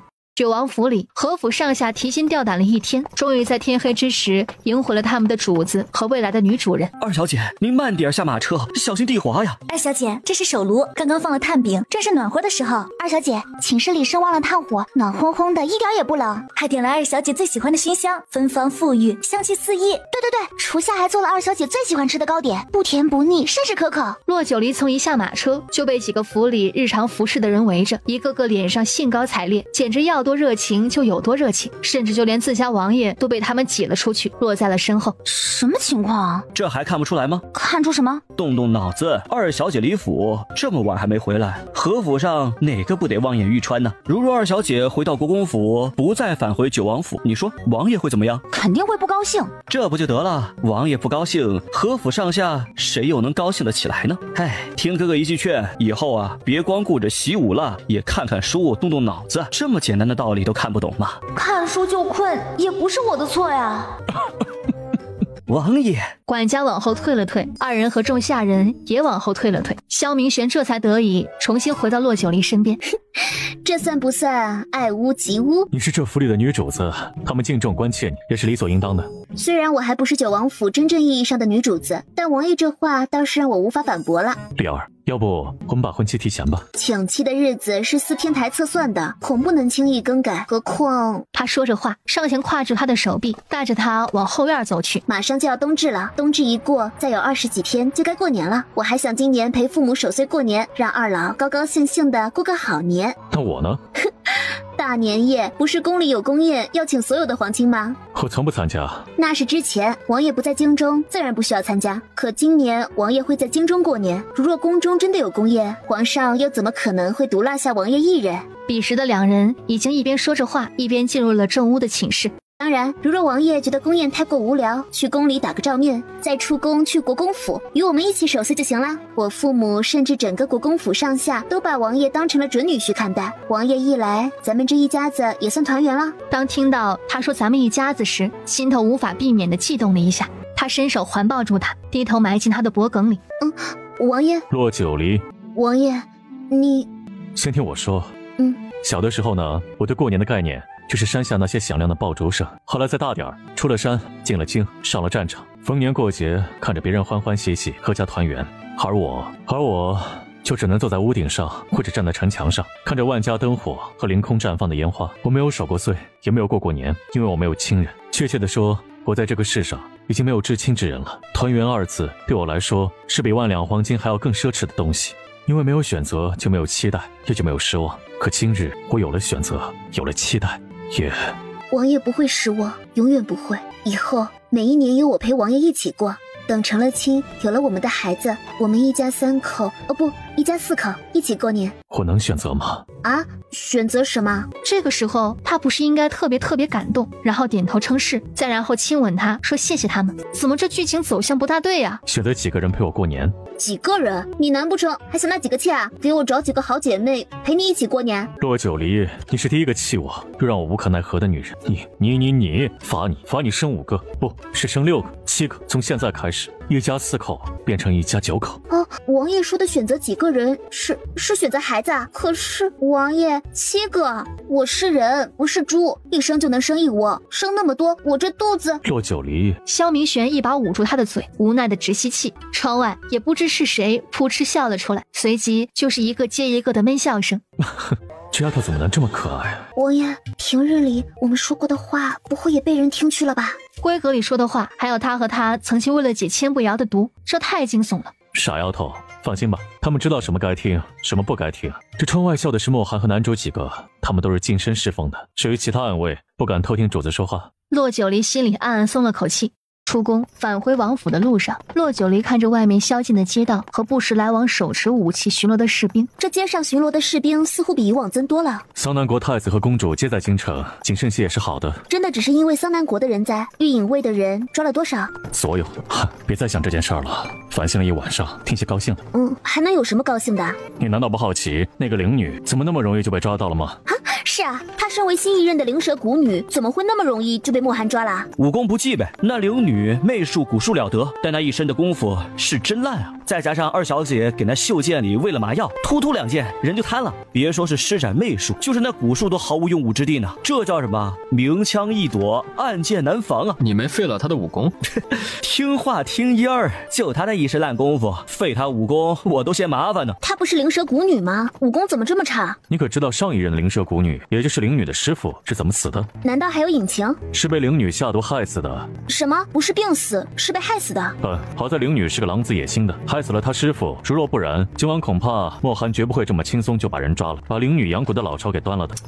杀人者人恒杀之，灵女估计做梦都没有想到她会埋骨他乡。那灵女与桑南国皇室到底有没有关系啊？上一任灵蛇蛊女与桑南国皇室的确有关系，但灵女关系不大。那这个灵女倒是够大胆的，她以为她自己找到了靠山，却不知靠山山会倒，靠人人会跑，只有自己才最可靠。我对你来说难道不可靠吗？她是怎么移花接木，把这话移到自己身上的？哎呀，这只是比喻，我没有说王爷不可靠啊。王爷，我还有件事有些疑惑。还有什么疑惑？关于陆明星，他身上的伤是自枪。自枪？这件事就该问南竹了。南竹，王爷，主子，怎么回事？不是让你保护陆明星吗？他怎么会自枪？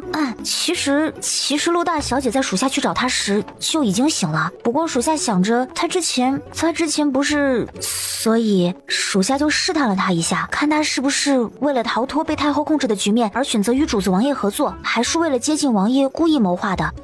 别到时候主子和王爷帮了他，他再反过来假意与主子交好，再来接近王爷。未曾想，那陆明星为了表明自己的决心，还就真捅了自己。不过他自己下手有轻重，属下又为他止了血，倒是没有生命危险，就是遭点罪。还真和男主有关。这算不算是好心？算，非常算。看来没白疼他，这的确是男主能办出来的事儿。我该怎么说你好呢？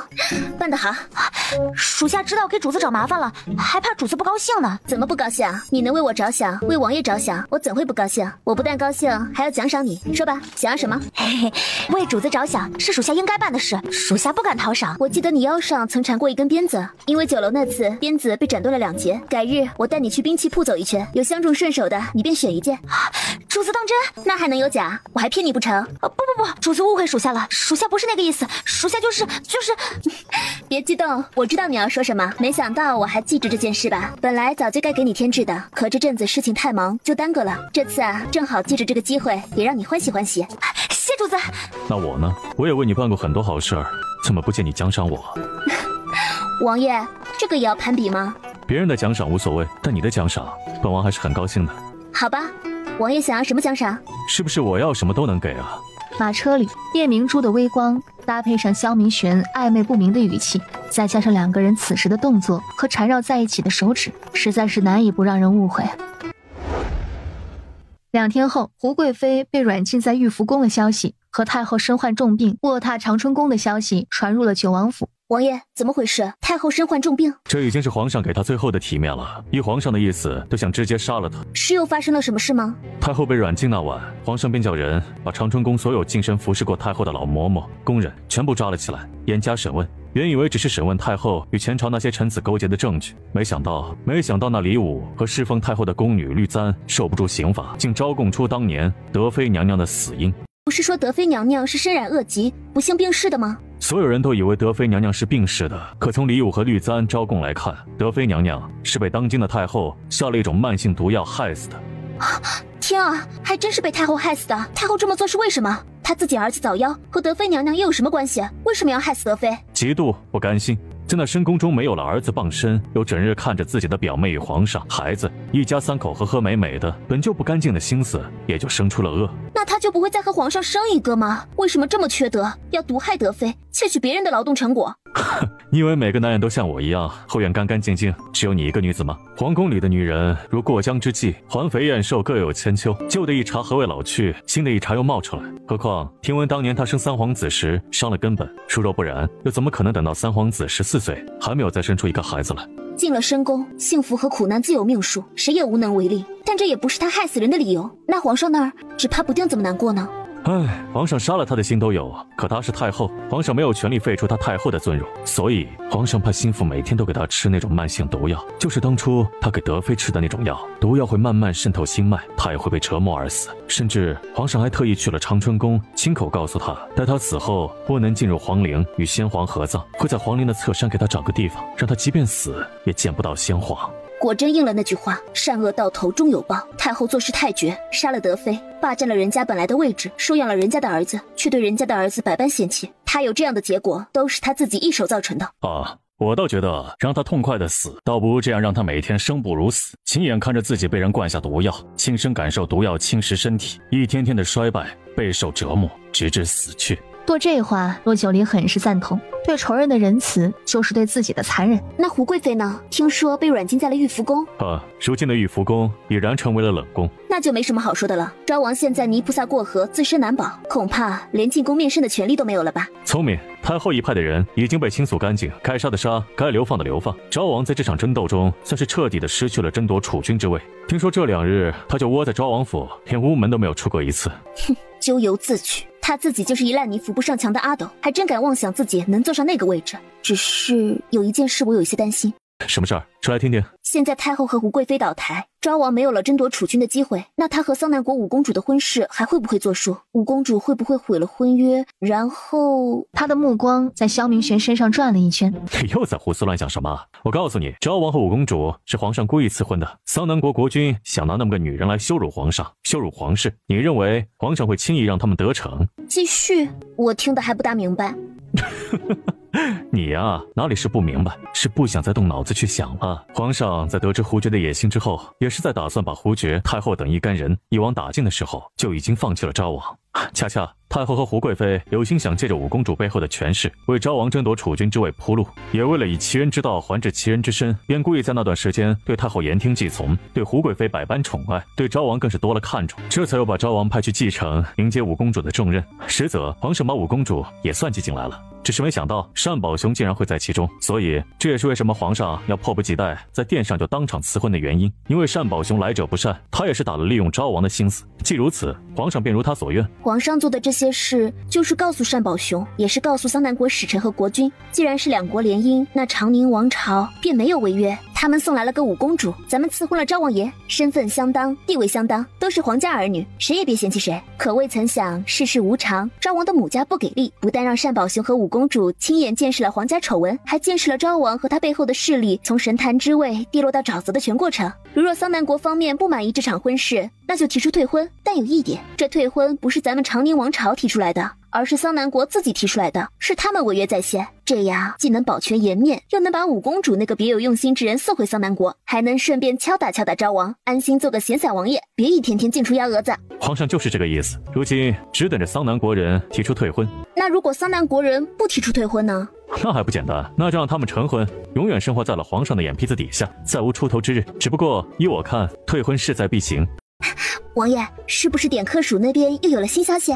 可还记得那晚五公主接近了莫寒？洛九离一怔，想到那晚五公主看向莫寒的眼神，哎呦喂，他现在想起来就浑身不舒服，真跟狗看到了骨头一样，恨不得上前舔2口。难道有什么玄机？那晚莫寒在进入殿门之前，就把月边胶撒在了手上。王爷是说五公主是能够引诱五公主体内月边胶的彻底毒发？花兰州的药，即便是太医也查不出丝毫。那晚回到点客署，听说五公主没过多久就月边胶发作了，一晚上召幸了3个男宠，连着2天都没有露面了，把单宝雄气得在屋里大骂五公主是个荡妇。当然，这些污言秽语他不可能告诉洛九离。如此看来，五公主对月边胶已经上瘾了，而唯一能解除月边胶的就是王爷送去的那个男宠。现在时间还短，如若时间长了，那五公主和单宝雄会不会察觉出来？察觉出来又如何？没有人知道这是什么东西，何况五公主已经上瘾了，轻易解除不掉。洛九离默默低头，没有说话。你怎么了？怎么不说话？我在想，任何阴谋都防不胜防，以后王爷外出办事，一茶一饭千万要仔细甄别。尤其是那晚在宫中看到胡寒玉和重阳侯在一张床上，我当时就想，还好陆明星选择与我们合作，如若陆明星当真听从了太后的谋划，算计了王爷，我该怎么办？萧明玄被他这一句话问的不知道怎么就哑了口，半晌才讪讪地开了口。假如我当真被算计，你会怎么办？我啊，从此山水不相逢，莫道良人短与长。洛九离，休想！你是我的人，是我的妻，这辈子休想与我山水不相逢。王爷，勒死我了！你都说了，那是假如。萧明玄微微松了松手臂，依旧不依不饶地搂着他。便是假如，都让他心如刀绞。如若是真的发生，堂堂战神九王爷平生不会害怕，才会害怕，就已经害怕。洛九离拍着他的手臂，又安抚了几句，他这才松开了手。王爷，马上就要过年了，我想明日回国公府。这么早吗？离过年还有10几日的功夫呢。10几日不早了，还要帮助我母亲买年货，筹备我大哥和亲姐姐的婚礼，酒楼闹的员工还要安排妥当。等办完这些，我才好安心陪王爷过个好年。明日我亲自送你回府。其实我也不想与王爷分开，可能怎么办？这是我与王爷成亲后最后一个在自己娘家过年的机会了。王爷，九王府与国公府都在内城，离得也不远。王爷如若想我了，可随时去国公府找我。你是真不舍，还是假高兴？洛九离一怔，随即咧嘴一笑，上前搂住萧明玄的脸，啪嗒就亲了一口。我家王爷变聪明了，好好说话，好好解释，解释不好，我可不放人。王爷没听说过吗？小别胜新婚。如果两人分开一小段时间不见面，然后再次重逢的时候，就会感觉到很幸福。这种感觉啊，应该比现在还要幸福甜蜜。你这些歪理都是从哪儿听说的？这可不是歪理，王爷要不试试？不是，明日下了早朝，我送你回府，但记住，我会每天去府上看你，你安生在府里待着，不要乱跑。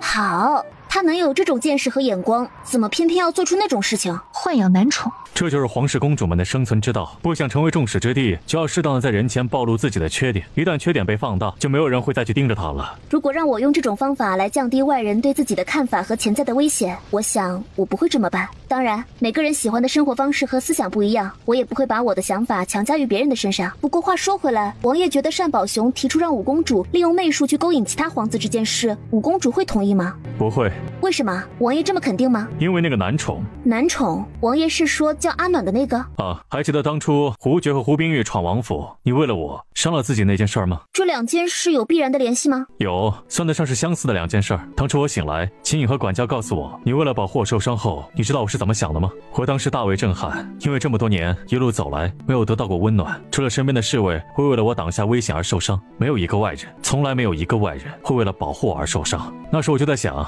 这一辈子救你了，便是上刀山下火海，唯你不能舍弃。而五公主和阿暖，一是五公主身中月边胶，解药就是阿暖，他只会越来越宠她，越来越离不开她；二是阿暖今日的表现，一个不会武功的男子，却有勇气去为五公主挡箭。但凡是女子，只要不是铁石心肠，这关是过不了的。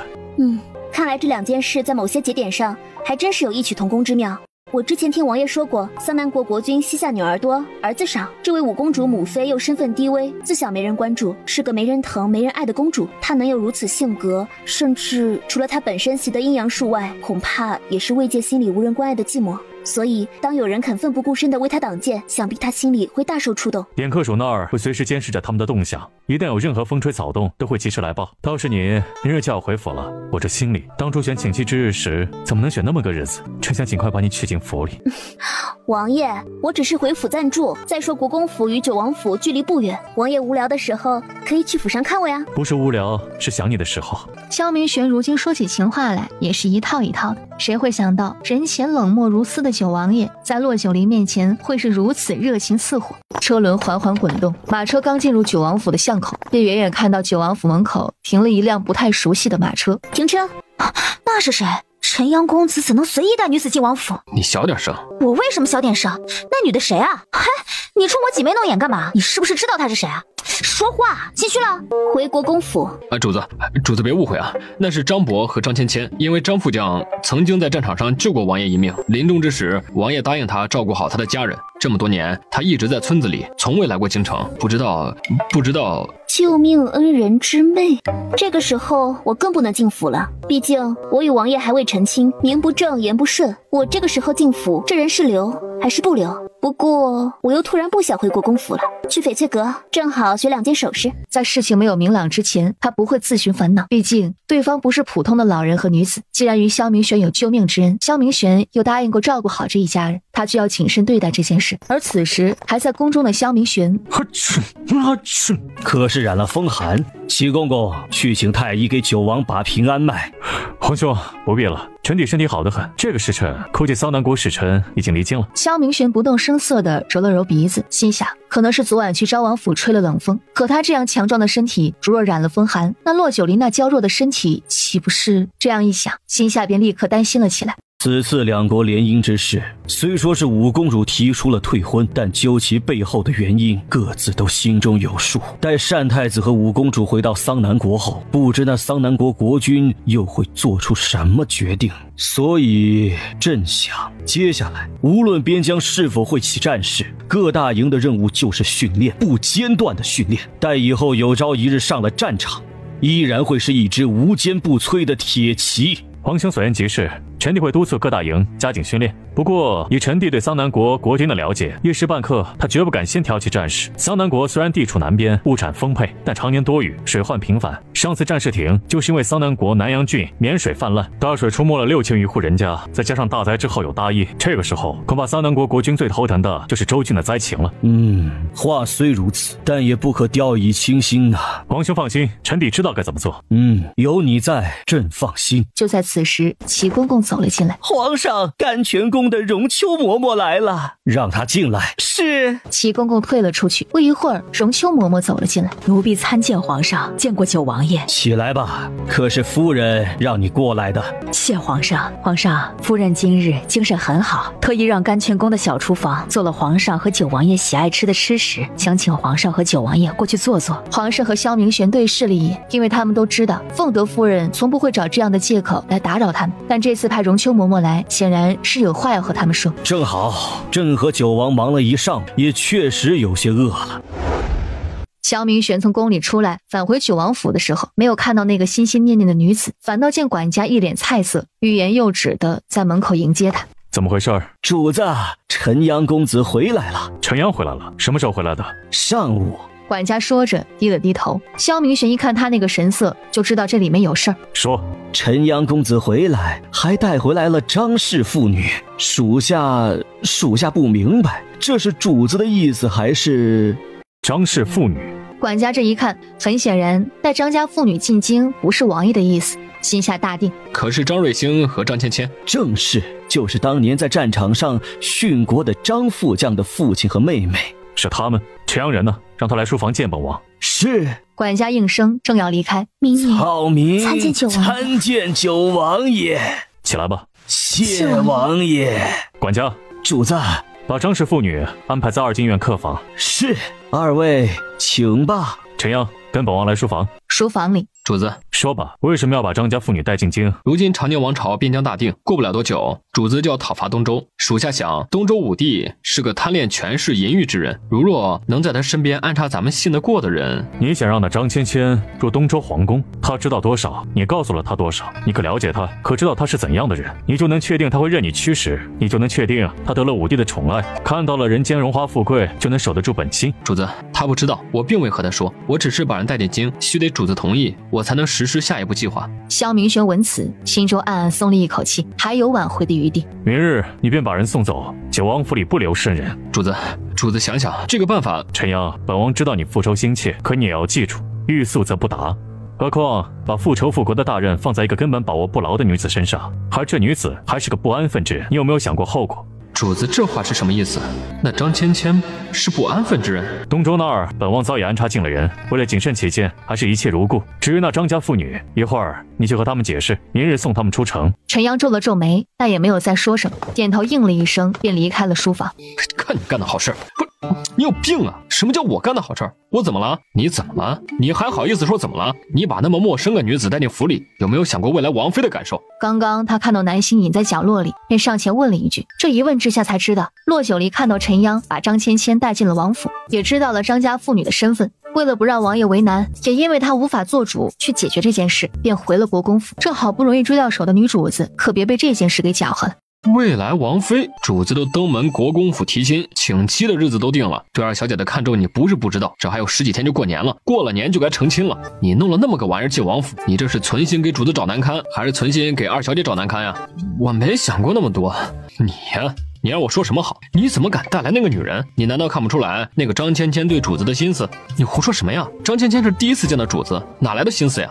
你个傻子，你以为那张芊芊是个单纯的吗？你没看到她刚刚眼神都粘在主子身上了。屋里，萧明玄把刚刚那2人的对话听得清清楚楚，想到骆九龄没有等他就回了国公府，知道他心里并不痛快。他明明和他赌愿发誓，九王府干干净净，绝没有心思不纯的女人，没想到打脸会来得这么快。秦颖，让南星进来。是。九王府留宿了陌生女人的事儿，国公府这边也知道了。当骆九龄回到国公府的时候，丫头，这到底是怎么回事？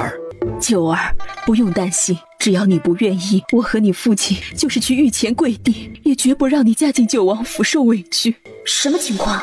父亲、母亲，现在什么事儿还没有闹清楚，你们就别在这儿给小妹压力了。是啊，小妹都这么大了，他懂得自己在做什么。您二老啊，快别哭丧着脸了！你们两个混账玩意儿，你们自己是男人，难道还不知道男人是什么德行吗？父亲，你的发言很危险呀！母亲，如若我是您，我肯定是要细细盘问父亲的。见过挖坑的，没见过给自己挖坑的。夫人，你听我解释，我干干净净，绝对没有不轨之心呐。我有说过你有不轨之心吗？对，没有说过，我这辈子就唯夫人一人耳。骆九离站在一旁，笑看着大厅内的亲人们，热情、温暖、幸福包围着他，让他心里的那点不适顿时烟消云散。国公府内一片祥和，而九王府内却愁云惨淡。陈阳公子，我和我父亲在村子住得好好的，是陈阳公子找到我们，说是王爷让我们进京，给我们活路。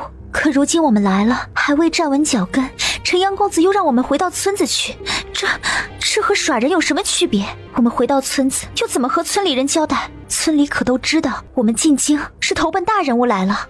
张伯，你也是这个态度吗？陈阳公子，能不能和王爷说说，让我和芊芊在府上谋一个差事，哪怕让我去赶车养马都行啊，让芊芊做个女婢。张伯，府里没有空余的位置给你们。张瑞兴还没怎样，一旁的张芊芊眼中瞬间就凝上了一层泪。这哭什么呀？公子，无论是公子还是王爷，待我们父女都是不一样的。我父亲本就是个老实的庄稼人，如今没有了儿子养老送终，我也没有兄长可以庇佑。虽然每年都有王爷派公子送去的金银供我们生活，可在那村子家里没有男丁，父亲过得抬不起头来。我也秦乙说的没错，你果然是个不安分。你想用张副将的死来一辈子套牢九王府？哼！你们可知道，王爷征战沙场这么多年，有多少人曾经为了保护王爷而死？又有多少人马革裹尸？还有多少人根本来不及一句托孤，就死在了敌人剑下？而那些人的家眷，即便没有得到过王爷格外的关照，也没有一个想要一辈子套牢九王府。何况带你们来京城的是我，王爷毫不知情。曾经我和张副将关系不错，王爷也养了你们这么多年，你们不要太贪得无厌。明日要么带上赏赐的银子、马车返回家乡，要么我亲自送你们出城。你们父女好好想想吧。陈阳说完，心累懊悔的不想再多说一句话，转身离开。闺女，那陈阳公子好像生气了，要不咱们就当走了个亲戚，明日再拿着赏赐回家吧。九王爷的赏赐肯定比往年派人送过去的要多呀。父亲想要打秋风，可女儿要的可是这府里的荣华富贵，还有那个让他一见倾心的男人。屋顶上一道身影飞快没入了黑暗中。一炷香后，身在国公府府曲院的骆九离接到了南星递进来的信儿。陈阳公子这次真是引狼入室了。小姐，要我说，小姐就应该进一趟九王府，把那头母狼给赶走才是。不急，如今事情搞清楚了，过了明日，如若他们还不走，王爷不好出面，就该我出面了。主子说的对，到时候那个白莲花要是敢在我面前假哭，我就一鞭子把他卷出京城。好啦，真要卷出京城，也得看明天那妇女有没有自知之明。天色晚了，睡觉。你说王爷怎么还不来府上看小姐呢？王爷还在府里斗恶狼呢，怎么也得腾出功夫。骆九离淡淡勾了勾唇，也不知道萧明玄会被气成什么样子。也许等萧明玄来了，他适当的做出生气的模样，那家伙会不会心情好转？毕竟他生气就说明吃醋，吃了醋就说明在乎他。唉，这样宠着他，也不知道会不会把人宠坏。一个时辰后，正屋的门悄悄被人推开，躺在床上的骆九离豁然睁开眼，一眨不眨的看着那道靠近床边的人影。哎呀，离儿，你听我解释啊！解释？有什么好解释的？留宿陌生女子进王府，这么晚才来寻我，你心里可有我？萧明玄一听，这是吃醋了，脸上顿时就勾起了笑容。可怎么的自己心情又不舒畅了呢？可怜堂堂的战神九王爷不敢还手，连连闪躲。疼死我了！离儿，碰到哪了？快让我看看。你别碰我！这会儿他是真的生气了，生气自己演戏演得有些过了，让自己的脚趾头遭罪。萧明玄又是愧疚又是心疼，又气他怎么就不给他解释的机会，发了狠的把人紧紧搂在怀里，炙热的唇狠狠地咬住了他的唇瓣，然后侵略城池，深入沟产。他的吻太过炙热，焚烧了他的氧气；他的气势太过凶悍，夺去了他所有的呼吸。许久，萧明玄终于离开了他的唇。现在能听我解释了吗？骆九龄没有说话，实在是刚刚天雷勾地火，让他差点失控。不想理我，那我就接着吻你，直到你愿意理我为止。骆九龄终于回过神，眼看着那张俊脸在眼前放大，再放大。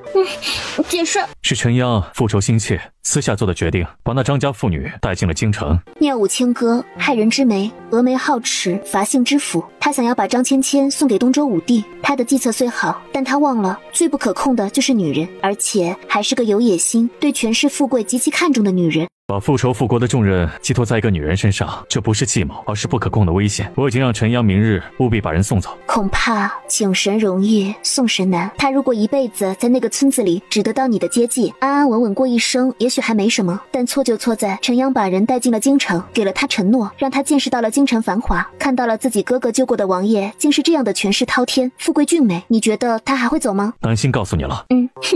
用我家小春荣的话来说，那张芊芊就是一头母狼，王爷如今在他眼里就是一块金灿灿的肥肉。这块肥肉得不到，便是上手摸上2把，那手上也会沾上油芯的。你这都什么跟什么呀？什么肥肉，什么油芯儿？骆九龄笑笑，没跟他解释。不过话说回来，陈央到底是什么身份？为何会得王爷如此相待？如若今日这件错事是齐颖或是莫寒犯下的，结果又会是如何？陈央本姓陈，耳东陈，只是为了安全着想，改成了沉默的陈。他的父亲曾是我父皇手下最得力的少年将军，在那次宫变时，为了保护我父皇母后而死。武帝下令铲除陈家，那时陈央还没有出生，要不是他母亲回了母家探亲，恐怕也逃不过被屠杀的命运。也许是上苍可怜他们母子，命不该绝。在我师父带着我逃离东周的时候，路遇返京途中，得知夫家被屠杀，想要为夫殉情的陈阳母亲，师父救下他，为他诊脉之时，探出他已经身怀有孕。就这样，一个想要殉情的年轻妇人，因为腹中的一父子，选择跟随师父逃离东周。那陈阳母亲后来呢？似乎从未听你说过。生下陈阳的第4年，他不知从何处得知，远在东周的母家因得罪武帝，被武帝举家收监，等待秋后问斩。所以他又偷偷返回了东周。那他人呢？如今可在东周，还是已经故去？不知道。当年我和陈阳还小，没有自己的势力，也无法得知他去往东周之后的事儿。当我们有能力去查的时候，因为年代久远，早已找不到任何痕迹了。那师父呢？师父不是大能者吗？难道师父也不知道吗？每次陈阳问起，师父都闭口不言，只说天命如此。我现在理解陈阳了，外表看着清清冷冷、稳稳重重的，为何一到东周这件事上就丧失了理智？也许他心里一直抱着一个希望，那就是他的母亲没有死，因为没有消息就是最好的消息。萧明玄看着他，琢磨着的话，没有消息就是最好的消息。你的意思是陈阳的母亲还活着？不知道，但总好过他母亲已经死了这样的消息吧。萧明玄点了点头，再没有说话，但脸色却有些沉重。听说你今日在翡翠阁为了谢崇子和梁慕婷对峙了。我一直以为梁丞相为人低调谦和，他女儿在这种书香门第成长，应该会是一个颇有才情、端正的女子。未曾想说出的话、办出的事，还真是让人大跌眼镜，与当初的胡寒玉、胡冰玉姐妹不相上下。萧明玄一听他说梁丞相为人低调谦逊，没去说什么。谢崇子与梁慕婷本就素有仇怨，这不稀奇。不过今日你为了谢崇子与梁慕婷对峙，又亲自送谢崇子回府，还得谢老夫人盛情款待，恐怕这事儿明日一早就会传入宫中。传入宫中？那又如何？我向来……等一下，王爷知道的怎么这么详细？关于你的安全，我当然知道的越详细越好。何况谢老夫人曾派人去府上传话，说你从谢府返回了国公府。谢老夫人派人去九王府，还真是心思通透的老太太。谢老夫人的确世事洞明。要是谢崇子当年也能和他祖母一样世事洞明，也许就不会是今日这种结果了。谢崇子与你说了什么？王爷不知道吗？也不能说是一点都不知道，但只是偶尔耳闻，具体的内情不大关注。也是，当年王爷还在边疆镇守，京城里2个世家女与一个小将军的恩怨情仇，的确没必要知道的那么详细。何必自寻烦恼呢？人各有命，缘分也是天定的。他不擅长哄人，但也不希望骆九离因为别人的事而心情难过。想了想，便转移了话题。那个永信伯爵府的大公子林策宗又是怎么一回事？是谢家二房给谢崇子介绍的，想要林策宗和谢崇子多接触接触。可这2人年纪并不相符啊。谁说不是呢？所以我怀疑这里面肯定有猫腻。事情不是出在谢家二房身上，就是出在林策宗身上。困了吗？有点。王爷快回府吧，明日还要上早朝呢。我今晚不回府了，就住在国公府。王爷说什么呢？住在臣子的府邸，这不是给人找画饼吗？王爷快别闹了，赶紧回府。我没闹。那王府里你不在，回去冷冷清清的，甚是无聊。我在与不在，王爷不都是过了这10几年吗？何况离成亲的日子不远了，王爷再忍忍。这话听着怎么这么别扭？是我理解错了，还是他会意错了，还是……秦颖，属下在，好生保护王爷回府。是。父亲，我就说吧，小妹绝对不会让九王爷宿在府里。你真的忍心让我回府？你不是不知道那府里如今还有一头母狼虎视眈眈。皇爷，陈央、秦颖、莫寒全都在府里，别说是一头母狼，就是再来一头，我相信王爷也能应付。何况南星还在府里，有他暗中监视，那头母狼不敢轻举妄动。丽儿，你是不是理解错了我话里的意思？没理解错，王爷不是我，也不是普通的公子哥儿，王爷身份特殊，怎么能夜宿臣子家？乖，九王府距离国公府不远，王爷若想我了，明日再来。那明日本王不忙了再过来看你。好，你不要出去了，外面冷得很，小心风寒。没关系，我披着狐裘。洛九离说着，把挂在床边的白狐裘摘下来披在身上，把自己裹得严严实实。萧明玄见他执意如此，也知道拗不过他，便就拥着他推门走了出去。洛九离看着空荡荡的院子，到底是王爷武功太高，还是我们国公府的侍卫偷懒？怎么咱们俩闹出这么大动静，都没有人过来看一看，到底发生了什么？一旁秦颖和南竹对视一眼，淡淡的瞟了一眼那3人藏身的暗处，低头不敢言语。父亲，小妹这是伤心她不受重视了。胡说！你小妹心里明儿劲儿似的知道，为父和你母亲最是重视她。说着，一步跨了出去。骆元良和骆元甲一看父亲都现身了，也跟随着走了出去。老臣参见王爷，学生参见王爷。自家人不必多礼，本王过来有事和丽儿商量，如今商量完了，本王就回府了。你好生回屋休息，明日我再来看你。王爷路上注意安全。好。见那父子3人还没有动的意思，又转头看向那3人。行了，都散了吧。微臣送老臣送王爷。主子，王爷走了，主子也快回屋吧。二哥，要不进屋？不必啦，天色太晚了，你也早点休息。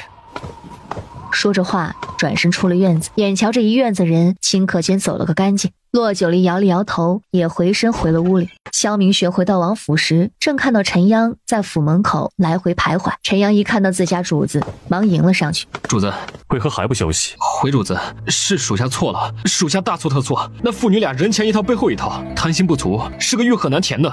这件事你不必出面了，明日让莫寒去吧。莫寒，主子，那张家妇女恐怕……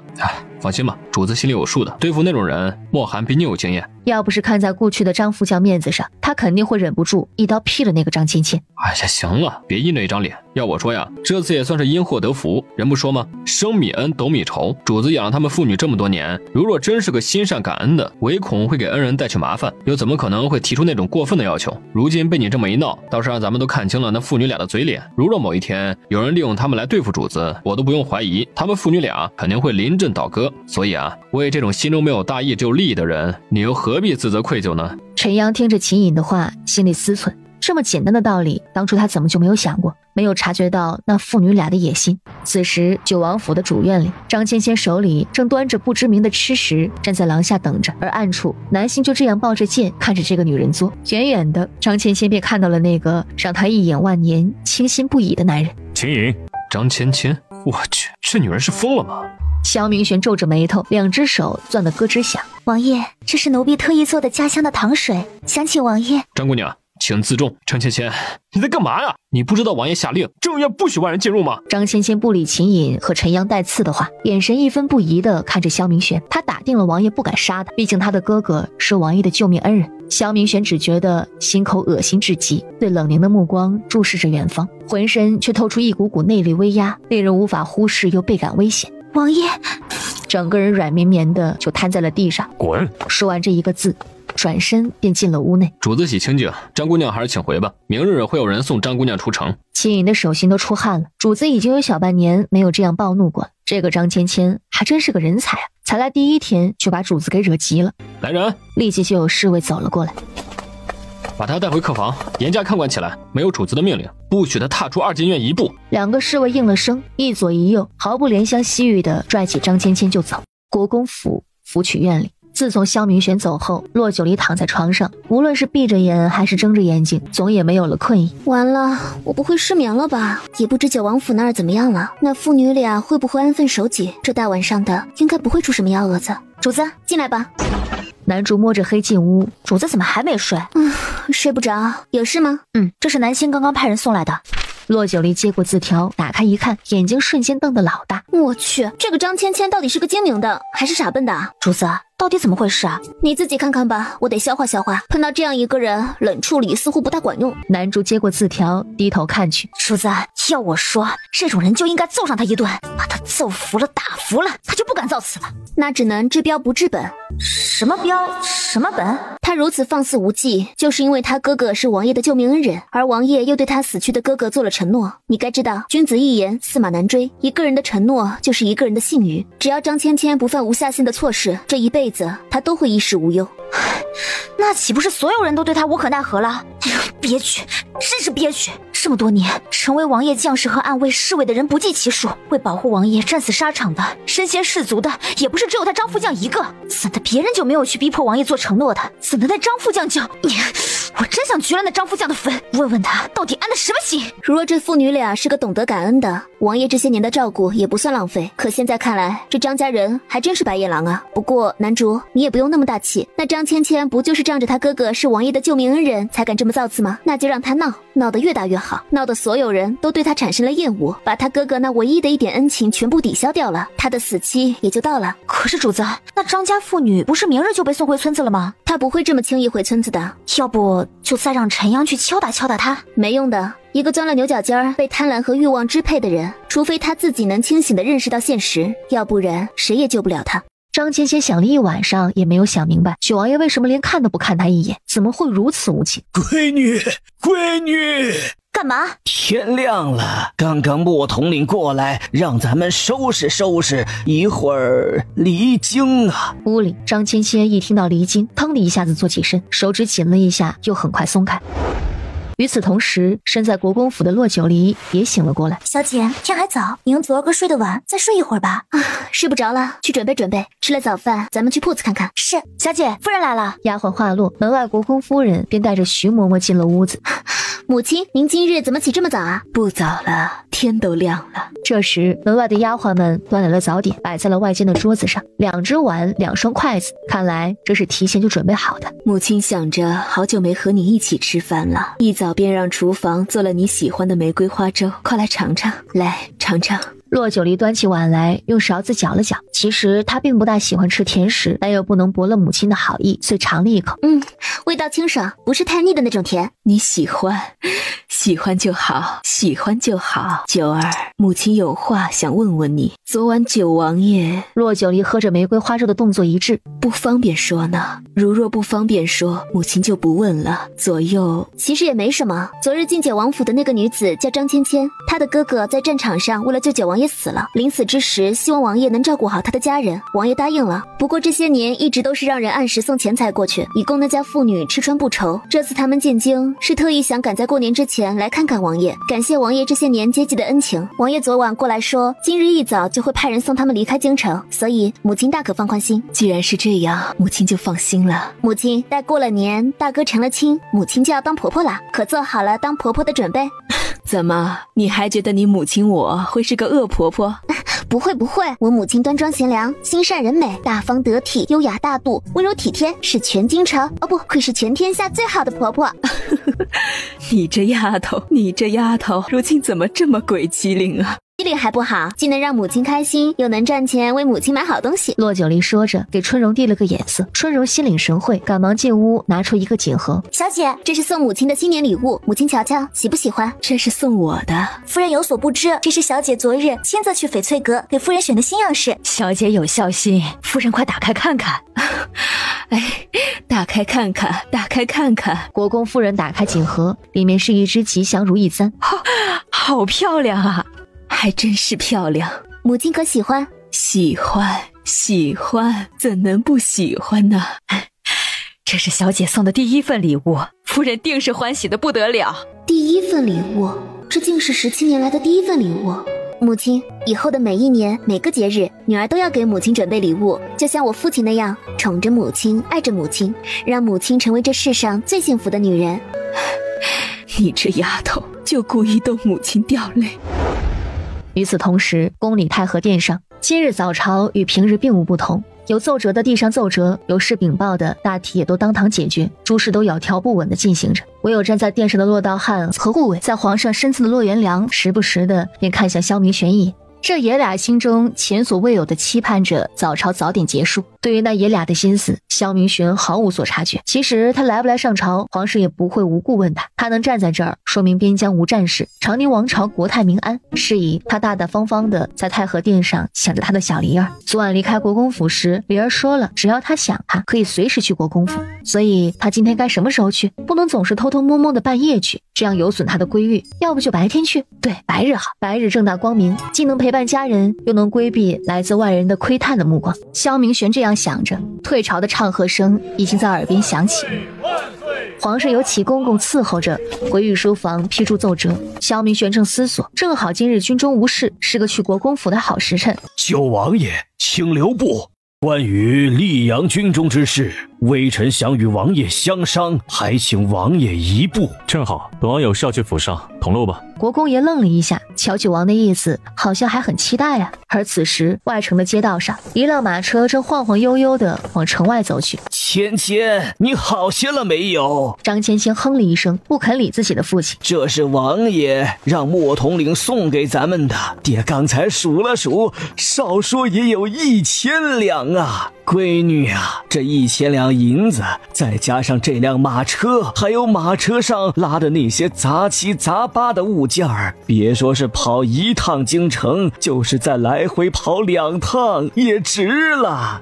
爹，你别这么眼皮子浅，1000两，1000两对九王爷来说算什么？不过是打发要饭的。爹难道就不想以后日日都这么富贵？芊芊呐，荣华富贵固然是好，可是也得有命享才行啊。爹如今就只有你一个孩子了，爹也不要什么荣华富贵，只要你平平安安的守在爹身边，别让爹在白发人送黑发人了。爹，女儿何时说过不守在你身边了？留在京城，女儿一样还是你的女儿。哎，你呀，你可知道昨晚莫统领和爹说了什么？王爷如今已有婚约在身，是国公府的2小姐，如今的永安县主，而且过了年就会大婚呐。论身份，论地位，论家世，你如何与她相比？那九王府里的荣华富贵又如何轮得到你呢？如今趁着王爷还顾念你哥哥当年的救命之恩，咱们父女见好就收吧。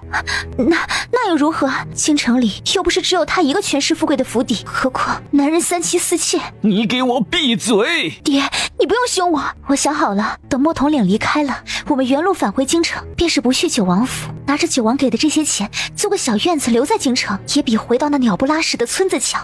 马车一路摇晃着出了外城的城门，过了京郊，上了官道。马车外，莫寒敲了敲车门。莫统领有什么吩咐啊？已经上了官道，我会留下2名侍卫送张伯回村子。好，多谢莫统领。莫寒拽起马箱，驾了一声，尘土飞扬中原路返回。他一个习武之人，会听不到那父女俩的对话。莫寒勾唇冷冷一笑，抬起手，随即一声尖锐的鼓哨声传遍了空旷的旷野。王爷，老臣想知道昨日进九王府的那个女子到底是何人，会不会对九儿？不会。便把有关于张家妇女的身份和国公爷说了一遍。今日一早，本王便派莫寒把那父女俩送出京城了。国公爷大可放心，有国公爷注意在前，本王的后院只会比国公爷的更干净。既然是误会一场，那老臣也就放心了。既如此，那本王就去后院看看梨儿。这样，老臣现下无事，便陪王爷走一趟吧。好，有劳了。君臣2人一前一后，刚要走出暖阁，臣妇参见王爷。学生参见王爷。不必多礼。夫人，梨儿呢？我与王爷正要去找她。梨儿去了酒楼，我刚刚已经派人去找她回府了。王爷，前些日子梨儿教给厨下几道新菜式，厨下的师傅虽不能说全得其精髓，但也学了8、9成效。正好今日王爷来了，便留在府上吃个便饭吧。哈，那就有劳了。国公夫人笑着点了点头，留下洛元甲陪着说话闲聊，自己出去厨房安排。张掌柜，夫人让我过来寻2小姐。2小姐呢？可在楼里？你来晚了，2小姐刚离开酒楼。离开了？可是回府了？怎么来的路上没有看到府里的马车呢？从这儿回府上的路又不止那一条，许着小姐从另外一条路回府的。也是啊，那我就先回去了。啊，路上小心一些。张掌柜，回见。回见。下人又马不停蹄地往府里赶，却殊不知他要找的那辆马车，在半路拐了个弯去了医馆。萧明玄在国公府里是左等右等，也没有等到骆九离回府，反倒是去找骆九离的下人回来禀报，说是骆九离离开了酒楼，不知去了哪。国公爷吓了一跳，慌忙派人去找。不必慌乱，李尔身边跟着南竹和南星，暗处还有秦武，不会出事，想必是去了别处吧。说着给秦隐使了个眼色，秦隐心领神会的出了暖阁，去和秦武联系。王爷这是……他们暗卫之间是有特殊联系的，李尔如今在哪儿，在干什么，一会儿就知道了。骆九离与宝药堂众人道别，随即钻进了马车里。马车外一直隐在暗处的秦武现了身，和南竹嘀咕了两句，又消失在了马车旁。主子，刚刚国公府的下人去酒楼找主子，说是王爷去了国公府，让主子早些回去。你说什么？王爷在国公府？是，秦武刚才告诉的。那就快些。是。南竹甩了下鞭子，车轮加快了速度。哎呦，我的祖宗二小姐，你又去什么地方了？怎么了？我不过是去了趟医馆。老爷和夫人都着急了，唯恐您……呸！我在说什么混账话？如今年关将近，外面街道上多了些无赖乞丐，别再冲撞了您啊！没事，我身边不是还有南竹和南星他们吗？骆九离笑了笑，抬脚进了府里。二小姐回府的消息还没等骆九离进了暖阁，就已经传了进去。阿弥陀佛，还好，平安无事。南竹，你去告诉父亲和王爷，就说我先回院子换身衣服，一会儿再过来。是。南竹点了点头，去了暖阁的方向。骆九离带着南星和春荣回去了福曲院。暖阁里，萧明玄一听到骆九离回后院了，本王去看看他。要不老臣陪同王爷一起去？王爷识得路，何况南竹还在这儿呢。南竹，带王爷去福曲院。是。抬脚出了暖阁。你干嘛拦着我呀？不让我一同去后院？你呀，如今王爷和李尔是未婚夫妻，过了年就成亲了，你这个时候左拦右拦有什么用啊？萧明玄来到了福曲院，就见南星抱着剑站在廊下。王爷。萧明玄摆了摆手没说话，然后推门走了进去。春荣，你去看看。正在服侍他的春荣点头，扭身出了屏风，忽见九王爷站在门口。春荣吓了一跳，习惯性的就要下跪请安，被萧明玄一个摆手制止住了。春荣也是个惯会使眼色的，忙低着头开门走了出去。骆九离听到声音，转身回头看去，岂料眼前黑影一闪，他还没有来得及反应，整个人已落入一个温暖有力的怀抱。把我一个人扔在府里，自己出去大半日，你说该不该罚？骆九离被他搂在怀里，笑着轻轻叹了口气，凑过去亲了亲他的脸。这样好了吧，王爷来府里也没有提前说，我哪里知道？如若知道，又怎么会出府去酒楼？萧明玄似乎很受用这一吻，故意紧绷的眉眼渐渐舒展，搂着他的腰走出屏风后，随即拥着他一起走到八仙桌前。这一上午是不是很累？南竹说从酒楼出来，你去接了俏月，又去了金大夫的医馆。本来是带着俏月去医馆感谢金大夫，没想到意外当了一回红娘。当红娘？可是谁当红娘？金大夫、俏月，还是那个小徒弟？我记得那个小徒弟年岁不大呀。不是金大夫，也不是那个小徒弟，是金大夫的儿子。金大夫的儿子？上次去医馆似乎并没有见过金大夫还有个儿子呀。他儿子叫金不换，这2年一直在外游历行医，才回京，应该是回来过年的。没想到月老给他拴了根红绳，才一进屋就和俏月看对眼了。既然这样，倒是省了很多事儿。什么意思？我曾说过，你身边不能有任何潜在的威胁。那俏月不比南竹和南星，甚至连春荣都不能比，毕竟不是家生子，是半路投诚，又是宫中出来的人，曾经又是那样的身份，自然不能留在你身边了。原本我想着是等他身体恢复，便派人把他送走。如今他能因祸得福，也是他的福气。骆九离没想到萧明玄会想得这么周密。现在王爷能放心了？不放心，一日不能把你娶进王府，便一日不能放心。王爷这样说，显得我像是被娇养的菟丝花。如若可以，我希望能一辈子永永远远的娇养你。谁说王爷看起来寡言少语，其实也很擅长说情话嘛？你不喜欢，说不喜欢，以后我就不说了。当然喜欢，我很喜欢听，以后王爷要常说啊。王爷，我还有一件事想问。什么事儿？骆九离睁开他的手掌，然后起身走到药箱旁，从药箱最底层拿出一块铁牌。王爷看看，那兵器铺的掌柜说，以后无论我到哪个地方，只要看到有狼手的旗子，手持铁牌，任何一个地方都会随时欢迎我。萧明玄接过铁牌，低头看去，兵器铺竟然给了你这个。一粒解毒丹换了一个7节龙鞭和象征身份的铁牌。王爷想必应该知道这个铁牌的来历。知道，但这里不是说话的地方，把这个收起来，改日我带你去见一个人。所以王爷，王爷、二小姐，饭菜都准备好了，请王爷移驾暖阁。一切顺其自然，不要过分纠结，时机到了，自然会让你知道的。你就直说你与兵器铺有关系不就得了？这拐弯抹角的，还真是让人伤脑筋啊！走吧，先去吃饭。他挽着他的手臂，笑颜如花。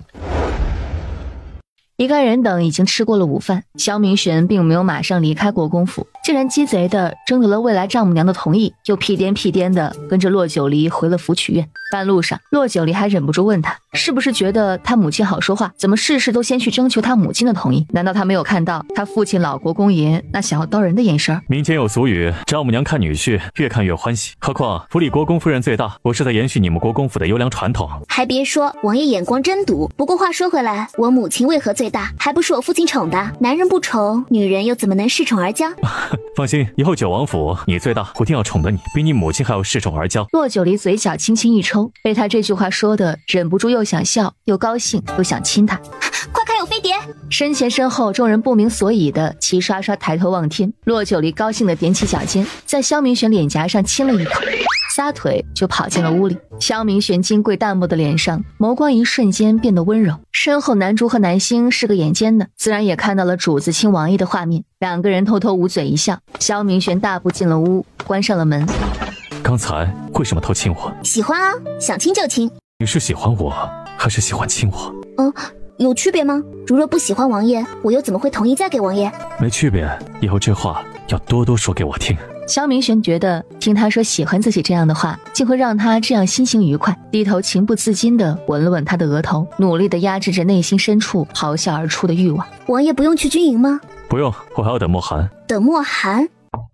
主子，属下回来了。这人还真是不经验的，说曹操，曹操就到。进来。主子，事情办得怎么样了？回主子，事情办得很顺利，人已经走了。派人进村监视，不要让他们出村子了。是。莫寒行礼退了下去。刚才莫寒说的是张家妇女，所以这是王爷的主意？不是，是莫寒和陈央商议的主意。依我的意思，直接把人打残送回村里。是莫寒和陈央顾忌我的声誉，又因是陈央先招惹人家的，所以便做了这个局。如若那张家妇女还敢回京，我不介意自毁承诺。好了好了，那张家妇女没什么好谈论的，我对他们没有兴趣。那你对什么有兴趣？我只对我家王爷有兴趣。我家王爷？萧明玄阴郁的心情很好的被他驱散开来，只是这高兴的喜悦还没有持续多久。谁？门外来人一愣。王爷，宫里来人，宣召王爷与老臣入宫。父亲，秦乙莫寒都是死的吗？怎么会让国公爷来传话？骆九离已经起身去打开了屋门，身后萧明玄也走了出来。可知皇上召见何事啊？不知啊，不过传话的公公倒是也没有特别提醒，想来应该不是什么大事儿。好，那就走吧。萧明玄抬脚迈出了屋子。国公爷看了一眼自己女儿，刚刚他敲门时，萧明玄语气不佳，难不成这俩人闹别扭了？秦颖、莫寒，保护好王爷。是，王妃。我明日再来看你。国公爷一见这样，多少疑问也不用问出口了，遂跟着萧明玄出了福曲院。回到国公府时，已经是大中午。府里的人依旧和昨日一样，小心翼翼、安安静静的。二小姐，您回来了，王爷没跟着您一同回来。皇上有事，把王爷留下了。管家点头，没敢再说话。我二哥还没睡醒吗？听说当年裴大人春闱后，昏天暗地的睡了3天3夜，估摸着二公子不用3天3夜，也得2天2夜吧。好吧，那我就不去打扰二哥了。春荣呢？在院子里，说是二小姐要什么枣泥，她正带着几个丫头去准备呢。好，你去忙吧。骆九离带着南星南竹回到了福曲院，春荣已经把枣泥做好，也按照他的吩咐把药物细火烘焙，然后锤成细粉。如今只需要他亲自动手制作药丸，所以整整大半日的时间，骆九离就在福曲院内做这些细致到了极致的活计。夜幕降临的时候，萧明玄竟然跟公爷一同回到了国公府。在干嘛呢？在制药丸。管什么用啊？补血益气。我二哥在浩舍里待了9天，元气亏损，光睡觉食补肯定补不回来。他又不爱喝苦药，我就给做成药丸，外面裹着枣泥，酸酸甜甜的，开胃又补元气。这么细致，我也在宫院待了9天。这不是一码事，我能理解为王爷在吃我二哥的醋。可以这么理解。我家王爷这么霸道，又如此爱吃醋，该怎么办才好呢？李二觉得应该怎么办？当然是宠着啦。让李二说说该怎样宠我，我甘愿让李二宠。王爷假装毫不知情的男人哪里肯放过这片刻的温存，使劲儿把人又往怀里带了带。这可是在国公府，你左一句受宠，右一句受宠，就不怕府里的人听到有损你堂堂战神王爷的威仪？威仪哪里有独得利妖的宠爱重要啊？没法聊天了，再聊下去，只怕不是他克制不住，而是我自己克制不住男色的诱惑。沈将军面见皇上是有什么要紧事吗？宫里的事儿一会儿再和你说，先说说白日里发生在街上的事儿。王爷都知道了。还没出宫门口就听说了，好在你没有受伤，要不然梁慕庭吃不了兜着走。骆九离莞尔一笑，把白日里南珠和南星三人分析的事情经过跟萧明玄学了一遍。应该是丞相府里有人与梁慕庭结下了私约，我提醒了梁慕庭一下，就是不知道他听没听懂。发生在翡翠阁的事儿忘了，依我看，你何苦浪费精力去救他，还去提点他？如若今日换成胡家人，我肯定不会救。不过那个梁慕庭小年纪，在对待感情这件事上如此重情，倒是让我刮目相看。我还听谢崇子说，丞相大人有心想让梁慕庭嫁给金鸡要塞统领薛宁山做田房。丞相府的事儿与咱们没关系，以后不需要与他们打交道了。那现在能说说沈将军进宫的原因了吗？桑南国五公主失踪了。失踪了？沈大将军原话，桑南国太子和五公主在春润两国边界已经进入桑南国国境内，夜半时分被一股不明势力打劫，单宝兄身边的使臣和护卫死的死，伤的伤，单宝兄也身受重伤，五公主身边的护卫一个活口没留下，而五公主也下落不明了。是王爷的人吗？我的人还没有来得及动手。那王爷之前埋在五公主身边的那颗雷呢？那个叫阿暖的男子，他也一并失踪了。五公主失踪了，阿暖失踪了，可保护五公主的所有护卫却一个活口没留下，这里面是不是有其他隐情？我已经派人去查了，但我怀疑这件事到底是单宝兄设的局，还是五公主自己设的局，亦或是桑南国那些觊觎皇位的皇子们设的局，暂时还不得而知。看来这桑南国的皇室也并不安宁，在他们自己的国境内，太子受伤，公主失踪，想必桑南国国君也要彻查一番。只是那个阿暖和五公主一同失踪，这让我很意外，他们俩到底是谁救了谁？难不成是那五公主当真看上了阿暖，舍不得自己的男宠？你对他们的事情感兴趣？谈不上，我还是对我家王爷最感兴趣。爱妃该叫夫君了，下月就是咱们的大婚。爱妃夫君？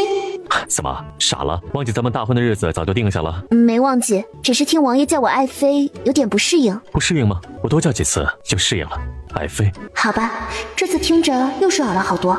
时间一晃而过，3月初8吉日宜嫁娶。小姐，先吃点东西，仪式要1天呢。春荣，有粥吗？或者热汤？这干巴巴的怎么吃得下？小姐，我娘再三嘱咐，不能吃稀饭，毕竟人有3急，一会儿穿上嫁衣不太方便。就是这包子，小姐也只能垫垫肚子，不能吃太多。骆九离怔了一下，虽然不太想吃，不过还是勉强吃了一些。门外，他母亲和姐姐骆九清就带着一个陌生的老嬷嬷走了进来。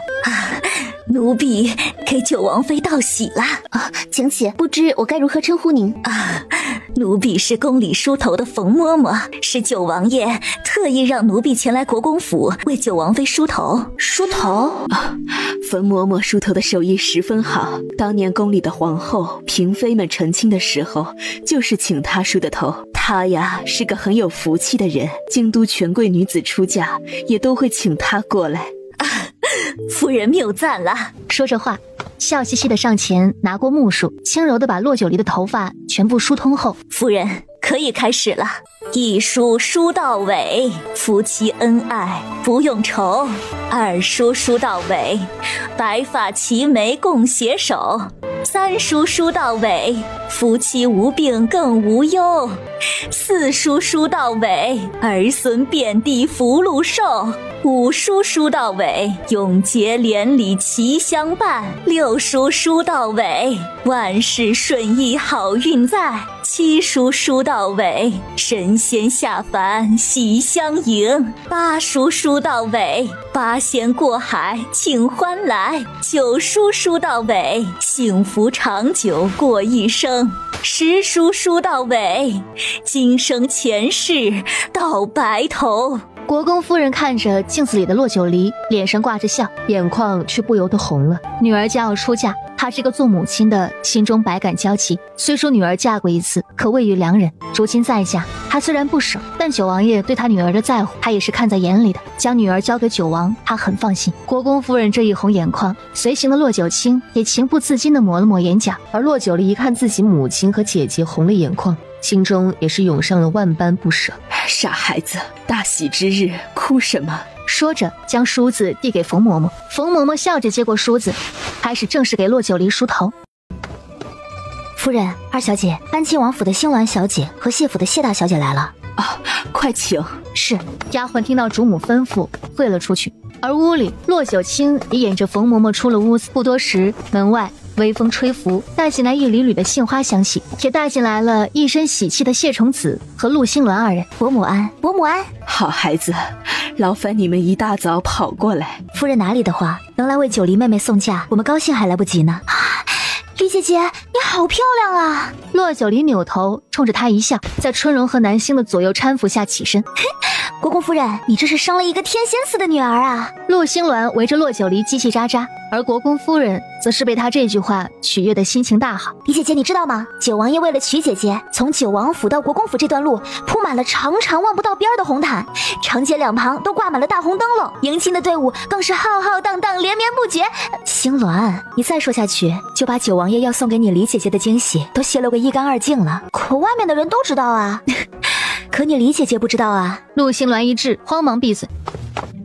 夫人主子，王爷已经到了巷口。快去叫二公子来。妹妹出嫁得要有兄长背着出门的。还有，告诉大公子和那些在前面迎亲堵门的后生，不许为难王爷。当一身大红色喜服的萧明玄在国公府大门处停下时，迎接他们的不仅仅是锣鼓阵阵、鞭炮齐鸣，还有一排一排堵门的。萧明玄自然也知道，新郎进门总不会很容易，也做好了迎接各种刁难问题的准备。但当一个个看似刁难的问题丢出来时，他清贵的眉眼泛着耀眼的光芒。看来应该是府里有人发话了。府曲院内，国公夫人估摸着快要到入门吉时，忙让骆元甲背起骆九离。与此同时，国公爷和骆元良也让门口的一帮后生们把萧明玄放了进来。萧明玄身姿挺直地站在门口，周身褪去淡墨，只余一片柔情似海。不远处，骆元甲背着骆九离的身影越走越近。萧明玄行至国公爷夫妇身旁，躬身一礼到底。那老夫妻二人眼里噙着泪水，冲着他摆了摆手。萧明玄这才直起身，从骆元甲手里接过骆九离，将他稳稳地抱在怀里。萧明玄沉稳有力的双臂，似是抱着世间最珍贵的宝贝一般，丝毫不敢大意。我们回家。回家，回家！大红花轿起，几百米长的红毯，满街的大红灯笼，10里红妆，从街头排到街尾，井然有序。而九王府里也早已布置得喜庆热闹，张灯结彩。不多时，锣鼓喧哗声持续回荡在耳畔，伴随着众人喜悦祝福的声音，长长的迎亲队伍停在了九王府门前。只见亲自迎亲的九王爷下马走到轿子前，一袭暗红长裙的男主和男星站在轿子一旁，同时躬身掀开轿帘。围观的众人惊讶，王爷不踢轿门。萧明玄弯腰，从轿子里抱出了他心心念念都要娶进门的人，一步一步入了王府。围观人群再次震惊的无以复加。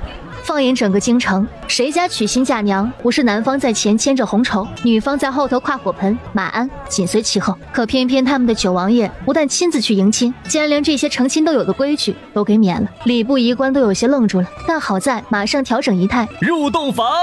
随着一声入洞房，整个九王府喜气的呼闹声更热烈。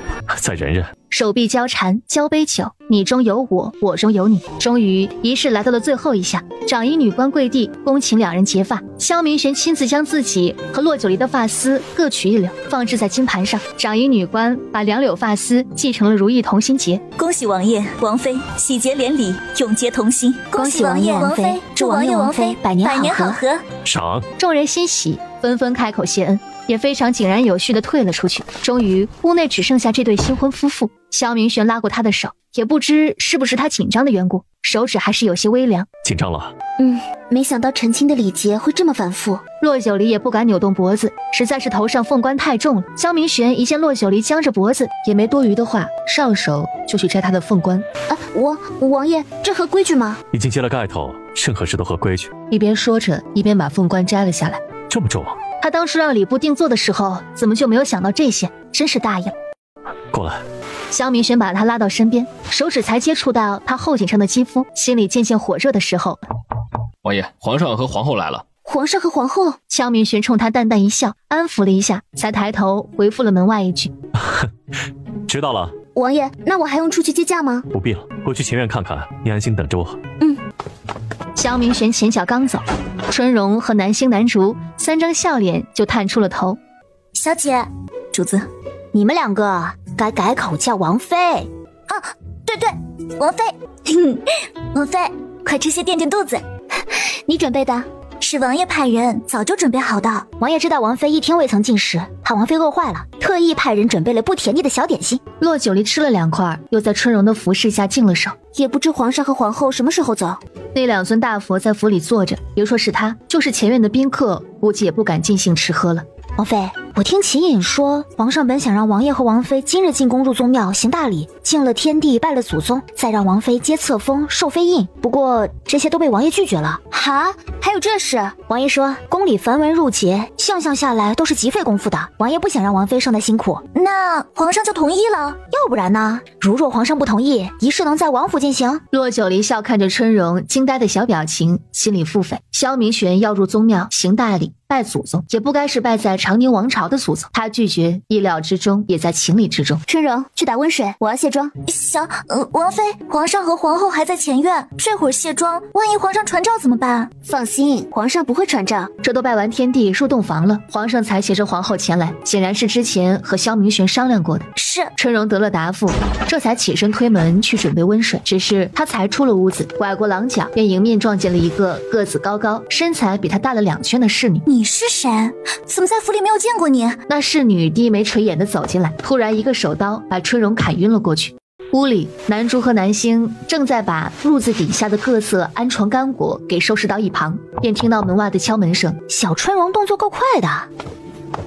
南珠去开门，刚一打开门，一股白色的粉末瞬间扑面而来，直入口鼻。你话音未落，南珠就直挺挺的晕了过去。南珠，南星的脸色骤变，长剑直接出手朝门口的侍女攻击过去。那侍女也不闪躲，扬手朝南星的方向砸出了一个盒子。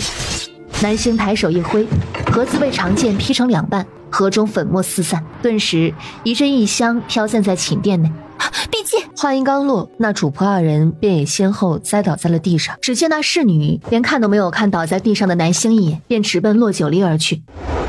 烛光下，新嫁娘身着明艳的嫁衣，如同睡着的美人，红妆粉黛，不掩轻眼，高贵明艳，不可方物。洛九离，没想到吧？有一天你还会再一次落到我手里。既然我得不到，那就毁掉好了。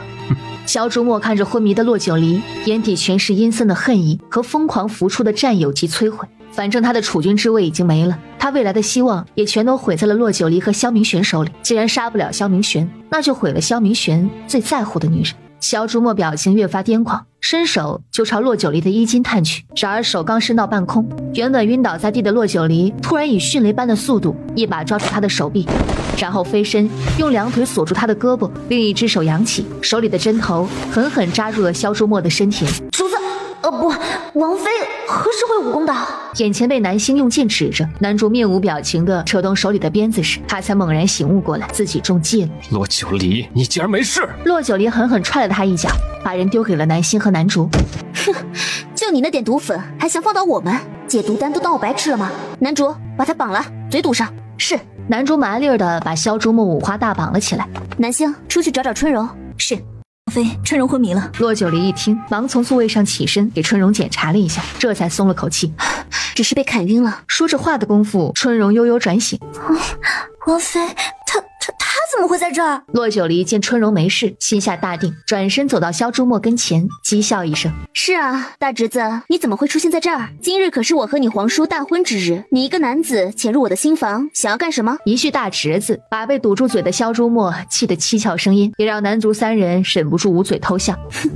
怎么生气了？你一个窝囊废被我一个弱女子算计，还有什么资格生气？不过九王府戒备森严，你皇叔为了防止发生意外，这里外3层都加强了防范，你竟然还能如此轻易就混进来，我猜想必然是因为王府里有人跟你里应外合，如若不然，你这条狗命早就交代在这儿了。萧朱墨猛然看着他，眼中全是不敢置信，他竟然狠毒至此，也竟然敏锐至此。男主，卸了他的下巴，折断他的手腕。是。男主厌恶地瞥了他一眼，下手的动作毫不吝啬。王妃，接下来怎么办？带去教场。南珠和南星同时威震，教场下有单独关押人的地牢。王妃的意思是要让萧朱墨有来无回，可萧朱墨怎么说也是皇子，是皇上的儿子，如若在九王府里把人弄死，发什么愣？你们要知道，今晚不是我死，就是他死。男主哪敢多言，扛起萧朱墨就从侧窗跳了出去。与此同时，前院外传来一阵凌乱的脚步声。找，务必把刺客找出来。南星，去看看。是。南星攥了攥剑柄，心里咒骂了一句：这些人狭隘自私，龌龊恶毒的狗心思。昂首挺胸推开屋门，正看到皇上、皇后、九王爷和一干来参加婚宴的众人踏进了院子。王爷，王妃呢？回王爷话，王妃在屋里。刚才王妃有点饿了，吃了点心，要净手。属下正要去端温水来。方才有什么人过来吗？没有，属下从王妃进新房开始，一直没有离开过，更是不会让任何不相干的人过来打扰王妃的。一旁，皇上眸色冷凝，与萧明玄交换了个眼色。看来今晚是有人故意要把众人往正院引，想要在大喜的日子里搞出点事情来。九弟呀，今天是你大喜的日子，前院陪同宾客的事情就交给几个宗亲侄儿吧。如今天色也不早了，你留下来回屋里去陪陪新娘子呀。皇上发话了，随行众人也个个神情晦暗莫测。以国公爷为首的几个武将，不知从哪儿拎出了个侍卫，就是你说有刺客潜入了后院的新房。那侍卫吓得当场跪地，却不敢再言语半句。造谣生事，罪责当诛，来人把他拉出去。立即就有人上前把那个侍卫拉了下去。既然是虚惊一场，皇上又嘱咐了几句，便带着皇后离开了九王府。有没有事儿？有没有伤到？放心，我没事。是萧朱墨扮成侍女模样潜了进来，想要对我不轨。我已经让男主把人卸了下巴，双手折断，带去教场了。萧明玄的脸色骤变，不是惊愕于骆九离下达命令的手段，而是惊愕于萧朱墨找死的行径。大婚之日，萧朱墨一个男子潜入新房，前面又有被收买的侍卫通风报信，说是看到刺客潜入了后院。萧朱墨他还真是死性不改啊！追查刺客，这个理由倒是光明正大。无论萧朱墨能不能得手，一旦当着皇上和所有宾客的面出现在新房内，那谣言就会四起，皇室和王爷的脸面，我的名节都将在这一夜遗臭万年。哼，若是更严重点，说不定皇上暴怒会当场杀了我。所以王爷打算如何处置他？他把这般龌龊阴暗的心思屡屡用在你的身上，不可原谅。南星，王爷，你去告诉秦野，将人关进地牢，本王明日亲自处置他。是。南星领命，拉着春荣快速离开了屋子。王爷明日亲自处置，看来萧朱墨只有一碗活头了。屋里，萧明玄拥着骆九离坐在床边，看着面前人儿明媚的容颜，眸色也渐渐灼热了起来。忘记那些不开心的事儿，今晚是我们的洞房花烛夜。骆九离点头，知道他盼今天盼了多久，笑着亲了亲他的唇角。这一亲吻就像是触动了某种开关，萧明玄心里悸动的竟如同毛头小子一般，直接将他掀翻压在了床上。王爷还没换衣服。两个人都穿着厚重的喜服，一会儿万一着急脱的时候，骆九离都能想象得到他那个笨手笨脚的画面。萧明玄在他白皙秀气的脖子上啃了一口，不情愿的起了身。太煎熬了。骆九离没忍住笑出了声，萧明玄也不恼他的低笑，快速更衣解带，转身之间却见骆九离依旧一身大红嫁衣，坐在床边秋水盈盈的望着他。夫君帮我。萧明玄心头悸动，眉目瞬间融化成了一团。夫君，他终于成了他名副其实的夫君，为自己所爱之人更衣，他乐在其中，遂伸手替骆九离除去身上繁复的嫁衣，温柔的将他放在床上。他的脸微微发红，眼神迷离又羞涩。萧明玄喉头动了动，低头吻了上去。红烛高照，鸳鸯交情，锦殿流光溢彩，大红的纱帐层层晃动，朦胧烛光映着帐子里交叠的身影。与此同时，京城某座府邸内，人呢？没有出来。没有出来，是人没有出来，还是你们把人看丢了？属下一直在府外监视，未曾想那个侍卫会那么容易就被抓到。而他要等的人却由始至终没有从九王府出来。哼，这就有意思了。看来九王府内有私牢，只不过他当真敢对皇上的儿子下手，这简直出乎我的意料。主子，如若昭王真的死在了九王府，那主子的大业至少少了一个绊脚石。昭王不足为惧，他只不过是一颗比较好利用的棋子罢了。不过，如若让皇上知道他最信任的兄弟杀了他的亲生骨肉，皇上还会如同以前那样再去信任九王吗？只是他又不敢去忽略骆九离的存在，毕竟上次宫宴上，骆九离带给他了新的震撼。王水化尸化骨，如若他真想让昭王消失在这个世界上，那即便是把九王府翻个底朝天，也不会找到一丝一毫的证据。难呐，还真是纠结。一日一早，骆九离醒来时，外面已是日头高照。王妃，你醒了。王爷呢？王爷去了教场。骆九离没说话，看来萧明玄是去料理萧朱墨了。门外，春荣和南星一个端着温水，一个端着软巾等洗漱用的物品进了屋。一见王妃醒了，纷纷走了上来。你们俩这么慌乱干嘛？忙不过来就让门外的侍女进来帮忙。王妃有所不知，今日一早，王爷下令，府内所有侍女全部遣去二进院当差，除了我和南星、春荣外，任何侍女不得进入后院，尤其是不得接近王妃的正院。这又是为何？因为昨晚府里的暗卫也被王爷换了一批。昨晚其实是有暗卫看到那个侍女进院子的，但没有人起疑，只以为是进后院服侍的侍女，没想到会发生那种事。骆九离闻此，顿时哭笑不得。萧明玄这是一朝被蛇咬，10年怕井绳啊！二英呢？二英也进了二进院啊。好吧，看来待会儿他得和萧明玄商量一下。与此同时，九王府的地牢里，求皇说，你私设牢房，关押皇子，动用私刑，就不怕父皇问罪？打！九皇说，我是皇上的儿子，是王爷，你不能对我用刑，不能对我用刑。执鞭的暗卫只效忠于萧明玄，冲着自家主上恭敬的行礼之后，走到萧朱墨身边，就是狠辣的一鞭子挥下。他如何算计也没有算计到，萧明玄竟然胆大妄为，私自关押了他，并对他处以这样的私刑。不过才挨了10几鞭子，萧朱墨就生生的痛晕了过去。用药！暗卫一听，转身从牢房的角落里端来一盆发绿的水。这种药水泼在受伤的身体上，不但能让人清醒，还会暂时麻痹疼痛，但一旦药效失效，那痛苦就又加重100倍。刚刚痛晕过去的萧朱墨很快被冷水泼醒。你的确该死，继续。是。萧明玄身体坐在椅子里，单手支额，脸眸盯着萧朱墨，暗卫照做，动作没有一点迟疑。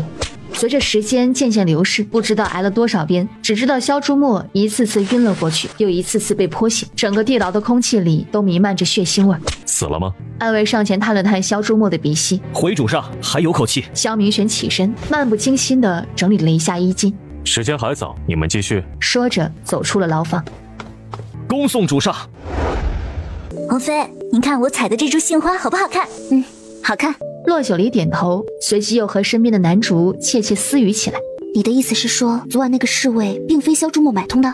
只是可惜，再要盘问下去的时候，那个侍卫便毒发身亡了，线索断了。不过王妃放心，线索虽然断了，但只要继续追查下去，还是会找到蛛丝马迹的。王爷，沉默的骆九离猛然抬头看过去，只见远远的看见萧明玄走进了院子。我先去沐浴，让他们陪你。我等着王爷一同用膳。马上。春柔，你去厨房让人准备些精致可口的早点送过来。是。春柔转身快步去了小厨房。浴好了，一大早辛苦了。这是百合粥，先垫垫肚子。难道昨晚我不辛苦吗？羞不羞？萧明玄一见他害羞了，眉梢眼角都带着喜悦，伸手把他圈进了自己的臂弯，低头忍不住亲了亲他的唇角。韩非如此害羞，看来以后要经常说才好啊。骆九离知道他是故意让自己放宽心，毕竟私求皇子亲王，甚至杀了萧朱墨，那是寻常人想都不敢想的事。先吃饭吧，吃了饭不是还要进宫吗？进宫干什么？敬茶呀。不用了，皇上特意嘱咐不必去宫里敬茶，今天咱们就在府里好好休息，哪儿都不去。那一会儿吃完饭带我去密室一趟吧。萧明玄眉心微动，转头看他，我去给父皇母后磕个头。一句话瞬间滋润了萧明玄那颗鲜活的心灵，他未想到的事情，他竟然一直记挂在心里。这颗蜜枣很甜糯，尝尝。萧明玄几乎没有犹豫地张嘴吃下，眼梢勾起一抹迷人的笑意，仿佛是耀眼的阳光穿透冰凌。吃过早饭，萧明玄停退包括春荣、南竹、南星在内的随身侍卫和丫鬟，牵着骆九离的手，一路往西北角的教场走去。站在一排又一排的牌位前，骆九离的心境比上次要平静了很多。他抬头看向萧明玄，他拉着他轻车熟路地走到香炉前。父皇母后，哈臣昨日大婚，今日带着你们的儿媳来给你们请安了。父皇母后，我是骆九离，长宁王朝义国公府嫡次女，宇文浩天的结发妻子，今日特地来向父皇母后请安，也请二位放心，今后无论顺境还是逆境，无论富有还是贫穷，无论健康还是疾病，我都会与他风雨同舟，患难与共，一起携手并肩，共抗命运，绝不会让他自己再去面对所有艰难。还请父皇母后的在天之灵保佑我们。骆九离说完，低头恭恭敬敬地磕了3个响头。萧明玄听他说着，心里的震动久久不能平静。你这么看着我干嘛？谢谢你，谢谢你想我所想，也谢谢你爱我所爱，更谢谢你来到我身边。傻样，快给父皇母后磕头。萧明玄笑着点头，随即磕了头，这才起身拉着他，又原路出了密室。几日来，萧明玄不去早朝，也不去宫里，更不外出，就在府里陪着洛九离享受婚后的静谧时光。反倒是府外已经翻了天了，原因无他，只因被圈禁的昭王失踪了。皇上震怒。王爷，你说皇上会不会？会，但不要紧，怀疑是需要证据的。昭王被圈禁，没有皇上口谕就私自出府，这是违抗圣意。何况皇上派人去查，真正害怕恐慌的不应该是我们。王爷是不是查到了什么？不要动，都画坏。他抬手轻柔地帮他擦去画坏的眉形，这才附在他耳边低语了几句。怎么会是他？你也很吃惊吧？我瞧着宣王稳重老实，就连瞧着对那储君之位都不大热衷。更重要的是，他与我没有任何交集，为何要协助昭王潜入九王府？也许他认为只有你我大婚才能刺激昭王入了他的圈套，只是他没有料到昭王出师未捷，更没有料到我们敢对昭王动手。他这是掩耳盗铃，难道他就不怕被你查到，状告到皇上跟前？他并未出面，但是他的人出的面，想必现在那人已经被他灭了口吧？但是他忘了，你是我的逆鳞，敢在你身上动心思，别说储君之位，便是宣王之位，我让他做的都不安稳。洛九离没说话，他觉得宣王实在是太蠢，那储君之位不适合他。果然，就在萧明玄说完这些话的几天后，有人在京城某处宅子里发现了昭王的尸体，而恰恰那个宅子就在宣王名下。又过了2日，宣王利用职权中饱私囊的证据被送到了皇上手中，一件2件都与宣王有关。皇上震怒，直接在御书房外下令杖责50，禁于宣王府。至此，宣王尚未出师，各种阴谋就被扼杀在了摇篮里。回到九王府时，天色已经暗了下来。王爷呢？回府了吗？刚才秦颖回府过了一趟，说是王爷从宫中去了军营，让王妃晚上用膳，不用等王爷。去军营是有什么要紧事吗？秦颖没说啊。好吧，洛九离也没有执着的去知道结果，便抬脚进了府里。吃晚饭的时候，萧明玄果然没有回府，没有人陪着，洛九离便草草的吃了几口。当窗外夜色越来越黑的时候，萧明玄依旧没有回府。王妃，要不您先休息，你们出去吧，我再等等。春荣也知道王爷王妃新婚燕尔，一些贴身伺候的事儿也从不假手于人。王妃让出去，他也便乖乖的出了屋子。王妃呢？可是休息了。王妃说再等等王爷。洛九离也不知道自己迷迷糊糊等了多久，反正手肘撑着桌子，恍恍惚惚的，有些睡眼朦胧之时，听到有轻微的脚步声，然后是身体腾空被人抱起。王爷，你什么时候回来的？刚进屋，见你坐在凳子上就睡着了，没敢叫你。我以为把你抱到床上去，没想到会把你惊醒了。他说着话，把他放在软榻上，眉目放柔，低头亲了亲他的额头。今日忙了一天，没有赶回来陪你吃晚饭。春荣那丫头说你晚上没胃口。我不是太饿，你不必听他们说，我吩咐厨下去给王爷准备饭菜。不必了，我已经在军中吃过了。王爷在外面跑了一天，累了吧？那我让他们去准备热水，王爷先去泡个热水浴，解解身上的疲乏。萧明玄原想说还好，不必这么麻烦，他去沐浴房冲一下就行了，但突然似乎是想起了什么，又改了口。也好，我这身上呀还真是有些疲乏了。洛九离一听，赶紧吩咐人去备浴桶和热水，哪里注意到身上萧明玄嘴角翘起，目光隐隐地锁着他清绝脱俗的面容。韩妃，我们还没有洗过鸳鸯浴呢。王爷不是说身上有些疲乏吗？所以需要做些事去乏呀。既然气氛都烘托到这儿了，两个人又是名副其实的夫妻，还有什么可扭捏的？麻烦夫君抱我去。萧明玄唇角微挑，低头奉上一吻。夫君乐意之至。浴桶里水面上热雾缭绕，漂浮的花瓣散发出清新的香气，气氛旖旎而迷人。但洛九离被一团团花瓣包围着，热气氤氲了他的眉眼。当他如瀑布般的乌发散落在后背肩胛，浸湿在水中，一双漆黑瞳眸喜悦而娇羞地凝望着他时，萧明玄忍不住就有些情动。可如今一个水里一个水外，他努力克制着心头火热的悸动，自己宽衣走了进去。我家王爷的身材真不错，爱妃满意就好。说话间把他拥入怀里，水面上荡起一圈圈涟漪，花瓣飘动，幽香暗涌。洛九离依偎在他怀里，唇角微抿，比起肌肤之亲，他突然更享受此时这种旖旎温馨的气氛。王爷背对着我，我给王爷捏捏肩。萧明玄目光正朝下，落在他脖子以下的地方，心跳不由加快。听他这样一说，赶忙转移视线，转身侧靠着桶壁。洛九离笑了笑，抬手搭着他的肩膀，细致地给他按摩起几处穴位。萧明玄闭上眼，享受着他细致体贴的服侍，他甚至不自觉地发出了一声轻哼。有这么舒服？很舒服。我今天才知道爱妃拥有一双神奇的手，以后呀，我是不是能时常让爱妃帮我按摩？好，只要王爷想，我随时。说这话话的人是带着些许揶揄，可听在萧明轩耳中却像是另一种暗示。爱妃，我也给爱妃服侍按摩。手指在她脊背上画了个圈圈，一点点朝下挪去，停留在她纤细没有一丝赘肉的腰部，又画了个圈圈。王爷。就在这时，萧明轩俯下身子，在他的耳垂上落下亲吻。洛九离身子顿时一僵，随即哆嗦了一下。我的爱妃定力似乎不太好啊。这次揶揄的是他，被揶揄的是他。看着他双颊飞上红晕，柔弱无骨的纤细被他紧紧包围，还有他那雪白的颈上挂着水滴，滴落入他的脖子下方，直接摧毁了他最后一丝理智。爱妃。萧明玄的嗓音有些暗沉嘶哑，俯身便吻住了他的唇，气息已经完全乱了。浴桶里的温度有点高，水面上漂浮着的花瓣，空气中萦绕着香气，以及彼此身上散发出来的气息，仿佛都带着某种蛊惑人心的魔力。王爷今天回来的这么早？回来陪你吃午饭，吃过午饭还要去军中呢。又何必跑这么一趟呢？萧明玄走到他身后，想你了。顺便告诉你，皇上已经同意岳父大人辞官归隐了。这么顺利？等我得了空，带你回国公府陪陪两位老人家。不多时，厨下准备好了饭菜，两人手拉着手去花厅吃饭。吃过午饭呀，我去军中，你呢？会我小憩片刻。我下午要去酒楼一趟，已经好些日子没有去查看账目了，张问一个人忙不过来。去酒楼也好，让南星和南竹跟着，路上注意安全。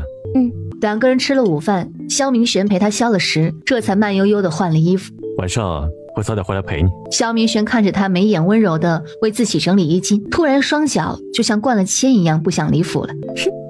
好，我在府里等着王爷，不过王爷也不要偷懒，别让皇上觉得王爷成了亲，娶了媳妇儿就不务正业了。萧明玄一笑，低头亲了亲他的额头。皇兄不会这样想，再等等，等这阵子我把军中的事情忙完，就带你外出游玩，散散心情。看着面前丰神俊朗的男人，心头微震，随即翘起脚尖，抬头亲了亲他的唇角。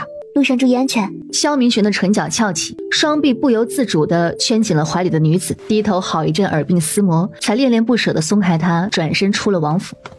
直到萧明玄的背影彻底消失在眼前，远远的南星和南竹、春荣三人才敢往自家主子跟前凑过去。王妃，是不是成了亲的男人都这么粘人啊？想知道吗？南竹竟然还真老实的点了点头。那你就赶紧找个人嫁了，自然就知道为何成了亲的男人都这么粘人。王妃真当托付终身的男人这么好找吗？趁着萧明玄去军中的时间，骆九离派人备了马车，直接去了天下第一锅和饺子馆。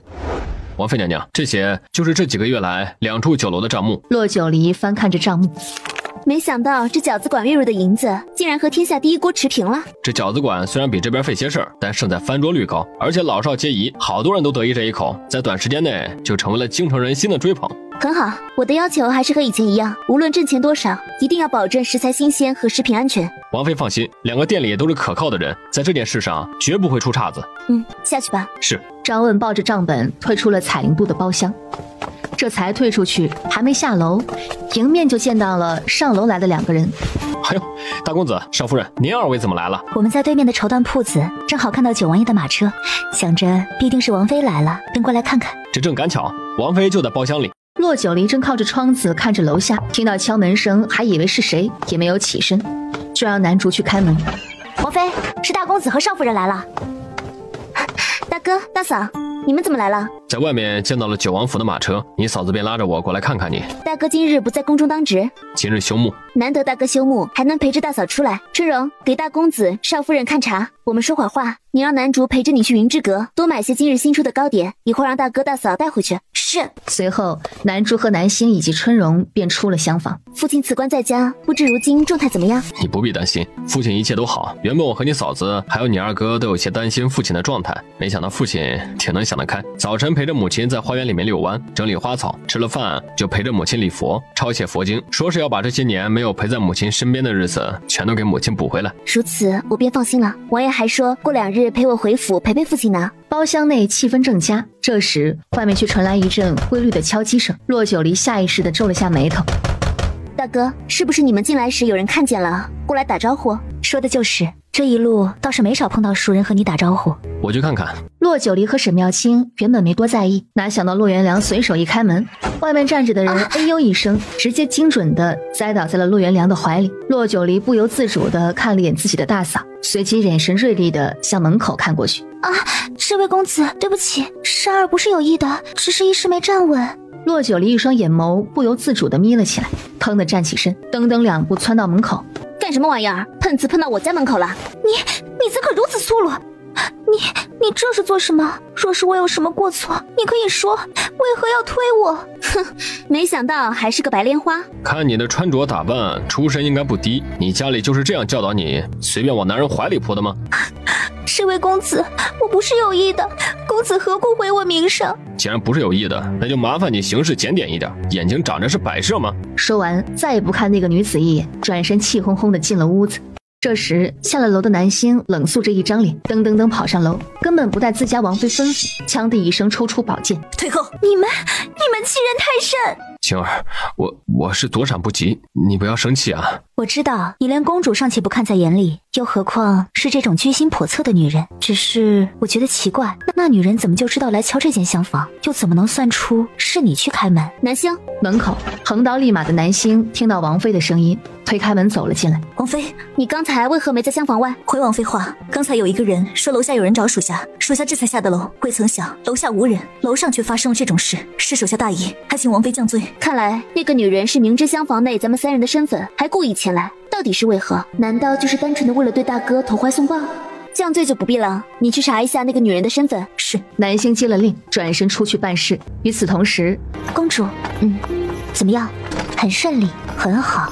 只要明日她闻到药引，我就不信这一次国公府不办丧事。至于你，走吧，与本公主回宫，了却你的心愿。臣女多谢公主。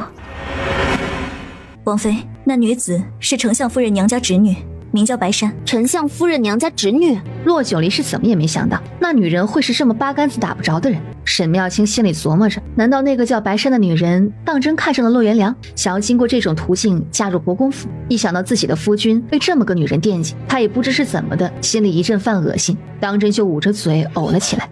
晴儿，你怎么了？大嫂，您这几天大嫂胃口怎么样？有没有看大夫？你大嫂这几天胃口还真是不太好，说看大夫也不肯，正好你在，要不你给嫂子诊个脉。嫂子，伸手过来。片刻后，顿时就精神一振，抬起脸瞅了自家大哥一眼，有点古怪。怎么了？小妹，我到底是生病了还是你说句话？大哥，准备一桌上好席面，请我吃酒吧。我要当姑姑了。你是说你大嫂她有了？真的有了？不错，有了。大哥，你要当爹了，我要当姑姑了。大嫂，你要当娘了。别在这儿了，赶紧回府，把这个好消息告诉父亲和母亲。我都能想象父亲和母亲得高兴成什么样。父亲才辞官隐退，大孙子就来了，这可是喜事儿，大喜事儿啊！这个时候还有什么事能比这件事儿更让人高兴、更让人牵挂的？对，回府。骆元良弯腰一下子就把沈妙清抱在了怀里。不用，我能走路。骆元良搂紧了他，也不管他抗议，抱着人就出了门。骆九离和南星笑嘻嘻地跟在身后。出了楼里，正瞧见远处有人驶着快马飞奔了过来。王妃，是王爷。果然，骑在马上的萧明玄随即翻身下马。王爷，你怎么这么早就回来了？军中的事儿交代给了张副将和赵武校尉，我便赶着回来接你。不过瞧着什么喜事儿让你这么高兴？骆九离一笑，俯身在他耳边耳语了2句。萧明玄有些惊讶地看着他，又把目光看向傻乐呵呵钻进了马车里的骆元良。别看了，快上马车，我们一起回国公府。骆九离拉着萧明玄的手，萧明玄这才和他一起钻进了马车里。一进马车里，萧明玄就盯着骆九离的肚子。爱妃，一定是我不够努力。不许再说。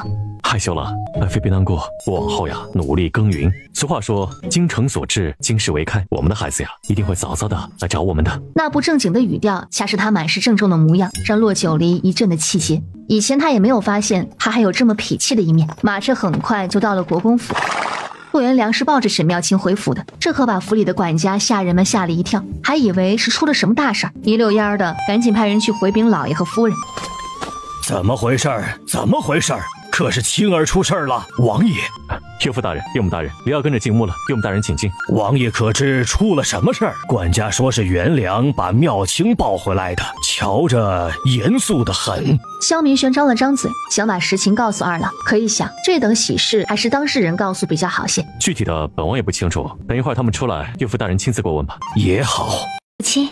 好孩子，这是怎么了？我和你父亲听到回禀，赶忙过来看看。九儿，你嫂嫂可有事？有事，大事，大喜事。大哥，你快和母亲说。母亲，青儿有了。沈妙清也合时宜地摸着自己平坦的小腹。青儿，真有了。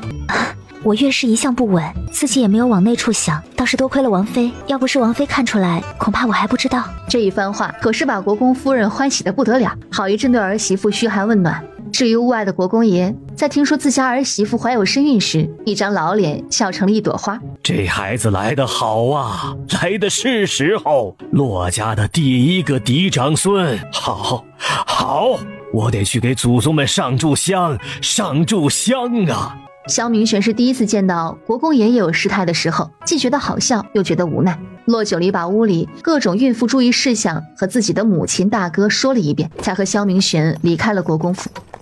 当然，萧明玄借着自己不够努力的借口，在吃过晚饭后，便缠着骆九离一晚上没有出屋子。也不知道是真的受了刺激，还是他也迫切的希望能和骆九离有个孩子。就算是骆九离之前被下药的那次，还有两人成亲那晚，他都没有这么疯狂。激烈缠绵之后，萧明玄终于抱着怀里舒软的人儿去沐浴净身。门外听到传话的春荣和南竹、南星进了内殿，把床单被褥都换上了新的，这才低头垂眉退了出去。什么时辰了？此事刚过。骆九离轻应了一声，身上有些微微酸，人也昏昏欲睡。困了。骆九离的确困倦了，迷迷糊糊了一声，便闭着眼，不一会儿就陷入了深眠。萧明轩凝视着他的睡颜，眼底尽是纵容和温柔。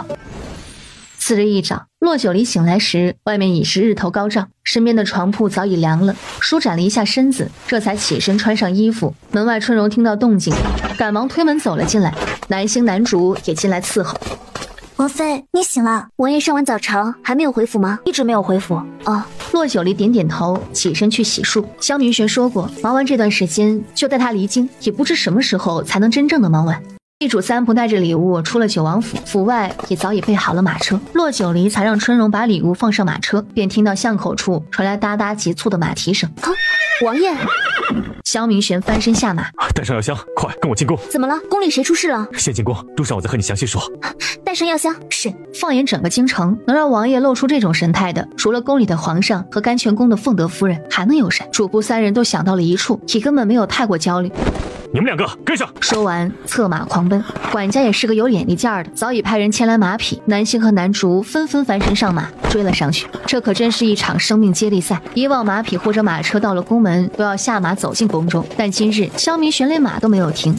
宫门口的守卫也是早早就让出了路，三匹快马几乎是风一样飞进了宫门口。终于到了一处宫殿，萧明玄搂着骆九离飞身下马，骆九离脚下一沾到地，双腿便有些发软，不是骑马骑的，而是刚刚在来宫中的路上，萧明玄已经告诉了他实情。原来不是皇上出事，也不是凤德夫人出事，而是他大哥不知因何原因中毒了，性命危在旦夕。萧明玄一看他那变得清白的脸，心里心疼死了。可这种时候他又不能对他隐瞒，若不是甘泉宫，这里是禁军营房。禁军营房？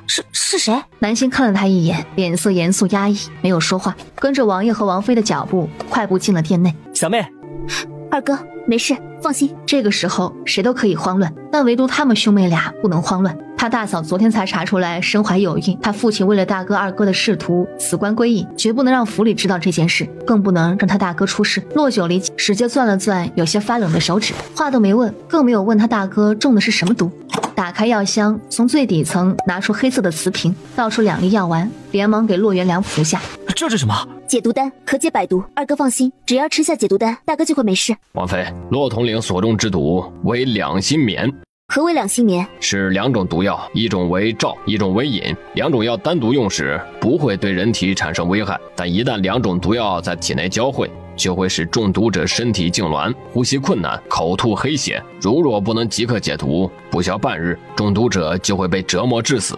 好在骆统领出事时遇到了金不换，他一眼就看出了骆统领所中之毒，便给骆统领用银针护住了心脉，又给骆统领服下了炭灰，用绿豆和金银花、甘草煎服了药剂，才能暂时保住骆统领的性命。王妃娘娘，两心眠乃是江湖人惯用的毒药，这种毒药在市面上不流通，除了江湖中人，便是黑市有卖此药。微臣也是曾经跟随父亲救治过中过此毒的人，所以才会有所警觉。骆九离闻此，点头看向萧明玄：“放心，我将要亲你去查了。”骆九离这才垂下眼睑，看着病床上依旧陷入昏迷，但嘴唇上的青紫在慢慢变淡的大哥。徐英在一旁给骆元良把了脉，愁容的脸上也渐渐有了喜色。回禀王妃，骆统领脉象平稳了。身为太医，他虽然心里很好奇骆九离刚刚给骆统领吃的那2颗解毒丹到底是什么成分，但他也知道唯医者都有自己密不外露的药方，也知道骆九离身为灵虚子的弟子，有这等本事也不为过。毕竟他和金不换是用了多大的力气才暂时把骆统领的命保住了，而骆九离只用了2颗解毒丹就把人给彻底救了回来。二位的恩情，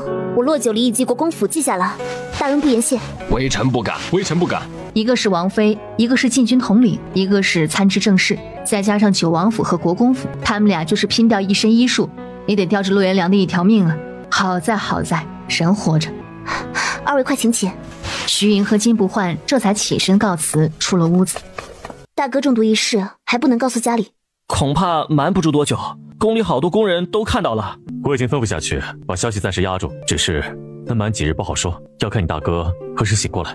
能瞒几日算几日，熬过今晚，也许明日就能醒来，总好过现在把昏迷不醒的大哥送回府里。如今大嫂身怀有孕，前3个月又正是胎相不稳的时候，不能受到任何刺激。王爷，我想能不能让大哥来府上住2日，我也好把他体内的余毒清除干净。好，你自己决定。这个时候，骆元良的确不能回府，可也不能留在宫里，想要对付他的人就在宫中。大哥，你再好好想，是谁给你下的毒？用的何种方式下的毒？巡逻那日可有遇到什么特别的事？彼时的骆九离就坐在花厅里，他的对面正是已经解了毒的骆元良。那日我并没有遇到什么特殊的人，也没有人近我的身，更谈不上有人在暗中对我下杀手。何况皇宫内院，我身后又跟着禁军。骆元良也是百思不得其解，没有受到暗器攻击，又没有杂七杂八的东西入口，身边的禁军还全是自己的心腹，他到底是怎么中毒的？大哥，你再好好想想，你身边途经的人有没有和谁有肢体接触？骆元良低着头，闭着眼，努力回想着那日每一个细节。突然，他瞳孔一缩，似乎想到了什么。我记得途经东六门的时候，一个小宫女在路过我身边的时候崴了一下脚，我当时站住还询问她有没有事，那时闻到了那个小宫女身上有一股莫名的香味。如果没有猜错的话，害大哥的人在后宫，东六门作为后宫与前朝连接的第1道门，想必那个小宫女一定隐匿进了后宫。查，我一定要查到这个人，就此为敌，不死不休。骆九离把自己和他大哥的分析快马加鞭，派人告诉了萧明玄。萧明玄接到消息，便紧急加派人手在后宫寻找那个可能陷害骆元良的小宫女。只是等到了1个晚上，在他回府后，带回来的消息却是那个小宫女在骆元良中毒当晚，不知何故溺死在了荷花池里。与此同时，九王府有人登门，来人不是别人，正是金大夫和金不换父子。草民叩见王爷、王妃娘娘。金大夫，快起吧。王爷、王妃娘娘、骆统领，我父亲知道那件事之后，有话要和王妃娘娘说。王爷、王妃娘娘、骆统领，草民知道两心棉这种毒药，可以把药神不知不觉地分开2次下，先把其中1种下在中毒者身上，但是这期间只要没有第2种药引，中毒者和寻常人无异，身上的药效也不会发作。可一旦闻到或者间接接触到第2种药引，2种药一汇聚，毒性就会立即发作。金大夫说完，骆元良整张脸都不好，骆九离和萧明玄也彼此对视了一眼，神色严肃。看来大哥所中之毒的确是有人精心策划的。金不换知道，有些话他该听，有些话他不该听，涉及到这种事，不是他能参与的。忙与父亲告退，离开了九王府。大哥，你还记得在天下第1锅的时候？骆元良一怔，萧明玄也把目光看向他。我当初觉得这是件小事，没有和王爷说，可现在看来这件事有蹊跷。说着就把在天下第1锅丞相夫人娘家侄女叫白珊的那个女人对他大哥投怀送抱的事儿说了一遍。白珊，王爷认识她？以前不认识，亲人一早认识的。骆九离和骆元良同时一愣，随即2人目光不约而同地看向萧明玄。他不会也对王爷投怀送抱了吧？萧明玄额头一跳，伸手一拉，就把骆九离拉到了自己的怀里。我说2位，我这病号还在这儿呢。萧明玄没理他，骆九离却有些尴尬地挣脱出去，重新坐回座位上。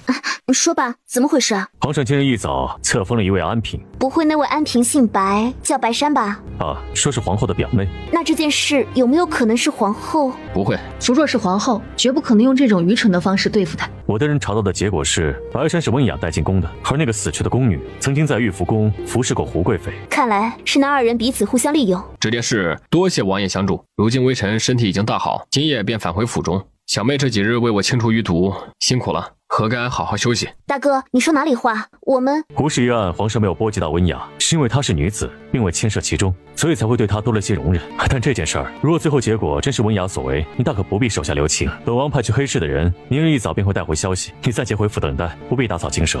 洛元良低头听他说完，垂在两侧的手掌攥成拳，最终还是淡漠的点头，随即离开。这件事8九不离10，就是温雅公主所为。王爷觉得皇上会怎么做？也许不会杀了她，但她的结局绝不会最好。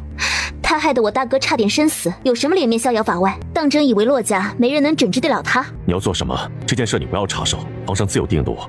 皇上是不是知道是温雅陷害了我大哥？还有温雅把那个白珊带入宫中，白珊又是用了什么手段得了宠幸？身为皇后娘娘的小表妹，她不去找皇后娘娘帮忙，为何找上了温雅公主？这里面丞相大人又扮演着什么角色？是真不知情，还是假不知晓？皇上是不是有什么计划？你这丫头，脑子里怎么那么多问题？这些事儿你不必记挂在心上，皇上自有皇上的主意，你只要是管好咱们王府的事就行了。骆九离沉默，知道这件事他大哥被陷害也许只是个引子，至于更深一层，大概只有时间才能证实一切。只是当晚夜半，他没有等到从黑市回来的侍卫。灵儿，快醒醒，出事了！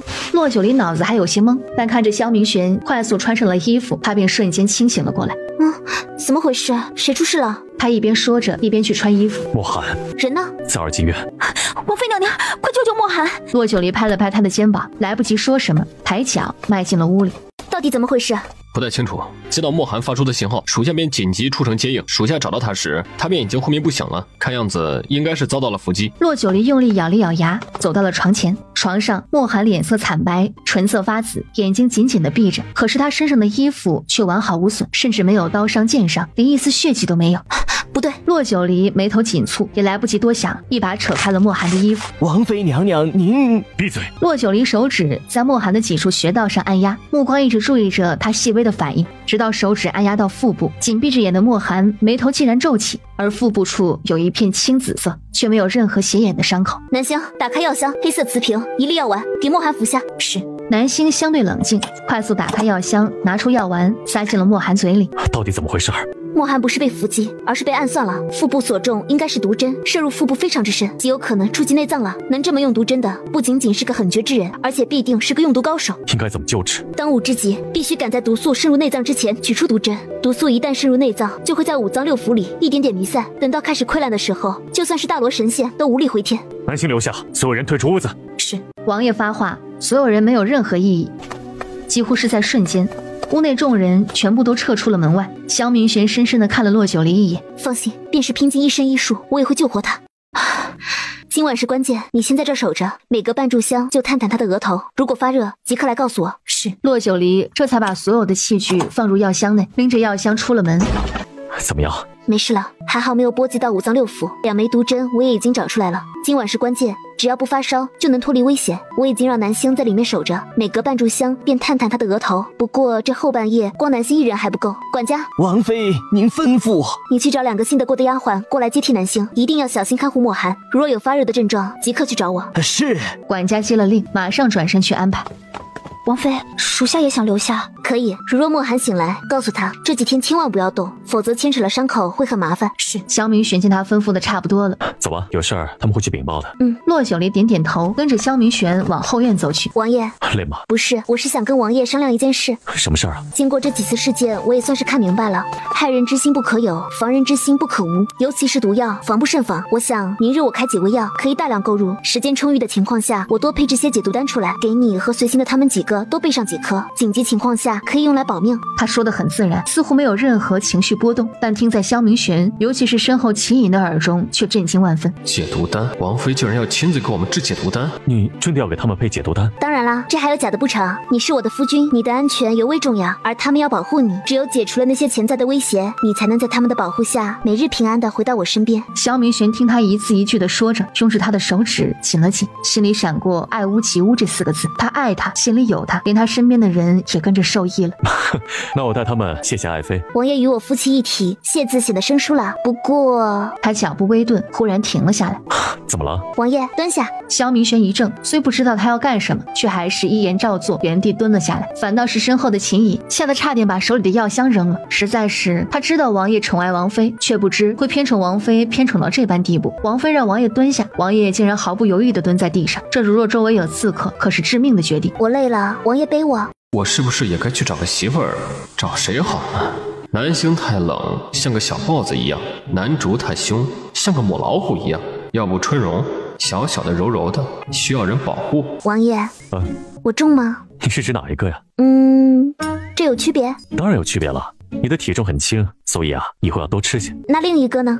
另一个，你在我心里很重，没有任何人能替代。你也是，王爷，你在我心里也一样重要。以前多高冷，多尊贵，多淡漠，多么寡言的王爷，如今说起情话来，竟然也顺手拈来。果然如人们所说，天生万物，一物降一物。这世上能降住王爷的，非王妃莫属。萧明玄背着骆九离进了正院，才小心翼翼地把他放下。离天亮还早，请我再睡会儿。骆九离点了点头，没说话。萧明玄拥着骆九离进了屋，骆九离以为自己睡不着，没想到被萧明玄搂在怀里，两人有一搭没一搭的聊着天时，竟然觉得眼皮越来越沉，人也无意识的渐渐睡着了。萧明玄听着怀里人儿均匀的呼吸声，黑沉的眸子在黑暗中愈发明亮，一个睡着，一个醒着，直到外面天蒙蒙亮。窗外的窗棂上传来有节奏的敲击声，萧明玄这才轻柔的松开怀里熟睡的人儿，慢慢的下床，推开了屋门。主子，莫寒醒了，说有事要禀报。走。主仆二人往2进院走去。一看到萧明玄进来，主子，不必了，躺在床上说。多谢主子。秦颖和南星等人退出了屋子。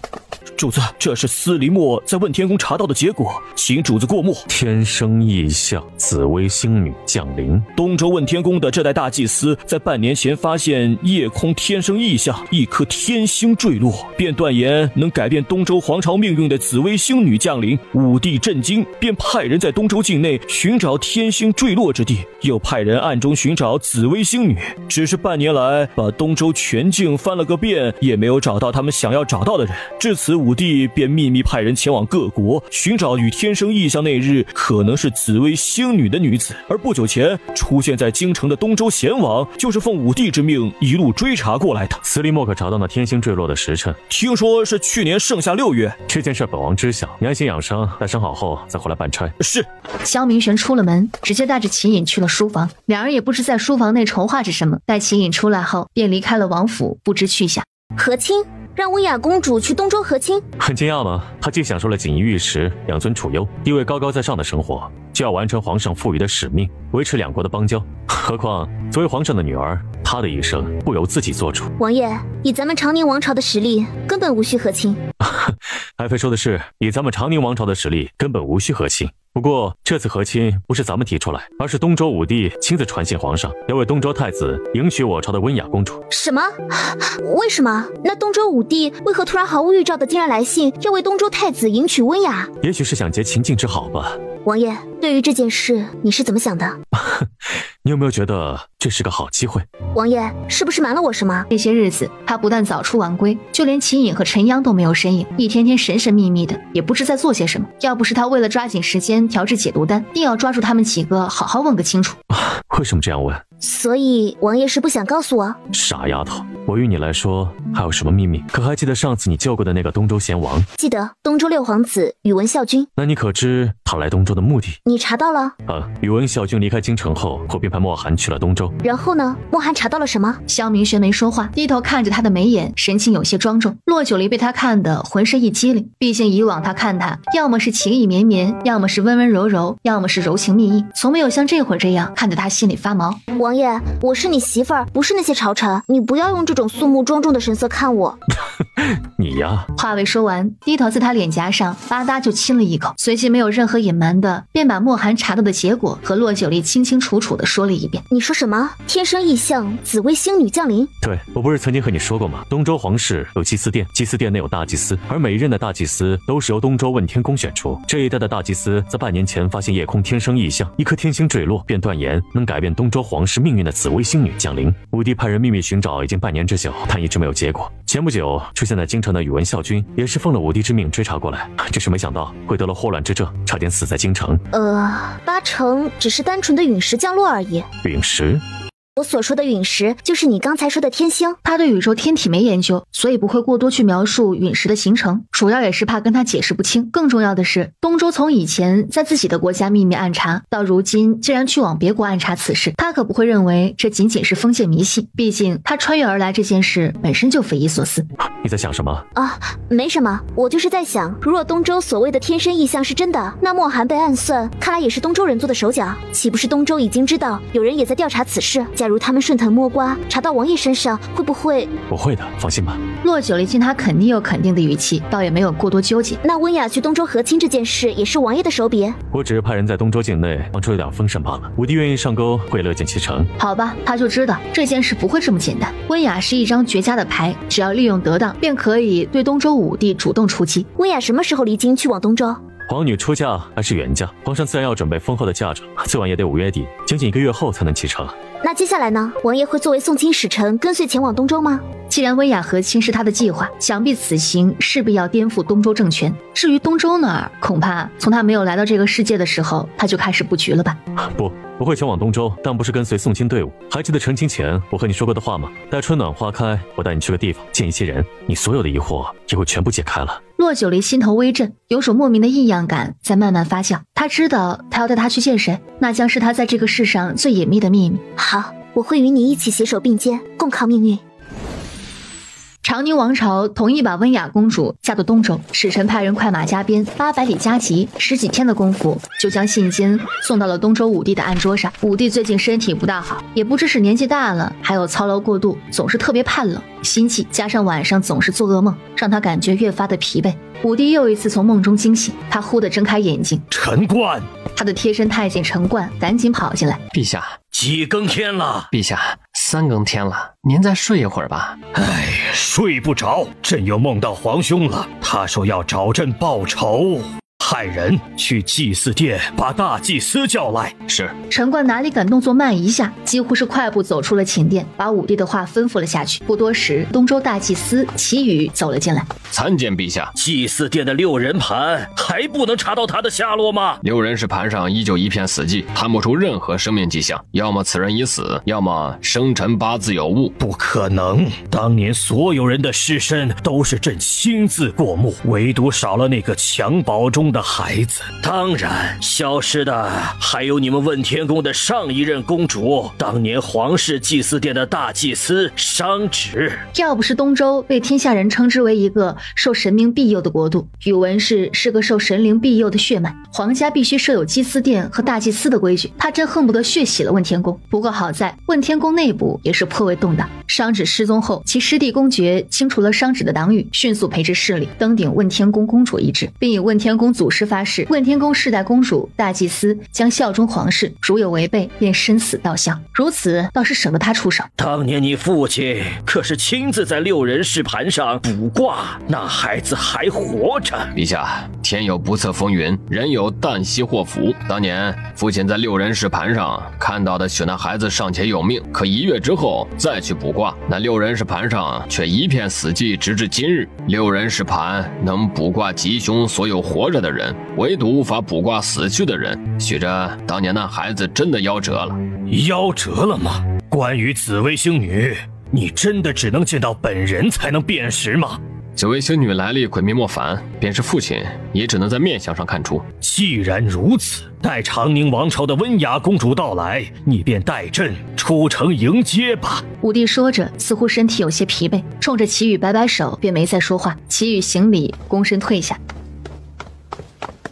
对于东周那800个心眼子的老万科皇帝，洛九离不知道，因为此时他正苦兮兮地把自己关在屋里搓丸子。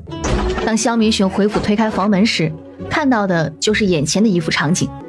王爷，你回来了。你这些日子把自己闷在屋里，就是在干这个呀？自己忙不过来，可以让春柔、南星他们帮忙啊。我让他们去了店里安排事宜。梦涵，你回来的正好，把这些拿去封了。洛九离已经开始在收拾八仙桌上的物品了。你的伤好了吗？多谢王妃惦记，身上的伤已经好了。这里一共是20颗解毒丹，凡是这次跟随王爷离京的暗卫，每人1颗。虽然没有起死回生的功效，但如若碰到剧毒之物，只要服下解毒丹，也能捡回1条命。莫寒顿时瞪大了眼睛，显然有些惊讶，有些不知所措。秦颖没和你们说吗？莫寒摇了摇头，解毒丹啊，无论价格，单论能在中毒危机生命之时救回1命，这便是给了他们1条命，1条重生的命。一旁，萧明轩原本就满是喜色的脸上，此时看着洛九离，更是温柔的不像话。他的女人大方到让他嫉妒的地步，但也大方到让他满心欢喜。要不是莫寒在跟前，他真想抱住他亲上几口。莫寒还不快谢过王妃？是，属下替所有兄弟感谢王妃娘娘赐药之恩。我赠你们解毒丹也是为了我的安全着想，毕竟我武功不济，还需要你们保护。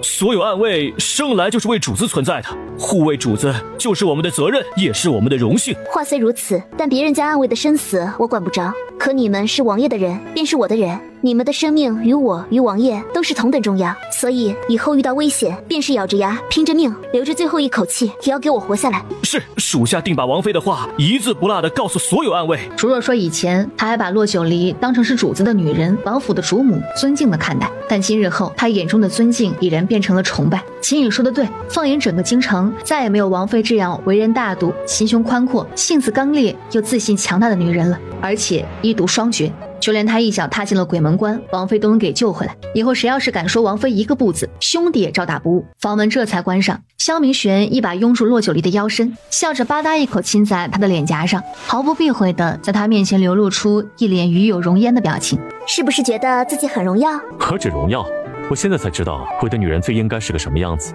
王爷理想中的女人不是那种柔弱美人、楚楚可怜、依附着你的女人吗？只能是你。男人喜欢女人攀附时所带来的那种强大感和被需要感，但更喜欢自己的女人有能与自己并肩而行的能力。就像你，便是把你扔到冰天雪地，你也能泣血傲霜。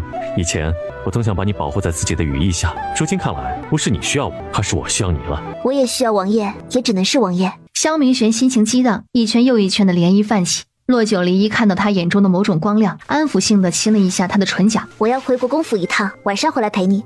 你要回国公府？我把配置的药给家里送过去。自从大哥被下毒后，我心里就想着，总不能被动挨打。再加上现在大嫂怀孕，二哥又入了朝堂，自然处处都要谨慎小心。不想被动挨打，就要有自保的能力。东西可以不用，但是不能没有。好吧，自己的爱妃自己宠着。走，我陪你一起回去。你不用回军中吗？不用了，军中事宜我已经安排妥当了。何况还有张副将和昭武校尉。洛九离闻此应了一声，跟着笑着点点头。两人收拾了东西，正要打开屋门，便听到门外一阵骚乱。什么声音？萧明玄不动声色地打开了屋门。谢娘娘赐药，属下誓死护卫王妃娘娘。王妃，属下把王妃刚刚说过的话以及给的解药丹发给了大家，大家都说要亲自来感谢王妃，并誓死效忠王爷和王妃。去吧，去跟他们说2句话。一马不备双鞍，忠臣不是二主。你们一个誓死效忠，一个誓死护卫，难为你们了。不过我不需要你们誓死，只有活着才能更好的保护我和王爷。你们的心意我收下了，都回吧。过些日子有你们忙的。是。洛九离看着那些渐渐消失在院外的身影，喃喃地开了口：他们知恩图报。不是你对他们竭诚相待，情理兼道，才会让他们用如此阵势表达对你誓死效忠之心。他的女人无论才智，无论心胸，无论眼光，无论品节，堪当巾帼豪杰。走吧，我还想回去多陪陪母亲。好。萧明玄一手拎着药箱，一手拉着他出了院子。府外马车已经备好，两人正要上马车，洛九离就闻到了一股刺鼻的味道。这个味道有些熟悉。怎么了？王爷有没有闻到什么？就在此时，从后方门口一个侍卫推着一辆拉车，晃晃悠悠地走了过来。启禀王妃，这是要拉去军中的黄牙，这个味道是不太好闻，属下让他快些拉走。不必。洛九离径直走到拉车前，伸出手在边缘捻了一下，脸上顿时喜悦至极。没错，是硫磺。王爷，你们往军中拉黄牙是要做什么？难道这个世界已经发明了黑火药？眼看就要进入夏季了，军营周边蛇虫鼠也多了起来，我就让他们先准备些黄牙撒在四周，以免晚上有兵士不小心被蛇咬伤了。这不是大材小用吗？这车黄牙别送往军中了，等晚上回来，我配些防止蛇虫鼠蚁的药，王爷拿去军中用，比这些黄牙好用得多。那感情好啊，有王妃的药，今年夏季军营里的士兵就不必怕被蛇虫鼠蚁咬了。你刚才说这吃黄牙大材小用了？何谓大材小用？你是不是知道它还有别的用处？我家王爷越来越聪明了，不过这个东西没法解释。如若王爷相信我，就再派人帮我去找几样东西来。说要什么？木炭、硝石，越多越好。木炭我知道，硝石是什么？不会这个时代还没有硝石吧？不应该啊，难不成这里硝石叫别的名字？苦硝、焰硝、火硝、地霜、参硝、北地玄珠。地霜？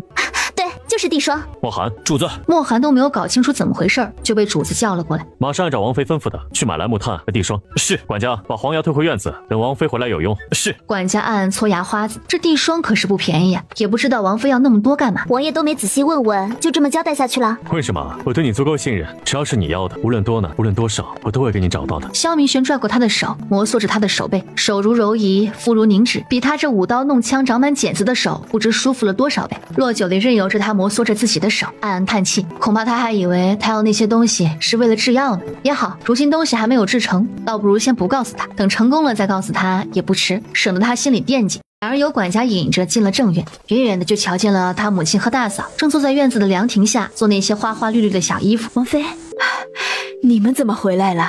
母亲，岳母大人。萧明玄小跟班一样的拎着药箱，国公夫人眼皮一跳，忙让身旁的嬷嬷接过了药箱。来人，快去园子把老爷叫回来。是。立即就有小厮一溜烟的跑去了。国公夫人这才迎着自己的女儿女婿进了厅堂。父亲在园子干嘛？唉，别提了，你父亲把后园子的花全拔了，说要种菜，这几天天天撸着裤腿子在后园子种菜呢。不是我大不敬，爹还真是个泥腿子将军啊。萧明玄嘴角也勾了勾，可到底是自己的岳父还是国公爷，想笑也得忍着。梨儿，你和王爷回府是有什么事吗？没事，就是配了些药拿回来，还有就是我要和王爷离京一段时间，特回来告诉母亲和父亲一声。你要和王爷离京？王爷，岳父大人。两个男人彼此客气了一下，骆道汉这才坐在座位上。王爷打算什么时候离京啊？2日后。骆道汉威严浓皱的眉头蹙了一下，随即点点头，倒是没有问为何离京。父亲，这是我特意调配的药。这些都是你配制的药？哎呦，这得生多少次病才能吃得完呢？梨儿，你这送药送得太勤快了。母亲，您可真是我亲娘，也不知道忌讳。这些并不全是药，这瓶是解毒丹，可解百毒，里面不多，只有5粒。这瓶是给大嫂的，大嫂如今怀着孕，该补充叶酸了。这瓶是软筋散，这几包是毒粉，这2瓶是毒液。闺女啊，这东西不会是你上次给皇上展示的王水吧？不是，比王水低级，但关键时刻能作为武器用。九儿，母亲知道，定是因为上次你大哥的事儿，才让你如此杯弓蛇影。不过，如今听说那温雅公主就要去东周和亲了，想必你大哥在宫里是安全的。岳母大人，李奥的意思是，人不犯我，我不犯人，不想被动挨打，就要有自保的能力。东西可以不用，但是不能没有。何况李奥做这些，也是让自己能安心离京。对，王爷的意思就是我要说的意思。哎，也好，这几样东西便留下吧。王爷说的是啊，东西可以不用，但是不能没有。如今有了这几样，老臣倒是心里有了底呀。骆九离这才把那几样毒粉、毒药交给了父亲，这让他定要小心保管，诸如此类的嘱咐了一遍。随后，国公夫人便以给沈妙清诊脉为由，把骆九离拉去了另一间屋子说话。至于说了什么，无非就是骆九离与九王爷成婚已经月余，是不是也该把怀孕提上日程了？对于自己母亲的提议，骆九离频频点头，满口答应，心里却是另一番打算。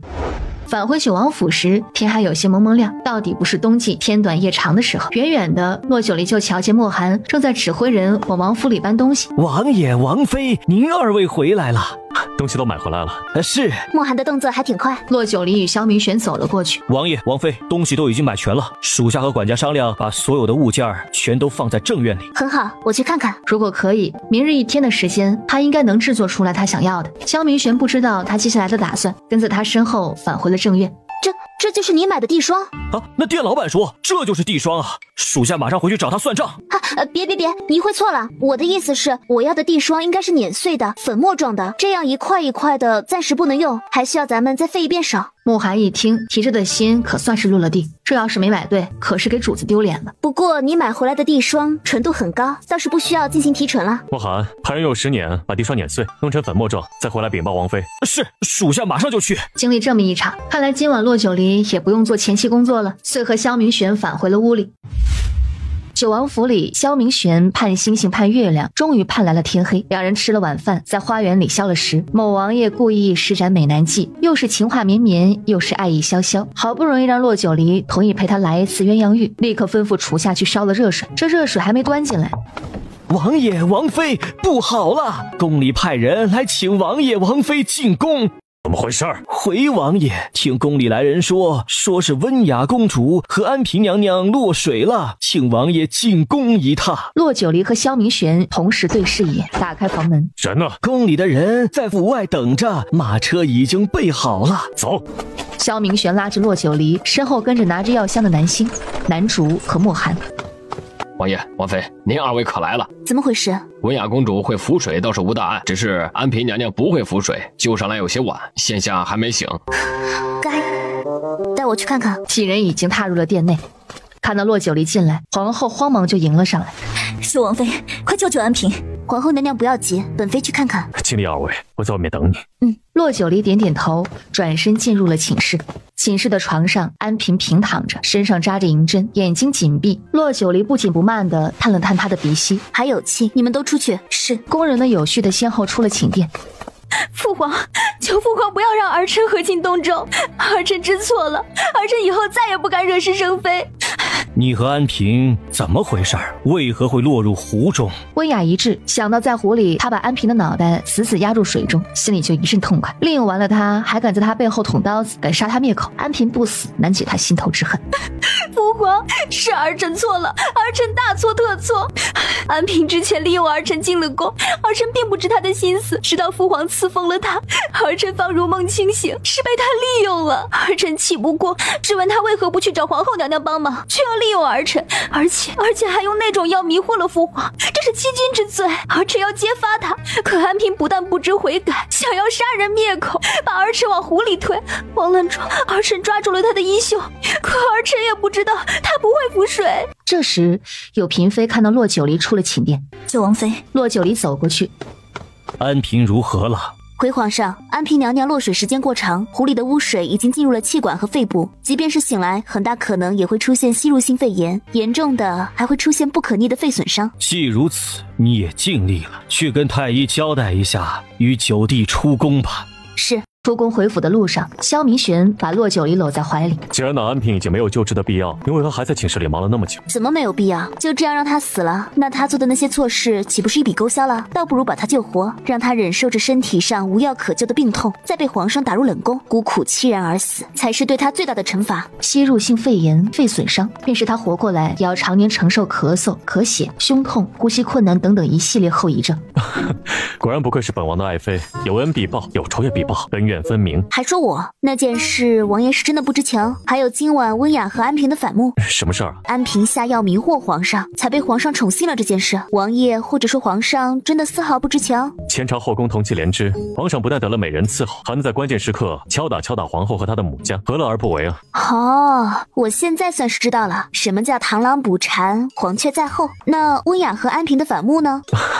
意料之中的事儿。好了，不要说他们了。大好夜色，被打扰了，你是不是该补偿我一下呀？翌日一早醒来时，外面已是天光大亮。昨晚从宫里出来，本就时辰不早了。萧明玄又缠着他胡闹了大半宿，洛九离也有些费劲。明明两个人都耗费了体力，可他却精神抖擞，自己却浑身无力。他正躺在床上胡思乱想的时候，屋门被吱呀一声推开。春柔，你先退下吧，我还想再躺一会儿。身上还酸吗？王爷，萧明玄修长的手指伸进被子里，安静地给他按摩着大腿位置。王爷，我没事。昨晚你像猫儿一样累倒在我的怀里，连抬手的力气都没有，还说没事。他一边说着，一边用内力给他疏通经脉。洛九离顿觉全身一阵舒适，不但缓解了身体上的酸痛，还舒服到了极致。萧明玄看着他舒展开的眉眼，唇角忍不住勾起。告诉你一件事儿，想听吗？洛九离看向他，缓缓坐起身，披上衣服。什么事？安嫔被皇上打入冷宫了，皇后被禁足于凤仪宫1个月。皇上雷霆手段倒是意料之中。这样也好，至少能让你安心离京。骆九离点点头，没再去谈论这个话题。萧明玄跑这一趟军营，直到天蒙蒙黑了才回府。两个人吃了晚饭，便准备离京的东西。也许是顾念着明日离京，今晚的萧明玄尤其的老实，抱着骆九离安安稳稳睡了一个好觉。第二日一大早，府外的马车已经准备好了。啊，这不是咱们平日里坐的马车？马车很大，车轮厚实，光看着就知道避震极好。回王妃话，这是王爷为了这次远行特意打造的。骆九离扭头看了眼秦隐，难怪这几日没有看到他和陈央。走吧。骆九离上了马车，随着秦武的一声吆喝，车轮滚动。春荣他们呢？不必看了，他们几个在后面的那辆马车里。马车一路出了京城，上了京郊官道。咱们这样大摇大摆的离京，皇上那儿不会有想法吧？不会，我每年这个月份都要去往各地军营视察，何况我已经在京城待了半年之久，加起来比过去的10几年都多。我在京城待得越久，一些人的心思越重，倒不如离开。马车速度并不慢，离开京城大概有60里路的时间，真到了一个前不着村后不着店的荒野之地。马车毫无预警的停下，萧明玄明显愣住。王妃到了。什么到了？走，我要送给王爷一份神秘大礼。什么神秘大礼啊？不能说，说了就没有惊喜了。两人一前一后下了马车。骆九离一看到外面四面环山，偏僻到没有任何人烟的荒芜之地，不禁乐了。还真是适合做实验的好地方。王妃，前方200米远处有河道，拐弯过去便有一处峡谷，那里很隐蔽，只是马车不能到达。没关系，那就走过去。萧明玄不明所以的看了眼骆九离，又危险的看了眼莫寒。显然骆九离送给他的礼物，莫寒是知道的。莫寒缩着脖子，不敢看自家主子。王妃，我们也想去，你们俩一起去，春荣留在马车里。随即一行人浩浩荡荡往那处峡谷而去。不多时，众人到了峡谷处。什么样的大礼要在这种地方？走，过去。说着，先一步走了过去。萧明玄不解，身后几人亦是不解，但又不敢随意搭话，只得紧随其后的走了过去。人力需要多久能把这块巨石砸碎？这和你送我的大礼有关系？有关。永王妃，这样一块巨石和4个工匠之力，也要2天时间才能砸碎。哦，莫寒，在这块巨石下挖个坑出来，不用太大，能放罐子就行。是。莫寒顿时精神抖擞，也不怕他家王爷那危险的眼神了，上前一顿操作。不多时，巨石下出现了一个小坑，随即骆九离让他把罐子放在坑下，退后10米远。说完，拉着萧明玄率先往后走。等所有人都撤离了，莫寒便依照王妃的吩咐，快速的点燃了导火索，脚尖点地，如苍蝇一般疾驰飞开。那块巨石被火药炸得碎石横飞，待烟尘散尽，南星脚尖轻点，直接飞了过去，朝坑中看了一眼。王爷、王妃，空了，约莫5尺深。此话一出，除了骆九离，众人都震惊了。5尺是什么概念？普通女性的身高1.6米左右。丽儿，这就是你送我的大礼？王爷可喜欢？喜欢，这辈子除了你，便是这件礼物最让我欢喜了。一旁，陈阳虽然之前并不赞同骆九离成为起王妃，也刻意与之保持距离，但一次次的事情让他对他刮目相看，尤其是今日。王妃娘娘，这是陈阳第一次称呼骆九离为王妃娘娘，而且语气极其恭敬。属下想知道这是什么？一旁，萧明玄听到陈阳这句话，不动声色地看了他一眼，也明白今日后陈阳是真真正正的对骆九离俯首了。丽儿，我也很想知道这是什么。这架火药第一次实验虽然能爆炸，但爆炸威力一般，还得改进。爆炸威力一般，还得改进。王妃啊，吓死人不偿命啊！王妃，如果战场上用它呢？你说呢？是石头硬，还是人的肉身硬？男主默默地摸了下脖子。你们几个听令。属下听命。刚才之事，你们几人不许泄露出去半分。如若因此让王妃遇险，你们便提头来见。是。走吧，赶了大半日的路，到前面找个城镇歇息一下。好。两人返回了车队，上了马车。这一路，骆九离原本还觉得萧明玄怎么这样冷静，谁知道这一进入马车里，还未待他坐稳，萧明玄已经将他猛地扯进怀里，低下头去，狠狠地压住了他那丰润红艳的嘴唇，整个人被他狂似热吻的浑身软绵绵，四肢无力。终于在他瘫在他的怀里的时候，他才恋恋不舍地松开。丽儿，谢谢你。你收敛些，这4外边全都是侍卫，他也不怕擦枪走火。你知道此行凶险，所以为了我特意造了那火药。上次出府时偶然看到了那硫磺，也就是黄牙，才想起这东西的作用。在府里后花园的时候，第一次实验失败了，这次还不错，虽然威力不够，还需要改进，但已经初见成效了。而且上次我还留了一手，用另外一种方式制作了黑火药颗粒，现下我这儿还有留存，等到达了目的，腾出时间，我给你制作一个新型炸药，别说是运用在战场上，就是炸一座山也轻而易举。丽儿，我虽然很高兴你特意为我制作了火药，但是我有些担心，既不想让你把这些东西在人前展示，又想让所有人看到你的光芒。他终究还是没有忍住心里那察觉了许久的困惑。王爷，你到底想说什么？你不是洛九离对不对？真正的洛九离不会有这么好的医术，也不会下厨，不会那种奇怪的武功，更不会制作这种火药。洛九离心里猛然一颤，就要抽回手，却被萧明玄一把扯进怀里，紧紧搂住。对不起，我不该问这些。无论你是谁，你都是我爱的人，我的妻子。只是今日你带给我的震撼太大了。以前你在京城开酒楼，入股依兰香，用医术给人治病，这些都可以用你是仙医灵虚子的弟子这件事儿遮掩过去。可唯有我知道，那些都不是真的。尤其是在我渐渐爱上你之后，一旦外面有关于你的任何风吹草动，我都夜不能寐。我不能让任何人拿你的身份来妖言惑众。王爷是什么时候发现的？你第二次去府里救治那个狱卒的时候。那么早吗？还记得8月15那晚你喝醉了酒吗？桂花酿后劲有点大。我问醉酒的你许的什么心愿？你说一是希望我的咒术能早点解除，二是能早点找到回家的路。丽儿，知道那时我是怎么想的吗？不惜一切代价，哪怕让我折寿，也要把你留在我身边。王爷，不要动，就让我这样抱着你。我想问你那些话，但又后悔问了你。丽儿，能不能不要去找回家的路？能不能永远陪在我身边？傻瓜，哪里有回家的路？我在那个世界是孤儿，没有家。可在这个世界，有你，有父母，有姐姐、大哥、二哥，我怎么舍得离开你们？丽儿，我还能这样叫你吗？在那个世界，他又叫什么名字呢？当然，在那个世界，我也叫洛九离，与这个世界的洛九离长得一模一样，只是灵魂不同罢了。那个世界是什么样的世界？你又为何成为孤儿？那个世界啊，高楼林立，科技。主子，这是去往基城的官道，前方有一个茶棚，我们先去茶棚里歇息吧。你去看看还有什么吃食，买回来先。此时的他正把昏昏欲睡的洛九离抱在自己的怀里。就在刚刚，洛九离和他说了很多关于他曾经生活的那个世界，他也知道了他在那个世界的所有生活。他来到这个世界的最大可能，是因为他手指上的那枚古戒。他把目光看向那枚戒指，神情有难言的复杂。在想什么？你醒了？王爷刚才在看他。你说自己有可能是被这枚古戒带过来的，那他有没有可能？我也不知道，时至今日，我也没有参透这枚古戒里的秘密。不急，回谷里找师傅问一下。你说的是仙医灵虚子？半年前我就派人往谷里飞鸽传书了，可惜师傅在闭关。闭关需要半年之久吗？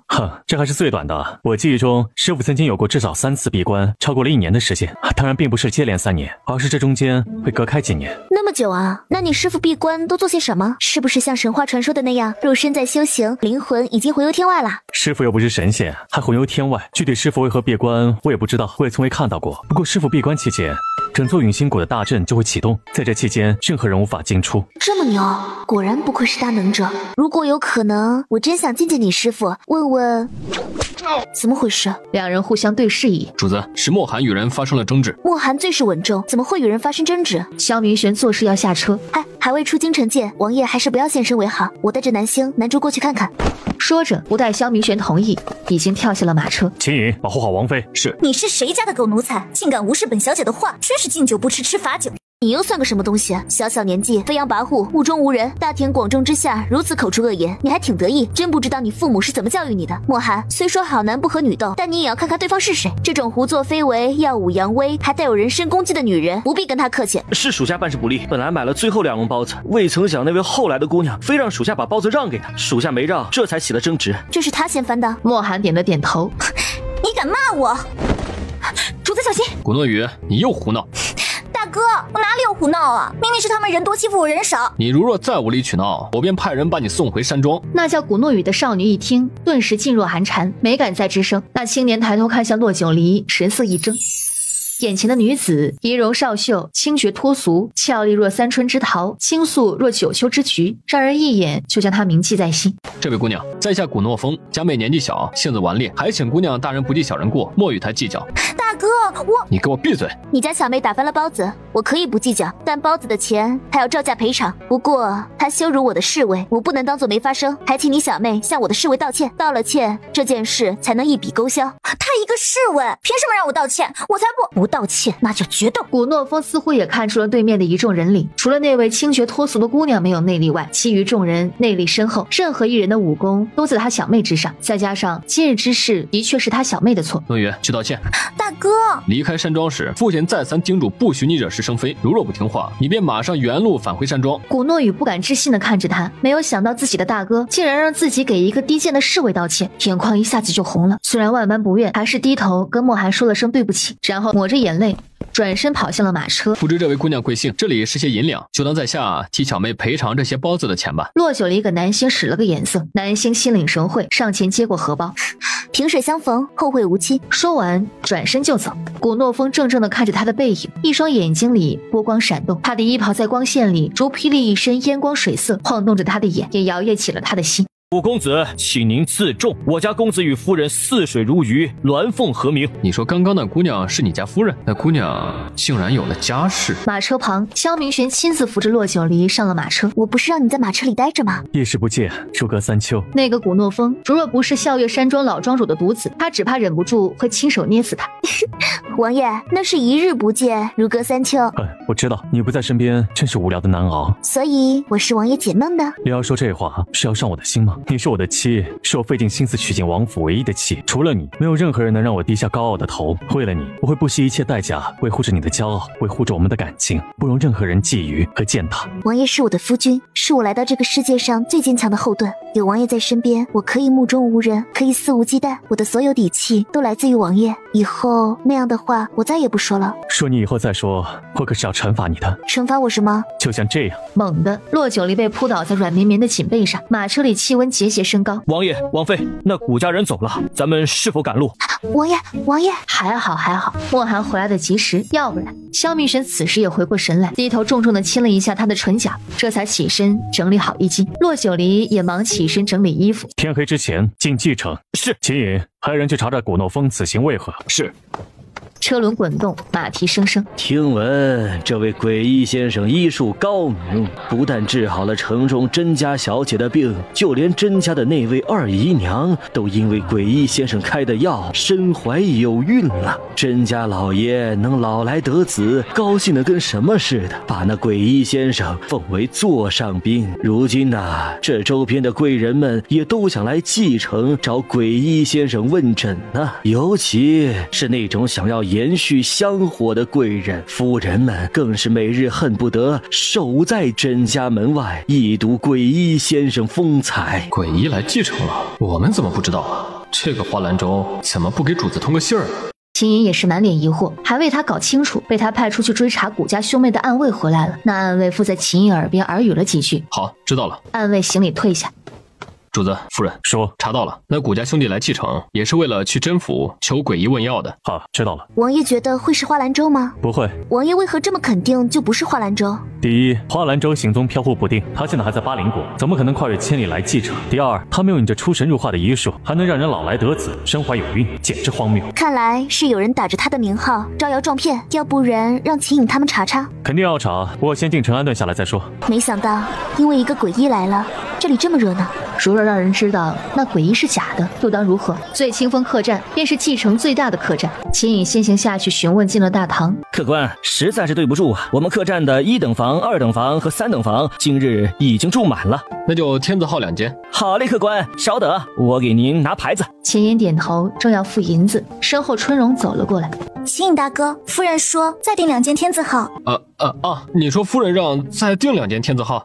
这是夫人的意思，秦大哥照办吧。说完，转身走了出去。难不成2位主子要分开睡？不应该啊！小二，订4间天字号房。4间，好嘞，好嘞，客官稍等。小二高兴的嘴都咧到耳根后了，开了房，拿了牌子，小二亲自给他们引路。小二哥，先帮我们送些沐浴的热水过来，然后再准备一桌子好菜，把你们店里的招牌菜都送上来。小二也是个懂事的，由始至终都低着头，没敢去看那2位贵客的面容，伸手接了银子，千恩万谢的退下。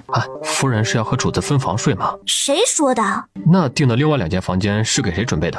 给你们啊。如若是荒郊野外没有条件的时候是没办法，但如今进了城，吃住上我不会委屈自己，更不会委屈身边人。你们几个暗卫可以分开值夜，不值夜的便回房养精蓄锐。我刚才看了，这房间分内外室，足够你们住下。如若被褥不够，让小儿多拿几套，打地铺、睡凳子还是睡床，随你们。多谢夫人体恤。洛九离笑了笑，没说话，转头看了眼萧明玄：“你先回屋休息，我有事吩咐青影去办。”好。很快，沐浴的热水送过来了。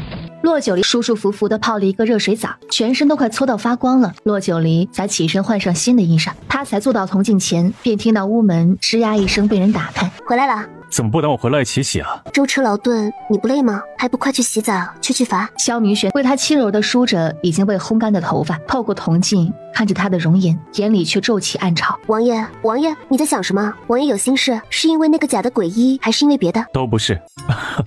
我在想，我这样算不算老牛吃嫩草？我是心甘情愿被你吃，欢不欢喜？王爷快去洗澡，我去找春荣梳头。说完松开手，一阵风一样出了屋子。萧明玄低头宠溺一笑，转身去了屏风后面。一路舟车劳顿，夫人怎么不多休息会儿？睡了一路，再不动动筋骨，这身子就废了。只是这发髻实在难梳。春荣一笑，拿起木梳开始整理自家夫人的头发。不大一会儿，一个百合髻便在春荣的巧手下盘好了。哇，我家春荣这双巧手简直出神入化，也不知将来谁能有福气娶了我家的小春荣。夫人，你惯会取笑我。夫人，小春荣害羞了。男主姐姐，你怎么也跟着夫人取笑我？谁取笑你了？男大当婚，女大当嫁，夫人这是在为你的事儿操心呢。何况咱们王府里秦野、莫寒、秦五、秦六全都是光棍。哎，你看中谁了？就是，你相中谁和我说，我帮你相看相看。如若合适，我让王爷给你们赐。哎呀，夫人你快别说了。春荣年纪小，羞得捂着脸跑了出去。这丫头，便听到门外传来两个人碰撞在一起的声音。哎呦我去，这是撞到桃花运了！男主两眼放光，抬脚就往门口走去。秦野，男主，夫人可在你们房间？在。秦影有事吗？回夫人话，主子已经沐浴完了，店小二也准备好了膳食，主子请夫人回屋用膳。好。秦影，夫人请吩咐。别紧张，你刚才是不是和春荣撞到一起了？刚才是不小心的。我知道是不小心的，不过我家小春荣不像南竹和南星这样都是习武的女孩子，皮糙肉厚的，撞这一下指不定怎么疼呢。你还不去找找她，跟她道个歉？说完也不去看秦野懵掉的脸，抬脚撤回了自己的房间。秦藤林，你知道刚刚夫人和我们在屋里说了什么吗？说了什么？夫人说春荣那双巧手简直出神入化，也不知将来谁能有福气娶了她。夫人还说让她在府里相看相看，如若看上了谁，便让爷给他们赐婚。哎呀，也不知道那小春荣看上了谁，刚才啊可是红着脸跑出去的。男主拍了拍秦颖的肩膀，笑着去找南星。秦颖站在原地，也不知琢磨着什么，好半晌转身扭头就下了楼。屋里，洛九离笑不可支。你又乱点鸳鸯谱了？谁乱点了？要不说在这方面你们男人都是迟钝的，这一路王爷就没有看出点什么事来？萧明玄摇头，什么事儿？什么事也不如你重要。我当然重要，谁让我是王爷的媳妇儿呢？不过王爷也该为你身边那几个光棍汉考虑考虑终身大事了。好，难不成我身边的那几个有人对春荣那小丫头上心了？这一路啊，我瞧着秦颖的眼神，动不动就往春荣身上瞟。等春荣主动跟他说话吧，他又不坦荡，别别扭扭的。可他跟男主和南星说话，又一脸严肃，俨然统领的身份，这差距有点大呀。你说秦颖喜欢春荣？大概是，应该是，可能是。若那二人真是郎有情妾有意，倒也不失为一桩美事。我也这样觉得。春荣，秦颖大哥，是夫人让你来找我的吗？不是夫人，那个是。话还未说出口，两人碰在一起的手跟碰到火星子一样，纷纷往后撤。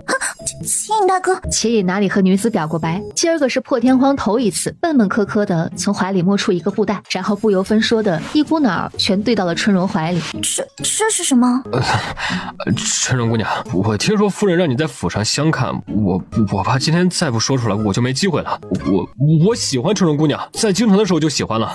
这布袋里面都是我攒下娶媳妇用的钱，我一分都没留，都交给你保管。以后我挣的钱也全都交给你保管。我是孤儿，没有父母，家里不用侍奉公婆，我不会纳妾，更不会出去拈花惹草。如若春荣姑娘也不讨厌我，就把这个布袋留下。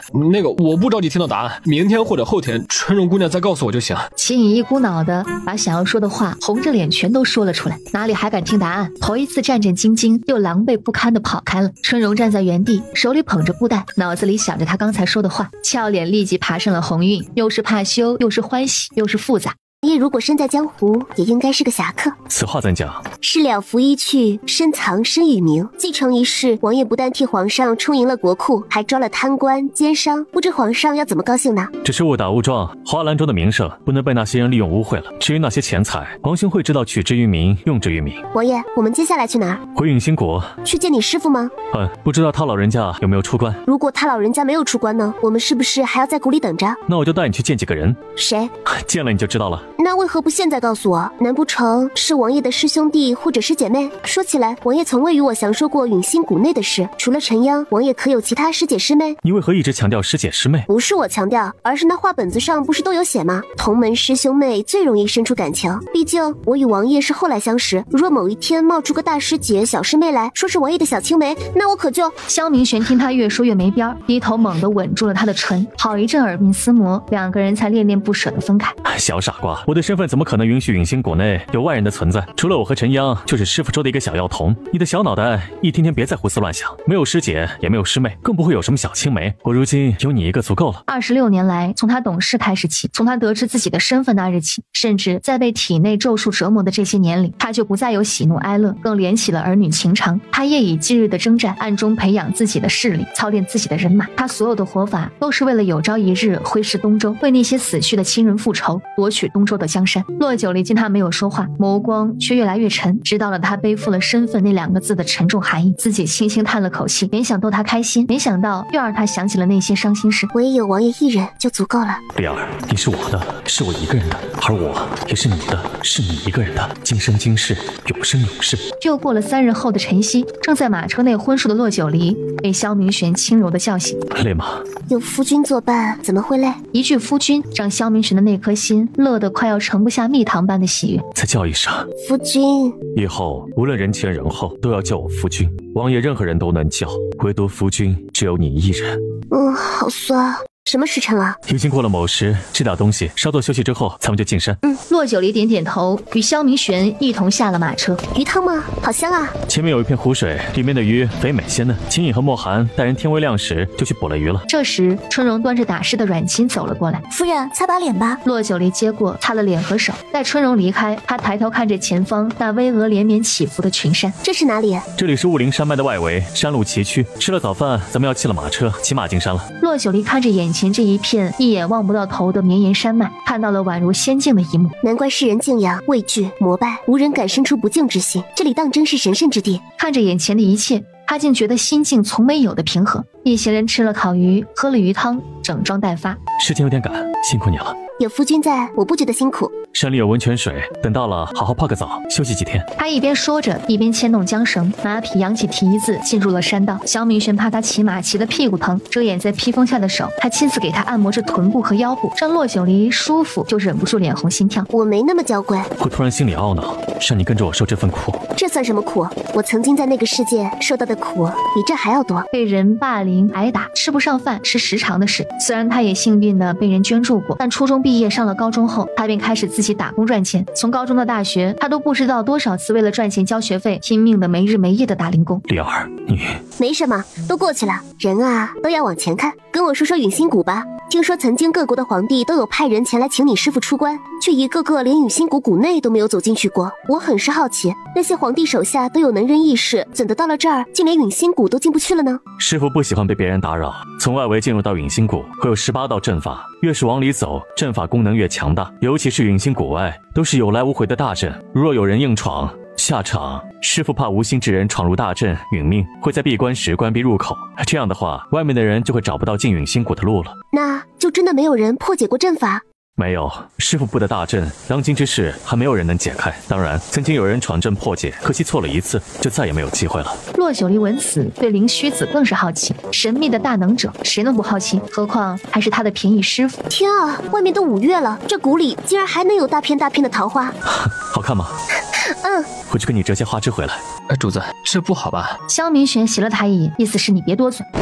陈阳公子刚刚的话是什么意思？这桃花林也是桃花阵，主子入阵去给王妃摘桃花。洛九离微微蹙眉，这竟然也是个阵法。不多时，萧明玄飞了回来，真的是用飞的。给谢谢夫君。怎么谢我？萧明轩微微侧过脸颊，意思不要太明显。洛九离一笑，扭头亲了他一下。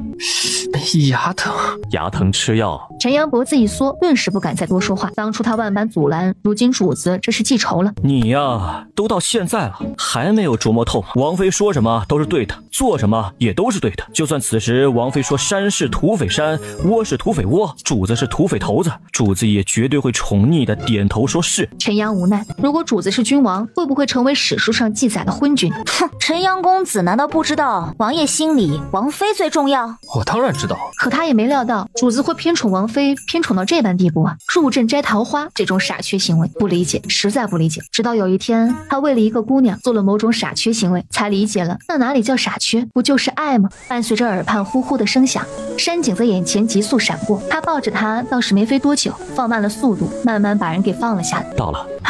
大师兄，二师兄，他叫叶普，师傅的药童啊。漂亮姐姐就是师兄信里说的妻子吗？是，我就是你师兄的妻子。我在洛九离，很高兴认识你。叶普自有记忆起便生活在谷里，心思善良单纯。第一次看到漂亮女子对自己笑，竟然也知道脸红。没大没小，你该叫她嫂子。嫂子。洛九离一笑，轻应了声。师傅呢？快出关了。叶普摇头。师傅为何闭关？叶普依旧摇头。罢了，左右这几日还有其他事，希望在走之前能见到师傅。走吧，跑了几日的路，先歇歇腿脚。洛九离点点头，身后跟着陈阳等人进了院子。